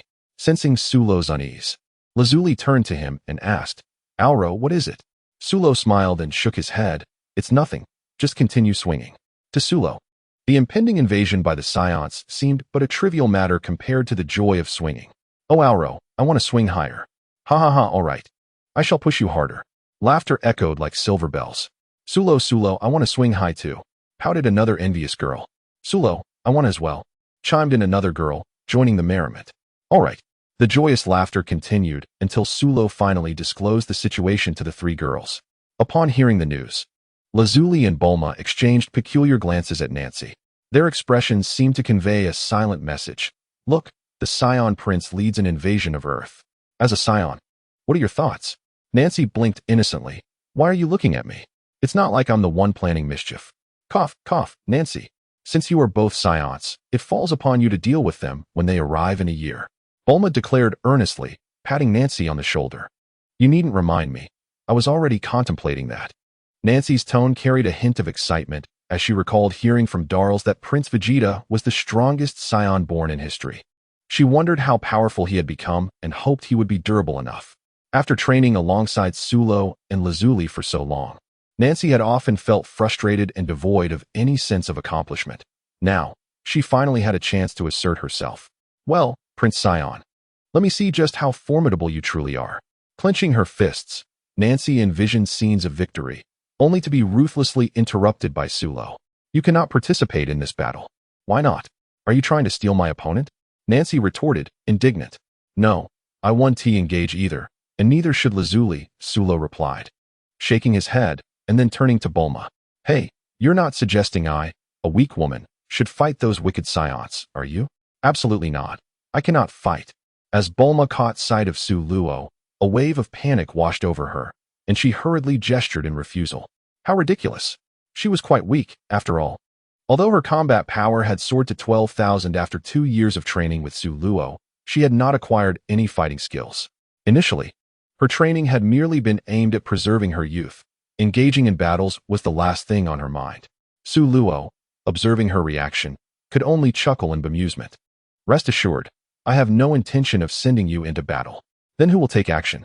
The three women simultaneously turned their gazes towards Su Luo. With narrowed eyes, a sly smile crept upon his lips. Have you all forgotten that Earth still has Goku and his companions? Chapter 113. The intention, I shall make a trip to Baozi Mountain. With that, Su Luo vanished in an instant. What the heck? It would have been so simple to let me handle this. Nancy stomped her foot in frustration as she watched Su Luo disappear. Nancy, there is certainly a reason behind Luo's words, mused Lazuli, who sat thoughtfully on a swing, resting her chin on her hand. Humph, I have no intention of heeding his advice. If Goku and the others cannot hold their ground, I will step in, Nancy retorted. Suit yourself. Lazuli replied with a light laugh. Nestled among mountains, Baozi Mountain was a secluded paradise, featuring two structures, a grand villa and a quaint stone cottage. In the open space before the cottage, two figures, one large and one small, were engaged in a spirited duel. They were none other than Goku and Gohan. It wasn't long before Gohan, exhausted, sank to the ground, panting heavily. After wiping the sweat from his brow, Gohan looked up at Goku with his big, round eyes. A hint of distress evident in his voice. Dad, I can't even land a hit on you. Am I really that weak? Goku let out a hearty laugh and affectionately ruffled Gohan's hair. Gohan, you have performed exceptionally well. I wasn't nearly as strong as you at your age. You possess immense potential. I believe that very soon, your strength will surpass mine. This was not merely a comforting platitude, but Goku's heartfelt conviction. Having trained with him for only a year, Gohan's power had already matched Goku's strength from years prior, before he had consumed the fruit of the Tree of Might, illustrating just how formidable Gohan's talents were. With a gleeful giggle, Gohan beamed with happiness. Well, Goku, Gohan. Suddenly, a melodious voice disrupted the harmonious atmosphere. Su Luo appeared beside Goku, greeting the two. Goku was momentarily taken aback, but a look of joy quickly spread across his face. Long time no see, Su Luo? Uncle Su Luo, hello? Gohan exclaimed, recognizing the visitor and promptly springing to his feet to offer a polite greeting. Su Luo scrutinized Gohan, noting the impressive energy contained within his small frame, signifying that he had indeed embarked on the path of martial arts training. He then affectionately patted Gohan's head, praising, Hello, Gohan, you appear to be quite robust. It's the result of training with Dad, Gohan replied shyly, his tail wagging excitedly behind him. Su Luo, your timing is impeccable. Ever since I consumed that fruit from the Tree of Might, I feel my strength has improved significantly, but I am uncertain just how powerful I have become. Pray, might we engage in a contest? As he spoke, Sun Wukong swung his arm in eager anticipation. Son Gohan, with his sparkling, curious eyes, wished to witness who among his father and Uncle Su Luo would emerge victorious. The extent of Su Luo's strength remained but a nebulous notion in Gohan's memory, for he was but a child then, unable to recall clearly.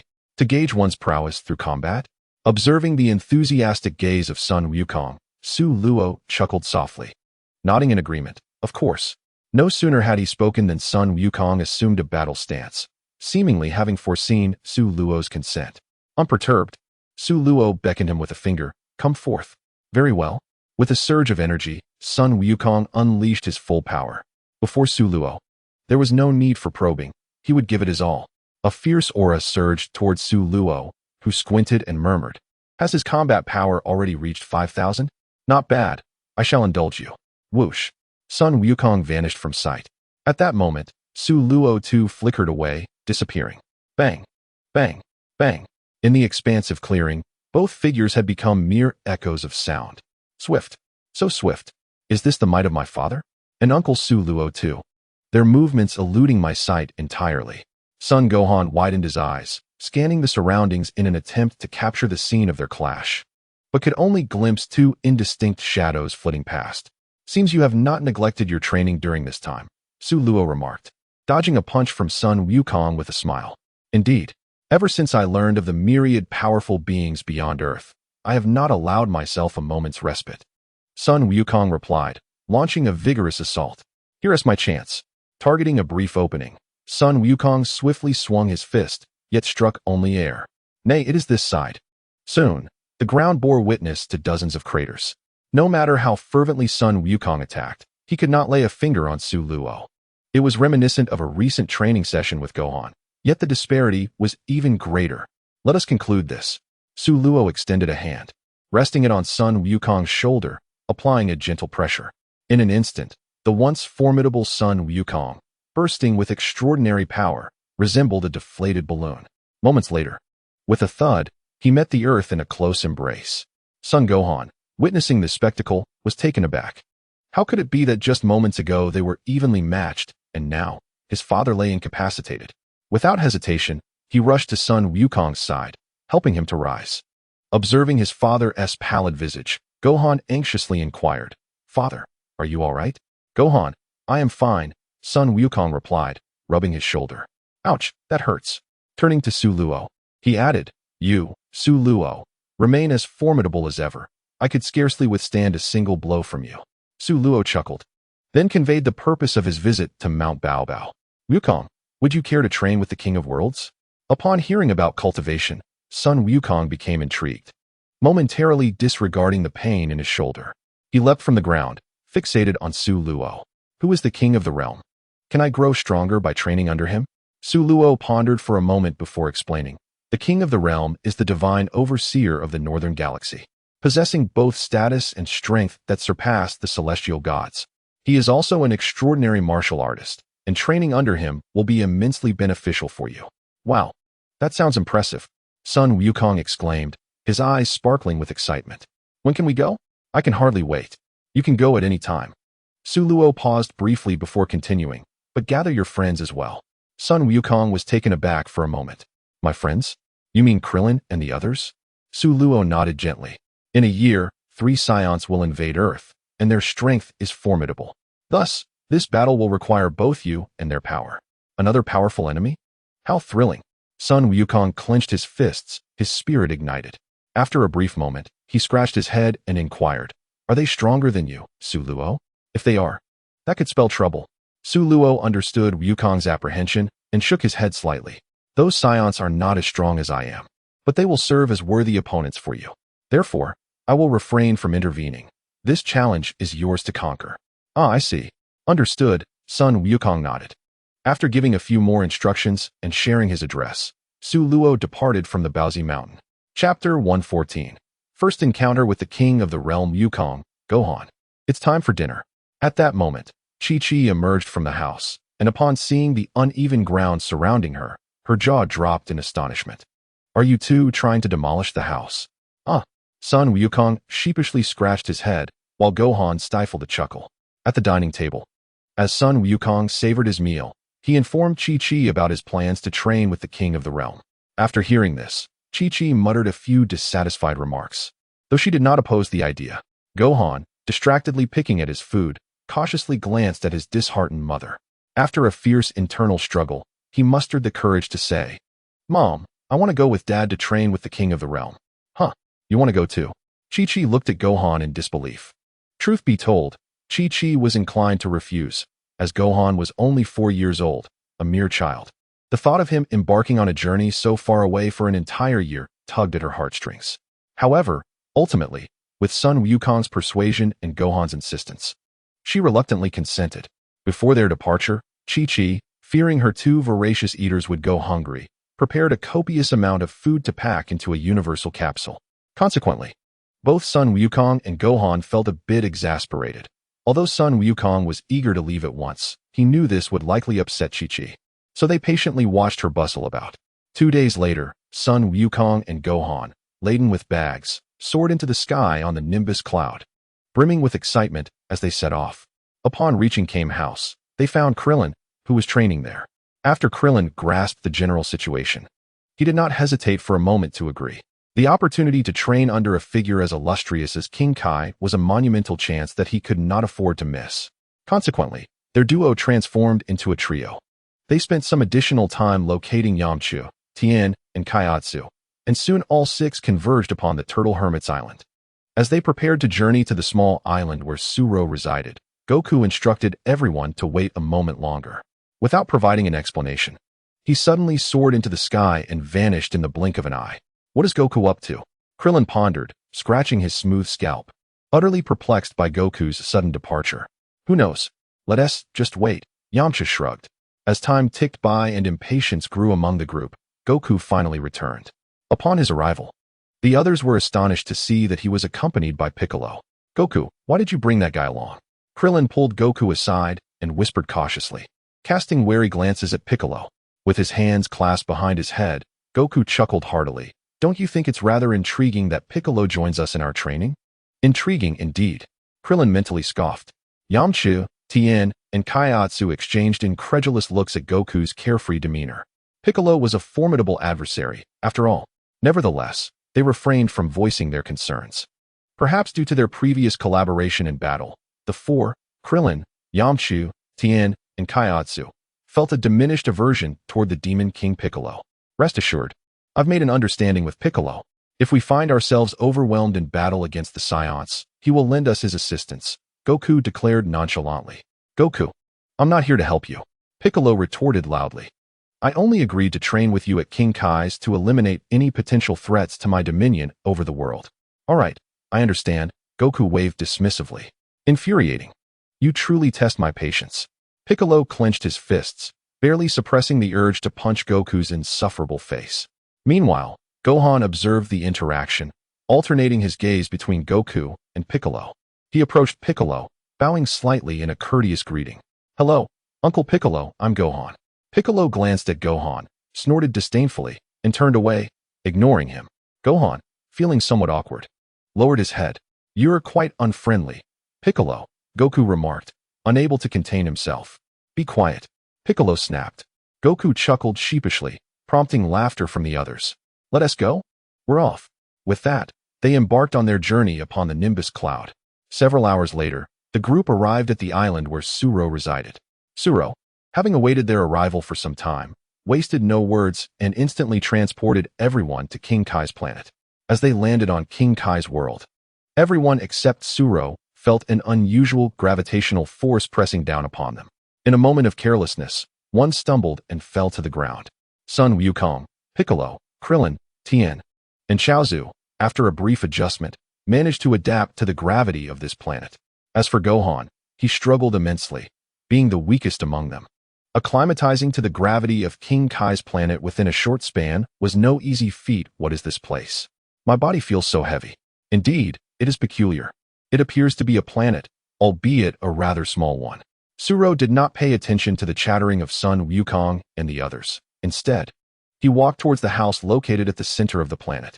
Although Suro had previously encountered King Kai on several occasions, this was his first visit to King Kai's planet. The impression this planet left on him was one of extreme simplicity. On the modestly sized planet, a few trees were sparsely scattered, and a small car was parked beside the house. Beyond that, there was little else. Compared to the residences of other Kais, the northern Kai's abode could be deemed the most lacking. Beneath an apple tree, a black gorilla spotted Suro's approach and immediately began to dance about, making sounds akin to Ururu. This was Beerus, the pet of the northern Kai. Upon hearing the commotion, the northern Kai promptly stepped out of the house, scolding the incessantly chattering Beerus. Beerus, what are you making such a racket for? Just after reprimanding, the northern Kai sensed something amiss and turned to look. Upon seeing the visitor's face, he expressed surprise. Oh, isn't that Suro? Suro approached the northern Kai with a smile and greeted, Hello, Your Excellency, King Kai. What brings you here? I have a favor to ask of you, Suro replied. The northern Kai, intrigued that someone like Suro would request something from him, said, Do tell. Suro gestured towards Sun Wukong and the others, saying, Could you possibly guide them in their training? Training, you say? With your strength. I would assume guiding them would be quite effortless for you. Why seek me out? I believe they would benefit greatly from training under your tutelage. The northern Kai found Suro's words quite agreeable, and he nodded with delight. If you wish for me to guide them in their training, I am willing. However, they must first pass my test. Of course, Suro chuckled, knowing that the northern Kai's test would merely involve sharing some corny jokes. Chapter 115. The test. In the original narrative, the northern Kai had similarly tested Sun Wukong and his companions. Introduce yourselves to King Kai, Suro suggested with a smile.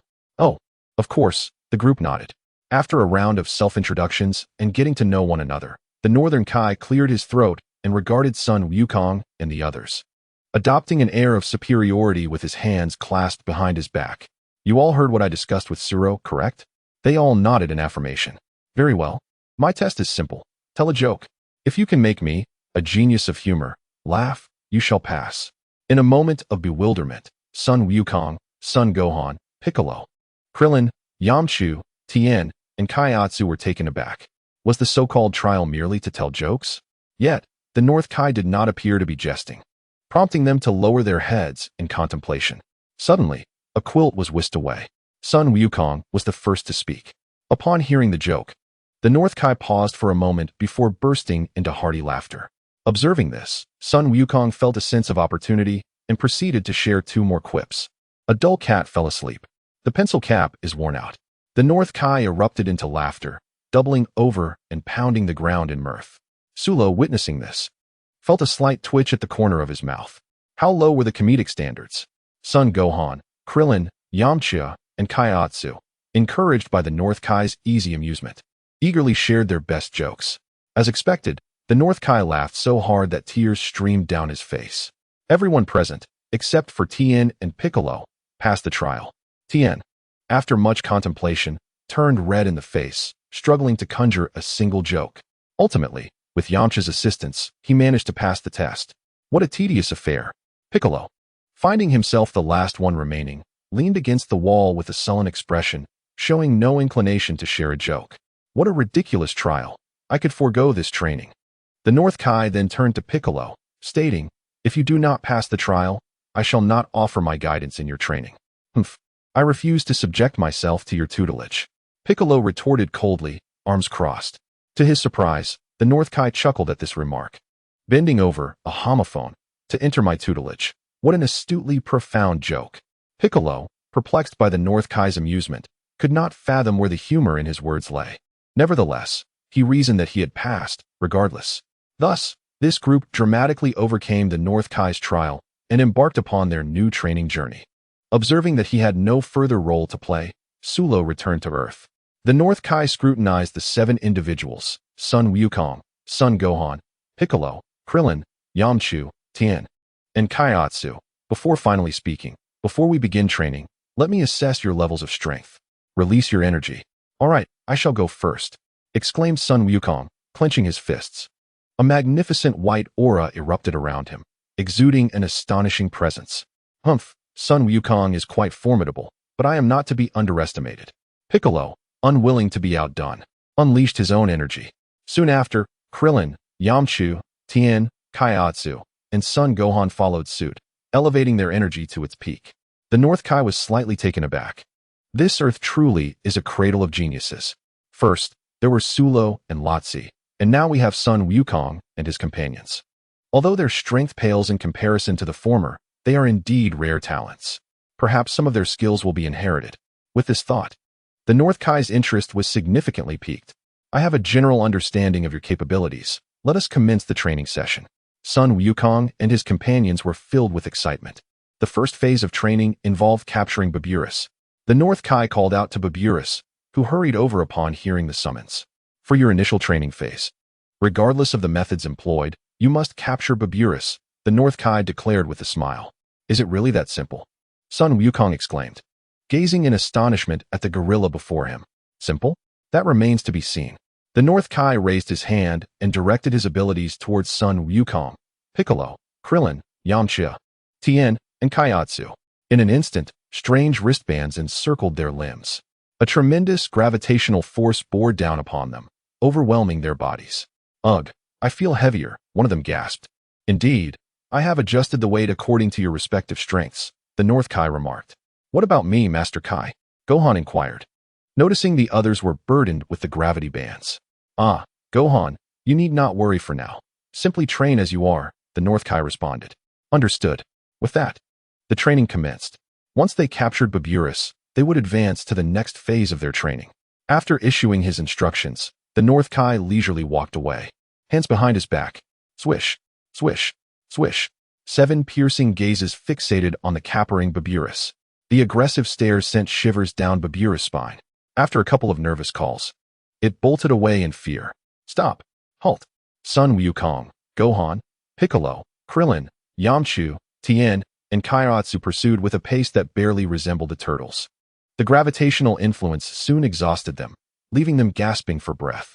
Perhaps fueled by their competitive spirit, they resumed their chase after a brief respite. As the pursuit continued, a month slipped by. The group gradually completed their training tasks and prepared for the next challenge, capturing another pet of the North Kai, a yellow grasshopper named Girigiri. The task was straightforward. Wielding a large hammer, they were to strike Girigiri. Thus, a calamity descended upon the entire North Kai's planet. The seven wielded their hammers with fervor, relentlessly chasing Girigiri. Each hammer strike created a massive crater. Before long, the landscape was left in ruins, houses collapsed, and small cars destroyed. The North Kai could only watch in despair, tears welling in his eyes, as he silently picked up tools to repair the damage. Meanwhile, on an unnamed island on Earth, Sulo enjoyed a leisurely existence. Aside from his daily training, he engaged in philosophical discussions with Lazuli and occasionally trained the wild-spirited Nancy in combat. At times, he would even assist Bulma in scientific inquiries. One day, Bulma received a phone call. "Hello, sister. Bulma, it has been ages since we last spoke. I have a favor to ask of you." A melodious voice resonated from the other end. Bulma listened attentively, responding affirmatively a few times before ending the call. Chapter 116. Tai's Bulma murmured to herself, finding it quite bothersome, and realized that she needed to return home for a brief visit. As she carried her bag into the yard, she happened upon Su Luo, Razali, and Nancy, greeting the three of them. Upon hearing Bulma mention that she had an older sister, Razali expressed curiosity, asking, "Bulma, you have an older sister? How come I've never heard you mention her before?" Bulma shrugged her shoulders with a hint of exasperation and replied, "My sister's name is Thais. In her quest for inspiration for her novels, she travels to various planets with Jack, so I hardly ever see her." "Your sister seems quite unique," Razali chuckled softly. Bulma pressed her lips together, noncommittal. After a moment of contemplation, she added, "I'll return home for now, and will be gone for a while." "All right," Razali nodded gently. "Oh," Nancy remarked indifferently, nodding her head. "Make sure to hurry back." Su Luo waved his hand. "It's truly disheartening. Don't you feel even a twinge of reluctance?" Bulma pouted, observing the trio's indifferent expressions. Razali raised an eyebrow, seemingly at a loss for words as she looked at her. "Not at all. If you're going back, then go swiftly. You've lingered here for quite some time." "Fine, I shall depart now." Bulma huffed a couple of times, and then a white aura rose from her feet as she prepared to soar into the sky. However, she reconsidered and dissipated the energy. Turning, she wrapped her arms around Su Luo's, playfully swaying. "Su Luo, will you escort me home? Didn't you master the art of flight? Why not return on your own?" Su Luo said, tapping her forehead with mild annoyance. "Absolutely not. Flying back would be such a hassle. Your instant teleportation is far more convenient." At the luxurious villa in West City, after escorting Bulma to her doorstep, Su Luo hesitated, contemplating whether to accompany her inside. Recalling previous visits when Mrs. Brief had been excessively welcoming, he felt somewhat overwhelmed. Bulma did not give him a moment to ponder. She grasped Su Luo's hand and cheerfully declared, "Since you're here, come inside with me." Without allowing any objections, she pulled him inside.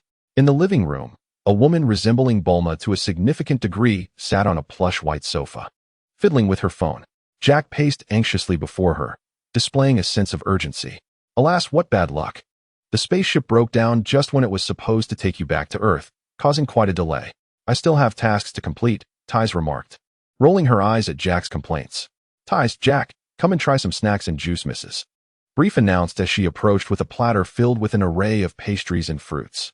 "Thank you, Mom." Thais smiled sweetly at Mrs. Brief, taking a snack and savoring it with delight in her eyes. Jack also took a large gulp of juice, exclaiming, "This juice is truly delightful. By the way, what is Dad up to?" "He hasn't answered any calls," Thais inquired. Mrs. Brief pondered, placing a finger on her red lips. "He has been busy researching some technology and hasn't returned home for several days." Bulma added, "He has been out with his lover for many days and hasn't come home either." As soon as her words fell, a gentle call echoed from outside the door. "Mom, sister, I'm back." Entering the living room were Bulma and Sulo. "Ah, Bulma-chan is back." Mrs. Brief's eyes widened in disbelief upon seeing her daughter, holding Sulo's hand. She hurried over, affectionately linking her arm with Sulo's. "Oh dear, Sulo-kun, it's been so long. Would you like to go on a date with me?" Sulo felt overwhelmed by her exuberant enthusiasm. "Oh mom, please stop. If you want a date, go ask Dad," Bulma interjected, pulling Mrs. Brief away. "Wah. My daughter has a boyfriend and has turned fierce. How unlovable." Mrs. Brief feigned a pitiful expression. Bulma rolled her eyes in exasperation. "If you keep this up, Mom, I might just get angry." "Well, it seems I've been scorned by my daughter." Mrs. Brief quickly changed her demeanor, regaining her gentle and composed appearance. At that moment, Tais walked over, curiously gazing at Sulo. When her eyes fell upon his strikingly handsome features, she was momentarily taken aback. Although Tais was not one to be easily swayed by looks, she could not deny Sulo's charm, particularly the unique allure he radiated, making it difficult to look away. "Sister." Bulma gently coughed, noticing Tais's lingering gaze on Sulo. Upon hearing this, Tais promptly averted her eyes and calmly remarked, "Bulma, is this your boyfriend? He is quite handsome." Bulma's cheeks flushed slightly, feeling shy. "It's not quite like that," she replied hesitantly. Tais chuckled knowingly and extended her delicate hand with a smile. "Hello, I'm Tais, Bulma's sister." Sulo reached out his other hand, gently clasping Tais's soft palm, returning her smile. "Hello, I'm Sulo." He then released her hand, glancing at Tais with curiosity. Perhaps inheriting Mrs. Brief's ageless genes, Tais, in her 30s, showed no signs of aging, still radiating youthfulness and elegance. "Let me tell you, Bulma has never brought a male friend home before. You are the first." Tais playfully leaned forward, her hands clasped behind her back. "Actually, I feel it necessary to explain." Sulo began, but Bulma interrupted him without mercy. "Oh, sister, wasn't Gak's spaceship broken? Let's focus on the important matters first." "You're right." Tais nodded in agreement. "Hey Gak, where are you going?" Tais turned to call Gak, only to find him tiptoeing toward the door in a rather peculiar manner. "Ha ha ha, the weather is lovely today. I just wanted to go out and take a look," Gak said awkwardly, scratching his head upon realizing he had been caught. "What nonsense are you talking about?" Tais was perplexed. What had gotten into Gak to make him act so flustered? Jayak hurriedly approached Tais and whispered in her ear, "Why does Bulma know that high-risk individual?" "Suluo? Had I known, I would never have come to Earth. What nonsensical talk is this? High-risk individual? Shoo, don't speak so loudly." Jayak quickly raised a finger to silence her, then cautiously glanced at Suluo. Upon meeting Suluo's unfriendly gaze, a chill ran down his spine. Suluo looked at Jayak, utterly speechless. Is he deaf, or what? At this close distance, how could he not hear? Chapter 117. The Devoured Planet Galactic Patrol Officer. Elite Warrior Jayak, right? I am familiar with you. You must be mistaken. Jayak is among the elite of the Galactic Patrol, handsome and charming, with numerous admirers. How could I be the likes of an obscure nobody? Jayak attempted to defend himself, seeking to obscure the truth while not forgetting to boast about his own merits. Suluo, Bulma, are you serious? Jayak, didn't you used to brag about your prowess? Why do you seem so frightened of Suluo? Tais mercilessly exposed Jayak. Exactly. Suluo is not a villain. Your fear could tarnish the reputation of the Galactic Patrol. Bulma chimed in to further undermine him, with the two women belittling him. Jayak felt as though he was being slapped in the face, the sting igniting a fiery embarrassment. Thus, he raised his voice in protest. How outrageous. I am a super elite guarding the galaxy. How could I possibly be afraid? This is merely a strategic maneuver. You wouldn't understand. Suluo stroked his chin, curious. I don't recall having ever harmed the Galactic Patrol. Why are you so anxious, Jayak? Don't you remember? Enough of the preamble, just speak. Jayak swallowed hard. Many years ago, you invaded the headquarters of the Galactic Patrol, didn't you? You seized confidential information from the Galactic King, right? Naturally, this isn't of great importance. Subsequently, you undertook numerous missions with the Galactic Mercenaries, eliminating many formidable and dangerous individuals. Your infamous reputation, your esteemed name, has spread throughout the cosmos, known by all. You have even been targeted with bounties amounting to 500,000 Heiken. Jayak recounted. Oh, it seems I am quite valuable, Suluo mused, finding amusement in Jayak's words, which referred to his past adventures with Lotzi Li in the cosmos. Initially, his intent was merely to challenge skilled opponents and hone his martial arts. He had paid little attention to other matters, never realizing his fame had grown to such heights, nor that he had bounties placed on his head. The sum was so substantial that even he felt a twinge of excitement. It appears I should find a time to speak with those offering the bounty. I certainly do not wish to be a lingering concern for anyone. A dangerous smile curled at the corners of Su Luo's lips. Jayak, keen-eyed, noticed Su Luo's subtle expression, and a sense of foreboding washed over him. Heavens, could Su Luo be contemplating silencing me? After all, I am privy to his whereabouts. He quietly took a few steps back. Seeing this, Su Luo rolled his eyes. There's no need to worry. I have no intention of doing anything to you. Jayak forced a sheepish smile. Meanwhile, Taze, having absorbed all this, gazed at Su Luo with sparkling eyes. How unexpected it is that you, Su Luo, not only possess striking good looks, but also exhibit formidable strength and a wealth of life experiences, truly embodying the essence of a protagonist.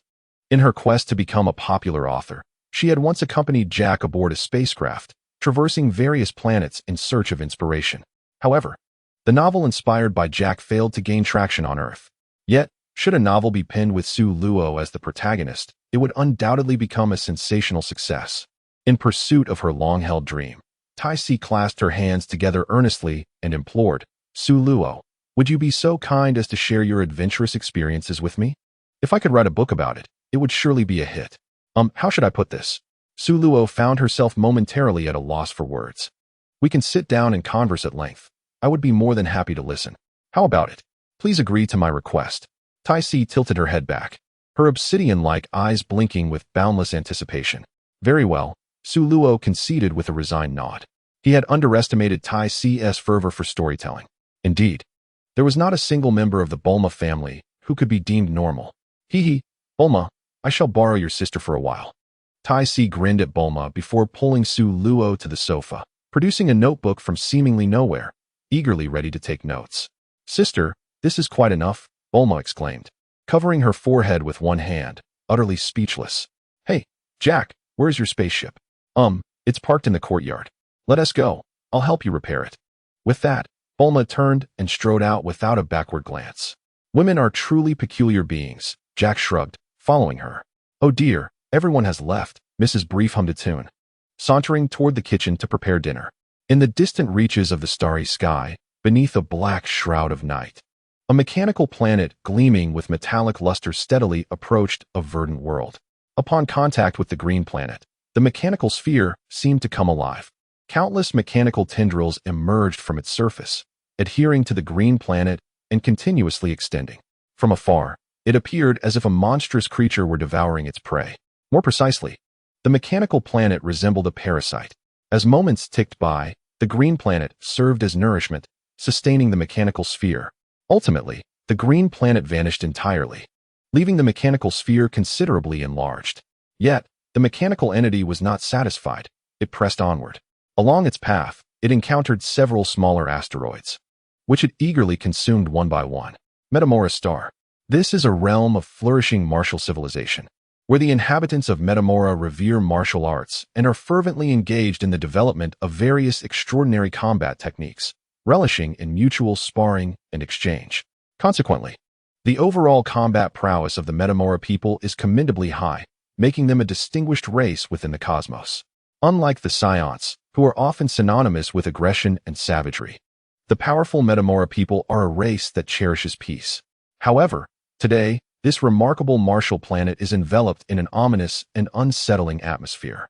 A vast shadow enveloped the skies above Metamora, transforming the previously radiant planet into a realm of suffocating silence and oppressive gloom. The immense silhouette descended as if a colossal meteorite had plummeted from the heavens, sending shivers of trepidation through all onlookers. At that moment, within the revered martial temple of Metamora, the epicenter of the world, thousands of warriors from the planet had gathered, their gazes filled with astonishment as they lifted their eyes to the heavens, beholding the overwhelming mass that loomed above like a tide of darkness. Suddenly, a resounding thud echoed from the skies, followed by an unfathomable surge of energy that swept from above to the earth below. The entire Metamora trembled violently, reminiscent of a cataclysmic earthquake, causing the faces of countless inhabitants to pale. Above the martial temple, an elderly man clad in a white robe hovered in the air, as if an invisible energy field surrounded him, counteracting the onslaught from all directions. This venerable figure was none other than OS, the mightiest warrior and leader of Metamor. OS maintained the composure befitting a leader, his piercing gaze seemingly penetrating through layers of mist, discerning reality from illusion. A foreboding sense of unease washed over him. The impending arrival did not bode well. Chapter 118. Metamor time slipped away unnoticed. In the parlor, Tai-Si contentedly stowed away her notebook. Su Luo, moistening his slightly parched lips, exhaled a sigh of relief. Tai-Si's insatiable curiosity was formidable, relentlessly probing into every subject, inquiring about the forces of the universe, the peculiar races, and their extraordinary abilities. In that span of time, he had meticulously revisited the memories in his mind. Here, Su Luo, you must be thirsty. This juice is quite refreshing. Do indulge, Tai-Si offered, presenting a glass of chilled juice that Mrs. Brief had delivered moments prior, her demeanor one of eager attentiveness. Su Luo accepted graciously, feeling quite parched after their lengthy dialogue. Nearby, Bulma languidly reclined on the sofa, her delicate legs swinging idly. Noticing that Su Luo and Tai-Si had concluded their discussion, she lazily turned over and yawned. So how was it?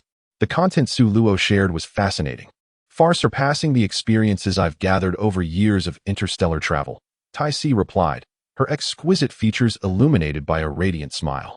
Compared to her own unremarkable journeys among the stars, Su Luo's passionate and extraordinary exploits seemed destined to be woven into a captivating narrative. The tales of martial artists, the magic-wielding Namekians, the wish-granting Dragon Balls, the enigmatic Adralitarians with their mystical arts, and the perilous adventures in the demon realm, all were astonishing, imbued with a dreamlike essence. Inspiration surged within Tai-Si's mind, and her excitement grew.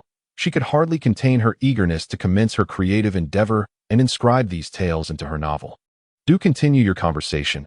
I shall retreat to my writing, she declared, scarcely pausing to exchange further pleasantries with Su Luo or Bulma as she hurriedly ascended the stairs to her bedroom. Please don't take offense, Su Luo. My sister simply possesses a rather exuberant personality. As Bulma watched Tais disappear around the corner, she let out a soft sigh and turned to look at Su Luo, a hint of helplessness gracing her exquisite features. Su Luo shook his head and chuckled. I actually find your sister quite amusing. Her genuine personality is rather endearing. Hey, Su Luo, you're not developing a crush on my sister, are you? Bulma's eyes widened in alarm at Su Luo's compliments, as if she might leap forward to bite him if he continued. If that's the case, I absolutely want to agree to it. Su Luo was taken aback. It seemed he hadn't said anything wrong, so why the dramatic reaction? Rest assured, I merely appreciate Tais's charm. There are no ulterior motives. Bulma quietly exhaled in relief. Seeing her reaction, Su Luo couldn't help but feel amused, a mischievous urge bubbling up within him. He reached out, delicately lifting Bulma's chin with his long fingers, feigning flirtation. Compared to Tais, Bulma, you are far more captivating and alluring. To his surprise, Bulma remained composed, her glistening eyes fixed intently on him. Suddenly, she broke into a smile, laughter escaping her lips. Well, you do have an eye for talent, but I will be sure to share this with Lazili. Tattling is rather dull, Su Luo remarked, leaning back against the sofa, feigning boredom. Hee. Bulma's eyes curved into crescent moons as she leaned closer to Su Luo, her breath fragrant like orchids. Could you repeat what you just said? Being so near, Su Luo could detect the faint, delightful scent emanating from her, so enchanting. Gazing at her stunning visage so close, he playfully flicked her forehead, chuckling. Good words are not repeated. Please, I want to hear that again. Bulma pouted her rosy lips, behaving like a charming little girl. A woman's playful demeanor is utterly irresistible, and Su Luo found it difficult to resist her allure. He cleared his throat, attempting to redirect the conversation. By the way, where's Gak? Bulma let out a slight huff of annoyance at his awkward change of subject, but replied, after fixing the spaceship, Gak hurried off. He mentioned some urgent mission requiring him, a galactic elite patrolman, to save some planet called Metamor. Ha, it's quite amusing. I suspect he's just looking for an excuse to escape from you, the dangerous element. She emphasized dangerous element with a playful tone. Metamor sounds vaguely familiar. I feel like I've heard it somewhere before. Su Luo stroked his fair chin, deep in thought. Could it be? Is it possible that Gak genuinely has a mission and isn't merely avoiding you? Bulma's surprise was evident as she noticed Su Luo's serious contemplation. But he offered no response, leaving her to observe him in silence. After a moment, Suluo recalled where he had heard of Metamor. Years ago, during his training on Yatarat, Elder Pibra had mentioned that the Metamorians were a highly intelligent race, possessing many extraordinary martial arts, some of which rivaled the secret techniques of Yatarat. He vaguely remembered that in the original story, the fusion technique learned by Sun Wukong seemed to have come from the Metamorians. The potency of this fusion technique is beyond question.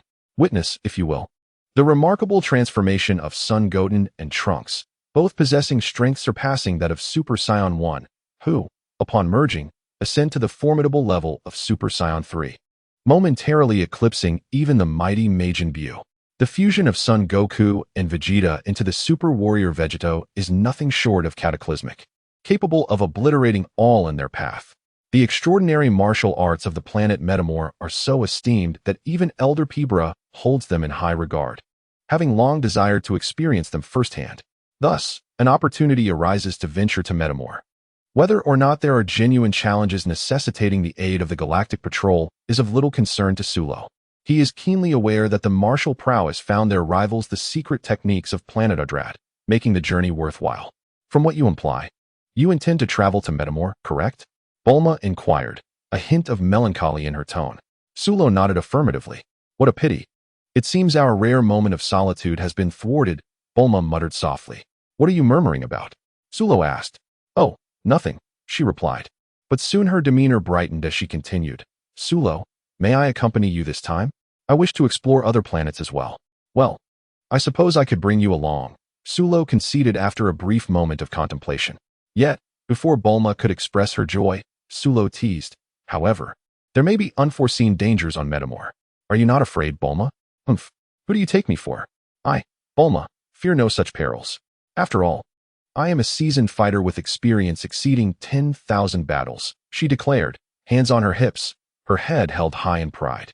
Moreover, with you by my side, you will protect me, won't you, Sulo? She asked lightly. Of course, Sulo replied with a smile, reassuring her. With his current strength, he may not be invincible across the universe, but he could certainly safeguard Bulma. With Sulo's affirmation, Bulma's eyes sparkled with joy, a sweet smile gracing her lips.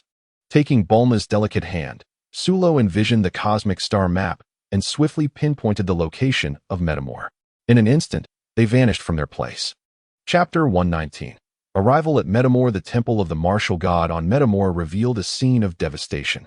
Crumbling buildings, fractured earth, and the acrid scent of charred remnants. Indicative of a catastrophic war recently endured.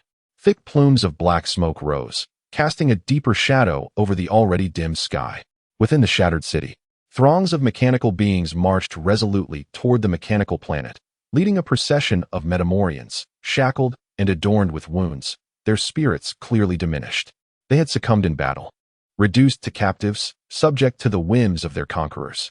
Ahead, the once mighty martial god Os of Metamor now languished in captivity, both hands and feet bound in heavy shackles. His pristine white robe now tattered and torn. Compared to his fellow Metamorians, Os appeared even more disheveled, his once vibrant eyes now bloodshot and devoid of light.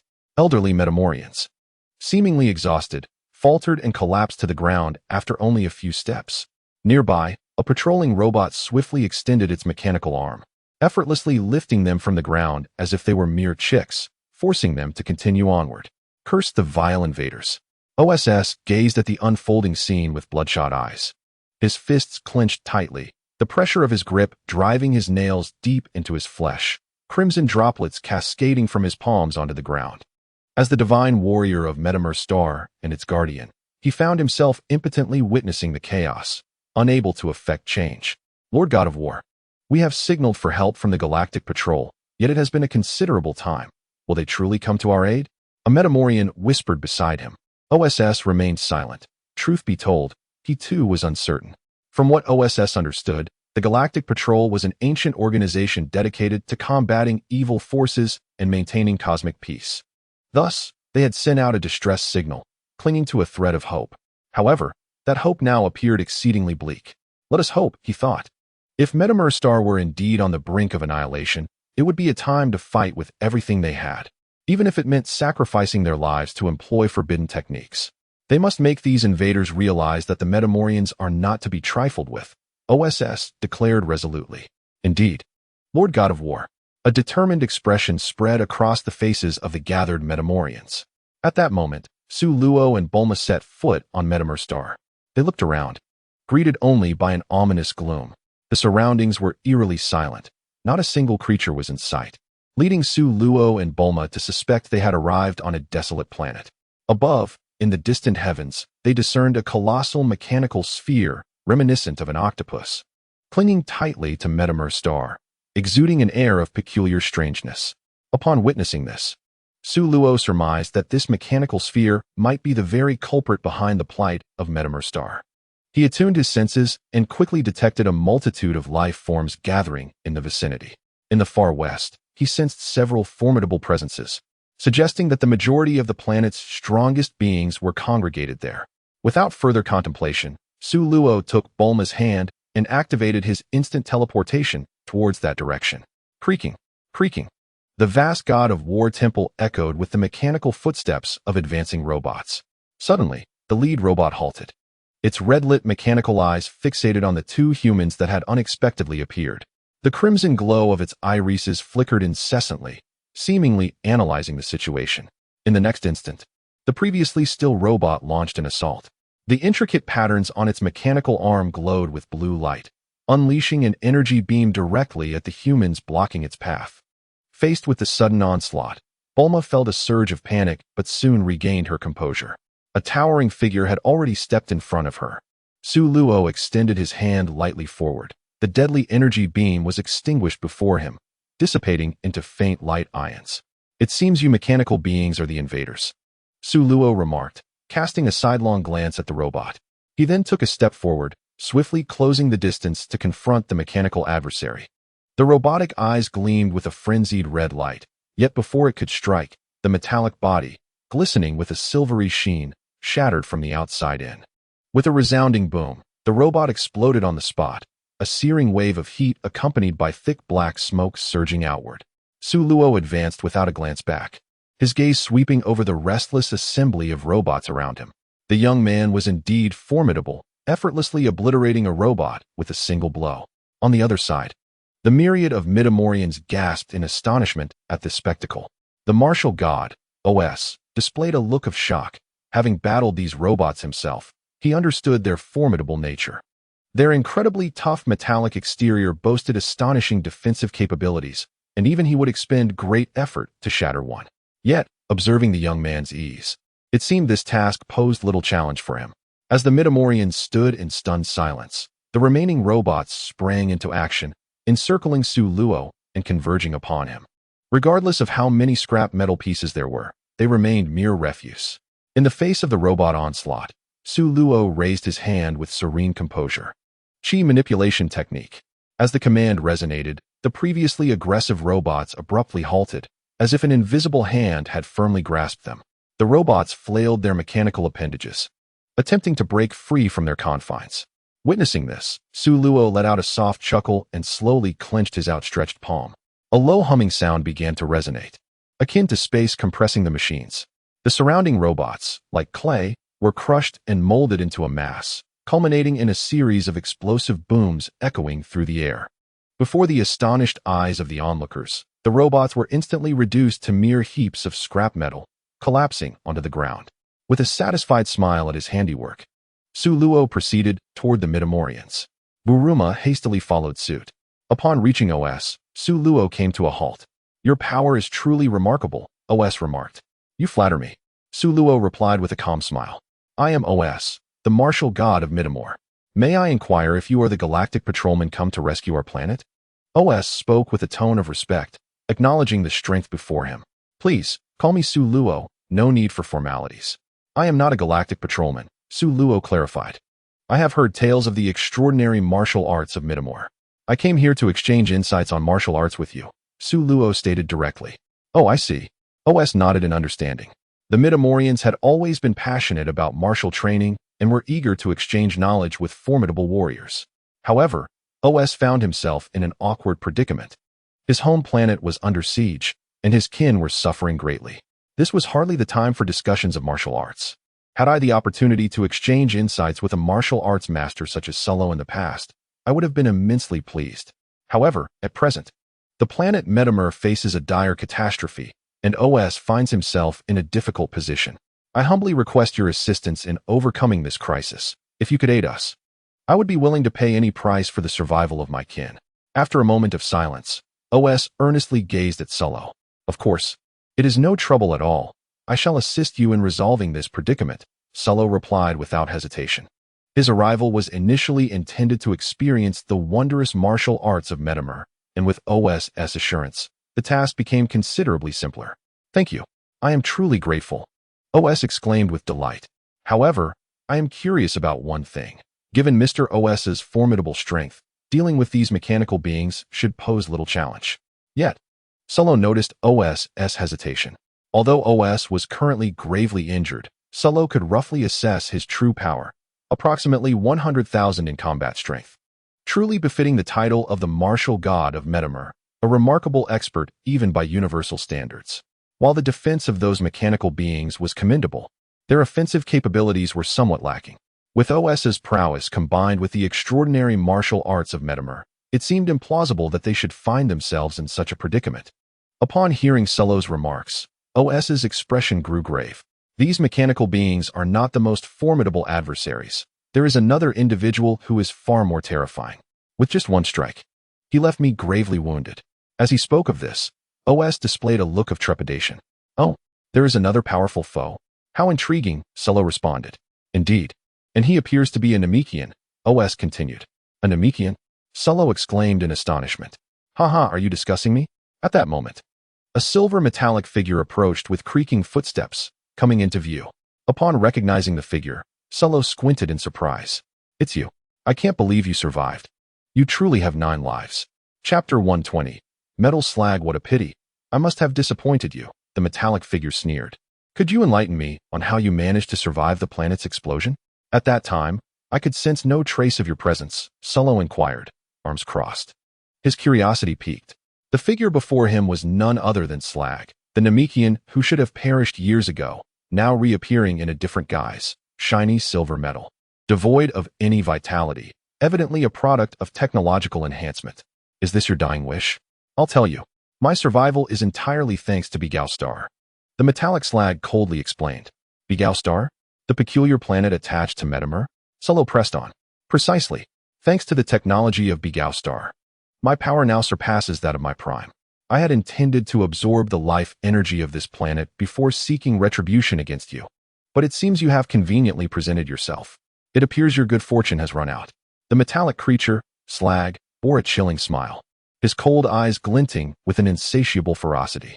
I dare say, your encounter with me here will cost you the precious chance of survival you have fought so hard to attain, he proclaimed. Solo chuckled lightly, his tone unassuming yet laced with subtle derision. Ah, the audacity of you, human. Your wit grows sharper by the day. I do hope your prowess matches your tongue when the time comes. Slag's laughter echoed, his gaze gradually turning frigid. Fear not, I shall not disappoint you. As their eyes locked in a fierce duel of wills, an invisible aura of menace enveloped the space, the atmosphere thickening with palpable tension. Mr. OS, leave this to me. You and your kin should depart at once, Solo instructed with calm authority. Then I entrust this to you, Solo, OS replied with a nod. Recognizing his own limitations in such a high-stakes conflict, he turned to command the other Metamorians to retreat. Slag, however, paid little heed to this departure. His focus unwaveringly fixed upon Solo, as if fearing he might flee. Solo gently patted Bulma's hand, which clutched at his garment, signaling her to step back and observe from a distance. There's no need for such concern. After I deal with you, these insignificant minions will meet their demise as well. Slag scoffed. Do give it a try, Solo replied nonchalantly, shrugging his shoulders. Slag's demeanor shifted, his expression growing stern as he raised his finger and gestured in the air. Whoosh, whoosh, whoosh. Several beams of energy erupted towards Solo, who effortlessly swatted them aside. Seizing the opportunity, Slag lunged at Solo with astonishing speed, yet to Solo, it resembled nothing more than an ordinary person walking. Solo felt a tinge of disappointment as he murmured, It appears that your transformation through advanced technology has indeed elevated your strength. However, regrettably, my rate of growth is beyond your comprehension. Prepare to meet your end. With a mighty punch, Slag unleashed a torrent of energy, the the very fabric of space trembling beneath its force. Sulo simply raised his right hand, nonchalantly deflecting the blow, while his left hand struck out, prompting Slag to leap back in haste. In an instant, Sulo executed a powerful kick, sending Slag hurtling thousands of meters away. Before Slag could regain his footing, Sulo was upon him, grasping his head with bare hands and violently hurling him to the ground. Boom! Like a meteor crashing down. The ground quaked violently, a massive crater forming amidst the rising dust. Not out yet.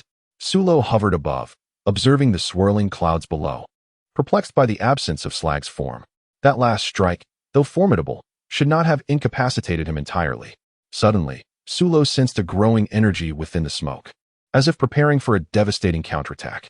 "Ah, I see.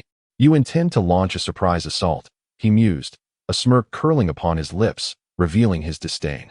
"How tiresome. Since you aspire to be a mouse, allow me to demonstrate how foolish this behavior truly is."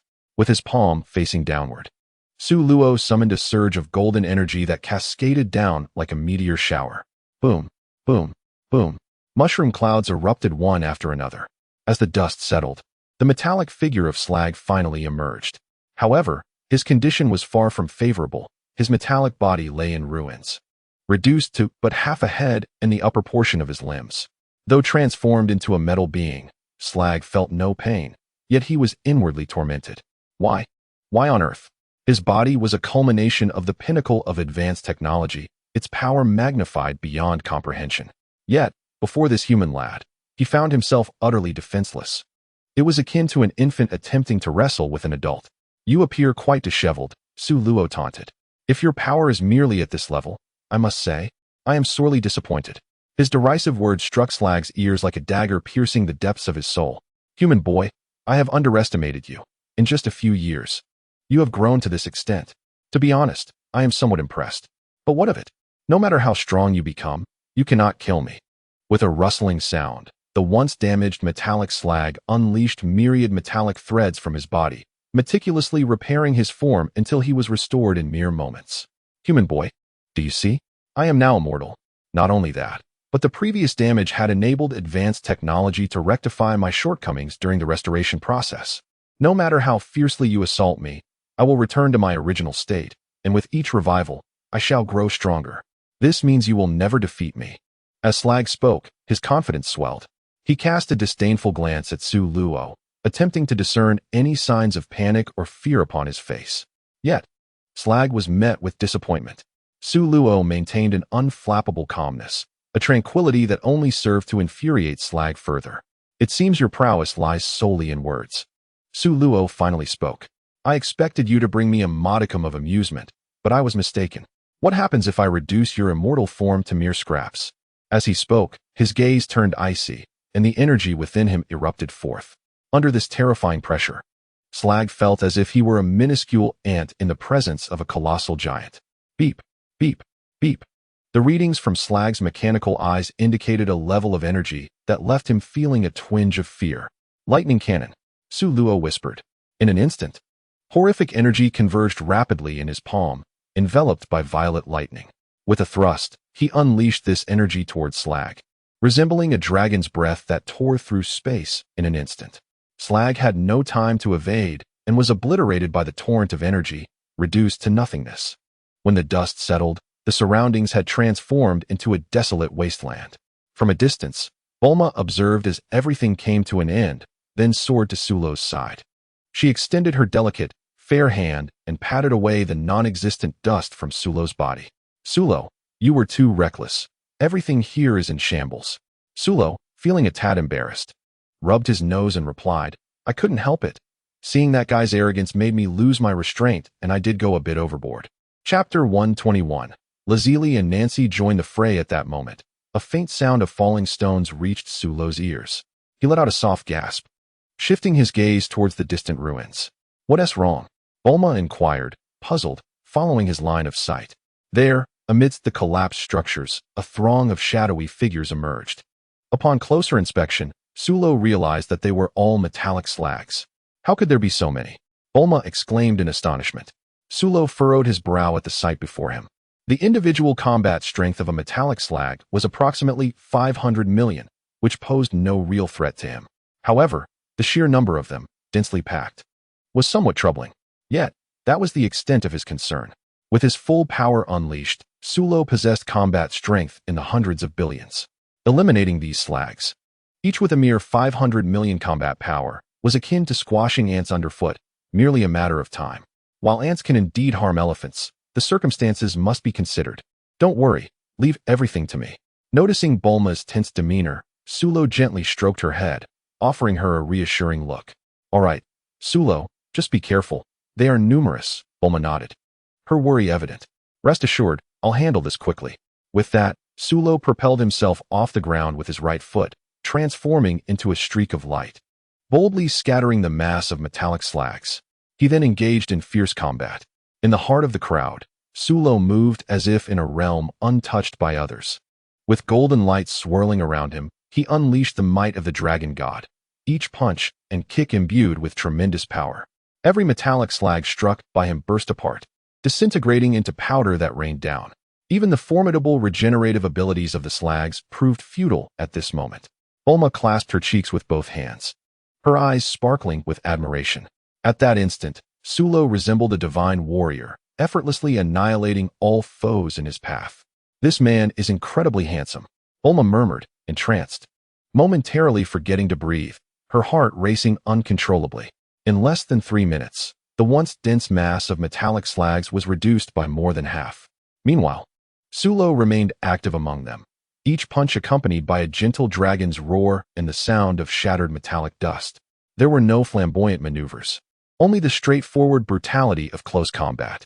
Bang, bang, bang. With each explosive sound, another few metallic slags fell. Sulo was like an unyielding machine of destruction, relentlessly delivering punches, shattering one after another. The relentless and exhilarating flurry of punches, the reckless abandon of combat, is simply intoxicating. Just as Sulo was reveling in the battle, the voices of 2 women rang out simultaneously in his ears, Luoxian fist. To his surprise, Lotzi Li and Nancy had arrived without him noticing. Ethereal blue flames surged around them as they entered the fray. Sulo, how could you be so inconsiderate? With such formidable opponents, you didn't even think to call me, Nancy exclaimed, kicking away a metallic strag that attempted to ambush Sulo, her complaints tumbling forth like a cascade of words. Indeed, Alo, how could you sneak off with Bulma without me? Were you trying to enjoy a secret romantic getaway?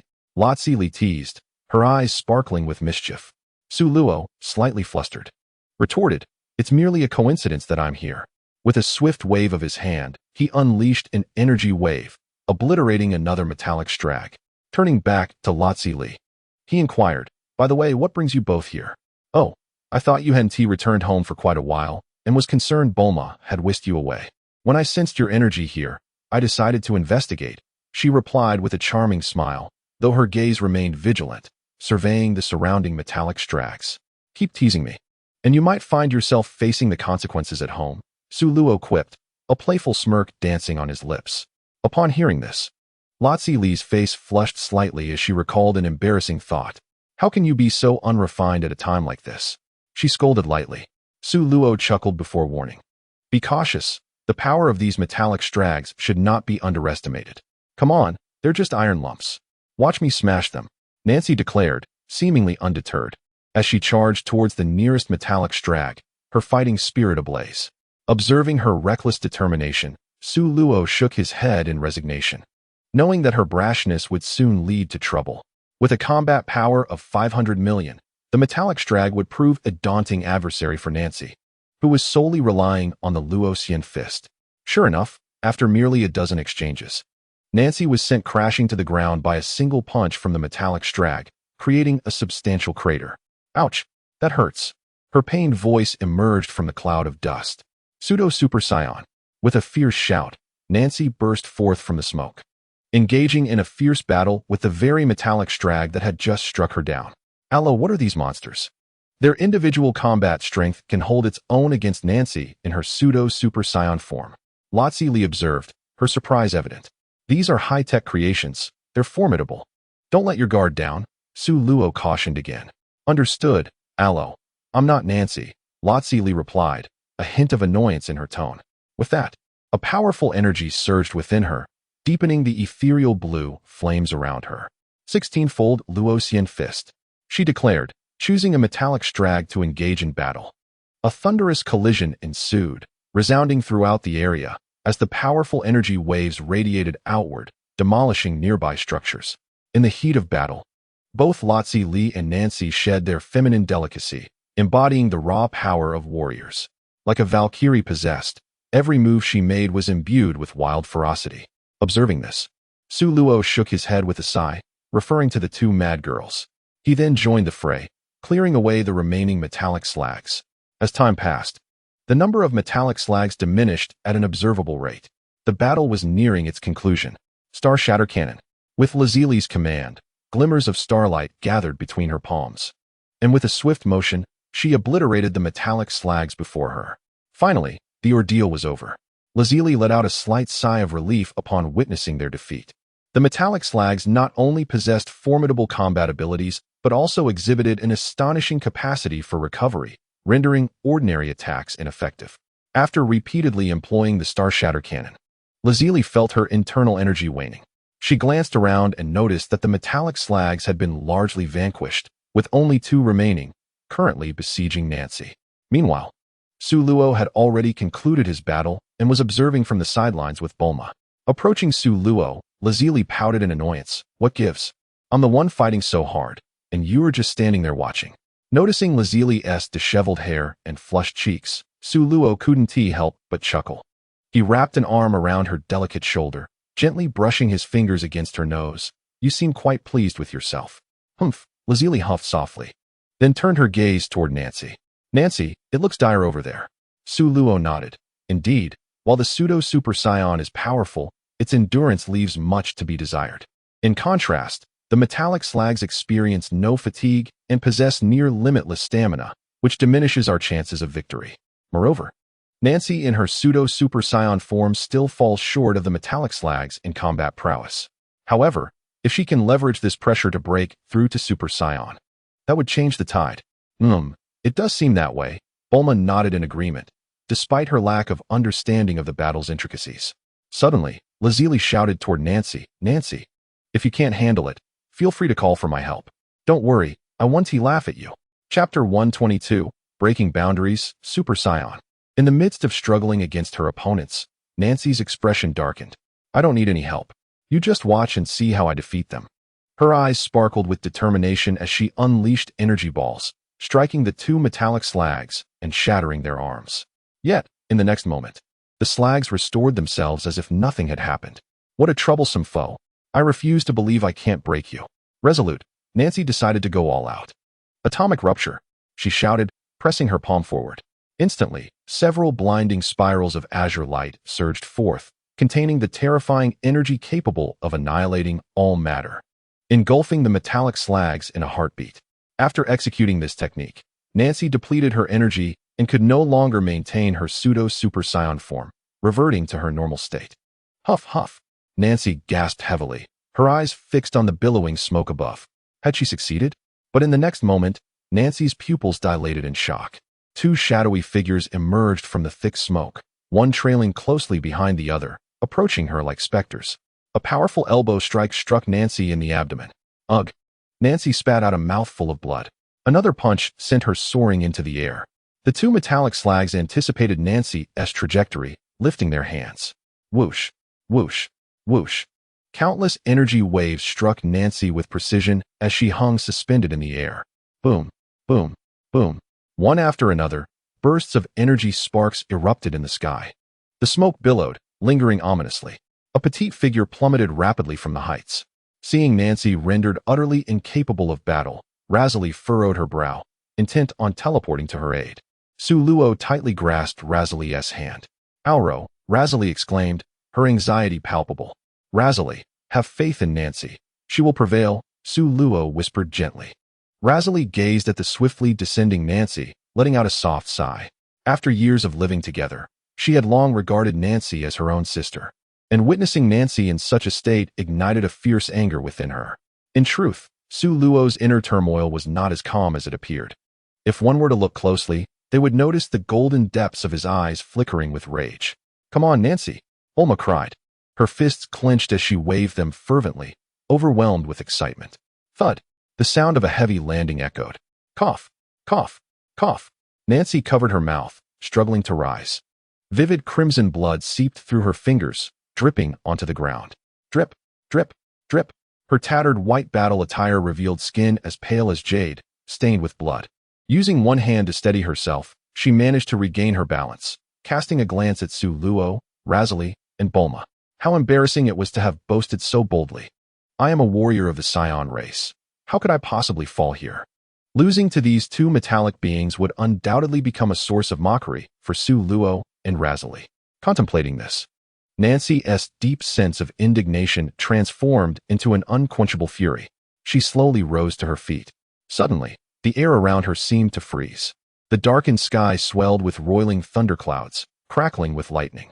As several bolts struck the earth, Nancy's cascading black hair danced in the wind, and a brilliant golden light flickered dimly. Boundless energy surged from within her. Ah, ah, ah. Nancy clenched her fists, roaring defiantly towards the heavens. Before long, Nancy appeared before everyone in a breathtaking form, with golden hair and azure eyes. A golden aura surged, spiraling into a vortex of energy at her feet, creating ripples in its wake. The overwhelming energy exuded an astonishing presence. Breaking the boundaries of a super scion had become an inevitable reality. It seemed that Nancy had indeed succeeded. Su Luo, Razali, and Bulma beamed with joy for Nancy. Is this the power of a super scion? Nancy murmured softly. It felt exhilarating. She turned her gaze toward the metallic slags, a dangerous smile curling at her lips. As a token of gratitude, I shall send you to your demise. Nancy's figure transformed into a fleeting light, as though she traversed the expanse of space in an instant. With a delicate fist, she delivered a crushing blow to the chest of the metallic slag. Moments later, a surge of energy erupted within her, and the metallic slag met its demise. Only one remained. At that moment, a faint sound emerged from behind. With an impassive expression, Nancy extended her arm to block. Just as the metallic slag launched a surprise kick that struck her arm with force. Failing to connect, the metallic slag attempted to adjust its stance for another attack. However, Nancy would not grant it such a concession. Her blocking hand firmly grasped the slag's ankle, rendering it immobile. Consider this a token of my gratitude. Nancy smiled. Her slender palm aimed at the slag. A tempest of energy seemed to find its outlet, erupting from her hand. The close-range energy explosion obliterated the upper half of the metallic slag's body in an instant. Yet, it was not over. Taking advantage of its moment of vulnerability, Nancy struck it down to the ground with great force. With a flourish, countless energy orbs surged forth from Nancy's palms, raining down like hailstones. Boom, boom. The earth trembled, sending plumes of dust soaring into the air. This technique would conclude the battle. Nancy raised her hands high, coalescing a massive energy orb that she brought crashing down. The swirling dust was forcefully compressed beneath it. Boom. Accompanied by a tremendous display, the battle gradually drew to a close. The Super Saiyan Nancy stood proudly, resembling a triumphant general returning from war, as she flew back to the group with Sulu. Tilting her head, she cast a provocative glance at Sulu, as if to say, "Look, I have transformed into a Super Saiyan. You shall be next." Her haughty demeanor elicited a chuckle. Having just attained her Super Saiyan form, she seemed to be basking in her newfound power. Sulu laughed, playfully pinching Nancy's chubby cheeks. "Ouch, that hurts. Let go, or I'll hit you," Nancy exclaimed, struggling to free herself from Sulu's grasp, but her efforts were in vain. With wide, furious eyes, she allowed Sulu to have his way with her face. After a moment of playful banter, Sulu produced a senzu bean and offered it to Nancy. "Here, eat this, you're still injured." The Super Saiyan form does not possess healing properties, and Nancy's previous injuries had yet to mend. Opening her mouth wide, Nancy bit down on Sulu's finger, her soft tongue wrapping around the senzu bean as she swallowed it. "Ouch!" Sulu gasped in surprise. "Are you a dog or something? Let go." With her eyes narrowed into crescent moons, Nancy released her grip and smirked. "That's what you get for pinching my face." Observing the saliva-stained finger adorned with faint teeth marks, Sulu's lips twitched slightly, a blatant act of retaliation. Noticing Sulu's somewhat unfriendly gaze, Nancy stuck out her tongue. Her attention then shifted to Lazily, and she gleefully declared, "Lazily, I'm stronger than you now." It was premature to make such a claim. who was truly stronger remained to be seen, lazily raised an eyebrow, brushing aside a strand of hair from her forehead with a faint smile. Indeed, we shall see. Humph. Nancy huffed. All right, we can compare later. That big fellow is still not dealt with. Bulma pointed towards the distant horizon, where an enormous object loomed larger than the stars. What could that be? Razily and Nancy inquired with curiosity. Let us go see for ourselves, came the reply. Chapter 123. The computer chip inside the vast structure of the star, the roads, walls, and doors were all constructed from gleaming silver metal, a completely mechanized planet. Sulo, Razily, Nancy, and Bulma fought their way through, swiftly arriving at the control center of the planet. Welcome to the planet Begao. At that moment, an ancient and familiar voice echoed around them. Is that you, Slag? Sulo inquired calmly. Where are you? I cannot see anyone. Bulma glanced around, noting the emptiness of the space. I am right before your eyes. The aged voice became clearer as the group followed its source. Within the center, robust metallic coils rose from the ground, extending towards the ceiling, and at their core rested a half-mechanical, half-organic head. Ugh, that looks disgusting, Bulma shuddered at the grotesque sight. The half-mechanical head seemed unfazed by her words and continued. Long ago, in an unknown cosmic graveyard, countless abandoned spacecraft, satellites, and various metallic materials congregated. A computer chip wandered among them. Gradually, this chip began to consume the surrounding materials with its own power. Over a long period, through this consuming force, it grew and ultimately became this mechanical planet capable of devouring entire worlds, Begao. Fortuitously, while Begao drifted through space, my remnants of consciousness fell upon it and merged with its central computer chip. With the technology of Begao, I was resurrected in the form of the metallic slag, having regained the body I had lost. Wait, why are you telling us all this? Sulo interrupted the half-mechanical head. Heh, do you not understand? This is my domain. If I can consume your energies, I will be able to create an army of super warriors modeled after you. Soon, I shall command tens of thousands, no?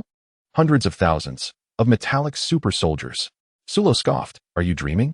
Foolish humans, your fate was sealed the moment you set foot on this planet, the ancient voice declared.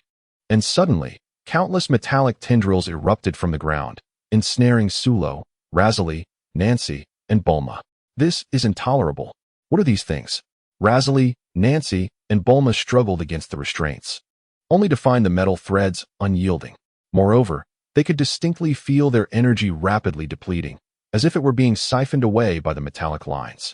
Ha ha, now you are finished. The ancient voice cackled with a hint of madness. Not necessarily, Sulo replied solemnly. Exchanging glances with Razily and Nancy, they instantly grasped his intent. 20-fold Roshan Fist. 16-fold Roshan Fist.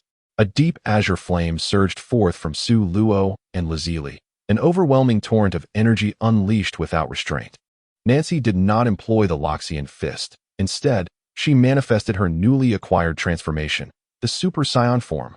As for Bulma, her violet blue eyes betrayed no flicker of emotion. She resigned herself to the situation, allowing Su Luo and the others to bear the burden of effort. The boundless energy coursed along the metallic lines, reaching its origin. As time elapsed, Su Luo and his companions remained unyielding, showing no signs of fatigue. The semi-mechanical head's expression gradually morphed from surprise to astonishment, then to incredulity, ultimately culminating in sheer terror. The immense energy they absorbed far exceeded its expectations. The energy-gathering circuits were on the brink of overload. If this continued, the high star would inevitably succumb to the overwhelming power, leading to its own destruction. It hastily transmitted a message, severing all connections and ceasing the energy draw. Yet, how could Su Luo and his companions allow it to have its way? The countless metallic threads, once retracted, were instantly seized by Su Luo and his companions. I am not a miser. Merely absorbing this much is insufficient. I shall let you indulge. As his words fell, an even purer and denser azure energy surged through the metallic lines, relentlessly bombarding the source. Immediately, the interior of the high star exhibited signs of collapse, with various junctions exploding due to energy overload. Stop. At this rate, I will be unable to bear the destruction. It screamed hysterically. Su Luo remained unfazed, continuing to release energy. Soon, the technological core of the high star, that semi-mechanical head, faced the consequences of its own actions, its program descending into chaos and commencing self-destruction.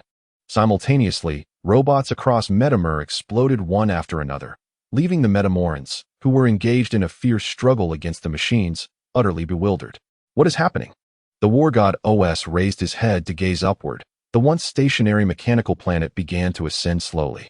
The planet's surface erupted with bursts of energy sparks. It seems this crisis is nearing its end. In the vastness of space, under the pitch-black night, stars twinkled with subtle brilliance. A mechanical planet, crackling with sparks, suddenly exploded. Its energy fireworks illuminating the night with a dazzling display of ephemeral beauty. At the ruins of the war god temple, prior to the explosion of the high star, Suluo had brought the three women back here. Alas, what a pity.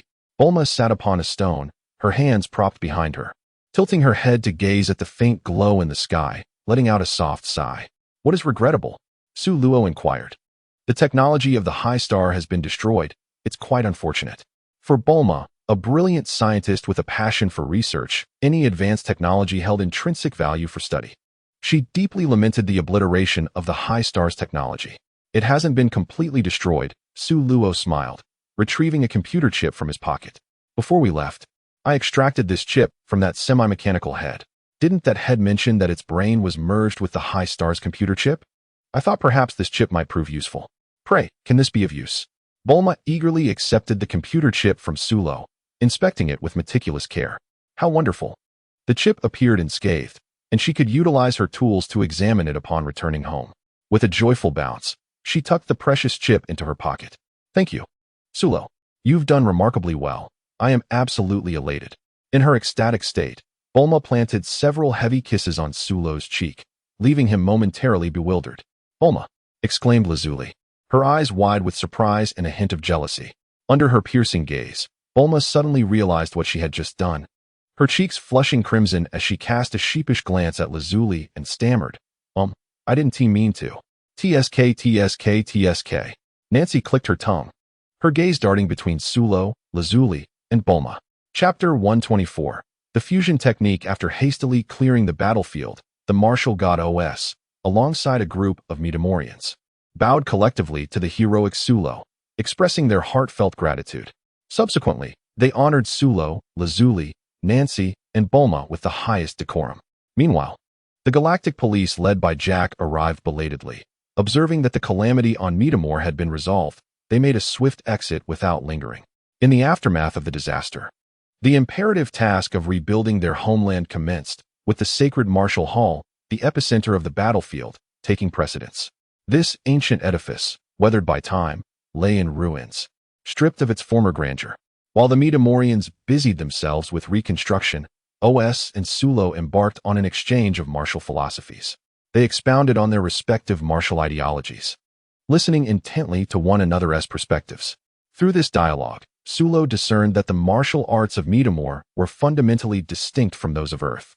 If Earth's martial arts were rooted in physicality, emphasizing rigorous training and the cultivation of inner energy, then the martial arts of Metamor harnessed the subtle connections between energies to channel the forces of nature and the cosmos, manifesting powers that surpass the self. In essence, one focused on energy while the other concentrated on technique. Suluo mused quietly. No wonder the Metamorians were able to develop such extraordinary martial arts as the fusion technique. Their foundational philosophy was inherently different from the outset. Mr. Os, might I spar with you? I yearn to deeply experience the extraordinary aspects of Metamorian martial arts. Suluo inquired directly. With your strength, I doubt I could withstand more than a few exchanges. Os responded, somewhat conflicted, implying that it would be unfair to engage. Suluo discerned the underlying meaning and chuckled. Mr. Os, I shall match your strength in our sparring. Does that sound equitable? Very well. Os readily agreed, as if he had been awaiting Suluo's proposition. The opportunity to spar with a martial artist of Suluo's caliber was an irresistible temptation for the martial arts enthusiast Os. In the martial god hall, Suluo adjusted his energy to align closely with Os's level. After Suluo and Os assumed their combat stances, they simultaneously engaged in battle. The two sides exchanged blows, neither yielding to the other. Os, the martial deity of Metamor Star, demonstrated an extensive mastery of martial arts. unleashing a myriad of unpredictable attacks that left Su Luo on guard. Among those Su Luo had faced in combat, OS was the second individual capable of exerting immense pressure on him with equal strength, the first being Bobo. Bobo's martial prowess was the highest Su Luo had ever encountered, a level he found challenging to attain. As the battle between Su Luo and OS intensified, it became increasingly difficult to determine a victor. Ultimately, Su Luo resorted to the power of the Dragon God. Empowered by this ultimate force, each of Su Luo's strikes carried tremendous might, swiftly tilting the tide of battle in his favor. The adage "a heavy sword is without a sharp edge, great skill is unrefined" found its perfect embodiment here. No matter the myriad of martial techniques and transformations, Su Luo's sheer strength shattered them all. The sparring session, devoid of a clear winner, reached a natural conclusion as both warriors chose not to continue. Following this exchange, both parties gained invaluable insights. In the days that followed, Su Luo, Lotzi Li, and Nancy resided in the martial arts hall under the guidance of the martial deity OS, delving into the martial arts of Metamor Star. Meanwhile, Bulma returned to Earth to begin her research on the advanced computer chips of the Baigao Star. Compared to martial arts, Bulma held a greater passion for scientific exploration. As for cultivating martial prowess, she believed that daily meditation to elevate her life dimension and maintain her youth sufficed. The pursuit of strength held little allure for her. To further exemplify the sincerity of the Metamor Star inhabitants, martial deity OS personally instructed Su Luo, Lotzi Li, and Nancy in the martial arts of their world. In the martial arts hall, OS continuously demonstrated the techniques of Metamor Star, meticulously explaining everything from basic to advanced martial arts. Su Luo, Lotzi Li, and Nancy watched in awe as the intricacies of OS's techniques unfolded. As time passed, OS's demonstrations became increasingly sophisticated and formidable, showcasing explosive martial arts that augmented strength, speed, and physical resilience. He also introduced mental and restorative techniques, even venturing into spatial martial arts, including deceptive attacks that left adversaries bewildered and instantaneous strikes that astounded all present. After demonstrating numerous martial arts, martial deity OS finally paused. Our Metamor Star offers more than just individual martial arts. Some techniques require cooperation between two practitioners. A hint of pride appeared on OS's face as he spoke. He then turned to Lotzi Li and Nancy, stating in an admiring tone, "There is one particular martial art that is exceptionally suited for these two ladies." "Oh, what is it?" Lotzi Li and Nancy inquired with keen interest. Su Luo speculated, "Is it the fusion technique that Mr. OS refers to?" OS was taken aback. "Su Luo, you are familiar with this martial art?" The fusion technique, even among the inhabitants of Metamor Star, was rarely known. As one of the martial arts passed down in the Hall of Martial Deities, it was not something just anyone could access. It's hard not to know about it. This fusion technique has made numerous appearances in the original Dragon Ball series. Certainly, Su Luo would not articulate it in such a manner. Instead, he flattered, "During my training on Yadalat Star, I heard Elder Beerus speak of the wonders of this martial art." "I see," OS replied with a sudden realization. Many years ago, he too had conversed with Elder Beerus of Yadalat Star, though those were but distant memories. It was hardly surprising that Su Luo had gleaned knowledge of the fusion technique from Elder Beerus. "Oh dear Mr. OS, we are eagerly awaiting your introduction to this fusion technique," Nashi urged. OS nodded with a smile and began to elaborate. "The prerequisites for mastering the fusion technique are incredibly stringent. It requires two individuals of comparable strength and stature. Through their harmonious collaboration, they must maintain a consistent flow of energy and execute corresponding dance steps to achieve fusion. At that moment, they will merge into an entirely new warrior, with an enhancement of power that is not merely additive but exponentially greater than the sum of their individual strengths." "That sounds impressive." Nashi nudged Lotzi Li with her elbow, brimming with enthusiasm. Lotzi Li nodded in agreement, clearly intrigued. "If the two of us master this extraordinary skill, we might just be able to defeat Su Luo." Nashi whispered conspiratorially to Lotzi Li, her eyes occasionally darting towards Su Luo with a hint of mischief. Although Su Luo was unaware of Nashi's intentions, the glint in her eyes suggested that her thoughts were far from innocent. Consequently, he shot her a fierce glare. Nashi, undeterred, returned his gaze with equal intensity. Lotzi Li shook her head in amusement, disregarding the antics of the two, and turned to OS. "Could you perhaps demonstrate this fusion technique for us?" "Of course. That is not a problem," OS replied. He then called forth two metamolens from outside. The two approached with remarkable synchrony and began to demonstrate the fusion technique. As they aligned their energies, the metamolens moved toward each other with comical dance steps, their fingers eventually meeting with a graceful flourish.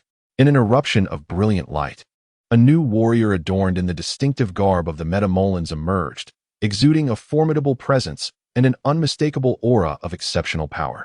Quite impressive, OS remarked, clearly pleased with the demonstration. However, Lotzi Li and Nashi's reactions were in stark contrast to OS's approval.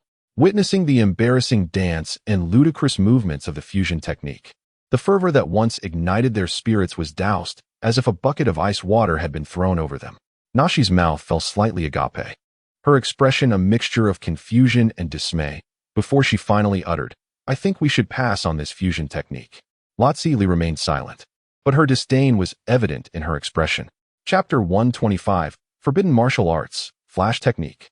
Lotzi Li and Nashi exchanged glances, fully comprehending each other's sentiments. There was no way they would assume those humiliating poses. Absolutely not. Even if this fusion technique was indeed formidable. Martial God OS seemed oblivious to Lotzi Li and Nashi's peculiar expressions, his face beaming with smiles as he proclaimed, "The fusion technique is a proud skill of our Metamolan people. With your strengths, if you were to master it, the combined warrior you would create would be beyond measure. Would you care to learn?" Though AUS inquired for opinions, the slight upward curve of his lips suggested he was convinced that Lazili and Nancy would undoubtedly agree to learn. To his surprise, both Lazili and Nancy shook their heads without hesitation. "We won't learn. The fusion stance is simply too unsightly." Unsightly. Alsa's lips twitched slightly, momentarily at a loss for words. He had never encountered anyone who refused to learn due to the appearance of a fusion technique. Moreover, the fusion stance was quite elegant. Where was the ugliness? Perhaps it was because Lazili and Nancy were outsiders, possessing aesthetic sensibilities distinct from those of the Metamorians. AUS silently reassured himself. The atmosphere fell into an awkward silence. Nearby, Sulu cleared his throat twice, breaking the uncomfortable tension. "Mr. AUS, since they are unwilling to learn the fusion technique, is there any other martial arts you would recommend?" At this, AUS began to ponder. In truth, there were martial arts that surpassed the fusion technique, albeit with severe side effects, even life-threatening risks, categorizing them as forbidden arts.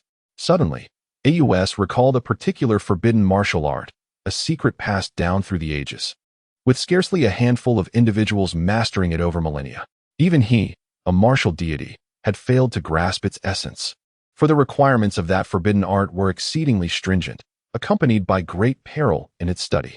After much contemplation, AUS decided to leave the choice in the hands of the three before him. Whether to learn or not was entirely up to Sulu, Lazili, and Nancy.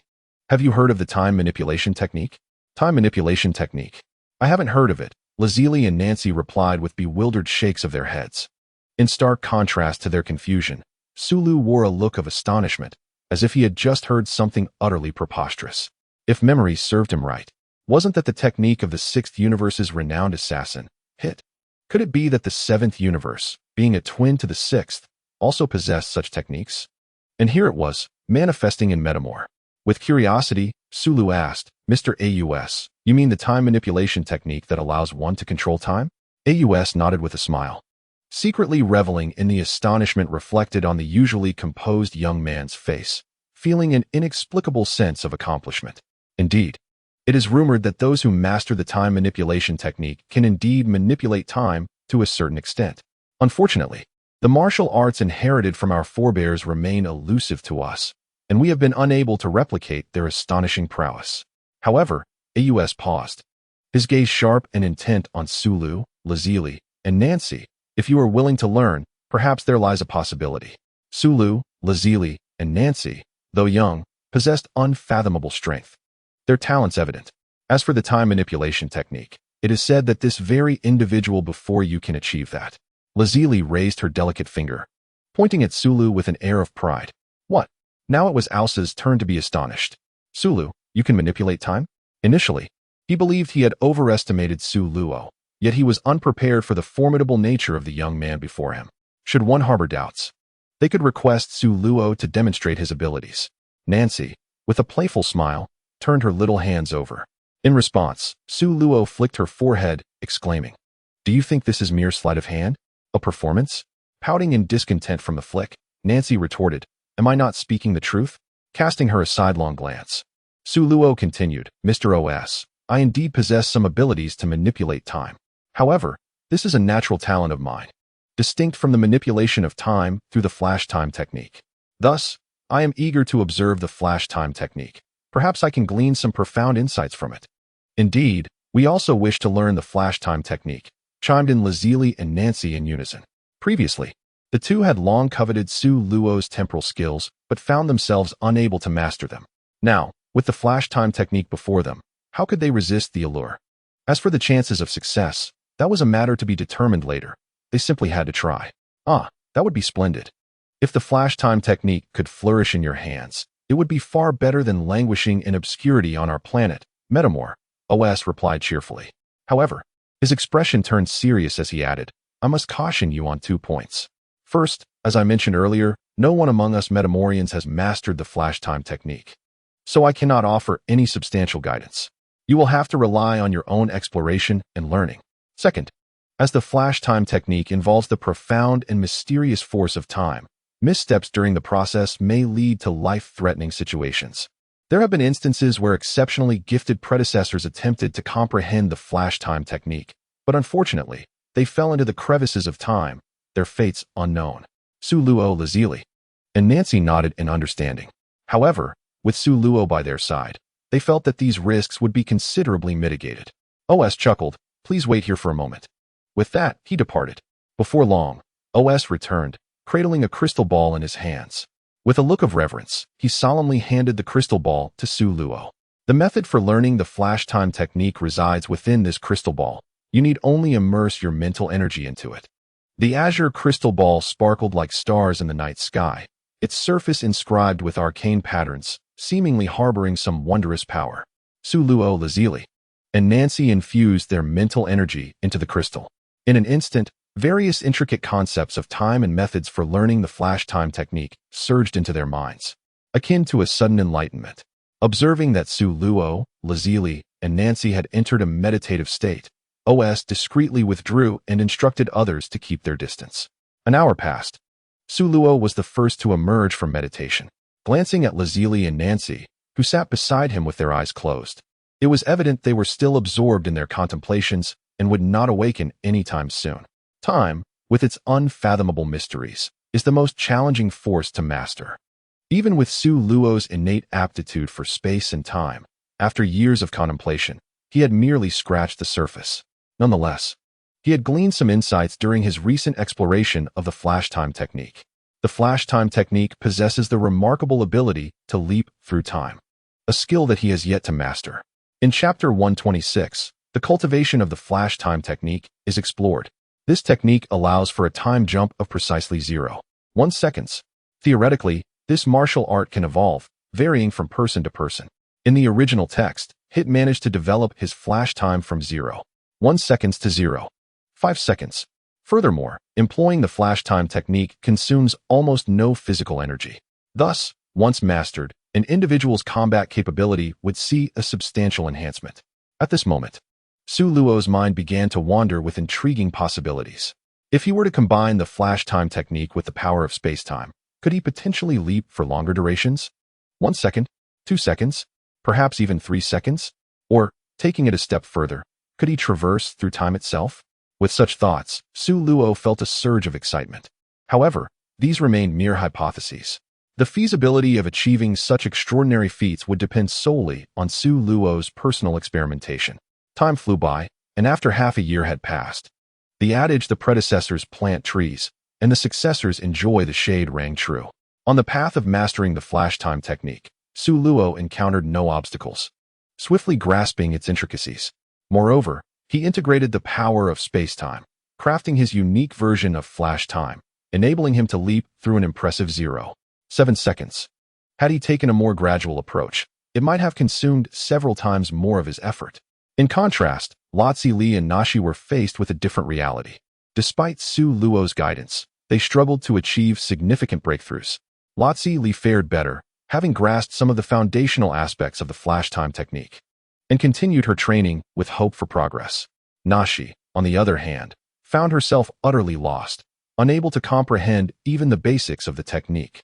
Akin to an infant attempting to solve a physics problem. Consequently, she chose to abandon the flash time technique altogether. Given the finite nature of human energy, Nashi opted not to pursue other martial arts on Metamor Star, instead dedicating herself to mastering the power of Super Saiyan's. After all, strength is the ultimate path, while martial arts merely embellish it, to prevent Nashi from straying down a fruitless path and wasting precious time. Su Luo judiciously pointed her towards the path of full Super Saiyan power.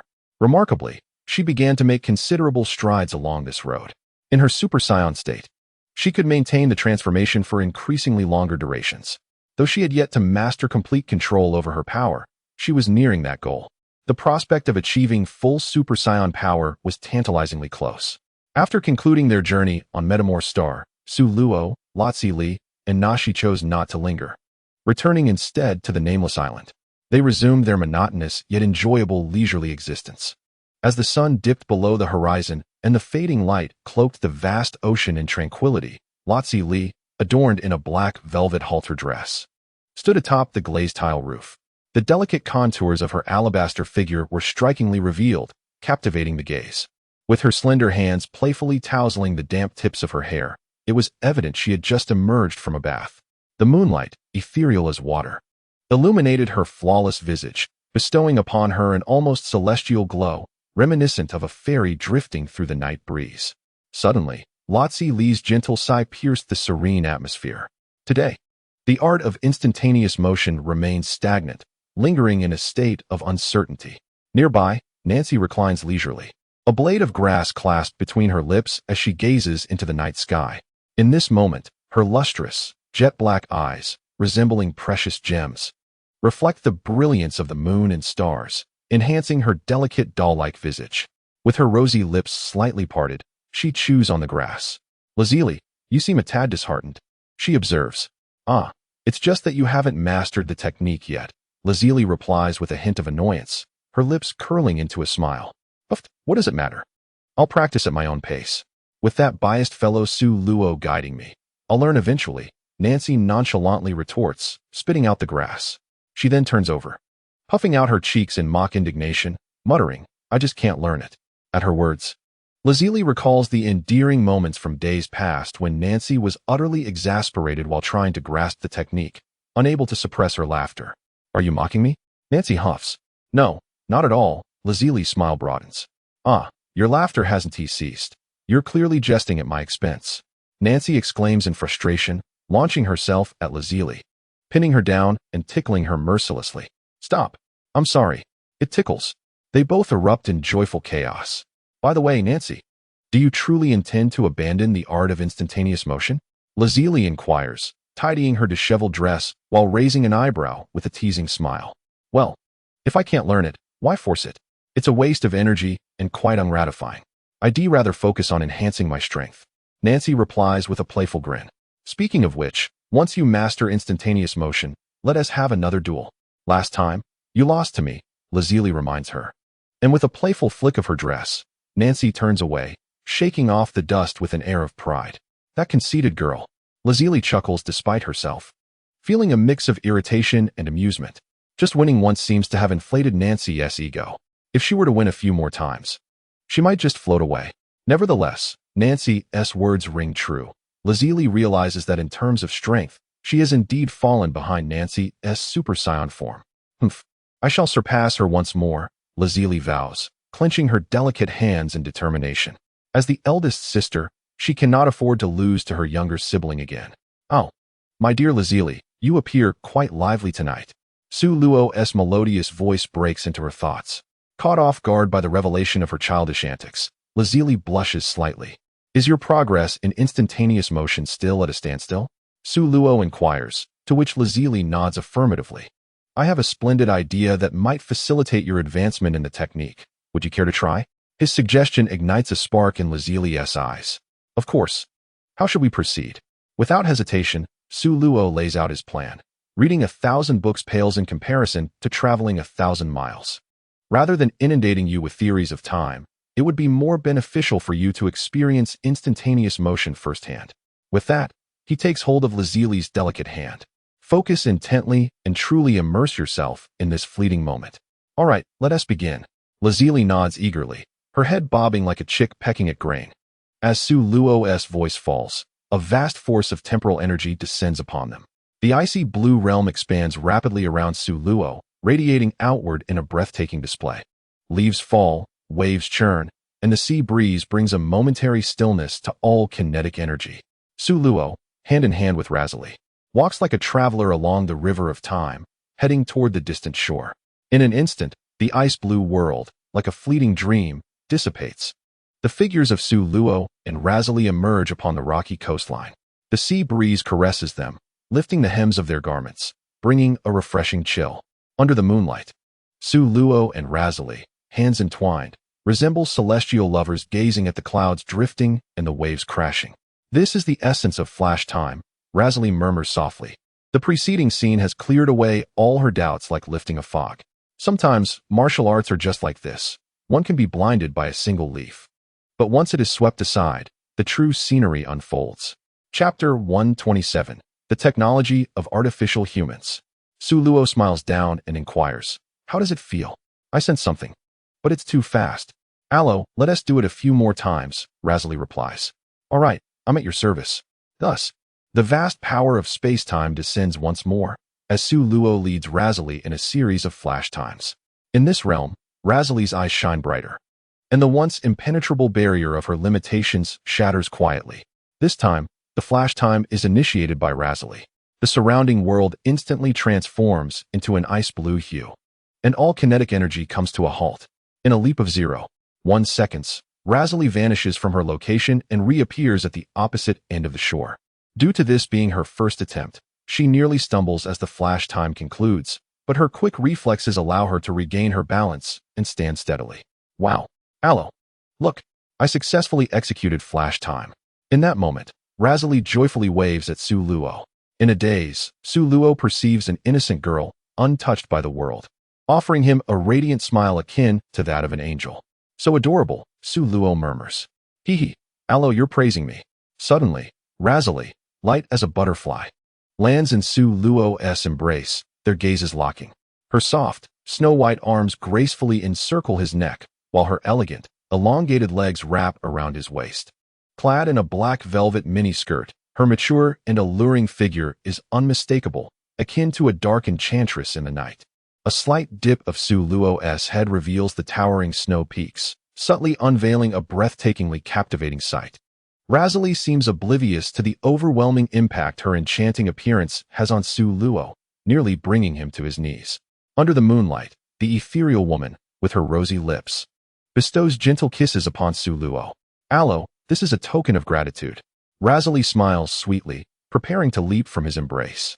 However, Su Luo swiftly gathers her in his arms, grinning mischievously. This little gift is hardly satisfactory. Though they are like an old married couple, Razili still blushes, playfully retorting, "Then what does Alo desire? What do you think?" As the words leave his lips, they find themselves in the bedroom. Content omitted for brevity. The moonlight is sparse, and day and night cycle once more as several days pass. "Su Luo, I must tell you," Razili begins. "The computer chip I brought back last time has yielded some useful findings.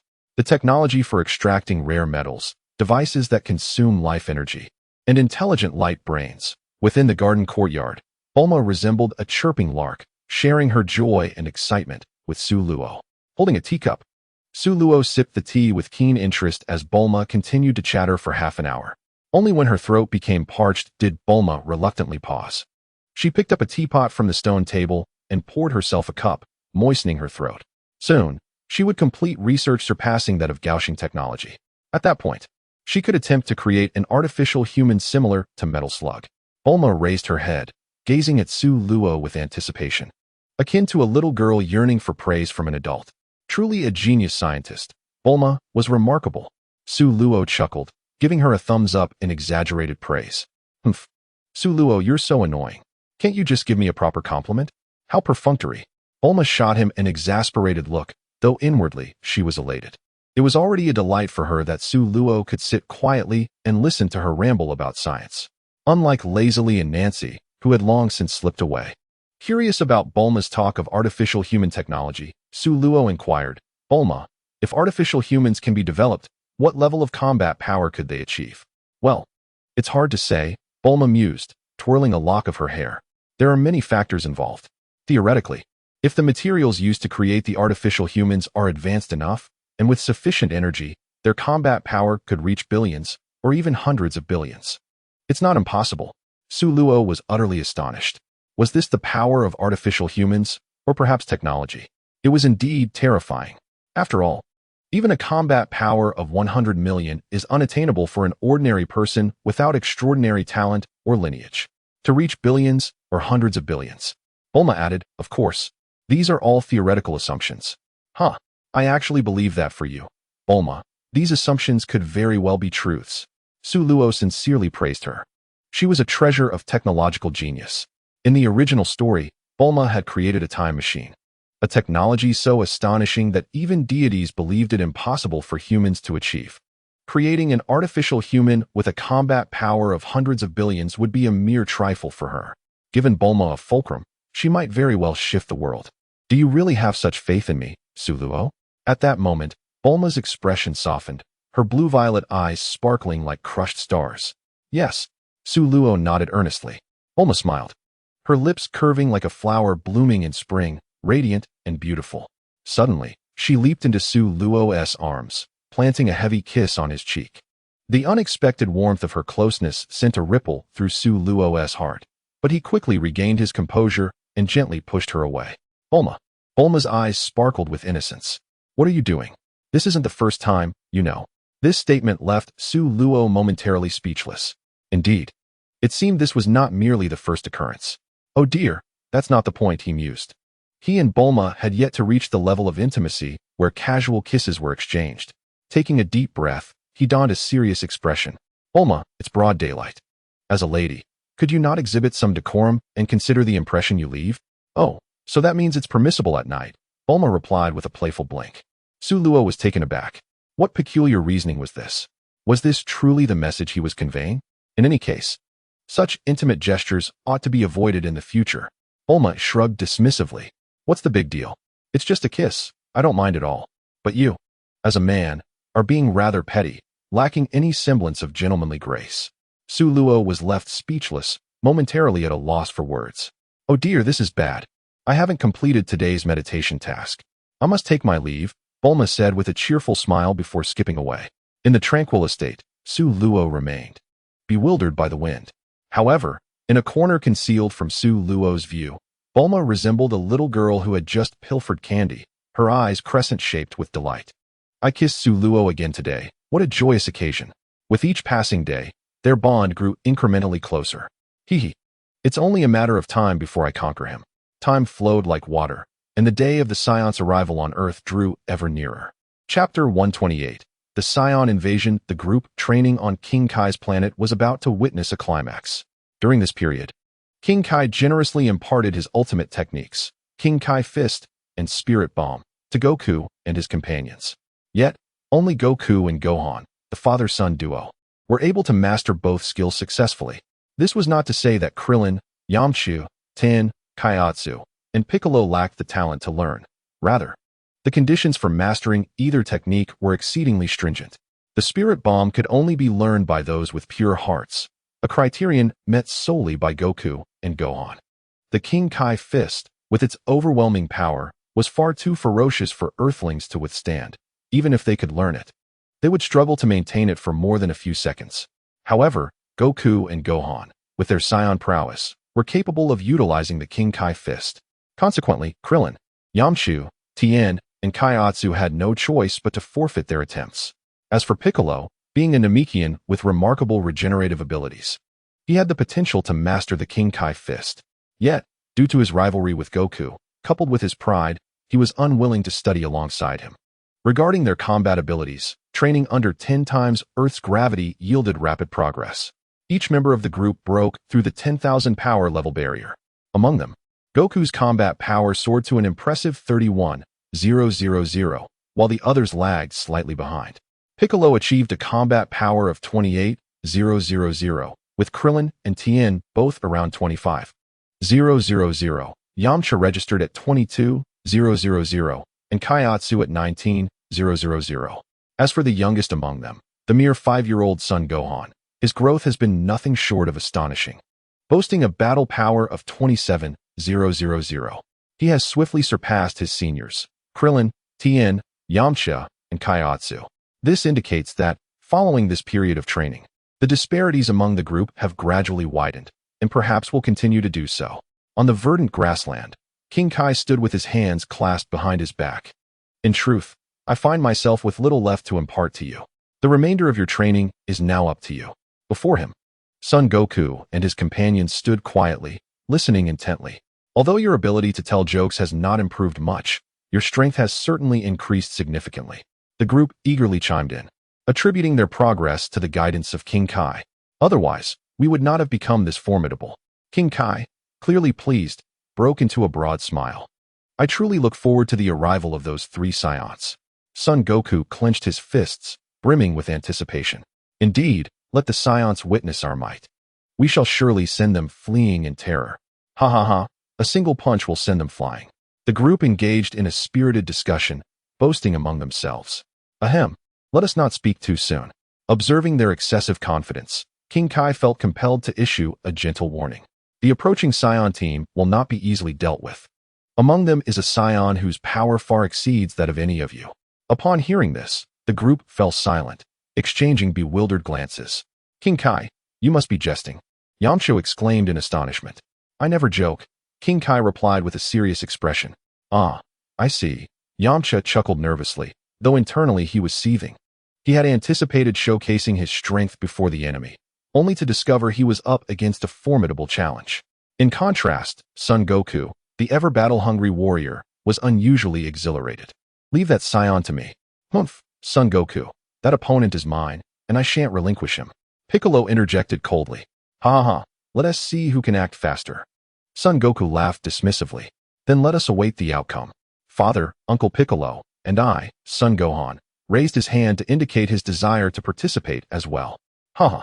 With Gohan so full of enthusiasm, I naturally cannot fall behind. Tien stepped forward, his resolute face reflecting his indomitable spirit. Son Goku felt overwhelmed for a moment, realizing so many were vying for the same opponent. Very well, King Kai finally spoke. In any case, there are 10 days remaining until the scions arrive on Earth. During these 10 days, you shall return to Earth and train on your own. After all, the gravity on Earth differs significantly from that of King Kai's planet. You must acclimate to the Earth's gravity to better harness your strength. Son Goku, Son Gohan, Krillin, Yamcha, Tien, Kaiatsu, and Piccolo nodded solemnly in agreement. Observing this, King Kai continued, I shall now contact Suro to bring you back to Earth. Just as King Kai was about to initiate mental communication, Piccolo hastily interrupted. Wait a moment, I have one more question. King Kai inquired, puzzled. I am curious to know the extent of Su Luo's power.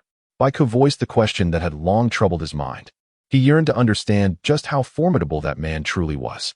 The thought of remaining in ignorance filled him with discontent.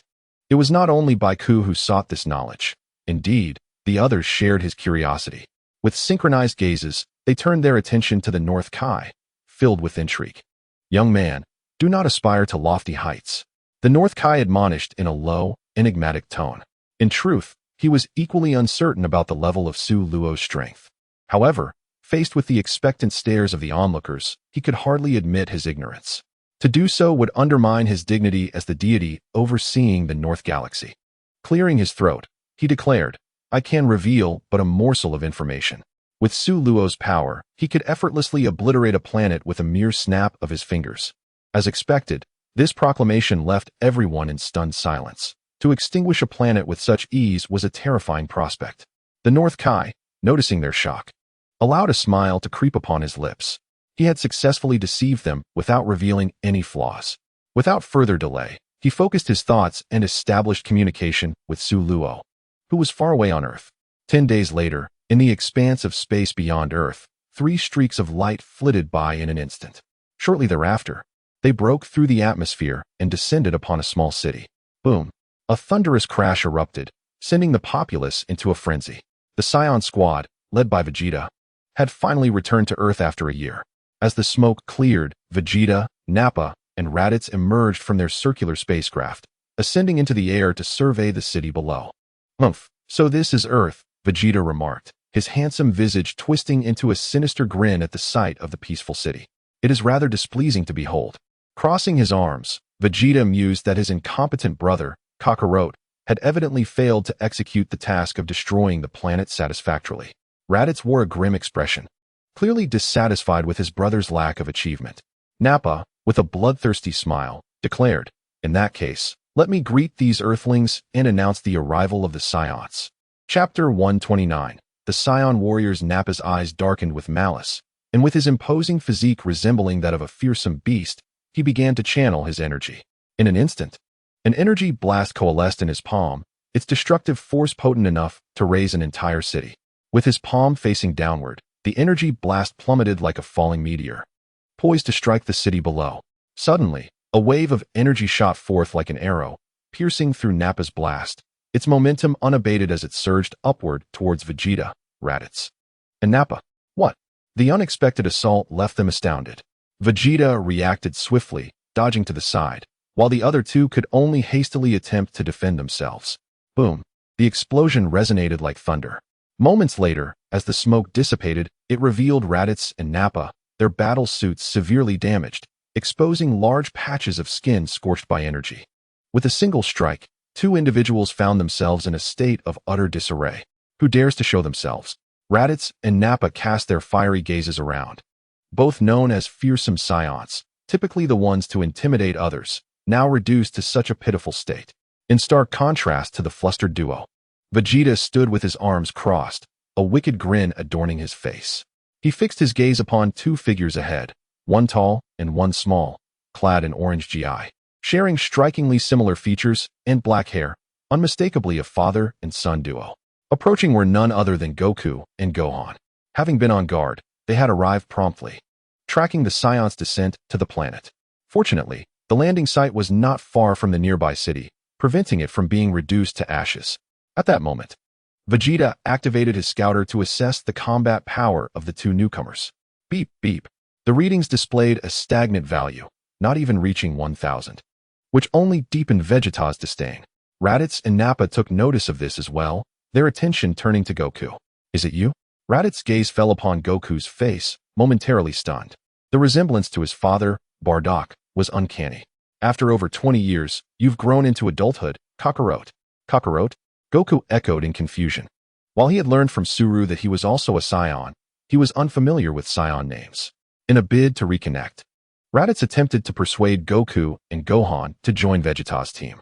However, their paths diverged, and without a moment's hesitation, Goku and Gohan declined the offer. "Humph, stubborn and ignorant. As a Scion, you choose to stand with the Earthlings."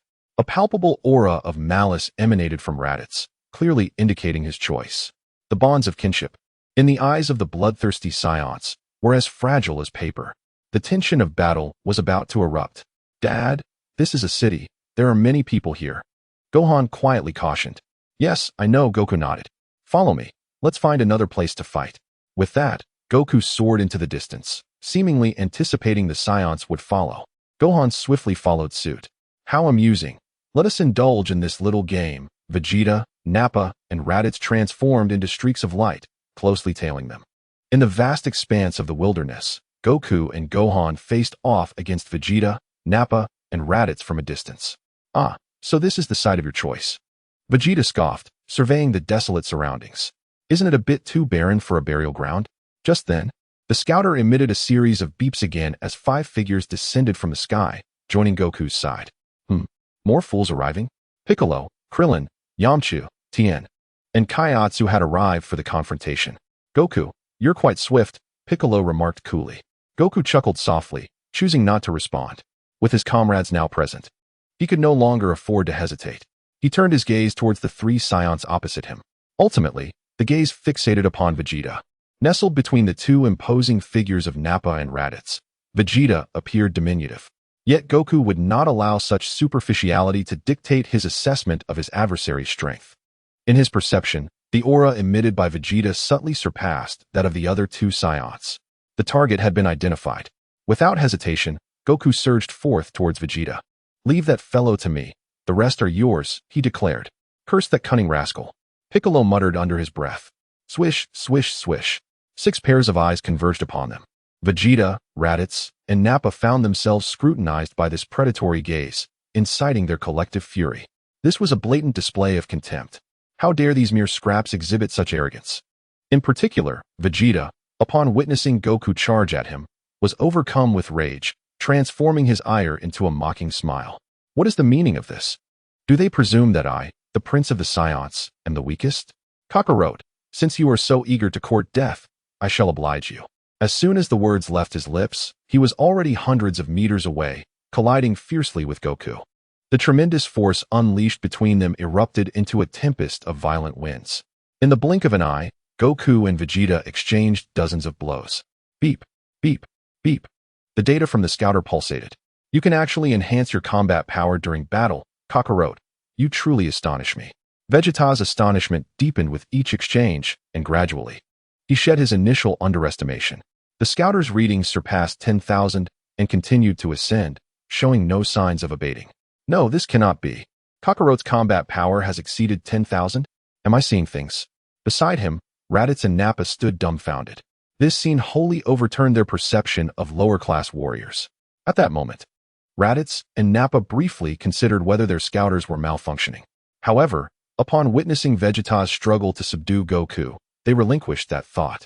Meanwhile, Piccolo observed Goku reveling in the thrill of combat and felt an itch for action himself. He turned to his companions and stated, "Leave those 2 scions to me. You are not to interfere." Upon hearing Piccolo's words, Gohan, Krillin, Tien, and Yamcha, who had been eagerly anticipating the fray, were immediately displeased.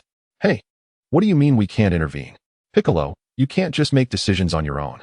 Ignoring their protests, Piccolo swiftly shed his weighted clothing and leapt before Raditz and Nappa. Krillin felt a twinge of irritation at this disregard for their sentiments. What is this? He completely disregards our feelings.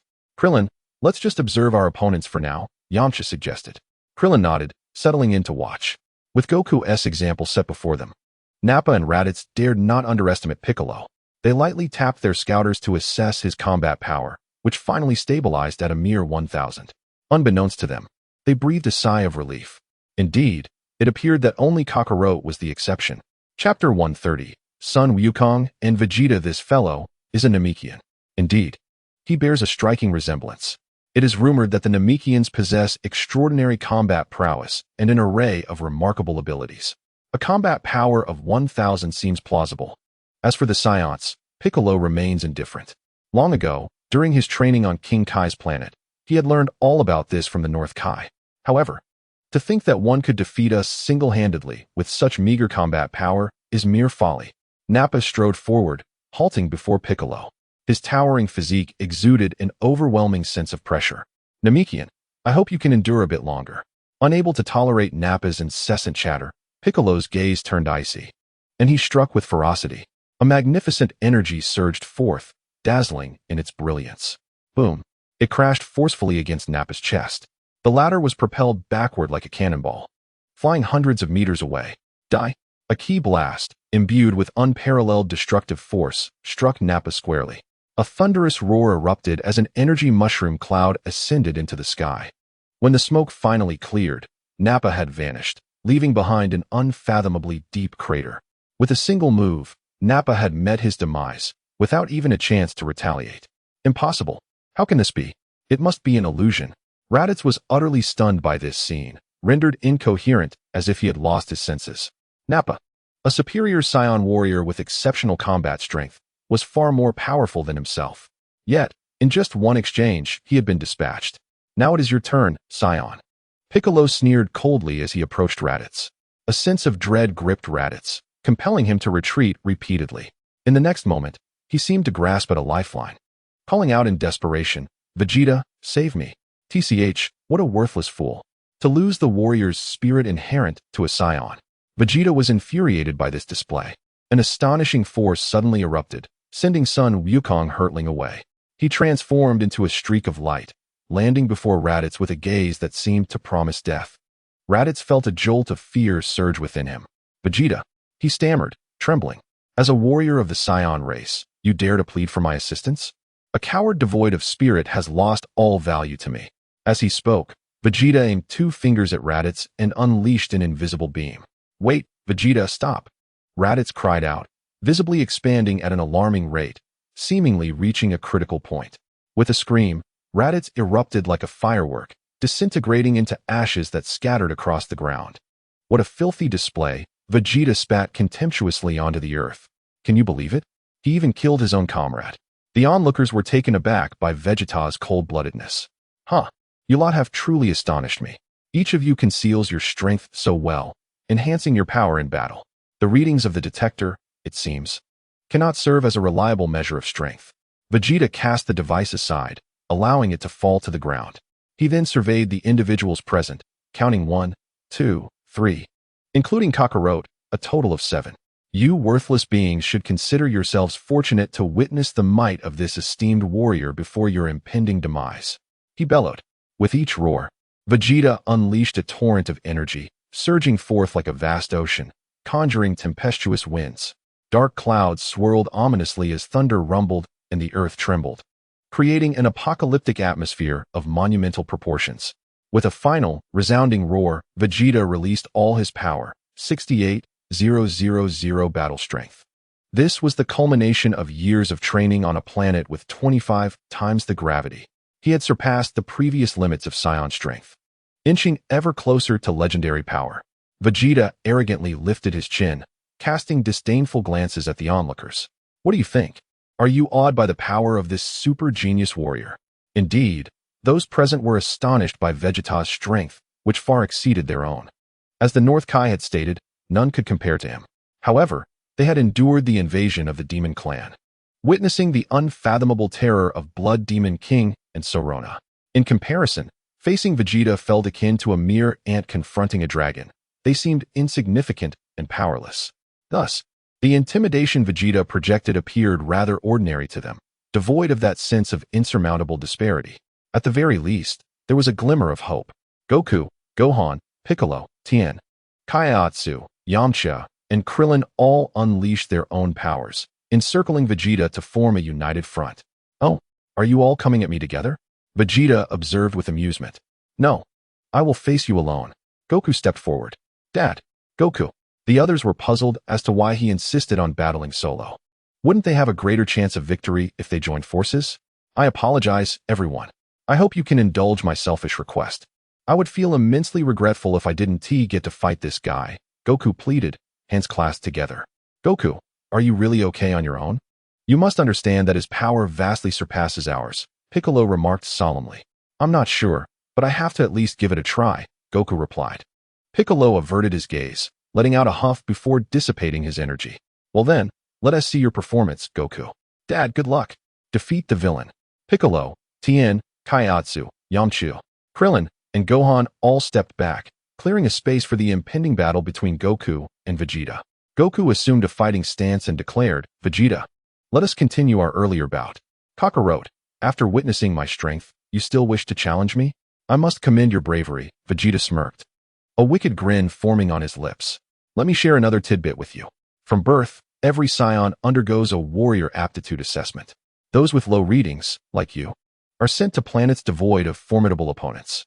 In other words, you have been eliminated. Upon hearing this, Sun Wukong broke into a smile. I am indeed fortunate to have arrived on Earth. Moreover, with relentless effort, even the eliminated can surpass geniuses. How laughable, Vegeta scoffed. Let me show you the chasm that cannot be crossed, even with effort. In a classic exchange, the two combatants moved to engage. After barely trading a few blows, Sun Wukong found himself at a disadvantage, overwhelmed by Vegeta's relentless assault. The disparity between them was evident, in terms of strength and speed. They were not even in the same realm. What is the matter, Kakarot? Where has that bravado gone? Vegeta taunted as he struck Sun Wukong. Show me your power. If this is all you can muster, I might as well send you to your demise. At this point, Sun Wukong realized that without the Kaioken, he could barely last a few exchanges. Thus, he declared, Kaioken times 2. A crimson steam surged forth, distorting the surrounding air. Chapter 131, The Artificial Full Moon. 2 Great Apes. Vegeta could even feel the searing energy rolling towards him. Humph, the Kaioken? I hope it brings me some amusement, Vegeta sneered. As you wish. Sun Wukong's foot struck the ground, painting the space between them with the fleeting crimson light, a manifestation of the Kaioken's ultimate speed. Vegeta's pupils constricted slightly as the blazing silhouette surged forward with a punch. The immense force propelled Vegeta through the air, fueled by a surge of energy. Sun Wukong charged above Vegeta once more, unleashing his terrifying strength through fists and feet. Do not let your arrogance consume you. Vegeta roared as he defended against Sun Wukong's onslaught. Bam! Bam! Bam! The sound of fierce collisions echoed through the void. A new round of battle had commenced. What an intense fight! The 6 spectators gasped in awe. Sun Wukong and Vegeta moved with such speed that the onlookers could barely catch their afterimages. Under the impact of their extraordinary powers, energy shockwaves formed in the air, slicing through like blades and stinging the faces of the spectators. Huh! Vegeta concentrated energy into a ki blast, sending the nearby Sun Wukong flying. Sun Wukong barely managed to stabilize himself mid-air, but a barrage of ki blasts rained down upon him. Given his current speed, evading these attacks seemed impossible. Taking a deep breath, Sun Wukong's aura darkened further. Kaioken times 3. His energy surged once more, and in a flash, he vanished, reappearing behind Vegeta. What? Vegeta gasped, turning in horror. In his line of sight, a fist as large as a cooking pot loomed ever larger. Bam!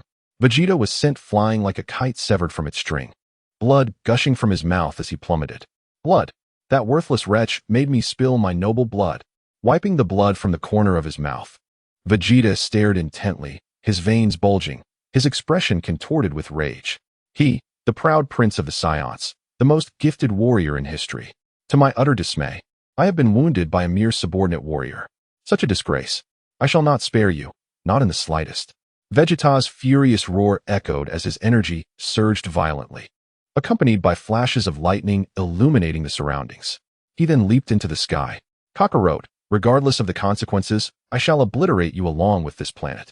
In that moment, Vegeta resembled a madman. A terrifying power brewed between his palms, accompanied by crackling electricity, as the very fabric of space began to distort. If you think you can evade this, then try. This planet will undoubtedly be shattered. Cursed be this scoundrel. Gritting his teeth, Son Goku dared not waste a second. He positioned his hands in a flower-like formation at his waist. The Kamehameha wave, both combatants' ultimate trump cards, was now at its zenith. You shall never thwart my power-up cannon. Let it be reduced to cosmic dust along with Earth. As Vegeta's words fell, the power-up cannon descended in unison. Huh! Son Goku's Kamehameha surged forth to meet it. Bang! The 2 energy waves collided fiercely in midair. In that instant, the world shifted and the ground splintered. A ferocious tempest raged uncontrollably. Piccolo, Gohan, Krillin, Yamcha, Tien, and Kairatsu braced themselves against the oncoming storm, arms crossed over their chests, struggling to withstand the ferocity. The ground bore 6 distinct footprints of varying depths. Fourfold Kaioken. With a mighty shout, Son Goku infused the Kamehameha with renewed vigor, overwhelming Vegeta's power-up cannon in an instant. What? My ultimate move has been repelled. In disbelief, Vegeta watched as the Kamehameha engulfed the power-up cannon, striking him and sending him hurtling skyward.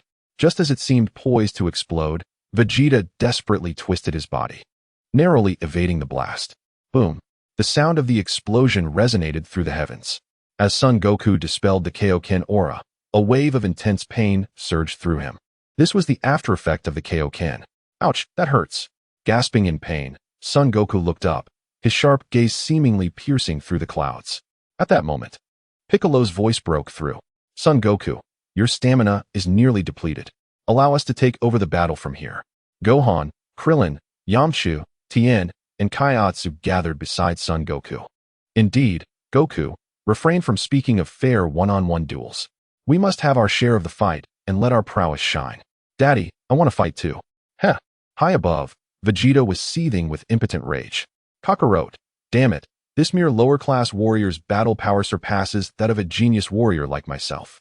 Cursed scoundrel. After his fury subsided, Vegeta regained his composure. The battle with Son Goku had drained him significantly.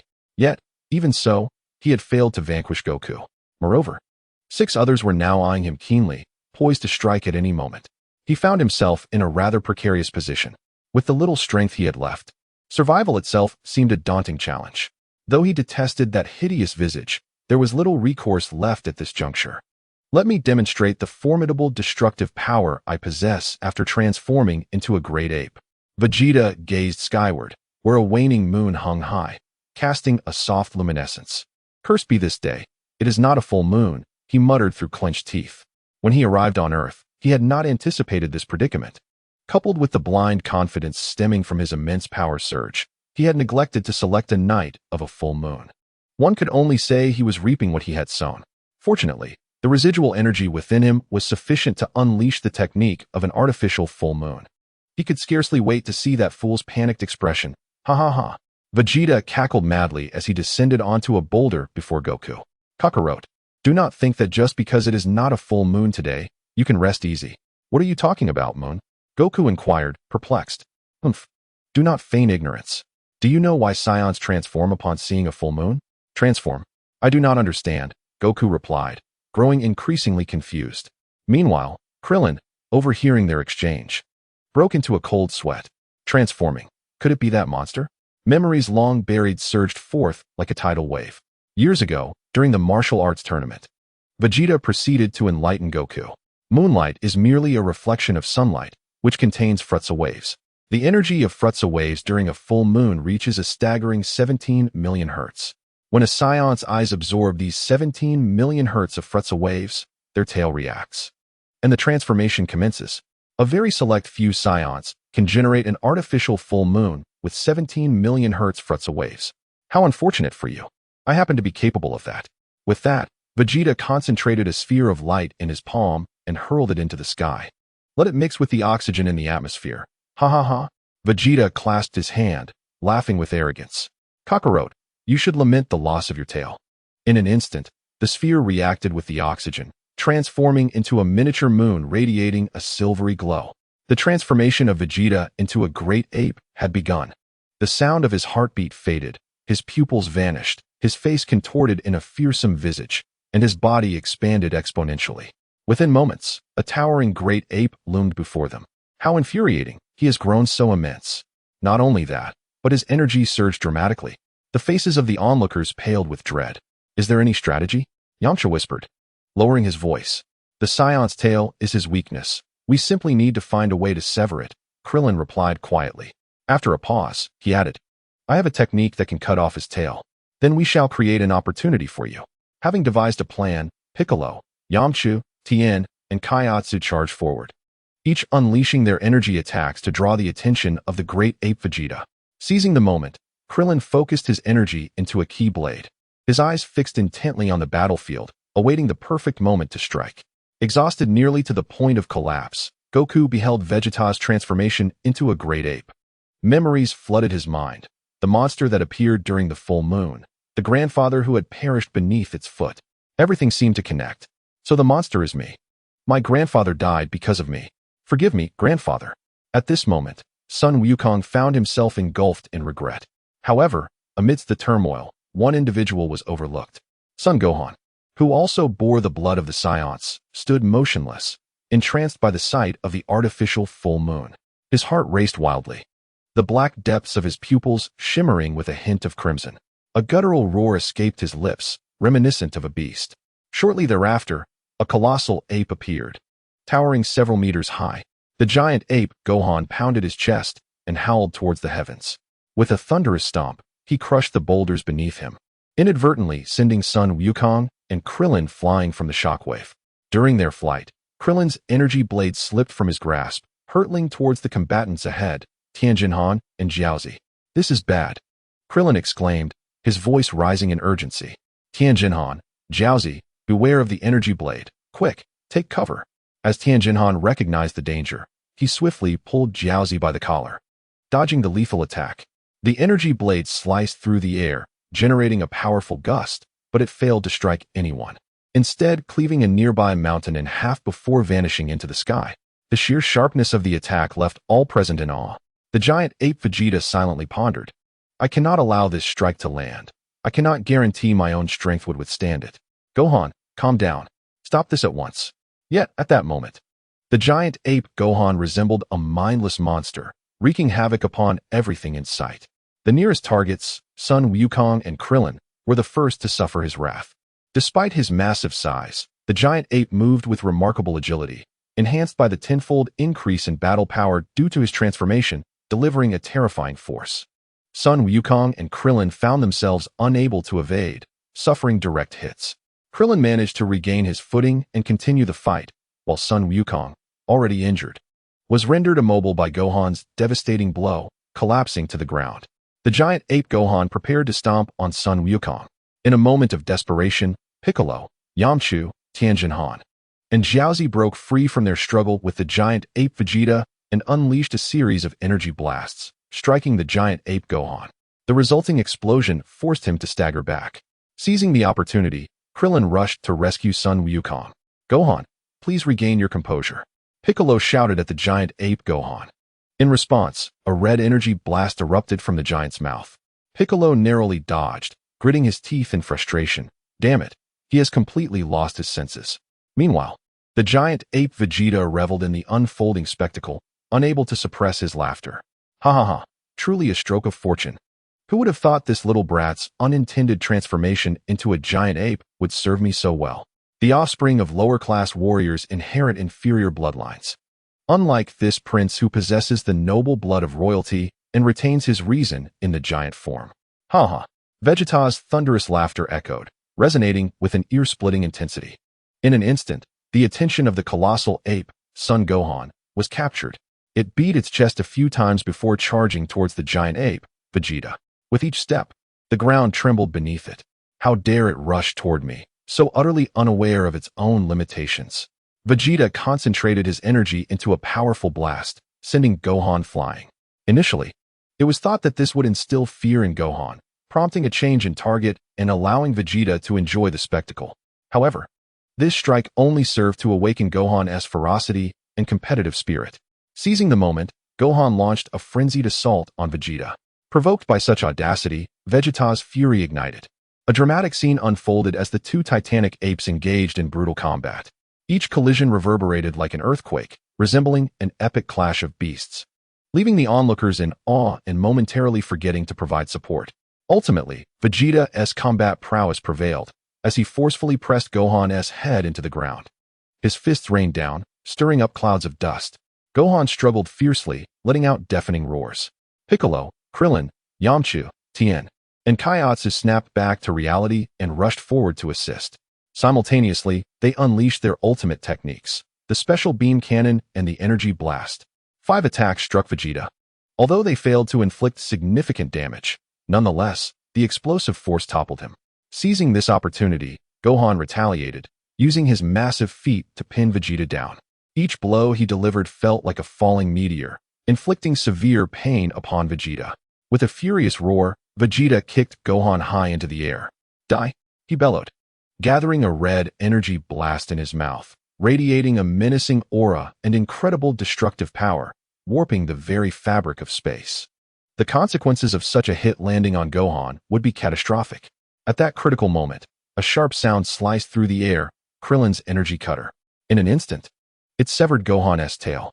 As the tail was cut, Gohan's massive form rapidly shrank, reverting to his human state, thus narrowly escaping Vegeta's devastating attack.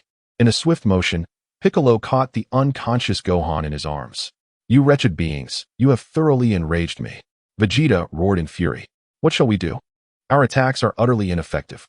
Goku and Gohan are both incapacitated. With just the few of us, we cannot hold out for long." Piccolo, Yamchu, Krillin, Tien, and Kaiatsu found themselves at a loss. The transformed Vegeta was absurdly powerful. Their ultimate techniques merely tickled him. The only attack that bore any semblance of threat was Krillin's energy cutter, which possessed unparalleled cutting power, but also a critical flaw. It was too slow and easily dodged. The previous encounters had already made Vegeta wary, making it increasingly difficult to land a blow. As the group pondered their next move, they were at a standstill. Sun Wukong, battered and bruised, rose to his feet. "Everyone, buy me some time. Just 10 seconds, and I can gather enough energy to unleash the spirit bomb." "Wukong, are you sure you can manage in your current state?" Krillin inquired, a note of concern in his voice. "Absolutely. I still possess the strength to execute the spirit bomb," Wukong replied feebly. Alright, at this point, we have no better options. We must place our hopes in the spirit bomb. With that, Piccolo, Krillin, Yamcha, Tien, and Kaiatsu sprang into action, striving to secure those precious 10 seconds for Wukong. Spirits of the earth, the oceans, and all living beings. Please grant me some of your energy, Wukong implored, raising his hands as he focused his thoughts. In response, countless shimmering lights began to converge around him. Meanwhile, facing the frenzied, full-force assault of the giant ape Vegeta, the chasm of disparity was insurmountable. In but 4 seconds, Piccolo, Krillin, Yamcha, and Kaiatsu were all struck down. Rendered immobile, Tien was seized by the colossal ape Vegeta, who squeezed tightly, the sound of cracking bones echoing through the air. Despite the excruciating pain, Tien gritted his teeth and spread his hands wide, drawing upon the radiance of the glowing sphere above him. Solar flare. As he spoke, an intense brilliance erupted from Tien's body, momentarily blinding the giant ape Vegeta. My eyes. Vegeta howled, flinging Tien aside as he clutched his face. Now, it's up to you, Wukong. At this moment, Tien could no longer remain airborne and fell heavily to the ground. As the 10 seconds elapsed, Wukong successfully condensed the spirit bomb. At that very moment, the giant ape Vegeta's vision began to return. In his hazy sight, he beheld Wukong, one hand cradling the spirit bomb. The sphere, infused with the energy of Earth's beings, instilled a chill within Vegeta's core. With a sweeping motion of his hand, Wukong launched the spirit bomb toward him. A profound sense of impending doom surged within Vegeta. He twisted his body, instinctively attempting to evade the attack. But it was too late. In an instant, the spirit bomb struck the enormous form of the ape with pinpoint accuracy. Boom! The explosion reverberated through the heavens. A massive mushroom cloud ascending into the sky. Dust and debris billowed forth, enveloping the landscape. After a considerable time, as the smoke dissipated, the giant ape Vegeta lay sprawled in a vast crater, his chest a gruesome tableau of mangled flesh and blood. Is it over? Before the others could rejoice, the fallen giant slowly rose to his feet. Kakarot, for a fleeting moment, I sensed the breath of death, Vegeta declared. My indomitable will to live has sustained me, albeit at a dire cost, and this debt shall be repaid with all your lives. With that proclamation, Vegeta's aura surged violently, an overwhelming pressure enveloping the battlefield. A pall of dread instantly descended upon the onlookers. Oh dear, how utterly chaotic. A teasing laugh rang out from the heavens. Suddenly, a young girl descended gracefully from the sky, her feet seemingly treading upon the void. Clad in a white battle garb, with short, dark hair billowing around her. Her exquisite features resembled those of a flawless work of art, with a slender waist and a gracefully swaying brown tail. Her poised demeanor radiates a unique charm that captivates those around her. Nancy, with a playful smile gracing her lips, gazes down upon Vegeta from her elevated position. In Chapter 133, titled The Doubting Scion Prince, Sullo and Lazuli exchange guesses about how long it will take Nancy to subdue him. In the opulent villa, Bulma, Sullo, and Lazuli recline on the soft sofa in the living room, leisurely snacking while observing the scene reflected in the crystal ball. The image reveals a standoff between Nancy and Vegeta, showcasing the remarkable foresight of the Metamer star's psychic arts. Sullo had found it intriguing enough to learn, even pilfering a crystal before his departure. I'd say about a minute, Sullo muses uncertainly. You still underestimate Nancy's playful nature. I wager she won't return in less than 10 minutes. Lazuli mumbles through a mouthful of cherries. I agree, Bulma replies, her gaze fixed intently on the crystal ball, seemingly transfixed, as if fearful of missing the unfolding spectacle. In the scene, Nancy animatedly converses, provoking an irate response from the mighty ape Vegeta, who launches into a furious attack. What follows is a harrowing display. The giant ape becomes little more than a puppet, mercilessly toyed with for several minutes. Despite his formidable strength and resilience, Vegeta finds himself overwhelmed and battered, unable to succumb to unconsciousness. Ultimately, it is only when Nancy inadvertently snaps his tail while spinning him around that he regains his human form. Ha ha ha, the most gifted scion in history, Vegeta? And yet his prowess amounts to little. With Vegeta sprawled on the ground, Nancy stands upon his head, her lips curling into a derisive smirk, her tone dripping with disdain. What a pathetic excuse for a scion prince. Not only is your power abysmally low, but your arrogance is insufferable, rivaled only by your foul temper. Vegeta, visibly crushed, appears to question his very existence, his spirit broken. This cannot be. I am the proud scion prince, my strength surpassing that of any previous scion. How could I possibly be defeated by an unremarkable female scion? Super scion, Nancy questions, doubting her own ears, before bursting into laughter. Ha ha ha, have you lost your mind? How dare a weakling with a mere combat power of several thousand claim to be a super scion? I am embarrassed for you. That damned woman, what did you say? Vegeta's expression contorts with rage, fixating on Nancy with a murderous glare, wishing to rend her into pieces. How dare she insult him so brazenly? What's the matter? Can't handle the truth? Nancy presses her foot down slightly harder on his head, eliciting only a pained scream from Vegeta. Oh dear, since I am feeling generous, allow me to show you what it truly means to be a super scion. Just before your demise, Nancy released her foot, and an oceanic surge of energy coursed through her being, accompanied by an exhilarating aura that continuously ascended. The air around her began to tumultuously swirl, reminiscent of a tempestuous sea, with waves crashing violently. In an instant, golden flames erupted forth, and Nancy transformed into a super scion. An indescribable and terrifying pressure descended, overwhelming Vegeta and causing the ground beneath him to sink several centimeters. At that moment, Vegeta was oblivious to the excruciating pain radiating from his body. Gazing at the super scion Nancy, he was struck with astonishment, his face betraying sheer disbelief. This unfathomable power, this is the true essence of a super scion. Not only Vegeta, but also Goku, who had fully recovered after consuming a Senzu bean, and Piccolo, among others, exhibited expressions of incredulity. Goku, that scion girl named Nancy is a friend of Su Luo, correct? Krillin inquired, swallowing hard, his uncertainty palpable. Goku replied, yes, it's strange, Krillin. Didn't you meet her before? Relieved, Krillin thought, that's good, at least she isn't our enemy. He then reflected, indeed, anyone associated with Su Luo is bound to be extraordinary. The group, for once, seemed to share a unanimous perspective. Vegeta, however, was consumed by rage, his eyes ablaze with jealousy. Why should this uncouth scion girl, who emerged from obscurity, overshadow me in battle prowess? I am the proud prince of all scions, designated since birth as the most gifted warrior. I have traversed countless planets, my battles and training incessant, yet I have only achieved a combat power of 68,000. How can she, a mere savage, surpass me and ascend to the legendary status of a super scion? This reality was utterly unacceptable to Vegeta. Regrettably, Nancy had no intention of entertaining such trivial inquiries. As she gazed at Vegeta, a murderous intent welled up within her. Su Luo had not instructed her to refrain from taking lives. Embrace your discontent and descend into the abyss. With that declaration, a torrent of energy surged from Nancy's fingertips, leaving Vegeta on the precipice of death. Wait, Nancy! Goku exclaimed, leaping forward to stand before her. His sudden movement caused Krillin, Yamcha, and the others to swallow hard, recognizing the familiar demeanor of Goku. They could easily surmise his intentions. Indeed, Goku's next words confirmed their suspicions. Could you please spare Vegeta? It would be a pity for him to perish here. For reasons unknown. An instinctual voice within Goku suggested that if Vegeta were to die, it would diminish the joy of future battles. Upon hearing Goku's plea, Nancy did not disperse her energy or raise her gaze. Goku, are you implying that I should show mercy? She replied, her tone unwavering. Though such a request is audacious, I still implore you. Cough, cough, cockroach. I do not require your insincere theatrics. Your pathetic pity is truly repugnant.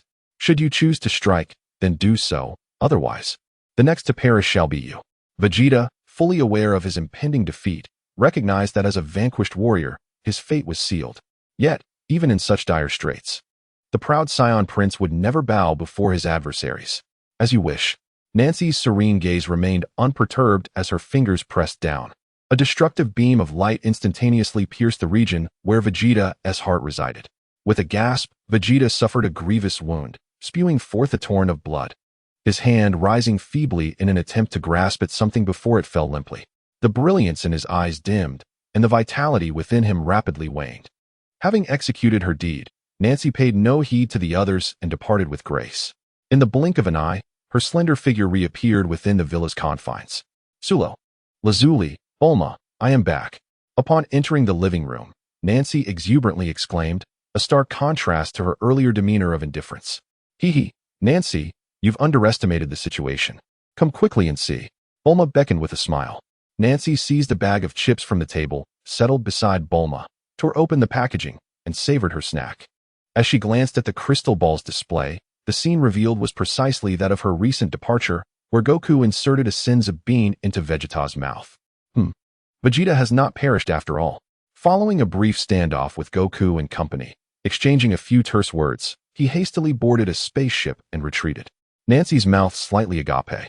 She finally uttered, "What a naive fellow, engaging in such trivial pursuits." Chapter 134, Ascendance of Life Dimensions. Sulo, with furrowed brows, appeared lost in thought. Throughout the battle, he had assumed the role of an observer, silently watching. Thus, he refrained from intervening in any of Nancy's actions. Vegeta's survival was somewhat attributable to fortune. Had it not been for Goku's sins of being at the brink of death, he would have surely met his end. Truly, a destined comrade indeed. Sulo mused internally before sinking back into silence, remaining unaffected. In truth, the confrontation between Goku and Vegeta merely served as a minor episode in Sulo's life, providing him with a modicum of amusement. Now that the spectacle had concluded, it was time to return to his training. Stretching languidly, Sulo bade farewell to the three women and proceeded to depart. "I shall delve into my research," Bulma declared as she was the second to leave. In the living room, only Lazuli and Nancy remained. After finishing her chips and wiping her mouth, Nancy turned to Lazuli with a mischievous grin.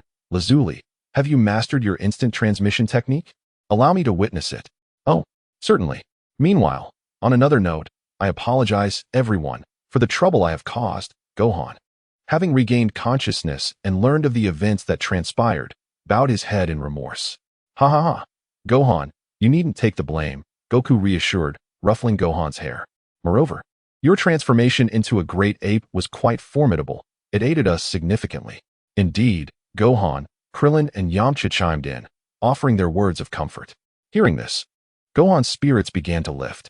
"By the way, Goku, why did you choose to save Vegeta? The malevolent figure is certainly not a benign one. Nor will he reform due to your act of salvation," Krillin inquired, perplexed. An indescribable feeling stirred within him. He simply could not bear the thought of allowing him to perish so easily, especially with such a formidable adversary at hand. It was rather intriguing, was it not?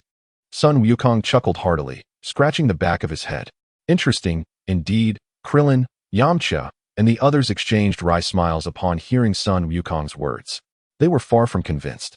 But alas, what was done, and there was no use in lamenting. The individual had already fled. "Wukong, Vegeta has issued a stern warning that he shall return to Earth." Krillin hesitated, words caught in his throat. "The next time we meet, I shall not be defeated again. I will harness a greater power to conquer him," Sun Wukong declared with unwavering confidence. "Wukong, you never change. It's truly exasperating," Krillin shrugged, letting out a resigned sigh. "Fear not, Krillin. Even if we are unable to prevail next time, we have Sulo as our support on Earth, do we not?" Yamcha reassured him, his tone casual and devoid of any tension. If you maintain such a mindset, your martial prowess shall never see significant improvement. Rather than relying perpetually on the strength of others, focus on how to enhance your own capabilities," Piccolo coldly remarked, casting off a couple of words before soaring into the sky, vanishing in the blink of an eye. "Geez, Piccolo is quite the enigma. Is it really necessary to react so drastically over a mere jest?" Yamcha muttered under his breath. "However, Piccolo's words hold merit," Krillin acknowledged. "Let us train diligently. We may encounter even stronger foes next time." After this exchange, everyone parted ways. Half a year elapsed. Before the boundless, azure sea, Sulo sat cross-legged, floating serenely upon the water's surface, immersed in meditation. Surrounding him were countless shimmering points of light, resembling a myriad of stars, resplendent in their glow. As the divine meditation technique was practiced, the threshold of the 7th level life dimension became increasingly clear. Currently, Sulo resided at the 6th level dimension, 99 of the Great King. Merely a single opportunity away from breaking through the bottleneck of the 6th level dimension and ascending to the 7th. Days turned into weeks. 1 day, 2 days, 3 days. 7 days passed, yet Sulo showed no signs of awakening. Only an ineffable, mysterious aura emanated from his being, akin to a deity slumbering amongst mortals. Sulo has been meditating for quite some time. It has already been half a month. Why isn't he awoken? Nearby, Bulma, Lazuli, and Nancy kept watch over Sulo. Surely it must be soon, Lazuli speculated. Nancy, after meditating for so long, Doesn't Sulo feel hungry? Swish, swish. Lazuli and Bulma turned to stare at Nancy in unison. Did I say something wrong? Nancy scratched her head. You should have mentioned it sooner. The two girls exclaimed in unison before turning to leave. Days passed once more.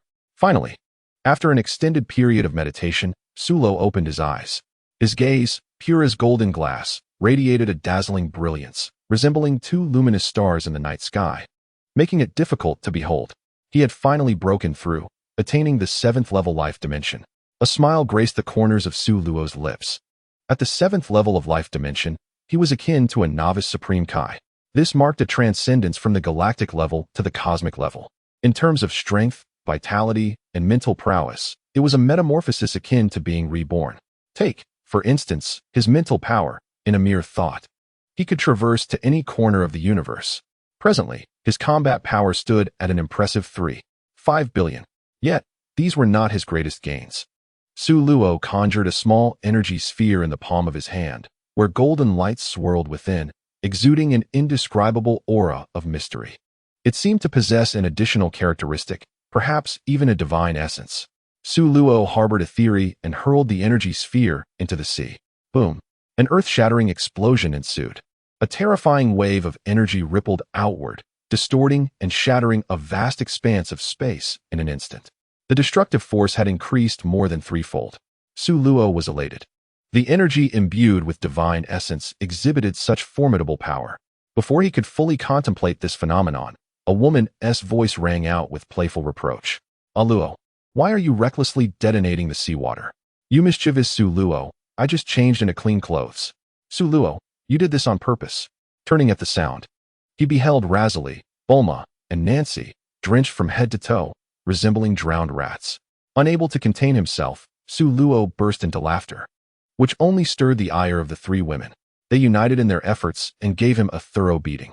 After a while, Razali inquired, Aluo, was it a success?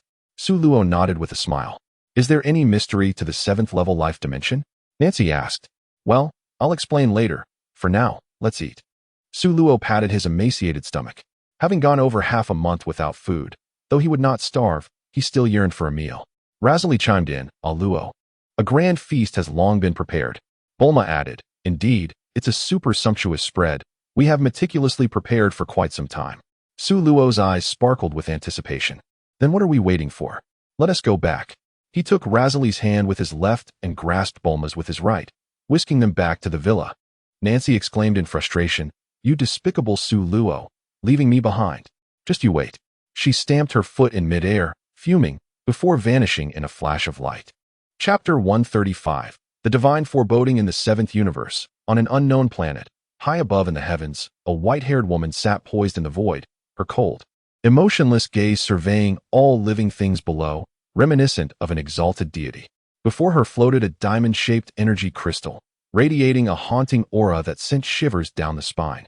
The white-haired woman's brow furrowed slightly as she regarded the obsidian crystal with an uncertain expression. Not long ago, a mysterious figure of unknown origin had claimed to hail from a future timeline. This enigmatic being seemed to possess an intimate understanding of her, including her identity, origins, and even her long-held ambitions and schemes. The sensation of having her secrets laid bare and firmly grasped by another ignited a murderous intent within the white-haired woman, compelling her to consider obliterating the intruder. Subsequently, the enigmatic figure revealed to her certain unknown truths and bestowed upon her a dark crystal. According to the mysterious individual, this dark crystal harbors an immeasurable reservoir of power. Consuming it would grant her the mightiest force in the universe. The silver-haired woman remained skeptical of these assertions. After much hesitation, she gently cupped her palm, causing the crystal to vanish from her grasp. The veracity of the claim would be discerned through trial. If it were a crude deception, it would be easily exposed. As the stranger indicated, the planet Namek possesses Dragon Balls capable of fulfilling any wish. The woman's voice, cool and clear, resonated as her gaze flickered, before her figure melded into the void, disappearing entirely. At that very moment, the tranquil space erupted with ripples akin to water, and the fabric of reality shattered like a broken mirror, creating a rift in time and space several meters in length. A tall, alluring woman, her waist sinuous, stepped forth with a languid grace. Her short, ash-white hair cascaded to her shoulders, the ends curling slightly. adorned in a tight red suit with a flowing white coat. She exuded an elongated silhouette, her curves mesmerizingly enchanting. "Huh, the fish has taken the bait," she murmured, her petite red lips parting ever so slightly. "Future Celestial Lord, I have prepared the stage for you. Let me witness the extent of your prowess in this realm," the captivating woman whispered, seemingly conversing with herself. In the courtyard, Su Luo held a book, engrossed in its pages. This was a recent global sensation, a science fiction novel authored by Tai Si. The protagonist within the narrative was modeled after Su Luo himself, blending 3 parts reality with 7 parts fiction. With this book, Tai Si ascended to fame, fulfilling a long-held dream. Gradually, people began to discern that the science fiction tale was not merely a fabrication. The sacred martial arts land, Karen Tower, indeed existed on Earth. In a fervor, countless martial artists flocked to Karen Tower, driven by the desire to ascend to its peak and seek the guidance of the immortal. Yet, upon arriving at the ancient tower, soaring towards the heavens, the majority of these warriors faltered in trepidation. Only a select few dared to climb, challenging their own limits. There were both failures and successes. Those who triumphed received the Karen sage's tutelage, their martial prowess advancing by leaps and bounds. As this news spread, innumerable warriors were invigorated, relentlessly pursuing the ascent of the tower. It was then that they recognized the legend of Karen Tower as truth. If that were the case, did other extraordinary elements within the novel also exist? During this time, the cat sage found himself inundated with responsibilities, guiding those striving to reach the tower's summit. The once leisurely lifestyle he embraced quietly slipped away. This spectacle did not escape the watchful eyes of the celestial beings in the temple. They took solace in the growing strength of humanity. Yet, for reasons unknown, an unsettling anxiety began to stir within the celestial being's heart. An ominous premonition that something dreadful loomed on the horizon. As time passed, this foreboding feeling intensified. Where does unease originate? The deity remains uncertain. Is it from Earth? Or perhaps from the distant homeland, Namek? On Earth, with the formidable presence of Sulo, it seems unlikely that any significant issues would arise. The deity speculates that perhaps a calamity is looming over his homeland, Namek. At that moment, a familiar and potent aura swiftly approached the temple. To the deity's surprise, it was Piccolo. Shortly thereafter, Piccolo arrived at the temple's threshold, his cloak billowing in the chilling breeze. The two exchanged a long gaze. "Piccolo, you must know why I have come here." The deity replied with a chuckle, "I am one with your father, hence I am well aware of your thoughts. That suffices, no need for further discourse." Sulo closed the book he had been reading and placed it upon the stone table before turning his attention to the deity and Piccolo. No one could have anticipated that these two would pay a visit together. "Might I inquire what brings you here?" Piccolo remained silent, seemingly reluctant to speak. The deity, lacking such reservations, articulated his concern. "Sulo, I harbor a foreboding feeling that a crisis is approaching my homeland, Namek. Therefore, I wish to entrust you with the task of accompanying Piccolo to Namek for a visit." Upon hearing this, Sulo hesitated. "Are you certain your premonition is not mistaken? Logically, Namek should not be in such a state." In the original narrative, the crisis on Namek arose due to the leaking of information regarding the Dragon Balls, which attracted the likes of Vegeta and Frieza, culminating in the subsequent events. However, as of now, no such information has surfaced. From where, then, does this crisis stem? Could it be that other factors are destined to bring calamity upon Namek? "My intuition has always proven accurate," the deity asserted confidently. Sulo nodded. "In that case, I shall journey to Namek to investigate." "Thank you, Sulo." Sulo waved his hand dismissively. "No need for gratitude. This is my promise to the elder. Time is of the essence. Let us depart immediately." With that, Sulo placed a hand on Piccolo's shoulder, preparing to activate his instant transmission when Lazuli and Nancy suddenly emerged from the side. One clasped his arm tightly, while the other, like a mischievous monkey, swung playfully on his back. Lazuli exclaimed, "Auro, how could such an intriguing event transpire without me?" Nancy added, "Indeed, if there's a fight, I want to be involved too." Sulo found himself momentarily speechless, realizing that wherever he went, they wished to accompany him. He glanced helplessly at Lazuli, who defiantly turned her head away. "Fine, if we must go together, then so be it," he conceded. After Sulo, Lazuli, Nancy, and Piccolo departed, the deity returned to the temple. Before long, Bulma, humming a cheerful tune while carrying a fruit platter, arrived in the courtyard, only to find it utterly deserted.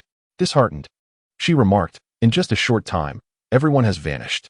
Chapter 136. Return to Namek. A vast and tranquil grassland unfolded, caressed by a gentle breeze that carried the unique fragrance of fresh grass. The figures of Sulo, Lazuli, Nancy, and Piccolo materialized atop a hill. Is this my homeland, Namek? Upon his first arrival at Namek, Piccolo gazed at his surroundings, feeling an emotional stir within. The monotonous landscape, sparse vegetation, verdant grasslands, and emerald lakes. All of it felt so familiar, devoid of any sense of strangeness. Perhaps it was due to the Namekian blood that coursed through his veins.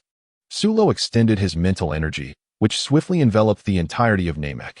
The inhabitants of the planet continued their tranquil existence, with no signs of disturbance. There were no foreign enemies, nor any disasters looming. This led Sulo to ponder. Could the divine premonition have been erroneous?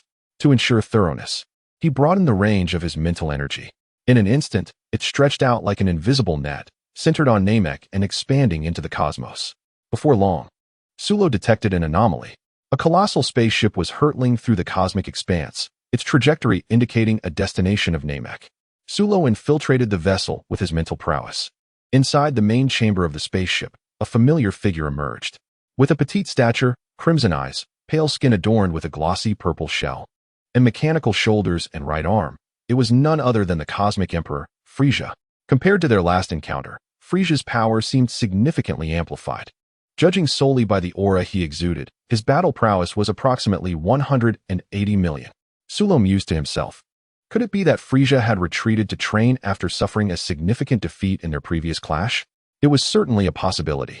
If Frisia had merely augmented his combat strength slightly, that would be manageable. However, if he had diligently trained for several months like in the original tale, transforming into Golden Frisia, the consequences would be dire. As a prodigy of the Frost Demon race, Frisia possessed an extraordinary talent akin to a cheat. Currently, it was impossible to ascertain Frisia's true combat capability. Without engaging in combat, Sulo refrained from jumping to conclusions. Shaking his head, he dismissed unnecessary thoughts. He conveyed this information to Lazuli, Nancy, and Piccolo. Frisia? Lazuli gazed up at the sky, carefully sensing a powerful energy approaching from the distant cosmos. This energy feels rather ordinary, Nancy remarked, somewhat disappointed, having hoped for a formidable opponent to contend with. Lazuli playfully poked Nancy's forehead with her delicate fingers. You should never underestimate your adversary. Nancy shrugged nonchalantly. Leave Frisia to me. I've long desired to confront this cosmic overlord. A glint of cold determination flashed in her dark eyes, recalling how she had nearly perished in the onslaught of Frisia's forces during her childhood. Suit yourself. Sulo and Lazuli replied with indifference.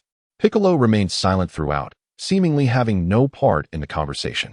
There was still some time before Frisia would arrive on Namek. After a moment's thought, Sulo suggested, let us pay a visit to the Grand Elder.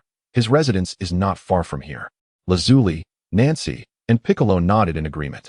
For beams of light streaked across the sky like shooting stars, swiftly arriving above a towering rock pillar. Atop the pillar stood a white edifice resembling the shell of a beetle, where the Grand Elder of Namek and his guardian, Nairo, resided.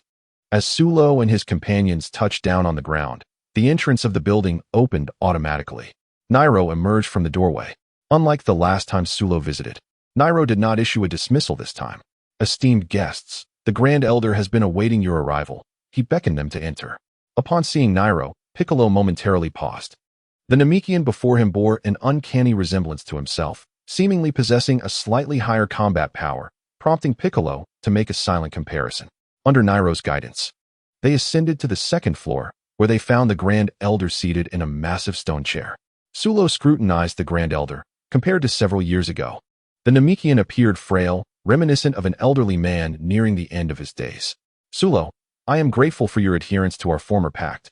Arriving at this critical juncture for Namek, the Grand Elder spoke with great effort, his voice frail and weary. Naturally, I have come to fulfill my promise and assist Namek in overcoming this crisis, Sulo replied. The Grand Elder offered a faint smile. The future of this planet and the Namekians rests in your hands. Grand Elder, our adversary is Frisia of the Frozen Clan. If his strength exceeds my predictions, it will be challenging to ensure the preservation of this planet and the safety of the Namekians, Sulo stated candidly. Namek is destined to face this calamity. Even the worst outcome is unavoidable. You may proceed to fight with all your might, The Grand Elder coughed weakly. Nairo's expression shifted dramatically as he anxiously interjected. Grand Elder, if Namek were to be destroyed, our kin would face annihilation. Things are not as dire as you imagine. Sulo quickly interrupted Nairo. Regardless of the planet's fate, the Namekians can survive. Upon hearing this, Nairo's eyes sparkled with hope. For safety's sake, prior to any confrontation, we could relocate the Namekians to another planet. Once the dust settles, should Namek be destroyed, we could utilize the Dragon Balls to wish for a suitable planet for the Namekians to inhabit. Alternatively, we could restore Namek to its original state. The choice is yours, the Grand Elder remarked, falling into silence. Nairo remained still, waiting quietly, for as the Guardian, his duty was to protect the Grand Elder's life. Decisions regarding the survival of their race rested with the Grand Elder. After a prolonged pause, the Grand Elder finally spoke. I have indeed contemplated these matters. The enemy is likely after the Dragon Balls, which symbolize the wisdom and strength of the Namekian people. I never anticipated that this beacon of hope would attract such misfortune. A hint of complexity tinged the Grand Elder's frail voice. Nairo, swiftly inform our kin to gather the Dragon Balls and wish for relocation to a more habitable planet. The calamity arose from the Dragon Balls. With the first person coveting them, it is difficult to ensure that a second or even a third individual with impure intentions will not emerge. For an extended period, the Namekians have been deprived of peace and stability. Their home planet, Namek, is no longer suitable for their survival. Although the Grand Elder feels a tinge of reluctance, he is powerless to change the circumstances. Yes, Grand Elder, Neru responded with a slight bow before proceeding outside, soaring towards the village. Caddis child, your name is Piccolo, is it not? The Grand Elder's gaze settled upon Piccolo. Indeed, Grand Elder, Piccolo replied, displaying no hint of arrogance in the presence of the esteemed Namekian leader, but instead responding with utmost courtesy. Originally a prodigy of the Dragon Clan, he had been split into two, leading to a halving of his innate talent, a lamentable circumstance indeed. The Grand Elder sighed softly. Piccolo, come here and allow me to assess your potential. He gestured towards a position beside the stone chair. Without hesitation, Piccolo stepped forward. The Grand Elder's large hand rested upon Piccolo's head, illuminating with a radiant glow. Instantly, a peculiar magical force enveloped Piccolo. A humming sound resonated in the air. Piccolo felt an overwhelming surge of power coursing through him. 60,000, 110,000, 170,000. Within mere seconds, his energy multiplied nearly tenfold, ultimately stabilizing at 300,000. Regrettably, there remains untapped potential within you. I can only awaken a portion of it. The rest depends on your own training, the Grand Elder stated, his eyelids drooping, his voice weary. This is my power? Piccolo marveled at the explosive strength within him, then promptly expressed his gratitude to the Grand Elder. Chapter 137, Frisia. I shall be your opponent. The Grand Elder's remarkable ability to unlock human potential had already been personally experienced by Sulo and Lazuli, with no adverse side effects, also significantly conserving training time. Meanwhile, Nancy watched in awe as Piccolo effortlessly augmented his strength, her eyes sparkling with excitement. She leaped before the Grand Elder, pointing to herself and playfully inquiring, Grand Elder, could you also assist me in awakening my latent abilities? My dear girl, you must be a scion. I have heard that your tribe was annihilated many years ago. Quite so. I am one of the survivors. Nancy shrugged nonchalantly. Ah, your character is indeed refreshing. The Grand Elder remarked. Unfortunately, I cannot assist you. Why not? Nancy furrowed her brow. Scion girl, I perceive that your life dimension is exceedingly advanced, surpassing that of ordinary beings. I regret to inform you that this ability is ineffective on those whose dimensional status exceeds mine, the Grand Elder explained steadily. Very well, Nancy conceded, somewhat disheartened, not anticipating that the Grand Elder's potential unlocking ability would have such limitations. Nevertheless, upon reflection, it seemed only natural. Although her life dimension did not compare to Sulo and Lazuli, it was still of a fourth-level being. The Grand Elder's status on Namek was akin to that of a deity on Earth, belonging to a third-level life dimension. The disparity of life dimensions signifies a fundamental existence of class suppression. Thus, the abilities of the Grand Elder are rendered ineffective against her. In a moment of disinterest, Nancy idly toys with her hair. Time swiftly passes, and an hour elapses without the return of Neru. The Grand Elder, seated on a stone chair, grows increasingly weary. seemingly devoid of the strength to speak, remaining motionless. With Su Luo's keen observation, it becomes evident that the Grand Elder's life force is rapidly waning, and he may not have much time left. It is possible that before Neru completes the collection of the Dragon Balls, the Grand Elder may depart this world. His survival until now is solely attributed to sheer willpower. After a thoughtful pause, Su Luo retrieves 3 fruits from the spirit tree from his spatial pocket and uses his telekinesis to present them before the Grand Elder. Grand Elder. These are spirit tree fruits, imbued with an abundance of life essence. Perhaps they can restore some of your youth. With great effort, the Grand Elder lifts his eyelids. His years of experience have made him well aware of the significance of the spirit tree fruits. Without hesitation, he opens his mouth and consumes them. Rich, pure life energy rapidly floods through his limbs and veins. The once frail Grand Elder experiences a resurgence of vitality, rejuvenating into a middle-aged appearance. The invigorating sensation of abundant energy is a long-lost delight. The Grand Elder rises from the stone chair, filled with nostalgic reflections. Taking a deep breath of the fresh air of Namek, he gazes at Su Luo and sincerely expresses his gratitude. Thank you. Su Luo smiles and waves his hand dismissively. No need for thanks. It was a mere trifle. At that moment, an icy, malevolent aura suddenly envelopes the planet. The main character has finally arrived. A cryptic smile graces Su Luo's lips. Heh, making me wait so long. I shall thoroughly defeat him. Nancy declares fiercely, shaking her fists. In the northern region of Namek, a colossal disc-shaped spaceship looms. 8 thick, spider-like metallic legs are deeply embedded in the soil.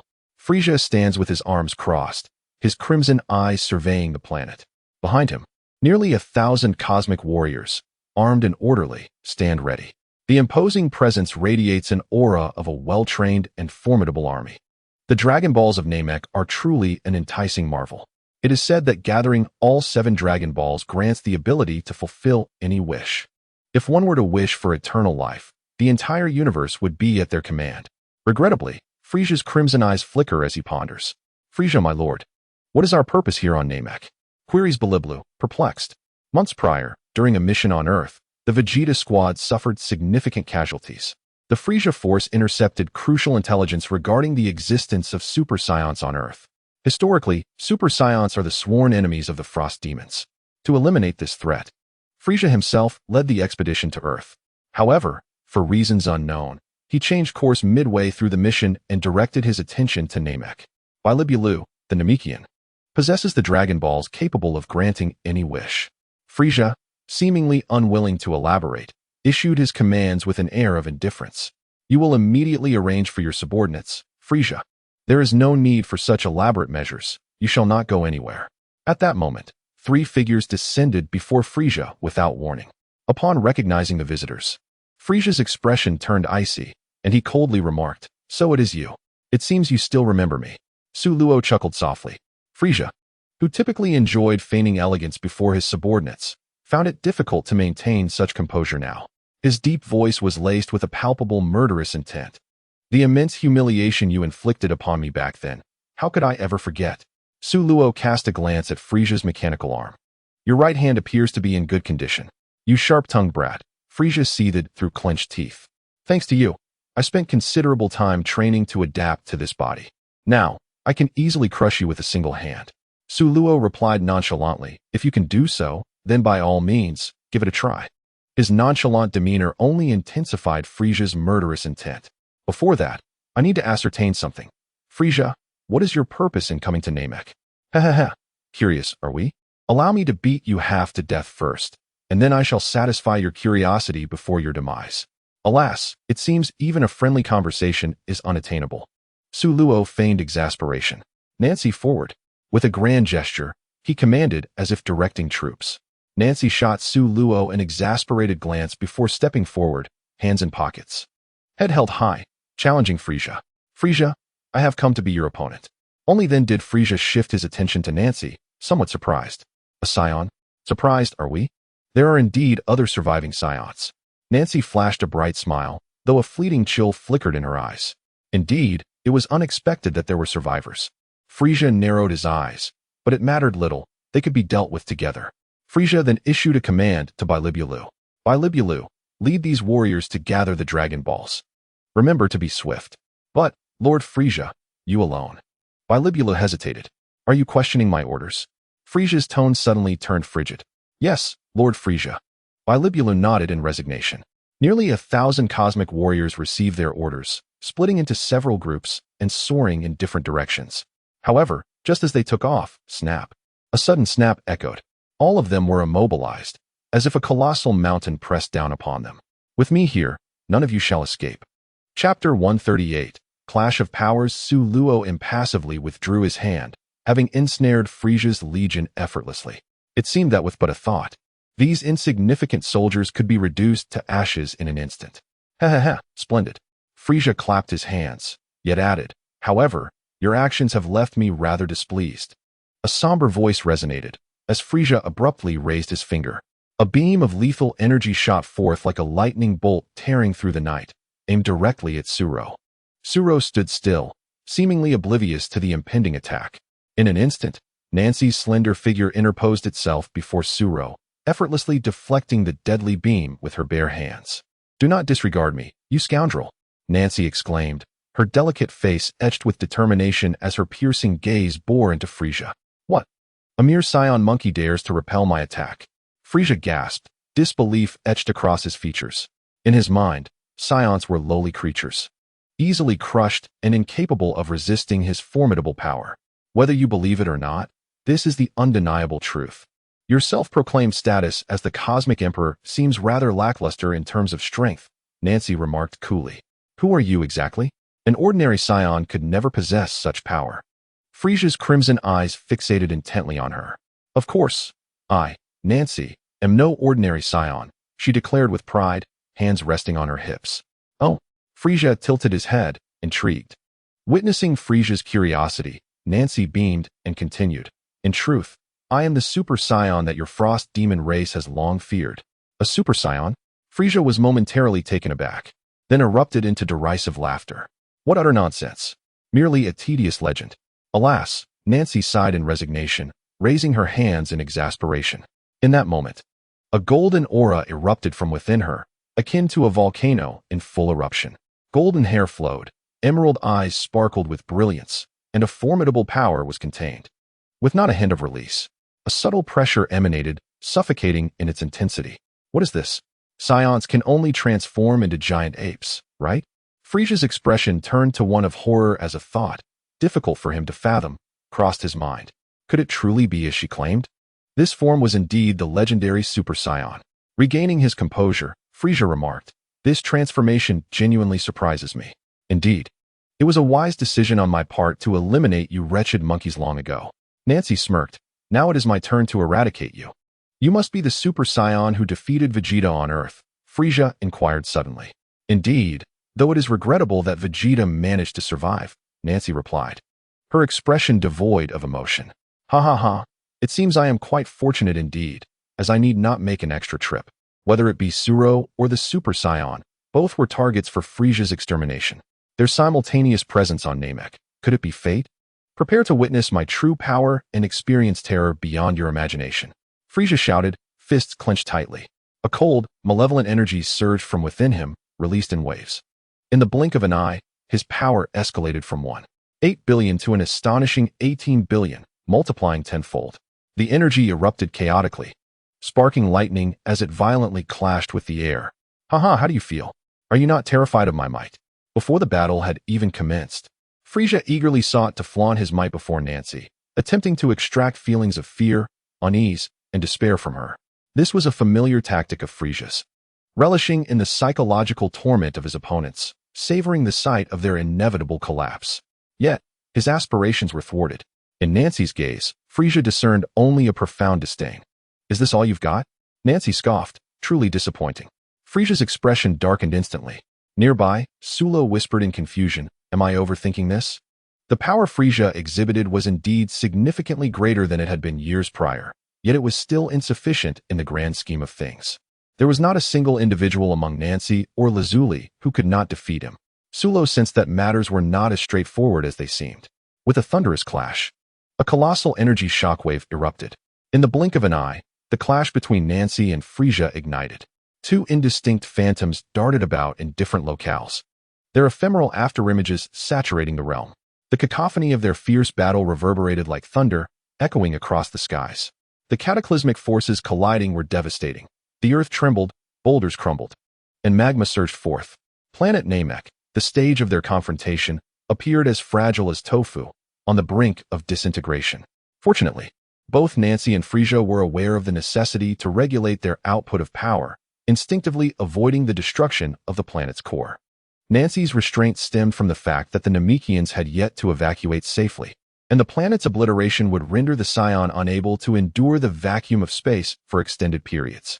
Frisia, on the other hand, was motivated by the Dragon Balls of Namek, unwilling to see them perish alongside the planet. What a terrifying force, even from such a distance. One could feel the oppressive weight of it, akin to a descent into hell. This was the might of the universe's elite. Despite the fact that my own power had surged tenfold, in the presence of such strength, I felt no different than an ant. In the dwelling of the Grand Elder, Piccolo gazed in horror towards the distant horizon, overwhelmed by the fearsome aura that bore down upon him. The surrounding air seemingly drained of life, rendering it suffocating. Amidst his trepidation, a stirring emotion named longing began to awaken within him, causing his heart to flutter.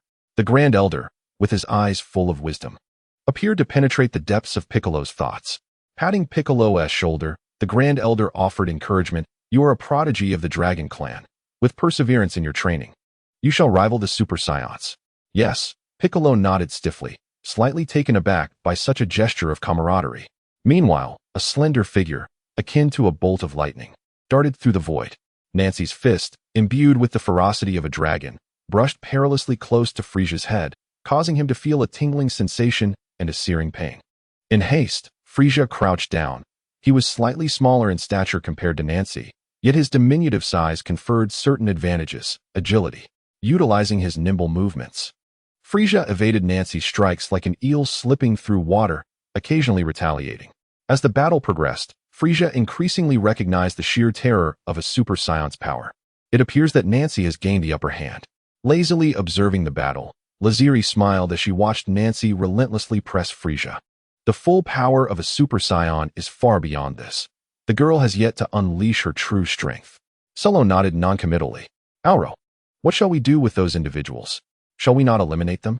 Laziri pointed to Frisia's imprisoned soldiers. Solo replied, let them fend for themselves. These minions do not require our intervention. The aftershocks of Nancy and Frisia's battle would suffice to annihilate all surrounding life. Death is merely a matter of time. Chapter 139. The conclusion. As the two conversed, Frisia was struck down by Nancy's punch, plunging into the depths of the lake, creating towering waves. Nancy stood poised in the void, energy swirling between her palms. In an instant, energy fireballs rained down like a tempest of flames, staining the sky crimson. The lake's water was instantly vaporized by the intense heat, and violent energy erupted from the lake bed. The air quaked violently, resounding with thunderous roars. At that moment, the world was illuminated solely by an exquisite, brilliant white light. As the storm subsided, Nancy observed the thick smoke rising from the abyss below, a playful smile gracing her lips. Oh, Frisia's energy is increasing. Molten lava churned violently, the intense heat swirling around him. Frisia was enveloped in flashes of lightning. His diminutive form seemed to rise several centimeters, muscles bulging. Damn Scion monkey. Frisia snarled as he ascended into the sky to confront Nancy. Are you prepared to face my wrath? Nancy replied, TSK, not bad. Let me tell you something. My strength surpasses yours. If this is all you have, then I'm afraid I have no interest in wasting any more time with you. Her scornful words pierced Frisia's heart like a sharp blade. Frisia's expression darkened, a cold laugh escaping him. Huh? Are you so overwhelmed by fear of my power that you've lost your mind and are speaking nonsense? Nancy's eyes widened, regarding him as one would a simpleton, igniting Frisia's fury. Enough. I tire of your prattle. It is time to send you to hell. With that declaration, Nancy unleashed the full power of her Super Saiyan form. A tremendous force swept forth, creating a terrifying storm that shook the very planet.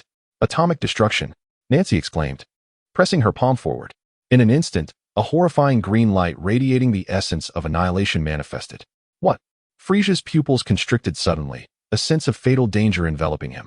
Planetary destruction blast. In a moment of urgency, Frisia summoned his ultimate technique, conjuring a massive dark energy sphere at his fingertips, resembling a small asteroid. In a fierce confrontation, the two devastating energy attacks collided in midair. However, the planetary energy blast crumbled before the green light of annihilation, collapsing like a house of cards and shattering into countless fragments. Oh no! Frisia's face turned ashen as the specter of death loomed near. In this critical moment, he conjured a protective shield, desperately placing his hands in front of his chest. The devastating azure light instantaneously engulfed Frisia. A thunderous explosion resonated through the heavens, momentarily dimming the world. Within the hazy vision, a charred object plummeted from the sky, crashing violently to the ground. The heavy thud reverberated, leaving a deep crater in its wake. Impossible. Frisia's voice was feeble as he begrudgingly struggled to move. How could the power of mere scion monkeys surpass that of this king? In a prone position, Frisia relentlessly pounded his fists against the earth. Damn it! Unforgivable. His visage contorted with rage, and his crimson eyes sparkled with madness. This outcome cannot be accepted. I, Frisia, shall be the sole survivor. In a fit of fury, he vowed to obliterate this planet.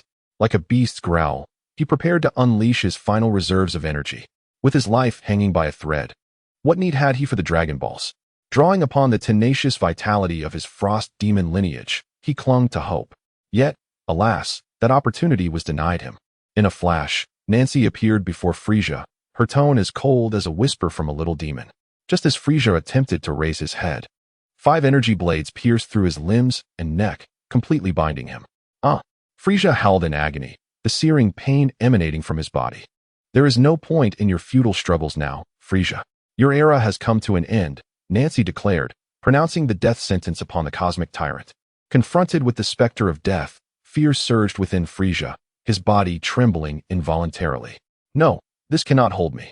Even in death, I will drag you all to hell with me, he screamed in near madness. Frisia's form began to swell, his intentions clear. Self-destruction? A tedious trick, Nancy scoffed, her golden hair dancing in the wind, her emerald eyes glinting with icy brilliance. Go ahead and perish.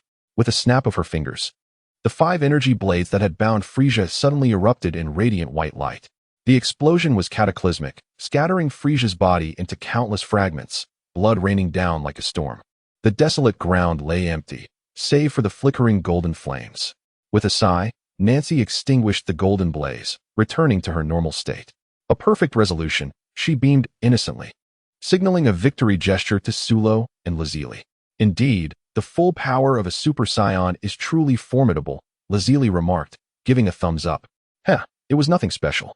After all, Frisia was rather weak, Nancy replied, her head held high in triumph. Calling you fat, and yet you're still huffing, Lazili shot her a glare. It was evident that this girl could not handle praise. A few more compliments, and she might ascend to the heavens. Nancy touched her nose, chuckling. I never anticipated resolution would come so easily. I thought we would face a fierce battle. No, the matter is not yet concluded, Sulo interjected suddenly. Lazili and Nancy exchanged puzzled glances. As Sulo raised his gaze towards the heavens, a profound gravity enveloped his expression. Above him, the silver-haired woman, resembling a divinity, cast her eyes downward, her gaze as cold and emotionless as the night. A flowing crimson robe danced with the wind, akin to a flickering flame of scarlet. She exuded an aura that was both eerie and perilous. It seemed she bore no trace of life, at least. Lazili and Nancy could sense nothing of the sort from her. This peculiarity was indeed unsettling. Even the most ordinary beings radiate a hint of fragile vitality. Lazili exchanged a knowing glance with Nancy, speculating that the newcomer was far from ordinary. Lazili remarked, Aloe, that woman is quite strange. She possesses no aura whatsoever. Sulo gently shook his head, asserting, no, she does have an aura, one that belongs to a high-ranking deity. Lazili and Nancy were unable to perceive it, as their own life dimensions had yet to ascend to the realm of a 7th-tier deity. Are you suggesting she is a deity? Nancy inquired. In an instant, the silver-haired woman flickered, appearing before Sulo with an unruffled demeanor. Her ink-black eyes scrutinized him as she spoke with a hint of intrigue. Without divine rank yet possessing the life dimension of a high-ranking deity. You must be an apprentice world king deity? Chapter 140, a deity? Incorrect. You are not from the core of the realm and thus lack the qualifications to be an apprentice world king deity. Before Sulo could respond, The silver-haired woman dismissed this presumption. A mere mortal cannot elevate their life dimension to that of a high-ranking deity through mere cultivation. Tell me, how have you accomplished this? Her tone was frigid and aggressive. This seems irrelevant to you, does it not? Besides, why should I indulge your curiosity? The woman's lofty demeanor, as if she were looking down upon him, irked Su Luo, though he was unaware of her true divine identity. It was evident she was neither a god of destruction nor an angel. The divine aura she emanated lacked the overwhelming sense of reverence he associated with true power, and thus Su Luo felt no obligation to show her deference. The woman's expression darkened, a palpable aura of menace enveloping her. How dare you speak to me in such a tone? You lack a proper reverence for the divine. Nancy, unable to contain her fiery temper, interjected. Regardless of who you are, your haughty demeanor is infuriating. Do you believe I wouldn't dare strike you? The silver-haired woman glanced dismissively at Nancy, her tone dripping with disdain. You? Do not presume that defeating Frisia grants you the right to look down upon everything. In my eyes, you are as insignificant as an ant. Nancy, incensed, retorted with a laugh, Is that so? I am eager to see just how formidable this so-called deity truly is. With a resurgence of golden energy, Nancy unleashed the full might of her Super Saiyan power. Nancy, hold your impulsiveness, Su Luo cautioned, extending his hand to block her advance. Turning to the silver-haired woman, he casually remarked, A deity, you say? It seems you have erred in your statement. I harbor reverence, but only towards those who possess strength commensurate with their status. Implying that she held a position of supreme authority without the strength to match, he regarded her as inconsequential in his eyes. Intriguing. Do you adhere to the supremacy of power? The silver-haired woman suddenly erupted into a fit of manic laughter. I find your perspective agreeable. As she spoke, divine energy surged forth, surrounding her with a multitude of luminous orbs, each pulsating with terrifying divine might, capable of annihilating the very heavens and the earth. Since you champion the supremacy of strength, allow me to demonstrate the power of the divine. With a sweeping motion of her right hand, the orbs cascaded violently towards Su Luo. In an instant, the entire void became chaotic. This madwoman, Su Luo cursed inwardly. Should all these orbs descend upon him, they would be sufficient to obliterate the mech star in an instant. Space shift. Su Luo's thoughts raced as he pressed both palms outward, warping and tearing the surrounding space. Rifts in the fabric of reality materialized, drawing in the orbs. As the rifts sealed, the previously tranquil space erupted into violent tremors, sending ripples cascading outward. What? Witnessing Su Luo deftly neutralize her assault, the silver-haired woman was left utterly astonished. You possess mastery over spatial power? When did such a figure emerge in the universe? Not only does he inhabit a dimension of advanced divine beings, but he also wields such extraordinary abilities. Have I been sequestered for too long? Out of touch with the march of time? A smirk played upon Su Luo's lips, coldness flickering in his eyes. She truly is a capricious deity, or more aptly, a lunatic. Her temperament was as unpredictable as her actions, heedless of consequences, her malevolent character akin to that of a harbinger of destruction. What did you say? The silver-haired woman seethed with rage. In an instant, a fearsome aura erupted from her, causing the very heavens and earth to tremble. The ground began to fracture inch by inch, spreading in a spiderweb pattern to the horizon. Now this is a true display of might. Despite the relentless divine aura enveloping him, Su Luo remained unfazed. On the contrary, the combat instincts within him stirred. The dragon god's power yearned for a clash. Roar! Su Luo bellowed, his strength surging rapidly. The ground beneath him collapsed in concentric circles, while his eyes, as pure as golden glass, revealed the phantom of the dragon god, swirling around him, exuding an overwhelming presence. Before their battle even commenced, the very fabric of this realm was already crumbling beneath the weight of their competing auras. Endless magma erupted from the fissured earth, while the sky crackled with thunder, the entire planet seemingly on the brink of apocalypse. Laziri and Nashi wisely retreated to a safe distance, observing with keen interest. Wow, we are finally going to witness a serious battle from Luo. How exhilarating. Laziri's words barely concealed her excitement. It had been an eternity since she last saw Su Luo engage earnestly in combat. In their previous sparring matches, even when teaming with Nashi, Su Luo had remained effortlessly dominant, never revealing his full potential. Humph, despite their training being quite similar, Su Luo's usual strength is astonishingly exaggerated. Nashi crossed her arms, chattering animatedly. It would be best to teach that woman a harsh lesson. The king of the north, despite the vast distance, could still sense the terrifying aura emanating from the mech star. A terrifying aura permeates the air. Has Su Luo truly reached such formidable heights? And what of that silver-haired woman? Who is she, a deity of some kind? Across countless dimensions, the resonance of her soul sends shivers down my spine. Even the great king of the universe has never instilled such a sense of oppression in me. Could she be the fabled king of the universe? The North King observes with his mind, beads of sweat trickling down his forehead. Initially, the demise of Frisia should have been a cause for celebration. However, the joy has transformed into boundless anxiety since the appearance of the woman who resembles the king of the universe. On the god of destruction's planet, Whis elegantly holds a steaming cup of beverage. Before him, a crystal ball projects a luminous screen displaying the standoff between Su Luo and the silver-haired woman. How intriguing!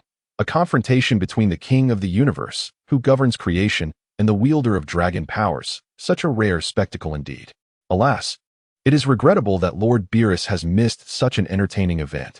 In a whirlwind, the two figures launch their assaults almost simultaneously. In an instant, two indistinct silhouettes collide with a resounding impact. Bang, bang, bang. A series of fierce battles erupts, plunging the scene into chaos, obscuring the line between reality and illusion. Such terrifying speed leaves onlookers, including Lotzi and Nancy, utterly bewildered. The essence of divinity eludes perception. The two women can only rely on their sight to gauge the unfolding events. Dragon Fist. A dragon's roar reverberates through the heavens. An unparalleled force erupts from Su Luo's fist, manifesting as a spectral dragon. In a heartbeat, the void shatters. Faced with this formidable strike, the silver-haired woman appears gravely serious. As she moves her hands, divine energy transforms into a cascade of starlight, crashing down like celestial bodies upon the spectral dragon. Their astonishing attacks collide and dissipate into nothingness. Suddenly, an ice-blue realm descends. Su Luo strides through the air as if traversing the river of time, arriving at the other shore. In a fleeting moment, a terrifying force strikes against the divine barrier before the silver-haired woman. Su Luo's enigmatic assault catches her off guard. In a moment of carelessness, she is plunged into the searing magma below. A thunderous eruption sends columns of magma soaring into the sky. The silver-haired woman's figure emerges, clad in a pristine red robe. Unscathed, Su Luo discreetly shakes his tingling arms, inwardly lamenting that the woman's divine power acts as an impenetrable shield. His typical battle prowess of 3.5 billion, even augmented by the dragon god's ultimate strength and divine essence, fails to breach her defenses. After all, the disparity in their powers, both qualitative and quantitative, is immensely vast. The silver-haired woman coldly inquires, "What was that move you just executed?" She is unable to predict the trajectory of Su Luo's recent attack. Su Luo responds with a seemingly harmless smile, relishing the moment. Guess. Chapter 141, King of the West, Layla.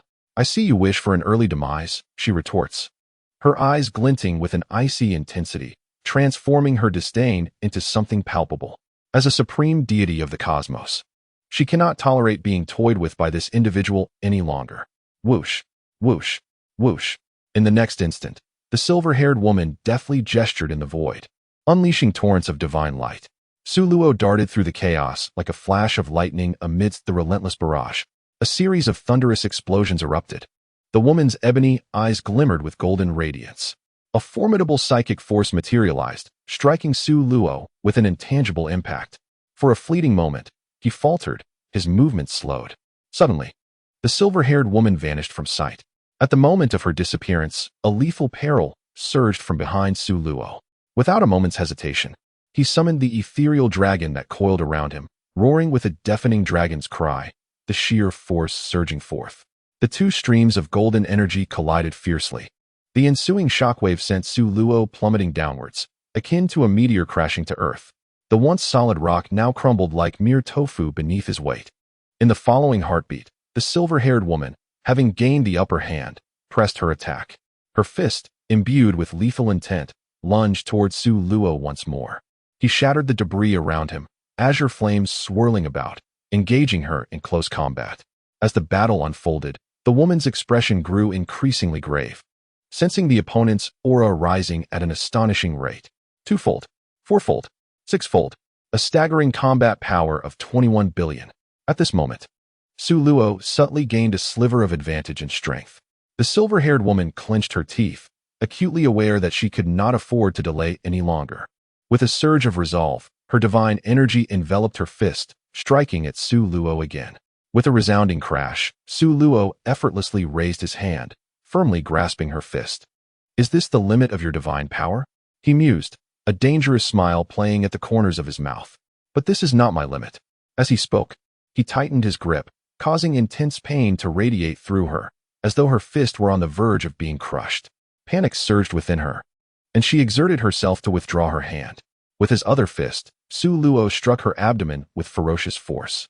A spurt of blood erupted from her lips as she doubled over, flying backwards for hundreds of meters. A fierce whirlwind carving a deep trench in the ground until she crashed into a rock wall, buried beneath the rubble. A burst of white light erupted as the silver-haired woman blasted the surrounding debris away, emerging from the smoke. Wiping the blood from her lips, she gazed at Su Luo. Her eyes filled with astonishment. How infuriating, this creature's strength. She was not a fool. She understood all too well. Su Luo's words were not mere bravado. He had concealed his true power while battling her. Su Luo approached the silver-haired woman with measured steps. "As far as I know, at the pinnacle of this universe, there exist two supreme deities. Together, they maintain the delicate balance of creation and destruction within the cosmos. The deity of creation is known as the Kaishin, while the deity of destruction is referred to as the Destroyer. If I am not mistaken, you must be the Kaishin, am I right?" His gaze bore into her with unwavering intensity. The silver-haired woman remained silent, appearing calm, yet her mind was tumultuous with confusion. Why did Su Luo possess knowledge of the Destroyer's existence? Even during her tenure as the Kaishin, her understanding of the Destroyer had been limited to hearsay, never having encountered one firsthand. In an instant, Su Luo's image took on a mysterious aura in her eyes. It appeared that my conjecture was correct. The corners of Su Luo's mouth curled upwards as he gleaned the answer from the expression of the white-haired woman. Yet, a flicker of doubt flickered within him. Is not the current Kaishin of the seventh universe named Shin? Could it be that there are other ancient Kaishins, apart from the old Kaishin, who have managed to survive? Or perhaps, Kaishins from other universes? No, that cannot be right. Su Luo swiftly dismissed the latter notion. Kaishins are responsible solely for the management of their own universe, and generally, they do not traverse into others. Comparatively, the first idea seemed more plausible. At that moment, the two remained silent, each lost in their thoughts, and the atmosphere grew subtly charged. Meanwhile, on the other side, what were those two discussing, and why had they ceased their battle? Could it be that Su Luo finds that woman too attractive to strike? Nancy exclaimed in dissatisfaction, maliciously speculating. "Stop your nonsensical chatter," Lazuli retorted, tapping her on the head. "Are you a god of destruction in disguise?" Just then, the white-haired woman broke the silence, inquiring with curiosity. She suddenly recalled something the Grand Kaishin had once mentioned. The selection process for gods of destruction differs from that of Kaishins. Kaishins are chosen from the core planets or other lower-tier deities, whereas gods of destruction are selected from among mortals. With this thought, everything peculiar about Su Luo began to make sense. Yet, in the next moment, Su Luo shook his head in denial, apologetically stating, "I'm afraid not." The white-haired woman furrowed her brow tightly, and Su Luo cast her a fleeting glance. His voice, light and airy, resonated once more. Long ago, there existed 5 Kaishins in the universe, the Grand Kaishin and the 4 regional Kaishins of East, West, South, and North. One day, the emergence of the evil and formidable Majin Buu shattered their previously tranquil existence. The Kaishins engaged in a fierce battle against Majin Buu, with devastating consequences. Only the youngest among them, the East Kaishin, survived. Silence. To Su Luo's surprise, the white-haired woman's emotions surged violently upon hearing his tale, and she erupted with a furious roar. Ignoring her outburst, Su Luo continued. The West Kaishin was the first to encounter the malevolent hands of Majin Buu, and interestingly, she was the sole female among the Kaishins. Each word struck like a sharp blade, piercing the heart of the white-haired woman. I said be quiet. The white-haired woman completely lost her composure, her divine energy surging wildly, transforming into waves of energy that bombarded Su Luo. Boom, boom, boom. A colossal mushroom cloud ascended into the sky, and a destructive whirlwind danced through the realm. Amidst the thick smoke, Su Luo emerged unscathed. Indeed, rumors are merely rumors. Not a shred of truth to them. The incident with Majin Buu did not leave only the East Kaishin as a survivor. There is you too, my esteemed West Kaishin. Is there not? Suluo stated with unwavering confidence. And what of it? The white-haired woman, Layla, the former West Kaishin, tightened her fists, her voice resonating with a chilling coldness that seemed to echo from the depths of the abyss. Once a naive and charming Supreme Kai of the West, she lived a carefree life in the realm of deities, surrounded by tranquility. However, the emergence of the malevolent Majin Buu transformed everything. She narrowly escaped death, only to witness the demise of the Grand Supreme Kai, South Supreme Kai, and North Supreme Kai at the hands of Buu. In that moment, she comprehended the farcical nature of so-called supreme deities. A god devoid of power is nothing, wandering through the cosmos for countless ages, having encountered endless darkness. Layla's conviction only grew stronger. From that point on, the Supreme Kai of the West underwent a profound change, believing that power was the sole truth. To be a deity, one must possess the supreme strength to suppress all and eradicate any threats. For millions of years, Layla incessantly reminded herself of this mantra. Thus, she abandoned the ideals of the Supreme Kai and devoted herself solely to the pursuit of power. Chapter 142. Corruption. Only with power befitting a deity can one claim the right to govern the universe. Yet now, she could not even vanquish a mere mortal. How could she aspire to rule the cosmos?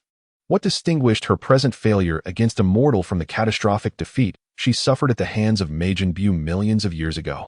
Fragmented memories flickered in her mind like a film, inundating her with feelings of bitterness and rage. A crimson glint flashed in her eyes as she fixed a fierce gaze upon Su Luo. The ground beneath her shattered, and shadows swept across the sky as she clashed with Su Luo once more. Boom, boom, boom.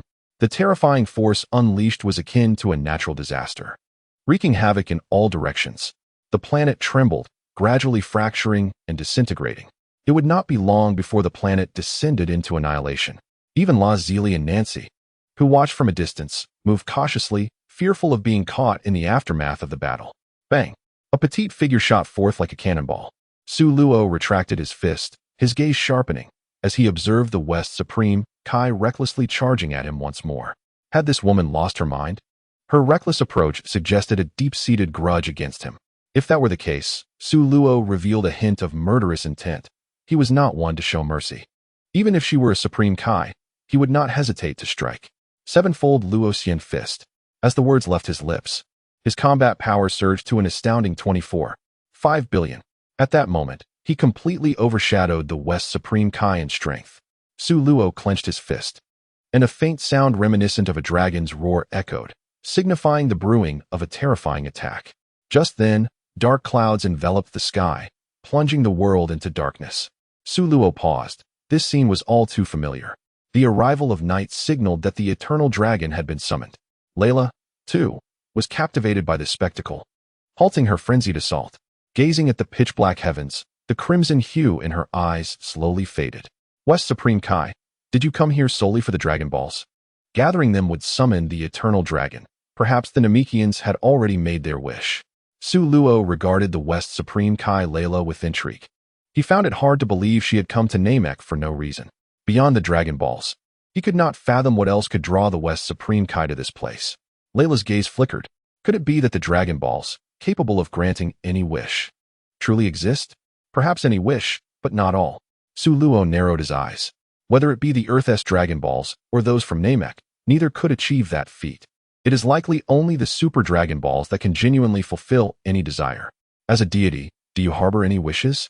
Layla replied indifferently, gods have no wishes. If I must have one, it would be to obtain power that surpasses the very universe. Su Luo remarked, that wish of yours may remain unfulfilled. The Namekian Dragon Balls cannot realize such a desire. Layla fell silent and extended her mental energy. Before long, she beheld the scene of the Namekians making their wishes to the eternal dragon. At this moment, she feared she would not arrive in time. However, it mattered little. The purpose of her visit was to validate certain matters. Now that she had discovered the answer, Layla opened her palm, revealing a jet-black crystal the size of an egg. The crystal was utterly translucent, radiating a mesmerizing, ethereal glow.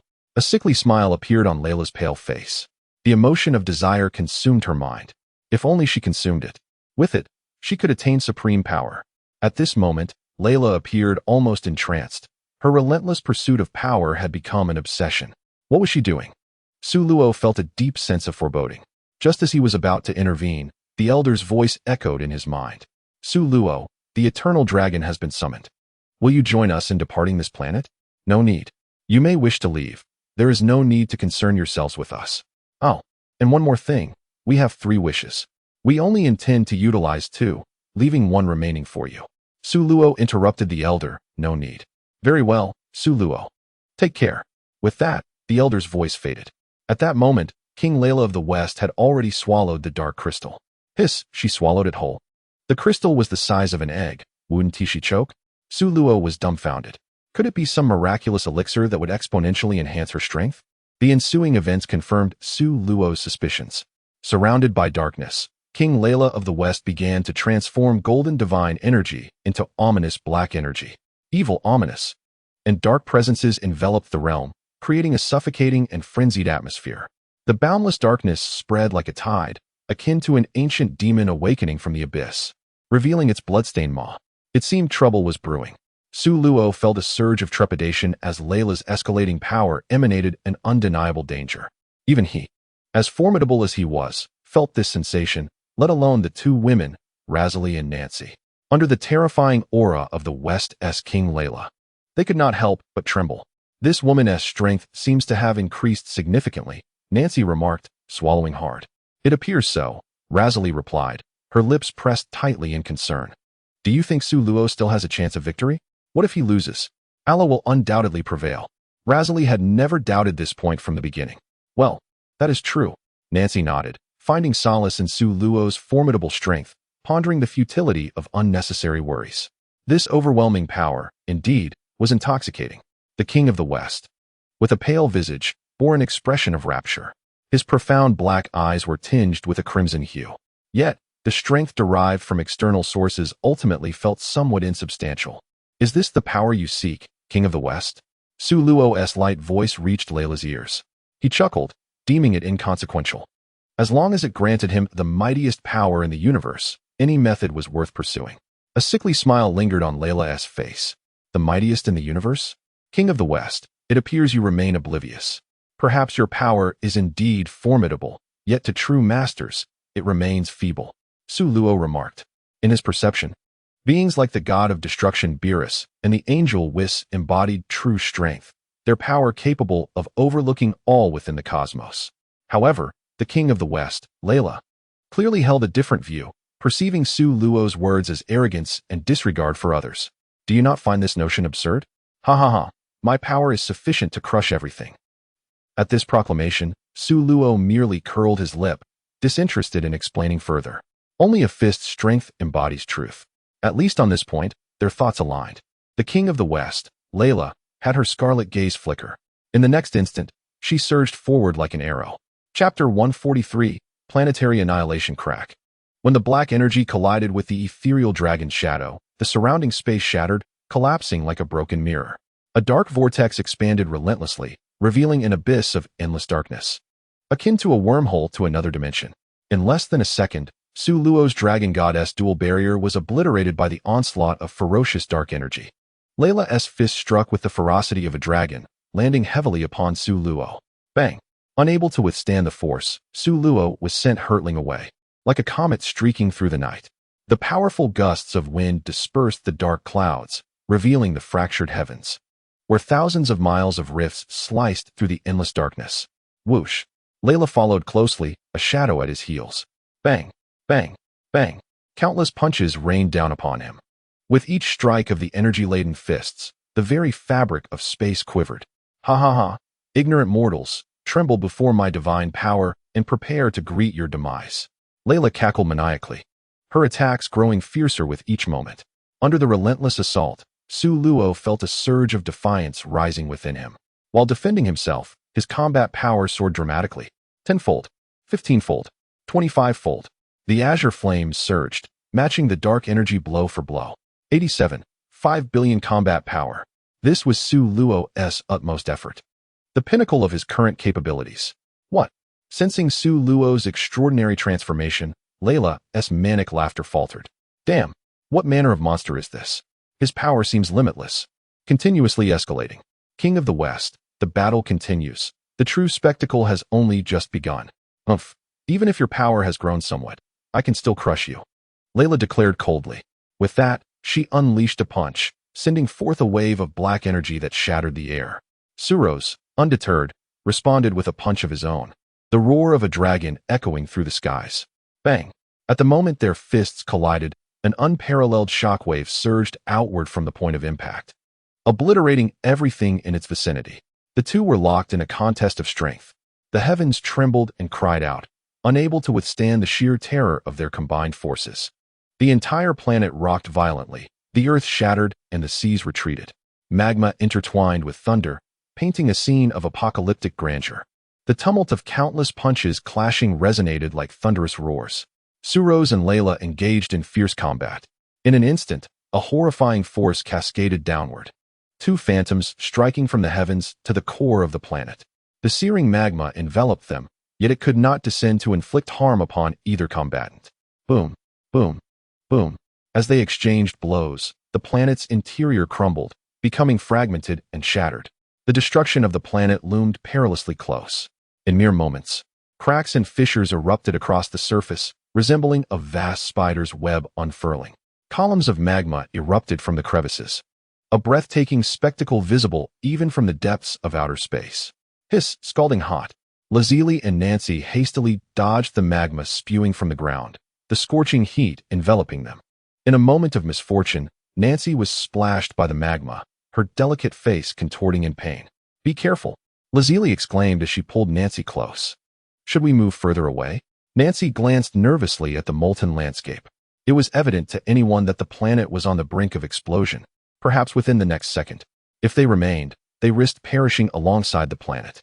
The destructive energy unleashed by the planet's explosion was far beyond their capacity to endure. Lazili hesitated. Aloe and the madwoman were engaged in battle at the planet's core, and the consequences of remaining too long were dire. Just then, Suros reached out telepathically to the two women. Lazili, Nancy, you must leave Namek at once. Hurry. Suros's voice conveyed urgency, revealing the gravity of the situation. Aloe, be careful. Suros, don't you dare die. Lazili and Nancy, resolute in their determination, each offered a word of caution to Suros before employing their instantaneous movement to depart from Namek. Barely had they left when a far more terrifying surge of destructive energy erupted from the core. Namek, unable to withstand the clash of energies, finally exploded. In the cosmic expanse, a brilliant firework blossomed. Two beams of light, one black and one blue, intertwined and then collided, parting ways in the aftermath. Suros floated in the void, his tattered garments soaked in blood. The West Kaioshin, Layla, was not faring much better. Her tattered robe revealed bloodied skin, her pale face losing color, portraying a fragile femininity. Yet, despite this, Layla's gaze remained fierce, fixated intently on Sulo. West Kaioshin, I must admit, your strength is remarkably formidable.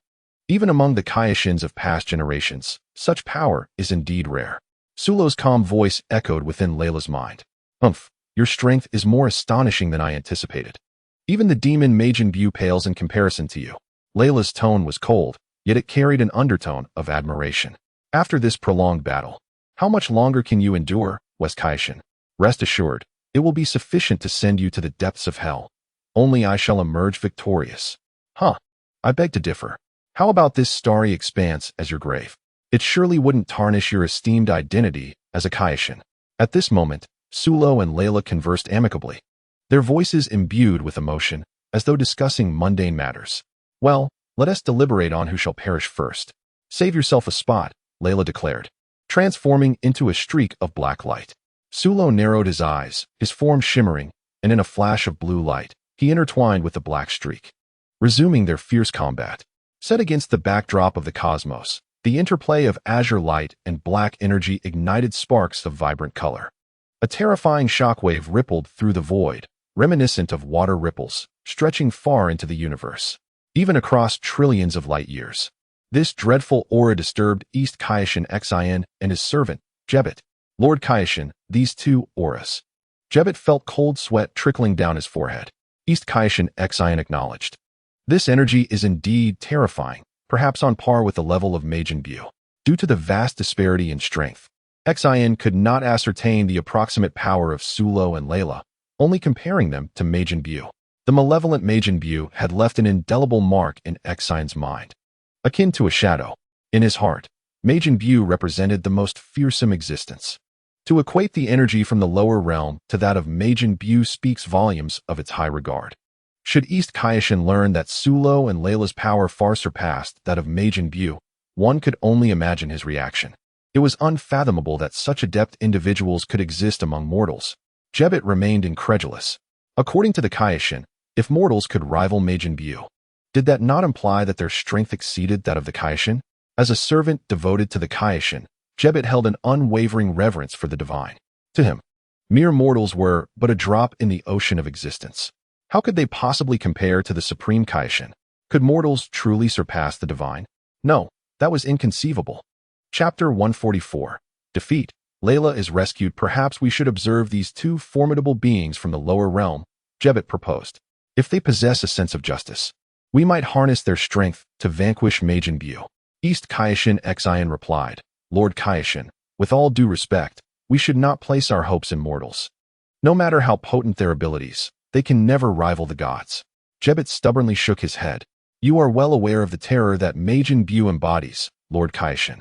Millions of years ago, the Grand Kaioshin, along with the South, North, and West Kaioshins, all perished at the hands of the malevolent Majin Buu. How strong can mere mortals truly become? It is futile to even compare them with Majin Buu. Furthermore, the lifespan of mortals is exceedingly brief. Only a select few exceptional races can live for several hundred or even 1,000 years. Within such limited time, no matter how remarkable one's talents may be, the power acquired remains inherently finite. Kaioshin Shin cast a fleeting glance at Jebbet, subtly sighing in exasperation. This arrogant fellow disregards everyone except the Kaioshin, and his haughty demeanor often leaves Shin at a loss for words. Ignoring Jebbet, Kaioshin Shin once more attuned himself to the changes occurring in the lower realms. On North Kaioshin's planet, he paced restlessly across the tranquil green meadow, his countenance fraught with anxiety. Within his jurisdiction, a mere few minutes had seen the annihilation of several planets due to the battle between Sulo and Layla. Fortunately, those planets were barren and devoid of life. Yet, if this trend continued, the surrounding star systems would undoubtedly suffer. Why? 1,000 questions plagued the North Kaioshin's mind. Wasn't the Kaioshin supposed to be the great deity overseeing the cosmic order? How had it descended to such depths, emanating such an evil aura? Alas! The North Kaioshin slumped onto the grass, sorrowfully sighing. When gods engage in battle, it is the mortals who suffer. As a minor deity, he could do nothing but helplessly watch. Beneath the cosmic night sky, brilliant fireworks erupted once more. The aftermath of Sulo and Layla's clash was overwhelmingly catastrophic. Wherever their power reached, planets crumbled. This intense battle had persisted for quite some time, yet neither Sulo nor Layla showed any signs of exhaustion. Their ferocity only intensified. Amidst the boundless radiance, Sulo and Layla appeared as two formidable deities, their terrifying presence capable of obliterating the very fabric of this void. Sulo unleashed a punch of unparalleled might, while Layla retaliated with a blow whose dark energy resembled a black hole, consuming all in its path. Boom!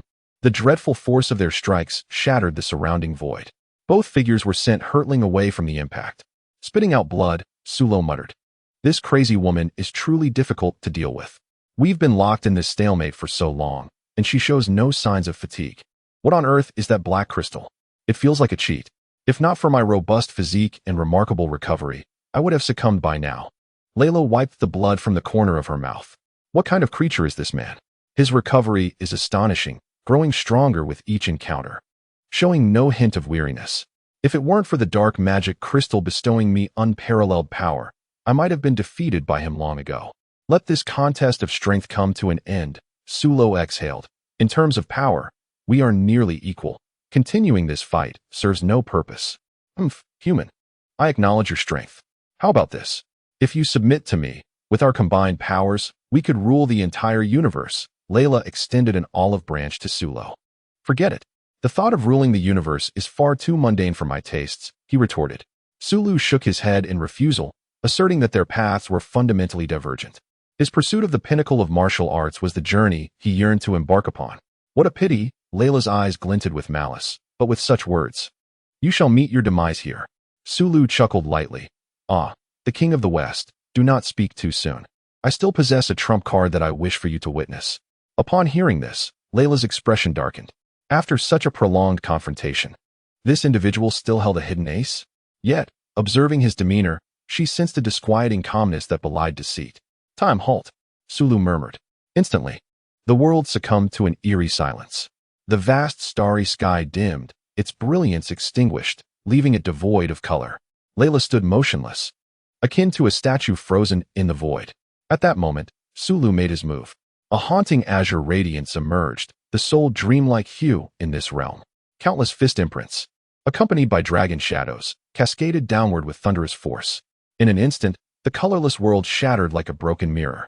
The expansive cosmos regained its resplendent vibrancy. Layla, as if struck by a devastating blow, clutched her chest, expelling copious amounts of blood. Excruciating pain coursed through her body, as if she had been mercilessly ravaged.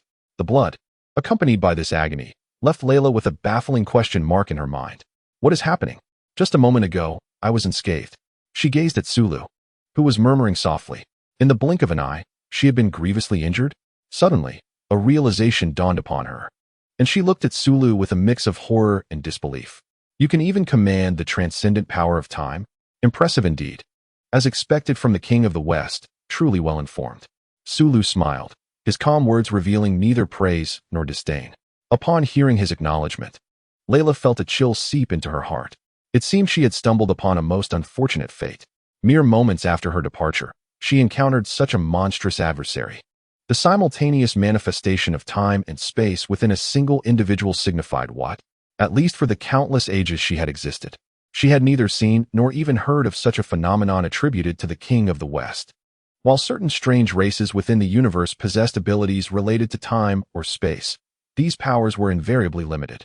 They could never impact a deity. Sulu's effortless manipulation of time and space was something she had never witnessed before. In a confrontation of equal strength, a being capable of wielding the fabric of time and space like Sulu undoubtedly possessed the means to slay her. In that moment, Layla felt the stirrings of retreat. Acknowledging her inability to triumph, yet still intent on fighting, was the mark of folly. However, Sulu would not permit her to depart so easily. As a foe, he was determined to eradicate her entirely. This was his consistent approach. Even against a being as formidable as the King of the West, he would show no mercy. Sensing Sulu's murderous intent, Layla's heart sank. She remained vigilant, prepared for an impending assault from him. Yet, she subtly began to withdraw, already bracing herself for retreat.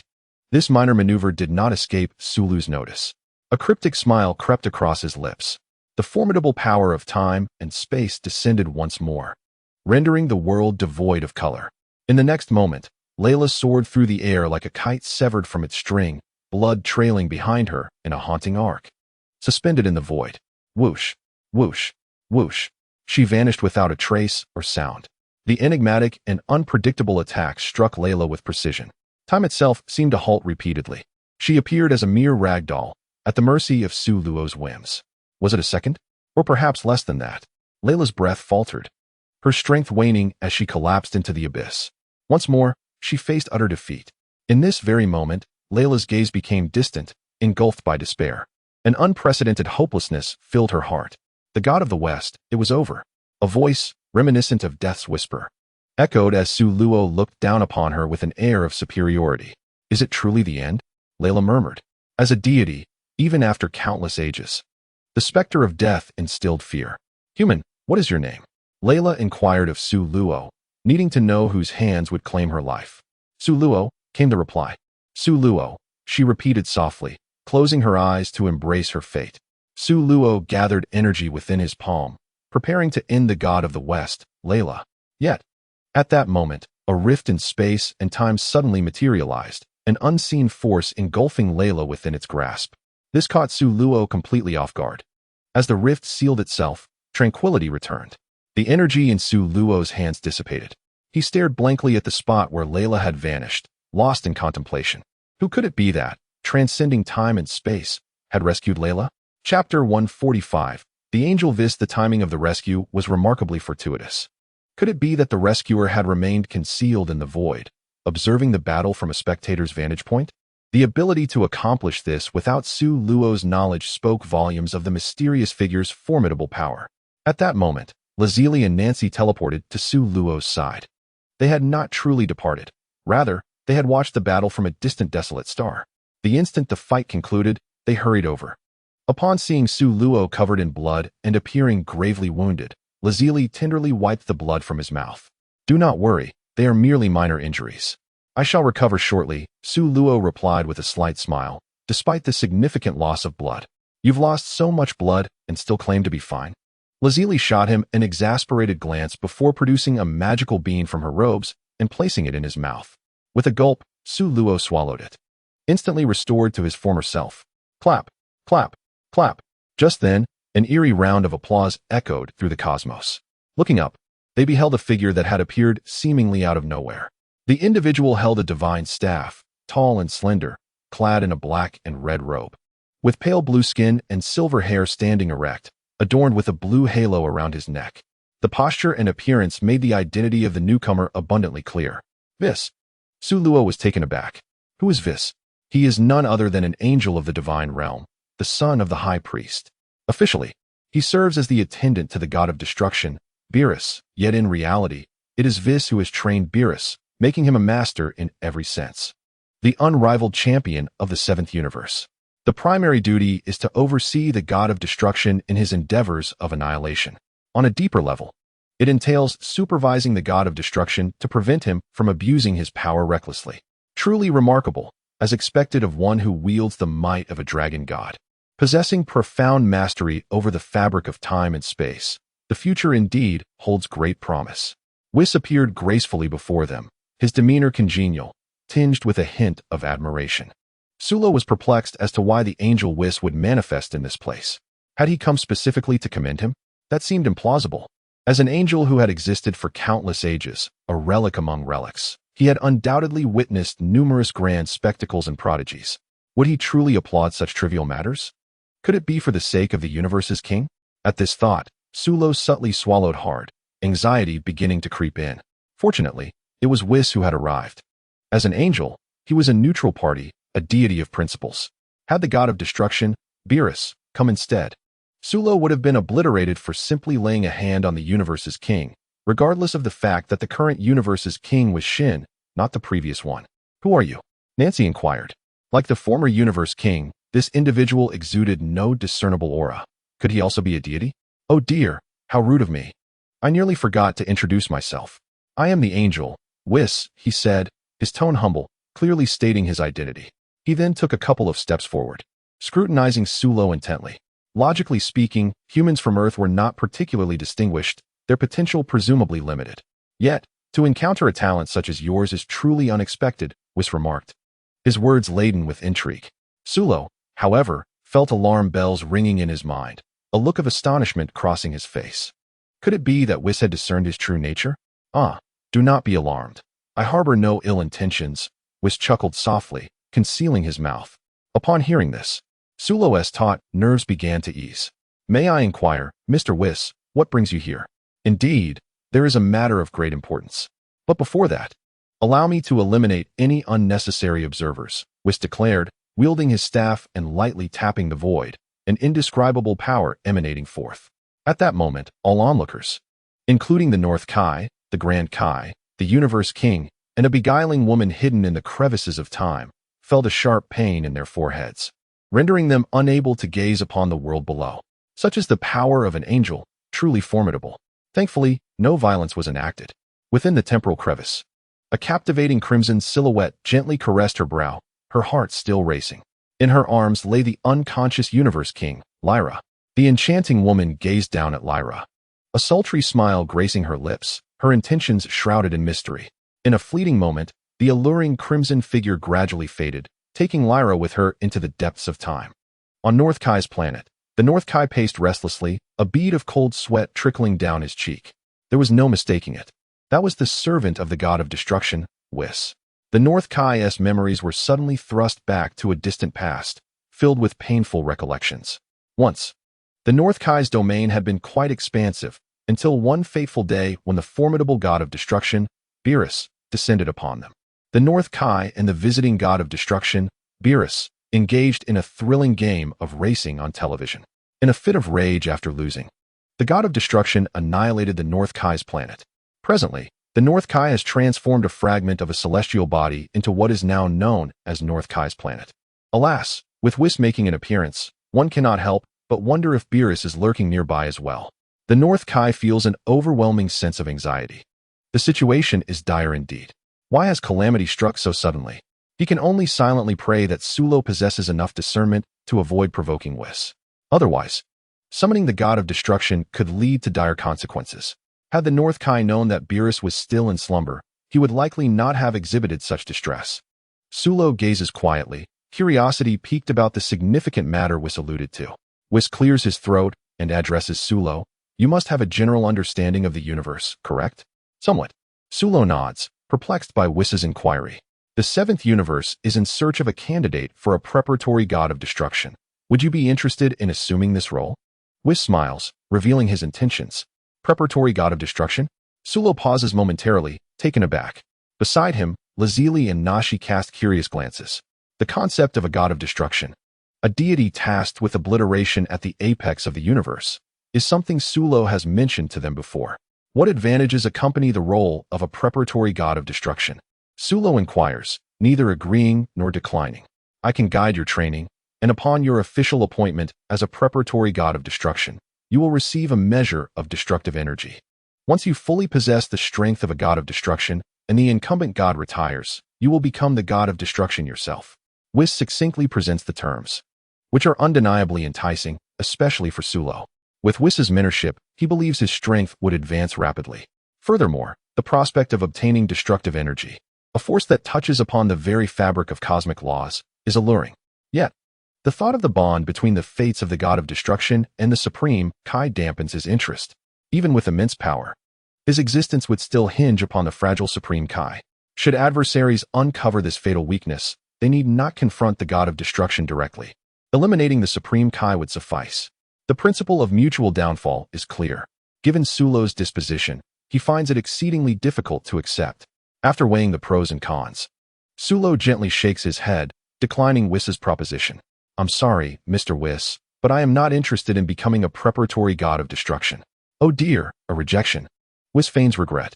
Chapter 146. The Kaishin of Time, Kane Whis, with his calm demeanor, does not seem overly affected by the refusal. However, he is intrigued to understand Sulo's reasoning, as no one has ever turned down such a tempting offer. Thus, Whis inquires about the rationale behind Sulo's decision. After a brief hesitation, Sulo decides there is little to conceal and explains, Mr. Whis, from my understanding, the fate of a god of destruction is intrinsically linked to that of a Supreme Kai. Should the Supreme Kai meet an untimely demise, the god of destruction would perish alongside him. Hee, I see, you are concerned about this.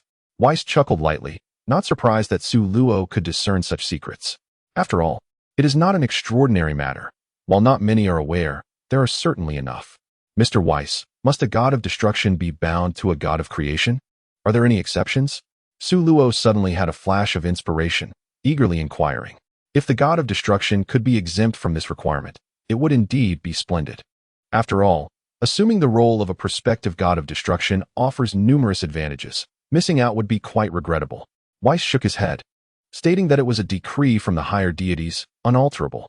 The power of a god of destruction is sufficient to annihilate the entire universe, wielding immense authority. In contrast, the strength of the god of creation is considerably meager. Though their statuses appear equal, in truth, the god of destruction holds a superior position. Binding the fate of the god of destruction to that of the god of creation serves to restrain the former, preventing any reckless actions. Unless, of course, you possess the ability to persuade the higher deities to alter this rule. Whis gazed at Sulo with a gentle smile, speaking softly. Well, let's not pursue that further. Sulo replied with an awkward smile. He could easily surmise that the higher deities Whis referred to were the Omni King and the Grand Priest.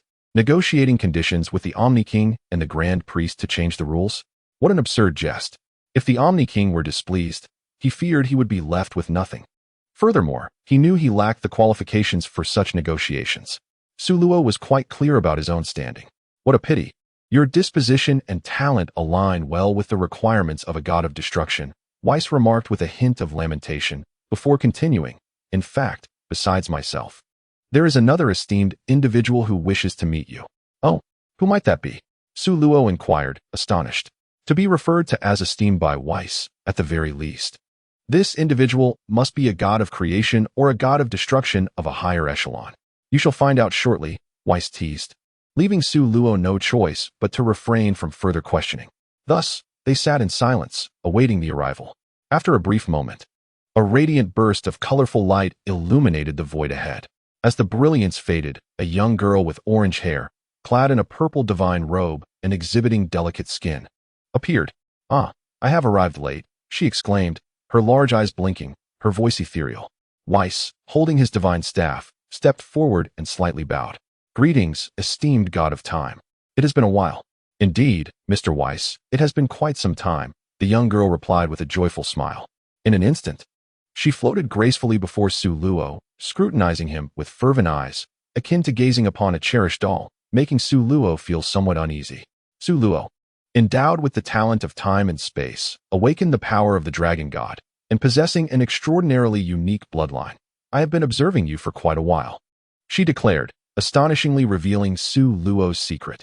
Momentarily, Su Luo was taken aback, quickly revealing a look of horror.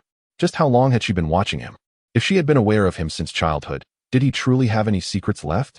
As a transmigrator, such an identity is exceedingly sensitive if discovered by a deity. It would spell disaster. Hee, the young girl appeared quite pleased with Su Luo's reaction, a mischievous smile gracing her lips. Suppressing his panic, Su Luo forced himself to maintain composure.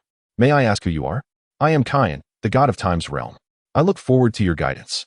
Kyan extended her delicate hand, her face alight with joy. Su Luo, taken aback, quickly reached out to shake her hand. "I look forward to your guidance as well." Kyan beamed even brighter. With her youthful appearance and boundless enthusiasm, she exuded an irresistibly lively charm. This was Su Luo's first impression of Kyan. However, he dared not underestimate her. Although he was unfamiliar with the god of time's realm, and such a deity had never appeared in the original Dragon Ball lore, the title itself conveyed an air of grandeur. "May I inquire when the esteemed god of time's realm began to take notice of me?" Su Luo asked cautiously. "Oh, just call me Kyan," she replied, hands on her hips, pouting playfully. "All right, Kyan." Let me see," Kyan said as she opened her palm, revealing a purple book that appeared in her hand. As the pages turned, profound mysteries unfolded. "Approximately 16 years ago," Kyan stated. Su Luo secretly breathed a sigh of relief. As long as she hadn't been watching him since infancy, it was acceptable. "Luo, 16 years ago, wasn't he that when you first awakened your temporal abilities?" Lotzi whispered into Su Luo's ear. Su Luo nodded thoughtfully. What exactly was Kyan's background that she had noticed him 16 years prior? The god of time's realm. Could it be that she governed the flow of time? In a moment, Su Luo's thoughts raced. To manipulate time at will and alter its course was a grave offense, one he had certainly committed on numerous occasions. Was the god of time's realm here to judge him? Or perhaps to impose direct punishment? In truth, Su Luo was overthinking the situation. "Say, Su Luo, are you interested in becoming a preparatory temporal officer?" The god of time's realm clutched the purple book, her large, watery eyes filled with anticipation. A temporal officer? Su Luo was taken aback. It turned out that Kyan's intention was similar to Whis's, to invite him into a position of authority. As long as she wasn't here to cause him trouble, he could accept that. Yet, what precisely was a temporal officer? Su Luo furrowed his brow in confusion. It was yet another unfamiliar divine role, one he had never heard of before. This world of Dragon Ball was gradually slipping beyond Su Luo's comprehension. More accurately, it was a realm that had yet to appear in the original narrative, yet undeniably existed, leaving him in the dark. After all, the original Dragon Ball primarily revolved around the main characters, with most tales centering on Earth and the seventh universe. Beyond the protagonist's reach, wondrous stories continued to unfold. Seemingly sensing Su Luo's bewilderment, Kyan clarified, temporal officers, like the god of time's realm, are responsible for maintaining the order of time. Their primary duty is to rectify chaotic timelines. If a timeline harbors unstable elements that lead to distortion or collapse, it falls upon the temporal officer to eliminate those instabilities. And if necessary, to annihilate the errant timeline. Unstable elements can vary. They may include time-disturbing criminals or certain negative energies, she added playfully. I will elaborate on these later. So what will your choice be? The god of time's realm's eyes twinkled as she fixed her gaze on Su Luo. Su Luo felt he had begun to grasp the situation. The deity of time, the celestial official of space and time, shares similarities with the god of destruction. One governs the order of a singular universe on a spatial level, while the other manages the various temporal orders on a temporal plane. Understanding this is one thing. Yet choosing between them left Su Luo in a quandary. The title of celestial official of space and time evidently entails high risks. His meager powers might suffice for dealing with lesser adversaries, but confronting criminals who disrupt the fabric of time and space, or purging negative energies and rectifying chaotic timelines, are formidable tasks indeed. A single misstep could be fatal. Chapter 147. The preparation of the celestial official of space and time. Why must I be chosen? Surely, there are many who surpass me, Su Luo inquired. Well, the role of the celestial official of space and time is not solely dependent on sheer strength, replied the deity. To serve as a preparatory celestial official, one must possess innate talents in both time and space, both of which are indispensable. Throughout history, the individuals endowed with such gifts are exceedingly rare. The god of time, Cain, gazed at Su Luo with shining eyes, akin to a biologist discovering an endangered species in the wild. You possess the gift of time and space, making you the most suitable candidate for the role. Hence, I hope you will agree to this proposition. Otherwise, I might be quite displeased. What would displeasure entail? Su Luo questioned, his tone icy. I shall enact the laws of the time realm upon those who disrupt the flow of time. For instance, a certain villain who manipulates time at will, Cain replied, blinking innocently. Let us keep it simple. Just name names, Su Luo retorted, feigning difficulty. Cain countered, do not worry. The preparatory celestial official does not have to undertake any duties until your official appointment. If you agree, I can guide you through the rules of time. There exists a remarkable sanctuary within the time realm that can significantly enhance your powers. Given your potential, it won't take long for you to ascend to the divine realm. Such generous conditions warrant no hesitation. Su Luo. Cain tugged at his sleeve with an expression that suggested dire consequences if he refused. The divine realm? Another unfamiliar term, Su Luo pondered. Since Cain had extended such a sincere invitation, to decline would seem overly fastidious. However, he felt compelled to clarify an important matter. Is the celestial official of space and time akin to the god of destruction in terms of responsibilities? Before he could finish, Whis interjected, Su Luo. The celestial official of space and time enjoys a considerable degree of freedom, devoid of life constraints. Given that, I am willing to accept the position of preparatory celestial official of space and time, Su Luo declared, clearing his throat and nodding slightly in agreement. Hooray! The time realm shall finally have a celestial official of space and time. Cain's south eyes narrowed into crescent shapes, radiating joy. With the celestial official present, her burdens would be considerably lighter. At that moment, Cain produced a golden ring and handed it to Su Luo. This is the time-space ring, a sacred artifact exclusive to the celestial officials, symbolizing their noble status. It possesses the ability to traverse time and space and facilitate communication, making your endeavors far more convenient. However, as you are a preparatory time officer, you lack the authority to traverse through time to other realms. Only upon your formal appointment as an officer will such privileges be granted. Keep up the good work. Su Luo nodded and adorned his finger with the time ring. Instantly, he felt an extraordinary connection with the ring, as if it had become an integral part of his being. By the way, Cain, someone from another time interfered with our current realm and rescued the West Realm King God from my grasp. Do you know who that person is? Su Luo inquired of Cain. Yes, there is a dark scientist in the demon realm named Tova. She possesses the ability to utilize time magic to traverse parallel dimensions. She is quite the nefarious character, intent on dismantling the seals of the dark demon realm to unleash demon gods and malevolent dark sorcerers. In her pursuit of accumulating sufficient dark energy, Tova perpetually disturbs the time continuum, creating fragmented worlds. For this reason, I have placed her on the wanted list, expending considerable effort to capture her. At this point, Cain gritted her silver teeth, evidently harboring a deep disdain for Tova. Yet, Tova is cunning. She always manages to retreat before I can arrive. Cain pouted. Hence, Su Luo, you must hasten to become a time officer. He felt a slight twitch at the corner of his mouth, suddenly sensing that he had been lured into a dubious enterprise.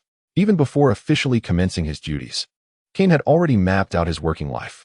Is Tova truly formidable? Su Luo continued to inquire. Cain shook her head, stating that Tova's abilities were rather average. But her mastery of time magic was indeed troublesome. Su Luo understood. Cain suggested, the preparatory time officer must learn a great deal. Would you like to return to the time realm with me? Su Luo, contemplating that he had nothing pressing at the moment, agreed to Cain's proposal. Meanwhile, Lotzi, Li, and Nashi exchanged glances and chirped, Lord of the Time Realm, may we accompany Su Luo to the Time Realm? Cain hesitated for a moment, then consented. Having observed Su Luo for quite some time, Cain naturally recognized Lotzi, Li, and Nashi as individuals closely associated with him, akin to family. Thus, accompanying them to the Time Realm was not an issue. Thank you immensely, Lotzi, Li, and Nashi exclaimed, brimming with excitement. It's nothing, Cain replied with a smile. At this moment, Su Luo turned to Whis, mustering the courage to ask, Mr. Whis, if I encounter any difficulties in my training, may I seek your guidance? As an angel and the mentor of the destruction god Beerus, Whis is the strongest being in the 7th universe. Receiving his counsel would undoubtedly be invaluable. Furthermore, Su Luo was quite envious of the divine techniques possessed by angels, particularly the ultimate mastery. Whis contemplated for a moment before smiling and replying, of course. Su Luo has the potential to become a time officer in the future. Time officers are akin to gods of time, wielding tremendous authority. Moreover, Su Luo possesses the power of the dragon god, which might correlate with the dragon god Salama. Whis would be more than willing to forge a favorable connection, even at a modest cost. With a wave of his staff, a silver light surged into Su Luo's time ring. This is my contact information. Feel free to visit the realm of destruction anytime for my guidance. Within Su Luo's heart burned a fervent flame, astonished by the ease of his journey. This venture had proven fruitful, yielding significant gains and aligning him with 2 formidable allies. The prospects for his martial path shimmered brightly ahead. Well then, it is time to embark on our return to the time realm, he declared. Cain waved her delicate hand, conjuring a resplendent portal of vibrant hues in the void. Su Luo nodded in gratitude to Whis, before joining Lazuli and Nancy as they followed Cain into the time realm. Moments later, Whis, too, transformed into a cascade of radiant colors and vanished. In a chaotic rift of darkness and disorder, the sky loomed gray and dreary.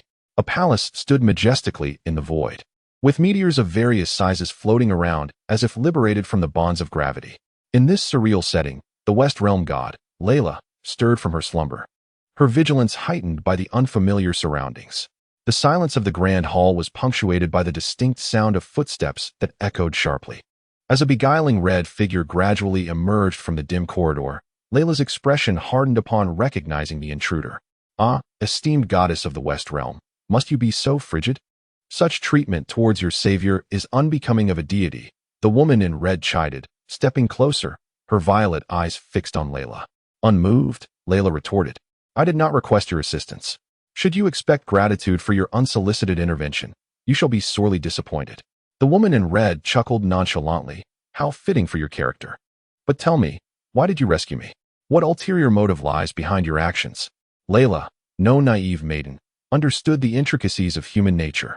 She was not inclined to believe in selfless acts of salvation. The woman did not directly respond, but instead mused, previously, when I gifted you the dark crystal, I merely wished to observe whether the esteemed supreme deity of the universe would choose to fall from grace in pursuit of power. Your choice, as anticipated, did not disappoint me.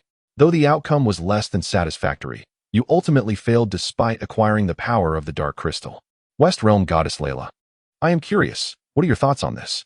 This statement was akin to pouring salt into Layla's wounds. Her eyes glowed with a crimson light as she gritted her teeth, exclaiming, if your intent was to provoke me, then you have succeeded. Ah, but do not misunderstand. The woman in red hastily interjected. In truth, being defeated by Su Luo is not a matter of shame. What do you mean? Layla inquired, intrigued. My future self from the time realm has conveyed an important message.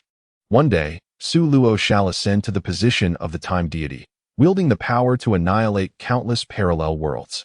Those who fall to him, regardless of the realm, shall cease to exist. You should consider yourself fortunate to confront an unrefined time deity. Time deity? Layla's brow furrowed in confusion. Why have I never heard of this before?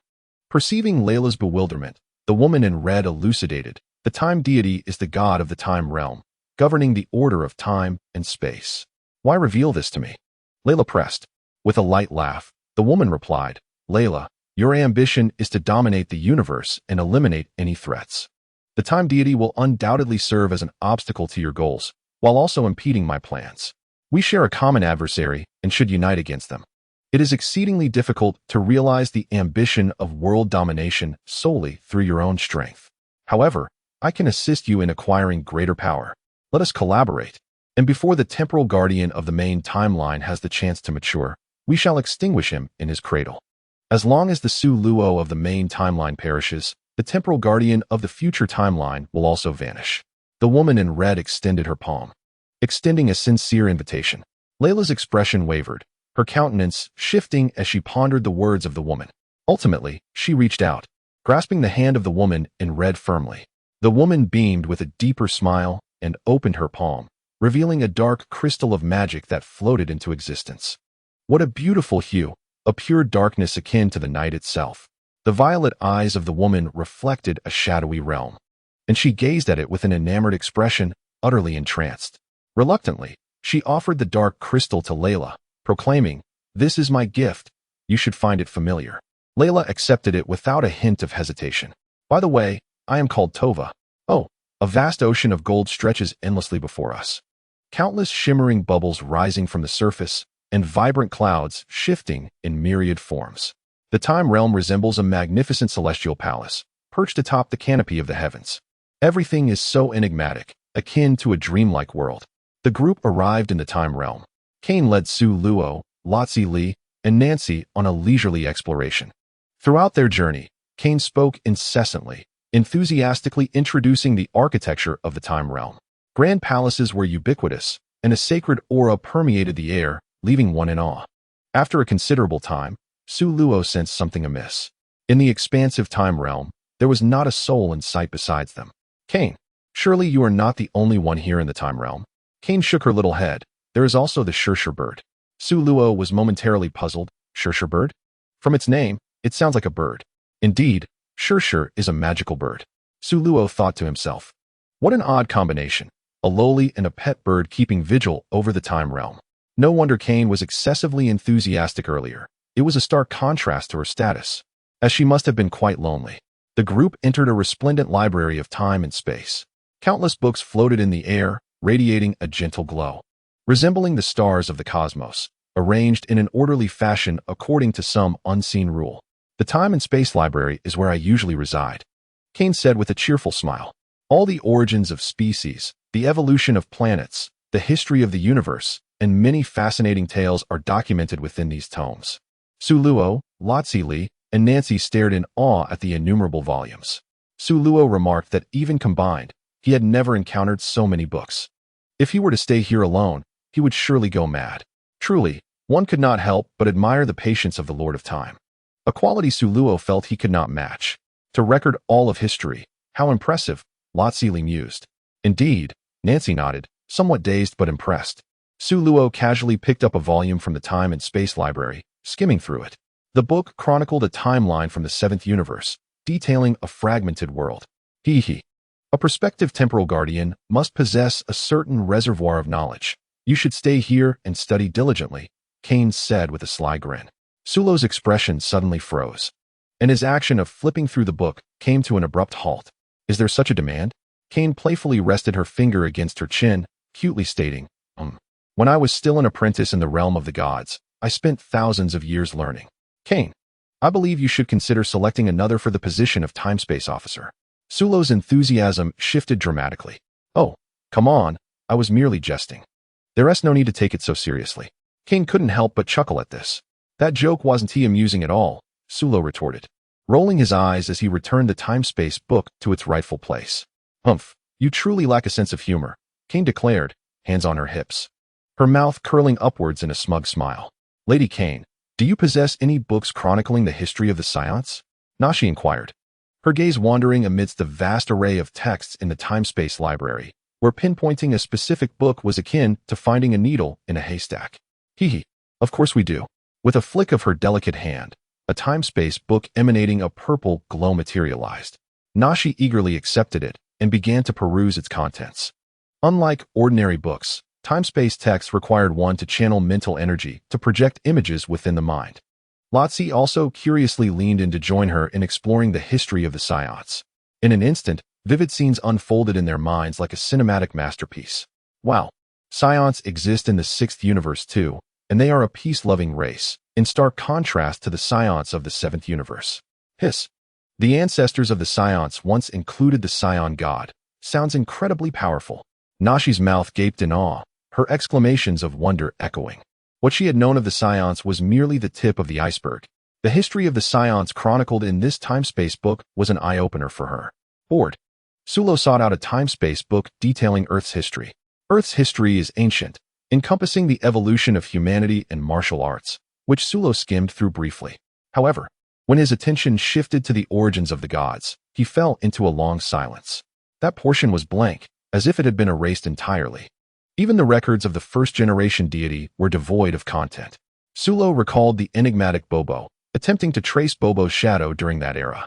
In the earliest times, during the era of the second-generation deity, Bobo had already existed.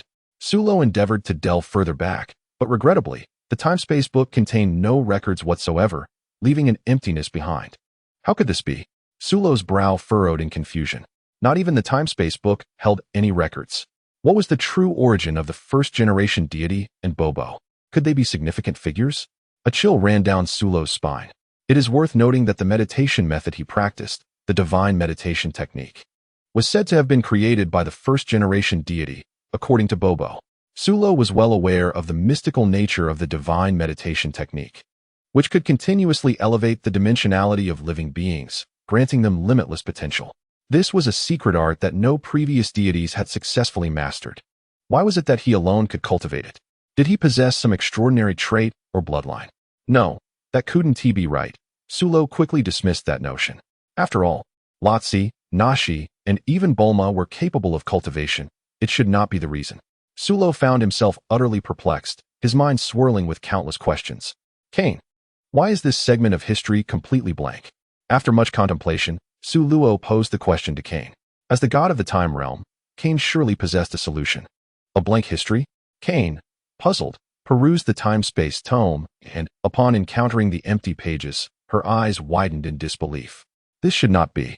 The time-space tome is a product of the reflection of the river of time, chronicling all of history. Why does it appear thus? Cain furrowed her delicate brow. She extended her rosy fingers across the blank pages, channeling her divine consciousness into the tome. Intending to manifest this segment of blank history from the river of time using the powers of the god of the time realm. As time passed, Cain's complexion gradually paled. It was futile. She could not remedy this blank history. When Sulo inquired about the reason, Cain remained reticent, indicating that he should refrain from further probing into this history. The fact that Cain appeared so disturbed suggested to Sulo that the situation was extraordinary, leading him to speculate that it might be connected to some supreme being. However, he soon mocked himself, realizing that such matters were beyond the reach of someone as insignificant as he. Setting aside such unrealistic thoughts, he resolved to focus on diligent training, aspiring to become a proper time officer, which was his foremost goal.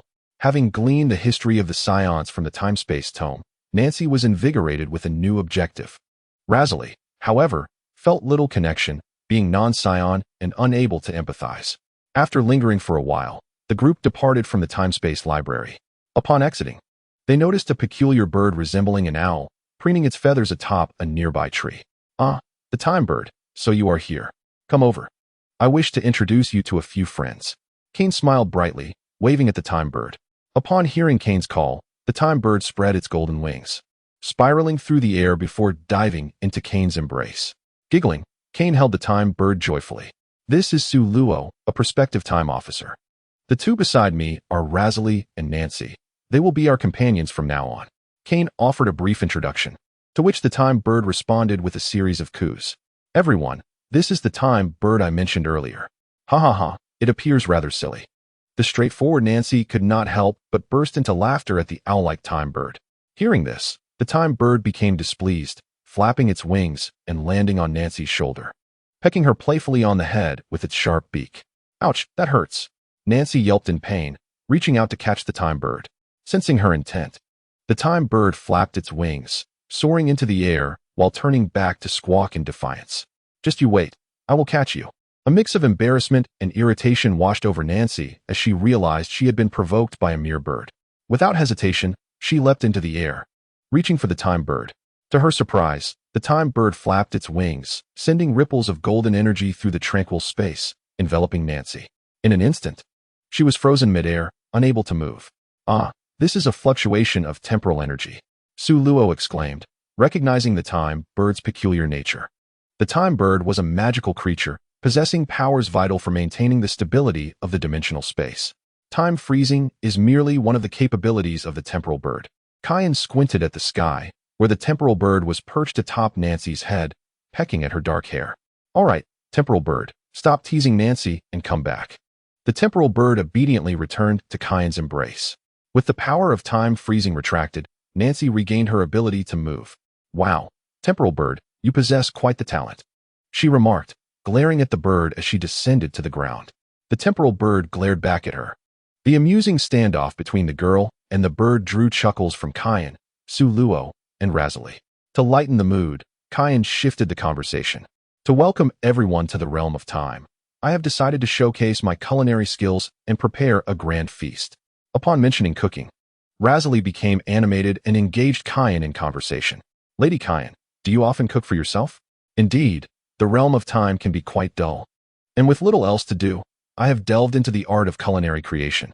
I have explored the cuisines of many planets. As they walked, Kyan and Razali chatted about various delectable dishes. Su Luo and Nancy, trailing behind, listened intently, their mouths watering and stomachs growling involuntarily.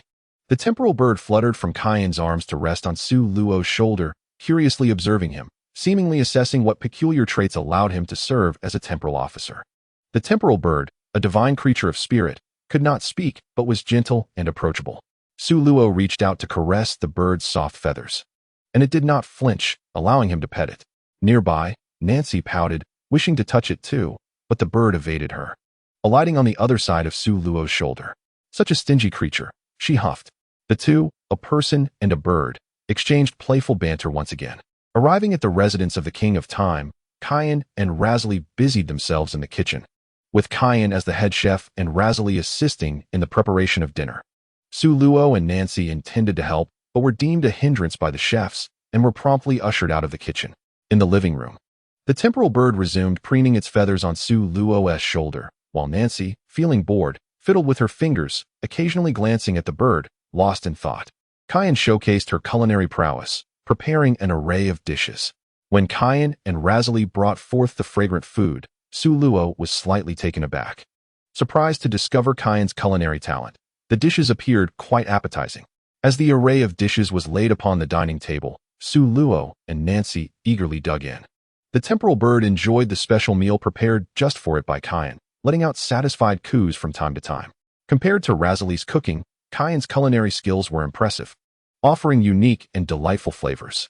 By the way, Kyan, you mentioned there is a sacred training ground in the realm of time, Su Luo inquired amidst the meal, prompting Razali and Nancy to perk up and listen intently. After swallowing her food, Kyan elegantly picked up a napkin to gently dab the corners of her mouth. The secret realm of the time domain has been the training ground for generations of prospective temporal officers, a place for the apprentices of the King of Time to hone their skills. Within the secret realm, the essence of nature and the aura of divinity are profoundly rich, allowing for extraordinary advances in cultivation. However, one must acknowledge the inherent risks. The mysteries contained within are meant for personal discovery. A mischievous smile crept across Kyan's face as she reminisced about her own arduous experiences in the temporal realm. Chapter 150, The Temporal Realm. An infinite world. Su Luo felt an unsettling premonition. Yet, considering the simultaneous existence of opportunity and peril, she pondered whether Lazili and Nashi could accompany her into the temporal realm, a training ground for aspiring time deities and novice temporal monarchs. Kyan hesitated, noting that historically, the realm had been accessible only to those designated as prospective time deities or official divine officers, with no precedence of mortals entering. Kyan, please grant us permission to enter, pleaded Lazili and Nashi, their hunger for exploration overshadowed by their fervent gaze upon Kyan. Very well, Kyan relented, unable to withstand their eager stares. Kyan, you are truly a magnanimous deity, exclaimed Lazili and Nashi, their joy palpable as they lavished her with praise. Indeed, Kyan replied, tilting her head back with a triumphant laugh, resembling a child basking in admiration. As time flowed swiftly, preparations were soon complete. Kyan led Sulo, Lazili, and Nashi toward the temporal realm, which resembled Earth's spiritual time chamber, belonging to an alternate dimension. Traversing through a spatial wormhole, a burst of iridescent light enveloped them, and they found themselves in the temporal realm. The air was thick with the unique essence of nature, revealing an endless expanse of grassland and an ancient tree, reminiscent of a mythical world tree, standing tall and exuding an aura of antiquity and grandeur. Is this the temporal realm? It is indeed marvelous, Lazili exclaimed in awe, captivated by the purity of the natural essence that seemed to cleanse the soul. Meditating here must be an extraordinary experience. The practice of divine meditation relies on the refinement of the body through natural energy, and the denser the essence, the more effective the meditation. This is merely the perimeter of the realm. Have you all noticed that ancient tree? Kyan pointed towards it. Sulo, Lazili, and Nashi nodded in unison. That tree is the heart of the realm. Your task during this training is to make your way towards it, Kyan said with a smile. Is it truly that straightforward? Nashi blinked, glancing at the tree, which appeared to be within a short distance, only a few moments of flight away. Straightforward? Kyan's smile held an enigmatic quality. Let us commence your training. Should you wish to exit the temporal realm, simply call for me. With a few succinct instructions, she transformed into a burst of colorful light and vanished. Hee, I shall take the lead, Nashi declared, her carefree nature prompting her to soar toward the ancient tree. However, she soon discovered that she could not ascend. Indeed, it was as though some unseen force constrained her. After several futile attempts, Nashi's brow furrowed in confusion. How peculiar. Why can I not fly? Upon hearing this, Su Luo and Lotzi Li attempted to fly, yet their efforts proved futile, mirroring Nancy's plight. A chuckle escaped Su Luo's lips as he walked forward. Observing his actions, Lotzi Li and Nancy relinquished their aspirations of flight and proceeded onward. Before long, the group noticed a transformation in the scenery of the secret realm. The ancient trees remained steadfast, yet an expansive desolation enveloped them, a profound stillness pervading the atmosphere. An indescribable weight of energy surged from all directions, striking both body and soul with an intensity that felt as though it could crush a person. Su Luo felt a chill run through him and promptly dismissed this unsettling sensation, regaining his composure. Could it be that the environment could influence one's spirit? Was this the risk that Kyan had spoken of? Intriguing, truly intriguing. A subtle smile graced Su Luo's lips as he turned to remind the two women before continuing his journey. The world was enveloped in an eerie silence. Here, time was an elusive concept, and he could not discern how long they had been traveling. As Su Luo delved deeper, the surroundings continued to shift, wild deserts, frigid landscapes, and molten worlds. The weight of the world's energy intensified, subjecting both body and soul to rigorous trials. When Su Luo glanced back, he was astonished to find that Lotzi Li and Nancy, who had been closely trailing him, had vanished from sight. He recalled that just a minute ago, they had been within arm's reach. Was it possible that they had traversed through dimensions, creating an insurmountable distance? Su Luo murmured softly, continuing onward. In the icy realm, Nancy found herself drenched in sweat, slumped in the snow. The warm breath she exhaled dissipated into wisps of mist. What was amiss with this secret realm? They had been walking for quite some time. By all accounts, they should have reached the ancient tree by now. Yet, the distance appeared unchanged. Gazing into the distance, Nancy saw the ancient tree still standing resolutely against the horizon, unyielding to time. How peculiar, Lotzi Li mused. Where has Su Luo wandered off to? He was just ahead, and in the blink of an eye, he has vanished. Never mind, Nancy. Let us meditate to restore our strength, Lotzi Li suggested. Agreed, Nancy nodded. The two women settled into a meditative posture, embarking on their introspective journey. As time slipped away, upon concluding their meditation, they were astonished to discover a slight enhancement in both their combat prowess and mental fortitude. In the past, such progress would have demanded arduous training over a month.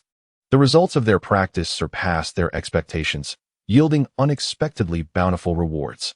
Ha ha ha, Lotzi Li exclaimed. Let us proceed toward the ancient tree. Nancy, brimming with vitality, swung her arms in enthusiasm. Indeed, as we draw nearer to the heart of the secret realm, the natural energy grows more potent, and our rate of cultivation accelerates.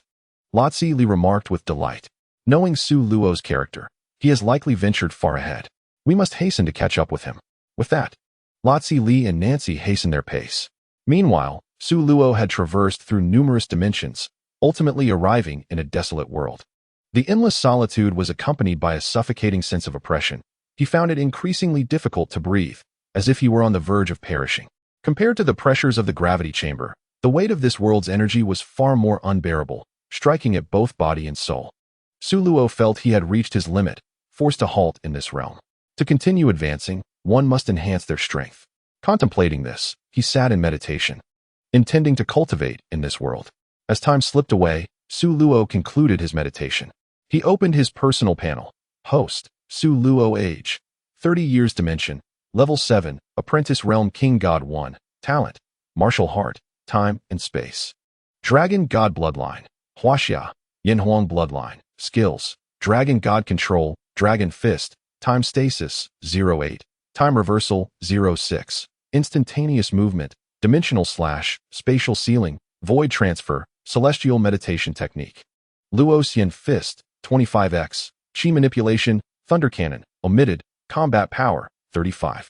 3 billion evaluation. Few rivals exist in the universe. Su Luo joyfully discovered that after a round of meditation, his combat power had nearly increased by 30 million. This was truly remarkable. If he spent a few years in the Time Realm secret, his foundational combat power would surely soar. Su Luo sighed with a sense of hope for the future. Chapter 151. The Invasion of King Cooled, Super Saiyan Goku, and Gohan. Unbeknownst to them, Su Luo, Lotzi Li, and Nashi had spent 3 years in the Time Realm secret.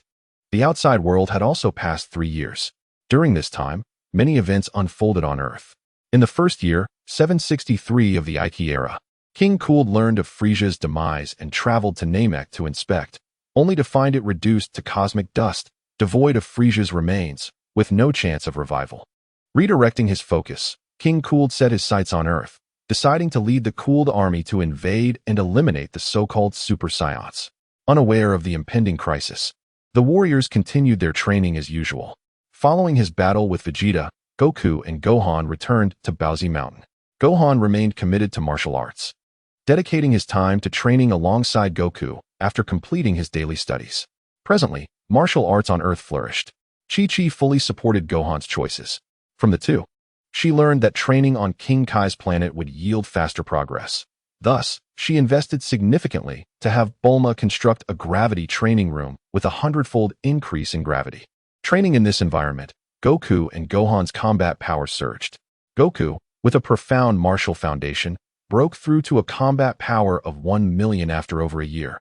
While Gohan, a talented hybrid Saiyan, though spending less time training, surpassed Goku, reaching a combat power of 1 million. Others, such as Krillin, Yamchu, Tien, and Chaozu, did not experience such explosive growth, merely surpassing the 10,000 mark, with varying personal combat strengths.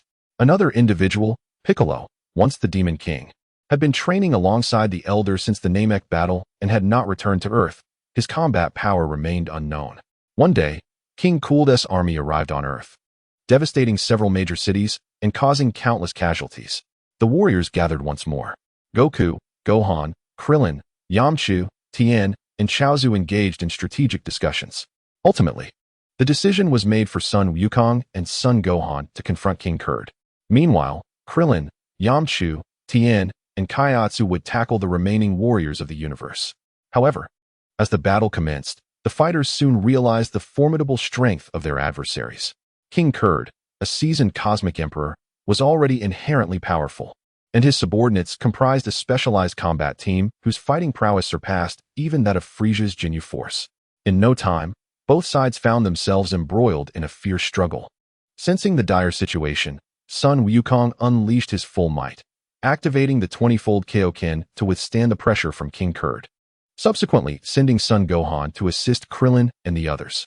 With Sun Gohan's involvement in the fray, the tide of battle shifted, leading to the swift annihilation of King Kurd's elite team. Infuriated, King Kurd unleashed half of his power and swiftly defeated Sun Wukong within mere exchanges. Faced with King Kurd, even the united efforts of Sun Gohan, Krillin, Yamchu, Tien, and Kaiatsu proved insufficient, as they fell one by one. Just as the warriors teetered on the brink of death, The martial artists from Earth, along with the royal army, arrived in the nick of time. Employing a tactic of overwhelming numbers and relentless firepower, they engaged King Kurd, albeit with unsatisfactory results as he effortlessly dispatched them. Nevertheless, this intervention granted the warriors a moment to regroup. Krillin, displaying cunning foresight, had procured some senzu beans from Master Roshi before the battle. After consuming the beans, they regained their vigor and were ready to fight once more. Particularly, Sun Wukong and Sun Gohan, as scions, possessed an almost extraordinary passive ability to recover from near-death experiences, significantly enhancing their combat strength. Sun Wukong's power soared to 4.2 million, while Sun Gohan's reached 5 million. To prevent King Kurd from continuing his massacre of innocents, Sun Wukong and Sun Gohan combined their strength, utilizing the 20-fold Kaioken to strike at King Kurd. Caught off guard by their sudden resurgence, King Kurd found himself at a disadvantage. Even when he exerted all his might, he could only manage a stalemate against the duo. Throughout the battle, Sun Wukong and Sun Gohan were acutely aware of the toll the Kaioken took on their bodies, rendering them incapable of prolonged combat. Seizing the moment, they unleashed their ultimate technique, the Kamehameha, directed at King Kurd, who endured the attack at a great cost. However, the side effects of the Kaioken soon took their toll, leading to Sun Wukong and Sun Gohan's defeat once again. Remarkably, King Kurd did not hastily eliminate them. Instead, he coldly executed Krillin, Yamcha, Tien, Kaiu, and all the other Earthlings present before their eyes. Sun Wukong watched helplessly as his former friends were slaughtered, rage surging within him. During their training on North Kai's planet, Sun Gohan had forged deep bonds with Krillin, Yamcha, Tien, and Kaiatsu. Thus, witnessing their demise ignited a fierce anger within the young warrior. In a fit of uncontrollable rage, both Sun Wukong and Sun Gohan transformed into Super Saiyans. A terrifying aura erupted forth as their appearances dramatically altered. With golden hair standing upright and emerald eyes ablaze with unbridled fury, King Kurd was left utterly astonished. Upon his initial transformation into a Super Saiyan, Gohan found it difficult to suppress his rage, embodying a primal ferocity. He struck first, driven by fury, unleashing a brutal assault that severed one of King Cold's arms. Following closely was Super Saiyan Goku, joining the fray to commence a formidable duo. In terms of combat prowess, either Super Saiyan Gohan or Super Saiyan Goku alone possessed the strength to utterly overpower King Cold, and their simultaneous onslaught proved overwhelming. After enduring a relentless beating, King Cold ultimately met a tragic end at Gohan's hands. Until his demise, King Cold never witnessed the Super Saiyan who vanquished Frieza. Instead, his actions inadvertently birthed two Super Saiyans. Following the battle, Goku ventured to West City to borrow Bulma's Dragon Radar. Together with Gohan, they gathered the Dragon Balls, summoning Shenron to resurrect all those who perished in the conflict. Upon their revival, Krillin, Yamcha, Tien, and Kaiatsu celebrated Goku and Gohan's transformation into Super Saiyans and their victory over King Cold. As a result of this epic confrontation, Goku, Gohan, Krillin, Yamcha, Tien, and Kaiatsu were hailed as heroes by the United Kingdom, their valor disseminated through various channels, and their radiant legacy immortalized on screen. In gratitude, the United Kingdom established 6 cities named after these heroes: Goku, Gohan, Krillin, Yamcha, Tien, and Kaiatsu, enshrining their names in history. Chapter 152. The Path to the Divine Realm. In the year 764 of the Age of the Universe, on a distant planet, Vegeta underwent arduous training, significantly enhancing his combat power and burgeoning with confidence, convinced he could easily best a Super Saiyan. Thus, he journeyed to Earth, seeking to reclaim his pride. However, upon arrival, Vegeta was thoroughly humiliated by Goku and his son. The once defeated lower-class warrior Kakarot had astonishingly transformed into a Super Saiyan, completely overpowering him. To add to his astonishment, even Kakarot's 7- or 8-year-old son could achieve the same transformation. In this year, the Saiyan Prince Vegeta acutely felt the world's scorn directed at him. Once again spared by Goku, Vegeta, filled with profound resentment, humiliation, and fury, eventually achieved the Super Saiyan form himself. With renewed determination, Vegeta sought a rematch with Goku at the Capsule Corp training grounds. Unsurprisingly, he was once again defeated by Goku. After all, Goku had mastered the Super Saiyan transformation long before Vegeta, his control over this power vastly superior. In his subsequent defeat, Vegeta pondered deeply, unable to comprehend why. Despite being a Super Saiyan, he fell short against the lower-class warrior Kakarot. This reality was unacceptable to the proud Saiyan prince, who concluded that Kakarot's strength must be linked to Earth. Consequently, Vegeta resolved to remain on Earth, determined to discover a path to greater power. In the year 765 of the Age of the Universe, 3 years swiftly passed. The Time Realm's secret dimension. The ancient trees stand majestically between heaven and earth, unchanging through the ages. Suluo, you are truly remarkable, grasping the essence of divinity in such a short span of time. Choosing you as a candidate for the Temporal Celestial Officer was undoubtedly a wise decision.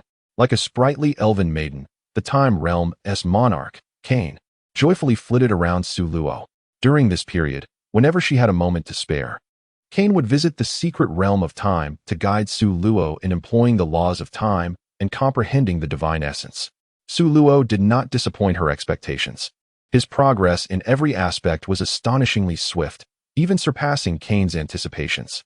Many techniques were understood with just a hint, filling Cain, his mentor, with immense pride.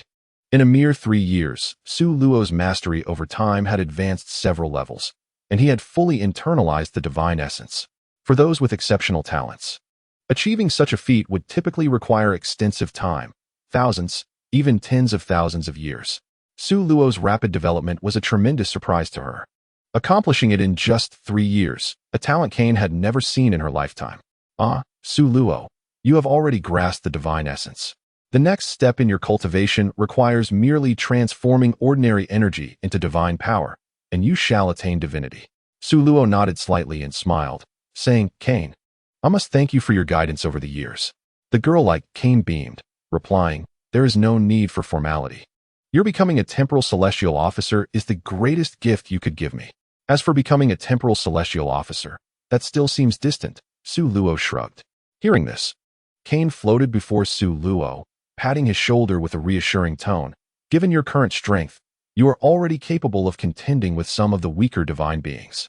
Moreover, as you are preparing to enter divinity, your combat prowess will multiply. With further diligent training, reaching the 3rd level of divinity will come swiftly. I have faith in you. Suluo chuckled softly. It is not as simple as that.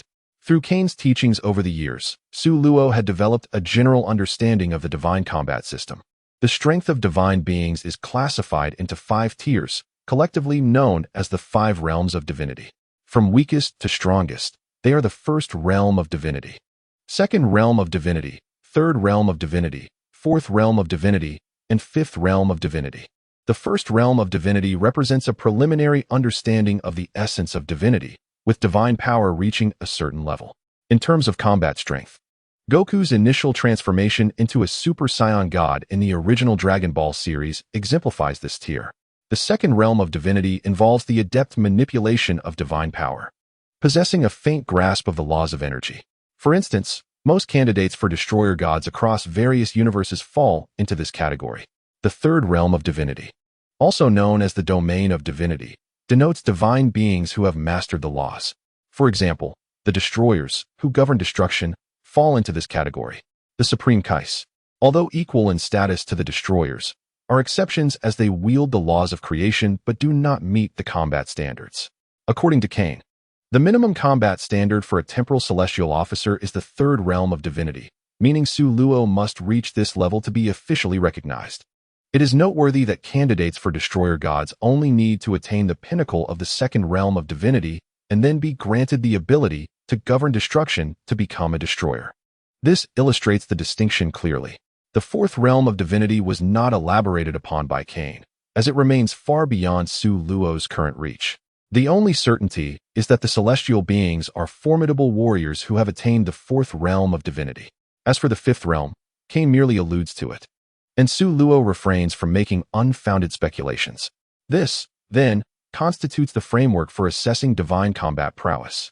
Upon accessing his personal panel, Suluo finds the following details.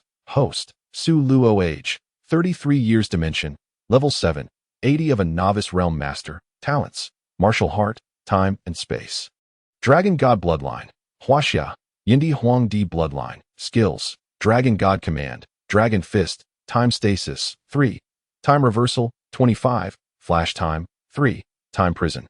Instantaneous movement, capable of traversing the cosmos. Spatial dimensional slash, spatial lock, void transfer, celestial meditation, Luoxian fist, 30 times, chi manipulation.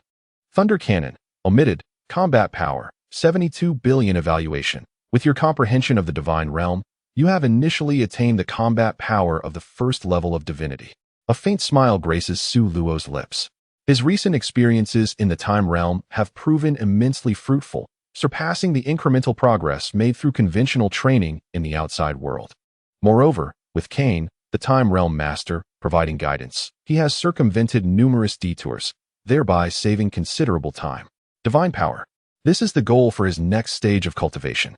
By transforming ordinary energy into divine power and achieving a qualitative metamorphosis, his combat prowess could multiply several times. However, the most pressing concern at present is sustenance. After spending 3 years in the time realm, he is yet to step outside, and his provisions have long been depleted. While he would not perish from hunger, who would willingly endure such discomfort? He wonders about the circumstances of Lotzi Li and Nashi. After such a prolonged absence, Lotzi Li is likely to voice her grievances. Stretching lazily, Su Luo smiles and inquires, "By the way, Cain, in which world are Lotzi Li and Nashi currently training?" The time realm is an infinite expanse, and even Su Luo cannot discern the whereabouts of Lotzi Li and Nashi across so many dimensional worlds. In a world rich with natural essence, Lotzi Li and Nashi lie leisurely amidst a meadow, gazing blankly at the sky. Nashi, chewing on a blade of grass, suddenly chuckles. "Lotzi Li, do you think Su Luo would be astonished if he knew our current strength?" Lotzi Li, playfully tucking a strand of hair behind her ear, replies, "Perhaps he would be." The time realm lacks a concept of time, yet Lotzi Li suspects that a considerable duration has elapsed. Chapter 153, Nashi's Super Saiyan 2. Lotzi Li's 30 times Luoxian fist unable to keep pace with a Luo. They remain in this world for training, yielding significant results. At this moment, a vortex of time and space manifests, and Su Luo and Cain emerge sequentially. Sensing the anomaly around them, Lotzi Li and Nashi look up. Upon seeing Su Luo's arrival, Lotzi Li is filled with joy, exclaiming, "A Luo, you've returned." "Indeed," Su Luo replies with a gentle smile, reaching out to brush away the blades of grass adorning Lotzi Li's head. With a crescent-shaped smile, Lotzi Li naturally leans against him, prompting Su Luo to wrap his arm around her slender waist, inhaling the faint fragrance emanating from her, relishing a moment of tranquility. "Oh my, you two truly are something else. There are others present." Cain interjects, emerging from behind Su Luo.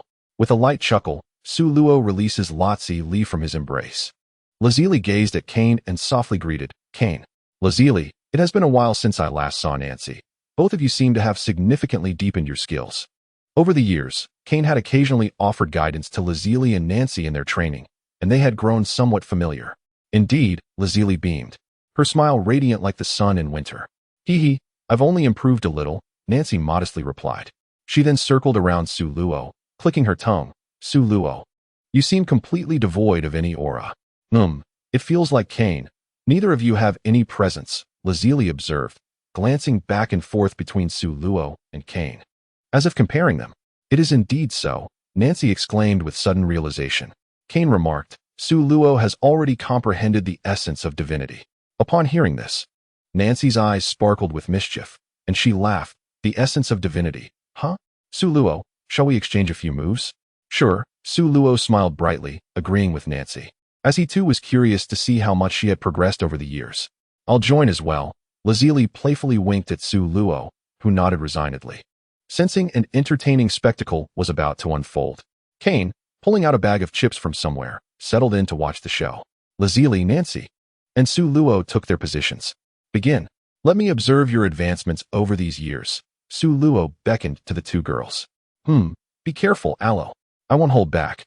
Lazuli and Nancy declared as they assumed their stances, their auras palpable. Perceiving their formidable presence, Su Luo was slightly astonished. Based on their combat power, Lazuli possessed a foundational strength of 3 billion, while Nancy had 1 billion. It seemed these 3 years of training had been quite rigorous for them. Seeing Su Luo's astonishment, Lazuli and Nancy exchanged knowing glances, smirking slightly before dashing forward like lightning. Facing their aggressive onslaught, Su Luo remained composed, skillfully countering each move with clean and decisive actions. Thud, thud. The sound of their strikes echoed as Lazili and Nancy were sent flying. Tenfold Luosian fist. With a delicate shout from Lazili, a cerulean flame surged around her. Nancy, witnessing this, transformed into a super scion, her golden aura erupting fiercely. Two powerful energies bore down upon Su Luo simultaneously. With an air of nonchalance, Su Luo yawned and effortlessly dodged, leaving Lazili and Nancy's attacks to fall short. As they could not sense Su Luo's aura, they were left to rely solely on their eyesight to track his movements. However, this rendered them unable to keep pace with the rhythm of the battle, making their efforts arduous.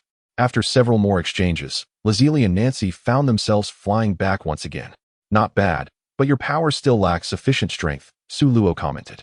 Lazili and Nancy exchanged glances, both understanding each other's intent.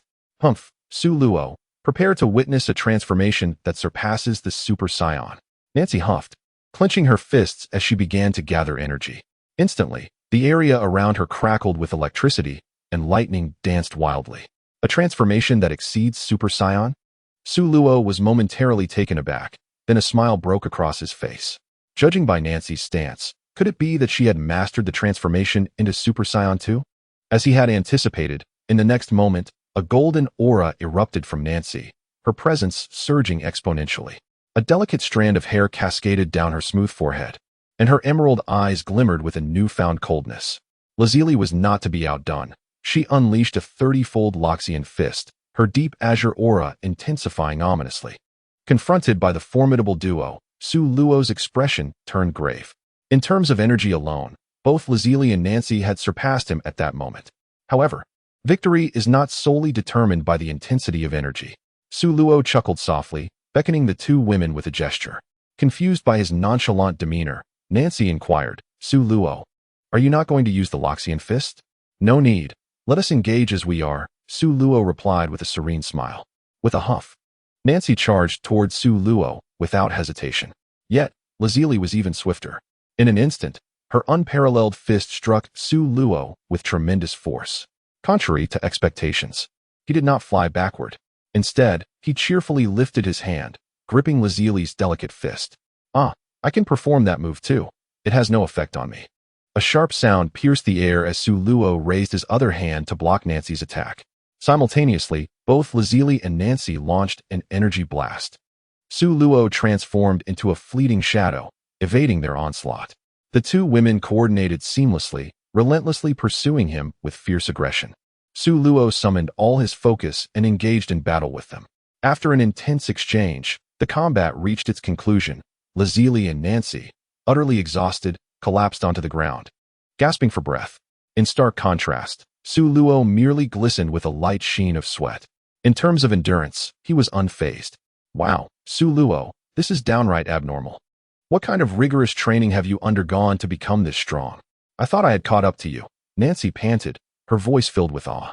Indeed, Lazili echoed, also breathless. During their recent skirmish, Su Luo had not even employed the Loxian fist, nor had he utilized the powers of time and space or the dragon god. He had effortlessly defeated their combined efforts solely through an enigmatic state of being, leaving Lazili with a sense of defeat, yet simultaneously proud of such a formidable ally.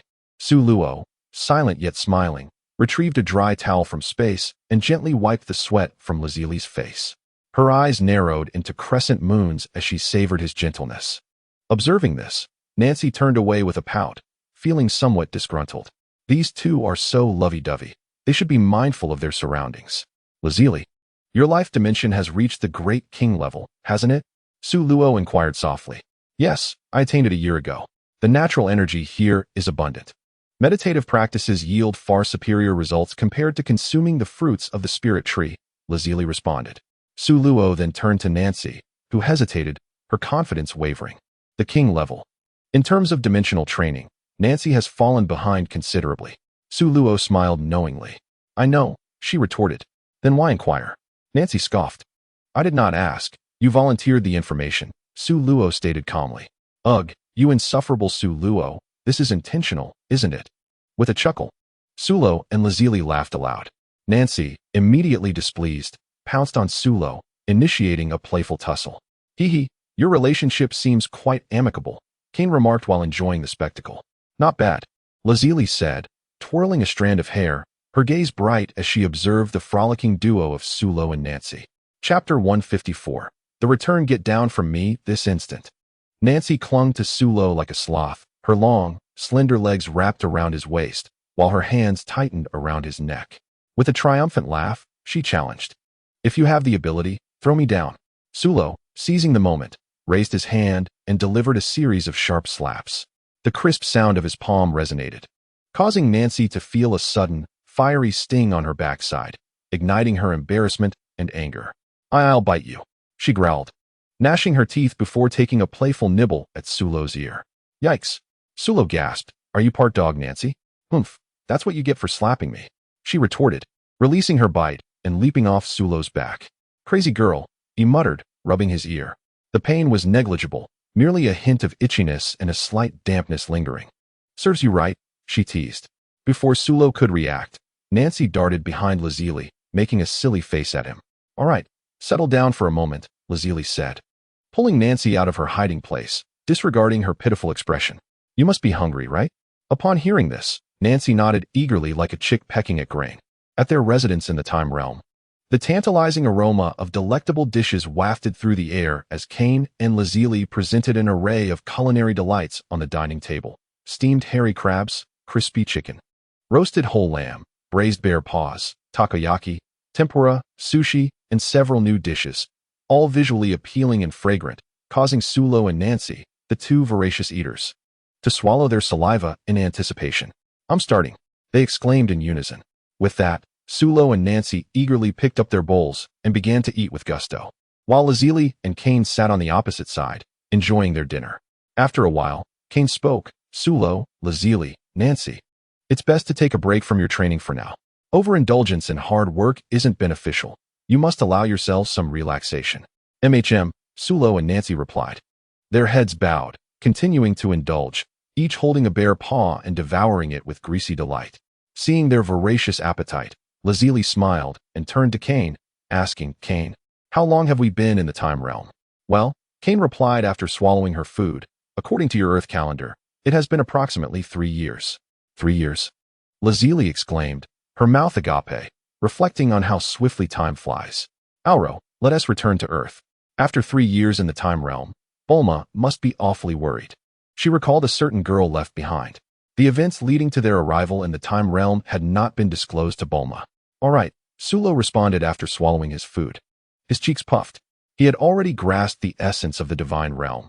The remaining training did not necessitate his continuous presence in the time realm. Lazuli inquired whether Kyan would like to accompany them to Earth for a delightful adventure. Upon hearing this, Kyan felt a flicker of temptation. However, the thought of the temporal realm needing her to maintain order dampened her spirits. With a frown, she replied, perhaps another time, as the temporal realm cannot do without me at the moment. Lazuli sighed softly, fully aware that Kyan, as the sovereign of time, would seldom abandon her duties across the various timelines.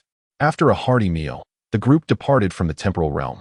On Earth, the azure sky shimmered like water, rippling with the emergence of a temporal vortex. Kyan, Luo, Lazuli, and Nancy emerged sequentially from the swirling portal. Before departing, Kyan reminded Luo, make sure to break through to the divine realm soon. As a prospective temporal officer, you have numerous skills yet to master. Luo nodded slightly, a smile gracing her lips. Until we meet again, Kyan waved, and then she reopened the temporal gateway, returning to the realm of time. Once Kyan had departed, Luo sensed the direction of home, realizing she was quite a distance from her current location, likely due to Kyan's random teleportation. At that moment, a playful spirit overtook Luo as she turned to Lazuli and Nancy with a grin. Let us race to see who gets home first. With that, Luo took off into the sky. Lazuli chuckled and immediately pursued her. What? Nancy, momentarily bewildered, soon grasped the situation and shouted in exasperation, Luo, Lazuli, you two are cheating. With that, Nancy unleashed her full combat strength of 1 billion, transforming into a streak of light that zipped away. At the island mansion, in the laboratory, Bulma was engrossed in her work when she suddenly paused, sensing two familiar and powerful auras approaching from a considerable distance, those of Lazuli and Nancy. A surge of joy welled up within her, although she could not detect Su Luo's presence. In truth, she was unable to sense Su Luo's energy. Nevertheless, Bulma dashed outside with great haste. Finally decided to return, have you? She mused wistfully, gazing at the sky. In rapid succession, 3 beams of light streaked across the horizon as Su Luo, Lazili, and Nancy landed gracefully. Nancy, still irate, exclaimed, Su Luo, Lazili, you two are too cunning. This doesn't count.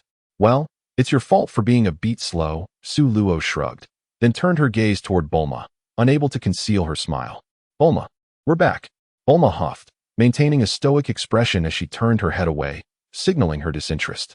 This prideful demeanor elicited laughter from the group. Lazili approached and affectionately wrapped her arms around Bulma's shoulders, playfully chiding, Bulma, you're a grown adult now, so stop sulking. I am not, Bulma retorted. Her cheeks flushed with embarrassment. Oh yes, you are, Lazili teased. Bulma pressed her lips together, crossing her arms with a resigned expression. Given how long you've been away, I can only assume you spent your time training somewhere.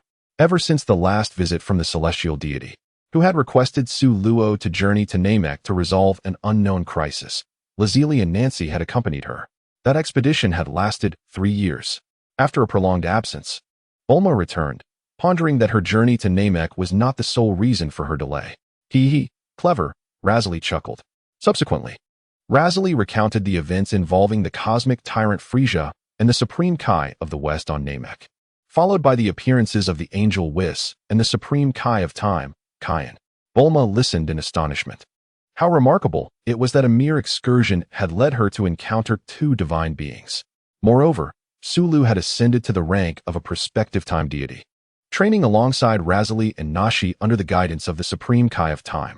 Bulma, after a brief moment of surprise, quickly regained her composure. No matter how bizarre or extraordinary the occurrences may be, when it concerned Sulu, she regarded them as commonplace. After all, what was it to be a time deity? Even if Sulu claimed to be a creator god one day, Bulma would not be taken aback. As the saying goes, beauty is in the eye of the beholder. In Bulma's eyes, Sulu was indeed exceptional.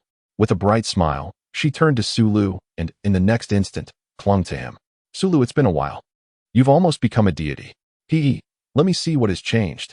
As she spoke, Bulma playfully pinched Sulu's handsome face. You look even more dashing. Chapter 155, Bulma, what do you want to show me? At that moment, at Bowsy Mountain, Dad, Gohan called softly. Gohan, do you sense it too? Goku replied, his clear eyes reflecting a hint of seriousness as he gazed in a certain direction. Yes, Dad, it's an incredible energy, Gohan affirmed earnestly. The energy had appeared suddenly and vanished just as quickly, lasting only a few seconds, yet Gohan could still feel its immense power, which surpassed even his Super Saiyan form. The location where the energy dissipated was roughly in the same vicinity as Sulu's home. Goku murmured. Now with his heightened strength, his perception had become increasingly precise. Discerning the general direction of energy signatures was no challenge for him. Every individual possesses a unique aura. If Goku's memory served him right, one of the energies belonged to Nashi, while another seemed to belong to Razili.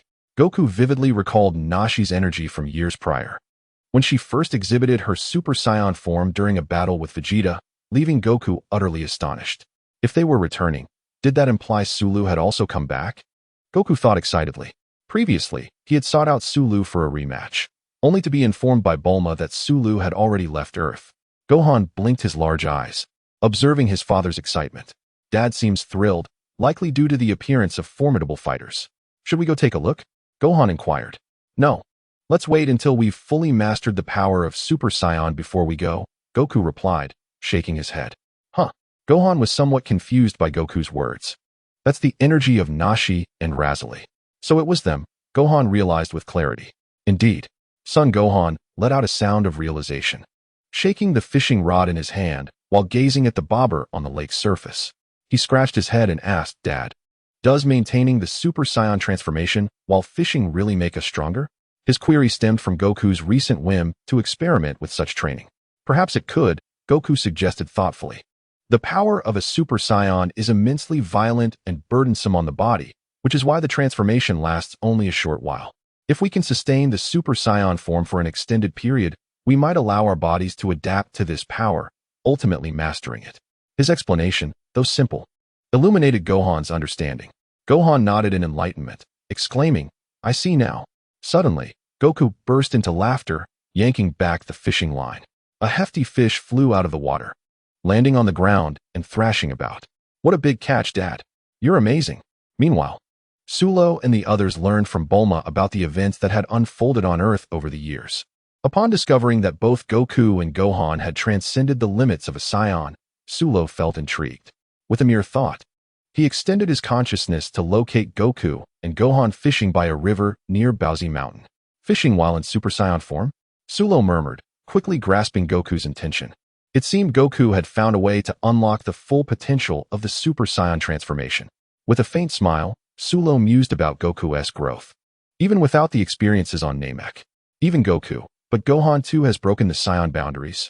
Nancy exclaimed in astonishment, her eyes widening. "Heaven knows how much effort I've invested in training and the countless battles I've faced to achieve this level." Gohan was still so young, barely 10 years old, and yet he had reached such heights. Do not underestimate him. Gohan's potential is formidable. He may well surpass us in the future. Sulo remarked with a grin. "Humph, to surpass us? That is still 100 years away." Nancy retorted, dismissive, yet her expression grew slightly serious. As a hybrid of Saiyan and Earthling, Gohan, the child of Goku and Chi-Chi, exhibited remarkable potential. But what if it were a child of Sulo and me? Nancy's mind unexpectedly entertained the thought. Surely that child would be exceptional. Her cheeks flushed slightly as she stole a glance at Sulo. As a warrior race, Scions prioritize strength when choosing a mate, and Nancy was no exception. Sulo's power was indisputable, but more importantly, she cherished the joy of being with him, the delightful meals, the thrill of battle, and the shared journey towards becoming stronger. Bulma had meticulously prepared a banquet to welcome everyone and to celebrate Sulo's ascension as a preliminary time-space official. As night fell and the feast concluded, Sulo, Lazili, Bulma, and Nancy each retired to their respective rooms to rest. After a prolonged period of neglect, Suluo and Lazili found themselves irresistibly drawn to each other, passionately rekindling their connection that night, engaging in a profound exchange of emotions. Suluo diligently toiled, offering his tribute to Lazili, and thereafter rested his head blissfully upon her voluptuous curves, inhaling the enchanting fragrance of her essence. Lazili, with her delicate fingers, gently massaged Suluo's temples. As he reveled in the astonishing elasticity and sensation emanating from the back of his head, he luxuriated in Lazili's tender ministrations, feeling utterly relaxed in body and spirit. Upon noticing the contented expression on Suluo's face, Lazili reminisced about a previous moment of defeat, her cheeks flushing slightly. "Aluo, do you think we could conceive a lovely baby?" she inquired. "With determination, anything is possible. If we work hard, we shall surely reap the rewards," he replied. Lazili shot him a playful glare, "But we have been striving diligently already. Could it be that our positions are incorrect?" Suluo pondered for a moment before a mischievous smile spread across his face. "Oh, come on." Lazili playfully tapped his forehead. "Is it truly a matter of position? Besides, what positions have we not tried? By the way, Aluo, when do you plan to accept Bulma? That girl has been waiting for you for so many years." Lazili remarked astoundingly. "Huh." Suluo was taken aback, wondering how Bulma suddenly entered the conversation. "Don't play coy. A stunning beauty like Bulma clinging to you every day would make any man's heart flutter," Lazili teased, poking Suluo's cheek. He smiled awkwardly, not denying her words. Indeed, as Lazili had pointed out, having someone as exceptional as Bulma so close was not lost on Suluo. Before he could respond, Lazili tightly embraced him, enveloping him in her fragrant softness, whispering, "I don't mind, as long as Aluo is happy.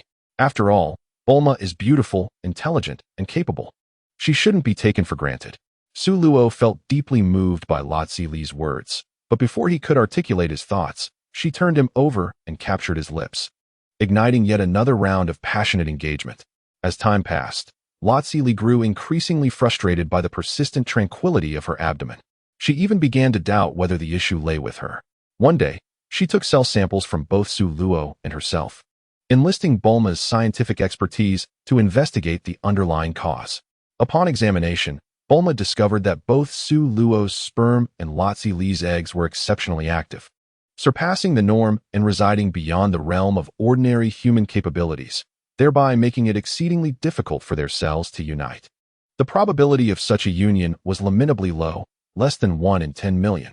Conceiving a child would require relentless effort, day in and day out. Bulma ultimately concluded that the elevated dimensional existence of Su Luo and Lotzi Li was the reason they could not conceive as easily as ordinary individuals. After reaching this conclusion, Bulma conveyed the news to Lotzi Li, who felt a sense of relief upon understanding the reason behind their struggles.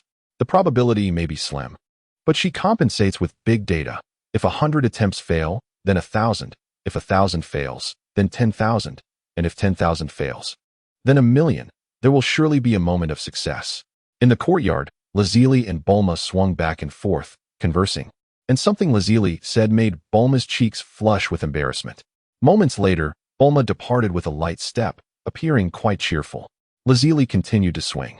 As night fell, Bulma led Su Luo into a room, claiming she had something intriguing to show him. Upon entering, she swiftly locked the door. Su Luo found Bulma's action puzzling and questioned her intentions. With a sudden move, Bulma pinned Su Luo against the wall, wrapping her arms around his neck. Her fiery gaze fixed upon him, her lips parting to exhale sweetly, "It's me." With a beauty in his embrace, her voluptuous form pressed closely against him. The alluring fragrance wafting from her, mingling with Bulma's unique scent, was intoxicating. Su Luo felt an unbidden fire ignite within him. He struggled to contain his impulses and lowered his voice. "Bulma, I won't listen. Tonight, you are mine." Readers may fill in the gaps with their imagination. The next morning, Su Luo awoke in a daze, cradling the lovely figure beside him. The delightful softness of her presence roused him instantly.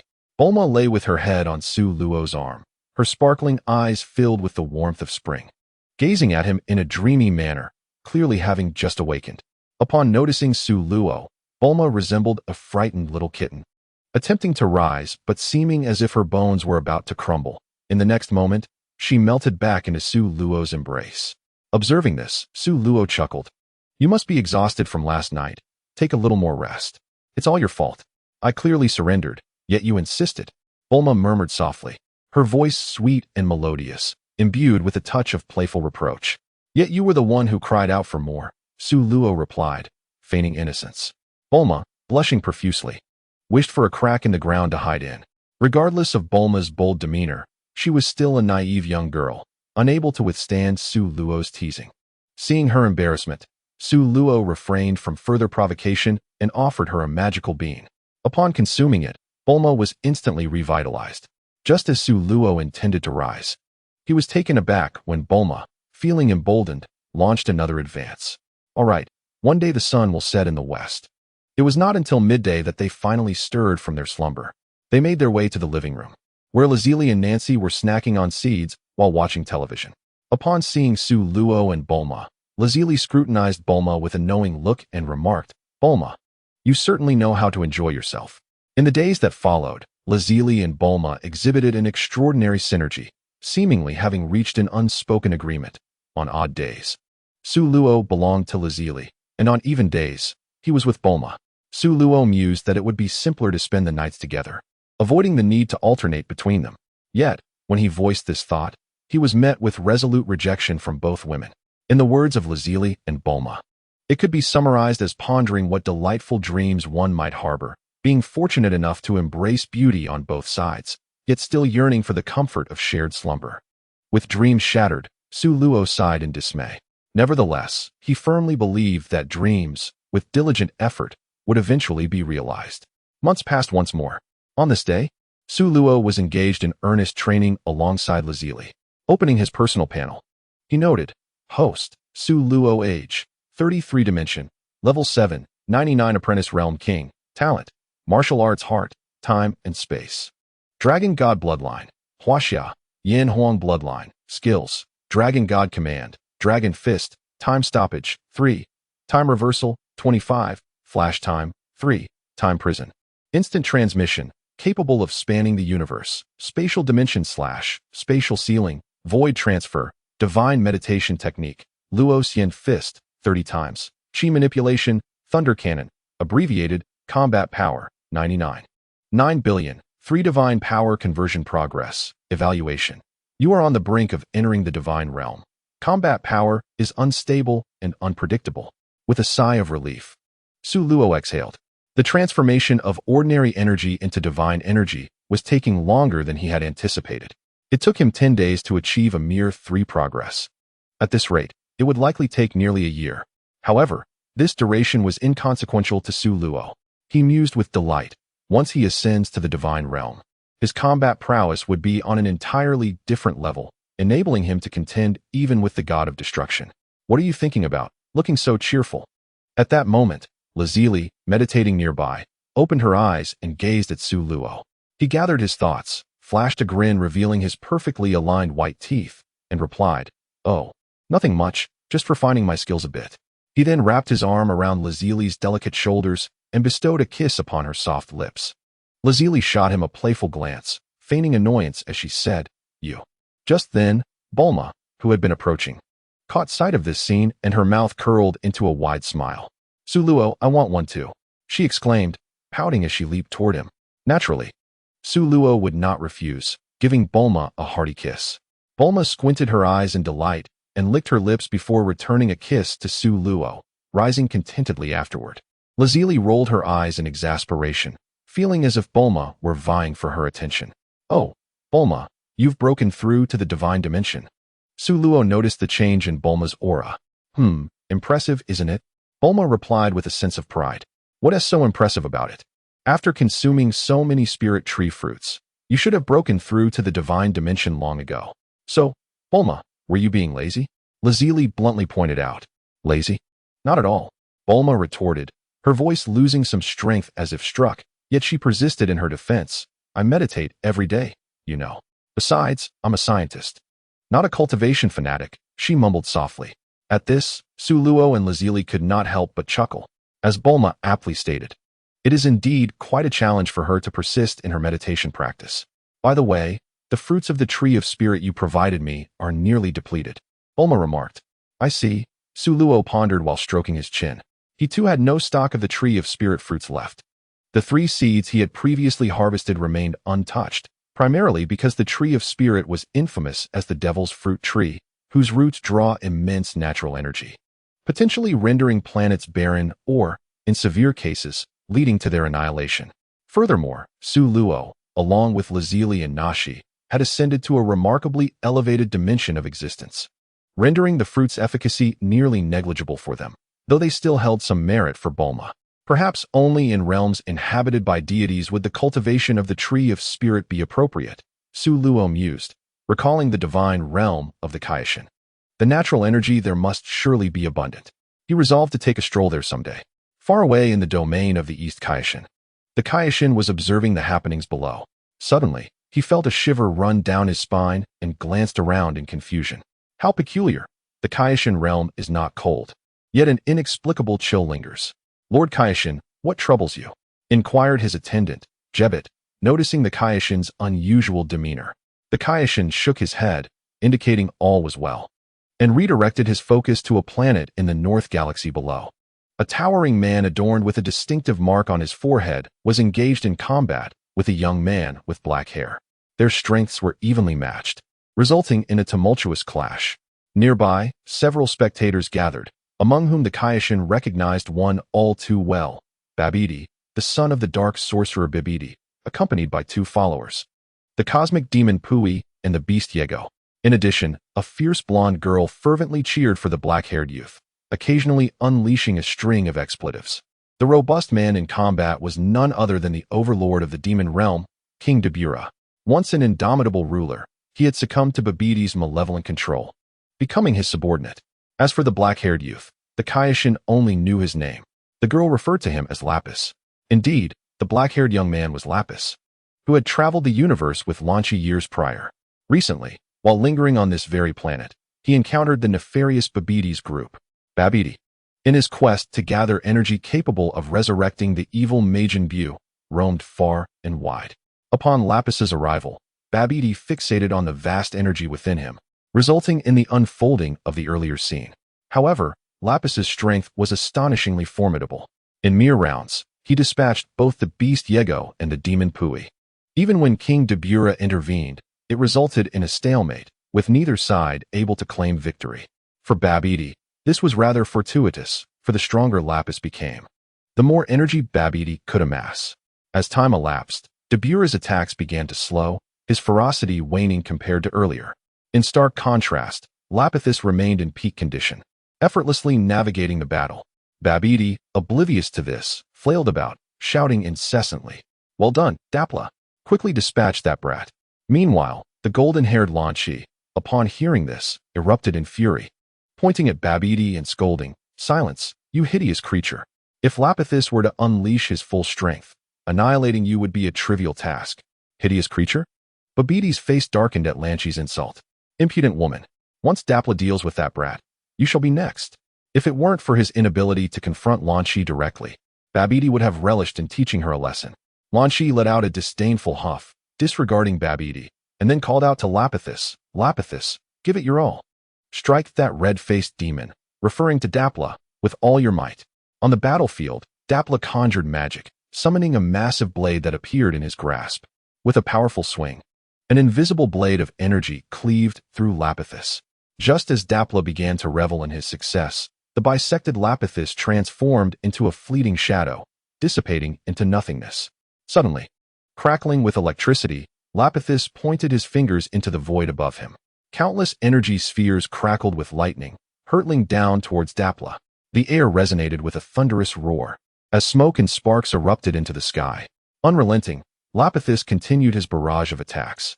However, sensing an unusual stillness below, Lapithis furrowed his brow in confusion. In the next instant, a chilling aura surged from behind him. Instinctively lowering his head, he narrowly avoided a deadly strike from Dapla. As a flash of cold light whizzed past, accompanied by several strands of black hair falling away. In a heartbeat, another strike came. Lapithis pivoted swiftly, bringing his hands together to catch the blade with his bare hands. The razor-sharp edge halted just an inch from his forehead. Despite Dapla exerting all his strength, he could not penetrate the defense.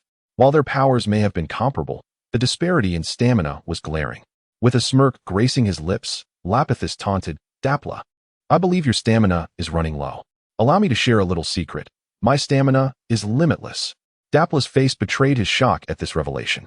With a decisive motion, Lapithis forcefully snapped Dapla's sword in two, discarding the pieces carelessly. In the blink of an eye, before Dapla could react, Lapithis unleashed a powerful punch to his abdomen. The tremendous force causing Dapla's back to arch and unleashing shockwaves that nearly pierced through him. Dapla coughed up blood, clutching his stomach in agony. Lapithis leaped, delivering a swift chop to Dapla's neck, sending him plummeting from the sky. The impact of Dapla's fall created a massive crater in the earth, resembling a meteor strike. "No, this cannot be." Babidi's face turned pale with fear, beads of cold sweat forming on his brow. At that moment, Lapithis turned his gaze towards him, his eyes filled with a chilling intent to kill.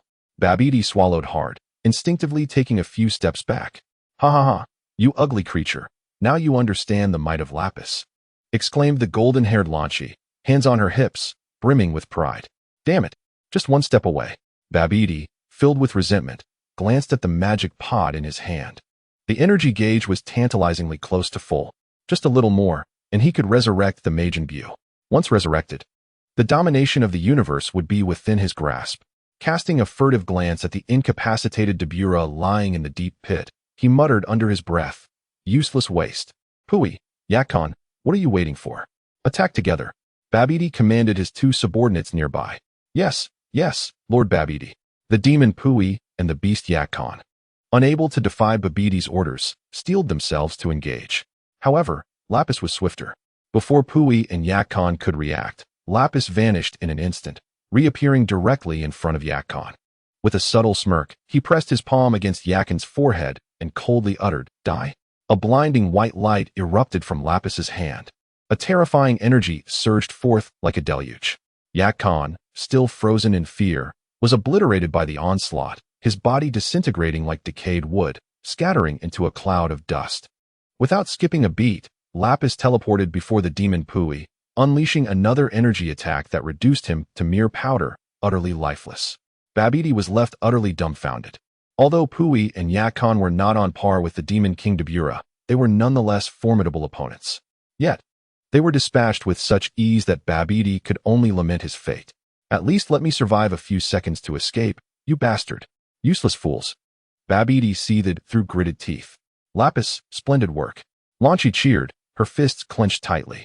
Amidst the filthy dust, Lapis dusted himself off and cast a cold gaze at Babidi. This self-proclaimed greatest sorcerer had allowed his subordinates to turn on him upon their first encounter, filled with malice. Regardless of the intent, he deserved to die. It's your turn. Reckless sorcerer Babidi. With that, Lapis pointed ominously at Babidi, a dangerous glint appearing at his fingertip. Babidi's hair stood on end, his instincts screaming that a hit from this attack would be fatal. The resurrection of Majin Buu and his grand ambition to rule the universe had yet to be realized, and he had no desire to perish here. Instantly, Babidi spread his hands, casting a defensive spell to form a protective barrier around himself. Whoosh!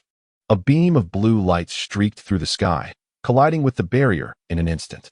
Crack! The barrier shattered with a resounding noise, and the force of the explosion sent Babidi flying.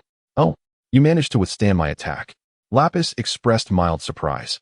Although it was merely a casual strike, it should have been lethal for a sorcerer untrained in combat, considering their vast disparity in strength. In truth, Babidi had successfully neutralized the attack through his magic.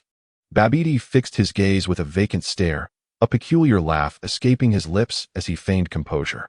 Do not underestimate me, young one. This level of attack is nothing for a great sorcerer. Yet, beneath his bravado, his heart raced with unbridled fear. He had nearly faced death. Rappies raised an eyebrow, a sardonic smile gracing his face. Is that so? No sooner had he spoken than his figure flickered, transforming into a streak of light that vanished from sight, reappearing before Babidi to unleash a devastating punch. Babidi's face contorted in terror. His body was unable to keep pace with his mind, and he could only watch in horror as the fist loomed larger, the fierce wind from the blow stinging his skin. Was this the end? Cursed be his stubbornness. In that dire moment, Depura appeared, kicking Rappies away with a force that took him by surprise. Depura, you are still alive, Babidi exclaimed, relief flooding over him as he saw a glimmer of hope. Depura gasped for breath, his face smeared with blood, a testament to the severity of his prior injuries. Master Babidi, this fellow is exceedingly formidable. My strength is all but depleted, and victory seems elusive. It would be wise to retreat now. With a clenched fist and a heart filled with reluctance, Depura spoke. As a ruler of the demon realm, he held a proud belief that no one could rival him. Yet this human warrior had shattered that perception. Despite the prolonged battle, Rappies showed no signs of fatigue. Was it possible that his stamina was indeed limitless? Retreat. Babidi's expression darkened. No, we are still short on energy. Depura, give it your all and ensure that wretch is injured. This was Babidi's method of absorbing energy, transforming the damage inflicted upon his foes into power for himself. He was but a hair's breadth away from resurrecting Majin Buu, and the grand ambition of becoming the world's South Sovereign was tantalizingly close. Babidi would not relinquish it so easily. Cunning and treacherous, Babidi entertained the ruthless notion of sacrificing Depura. Great endeavors do not concern themselves with trifles. Mercy was not in his nature. After all, Majin Buu would serve as his subordinate thereafter. As for Depura, the Demon King, if he were to perish, so be it. To become a sacrificial pawn for Buu's resurrection would be an honor in itself. Depura, aghast, grasped the implications of Babidi's command. To expend all his strength? What difference was there between that and courting death? Yet, as he reflected, he quickly discerned Babidi's intent to cast him aside. A flicker of defiance ignited within him. What? Do you intend to defy my orders? Babidi seemed to sense Depura's thoughts. His eyes gleamed ominously, and an oppressive aura bore down upon Depura's very soul, causing his head to throb painfully, as if it would split apart. He clutched his head, howling in agony. I understand, Master Babidi, Depura conceded, his spirit subdued. Babidi smirked wickedly. Then I shall leave it to you, Depura. With that, he soared toward the hidden location of the spaceship. Attempting to flee? You shall pay with your life. Rappies blocked Babidi's path, his body enveloped in a crackling white aura, a terrifying presence locking onto Babidi with unyielding intent. Babidi's expression changed dramatically, but the response he received was a devastating shockwave. You dare to disregard Lord Depura? Depura bellowed, immediately unleashing his full magical power, transforming it into a radiant stream that deflected the shockwave. Annoying pest, if that is the case, I shall eliminate you first. Lapras's voice was icy, his aura surging ominously, overpowering Depura in an instant. Gritting his teeth, Depura summoned the little magic he had left to engage Lapras in combat, seizing the opportunity amidst their clash. Babidi hurriedly made his escape. Meanwhile, upon witnessing the commotion, Jinlanki furiously charged forward. Although her strength was insufficient to interfere in the battle between Lapras and Depura, she was determined to thwart Babidi's escape. However, in the next moment, two figures suddenly appeared before her, obstructing her path. "Madam, please refrain from acting hastily," one of them cautioned, his demeanor calm. Jinlanki eyed the two unfamiliar individuals warily, a youth and a burly man, both clad in peculiar attire. The boy bore pale lavender skin and an extravagant hairstyle, while the man had a fierce red visage that suggested he was no friend. "Do you have accomplices?" Jinlanki's aura intensified, readying herself for confrontation. The Supreme Kai waved his hand dismissively, explaining with a serene demeanor, "Please do not misunderstand. We are not allies of Babidi. Mortal, do not be so disrespectful. The one standing before you is the most esteemed deity in the universe, Lord Supreme Kai." Jebet declared proudly, arms crossed. "Supreme Kai? Never heard of it," Jinlanki replied, shaking her head in confusion. It sounded impressive, yet she was unfamiliar with it. Jebet's expression darkened, but he quickly reconsidered. It was reasonable for a mere mortal to be unaware of a being of such stature. "In any case, you must show reverence to Lord Supreme Kai," he huffed. "How absurd. Regardless of your divine status, step aside immediately, or I shall deal with you as well," Jinlanki threatened, shaking her fist menacingly. Jebet glared at her, astonished by her blatant disrespect for the divine.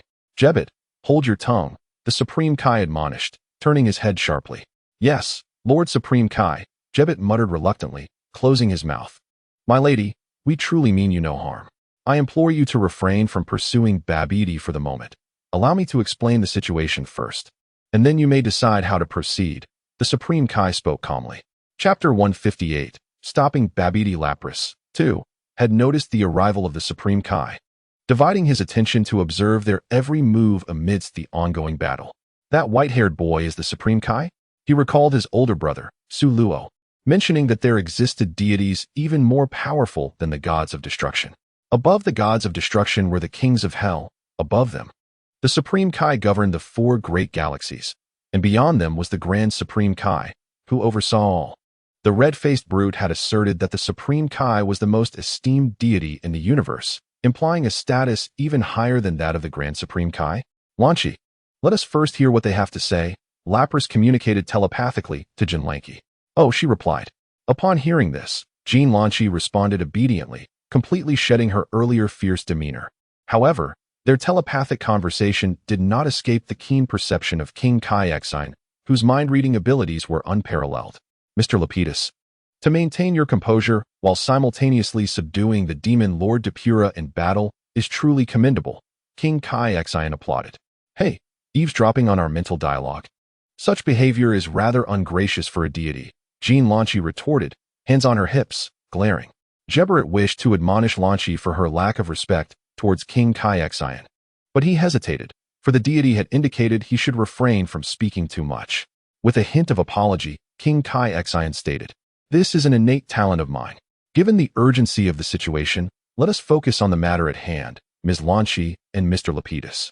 Aware that Lapidus could divide his attention, King Kai Exine decided to be forthright. 500 million years ago, he succinctly recounted the tale of the demon Majin Buu. Upon hearing this, Jean Lanchi was astounded that such a perilous entity was sealed on Earth.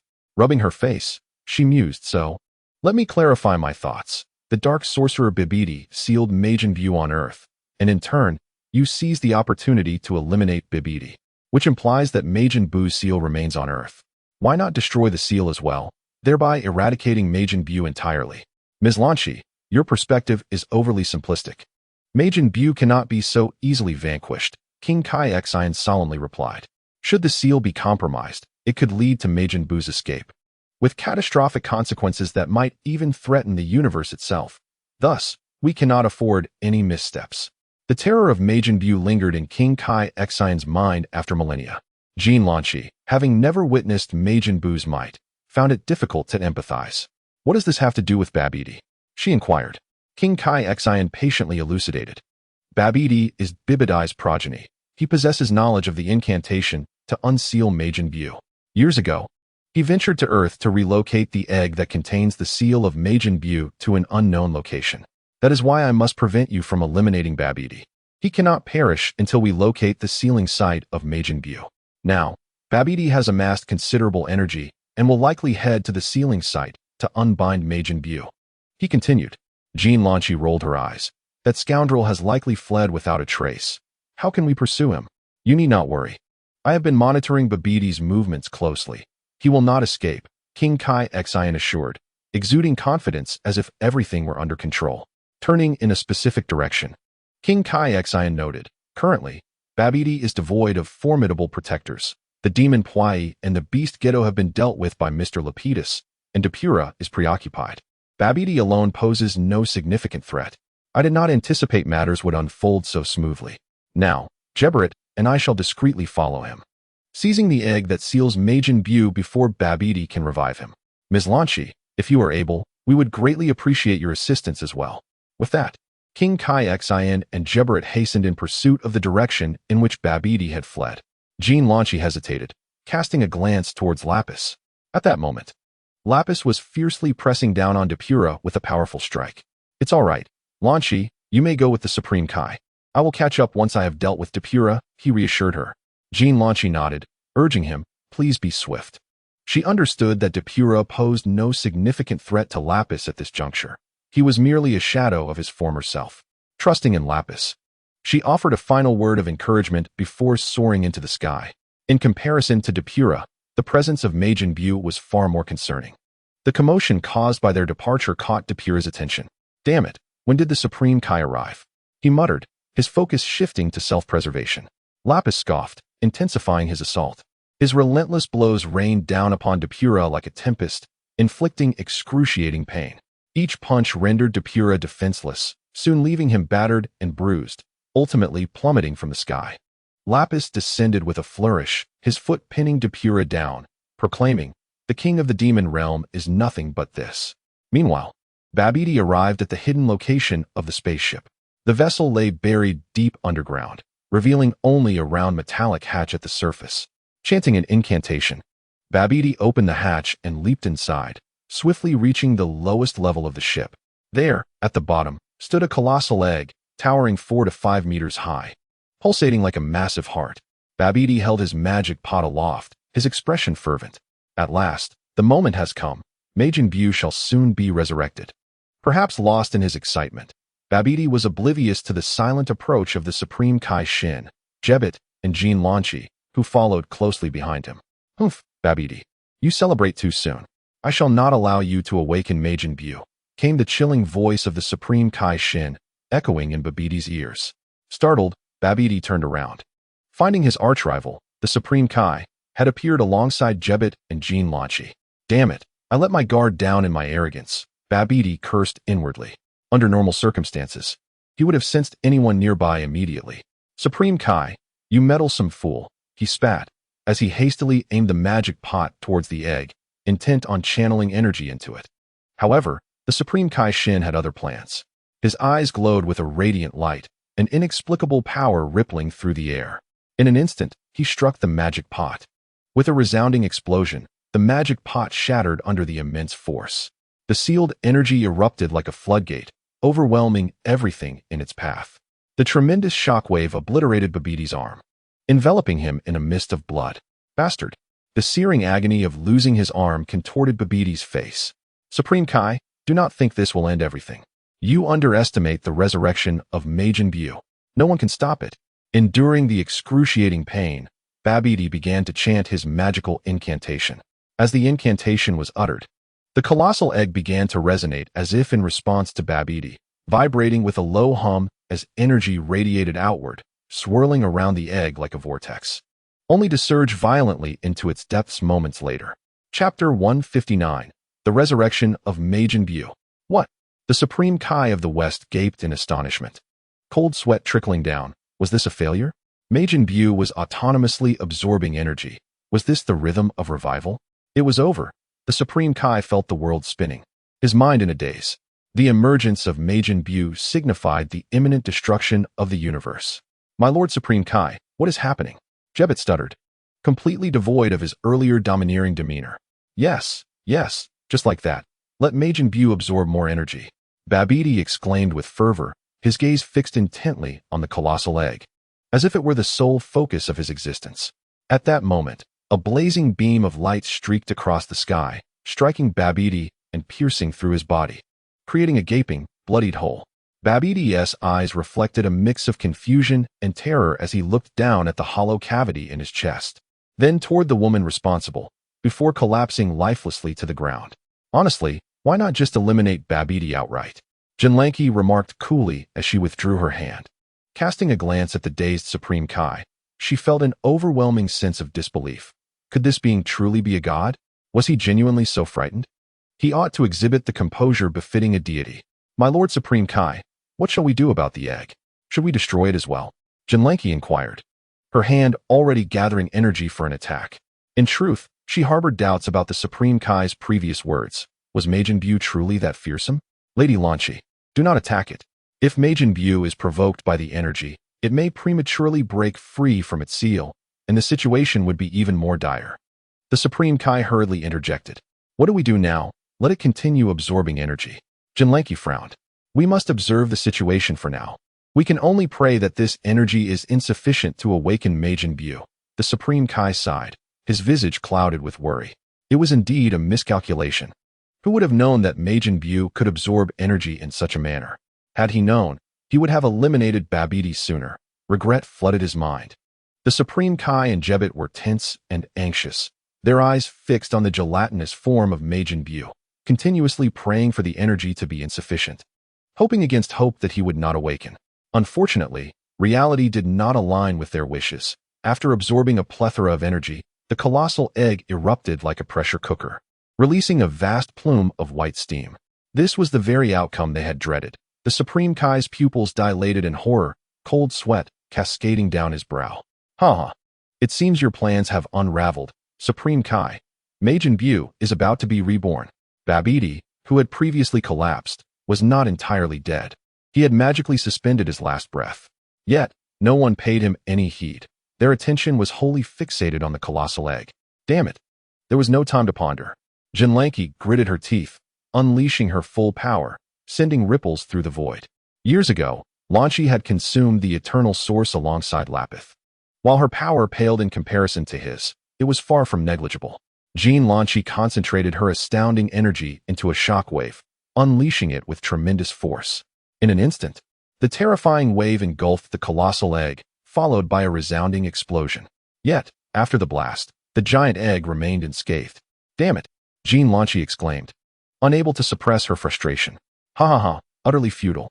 Such an attack is mere child's play for Majin Buu," Babidi chuckled. Suddenly, a cracking sound echoed as the egg shell shattered. The giant egg split in two, releasing a plume of white steam that transformed into pink mist, dispersing into the air. As the pink haze faded, the interior of the egg revealed itself to be completely empty. There was no sign of Majin Buu. Empty. Babidi was thrown into disarray. How could this be? Where is Majin Buu? Hilarity erupted from the Supreme Kai. What incredible fortune! Alas, Babidi, it appears that Majin Buu has been eradicated by the recent attack. He has likely become a mere husk over the years of confinement, incapable of regaining his former power, regardless of how much energy he absorbs. Thus, the universe is saved. How could this happen? Babidi fell into despair. No, something is amiss. Jean Lanchi clenched her fists, beads of sweat forming on her pale forehead. A profoundly malevolent aura was rapidly surging nearby, not from the ground, but from the sky. Jean Lanchi abruptly looked up. What she saw was the previously dissipated pink mist, now coalescing once more, swiftly forming a rotund figure. The Supreme Kai followed her gaze, his laughter abruptly ceasing. The pink mist swirled, gradually revealing the visage of a chubby figure appearing somewhat daft. "Is that Majin Buu?" Jean Lanchi inquired. The Supreme Kai nodded in stunned realization. "Indeed, it is Majin Buu. Even after 5 million years, I could never forget him." Yet, despite her desire to deem him harmless, the earlier overwhelming aura of evil compelled Jean Lanchi to refrain from speaking. Majin Buu descended to the ground, choosing to engage in his own amusement rather than attacking anyone present. He rolled, jumped, clapped, and frolicked, behaviors typically associated with malevolent villains, yet he remained incongruous with them. Nevertheless, the Supreme Kai and Jebbet remained on high alert, their bodies tense. There is no mistake. This is Majin Buu. The Supreme Kai reaffirmed to Jean Lanchi, his tension palpable. He doesn't seem inclined to attack us. Jean Lanchi was perplexed by Majin Buu's behavior. Perhaps it was due to the Grand Supreme Kai, 5 million years ago. After absorbing the Grand Supreme Kai, Majin Buu had taken on this benign appearance, allowing her to escape. Yet he was still the malevolent Majin Buu. The Supreme Kai gritted his teeth, his tone filled with indignation. Buu, I am Babidi, the son of the one who created you. I have spent considerable time reviving you. Babidi struggled to maintain his composure, shouting at Majin Buu. From this day forth, I am your master. Upon hearing Babidi's proclamation, Majin Buu paused his antics and approached him, making a funny face. Buu, I am your new master. You must obey my commands. Do you understand? Babidi managed to utter with great difficulty. As Majin Buu playfully contorted his face, Babidi seethed with frustration. How could this creature resemble a mischievous child? Unable to persuade him gently, Babidi resorted to more forceful measures. Aware that his own life was nearing its end and that he could no longer afford to waste time. I have perused my father's magical tomes and am well versed in the incantation required to seal you once more, he declared.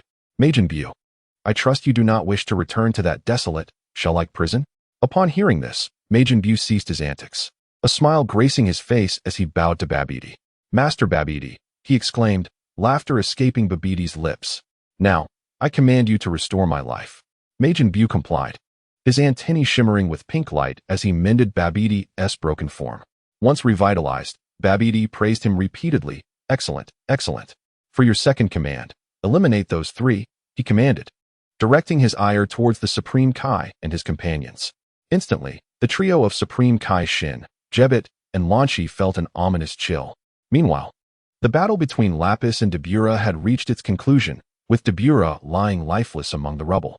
Lapis dusted off his attire, remarking on the formidable Dark Lord. It took considerable effort to vanquish you. He then gazed into the distance, sensing a powerful, sinister presence emerging. Could something unforeseen have occurred? He pondered, before taking flight towards the source. Chapter 160, Lapis vs. Majin Buu, Retreat. Majin Buu staggered towards Supreme Kai Shin, who, along with Jebbet and Lanchi, felt an overwhelming sense of dread. The aura emanating from Majin Buu was terrifying. This adversary is quite formidable, Lanchi remarked. Compared to this fiend, the previous Demon King, Dabura, was but a minor nuisance. Recognizing the insurmountable challenge, she shared a knowing glance with her companions. Supreme Kai, what should we do now? Jebbet stammered. Majin Buu is beyond our capabilities. Remaining here will surely lead to our demise. Supreme Kai Shin gritted his teeth, forcing himself to maintain composure. At this juncture, Majin Buu has escaped his seal. We are powerless. We must flee. Flee. Lanchi protested. Though he is strong, he has not reached a level that inspires utter despair. Moreover, Majin Buu will not allow us to escape so easily. Listen closely, Miss Lanchi. No one stands a chance against Majin Buu. To rephrase, there exists no being capable of defeating him. Even with Mr. Lapis here, he would still be no match for Majin Buu, Supreme Kai Shin asserted with conviction. Engaging in combat is futile. There is no need for needless sacrifice. Survival is our only hope. He gestured towards Jebbet, indicating the way to escape. Understanding his unspoken command, Jebbet swiftly placed his left hand on Supreme Kai Shin's back and his right hand on Lanchi's shoulder. Lanchi curled her lips. Since the Kaioshin had spoken so decisively, she would acquiesce.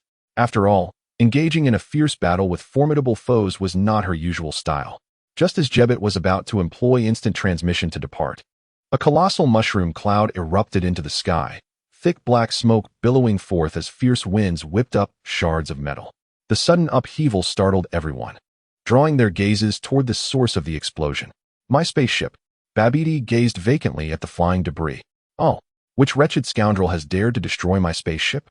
Amidst the swirling black smoke, a silhouette seemed to emerge. It's Lapis. I can sense his presence. Lanchi exclaimed, her heart soaring with joy upon detecting Lapis's aura through the thick haze. What? Mr. Lapis has arrived.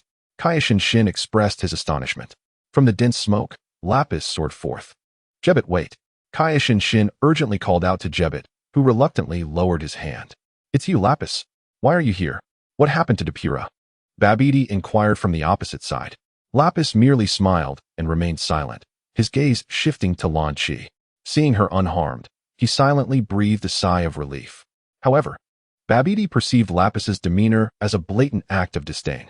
Humph, it seems you've disposed of Depura, a truly useless fellow. But that matters little compared to another issue. You just destroyed my spaceship. Babidi seethed, his expression filled with animosity. Lapis responded with a calm smile. Indeed, the method was a bit crude, but it was undeniably a shortcut. This spaceship is quite remarkable, possessing an entire world within it. Lapis surveyed his surroundings.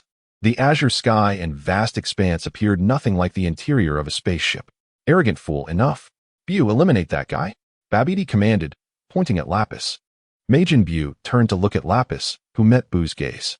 Bu, with his unremarkable features, appeared rather foolish. That ugly-faced fellow, is he Majin Bu? Lapis remarked nonchalantly. What does ugly-faced mean? Bu asked, tilting his head in confusion. Babidi clarified, it means you look ugly. Oh, so that's what it means. Bu nodded, grinning innocently. Suddenly, Majin Bu unleashed a far more terrifying aura, steam billowing from the holes in his head. Babidi, feeling a twinge of fear, stepped aside. What a comical fellow, Lapis remarked, his smile unwavering, though his expression turned grave. Despite the levity, Majin Bu's energy was undeniably formidable, the most powerful entity Lapis had encountered thus far. I'm angry now. I will kill you. Kill you. Majin Bu's gaze turned ferocious, pounding his chest like a great gorilla. Lan Chi, Kaish and Shin, and Jebet flew to Lapis's side. The King of Worlds, Shin, extended his hand urgently. Hurry, Mr. Lapis, leave with us. Majin Bu is not an adversary we can confront. How can we know without trying? Perhaps we could defeat him, Lapis shrugged, disregarding Shin's outstretched hand as he took a few steps forward. You all should leave this place, he insisted. Mr. Lapis, this is not the time for reckless bravado, Shin implored, anxiety etched across his face. Lord Kai, let Lapis engage Majin Bu. After all, you have a means to escape, right? Even if the battle turns against him, it would not be too late to flee, Lan Chi chimed in cheerfully. Honestly, both of you are the same, Shin sighed, rubbing his forehead in exasperation. Well, it has come to this. Mr. Lapis, fight without worry. Should the situation grow dire, Jebet can teleport us away. Teleportation. Lapis echoed in surprise. This Jebet can also teleport? Also, Shin queried, perplexed. Do you possess the ability to teleport, Mr. Lapis? No, but a friend of mine can. Lapis replied, turning his gaze toward Majin Bu. What lay ahead would undoubtedly be a fierce confrontation. This foe was far more formidable than Dubra. Lapis's expression sharpened, his aura surging like a tempest. Lan Chi, Shin, and Jebet prudently stepped back. With a crackling sound, arcs of silver lightning danced around Lapis, waves of energy cascading outward. Under this pressure, Majin Bu's plump visage rippled like water, appearing rather comical. As Lapis reached the zenith of his power, he slightly bent his body, resembling a thunderclap erupting from solid ground, causing the earth to crack like a spider's web. Huh! Lapis suddenly unleashed a palm strike.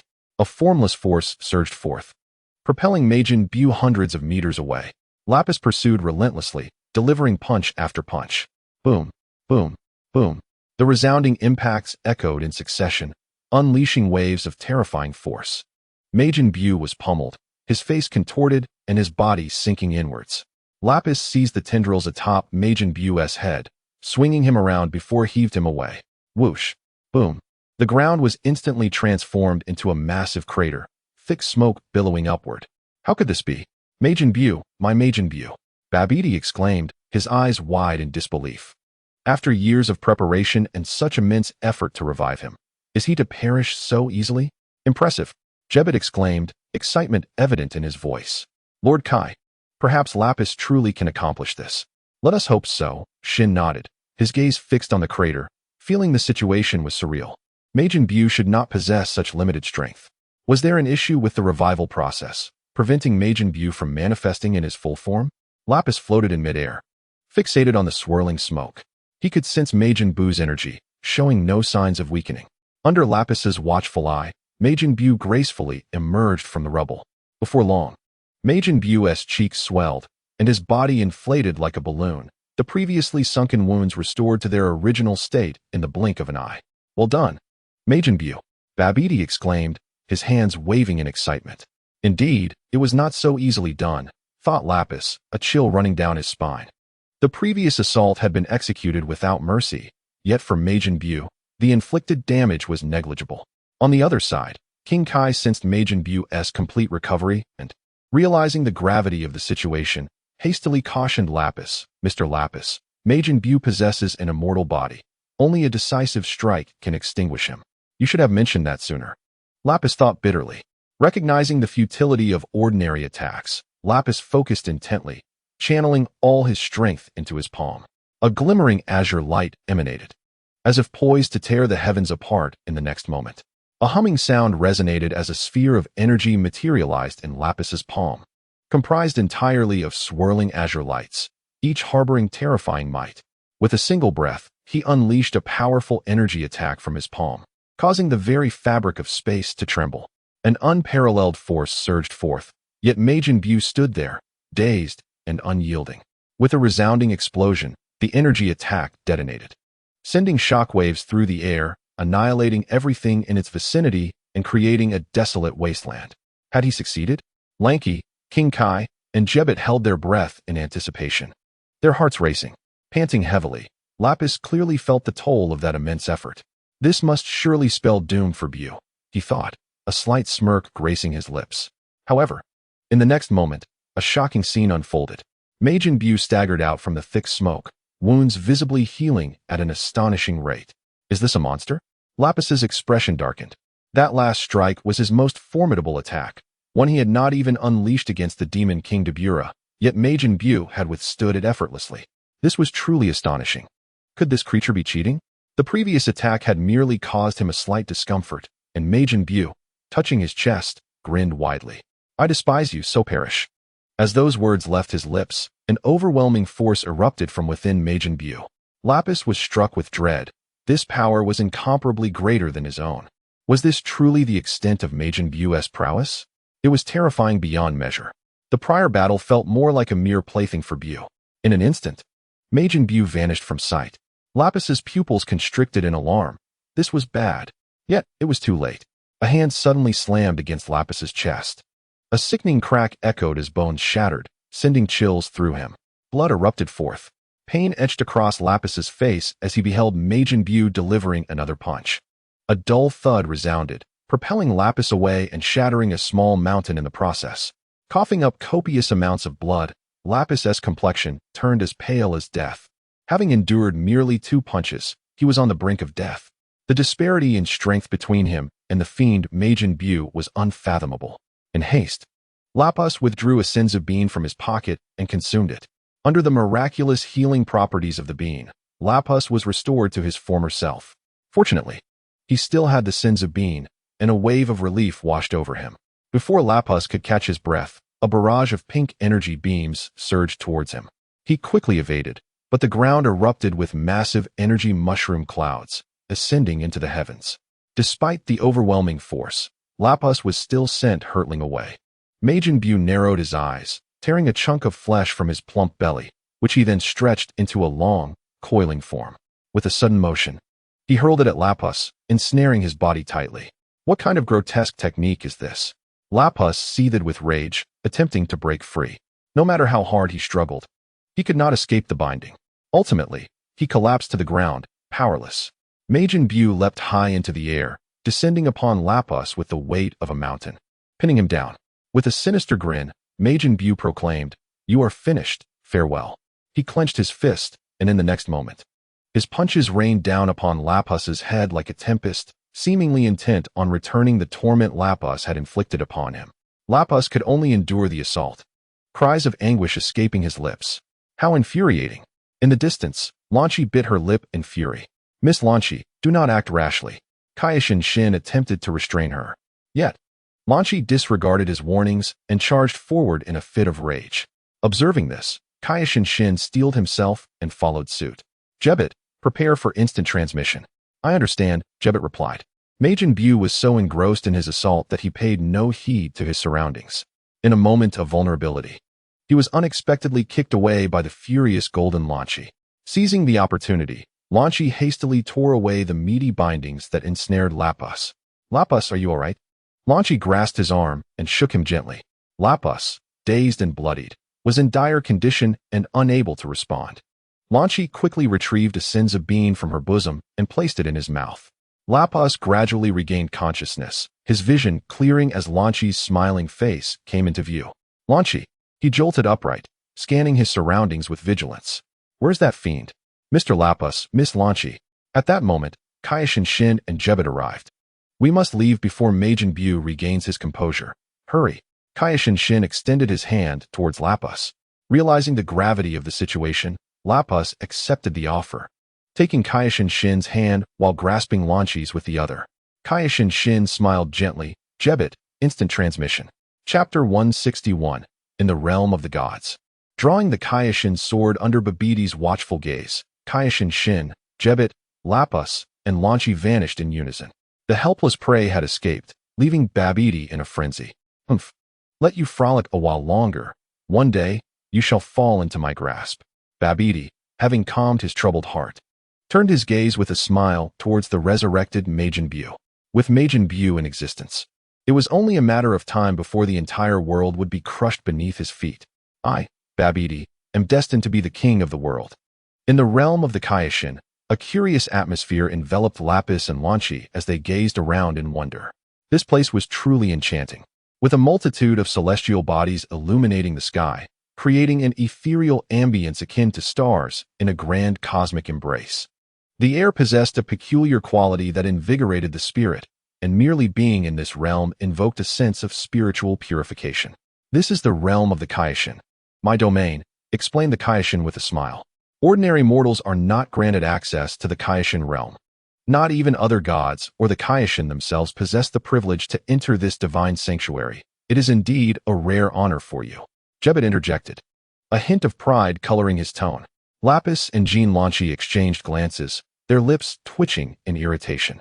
An urge to strike him suddenly surged within them. Well, I suppose we've narrowly escaped with our lives. Majin Buu is truly terrifying, even overpowering Lapis, remarked Jean Lanchi. Speaking of which, it is all the fault of Lord Kaioshin and Jebet. If you hadn't prevented me from eliminating Babiti, Majin Buu would never have had the chance to revive. Jean Lanchi accused, her voice tinged with indignation. The two men felt a twinge of shame at being chastised by a mere woman. It was my miscalculation. Initially, I aimed to retrieve the sealing egg of Majin Buu and simultaneously dispose of Babiti, but things did not go as planned, admitted the Kaioshin, acknowledging his error gracefully. Lanchi, Lord Kaioshin did not act with ill intent, Lapis added. Humph. Jean Lanchi crossed her arms defiantly, turning her head away. Lord Kaioshin, how shall we confront Majin Buu? This fiend possesses not only terrifying power but also an immortal essence, rendering ordinary methods futile in his destruction, Lapis inquired, fully aware of Majin Buu's formidable nature after their previous encounter. Indeed, this is precisely why I brought you to the Kaioshin realm, the Kaioshin responded with a smile. If it is Mr. Lapis, surely you can draw forth the Kaioshin sword to vanquish Majin Buu. The Kaioshin sword? Lapis questioned, puzzled. The Kaioshin sword? Jebet exclaimed, his mouth agape in disbelief. Lord Kaioshin, are you referring to the legendary Sword of the Sacred Realm? He asked again, uncertain of his hearing. Indeed. The Kaioshin confirmed with a nod. Hey, what is this riddle you're spinning? What is the Kaioshin sword, and is it truly formidable? Jean Lanchi asked, cradling her ominous fortune. The Kaioshin sword is no ordinary object. It is a divine sword that has been passed down through countless generations in the sacred realm. Jebet declared. Legend has it that once drawn, the wielder gains immeasurable power. Jean Lanchi raised an eyebrow, speaking with confidence. It sounds like a tale straight out of mythology. A prince drawing the hero's sword to defeat a dragon. Huh. As she spoke, laughter bubbled forth from her lips. Jebet, veins throbbing on his forehead, replied. Though it may sound fantastical, it is indeed the lore that has been passed through the ages in our sacred realm. The Kaioshin was unperturbed by their banter. As far as I am aware, no one has ever succeeded in drawing forth the sword of the king of the worlds, not even the previous generations of kings. However, Mr. Lapis possesses an extraordinary power within him, and I believe you may be able to extract the divine sword. The king of the worlds, Sin, stated. To draw the sword of the king of the worlds and acquire unparalleled strength? Now that sounds intriguing, Lapis remarked with a slight smile. Lord King of the Worlds, are you truly intent on pursuing this? Could it not be considered rash? Throughout history, none have succeeded in extracting the divine sword. Although Lapis possesses considerable power, the chances of a mere mortal achieving what even the kings could not seems exceedingly slim. Jebet expressed doubt about a mortal accomplishing what the kings themselves had failed to achieve. Trying one tea hurt, King Sin waved his hand dismissively. Humph. Just because the kings of the past could not accomplish such feats does not imply that Lapis cannot. Jinlanki retorted in annoyance towards Jebet. Follow me, commanded King Sin, ascending into the air. Observing this, Jebet ceased his objections and followed suit, with Lapis and Jinlanki closely trailing behind. In the sky, Jebet furrowed his brow, his gaze landing upon Lapis's tattered clothing, a remnant of battle. Your attire is rather incongruous with the divine realm, he remarked. Upon finishing his statement, Jebet cast a spell, restoring Lapis's garments to their original state. Thank you, Lapis expressed his gratitude. I didn't expect you to possess such kindness, Jinlanki remarked, impressed. After this brief interlude, the group soon arrived at a towering rocky peak. Before them stood an ancient sword, most of its blade embedded within the rock, with only a small portion of the blade and hilt visible, gleaming with a chilling radiance and an edge of unparalleled sharpness. Lapis sensed that this sword was no ordinary item. Mr. Lapis, please give the sword a try. King Sin gestured invitingly. Lapis approached the sword of the king of the worlds, bending slightly and adopting a stance, gripping the hilt firmly. Taking a deep breath, he declared, I shall begin now. As his words fell, Lapis summoned his strength, gripping the hilt with all his might in an attempt to draw it forth. He strained, veins bulging on his forehead. Teeth clenched as he exerted every ounce of his power. Yet, the sword of the king of the worlds remained steadfastly embedded in the rock, unmoving. With a sudden miscalculation, Lapis lost his grip on the hilt. Propelled by inertia, he stumbled and fell, his head meeting the ground with a resounding thud. The massive rocky peak trembled violently. Hiss! Lapis inhaled sharply, blowing on his reddened hands. It seems I have failed. As anticipated, Jebet's voice chimed in at an inopportune moment. Jebet, silence yourself and observe. King Sin reprimanded sharply. Jebet, begrudgingly, sealed his lips. Indeed, if you refrain from speaking, no one will mistake you for a mute, Jinlanki quickly added, taking a jab at him. Mr. Lapis, are you still able to proceed? Inquired King Sin. Lapis nodded. I shall attempt once more. With renewed fervor, Lapis unleashed his energy, a white aura crackling with intensity. Gripping the sword once more, he shouted, Ha! As the force in Lapith's hands intensified, the air resonated with a buzzing sound. The rocky peak beneath him began to fracture, spreading like a spider's web. The king of all gods' sword stirred. With a subtle movement, it slowly detached from the rocky ground. Come out. Lapith exerted himself, and suddenly drew forth the king of all gods' sword.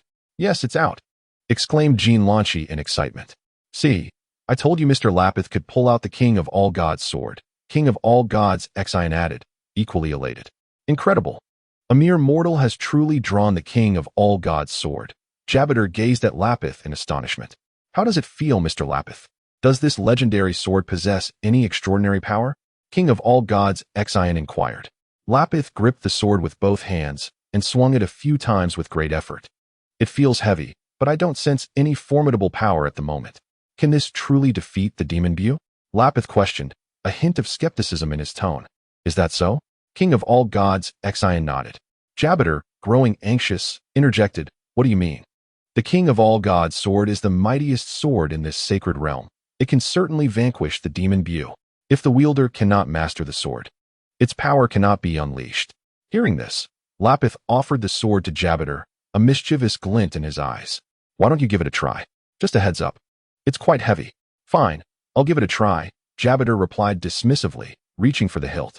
Lapith smirked slightly and then released his grip. Jabber's expression changed abruptly. An indescribable heaviness overwhelmed him, forcing him to relinquish his hold. With a thud, the sword struck the ground, embedding itself deeply. TSK. Someone who can't even hold the sword shouldn't be so proud, Jinlanki said with disdain. Jabber's face turned crimson with embarrassment, wishing to vanish into the ground. How humiliating. Facing the peculiar gazes of the three, Jabber feigned calmness, clearing his throat. In any case, Lapith, you must wield the sword with ease to unleash its power. There was some truth to Jabber's words, as king of all gods, Exion interjected to diffuse the tension. Mr. Lapith, we shall rely on you from here on. Chapter 162, Serlo's Broken Sword. The old king of all gods appears 3 days later. Lapith wielded the sword, and with each swing, sharp sword energy erupted forth. Clap, clap, clap. Jean Lanchi clapped enthusiastically. Lapith is doing splendidly. Truly remarkable. In just 3 days, he has already mastered the king of all gods' sword. King of all gods, Exion expressed with heartfelt admiration. Indeed, Jabber nodded in agreement. Lapith's performance over the past few days had significantly altered his perception of mortals. There are indeed beings among mortals who can rival the gods. By the way, Lanchi, you and Lapith are both from Earth, right? In terms of potential, this race is not particularly outstanding among all human races in the universe. One might even say it's quite lacking. How is it that both of you possess such strength? King of all gods, Exion asked curiously. Jean Lanchi chuckled softly. This is our little secret. I cannot divulge it to you, and you mustn't pry into my innermost thoughts. Otherwise, she waved her fist, issuing a fierce warning. Many years prior, while wandering the demon realm with Labizi, she inadvertently consumed the legendary treasure of the demon clan, the eternal source, which bestowed upon her immense power at a great cost, nearly leading to her demise at the hands of the demons. Fortuitously, she encountered Su Luo, who helped her escape the torment of the demon realm. Consequently, Jean Lanchi was reluctant to share these experiences with others to avoid unnecessary complications, even with the realm king god. Do not misunderstand. I am merely curious. If you choose not to share, that is perfectly acceptable, and I shall not intrude upon your thoughts, the realm king god Exion remarked. Meanwhile, in another part of the realm king god's domain, Su Luo arrived quietly. Is this the realm king god's realm? Su Luo gazed around, his golden eyes flickering with surprise. The natural energy here was extraordinarily rich, likely a result of being the residence of successive realm king gods, infused with a divine aura. In some respects, it could rival the high-level secret realms of the endless dimensions of the time realm. A splendid place, Su Luo mused to himself. As he had suspected, the environment of the realm king god's domain was indeed conducive to nurturing the spirit tree. In fact, the spirit tree was meant to thrive in the divine realm. Nevertheless, this was the territory of the realm king god, and it would be prudent to consult him. With his thoughts set, Su Luo extended his divine consciousness to envelop the realm king god's realm, beginning his search for the realm king god. After a while, his expression shifted to one of confusion. How could Labizi and Lanchi be mingling with the realm king god? Su Luo murmured softly. In an instant, he stepped forward, traversing the void, and appeared beside the realm king god Exion. Unbeknownst to Exion, he remained fixated on Labizi's swordplay. Su Luo's voice was not loud, yet it was sufficient for all present to hear. The realm king god Exion was startled, turning to see a young man he did not recognize beside him. Who are you? Jia stammered, quickly adopting a defensive stance. Brother Su Luo. Labizi ceased his swordplay and hurried to Su Luo's side. It has been a long time, Labizi, Su Luo replied with a smile. It feels like nearly a decade since our last parting. Hee, Brother Su Luo. What a coincidence to meet here. Jean Lanchi greeted him with a cheerful smile. I must say, I am quite surprised, Su Luo responded, nodding with a smile as his gaze shifted to the realm king god. Greetings, realm king god. It is a pleasure to meet you. I am Su Luo. He completely disregarded Jebitu. Jebitu was displeased, exclaiming in anger, how audacious. A mere mortal dares to address the realm king god so casually. Is there a problem? Su Luo glanced indifferently at Jebitu. Meeting Su Luo's calm, yet commanding golden gaze, Jebitu felt his very soul quiver, as if standing before a supreme deity, while he himself was but a minuscule insect.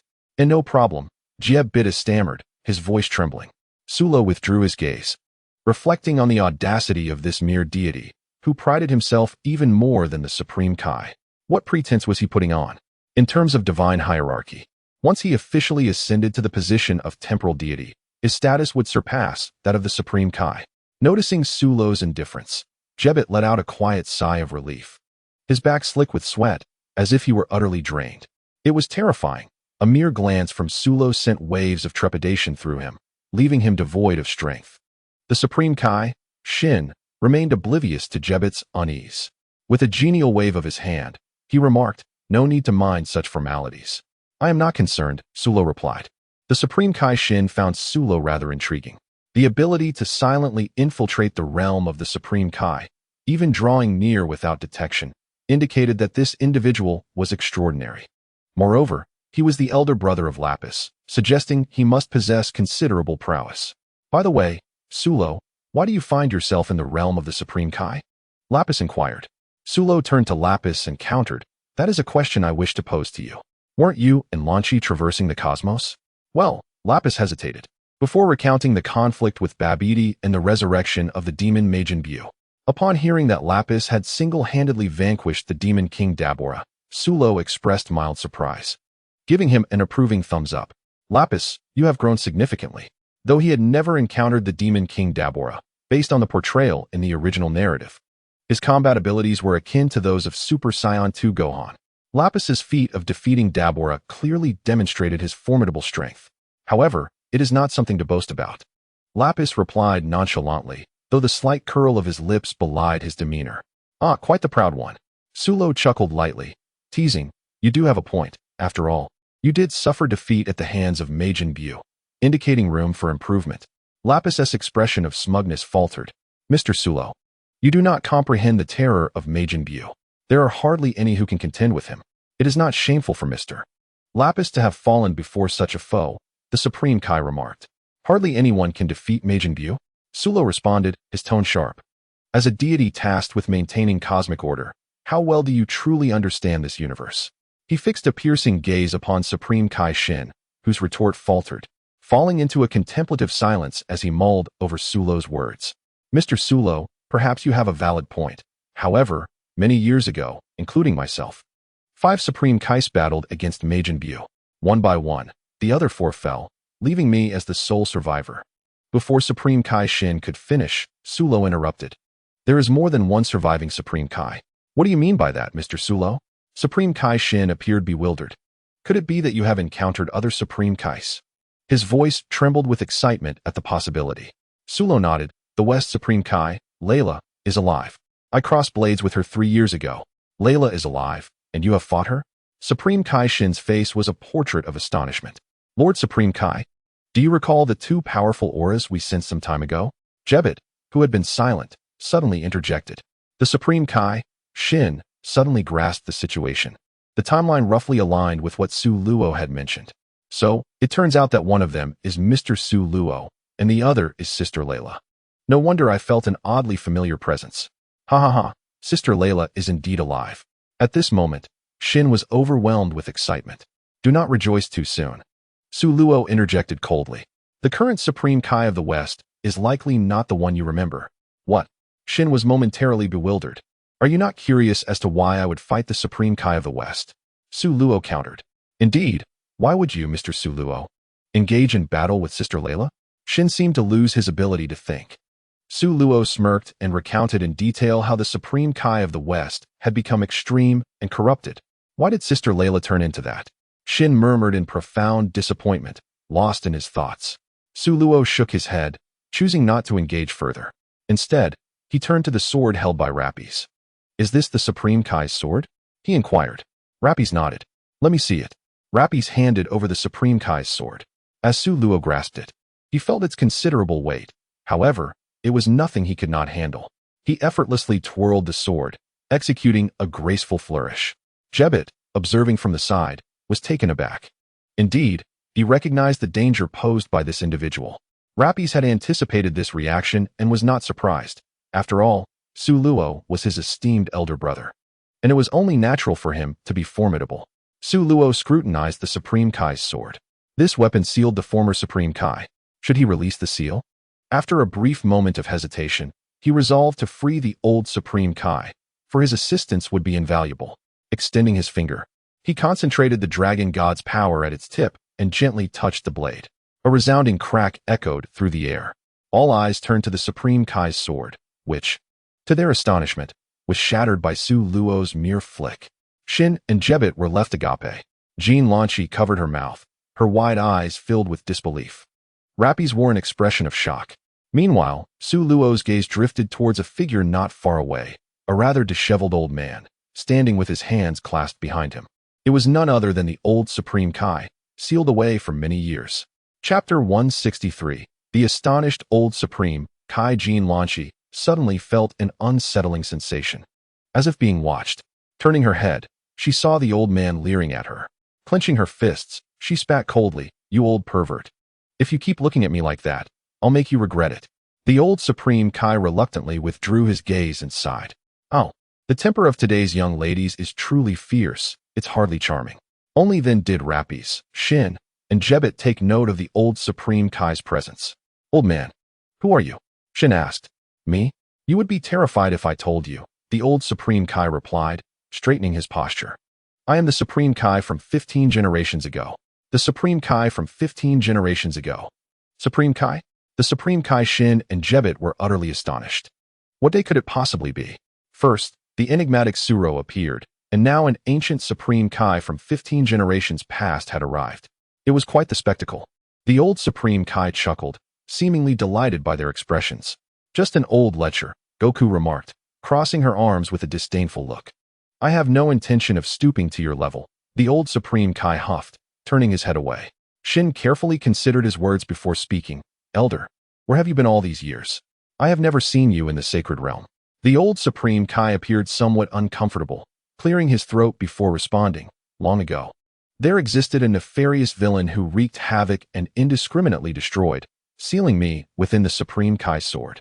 He must have feared me. Indeed, that is the only explanation." The more he spoke, the more animated he became. Suro quietly observed the old Supreme Kai's boastful tales, refraining from exposing the elder's clumsy fabrications. After all, having been sealed by the god of destruction, Beerus, for so many years, it was quite a feat to still be alive. As one of the highest deities in the universe, the Supreme Kai was constantly overshadowed by the god of destruction due to their disparity in power, a rather humiliating situation. In the original work, it was evident that the comedic duo of Supreme Kai Shin and Jebet had their moment of glory upon their introduction, only to subsequently dwindle into mere comedic relief. However, I had thought that the one to draw the Supreme Kai sword and release me would be a Supreme Kai from a previous generation, not a mere Earthling. The old Supreme Kai remarked, casting a sidelong glance at Shin, his tone tinged with disappointment. "I sincerely apologize," Shin replied, his head bowed in shame. The old Supreme Kai then turned his gaze towards Suro. As an ancient deity who had lived for countless ages, his discerning eyes easily recognized Suro's extraordinary nature. "Suro, the power you wielded when you broke the sword seems to have touched upon the realm of divinity, and your existence transcends that of mere mortals, approaching the dimensional plane of the supreme gods.